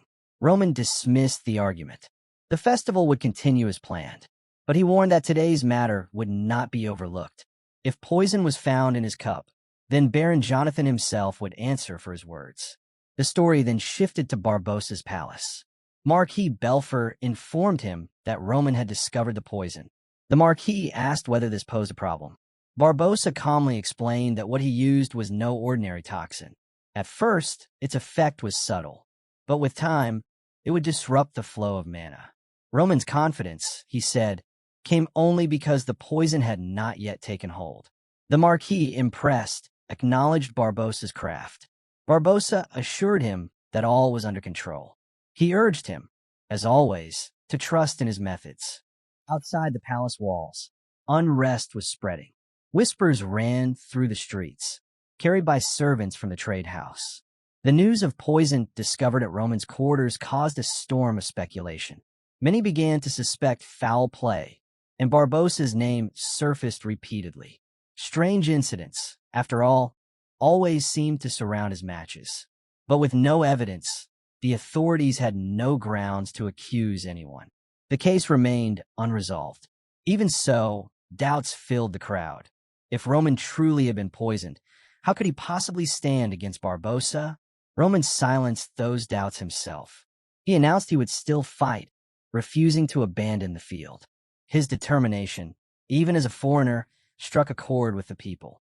Many who once dismissed him began to see him with newfound respect. Meanwhile, in the emperor's palace, Count Gomez reported the situation. The rumors, he warned, were dangerous. Many questioned the fairness of the festival, and he suggested uncovering the truth, even if it meant canceling the event altogether. The emperor turned to Marquis Belfer for counsel. Belfer brushed it aside with confidence. The rumors, he said, were nothing but idle talk. Barbossa was far too powerful to need poison. He declared that Barbossa could defeat Dmitri with sheer strength alone. The emperor, reassured by his confidence, said he looked forward to the match. Yet inwardly, Belfer believed the rumors were the work of the conservative faction stirring trouble. To him, Barbossa was blameless. Soon, he thought, Barbossa would prove himself again, one of the 12 swords, the mightiest warriors across the continent. The next day, the arena trembled with anticipation. The announcer's voice thundered as he introduced the main event. First came Barbossa, Valhalla's pride, one of the legendary 12 swords. Then came his challenger, the young warrior from Dmitri, Roman Dmitri. The two faced each other at the center of the stage. Barbossa spoke first, feigning concern. He remarked that the poison Roman had consumed would take time to fully show its effect. Roman raised his blade without hesitation. Since the moment he learned of this world, he said he had wanted to test himself against the 12 swords, said to be the strongest of all. That was why he had accepted Valhalla's invitation. With a smirk, he assured Barbossa that the poison would not work as he intended. Barbossa chuckled, brushing off the words as foolish bravado. But Roman's eyes told another story. To him, this battle wasn't just about survival. It was a trial. Facing Barbossa would prepare him for the battles yet to come, a chance to measure his strength against the strongest and push beyond his limits. Roman steadied his resolve. If he struggled here against Barbossa, then he was not yet prepared for the war to come against the Empire. His expression hardened. He declared aloud that if Barbossa could withstand every strike, then Valhalla's strength was indeed worthy of its name. The announcer's voice rang out, signaling the beginning of the duel. Roman moved first, charging with the opening form of the heavenly demon sword. His blade clashed with Barbossa's, the impact shaking the arena and forcing both men backward. Barbossa quickly regained his footing and swung with devastating force, his sword brimming with energy. Roman answered with the second form of the heavenly demon sword, parrying cleanly. The arena erupted with astonishment as their blows echoed like thunder. Then Roman unleashed a surge of power, his energy wave rushing toward Barbossa. Stunned, Barbossa struggled to comprehend how Roman could fight with such strength when the poison should already have weakened him. But he quickly regained focus, shattered the energy, and prepared his counter. Yet Roman was already ahead. He invoked the supreme art of the heavenly demon, the final and most devastating move, annihilation. His aura erupted, flooding the entire arena. The sheer force swallowed Barbossa whole, overwhelming him beyond resistance. When the light subsided, Barbossa had fallen. Silence gripped the crowd before erupting into chaos. The announcer's voice rose above it, declaring Roman Dimitri the victor, his triumph earning him a place among the 12 swords, the strongest warriors on the continent. As the cheers roared, a servant stepped forward, carrying the poisoned cup. His face was grave. He told Roman he had risked his life to uncover the truth and urged him to speak, so Valhalla might find its path again. He placed the cup in Roman's hands. The audience murmured, curious about who the servant was and why he had approached. Roman raised the cup for all to see. He told them plainly. The night before, he had been served poisoned tea. When he raised the matter, Baron Jonathan accused him of dishonoring Valhalla instead. Roman said he did not care much about the one who prepared the poison. What disappointed him was Valhalla's refusal to confront it. He tilted the cup forward, revealing the liquid inside. The tea had turned black with poison. The crowd gasped, voices rising in shock as rumors spread that Baron Jonathan had attempted to poison Roman before the duel. Roman's voice cut through the noise. If he had fallen today, he said, the truth would have been buried along with him. Looking straight at the emperor, he asked whether this was Valhalla's way, silencing truth while claiming to honor warriors. For a moment, the arena held its breath. Then the emperor finally spoke, his voice heavy. He admitted that Valhalla had fallen into disgrace. The emperor's gaze turned toward Baron Jonathan. His voice cut like steel as he demanded to know if Roman's words were true. Jonathan stammered, his face pale, fumbling for an excuse before finally lowering his head in apology. Without hesitation, the emperor ordered the soldiers to seize him. Jonathan tried to explain himself, but the emperor silenced him with a roar, declaring that Jonathan had disgraced Valhalla. No further trial, no chance to defend himself. His punishment was delivered on the spot. Jonathan's life ended then and there, his death a warning to all.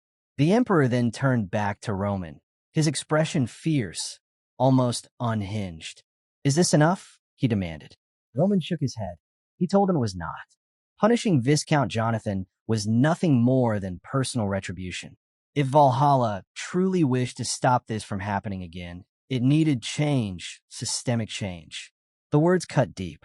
The emperor's face twisted with rage, and without another word, he stormed out of the arena, his robes trailing behind him. From the stands, Marquis Belfer watched in dread. The plan had failed. Jonathan was dead, and soon the emperor's wrath might fall on him as well. Later, summoned before the emperor, he was asked what he thought of Roman Dimitri. Belfer spoke carefully.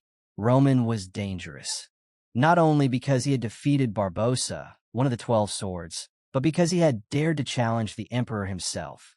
What made him most dangerous, however, was his audacity to openly criticize Valhalla's system in front of all. The emperor's fury boiled over.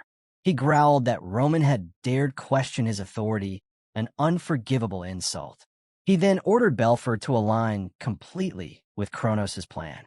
Roman Dmitri, he said, must not return alive. The scene shifted to the warp gate, where Roman and his men prepared to depart. A worker stepped forward, reporting an issue. The gate was out of service, he claimed, and repairs would take 2 weeks. Until then, Roman was advised to stay in Marin. Roman listened silently, but suspicion stirred. This was no accident. Valhalla had blocked the warp gate deliberately. The only remaining path was to travel overland to another trading city, a journey of 1 full month. Exactly the opportunity Valhalla was waiting for. Roman turned to his men, his decision firm. Let's go. Far away, in a palace hall, a messenger bowed before Marquis Belfer, informing him that Roman Dmitri had left Marin and was now en route to the trading city. Marquis Belfer asked when the best time to strike Roman would be. The worker hesitated before replying. Roman's victory at the Valhalla festival had made him a household name. Everywhere he went, crowds followed, treating him like a hero. Any attempt on his life now risked killing civilians, and such a massacre would ignite public outrage. Belfer dismissed the concern with a sneer. Civilian lives, he said, were meaningless. Besides, it would be Kronos carrying out the attack, not Valhalla. No blame would fall on them. He ordered the worker to send word to Kronos. This time, they were to strike without restraint. The scene shifted to a dense forest, where Roman and his group marched forward. Suddenly, dark figures emerged, ambushing them. Gasps spread among the travelers. Who would dare attack the champion of the Valhalla festival? Whispers ran through the group until recognition set in. These weren't ordinary foes. They were shadow warriors from the Kronos Empire. The battle erupted instantly. Chris narrowed his focus, feeling the flow of mana, and unleashed his flash lightning strike. In a blink, one shadow warrior was cut down. Roman gave his command without hesitation. Vulcan and Pookie surged forward, tearing through the enemy with ease, leaving only a handful of warriors still standing. The surviving shadows, cornered and desperate, tried to issue a warning that Dmitri had made a grave mistake. But before they could finish, Roman appeared behind them, his blade cutting one down in a single stroke. "You talk too much," he said coldly. He then turned to one of his men. "Did you record everything?" The subordinate nodded. Roman ordered him to spread the recording throughout Valhalla using the magical video device. His expression hardened. "Let's make this game even bigger." The scene shifted back to Valhalla, where crowds gathered to watch the recording. Outrage swept across the land. People shouted in disbelief. How could anyone dare violate Valhalla's territory with such arrogance? As the image revealed the attackers to be shadow warriors of Kronos, the anger only grew. The people declared that Roman now stood as Valhalla's pride, its honor, and its face to the continent. If they allowed him to be cut down on their soil, they would never again have the right to speak of warrior pride. Their fury rose together, a roar that reached even the court of Valhalla, demanding justice. In Valhalla's royal court, voices thundered with outrage at Kronos. Officials declared that the attack was an insult and promised a full investigation. Yet beyond words, they did nothing. Using the excuse of careful deliberation, they avoided deploying troops. Meanwhile, Roman's private forces endured relentless ambushes from the shadows. In the midst of this struggle, Sanchez arrived with a small band of warriors who had once followed Morales. Roman thanked him, but cautioned that their strength was too little. Staying here would only get them killed. Sanchez answered firmly, "If I wanted to live, I wouldn't have come." Roman smiled faintly, calling him a fool. "It's too late to take that back now." Before Sanchez could ask what he meant, the forest stirred, and an entire army of cloaked figures appeared. The ground trembled with their presence. Sanchez shouted for his men to ready themselves. As Valhalla's warriors, they would stand with Roman Dmitri. Aura flared from their blades as they charged into the mass of shadowy enemies. But Sanchez's confidence shattered when one figure vanished into thin air, reappearing behind him in an instant. Blink. His eyes widened. These weren't ordinary warriors. They were abyssal demons, monsters cloaked in black energy. Above, one demon twisted through the air, its dark aura rippling like smoke. Sanchez swung upward, but the creature slipped away effortlessly. His instincts screamed danger. He ordered his men to regroup into a defensive stance, just as one demon raised its hand, summoning a crackling storm of black lightning. The bolt tore through the air, aimed straight at Sanchez's formation. He froze. There was no time to react. But before it struck, a shield rose. Roman appeared, intercepting the blast. With a single sweep, he redirected the lightning, scattering its force harmlessly away. Turning to Sanchez, his voice was firm. Fall back. Regroup. Leave the demons to me. Still shaken, Sanchez hesitated. How could Roman hope to face so many alone? But before he could protest, two demons moved in, conjuring a wall of dark flame from both sides. Fire roared toward Roman, threatening to swallow him whole. Yet Roman didn't flinch. His blade glowed with aura as he swept it calmly through the fire, dispersing the flames into sparks. In the same instant, he dashed forward, closing the distance before the demons could recover. 2 strikes, clean, precise, unstoppable. The demons collapsed where they stood. The remaining abyssal demons recoiled, their eerie forms wavering as if unsettled. But one stepped forward, raising its clawed hand. Earth itself shuddered, rising into twisted roots and stone tendrils. The demon unleashed Tangle, its spell lashing out to bind Roman where he stood. From beneath the earth, thick roots burst upward, twisting and coiling to trap Roman. But with one clean swing of his aura-infused blade, he cleaved through them as though they were nothing. The demons froze for a moment, their expressions hidden beneath their hoods, but their hesitation revealed what they already knew. The difference in power was vast. Seizing the chance, another demon loosed a dark arrow from behind. It streaked forward, exploding on impact. Dust and flame engulfed the spot. But when the smoke cleared, Roman was gone. In the blink of an eye, he reappeared and cut the archer down with ruthless precision. Now 6 cloaked demons circled him. Still, Roman remained calm. One step forward, weaving a spell. Flames erupted, condensing into a massive flame cannon, a 6-circle attack that scorched the air as it roared toward him. Roman didn't move. His eyes narrowed as he muttered, almost mockingly, "To reveal black magic so brazenly, is this confidence in victory, or just arrogance?" He paused, then added coldly, "The Kronos Empire is truly arrogant." Activating his flame art, Roman met fire with fire, dispersing the raging blast as if it were nothing. The demons recoiled in disbelief. "If you want to live," Roman's voice cut like steel, "then fight until the end." The dark mage leading them trembled, stunned that even a 6-circle spell had no effect. Snarling, he forced his power higher, channeling everything into a 7th-circle firestorm. A vortex of flames howled around Roman, consuming the battlefield. When the inferno died down, Roman stood untouched. Before the mage could recover, Roman surged forward with speed too sharp to follow. His sword struck clean, once final. The mage collapsed without even a chance to resist. Roman turned toward the last surviving demon. His gaze was cold, his word to command. "Go tell your emperor this. The road to Dimitri is long, but if Kronos truly wants me dead, now is their best chance." The battle was over. Chris approached, battered and bruised, but steady. He reported that their side had taken only minor injuries. Valhalla's warriors, however, had suffered heavily.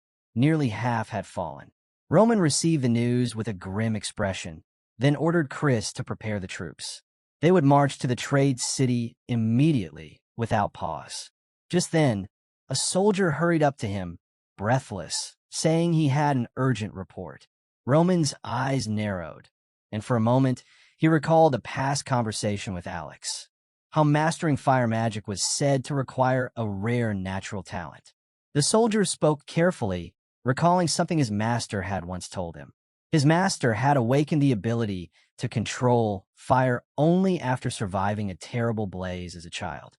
Half of his face had been scarred ever since, a constant reminder of that tragedy. He also mentioned an old mystery. Years ago, mages had begun vanishing across the continent. It wasn't just in Phoenix. Similar cases occurred in other regions. Some believed the disappearances were connected, but with no evidence, the matter had eventually been forgotten. Back in the present, Roman listened intently. The soldier suggested that the black mage they had just faced might be linked to those events. Roman frowned. The mage's appearance, so like the former Tower Master, was unsettling. Were those burned scars coincidence? Or was there a darker truth? Even more alarming was the similarity between the mage's fire arts and Phoenix magic itself. Could black magic exist that enslaved its victims, forcing them to obey? Determined to uncover the truth, Roman instructed Chris to use the magical recording device to capture the faces of the shadow demons. Their identities might prove crucial later. Chris agreed, adding that they should formally report the attack to the international community. Not even Kronos could ignore such a charge. Roman nodded. By revealing one of their three most secretive warriors, the Black Mage, Kronos had taken a bold risk. When it comes to a nation like Kronos, he said, only fragments of the truth ever surface. But this battle has already unearthed secrets long buried. He gave his final order. The troops were to be ready to depart for the trade city within the hour. That night, Sanchez approached Roman with respect. He asked if Roman would teach him and his men how to fight the shadows. Roman studied him for a moment, then agreed. He would entrust the technique to Chris, who would train them. Surprised, Sanchez asked if he was serious. Roman reassured him. The warriors of Valhalla had already proven their resolve. They deserved to learn. Sanchez bowed deeply, thanking him with sincerity.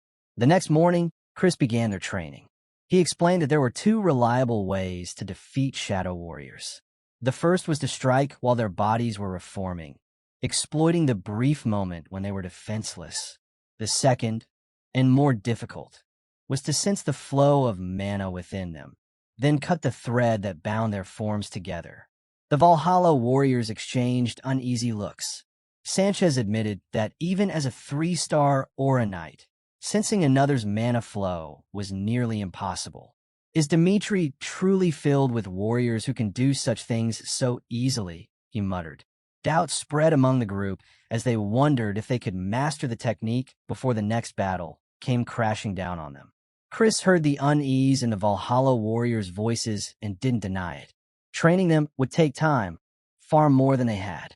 The scene shifted to a bustling trade city where Roman met Rodriguez, the commander of Valhalla's nighttime division. Ranked 7th in the Empire's hierarchy, Rodriguez carried himself with authority as he approached Roman. He announced that from here on, his men would be responsible for escorting him. Roman, however, refused without hesitation. He told Rodriguez to drop the act. He had no need for their protection. The shadows couldn't move freely within Valhalla without the Emperor's explicit permission. Roman pointed out that these troops had only been sent to maintain appearances, a show meant to preserve Valhalla's image. He advised Rodriguez to make up an excuse and withdraw his men. Rodriguez did not waver. Roman's blunt reputation, he said, was already well known.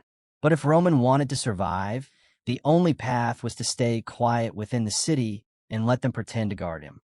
That way, Valhalla could save face and Roman could leave alive. Roman's eyes hardened. His aura flared, pressing down on everyone around him like a storm. With cold finality, he declared that Valhalla's thinking was entirely wrong. He warned that they could not kill him, and if he returned to Dmitri alive, both Valhalla and Kronos would pay dearly for their schemes. If Valhalla truly wanted his death, he dared them to stop pretending and face him directly. Rodriguez held his composure, though a trace of regret flickered in his tone. Roman had chosen his path, and he would have to fight to the very end. We'll meet again, he said before departing. Later, at the warp gate, Roman was met with more bad news. A worker reported that traveling to Adeilon was impossible. Kronos' forces had invaded the border, and Valhalla had declared a state of emergency. All cross-border travel was banned. If Roman wanted to return to Dimitri, the only possible route was through Paolo, and the entire journey would have to be made on foot. Not long after, Sanchez approached Roman. His face was shadowed with doubt. He warned that this was a trap. Valhalla had no intention of letting him leave. They were simply waiting for him to cross the border, where both they and Kronos could strike. Roman listened in silence before replying, his voice steady. He admitted the truth. Once he stepped across, both Valhalla and Kronos would try to kill him. Sanchez pauses for a moment, then asks if Roman truly intends to go through with it. Roman's gaze sharpens, his answer firm and unwavering. He explains that Valhalla's rulers have fallen into corruption, and for that reason, he must act. His decision is final. Roman reflects on what Valhalla once was, a land of proud warriors, now reduced to weakness and compromise. To him, the nation has lost its soul, leaving behind only the hollow shell of its former glory. Accepting this decline would mean surrender, and he refuses to yield. That is why he has chosen this dangerous road ahead. Sanchez, stirred by Roman's resolve, pledges his loyalty and insists on joining him, even at the cost of his life. But Roman denies him. He explains that Sanchez's role in Valhalla is too important to abandon. Sanchez protests, determined to fight by his side, but Roman cuts him off. If Sanchez crosses the border, Valhalla will brand him a traitor, stripping him of everything. The royal family would go as far as erasing all witnesses to preserve their reputation. Roman then shifts to what must be done. He tells Sanchez to seek out Duke Vieto, a man of strength who has chosen seclusion on Valhalla's southern border. Others like him, who still hold true to Valhalla's spirit, must be gathered together under one purpose. Roman insists that only by uniting such people can Valhalla's honor be restored and its corrupt rulers overthrown. He entrusts this mission to Sanchez, leaving the rest in Dimitri's hands. The following day, Roman marches forward with his forces, resolve unshaken. Their advance is suddenly blocked by Rodriguez and his soldiers. With a mocking smile, Rodriguez greets him, asking if he slept well. He reminds Roman of his earlier warning that they would cross paths again. Rodriguez sneers that had Roman pledged loyalty to Valhalla, he could have lived a life of honor and wealth. But since he stands in opposition, Rodriguez declares he cannot allow Roman to leave alive. Roman answers calmly, his words sharp and deliberate. He says those who cling to power too long are blinded by arrogance, convinced they command everything, until their overconfidence becomes their downfall. Roman draws his sword, the blade catching the faint light as he declares in a steady voice that he's been waiting for Rodriguez. Without hesitation, Rodriguez seizes the moment and commands his soldiers to strike. Both sides clash, and the battlefield explodes into chaos. Amid the storm of blades, Roman's strength shines. His movements are sharp and precise, cutting down Rodriguez's finest warriors with ease. Rodriguez grits his teeth as he watches. Roman's reputation as one of Valhalla's greatest warriors is well known, and seeing it firsthand stirs both anger and ambition within him. Instead of despairing, Rodriguez views this as a chance. If he can be the one to kill Roman, his own name will rise above the rest. Determined, he draws his weapon and charges forward, eyes locked on his opponent. His strike is swift, calculated to end the battle in one blow. He watches Roman carefully, certain that victory is his. Rodriguez then unleashes his ultimate technique, the evergreen slash. The air ripples as his sword cuts through with deadly precision. But Roman, a seasoned fighter, anticipates the attack. In an instant, his blade meets Rodriguez's, blocking it with effortless control. Before Rodriguez can recover, Roman counters with a crushing strike that brings him down immediately. The scene shifts to the vast halls of Valhalla's palace. The emperor sits upon his throne, mulling over the recent battles. He speaks Roman Dimitri's name aloud, calling him a man of great intrigue. Turning to his advisors, he acknowledges that guerrilla tactics are useless now. Without Valhalla's strongest elites, there is no way to halt Roman's relentless march. He places the blame squarely on the Kronos Empire, declaring them responsible for these failures. After a brief silence, he issues his command. Valhalla's forces are to withdraw. He wants to observe Kronos' next move before acting again. Because of this retreat, Roman's army crosses the border without resistance. Valhalla's attacks cease, but the reprieve is short-lived.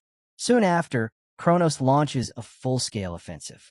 The Dmitri soldiers, hardened through grueling training, push forward despite their exhaustion. For more than 2 weeks, they have marched and fought without rest. Their bodies ache, but their resolve hardens whenever they see Roman himself battling alongside them at the front. Gritting their teeth, they endure. The army braces as Kronos' forces finally close in. Chris, weary and drained, thinks grimly that Kronos seems intent on never letting them breathe. But just as the pressure mounts, the tide shifts. Edwin Hector arrives with reinforcements. Edwin quickly takes command, ordering his troops to bolster Dimitri's forces and strike back at Kronos. With a wave of his hand, he unleashes his fire field, halting the shadow soldiers in their tracks. The sudden resistance stuns the Kronos army. None of them expected Dimitri to have reinforcements. Amid the confusion, Edwin rushes to Roman's side with urgent news. Dimitri itself is under direct attack. Roman, however, responds with a calm smile, his confidence unwavering. The scene shifts to an earlier moment, when Roman gathered his soldiers and shared his thoughts. He explained that his journey to Valhalla was no secret. Every nation across the continent knew of his movements. Because of that, he reasoned, Kronos would see this as the perfect moment to strike. "Do you think they'd ignore such an opportunity?" he asked.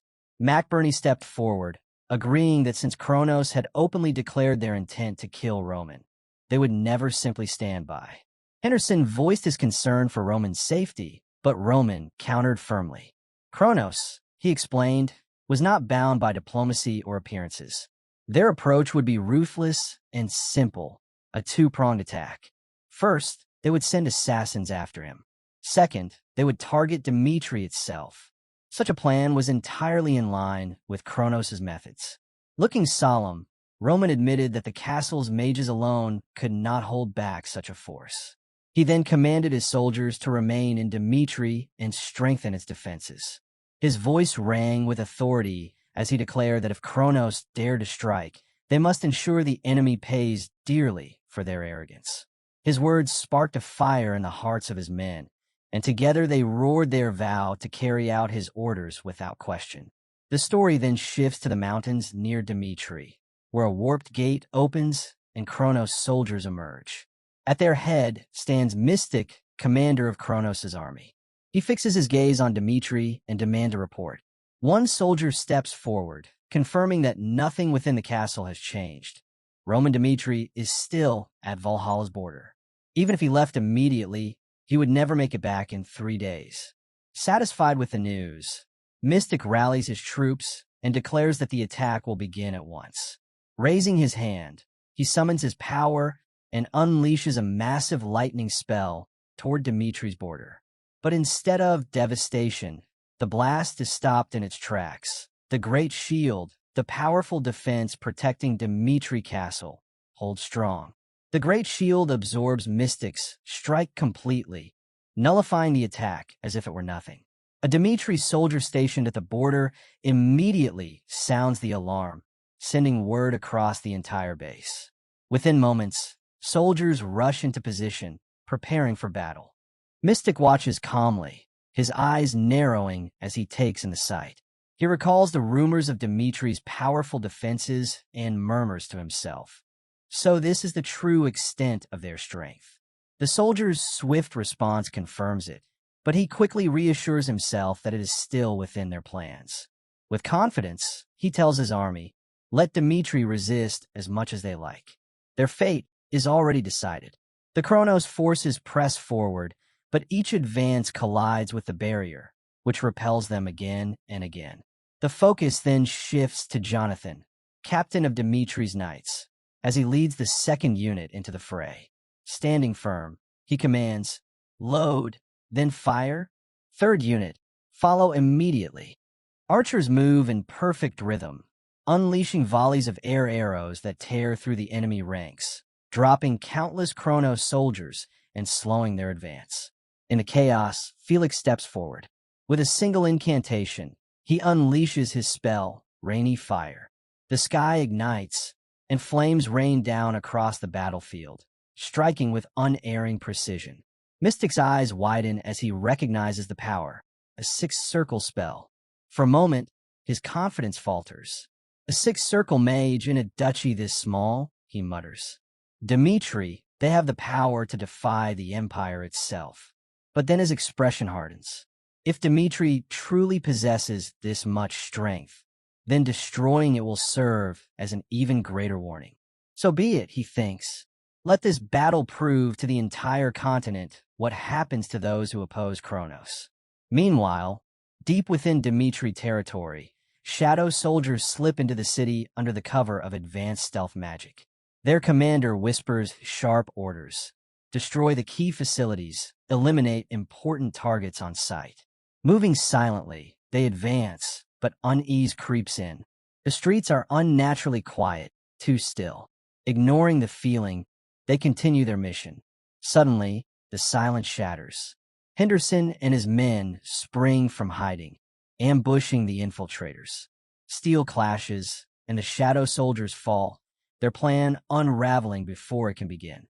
From a distance, McBurney observes the clash with a grim look. Just as Lord Roman foresaw, he mutters, "Kronos has indeed launched a direct strike at Dimitri, but they will pay dearly for underestimating them." Back at the border, Rodwell Dimitri stands in silence, his thoughts heavy. He knows the gravity of the moment. The survival of his homeland rests on their ability to endure what comes next. Rodwell steels himself, reminding his heart that every step from this moment on must be for survival. As he plans his next move, Kronos soldiers climb the city walls and catch sight of him. Recognizing his importance, they strike immediately, their objective clear. Eliminate Rodwell Dimitri and open the gates for the main army. The soldiers descend swiftly, but Rodwell meets them head-on. His blade rises to block their attack, his movements sharp, decisive. One vow echoes in his mind. With Roman away, he must be the shield of Dimitri. Channeling his inner strength, Rodwell releases a powerful aura, cutting down the attackers one after another, his resolve unshakable. Elsewhere in Dimitri, the shadow soldiers advance, moving with cold precision toward their objectives. Suddenly, their path is barred by a wall of Dimitri defenders standing ready. The shadow captain steps forward, his voice icy. "Step aside if you value your lives." But the Dimitri soldiers do not flinch. Among them stands Fernando, captain of the duchy's royal order. A memory flashes before his eyes. Roman's words, "Live for me, Fernando." That command had carved itself into his heart. Now, gripping his sword, Fernando's voice cuts through the night. Kronos has crossed the line. His aura surges, powerful and unwavering. Not a single one of you will pass. He recalls the day he pledged his loyalty to the Dimitri royal family. And with that oath burning inside him, he charges. His sword, alive with energy, slashes through enemy ranks with brutal precision. The shadow captain stares in disbelief at Fernando's overwhelming strength. Regaining focus, he barks an order, "I'll handle him. The rest of you, finish the mission." The shadow knights break off, moving to strike their targets. But Fernando's voice roars over the battlefield. "You're not going anywhere." His knights surge forward at his command, cutting off the enemy's path. Steel clashes, and the battle erupts in full. Amid the chaos, Fernando reflects. The sword only finds meaning when wielded, only then does it have purpose. His life had always been a chase, struggling in the shadows of warriors greater than him. Weak, overlooked, never enough. Until Roman Dimitri gave him the strength to break those limits. And now, for Roman, for the royal family, He would give everything. He would become the sword that shields Dmitri until his last breath. With unshakable resolve, Fernando's strikes overwhelm his opponent. His blade cleaves through the Shadow Knight captain, bringing him down in defeat. Outside Dmitri Castle, Mystic stares in disbelief. Even the elite Shadow Knights have fallen. Before he can process it, a soldier rushes in with urgent news. An emergency signal has gone out from the northeastern front. Reinforcements from the Dmitri Duchy are already on their way, and troops from the Cairo Kingdom are marching toward the border. At this pace, enemy support could arrive in less than 12 hours. Mystic listens, his expression darkening. The more I see, the clearer it becomes. Dmitri is far more dangerous than expected, but his resolve hardens. That's why we cannot fail. Roman is not here. This is our chance. Dmitri must fall. The focus shifts to the royal palace. A masked intruder slips through the halls, moving like a shadow. With effortless precision, he cuts down a guard and finally reveals himself. Sven, arrogant and confident. He sneers. So this is the strength of Dmitri's knights? Pathetic. The sound of distant fighting drifts in from outside. Sven smirks, realizing the other guard have already been dealt with. Among Kronos' ranks were killers fueled by dark energy, shadow warriors, and sorcerers who bent black magic to their will, known as the Abyss Demons. Sven was one of them, the Knight of the Abyss. As he strides deeper into the palace, his eyes fall on Kevin. Sven studies him for a moment, then laughs. A young wolf, dangerous and untamed. If I'm not mistaken, this must be Kevin, one of Roman's dogs. Perfect. I'll cut down both you and the Duke of Dmitri at once. Dark energy floods the corridor as Sven releases his power, the air thick with suffocating force. He raises his voice with arrogance. I'll kill you right here, Kevin. The scene flickers to a memory. Roman, looking at Kevin with steady eyes and a reassuring smile. The one I trust most must remain in Dmitri. I've chosen you. Back in the present, Kevin plants his feet firmly, Roman's words echoing in his mind. But as Sven's crushing aura presses down on him, Kevin realizes the truth. He cannot defeat this opponent. Even so, his duty is clear. Roman had entrusted him with the defense of Dmitri. That means he must protect the Duke, even at the cost of his own life. With resolve, Kevin releases his own aura, ready to fight. But Sven is faster than lightning. In the blink of an eye, he slips past Kevin and slashes at his shoulder. The wound is shallow, not enough to cripple him. Sven pauses, intrigued. He sensed it, so the boy has sharp instincts after all. His lips curl into a grin. Good. Struggle. Entertain me. Kevin, rattled by how narrowly he avoided death, steadies his breathing. But Sven doesn't give him even a moment to recover. The true fight has only just begun. Sven lunges again. Kevin lifts his sword just in time to block, but the sheer power behind the strike sends him staggering. His arms tremble, his balance slips, he can feel it in his bones. Sven's strength is overwhelming, far beyond his own. In fact, it rivals, maybe even surpasses, Count Nicholas, Cairo's greatest swordsman. Against such a foe, a fair fight feels impossible. But Kevin refuses to surrender. He pushes forward, charging at Sven head-on. At the last second, he feints left, then cuts right, changing his rhythm again and again. His movements become erratic, desperate, searching for even the smallest gap in Sven's guard. At last, Kevin slips behind him and raises his blade for a decisive strike. But in a blink, Sven is gone, reappearing right in front of him. With one hand, he seizes Kevin's head and slams him brutally into the ground. Mocking laughter escapes Sven's lips. Is that it? That's all you've got? Pain surges through him, but Kevin forces himself up. His chest burns, his breath ragged. I can't lose. He whispers it, then says it louder to himself. I won't lose. Sven lifts his weapon, ready to end it, but Kevin narrowly dodges, stumbling back to gain distance. Gasping for air, he confronts the truth. This is a battle he cannot win. Memories flood him. The boy from the slums, always clawing to survive. The day Roman lifted him from nothing and entrusted him with meaning. From now on, You are my substitute sword. Roman's voice still echoes in his mind. If he dies protecting Roman's will, then his life will not have been wasted. Clenching his fists, fury and resolve burn through him. I will not let Lord Roman down. Kevin steadies himself and shouts with everything he has, I won't run away. Then raises an eyebrow, smirking. What nonsense are you babbling now? He dashes forward, striking again, but this time, Kevin slips aside at the last possible moment. Something shifts. All his anger, fear, and determination sharpen into one clear edge. His aura flares, glowing brilliantly as his voice cuts through the air. Lord Roman's orders are absolute. You will not pass these gates. Sven's eyes narrow. For the first time, he sees not a struggling boy, but a blade, refined, unwavering, sharp. He smiles. So you found your resolve, but it's still not enough. In an instant, Sven vanishes, reappearing at Kevin's side with impossible speed. His strike collides with Kevin's guard, the impact blasting him off his feet. Kevin flies upward, his body weightless for a split second before Sven appears beside him again, blade poised. Kevin swings wildly, finding a narrow opening.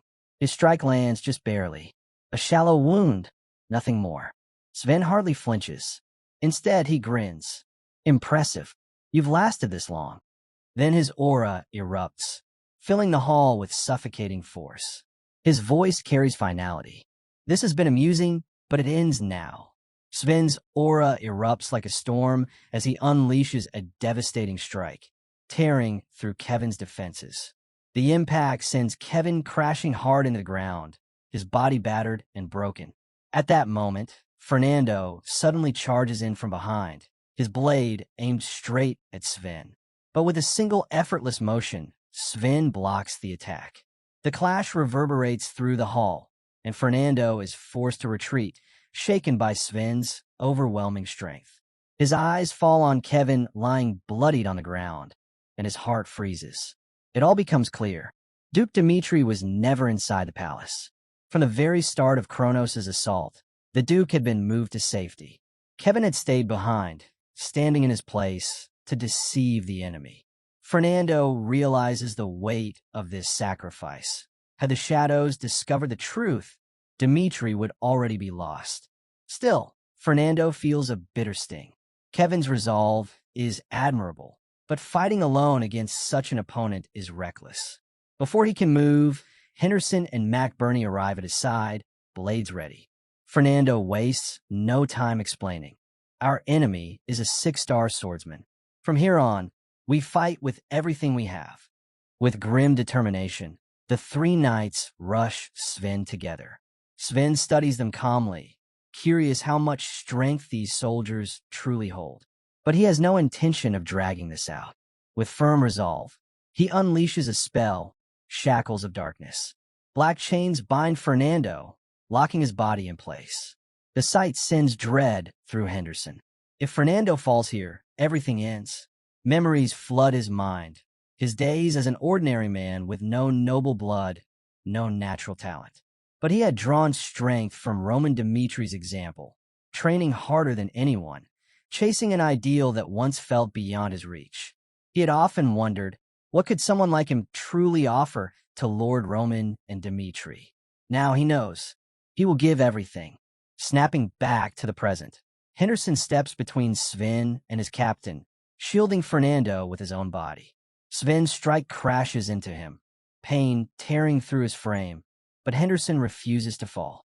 His grip on his sword remains ironclad. For the first time, Sven's expression falters. This ordinary knight still stands after taking his blow.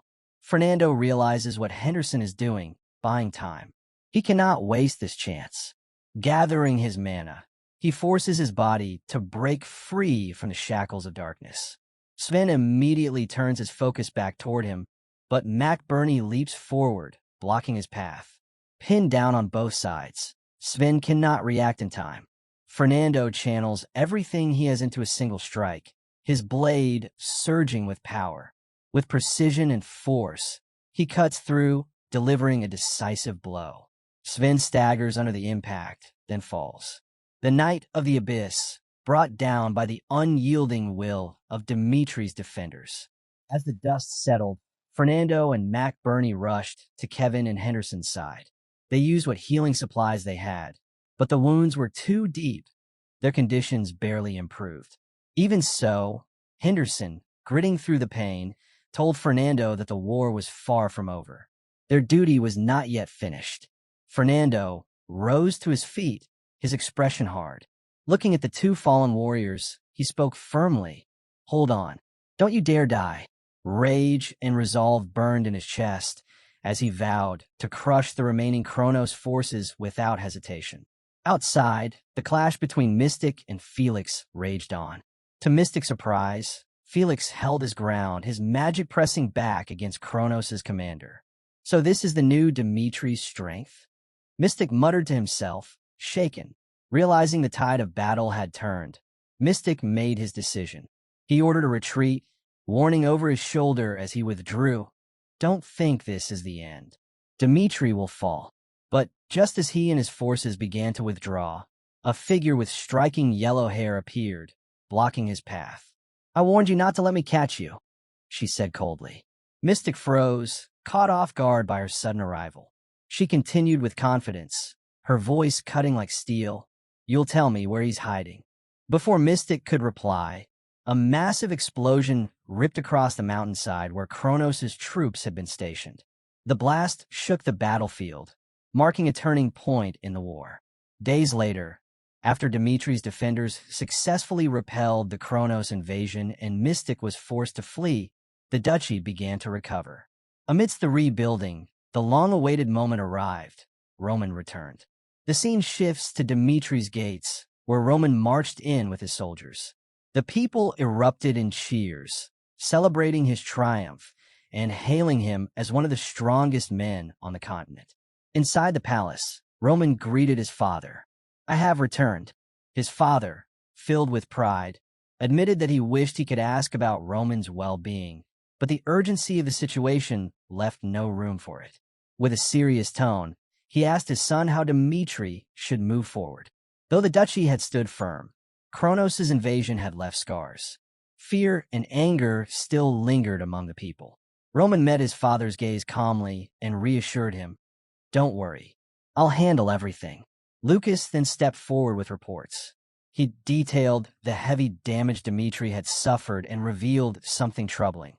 Kronos had somehow moved their army without using a warp gate. The news unsettled Roman. How had they achieved such a thing?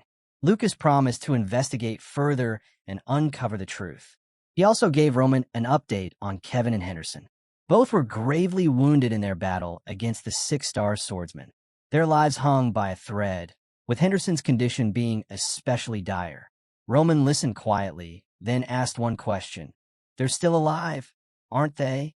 When Lucas confirmed, Roman's eyes sharpened. "Then take me to them." When Roman arrived at their side, the doctor greeted him with grim news. Despite the finest potions and the priest's strongest healing spells, Kevin and Henderson's lives still hung by a thread. Their condition was unstable, and something unnatural lingered inside them, a strange aura that prevented their recovery. Roman stood in silence, his thoughts turning inward. So this is what it has come to. Memories surfaced. The Mad Demon, one of Baekhyun-hyuk's most loyal followers, always charging at the front, always victorious against the 9 great sections, a warrior who carved countless triumphs for the demonic sect. Baekhyun-hyuk had trusted him above all others. Yet even he had died in battle. That loss had enraged Baekhyun-hyuk, but even then, he had accepted it. Sacrifice was inevitable in a life consumed by war. Followers would fall so the leader could rise. Back in the present, Roman thought of Kevin and Henderson. Perhaps their deaths would be the logical outcome, even the best option for Dimitri's future. And yet, something inside him rejected that thought. A fire, sharp and burning, rose within. He refused to let them die. With fierce resolve, Roman commanded, "From this moment on, I will handle their treatment personally. Everyone stand back." He summoned the heavenly demon art, channeling it into the essence of life itself. Examining their bodies, he understood the natural energy within them, The life force they were born with was nearly spent. When it was gone, death would be final. So Roman made his choice. He would give them part of his own life force. It would shorten his years, drain his vitality, but hesitation never entered his mind. To save his loyal soldiers, any price was worth paying. Time passed. 2 days, then a week. During that time, Chris arrived at the Dmitri mansion, his expression heavy. He demanded to see Lord Roman, but the butler stopped him, explaining that Roman was consumed with treatment and had refused all audiences. Chris pressed on. I understand, but this cannot wait. The kingdoms of the Salamander continent have called an international conference. Dmitri must lead the alliance to hold Kronos accountable. The urgency in his voice left no room for denial. The butler reluctantly stepped aside, but urged Chris to remind Roman to care for his own health. Chris entered the room to find Roman still focused, his aura flowing steadily into Kevin and Henderson. Without looking away, Roman asked, "What is the situation?" Chris explained everything. The conference, its importance, and how Dmitri had no choice but to stand at the forefront. He admitted he had no desire to interrupt, but the matter was far too critical to ignore. Roman stayed silent after Chris's words, his expression unreadable. Seeing hesitation, Chris pressed on. I know you're doing everything to save Kevin and Henderson, but Dmitri can't afford to wait. If you don't attend the conference, the other kingdoms might pretend nothing happened. We must push them to act against Kronos. For a moment, Roman thought carefully before replying. Even if we attend, unless they are truly committed, no real revenge will be possible. Chris shook his head, unwilling to agree. To him, Roman's presence alone was essential. Roman finally met his eyes. I understand your worries, but just as Kevin and Henderson gave everything for me, now it is my turn to give everything for them. Trust me, Chris. Wait. Chris stepped back reluctantly, but as he did, he noticed how much weaker Roman looked. His aura dimmed from pouring his life force into his men.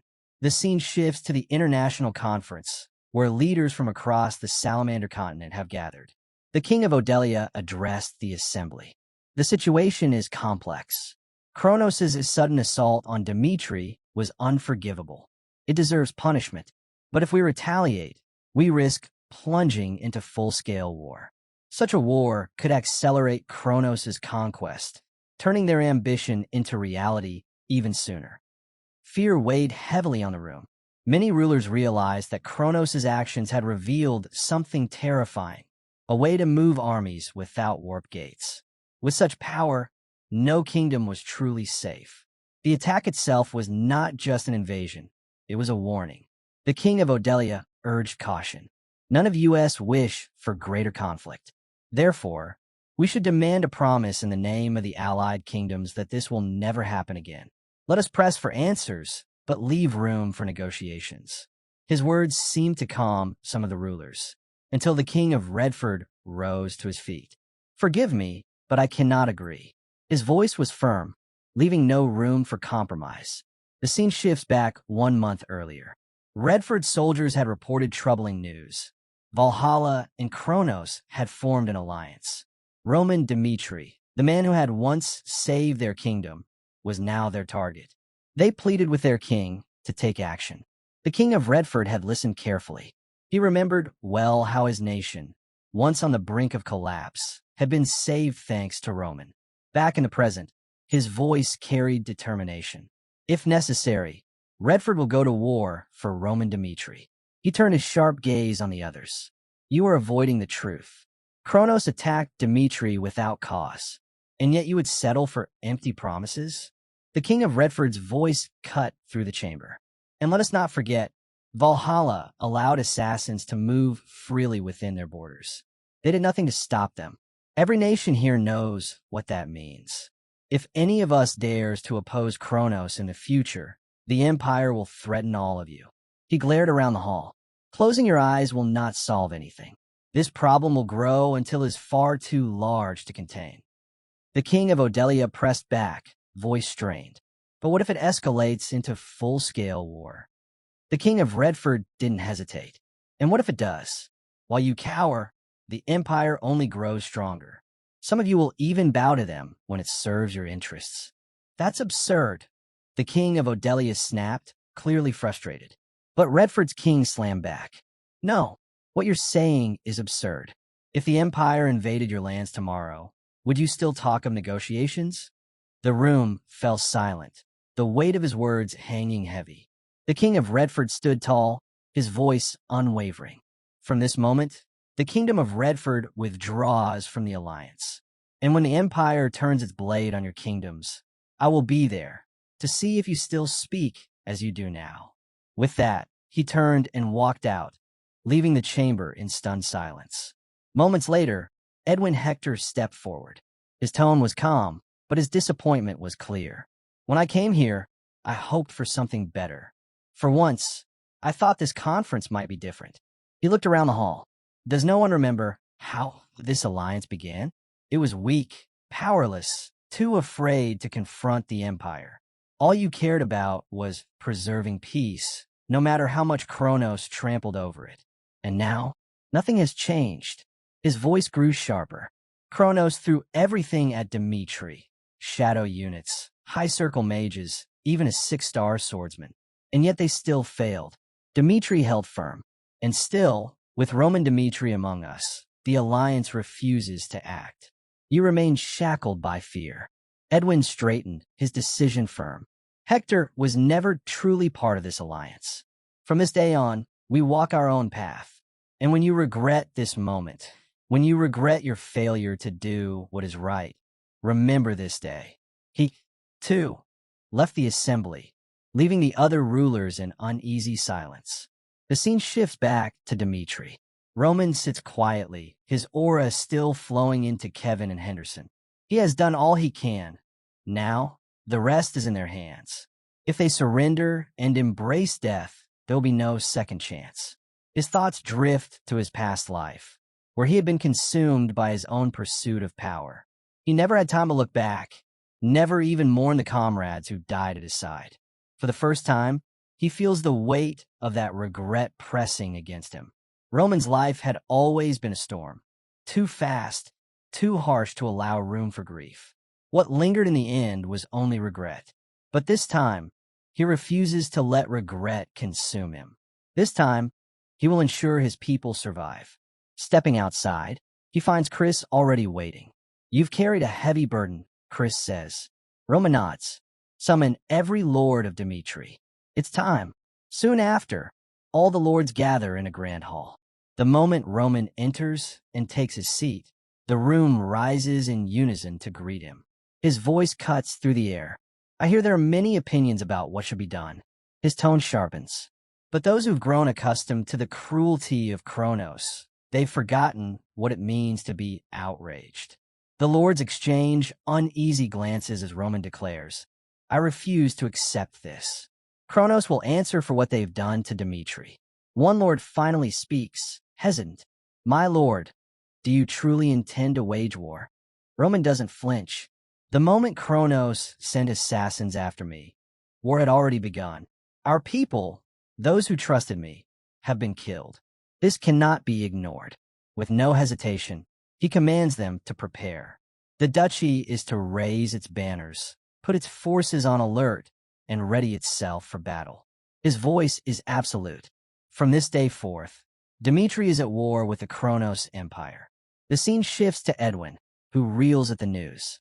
Roman had made this monumental decision without even consulting him. Frustration swells, and he orders his men to contact Dimitri at once. Soon, through a magical link, he speaks directly to Count Fabius. What is Lord Roman planning? Hector must understand his intentions. Fabius answers evenly. It is just as you've heard. Lord Roman has chosen to act without Redford or Hector. With Cairo and Dimitri alone, he will strike back at Kronos. He asks that you announce this decision during the international conference without delay. Edwin listens in silence, then sighs.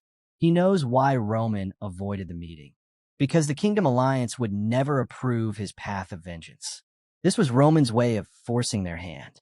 A faint smile crosses Edwin's face.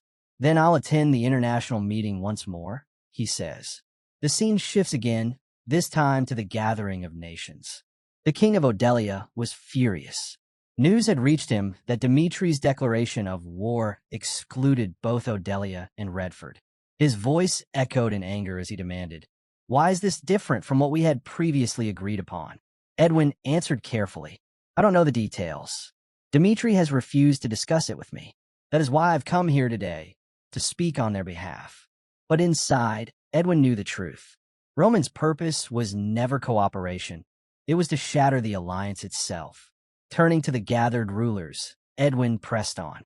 If Cairo and Dimitri fall, the entire alliance will be endangered. Once Kronos seizes the northern territories, they'll gain an overwhelming advantage. From there, their conquest of the continent will be inevitable. And when that day comes, they will turn their full might against us, the Kingdom Alliance.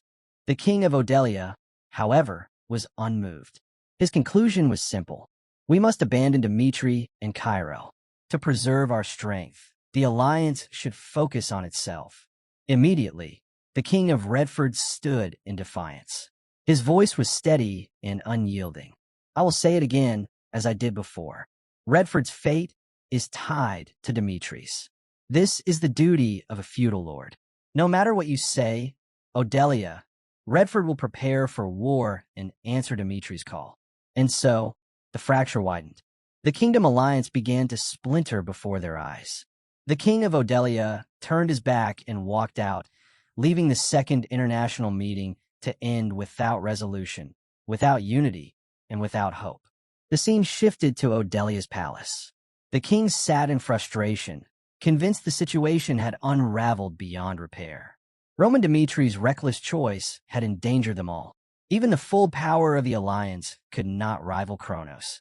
So how could Cairo and Dimitri hope to stand alone? His thoughts hardened. A king's duty was not honor. It was survival. Odelia must endure, no matter the shame. With that resolve, he summoned Baron Charlton. "The alliance is finished," he confessed.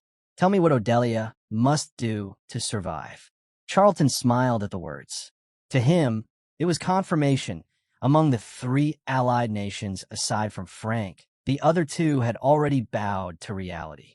The scene then shifts, days later, to the Kronos Empire's eastern frontier, the Laskal territory. The scene opened with two Kronos soldiers talking quietly among themselves. They doubted Dimitri's chances, wondering how a small duchy could ever stand against the might of the Kronos Empire. "No matter how strong Dimitri is, he can't win against us," one of them muttered. Before he could finish, Chris appeared from the shadows. With a single strike, he dropped the soldier to the ground. The other panicked, trying to call for reinforcements, but Chris moved faster. Another clean blow, and he too collapsed. Chris pulled out a magical device and reported, "Lord Roman, we've secured the target location." Roman calculated quickly. At best, the main Kronos army would arrive within 6 hours. Without hesitation, he gave the order. "Defeat as many as possible before their army gets here." Chris replied firmly, "Understood, Lord Roman." And so, under the cover of night, Dimitri ignited the flames of war. The story shifted to Count Pablo, ruler of Laskal territory. He sat reading a letter sent from the Kronos Empire. Its words dripped with contempt. A small country had dared to oppose the empire, and Laskal was commanded to rally its troops and prepare to crush Cairo, Dimitri, and any who supported them. The letter ended with a promise. Kronos would erase them all. Pablo scoffed. In his mind, once the Kronos main forces arrived, Dimitri's resistance would crumble instantly. No one was going to help them. They had no future. But suddenly, a soldier burst into the room, breathless. "My lord, fires are spreading across Laskal territory." Pablo rushed outside. To his horror, flames blazed across the land. Shouting orders, he commanded his men to extinguish the fire immediately. As he breathed in, he caught the heavy stench of oil. His face darkened. This was no accident. "Move the supplies to the warehouse now," he ordered. But when they reached it, his eyes widened in shock. The warehouse was already engulfed in flames. Panic spread as he barked out new orders. "Secure the magic scrolls. Quickly, follow my command." Then he froze. Inside the burning warehouse, a figure stood calmly. It was Roman Dmitri himself. "Stop him! Kill him at once!" Pablo shouted. His soldiers surged forward, but Roman cut them down with devastating ease. Each strike ended a fight instantly, his strength overwhelming. Realizing the gravity of the situation, Pablo sounded a red alert, raising the alarm across Lascaux. Every soldier was ordered to prepare for the worst. Not long after, the earth trembled with the arrival of reinforcements. The main army of Kronos had finally reached Lascaux. The infamous 7th Division feared across the empire as the Kronos 7th Sword. One of their leaders stepped forward, glancing at the chaos. "Are we too late?" The Kronos reinforcements had arrived in force. The feared 7th Sword, commanded by Vinto, captain of the 7th Night Order, alongside the Blue Island Mages, renowned for their mastery of water. With such overwhelming power at his side, Count Pablo's confident sword. Glaring at Roman, Pablo sneered, "This is the end for you." But Roman cut through the remaining soldiers without effort. Then, stopping just steps away from Pablo, he spoke calmly. "That's enough for now." Before Pablo could react, Roman disappeared into the flames, vanishing right before his eyes. Stunned, Pablo convinced himself that Roman had fled in fear. "He's walked straight into our trap. Don't waste this chance. Find him at once," he shouted. Squads of soldiers spread out, determined to hunt him down. One group cornered Roman, but in moments he overwhelmed them all. Only a single soldier managed to escape, frantically sending a message to Vento. "Captain, he's too strong, we can't." The report was cut short as Roman appeared and struck him down instantly.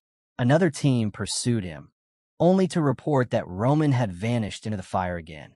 Moments later, they too were wiped out. Then another squad, and another. Roman carved through the search parties one after the other, leaving chaos in his wake. Watching from a distance, Vento's eyes narrowed. What in the world has Roman done? He found a wounded soldier, barely clinging to life.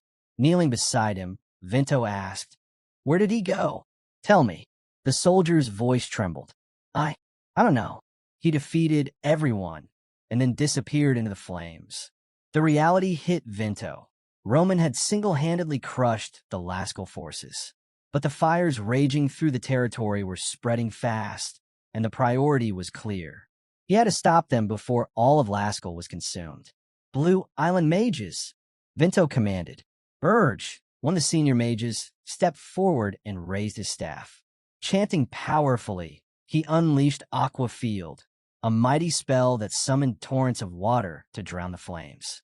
But to his shock, the fire refused to yield. Burge's expression twisted with disbelief. Impossible. Even with a spell of this strength, he studied the blaze, then realized the truth. These flames, they're not natural. Something is feeding them. Unless we destroy the source, they will not die out. Vento clenched his jaw, the answer clear in his mind. It's Roman. He's behind this. At that moment, soldiers rushed up with urgent news. "Captain, the North Gate and West Gate have been blocked." The flames had spread across every path, sealing off both exits. The realization struck Vento immediately. There was no way out. 10,000 Kronos troops were now trapped inside Lascaux, caged by fire and steel. He rushed to Pablo. "All escape routes are blocked. We've walked into a trap." Pablo's eyes widened in disbelief. "No way out? Are you certain?" Vento nodded grimly. "The only chance is the North Gate. Its wall is old and weakened. If we focus our efforts, we may be able to break through there." Pablo wasted no time. "Then forget Roman. Lead the soldiers to the North Gate. We must escape first." At his command, Vento rallied the troops, shouting for everyone to gather at the North Gate. As the vast army moved, Pablo clenched his fists, his mind consumed by one thought: Roman Dmitri. That man was a monster. Unless the Empire crushed him completely, he would become a threat even Kronos couldn't contain. When the soldiers finally reached the North Gate, a chilling sight awaited them. Roman stood alone, blocking their path. Fury consumed Pablo. "You kept running, hiding behind flames like a coward, and now you dare stand before us." Roman's voice was calm, almost mocking. A coward? Tell me, is a fight between one man and 10,000 soldiers fair? You call these flames cowardly. Pablo snarled. Without this fire, you'd already be finished. Roman's lips curved into a faint smile. If that's what you believe, then I'll open the path to the North Gate myself. I promise you this. If you defeat me, your soldiers will live through this fire. His confidence ignited Pablo's rage. Arrogant fool. Soldiers attack. Vento and the Seventh Night Order surged forward, weapons clashing against Roman. In the chaos, Vento managed to land a strike, but Roman remained unfazed. Gripping his blade, he unleashed the second form of his heavenly demon swordsmanship. The world shook. A single devastating slash ripped through the battlefield, the explosion tearing the ground apart. Soldiers were thrown aside like leaves in a storm. Roman's thoughts were clear as steel. There was never a plan. The fire was only meant to trap them. My true goal is to annihilate all 10,000 of Kronos' soldiers with my own hands. When the dust settled, Vento and his elite knights lay defeated. Roman stood unbroken, his strength undeniable. Pablo was struck with shock. His voice cracked as he shouted, "Yale, use your magic. Destroy him now." The Blue Island mage hesitated. "But if I cast here, our own men will be caught in the blast." Pablo's face twisted with rage. "And what of it? If we do nothing, Roman will slaughter them all anyway." Pablo's voice thundered. "Our soldiers should gladly fall for the Empire, rather than die at the enemy's hands." At that, Yale finally bowed to the command. He turned to the Blue Island mages and ordered, "Prepare your spells." Streams of magic filled the air, dozens of aqua balls hurled toward Roman, followed by Yale's own devastating aqua cannon, crashing down in a torrent of power. The attack swallowed friend and foe alike, striking Pablo's own men in the chaos. But Roman moved like lightning. With a single leap, he cut through the flood of magic, rushing straight toward Yale. Desperate, the mage tried to ensnare him with a binding spell, but Roman shattered it instantly. Before Yale could react, a storm of lightning erupted from Roman's blade. The blast tore across the battlefield. Yale and every Blue Island mage collapsed in one strike. Silence fell, broken only by the crackling flames consuming Lascaux. Roman advanced steadily toward Pablo. Shaken but furious, Pablo demanded, "Why go this far? Why throw yourself away? Dmitri will never win. Lascaux soldiers are nothing compared to Kronos' true army. No matter what you do, you cannot win against the Empire." For a moment, Roman's gaze darkened. The scene shifted back to another memory. After the Mad Demon's death, Baek Jung-hyuk had walked alone into Hanam Province. He climbed Sun Mountain, sacred ground of Shaolin, where the leader of the 9 great clans resided. His presence sparked chaos among the righteous warriors gathered there. Only one man stood before him, Baek Jung-hyuk himself. Amidst the destruction, a figure stepped forward and asked why he had come. His reply was cold and unyielding. "My person has died." The words shook them to the core. With unbreakable resolve, he declared that even the leader of the 9 clans had no right to touch his people. The vision faded, returning to the present battlefield. Roman fixed his eyes on Pablo.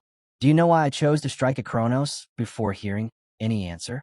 Because they dared to set foot in Dmitri and threaten my people." Pablo's eyes widened in disbelief.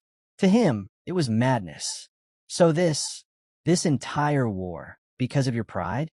His laughter was bitter and mocking. "Foolish man, you've doomed Dmitri. You've dragged your people to ruin, and you don't even see it." Roman's lips curved into a smirk. His voice was cold as steel. "Survive if you can, even if it means being buried alive. Carry word of Lascaux to your empire, and then die. Do whatever you wish." Without hesitation, Roman's blade cut Pablo down. The scene shifted swiftly to the Kronos Palace. A messenger rushed in, bowing low before Marquis Memphis. "My lord, an urgent report has arrived." All of Pablo's forces in Lascaux had been annihilated. When Marquis Memphis received the report, he was stunned. 10,000 men wiped out. He immediately ordered reinforcements to be sent to Laskell, but he knew the situation was far worse than he could control alone. Without delay, he went to the imperial palace. Standing outside the emperor's chambers, he bowed deeply and spoke with grave urgency. Your Majesty, Laskell has fallen. The enemy is preparing to march on Dmitri. I never imagined 10,000 soldiers could be defeated so quickly. The fault is mine, and I accept full responsibility. For a moment, the emperor was silent. Then his voice came, calm yet heavy. Marquis Memphis, Roman Dmitri is sending us a message. He dares to claim that Kronos does not rule this continent. His attack on Laskell was his declaration. Since his rise, our empire's perfect record of victory has been broken. The emperor called for the mystic. When the hooded figure entered, he bowed and began his report. Dimitri's every move has been deliberate. They are watching Kronos closely, and the creature that appeared alongside them, it was a warning. They want us to know they cannot be underestimated. The emperor listened, then slowly smiled. Good. This is our opportunity. As before, Kronos will crush them. This time, we will make certain of it. The mystic bowed his head, a faint smile on his lips. Understand. Without hesitation, the emperor gave his commands. Spread the decree. All subjects of Dmitri will be conscripted into our army, and let it be known across the continent. Every kingdom will bend beneath the rule of Kronos. His voice grew darker as he continued. When a monster of the continent rises, war follows. Long ago, when the first door opened, cold energy spilled into this world. It froze the lands, bringing disaster without end. The prophecy speaks of one chosen by divine will, someone meant to restore balance. But if that moment is missed, the world will sink into eternal despair. He paused, his eyes narrowing. Those who carried the prophecy before failed. None could claim a continent. But this time, it will be different.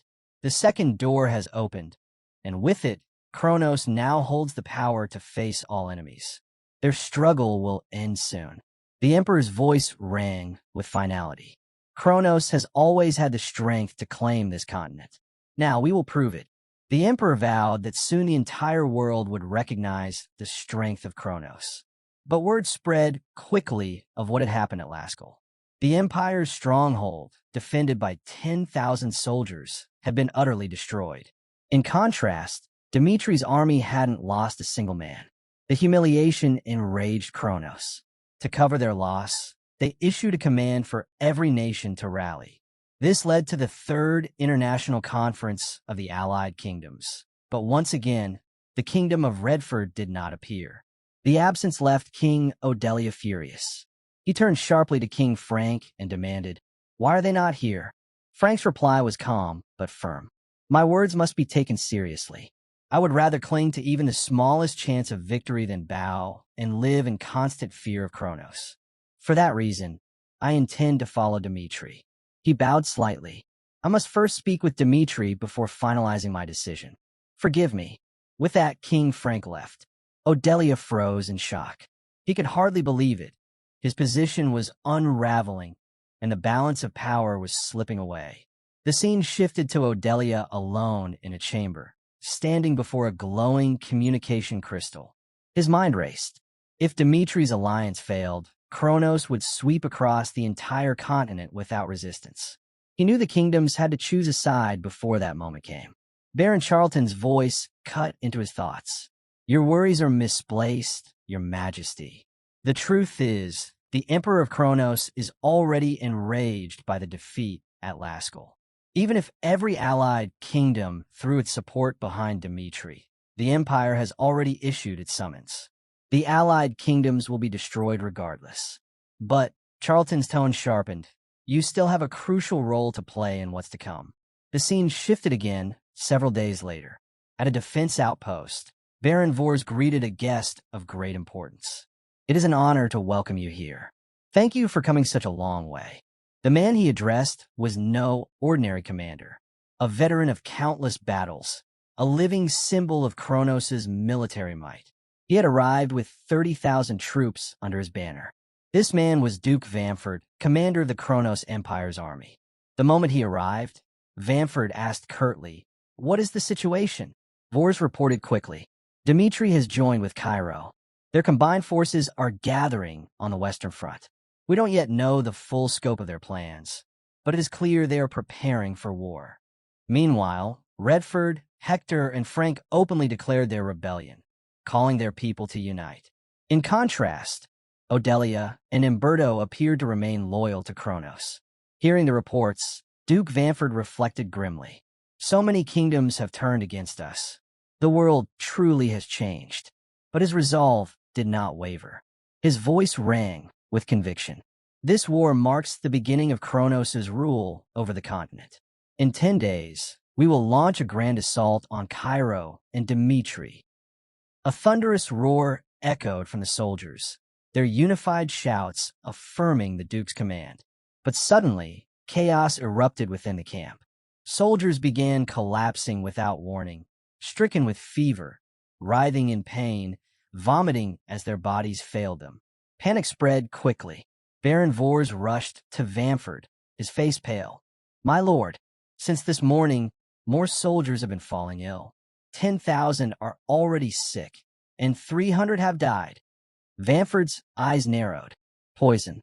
It must be Roman's doing." Without hesitation, he ordered, "Inspect every well, every source of water. Find the cause, and contact the Behemoth Magic Tower immediately." "Yes, sir." Vors hurried off. The scene shifted to the interior of the camp. Vamford now stood with the master of the Behemoth Magic Tower. His tone was sharp. "Can you save the soldiers?" Vors, clearly distressed, added desperately, "The poisoning isn't only here at the first defense post. It's spread to 7 other outposts as well. If this continues, we'll lose countless troops." "Silence," the tower master snapped. Vamford frowned inwardly. The arrogance of these behemoth mages never changes. The tower master turned to his subordinates. "We will begin neutralizing the poison immediately. First, we must understand its nature." All 32 magicians raised their hands, channeling their mana as they analyzed the corrupted energy within the 6 soldiers. Then, the tower master suddenly froze. His face turned pale with disbelief. "Impossible," he muttered. The others stared at him in confusion. "This poison, it's unlike anything I've ever seen. It would take years of research to create something like this." His voice shook as he quickly rushed to examine an afflicted soldier up close. Then he shouted to his magicians, "Stop what you're doing! Now!" They recoiled, startled. "What's happening, master?" His eyes widened as the truth sank in. He whispered, almost trembling, "There is more than one poison." Vamford stepped closer, his voice low and urgent. "Explain yourself. What exactly is going on?" The tower master inhaled deeply, steadying himself. "Give me more time. I must confirm something first." As the tower master continued his study, the truth became horrifyingly clear. Across all 8 defense posts, he had identified not one, but 32 different poisons. And worse still, not a single one of them was known on the Salamander continent. His voice was heavy with dread. "With so many poisons, there's nothing we can do. We cannot purge them in time. We cannot save the soldiers." Vamford froze in shock. Even the proud master of the Behemoth Magic Tower admits defeat. If he cannot fix this, then forcing them will change nothing.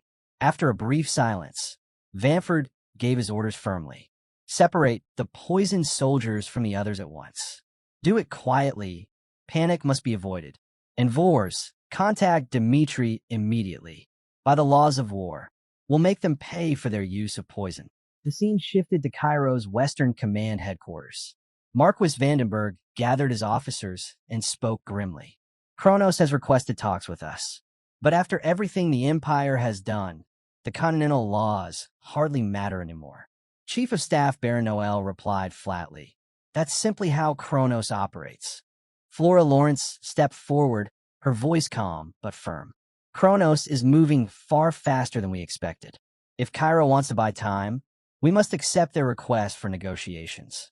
Vandenberg considered this in silence, then nodded. "Very well. Count Fabius will take part in the talks." A few days later, the scene moved to the Cairo border. There, Duke Vanford arrived alone to meet Count Fabius. The two men faced each other, tension heavy in the air. Vanford wasted no time. Dmitri has broken the continental law. The use of poison is forbidden. Fabius only smiled.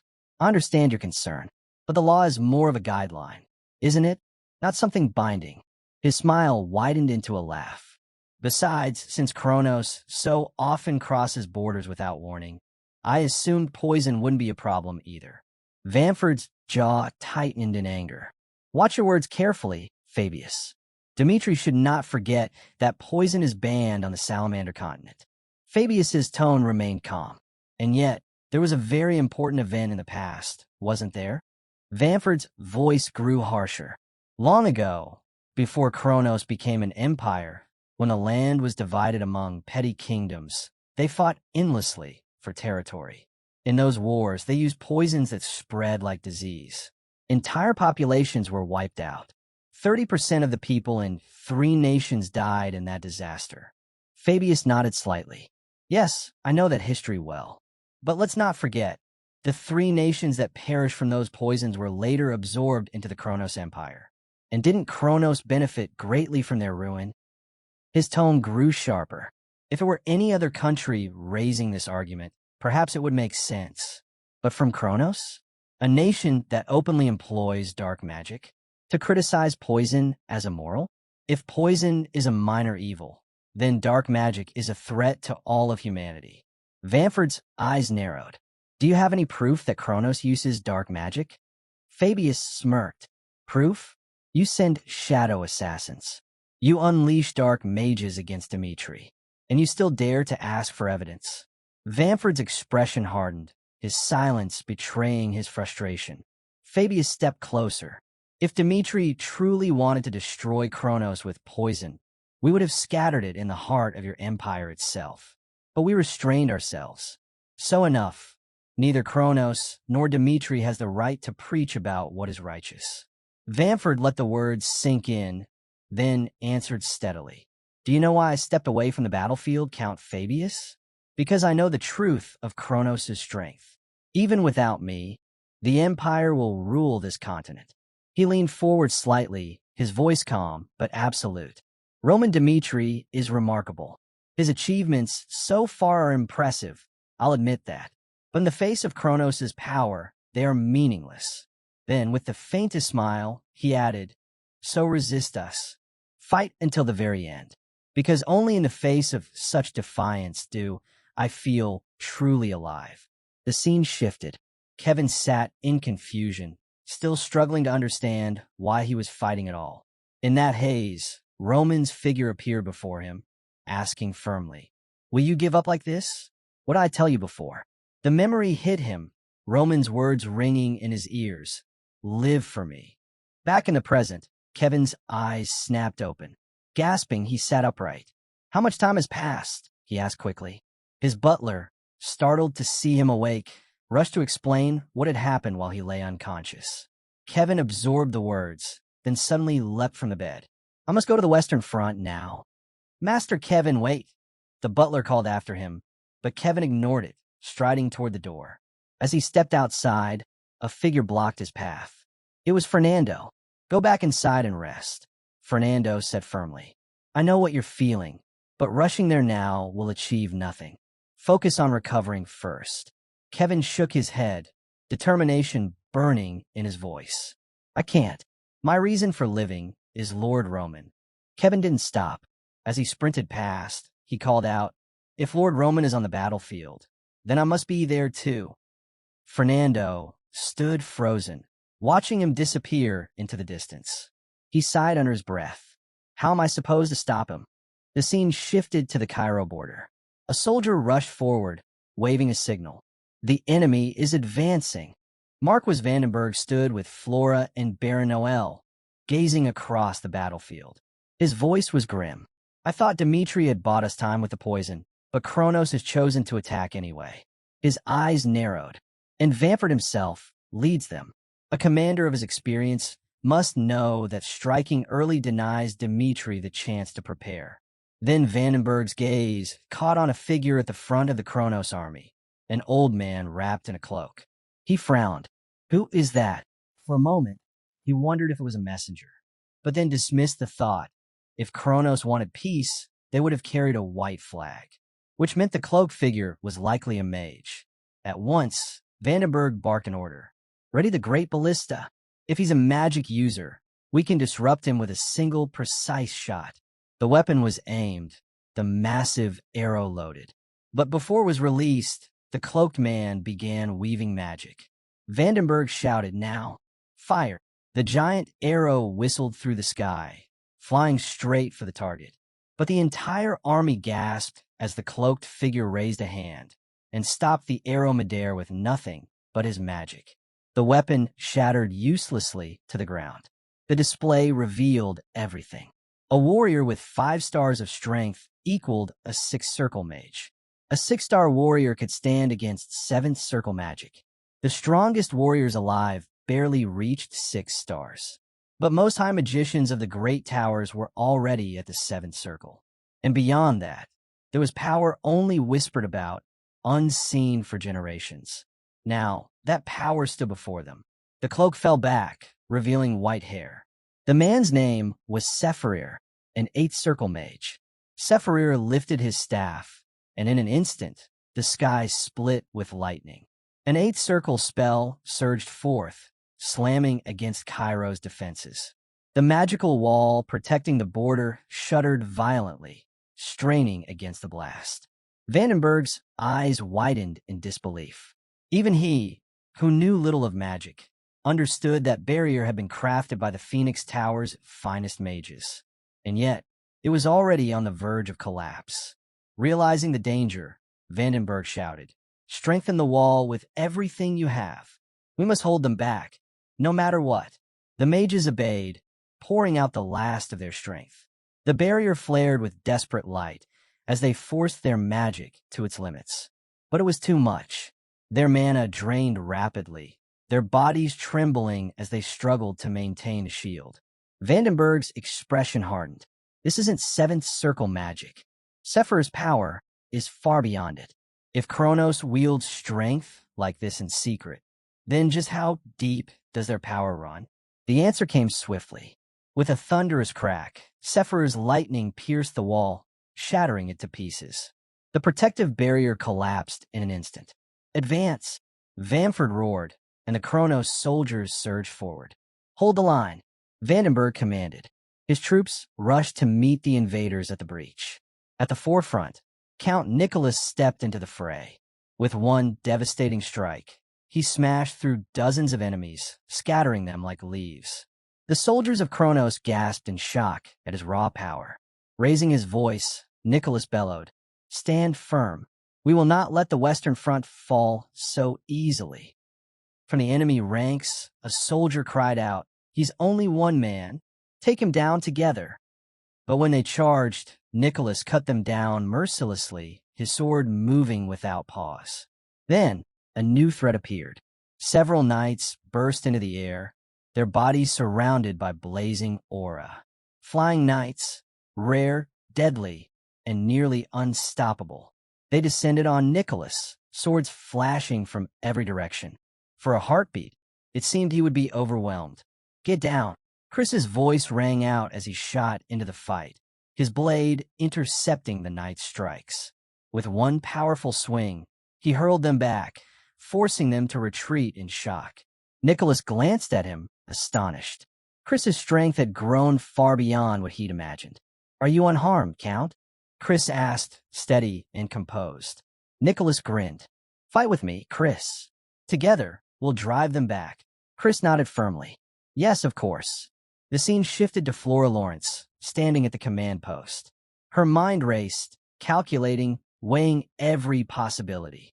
Roman's plan required at least 3 days of resistance. At first, she had believed they could manage it. But now, with the fortress wall fallen on the very first day, all of her careful predictions had crumbled. She saw the reality clearly. The situation was dire. Flora turned to Vandenberg, her voice steady but grim. We cannot win this battle. You must begin Plan B. Vandenberg's jaw tightened in frustration, but his resolve did not waver. Very well, he said firmly. The command was given. The soldiers were to abandon the fortress, retreat to the rear, and leave their supplies behind. The plan was brutal but necessary. Lure Kronos inside, then ignite the hidden explosives to strike a devastating blow. When Chris heard the order, he turned to Count Nicholas. We need to cover the retreat. Let's make sure our comrades escape safely. But then the battlefield shifted. A suffocating presence spread through the air as a figure stepped forward.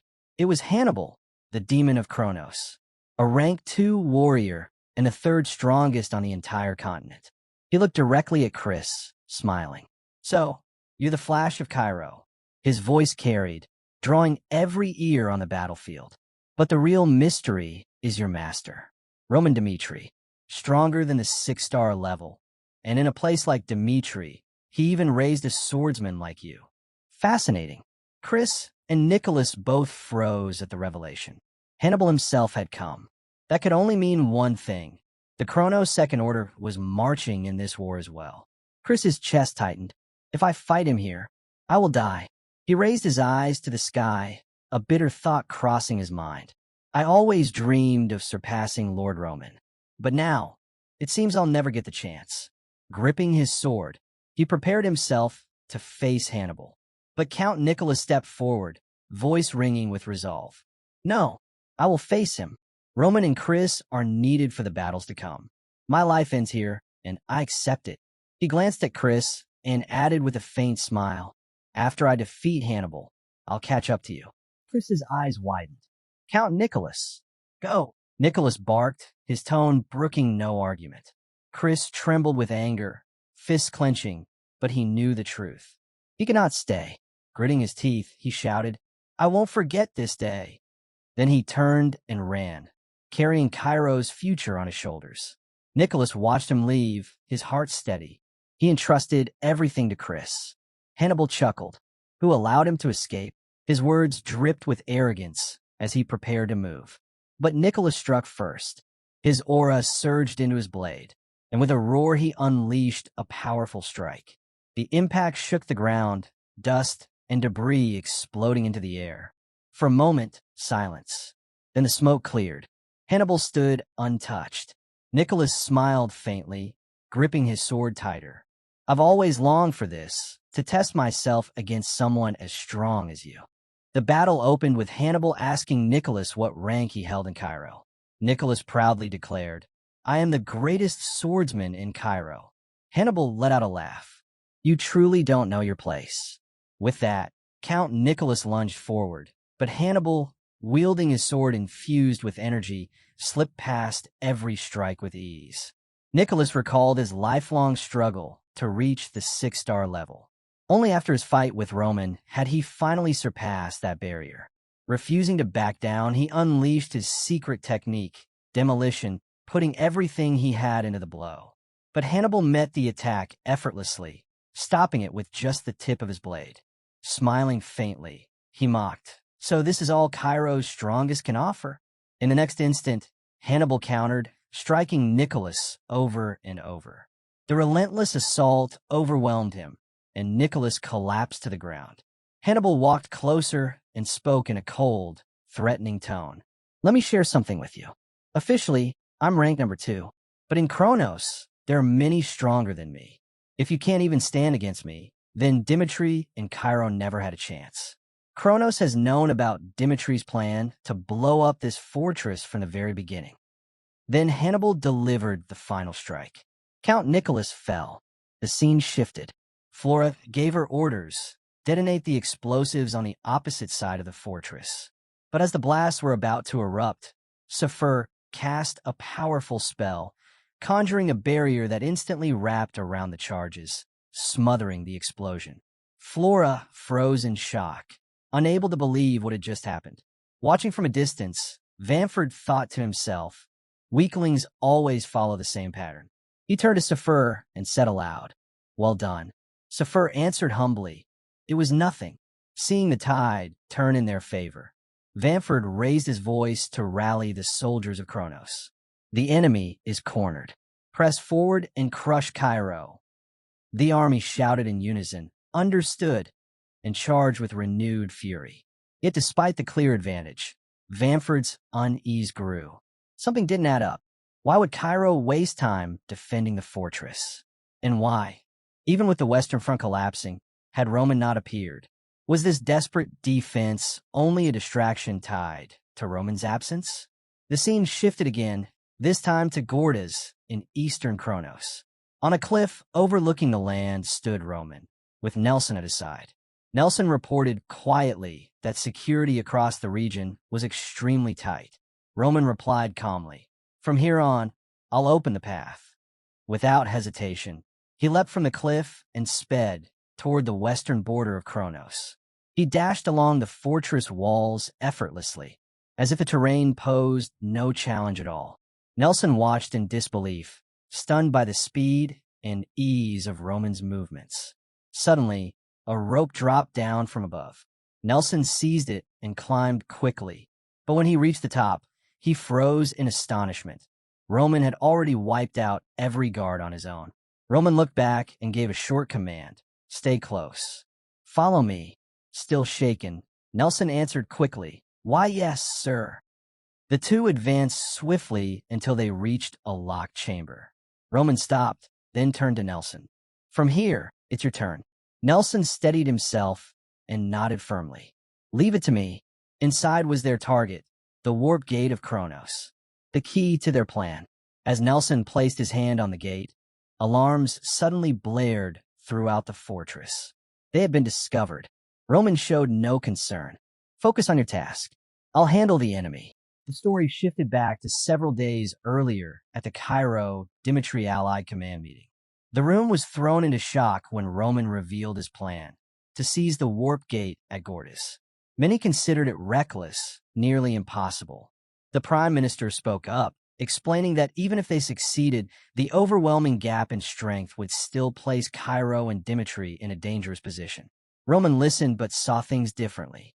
With a firm gaze, he told them that if Dimitri had any hope of standing against Kronos, then they needed to prove their might, to make Kronos fear them. His words caught the council off guard, leaving the room tense and uneasy. The prime minister then voiced another concern. Cairo trusted Roman, but Kronos' strange warp technique remained a threat. He reminded everyone how Kronos had warped into Dimitri without using a gate. That unpredictable ability, he warned, made both sides vulnerable. Roman disagreed. He reasoned that if Kronos truly had unlimited freedom with their warp ability, they would have bypassed the front lines entirely and struck at Cairo and Dimitri's core directly. The fact that they continued to fight on the Western Front proved there were limits. His logic left the chamber in silence. One by one, they began to consider his point. Roman pressed further. Against an empire that claimed dominion over the continent, Cairo and Dimitri had to show they would not be cowed. At that moment, Marquis Valentino spoke up. "May I say something?" Roman gave a slight nod, granting him the floor. Marquis Valentino suddenly posed an unexpected question. After the war, will Lord Roman forge a new sword? His words left Roman and the council puzzled. Seeing their confusion, Valentino explained with a serious tone, "I've been waiting far too long for your next masterpiece. I cannot wait any longer." Roman stayed silent, weighing the request. But Valentino continued, "If you create a new blade, I will dedicate the full strength of my family to support your plans. Even with the nation facing hardship, I cannot suppress my desire to obtain a weapon of true excellence." The scene shifted back to the present. At Gordas, soldiers of Kronos spotted Roman and charged. He cut through them with ease, one after another. Meanwhile, Nelson was hard at work adjusting the warp gate. Moments later, Nelson called out, "It's ready." Roman thought to himself how quickly it had been done, just as Valentino had promised. He gave the order, "Activate it." The gate roared to life, spreading a brilliant blue light. Through it came Marquis Valentino, leading the army of Cairo. The soldiers greeted Roman with respect, but one figure in particular stood out, Kevin. When Roman's eyes fell on him, he immediately understood. Kevin had overcome his struggles. Bowing deeply, Kevin declared, "I have grown stronger, Thanks to your guidance, Lord Roman. Roman then addressed the assembled forces. He declared that Gordas would now serve as the central base of operations for both Cairo and Dimitri. Their next target, the destruction of Kronos' eastern territories. Without hesitation, he commanded, wipe out every enemy within Gordas. Valentino drew his blade and shouted to the soldiers of Cairo, follow Lord Dimitri's command. And so, in less than a single day, Gordas, the vital eastern fortress of Kronos, fell under their control. Valentino's excitement soared. At last, he could wield the sword forged by Roman, the second great creation of his hand. The story then shifted once more, this time to Vamford. He was stunned when the news reached him, the fall of Gordas. Only then did he realize that everything had been part of Roman's plan from the start. With the fortress taken, the warp gate seized, Kronos' soldiers were stranded and vulnerable. Summoning his officers, Vamford ordered a strategy meeting. We must prepare for a drawn-out war, he said firmly. If we keep advancing directly toward Cairo's capital, our army of 300,000 will run out of food. Reinforcements will arrive within a month. Until then, we must endure and hold the line, or the enemy will crush us. As Vamford considered how to move faster, one soldier stepped forward with a suggestion. Why not stay here? Only the walls were damaged. Thanks to Lord Safir stopping the explosion, the food stores left behind by Cairo remain untouched. We've already inspected them. They're safe to eat. Hearing this, Vamford made his decision. Very well, we'll stay here until reinforcements arrive. Then we'll crush the enemy piece by piece. But in his heart, Vamford vowed silently. No matter what Roman intended, he would never allow things to unfold according to Roman's design. The scene then shifted to Tesla, Kronos' eastern base. Commander Baron Zeekman had just received a letter from Vamford. The message was clear. If Dimitri's forces advanced toward Tesla, they were to fortify their defenses and hold their ground at all costs. Reading it, Zeekman frowned. Why was Vamford telling him to stay, put instead of summoning him to assist? Did the Duke truly believe Tesla could be threatened by just 30,000 soldiers? To him, the thought was absurd. But before he could dwell on it further, movement caught his eye. From the haze in the distance, a lone figure emerged. Not a messenger. There was no white flag. When Zeekman recognized who it was, his eyes narrowed. Roman Dimitri. Quickly, he commanded his men, prepare for battle. Don't let him get near the fortress. To Zeekman, Roman's boldness was laughable. Marching straight to Tesla's gates, alone, as if he feared nothing. Roman had grown arrogant after his victory in Gordas, convinced he could topple the empire itself. Zeekman was determined to put an end to that delusion. He raised his hand, signaling the attack. Arrows rained down, blackening the sky as they flew toward Roman. But just as they closed in, Roman unleashed his technique, iron projectile. A shimmering wall of steel-like energy formed before him, deflecting every arrow with ease. His eyes sharpened. Rage burned in his movements as he drew his sword, his aura flaring violently. Since there's no warp gate here, he said coldly, I can release my full strength. With that, Roman's true power erupted, surging like a storm. The force of it stunned Baron Zeekman, who had never imagined such intensity. And yet, standing atop the fortress walls, Zeekman maintained a calm expression. These walls are fortified with countless layers of magic, he told his men confidently. They will not fall. Roman strikes seemed useless against the fortress walls, until suddenly, the air itself grew heavy and cold. Gripping his blade, he unleashed the heavenly demon sword technique. A surge of purple energy erupted, flooding the battlefield. The earth trembled violently under its power. Baron Zeekman's eyes widened in disbelief. He had braced for battle, but not for this. With a single devastating slash, Roman shattered the layers of magic defense as though they were nothing but thin paper. The walls of Tesla crumbled instantly, collapsing under his might. Silence fell. In an instant, the fortress's impenetrable defenses were gone. Soldiers froze in place or scattered in panic. unable to process what had just happened. Roman strode forward without hesitation, crossing the border as if nothing could stand in his way. Baron Zekeman dropped to his knees before him. "We surrender," he declared. Even as he bowed, his mind raced. "If they capture me alive, I'll be too valuable to kill. Guarding me will tie down their forces. Roman won't execute me. He'll want to use me in negotiations. Surrender is my best chance." But his calculations crumbled the moment Roman stopped in front of him. Without a word, Roman's cold eyes bore into him. Then, suddenly, Roman kicked him down. Zekeman fell, coughing and gasping for air. Looking up in confusion, he stammered, What are you doing?" Roman's gaze remained sharp, like a blade. "Are you the commander of this fortress?"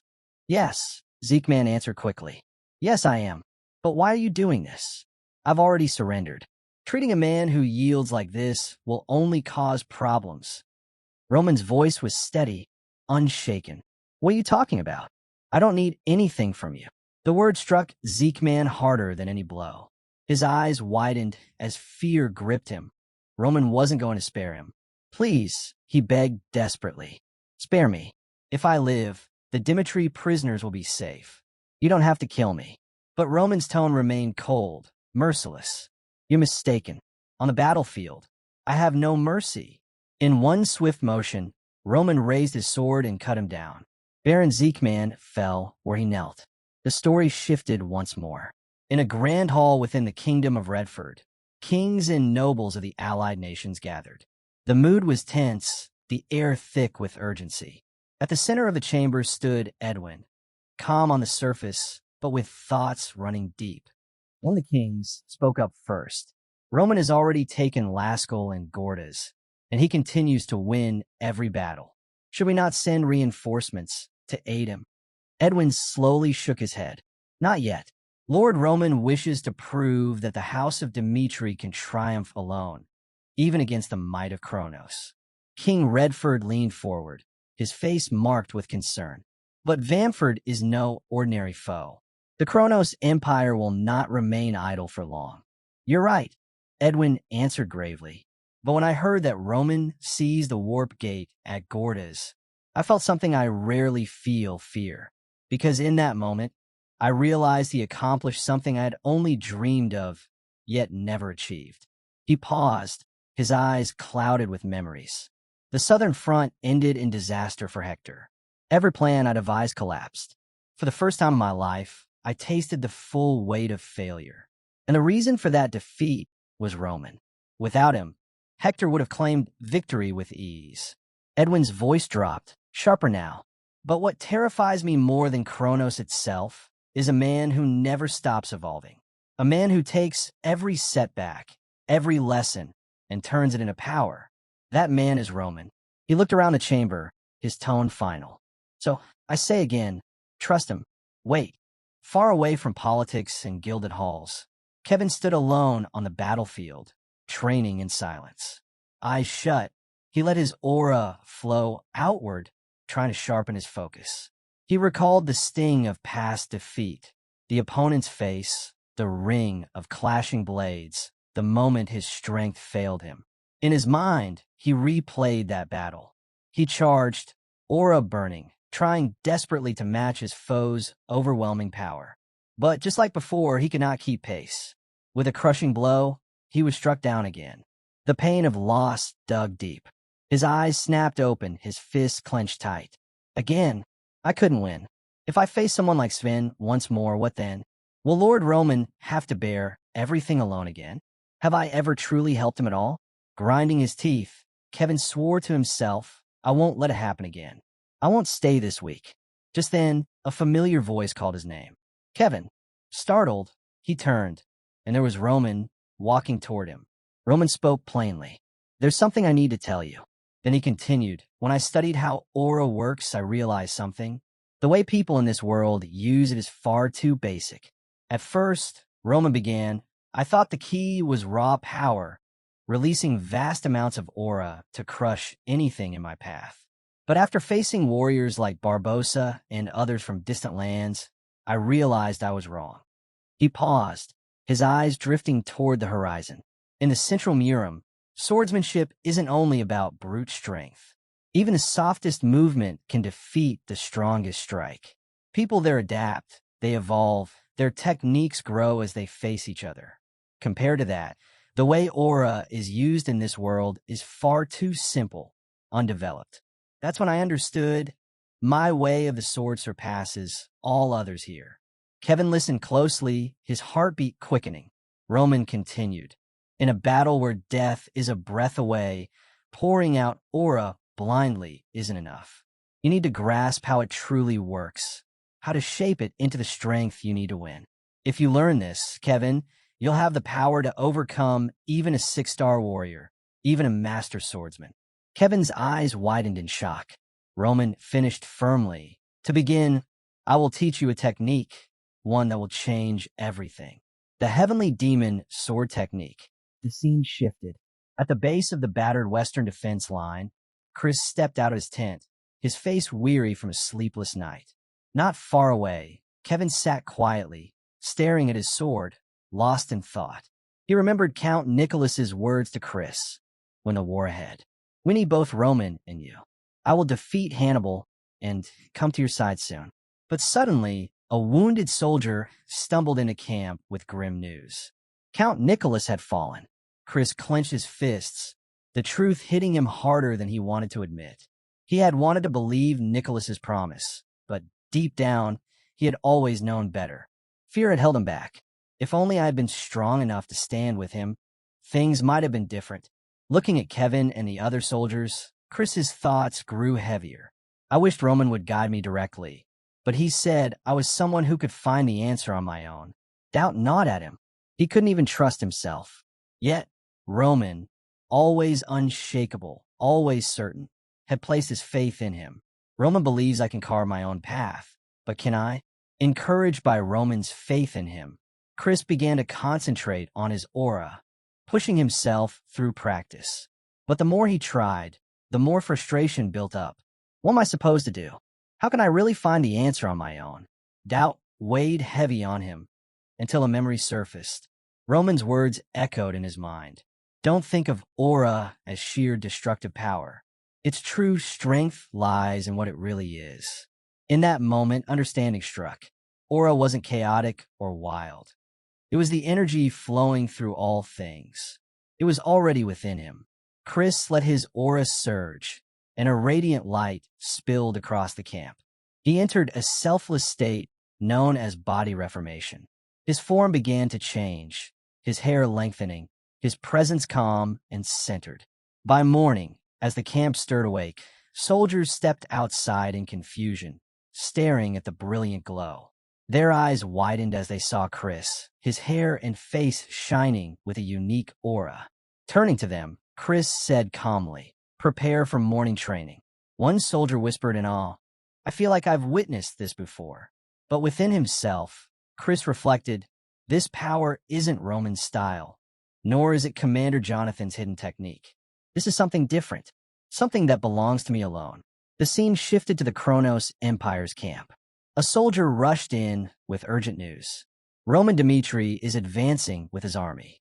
One commander scoffed. He's insane.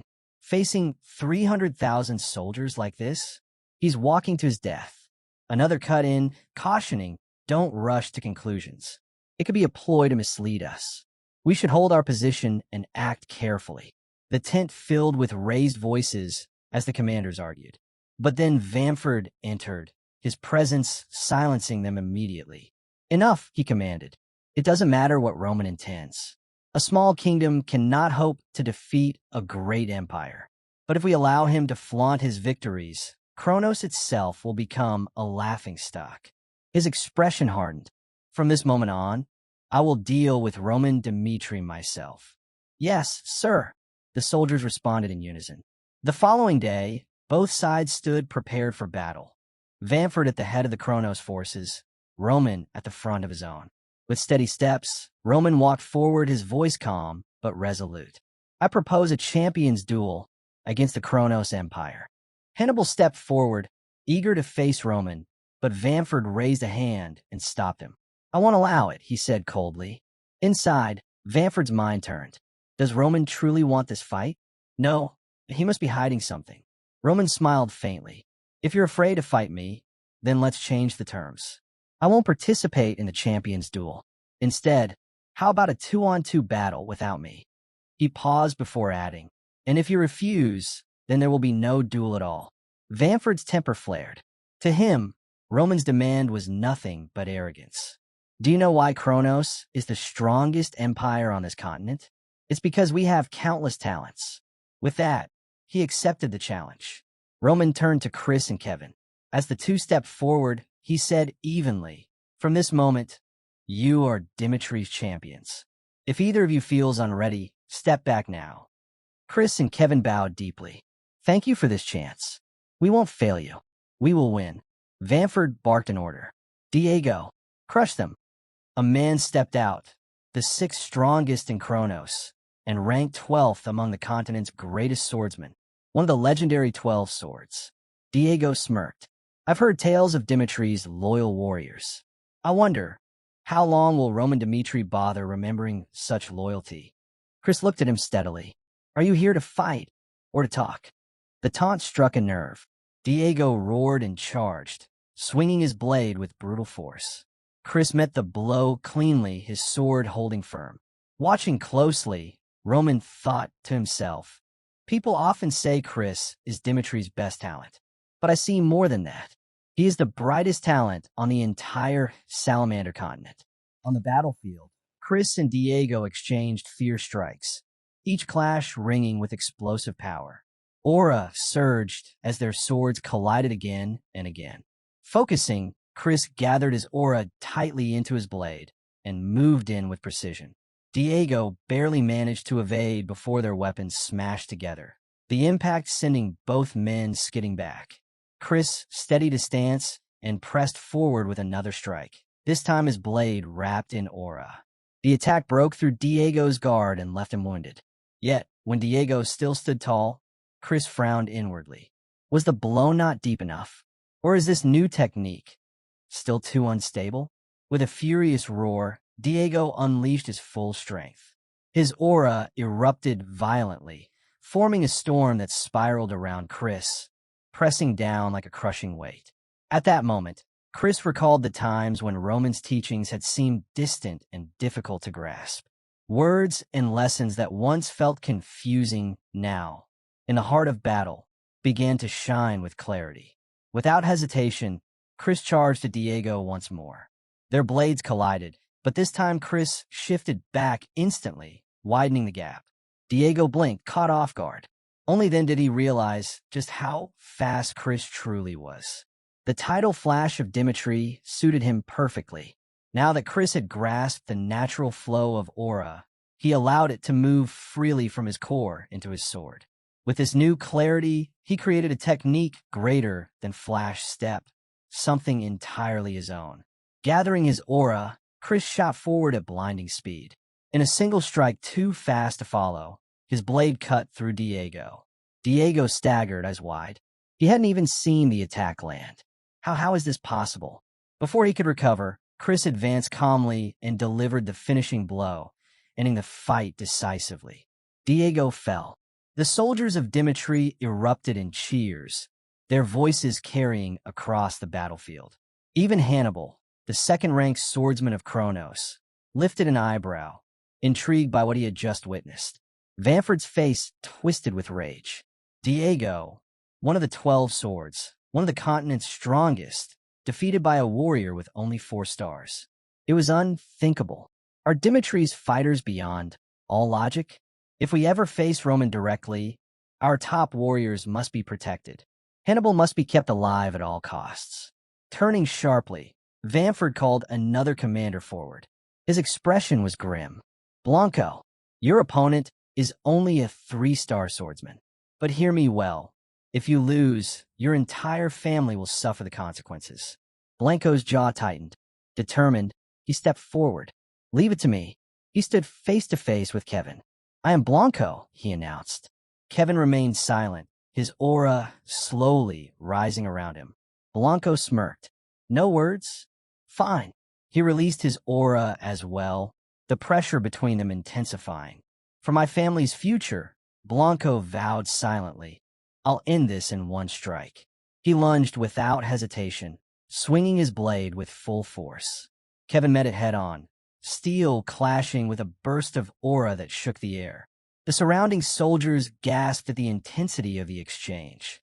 Blanco's eyes narrowed in shock. A 3-star blocked me? Kevin's stance trembled as he was driven back, but he held firm. Blow after blow rained down, yet he refused to yield. Seeing an opening, Blanco surged in for the finishing strike. But suddenly, Kevin's aura flared violently. He unleashed his special technique, mutual destruction.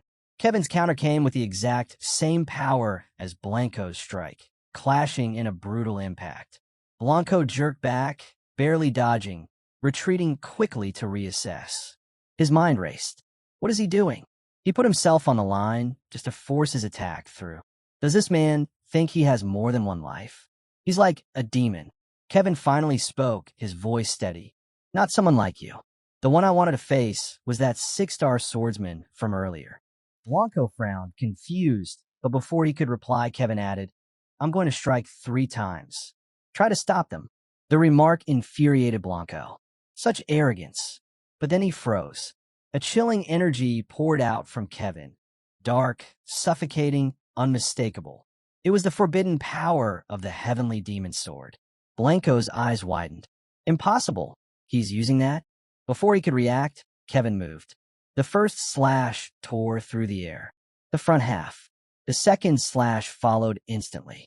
The front half again. Kevin recalled Roman's words. Because of the ghost-soul demonic technique that had shaped his body, he could only perform half of the heavenly demon sword technique. But Roman had told him clearly, that much is enough. His strikes landed with crushing force. Blanco's defense shattered. In disbelief, the commander collapsed, defeated. Kevin exhaled slowly, a faint smirk on his lips. This is Lord Roman's technique. Looking down at Blanco, he said coldly, I told you, I wanted to fight a 6-star swordsman. Blanco lay motionless. The duel was over. Vanford's eyes blazed with fury. Diego, one of the 12 swords, and now Blanco, both had fallen to Dimitri's warriors. But what shook him most was the ominous aura. What is that darkness? Dark magic, Vanford roared, pointing accusingly at Kevin. Dimitri dares pollute an honorable duel with forbidden powers. We cannot accept the results of this tainted battle. His voice thundered across the field.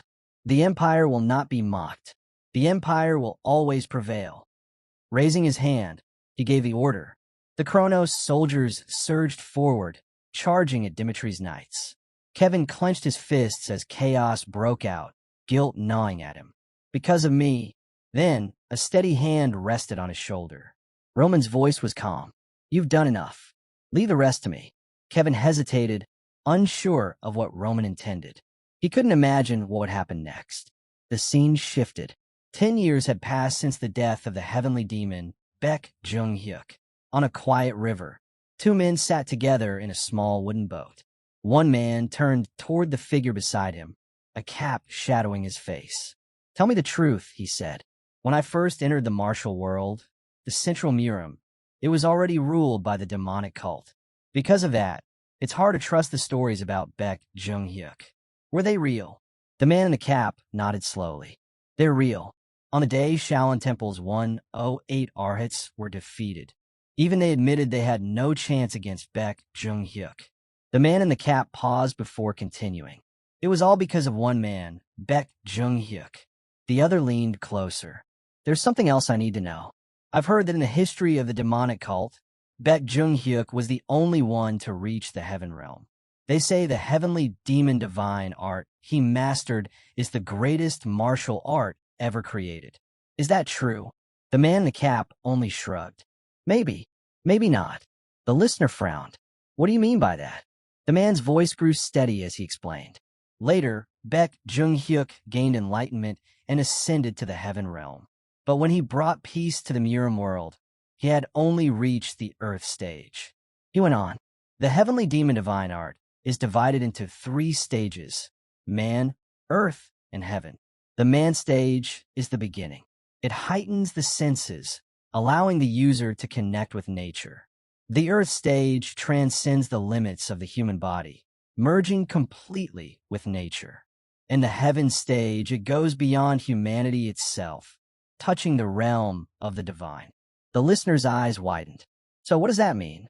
The man in the cap replied simply, it means Baek Jung-hyuk was unmatched, beyond compare. Back in the present, Roman stood tall, power swelling within him. At last, I've reached the Earth stage, he thought. It had been years since he had drawn on this strength. Kevin and Chris looked on in awe as Roman stepped forward. With a single motion, Roman unleashed the heavenly demon-dominant step. The first step sent a shock wave through the ground, the earth cracking beneath his feet. These were the very techniques once created by Baek Jung-hyuk, the greatest under heaven, 9 sword forms and 9 corresponding steps. The battlefield quaked as Roman's energy tore through the land where Kronos' soldiers stood. Vamford's eyes widened in disbelief.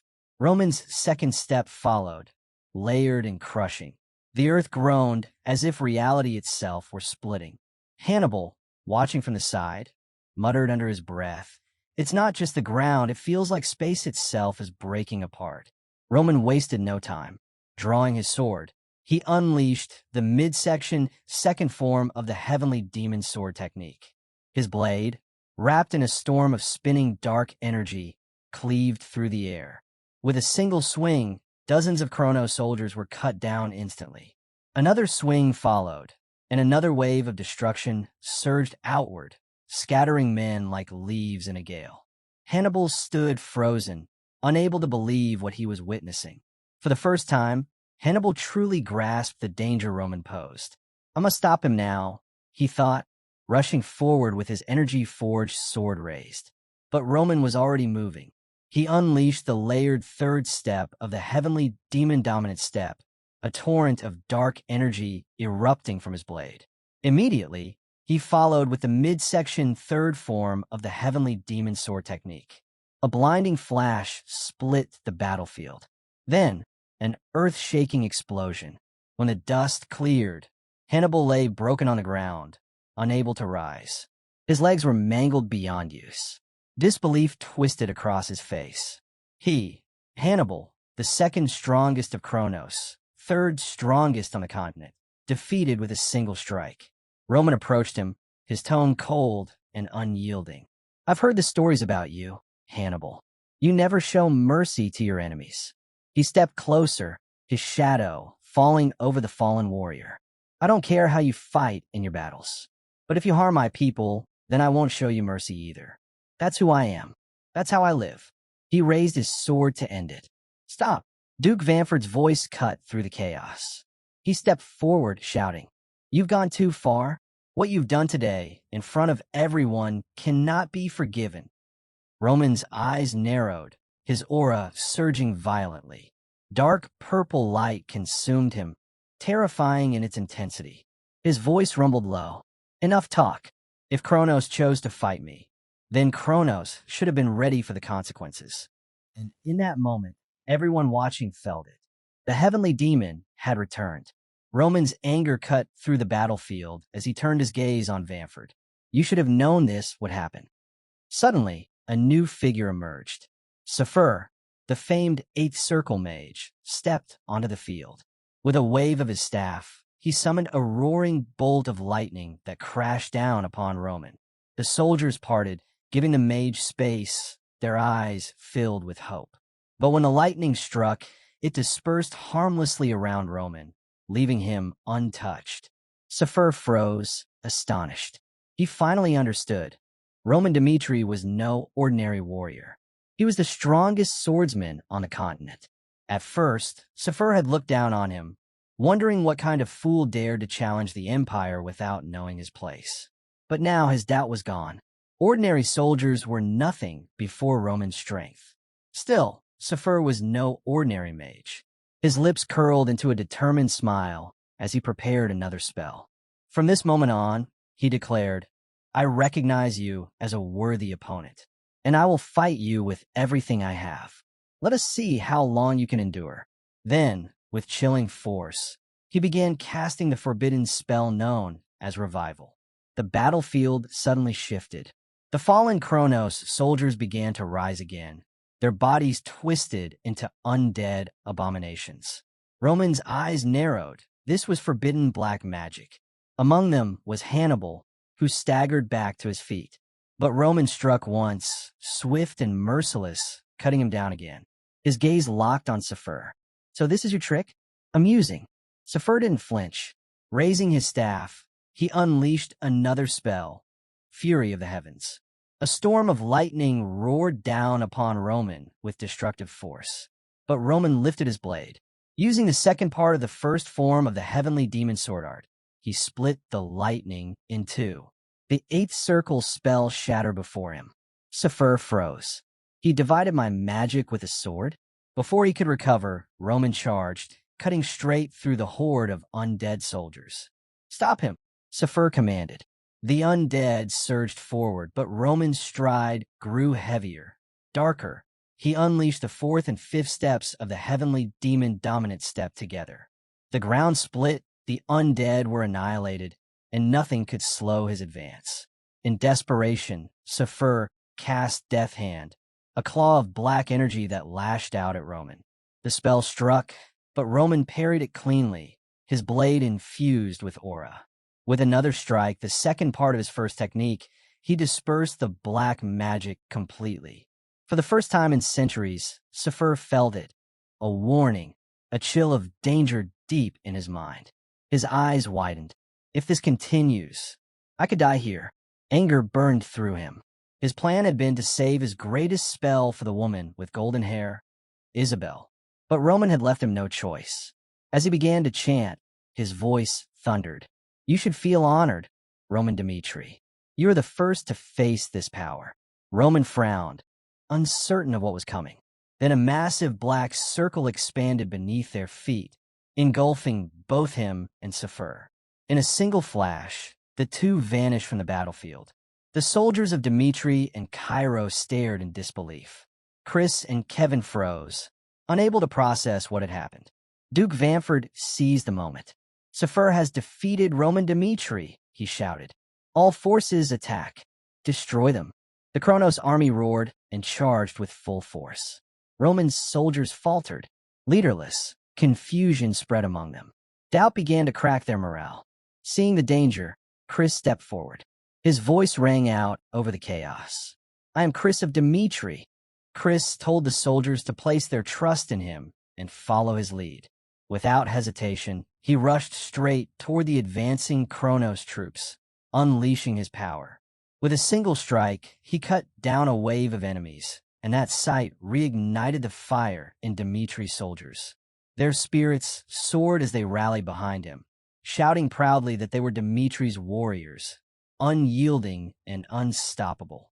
Together, they surged forward, slamming into Kronos' forces with renewed strength.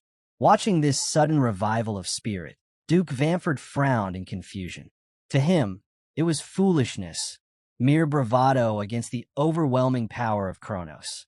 With disdain, he ordered his mages to unleash everything they had, to crush Dmitri's men completely. But just then, a radiant yellow light shot down from the heavens, striking the earth with force. A commanding voice echoed, demanding the Kronos soldiers halt. Descending from the sky came Isabel, golden-haired and blazing with fury. She reminded Kronos of the warning she had once given them, condemning their greed and the darkness they had chosen. Now, in the name of justice, she declared punishment would fall upon them. Calling forth her holy power, Isabel cast a powerful blessing. In an instant, every wounded Dmitri soldier was healed. Chris looked down at his restored body in disbelief, whispering if this could truly be the power of the divine. With no hesitation, Isabel rallied her forces and charged straight into the Kronos army. Moving with breathtaking speed and precision, she struck down any who dared face her. Duke Vanford, frozen in place, narrowed his eyes as realization dawned. They've come. At that moment, he understood that defeat for Kronos was inevitable. Even so, Vanford refused to yield. He commanded his men to retreat to the castle. to fortify its defenses and prepare for a last stand. But before his plan could be carried out, Flora's arrow pierced through him. Staggering in shock, Vamford turned, only to see his castle, his safe haven, already in enemy hands. He couldn't comprehend how or when it had fallen. Moments later, he collapsed. The battlefield erupted in confusion, and Felix seized the moment. Summoning a powerful fire spell, he hurled it toward the Kronos ranks. Earlier, the Phoenix mages had already seized the castle, and now on the open field, Kronos' forces were trapped, surrounded on both sides by Dimitri's army and Isabel's troops. Slowly but surely, they were being pushed apart and destroyed. Seeing the tide turn completely, Chris roared that Dimitri had claimed victory. He urged his men to strike down the remaining Kronos soldiers and end the battle once and for all. From another side of the battlefield, Flora rallied the soldiers with a loud declaration. The enemy commander had fallen. She urged Dimitri's forces to press their attack, and with that, the war that Kronos had been so certain of winning ended in crushing defeat. The soldiers of Dimitri erupted in thunderous cheers, their voices ringing across the field in triumph. Chris made his way to Isabel and offered her heartfelt thanks for saving them. Still, his curiosity couldn't be held back. He asked who she truly was. Isabel revealed the truth. She had come from beyond the endless mountains, from a land known as Arcadia, the last sanctuary of humankind. She declared her identity as Isabel, the Queen of Luna. Far from the battlefield, in a hidden void steeped in darkness, Sephir had imprisoned Roman. This space pulsed with corrupt power, completely under Sephir's control. Even the shadows of death here surpassed ordinary undead. Yet, despite that, Sephir could not understand why he was losing. Roman had finally unleashed his true strength. With a calm confidence, Roman smiled and said the battle was becoming interesting. Beaten and desperate, Sephir demanded to know what power Roman was wielding and how he could resist such overwhelming odds. Roman's answer was simple. He invoked the heavenly demon-dominant step, 7th layer. Energy coiled and swirled around him as he warned Sephir that this was the end. In the ancient land of Murim, no one had ever stopped this technique. Roman dared him a try. He then unleashed the heavenly demon sword technique, the final section, 2nd form. The very air cracked apart as the devastating strike exploded outward, drowning the area in dust and smoke. When it cleared, Sephir lay defeated, stunned and broken. He could not comprehend how he had fallen to a force that was not holy. To him, it was impossible. Roman stepped closer, his eyes fixed on the fallen foe. There was a question that had long troubled him, and now he demanded an answer. Kronos already possessed the strength to dominate the continent.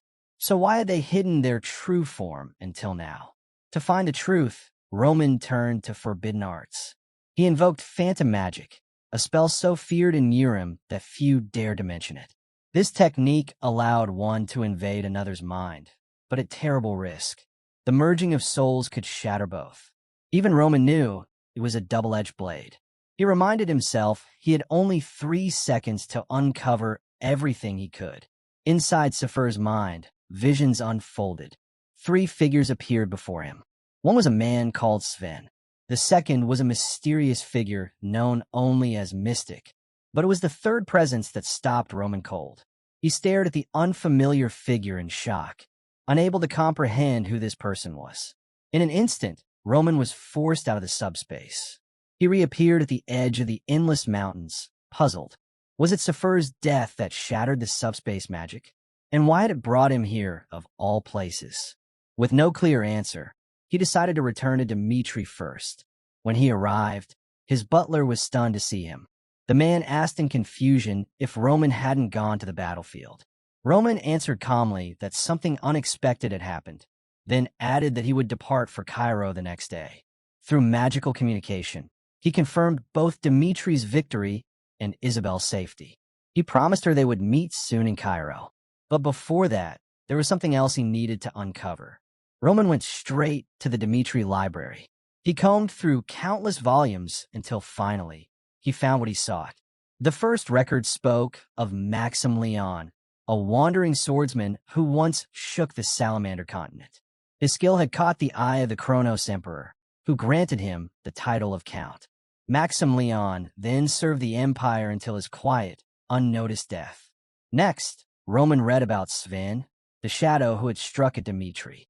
Then Mystic, an enigmatic figure who mastered the forbidden art of spatial manipulation, spreading chaos across the continent before vanishing without a trace. Finally, he found Ellington, a brilliant mage born into the Ellington noble family. Over the years, Ellington had gone by many names: Sarone, Sapphire, Serapir. Roman now realized the man had concealed far more than anyone had ever known. But among all these names, there was one last revelation from Sapphire's memories, the identity that shook Roman the most. Alexander, the great emperor himself, the one who had created Aura. The scene shifted to the heart of the Kronos Empire. In his chambers, the emperor awoke and called out for his knights. When no answer came, his voice grew sharp and impatient. "Is anyone there?" he shouted. At once, the knights rushed to his side. Elsewhere in the corridors, Marcus Memphis reflected on the crushing news. Duke Vanford's army of 300,000 had been wiped out by Dmitri. The scale of defeat was staggering, and Memphis knew the emperor's fury must be immense. He could not fathom how Vanford, who had been so confident of victory, had fallen in such disgrace. At last, the throne room came into view. The most powerful figures of the empire had assembled, all waiting for the emperor's decree. When the Kronos emperor entered, he ascended his throne with a heavy presence. His words shocked the hall. He admitted regret for starting a war so unjustly and then declared a ceasefire. All fighting was to stop immediately. The chamber erupted in disbelief. One man stood and demanded to know what the emperor truly meant. Memphis then spoke up, pointing out that although Kronos had suffered defeat against Dmitri, many of their forces were still carrying out missions in Umberto and the kingdom of Odelia. Why then was the emperor suddenly halting the war? At once, the emperor's expression hardened. He demanded to know if Memphis was questioning his command. The air grew heavy, and silence swept through the hall. None dared to speak. Memphis quickly bowed his head and replied, "Of course not." He pledged to obey, and with that, the ceasefire, something no one had ever imagined, was officially declared by the Emperor of Kronos. Meanwhile, in the capital city of Cairo, news of Dimitri's triumph on the Western Front spread quickly. The people erupted into celebration, filling the city with joy and hope. The scene shifted once more. Roman formally introduced himself to Isabel, and she did the same. Roman wasted no time. He spoke of the legendary names he had uncovered: Sven, Mystic, Saphir, and even Alexander. Figures who should have been lost to history, yet were somehow still alive within Kronos. Looking directly at Isabel, he asked the question burning in his mind: what truth is Kronos hiding? Isabel answered solemnly. For him to understand, she said, he must first hear of Luna's prophecy. Long ago, a gate to another world was opened, and from it came a freezing cold that swept across the land. That calamity never faded. It became a permanent scar upon the world. Not long after, the great world tree of Arcadia froze solid. Isabel revealed that this prophecy was not just about ice and death. It foretold the arrival of a single human being, one who fell upon the Salamander continent from beyond the world itself. Roman listened in shock. She continued. The human was consumed by greed and desire. He embraced the powers of darkness and claimed the Kronos Empire as his own. For generations, Isabel's family had stood as guardians, striving to resist this terrible force. But now, even Luna had reached its limits. Roman pressed further. Who is this human? Her answer shook him. Alexander, she said, the first emperor of Kronos, the man who created Aura. Roman's eyes widened at the revelation. Isabel explained that Alexander's arrival was the reason swordsmen came to be and why knights gained their power. Alexander was no ordinary man. He carried the soul of someone from another world. He already understood aura the moment he arrived here. Records revealed that he had once spoken a strange, unfamiliar name, Kim Pansok. Hearing this, Roman thought to himself that Kim Pansok must have been a martial artist from the Central Plains. The story told of the day it happened. While Kim Pansok was gathering herbs in the 10,000 Great Mountains, dark clouds suddenly filled the skies. It was as though the heavens themselves had grown furious, dragging everything upward. Kim Pansok, caught staring at the phenomenon, was also pulled into the sky. By pure chance, an ordinary man named Kim Pansok had been chosen. In a vision, a woman approached him gently, asking if he was all right. The man, now known as Alexander but once Kim Pansok, simply replied, "My name is Kim." Once, he had been nothing more than a poor man, struggling each day just to survive. But now, in this new world, he held the title of prince. A bright future had opened before him, and Kim was filled with happiness. He wished that feeling could last forever. But as time passed, that joy began to fade. Alexander was not the rightful heir to the throne. When the time came to choose the next emperor, he would be cast aside. He was still the same ordinary man from before, with no talents or gifts that set him apart. Fear gnawed at him. How could he possibly endure? There had to be a way to survive. Then a thought struck him. His past life. In this land, the Salamander continent, magic existed, but martial arts did not. If he could wield martial arts here, then he could claim the throne. From that moment, Kim Pansok shut himself away. Day after day, he tried to recall fragments of the world he came from. He remembered a minor martial artist he had once met long ago and the simple words that man had spoken. To others, they might have seemed meaningless, just empty pride from a nameless fighter. But for Kim, they were a lifeline. Through countless failures, he persisted. At last, his mana gathered in his dantian, and a shape began to form. That was the birth of Alexander's legend. With the rise of aura, swordsmen who had always fallen before mages suddenly had hope again. The one who had stood at the back of the line for succession now rose as a figure of great power. But the truth was far darker. The aura Alexander created was only a hollow imitation of true martial arts. The stronger one grew with it, the more obvious its flaws became. Alexander's hunger to hold on to power twisted into obsession, then into madness. And in the end, he failed again. It was then that a devil whispered to him, an offer of power if he was willing to abandon the path of the sword. On that day, Alexander accepted. He laid down his blade and embraced dark mana. This is the hidden truth of aura, the truth buried beneath the myth that the world reveres as perfect. The scene shifted back to the present. Mystic stood before Alexander, explaining the current state of affairs. He reported that the Kronos Emperor had called off the war. He also revealed that with Saphir's death, the dark mana he had been holding collapsed, and control had been lost. Alexander responded coldly. He admitted that he had ruled through the Kronos Emperors for generations, bending each of them to his will. But this emperor, the one now on the throne, was different. He resisted. He refused to surrender his mind completely. Mystic cautiously asked Alexander what should be done about Roman Dmitri. At the mention of the name, Alexander's thoughts grew heavy. Roman was far stronger than he had anticipated, and that power he wielded, it resembled martial arts. If that was true, then Roman might be another dimensional traveler, just like him.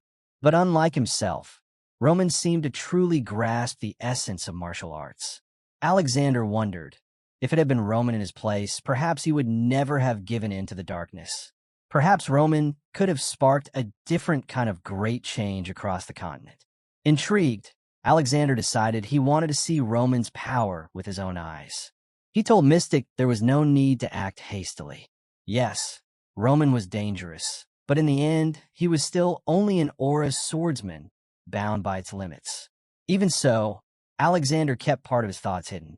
Mystic didn't need to know too much.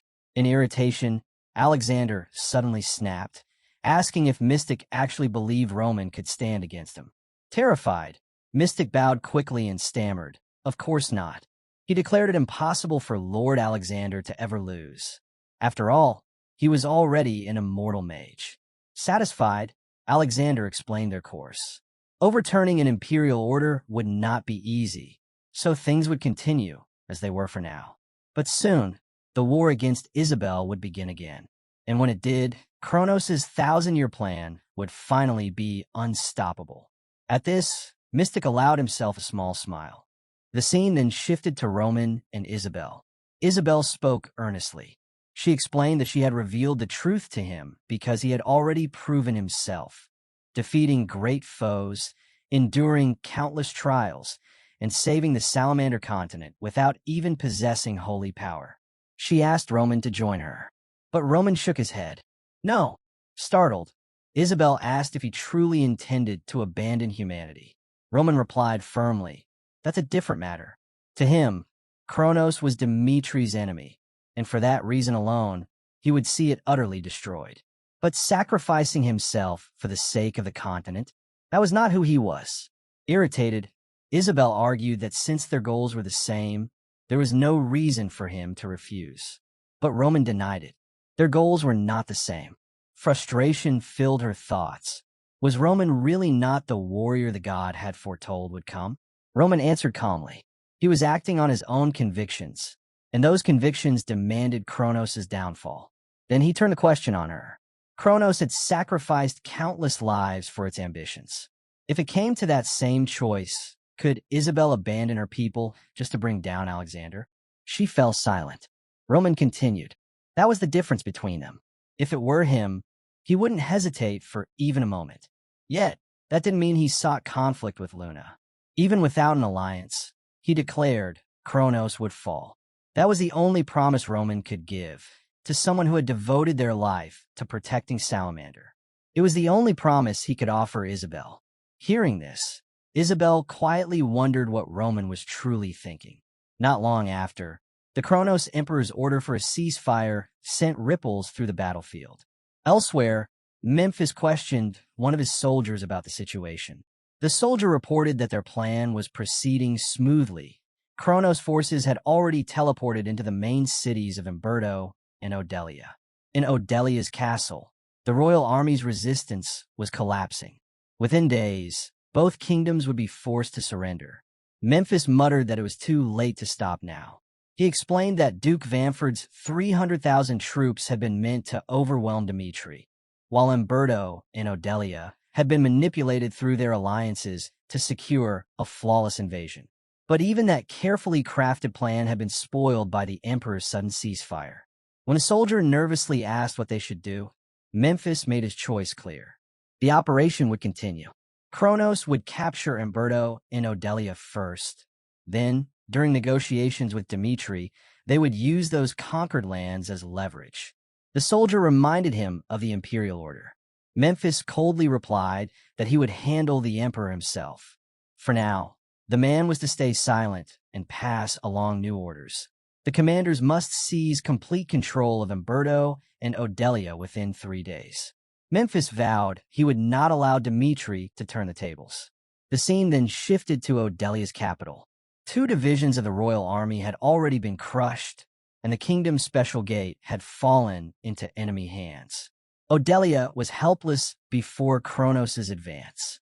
The royal knights had been destroyed by Kronos' Knight Corps, and even the escape routes had been sealed off. There was no way out. Inside the palace, the king of Odelia sat in shock, convinced the end had come. He remembered the day he chose to side with Kronos, believing it was the best path for his kingdom's future, no matter how difficult. Yet the reality before him was far worse than he had ever imagined. Soon, the sound of boots echoed as Kronos soldiers reached the palace's main gates. The king ordered his knights not to open them under any circumstance.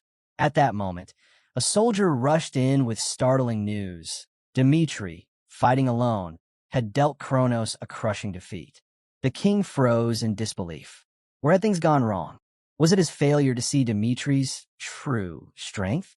Forcing himself to remain calm, he considered his position. Dimitri was Kronos' enemy. If Odelia broke free from their alliance, this disaster could turn into an opportunity. The king straightened and ordered his knight to establish a magical communication with Dimitri at once. As the magical connection opened, the king of Odelia pleaded desperately with Roman. He explained that Kronos was already attacking Odelia's capital and there was no time left. He begged Roman to save them. Roman's reply was cold.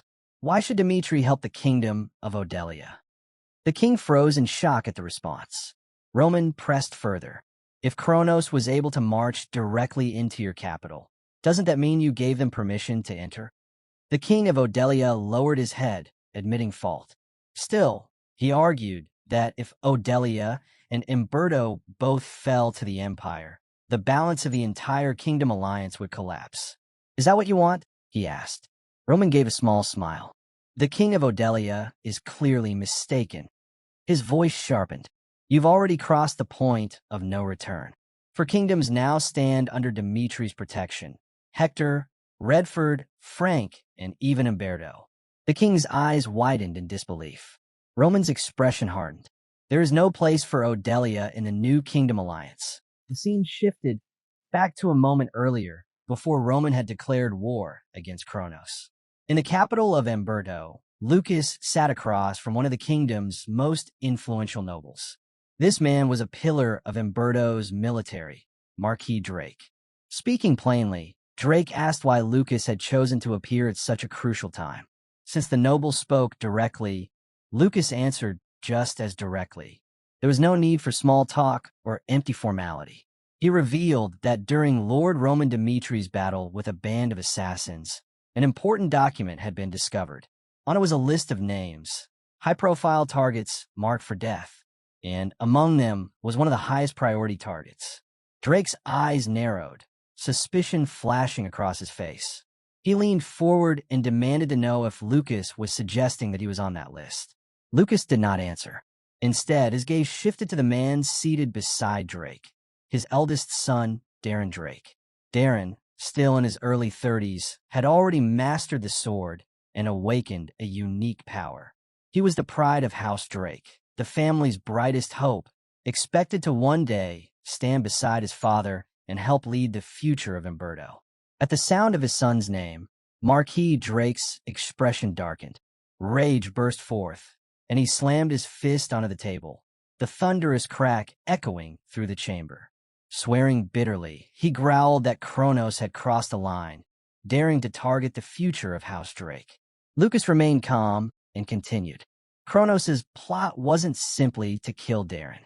The Empire intended to make it look like the work of someone within Umberto itself. Such a scheme would tear the kingdom apart in civil strife, leaving it too broken and divided to resist when Kronos struck from the outside. Lucas explained that this was exactly why he had been sent, to deliver such a serious warning. Drake was still burning with anger, but he forced himself to lean back and compose his expression. Calmly, he asked if that was the only reason Lucas had come. He admitted the information was valuable, but doubted Lucas would travel all this way just to deliver a warning. Lucas gave a knowing smile, leaned forward, and lowered his voice. Now he would reveal the true reason for his visit. He explained that Lord Roman Dimitri had already finished his mission in the Redford Kingdom and would soon travel to Valhalla. After that, it was almost certain a great war with the Kronos Empire would erupt. When that time came, the kingdom of Umberto would face a decisive choice. Lucas warned that if Marquis Drake continued to play it safe, remaining cautious, neutral, and unwilling to fight, they would lose their chance to reshape the continent under a new system. At those words, Drake's expression hardened.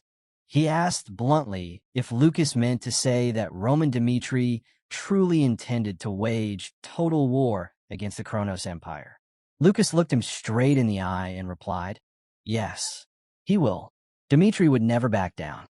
The story returned to the present. Roman had made it clear. Odelia had no place in the new kingdom alliance. King Odelia, stunned and furious, ordered his men to contact Umberto immediately and find out what was happening. But when a magical call connected, it was not Umberto's king who appeared. Instead, Darren stood tall before them. Calmly, he announced that he had killed the king himself. The king of Odelia reeled in shock, unable to comprehend what he was hearing. Darren Drake, leader of House Drake and a symbol of Umberto's military might, had overthrown his own king. With a cold, steady gaze, Darren addressed Odelia's king directly. He said it was clear from his face that he still couldn't accept reality. Then, with sharp words, he explained, Odelia had been completely deceived by Kronos. The truth was this. The late king of Umberto had placed blind trust in the false promises of Kronos. He had even opened the kingdom's warp gate for their troops, never realizing their true intentions. Fortunately, House Drake had received vital intelligence from Dimitri. Knowing betrayal was inevitable, they secretly stationed loyal soldiers at the capital's warp gate. Those men stopped Kronos' forces in their tracks, preventing the fall of Umberto's capital. The king of Odelia erupted in anger, demanding to know when House Drake and Umberto had betrayed him to side with Dimitri. Darren's answer was sharp and cold. House Drake and the true patriots of Umberto had never planned to follow Kronos. From the very day Dimitri declared war, Umberto and House Drake had already sworn their support to Lord Roman. That revelation shattered the king of Odelia. He collapsed back onto his throne, drowning in sorrow and despair. Only now did he grasp the truth. Roman Dimitri's moves had never been reckless. Every step had been carefully planned. Before striking at Kronos, he had already secured the backing of more than half the kingdoms on the continent. The overwhelming proof of Dimitri's strength was undeniable. The heavy palace doors groaned as they slowly swung open. The king buried himself in regret. He cursed his weakness, wondering bitterly why his father had raised him to be such a feeble ruler. His thoughts were cut short by urgent cries. Soldiers shouted that the gates had been breached. Kronos' troops were pouring into the castle.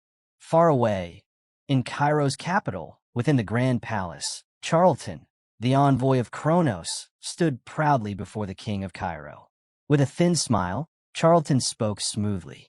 He said that a war which began from something small had grown far beyond control. He claimed he understood why Dimitri and Cairo had entered the conflict, but urged the king to consider a ceasefire. Charlton added that the Emperor of Kronos no longer wished for needless bloodshed. Out of great kindness, he was offering peace. The king of Cairo's fury rose at the sheer audacity. How could Charlton dare to speak of peace while Kronos waged such a cruel, merciless war? Charlton only smiled colder, his eyes glinting with arrogance. With biting words, he asked if the king of Cairo truly believed that Dimitri and Cairo together could endure to the end against the might of the Kronos Empire. He dismissed what had happened so far as a single battle, nothing more. To assume that one victory meant winning the war was, in his view, a grave mistake. Then Charlton made his offer. If Cairo and Dimitri accepted the ceasefire as a gesture of goodwill, the Kronos Empire would spare the king of Odelia and keep him safe. Leaning forward with pride, he told the king of Cairo to decide immediately. The king's anger boiled over. These were not the words of an empire crumbling in defeat. They were threats dripping with arrogance. It was clear that Kronos, despite their setbacks, still possessed frightening strength.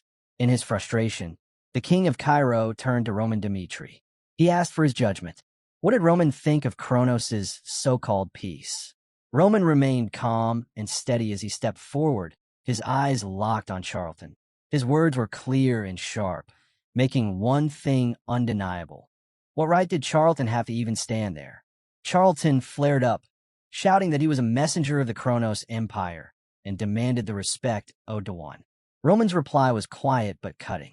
Yes, the laws of war did protect messengers, but Charlton had ignored every rule of conduct. Roman advanced closer, smiling as he listed Charlton's failures. He had not asked for permission to enter, nor had he raised a white flag. Instead, he had barged in proudly, declaring himself a messenger without observing the proper order. Roman's gaze hardened. By ignoring the rules, Charlton had forfeited the protections he claimed. To still call himself a messenger was a lie. The words struck deep. Charlton faltered, clearly shaken. Then Roman's voice grew cold. He declared that Dimitri and Kronos were still at war. His anger burned through his eyes alone, and Charlton trembled. He realized Roman was crushing him without even drawing his sword. Roman's power spread through the chamber like a storm. His voice cut the air as he declared that if Charlton wished to stand there as a messenger in enemy territory, then he must kneel as one bearing a white flag. Shame and fury twisted Charlton's face. He shouted back that he was here under direct orders from the Kronos Emperor himself to deliver the Emperor's will. Did Roman really intend to sever all diplomacy with Kronos? Bowman, watching from the side, laughed and mocked him. Was Kronos' ceasefire so fragile that it depended on whether Charlton bent his knee? Charlton's face went pale. He had no answer. Roman's power flared again, heavier than before. His voice thundered as he warned that if Kronos truly wanted peace, then Charlton would show respect here and now. Otherwise, Roman would strike him down himself, proving Dimitri's strength with his blade. Charlton froze, terror flooding him. For a moment, he thought Roman had gone mad. But as he stared into that unshakable will, fear consumed him. He had miscalculated badly. Swallowing his pride, Charlton dropped to his knees and begged forgiveness. He admitted his mistake, confessed that he had been careless, reckless in the heat of war, and pleaded for Roman to calm his fury. The king of Cairo sat in stunned silence. Before his eyes, a representative of Kronos had been brought to humiliation. It was a sight he had never imagined possible. Roman stood firm, his expression resolute. His final words cut through the hall. He did not believe in Kronos' so-called peace. Roman's voice was steady, his tone unshakable. He declared that no matter what agreements were written, true power could never be restrained by words alone. If Kronos truly sought peace, then Charlton needed to prove his sincerity. Charlton frowned in confusion and asked what Roman meant by serious.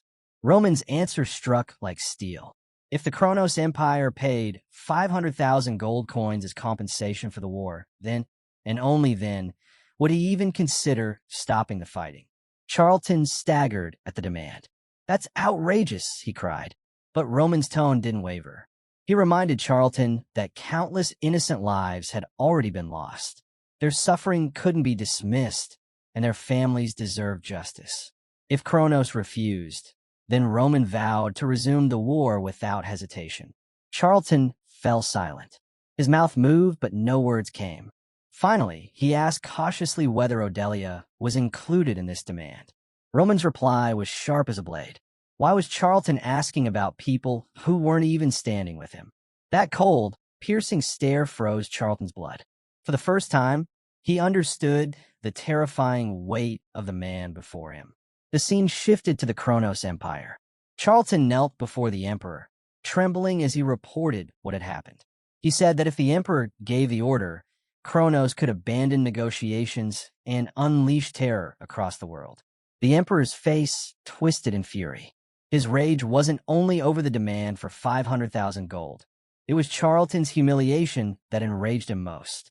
To kneel before Roman Dimitri, to bow in such disgrace, was unforgivable. With an icy voice, the Emperor ordered his knights to seize Charlton. Panic flooded the Baron. He dropped to his knees, begging desperately for forgiveness, admitting his mistake, pleading for mercy. But the Emperor's expression didn't change. He declared that this ceasefire was a tool, a step toward Kronos' plan to one day seize the entire continent. Even if the Empire suffered defeats, its pride could never be tarnished. Charlton had shamed Kronos, and for that, he had to accept the consequences. Charlton's eyes widened in disbelief. He shouted that he had served loyally all his life, obeying every order without question. Was he really going to be killed for kneeling once? For a single moment of weakness? Before he could say another word, the knights struck him down. His body fell lifeless to the ground. The scene shifted once again, this time to Alexander, now fully in control of the Emperor of Kronos. Alexander watched the unfolding events with rising excitement. His anticipation grew. He wanted to see for himself what Roman Dimitri was truly capable of. Standing tall on a cliffside, he announced his intentions. He would show Roman why he had abandoned martial arts and embraced the path of magic instead. Near Odelia's capital, Alexander cast one of the most devastating spells in existence, Meteor. The sky split apart as colossal rocks rained down, crushing the city in an instant. Odelia's capital was erased from the map. Alexander's lips curled into a cruel smile. He wondered mockingly how long it would take Roman to unleash destruction on this scale. Meanwhile, word spread among the people. Kronos had offered a ceasefire to Dmitri. The streets erupted with joy. To them, it seemed like a miracle. Dmitri had begun this war, but now Kronos was the one offering to pay reparations. To ordinary citizens, it looked like the empire itself was admitting defeat across the continent. For a brief moment, the people celebrated, but their happiness did not last a single day. News of Odelia's destruction spread like wildfire, casting a suffocating shadow over the cheers. The scene shifted. Lucas rushed to the ruins of Odelia's capital to assess the devastation. The destruction had been so sudden and absolute that even the kingdom's spies couldn't send word back. The city had been wiped out in an instant. Only magic of the highest order could have done this. As Lucas examined the broken remains, one of his assistants called out in alarm. His face was pale with shock. Lucas hurried over and demanded to know what was wrong. The assistant stammered, struggling for words. What had happened here shouldn't have been possible. Just attempting to detect the lingering traces of magic had caused their tools to shatter. That meant the spell used wasn't simply powerful. It was nearly beyond comprehension. Trembling, the assistant whispered that the magic cast might not have been of the eighth circle at all. It could be something far beyond it. Lucas's eyes widened. Magic beyond the eighth circle. Such a thing shouldn't exist. Yet here it was, undeniable before him. Elsewhere, leaders from 6 nations, Dmitri, Cairo, Hector, Redford, Frank, and Umberto, gathered urgently to discuss the crisis. Odelia was notably absent. The King of Frank spoke first. His voice quivered as he recalled what people had seen. A massive object had fallen from the heavens, erasing Odelia's capital in an instant. He trembled as he admitted the truth. No ordinary human could wield such power. Edwin, always the careful thinker, spoke next with a heavy tone. The destruction of Odelia, he said, proved that Kronos hadn't agreed to the ceasefire out of weakness. By leveling a capital, the empire had delivered a clear warning to every nation. Roman then addressed the gathered leaders. He told them plainly not to be fooled.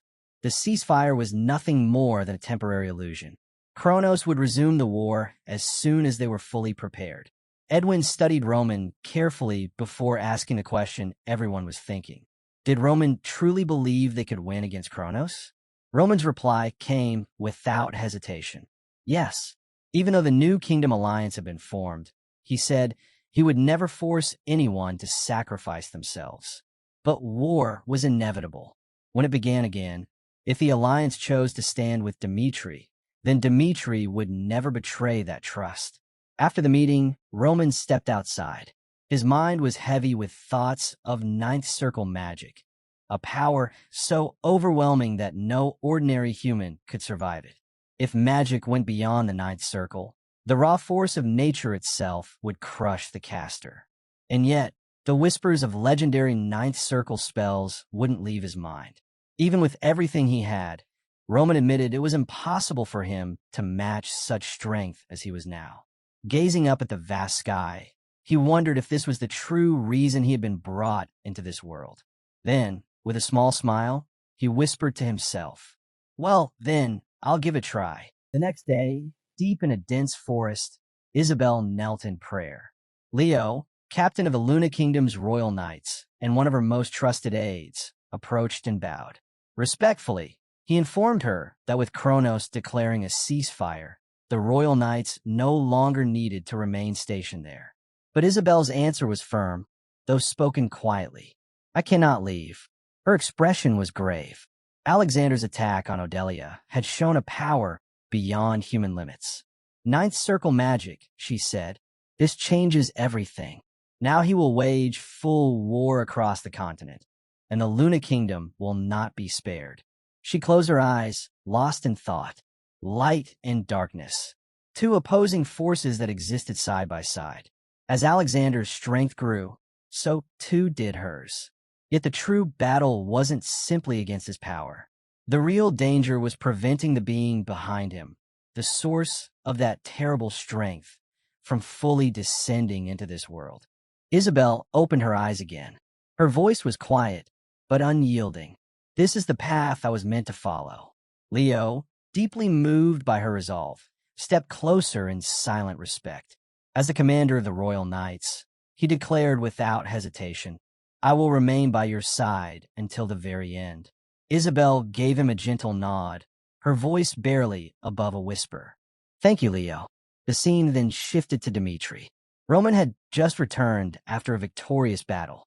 Though exhausted, his army marched back with pride.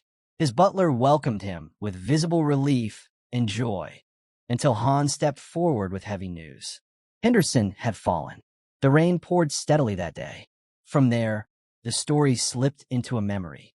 Baek Jung-hyuk stood firm, declaring that the conquest of Murim was nearly complete. It had been a long journey, ever since the day the mad demon swore loyalty to Baek Jung-hyuk. With strength in his tone, but sincerity in his heart, Baek asked, "Are you truly content living your life for others?" The mad demon, unwavering, replied, "Don't call it living for others. From the moment you extended your hand, Lord Baek, you became my everything, my life, my purpose, my dream." Baek, his voice softening, told him not to speak such foolish words. But the mad demon, calm and resolute, answered, "Watch me, my lord. I will endure until the end, and I will witness your great dream come true with my own eyes." Yet, when Murim was finally united, the mad demon was no longer there. Back in the present, Roman stood on a rain-soaked balcony, the weight of loss heavy on his shoulders. The silence broke when footsteps approached. Chris entered and spoke carefully. "My lord, perhaps it's time to come inside. We've marched endlessly. You should rest."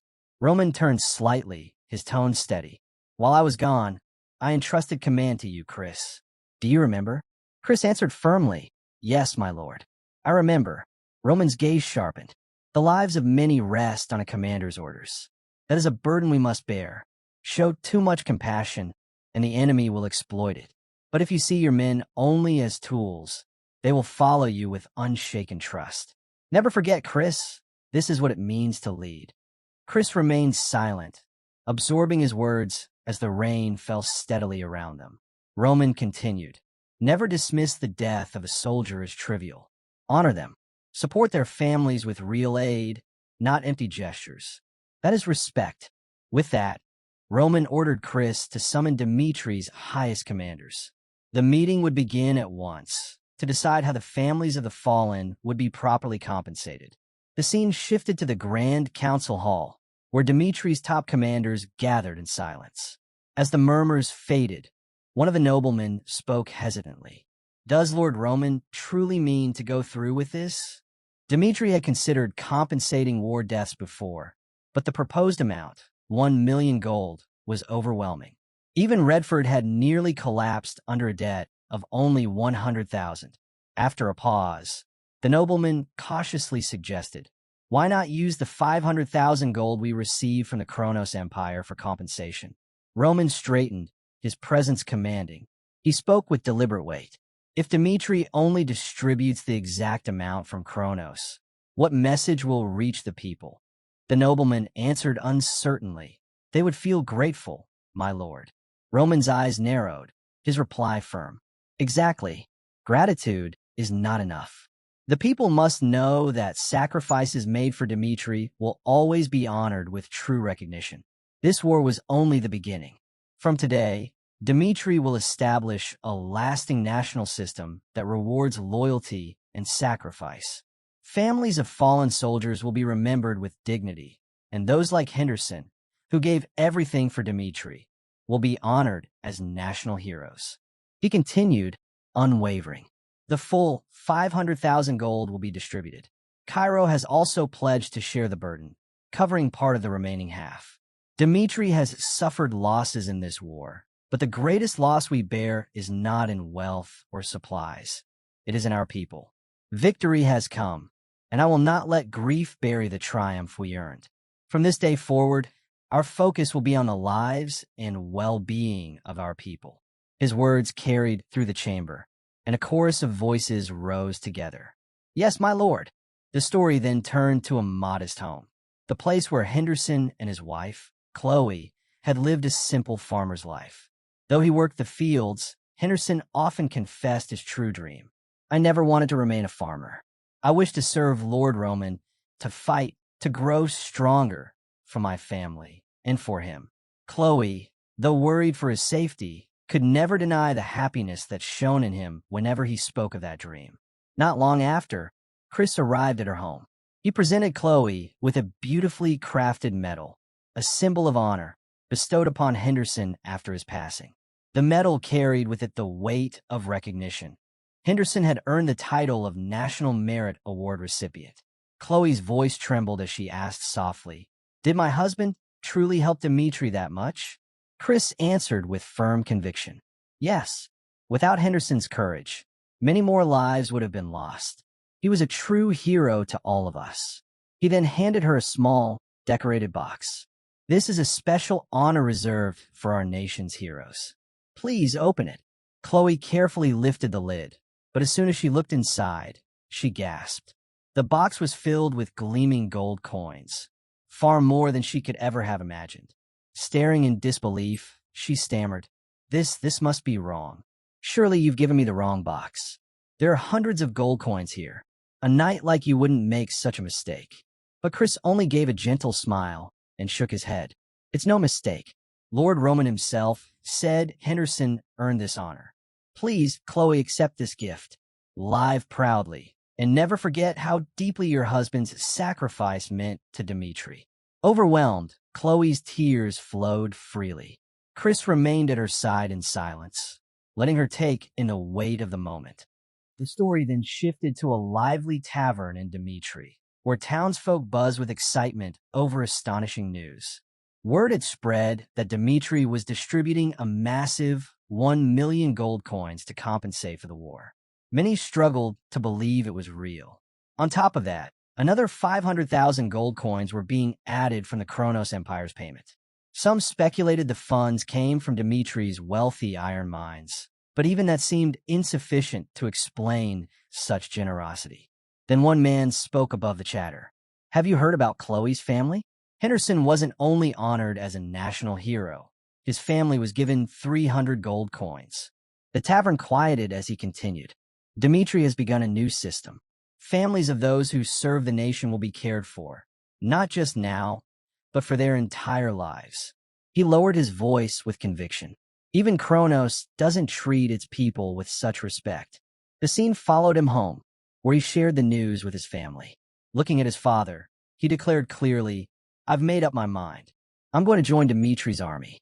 His father was taken aback. "What nonsense is this? You're just a farmer's son. Don't speak such foolish words." The young man answered with conviction. Henderson was only a farmer too. At first, he could barely handle a sword. But with Lord Roman Dimitri's guidance, he grew into a true warrior. If he could achieve that, so can I. I want to follow in his footsteps. His parents fell silent, unable to respond. Turning to his mother, he added firmly, "I'll return a success. I'll serve proudly as a soldier of Dimitri, no matter what." Then, with a faint smile, he said, "One day, they'll call this the Henderson Syndrome." The story then shifted to the Hector Kingdom. Edwin spoke with urgency to his father, sharing news of Dimitri's war payments.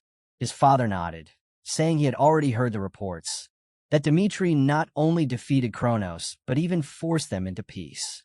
With admiration in his voice, he admitted that Roman Dimitri was truly remarkable. Edwin's expression grew serious. "Father, Hector stands at crossroads. Kronos and Hector cannot coexist any longer. Let us rise alongside Dimitri." Hearing his son's conviction, Edwin's father made his decision. With resolve, he declared, "From this day forward, Hector will prepare for war against Kronos." The scene then turned to Redford. King Redford addressed his court with pride. We owe Roman and Dmitri a great debt. Without them, Redford would have been destroyed. Because of this, we pledge our full support to Dmitri whenever they call." His words brought a roar of cheers from the soldiers gathered in the royal hall. And in other lands, the same spirit began to grow. Cairo, Umberto, and Frank alike. The war had reshaped the continent. For the first time in history, Kronos had been defeated in what came to be remembered as the First Continental War. Yet not all were quick to move. Valhalla remained cautious, keeping itself apart from the growing conflict. The old alliance of kingdoms had crumbled, but a new power had risen in its place. Dmitri, Hector, Redford, Cairo, Umberto, and Frank, united under Roman Dimitri's leadership. Half a month later, the story returned to Dmitri, where a new decree was announced. Recruitment had begun for soldiers to serve directly under Lord Roman. Applicants could come from outside the duchy, while current soldiers of Dmitri were also given a rare chance. If they passed a grueling test, they could transfer into Roman's personal guard. Among those eager to apply was a young farmer-turned-soldier. Already enlisted in Dimitri's army, he now dreamed of joining Lord Roman's own ranks. Competition would be fierce. Even the most skilled warriors of Dmitri were expected to compete. Yet, despite the odds, he vowed with determination, "I will succeed, no matter what." As the news spread, excitement swept not only through Dmitri, but across the entire Salamander continent.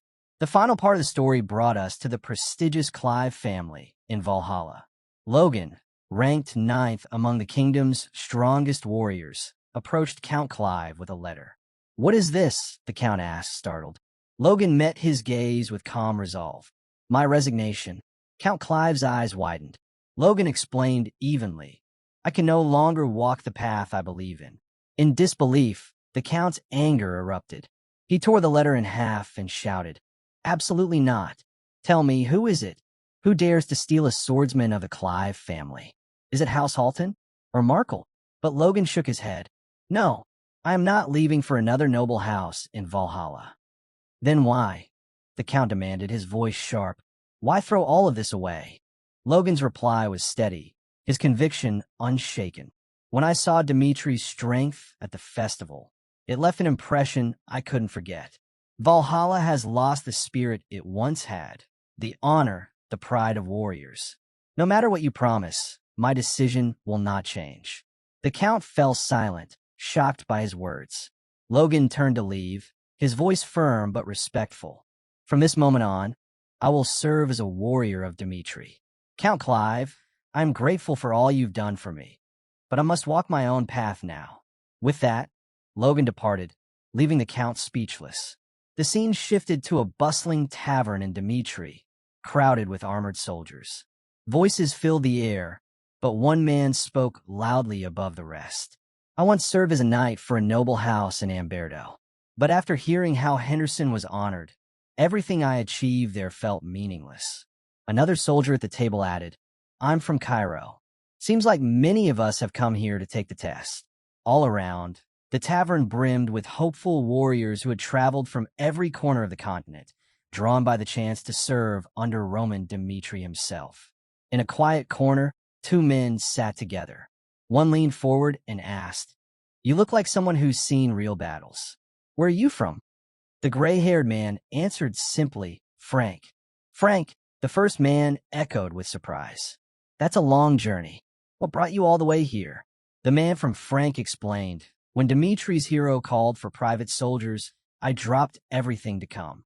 If I must live my life as a fighter, then I want to serve a leader who truly values the lives of his men." The first man chuckled and nodded in agreement. "Well said. I'm from Hector myself." As the soldiers talked, their attention shifted to a man sitting alone at a nearby table.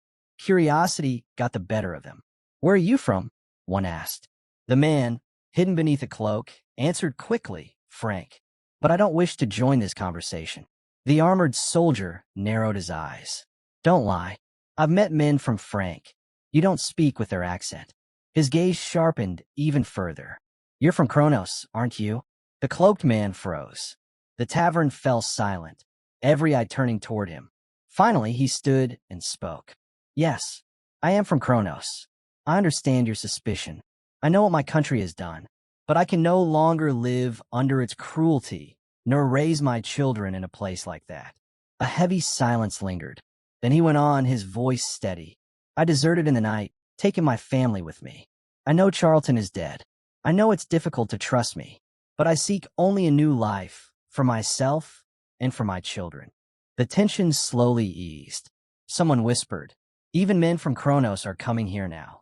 The armored soldier who had questioned him nodded grimly.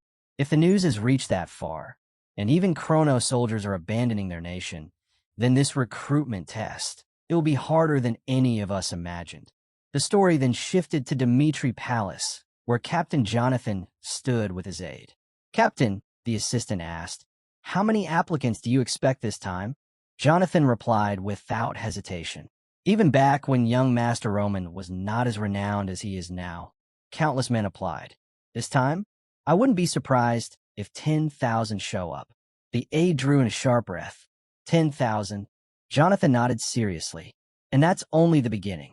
The gates are already crowded, and thousands more will come before the day ends. As they walked into the staff office, Jonathan suddenly stopped, stunned. Before him, the room was overflowing with towering stacks of application forms. He exchanged a look with his aide, both realizing the truth. On the very first day, over 10,000 men had already applied. Jonathan began scanning through the forms when one name stood out. Favier, a seasoned warrior, 39 years old, with an impressive history. He had once served as a knight of Amberto's royal family and possessed the rare ability to wield a 3-star aura. In his application, Favier wrote with confidence, stating that being entrusted with such a role would prove his worth. He detailed years of combat experience, including his choice to volunteer when Dimitri declared total war on Kronos. As Jonathan read through the application, he couldn't help but think, why would a swordsman of this level choose to apply as a regular soldier instead of seeking a place in the Night Order? Before he could voice the thought, his assistant, flipping through another pile of forms, spoke up in surprise. I never imagined warriors of this caliber would line up to be ordinary soldiers. Look at this. Leaders of mercenary bands, seasoned knights, elite swordsmen, even deputy commanders from major groups. Jonathan gave a slow, thoughtful nod. It wasn't just Favier.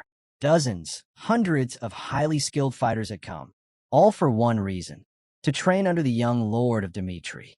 That alone was enough to draw the continent's finest. Then Jonathan's calm expression shattered. His eyes widened as he shot to his feet. Fred, he muttered in disbelief. Fred, the former knight commander of the Memphis family, from Kronos.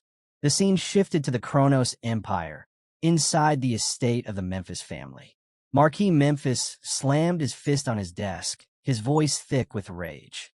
One victory, and now they all flock to Dimitri. Turning to his aide, he demanded, what's the latest? The report was grim. Commander Fred hasn't reported for duty in a week. I checked his home. It was empty. Today I confirmed he used the warp gate with his entire family. The Marquis went pale. Where did he go? To Gordas, the aide replied quietly. Gordas, the Marquis repeated, stunned. That land now belonged to Roman Dimitri. The realization hit him like a blow. The commander of the Memphis Knights had abandoned Kronos for Dimitri. Shortly after, the story carried us to the throne room of Kronos. Marquis Memphis stood before the emperor, delivering the bitter news. At this rate, your majesty, we cannot stop our strongest from defecting. The emperor's fury exploded. He rose from his throne and roared, summon the imperial knights. Every traitor, no matter who they are, must be cut down. Kronos has no need for those who would turn their backs on us. That night, Emperor Kronos sat alone in his chamber, his anger giving way to heavy thoughts.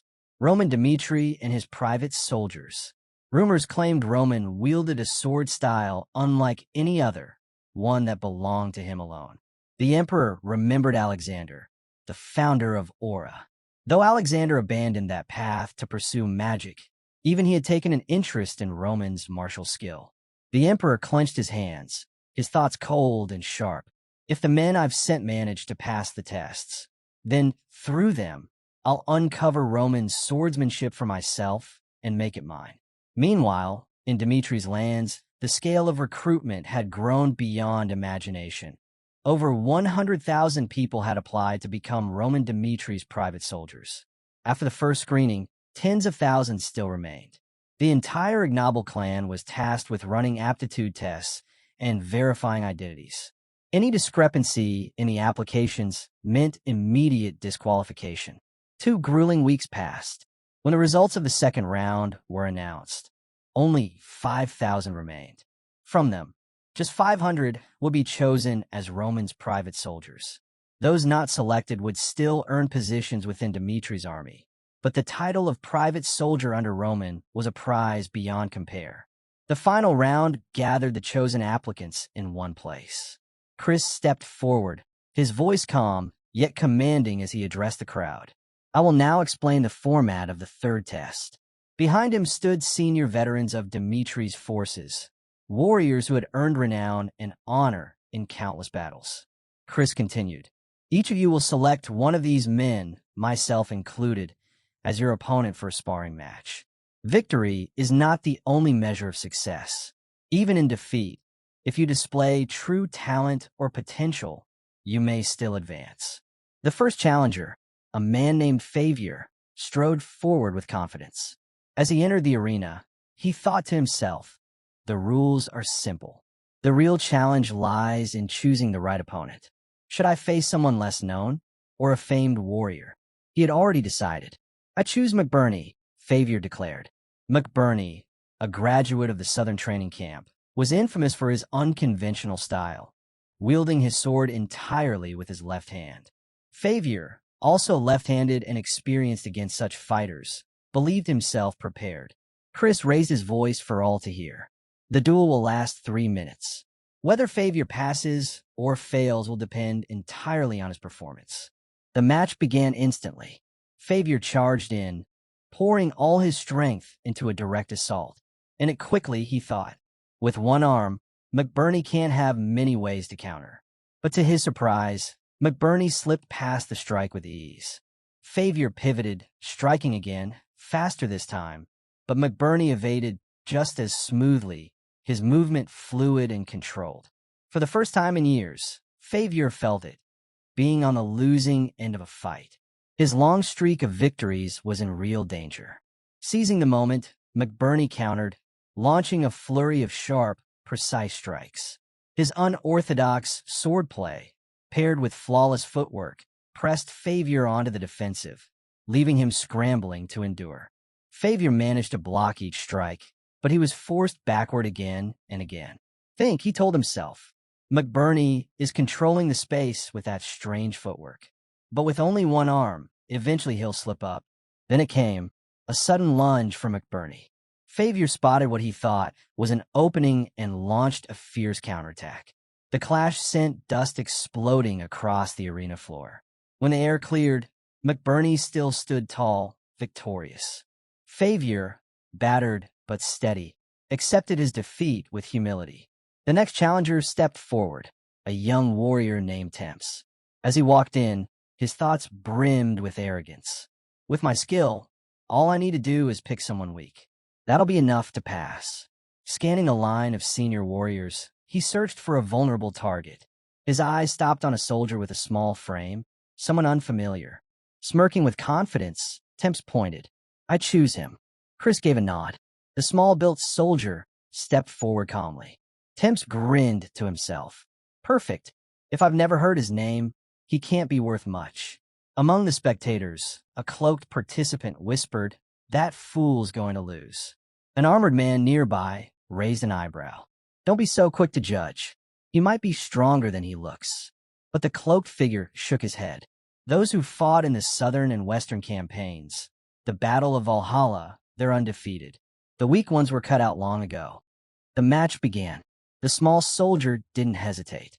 With one devastating strike, he sent Temps crashing to the ground, defeated in an instant. Gasps erupted through the arena. The cloaked figure spoke again, this time more serious. They still don't understand. This test isn't about choosing an easy opponent. If you're too focused on who you face instead of showing your own strength, you won't last. Silent spread. Temps, once considered a strong contender, had been felled in a single move, and the victors stood there hardly winded. Murmurs swept through the crowd, their understanding of strength shaken. The small soldier turned, his gaze cold and unflinching. He raised his voice so all could hear. Anyone else foolish enough to think they can take me on? The words cut deep, mocking the pride of the gathered fighters. Several clenched their fists in anger, their pride stung. At last, one man stepped forward, eyes narrowed. "I'll fight you." The second duel began in a flash and ended just as quickly. From the shadows, a cloaked man observed in silence. Fred's eyes were steady, analyzing. As I thought, he mused.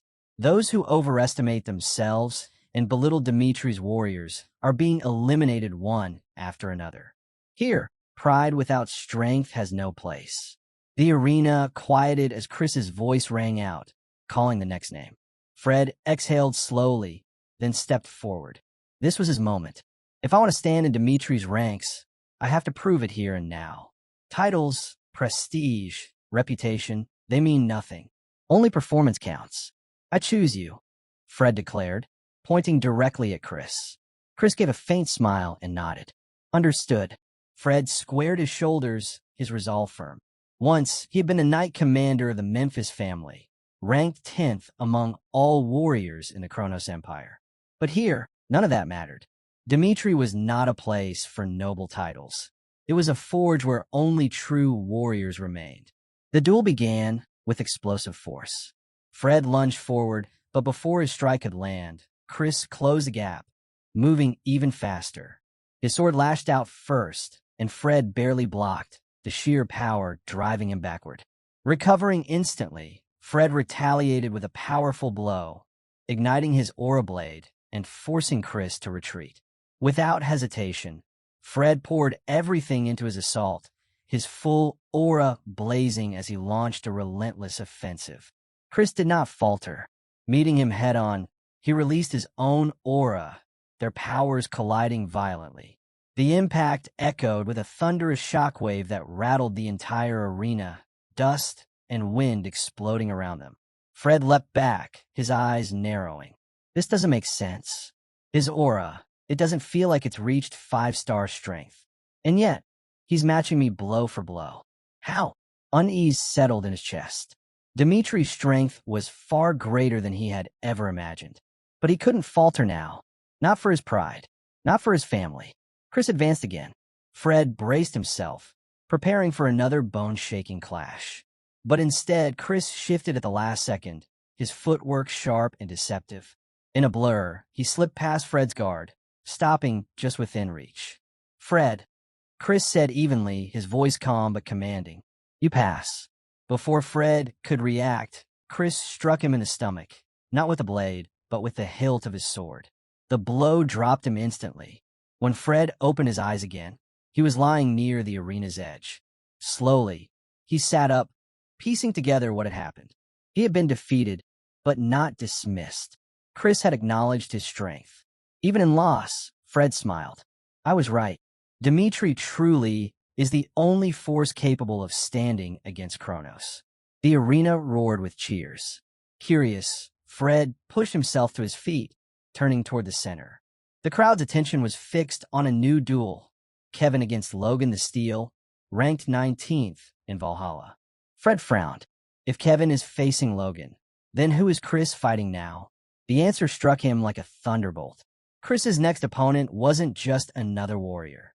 He was ranked 3rd in Valhalla, 6th across the entire continent, one of the 12 strongest living swordsmen. A man spoken of as a legend. He wielded one of the 12 sacred swords of the continent, commanded a 5-star aura, and was known as the greatest sword prodigy of his age. His name was Ares, the wandering swordsman. Ares yawned, muttering lazily. I almost fell asleep waiting. Born in Valhalla, Ares had shattered every record in swordsmanship, climbing the ranks faster than any in history, becoming the youngest ranked warrior ever. He was born extraordinary, and his technique was even more dangerous than his aura. He had defeated aura users stronger than himself through pure mastery of the blade. Even Valhalla's emperor had spent over a decade trying to claim him, offering titles, lands, command of armies. But Ares refused them all. He bent to no throne. He served no crown. He walked his own path, untethered, a true wandering swordsman. From the sidelines, Jonathan's eyes widened the moment he recognized him. That's Ares, the sword genius of Valhalla. But confusion followed. Why would a man like Ares, someone who has always refused to serve anyone, appear here at Roman's recruitment? If he joins Dmitri, the balance of the continent itself will shift. Before Jonathan could make sense of it, Ares moved. With a sudden burst of speed, he blurred across the arena, charging straight at Chris. Chris met Ares' first strike head-on, steel clashing against steel. But the assault didn't stop there. Ares unleashed a relentless flurry of precise, powerful blows. Chris blocked and defended with everything he had, yet each movement was forced, each step driven backward. His technique was strong, but it couldn't match the fluid, overwhelming mastery of Ares' blade. This pressure, it's nothing like when Diego pushed me with aura alone, Chris thought grimly. This man's swordsmanship rivals even the Azora technique. Their blades crashed again and again, each impact echoing like thunder through the arena. Then, with a violent burst of force, both were thrown apart. In that instant of distance, Chris spotted a fleeting opening. He didn't hesitate. His body blurred as he used his signature move, Flash. One heartbeat, and he was gone. The next, he appeared directly in front of Ares, his sword blazing with aura, striking at lightning speed. A move so fast and lethal that few had ever witnessed it, and none had survived unscathed. But then, clang! Ares brushed the attack aside as if it were nothing. Gasps rippled through the crowd. Chris froze, his eyes wide. He matched the speed of my flash aura. No one has ever done that. Ares gave a calm smile, his eyes glinting with excitement. As expected of Dimitri's flash. Not just an empty title. Good. Don't disappoint me before the end. Chris's mind raced. If even one strike falters, I'll lose. There's no margin for error. Ares isn't someone I can overcome with brute strength or aura alone. Meanwhile, on the other side of the arena, Kevin's duel with Logan the Steel raged on. Ranked 19th in Valhalla, Logan's crushing strength was beginning to overwhelm him. Kevin staggered, bloodied, and straining to withstand Logan's aura-infused blows. Each strike came heavier than the last, shaking him to the core. The crowd murmured, nodding in grim acknowledgement. Logan was everything his reputation promised. Ruthless, unyielding, steel. Whispers spread. Chris and Kevin, Dimitri's strongest. Could both of them fall today? Logan's eyes burned with victory. With this strike, I'll finish it. He charged, sword cleaving downward with unstoppable force. Kevin managed to block, but Logan's shield slammed into him immediately after, hurling him back. Seizing the moment, Logan let his aura explode, flooding the field with raw power. Kevin gritted his teeth. The sword that represents Lord Roman isn't Chris. It isn't Fernando. It has to be me. Through the haze of pain, he smiled, aura surging brighter than ever. In that instant, Kevin unleashed his full strength, his spirit burning with unshakable resolve. I will defeat Logan and show the world that I am Roman Dimitri's sword. Logan staggered at Kevin's sudden surge of confidence. Scowling, he growled, "Let's see if you're still smiling after this." With a roar, he charged. Their blades collided with thunderous force. But this time, to Logan's shock, Kevin didn't just block. He countered immediately. "Try blocking this," Kevin shouted, slamming down a devastating aura charge strike. Before Logan could recover, Kevin pressed forward with a relentless storm of blows. Logan raised his shield desperately, but the sheer pace and weight of the assault left him rattled. He's fighting like this is a real battlefield, Logan thought, his arms straining. That aura. Is he even human? Could Kevin be a demon? As Logan faltered, Kevin spotted his chance. With one final decisive swing, he struck, and when the dust cleared, Logan was on the ground, defeated. Breathing heavily, Logan let out a strained laugh. I admit it. I've lost. The arena fell silent in shock. Kevin, once considered the underdog, had just defeated Logan, the Steel, Valhalla's 19th ranked warrior. Kevin drew in a sharp breath, then suddenly shouted across the field, "Chris!" Chris turned, startled. "What is it?" With unwavering confidence, Kevin declared, "If you lose, I'll take your place and fight your opponent." Chris's eyes widened. Kevin's boldness cut into his pride like a blade. "Cocky bastard," Chris thought, clenching his fists. "They say Kevin and I are rivals, and now he dares to challenge me like this?" He remembered his own beginnings, carving his path as an aura swordsman. And Kevin, once just a farmer, now stood shoulder to shoulder with him. Chris's aura flared like fire. "I am Dimitri's second strongest. I'll prove it here and now." In a blur, he charged at Ares, closing the distance instantly. Ares' gaze sharpened. He noted Chris's movements, each flash step fueled with bursts of aura, an advanced combination that few could master. Chris's blade came down in a vicious arc. Ares slipped aside effortlessly.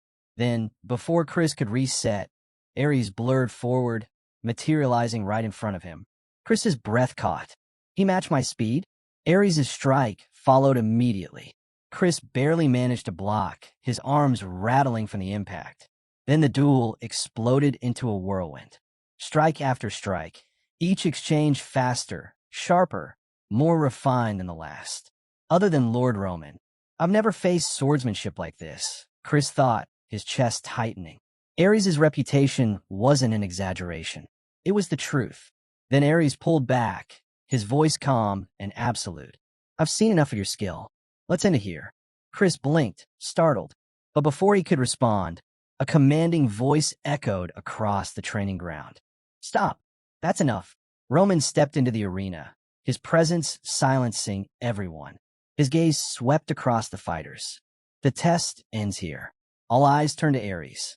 His expression, usually calm and indifferent, lit up with unmistakable interest as he looked at Roman Dimitri. Roman studied Ares carefully. So this is the famed Ares, he thought.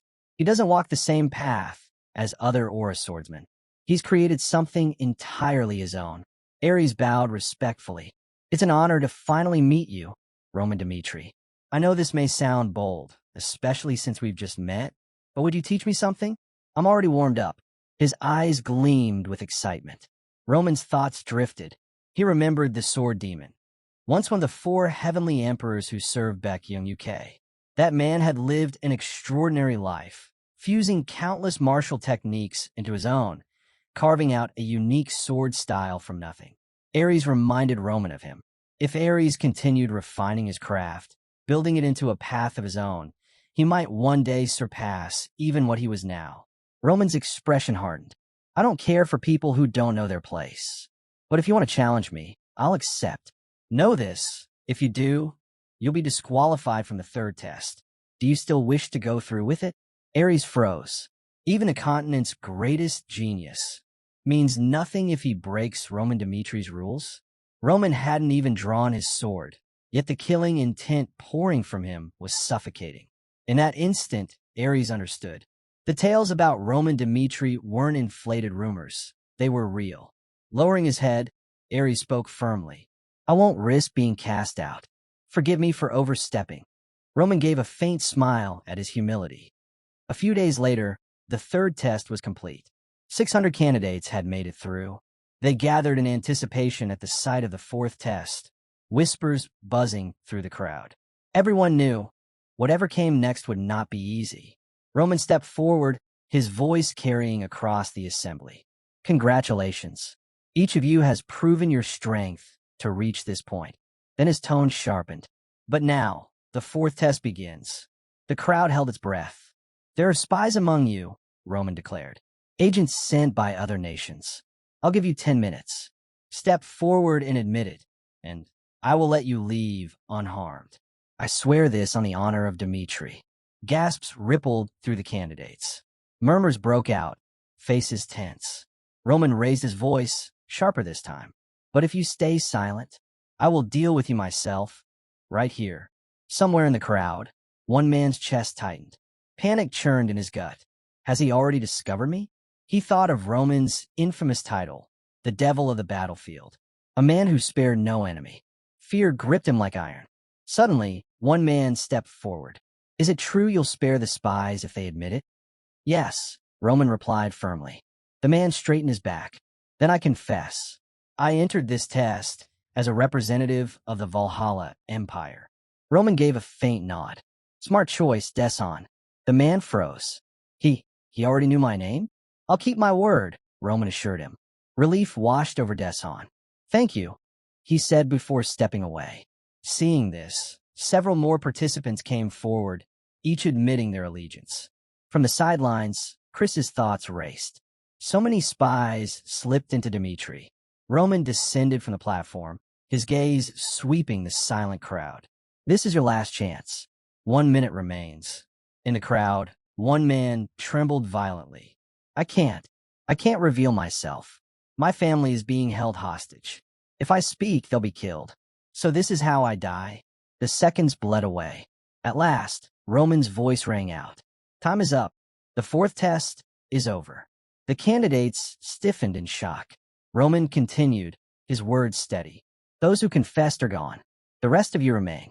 I know some spies still stand among you, but I won't punish you, because you've done no harm to Dmitri yet. He paused, then his tone grew sharper. From this moment on, you have a choice. Forget your past and follow me, or betray Dmitri. You are now my people.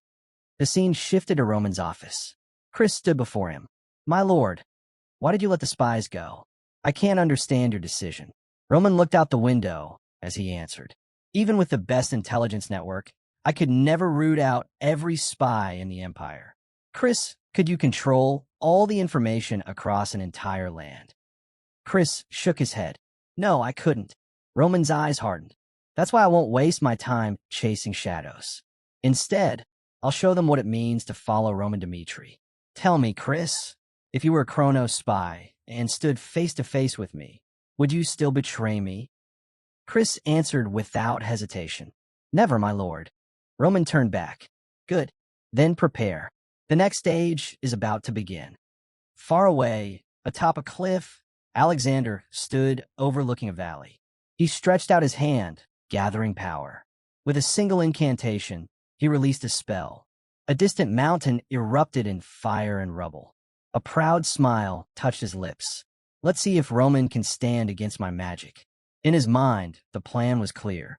His spies within Dmitri would soon uncover Roman's martial secrets. As the creator of Aura, Alexander intended to dissect those techniques and prove they were overrated, mere shadows compared to true magic. I'll show the world the superiority of the magical path. Just then, one of his attendants entered, bowing. My lord, a letter has arrived from Dmitri. Alexander raised an eyebrow, accepting the sealed message. He opened it and read, his eyes narrowing. A swordsmanship exhibition? Roman Dmitri is hosting a demonstration. Alexander's expression darkened. What is he planning now? That's where we'll leave it for now. If you want to catch the next part, make sure to like the video and subscribe so you don't miss it.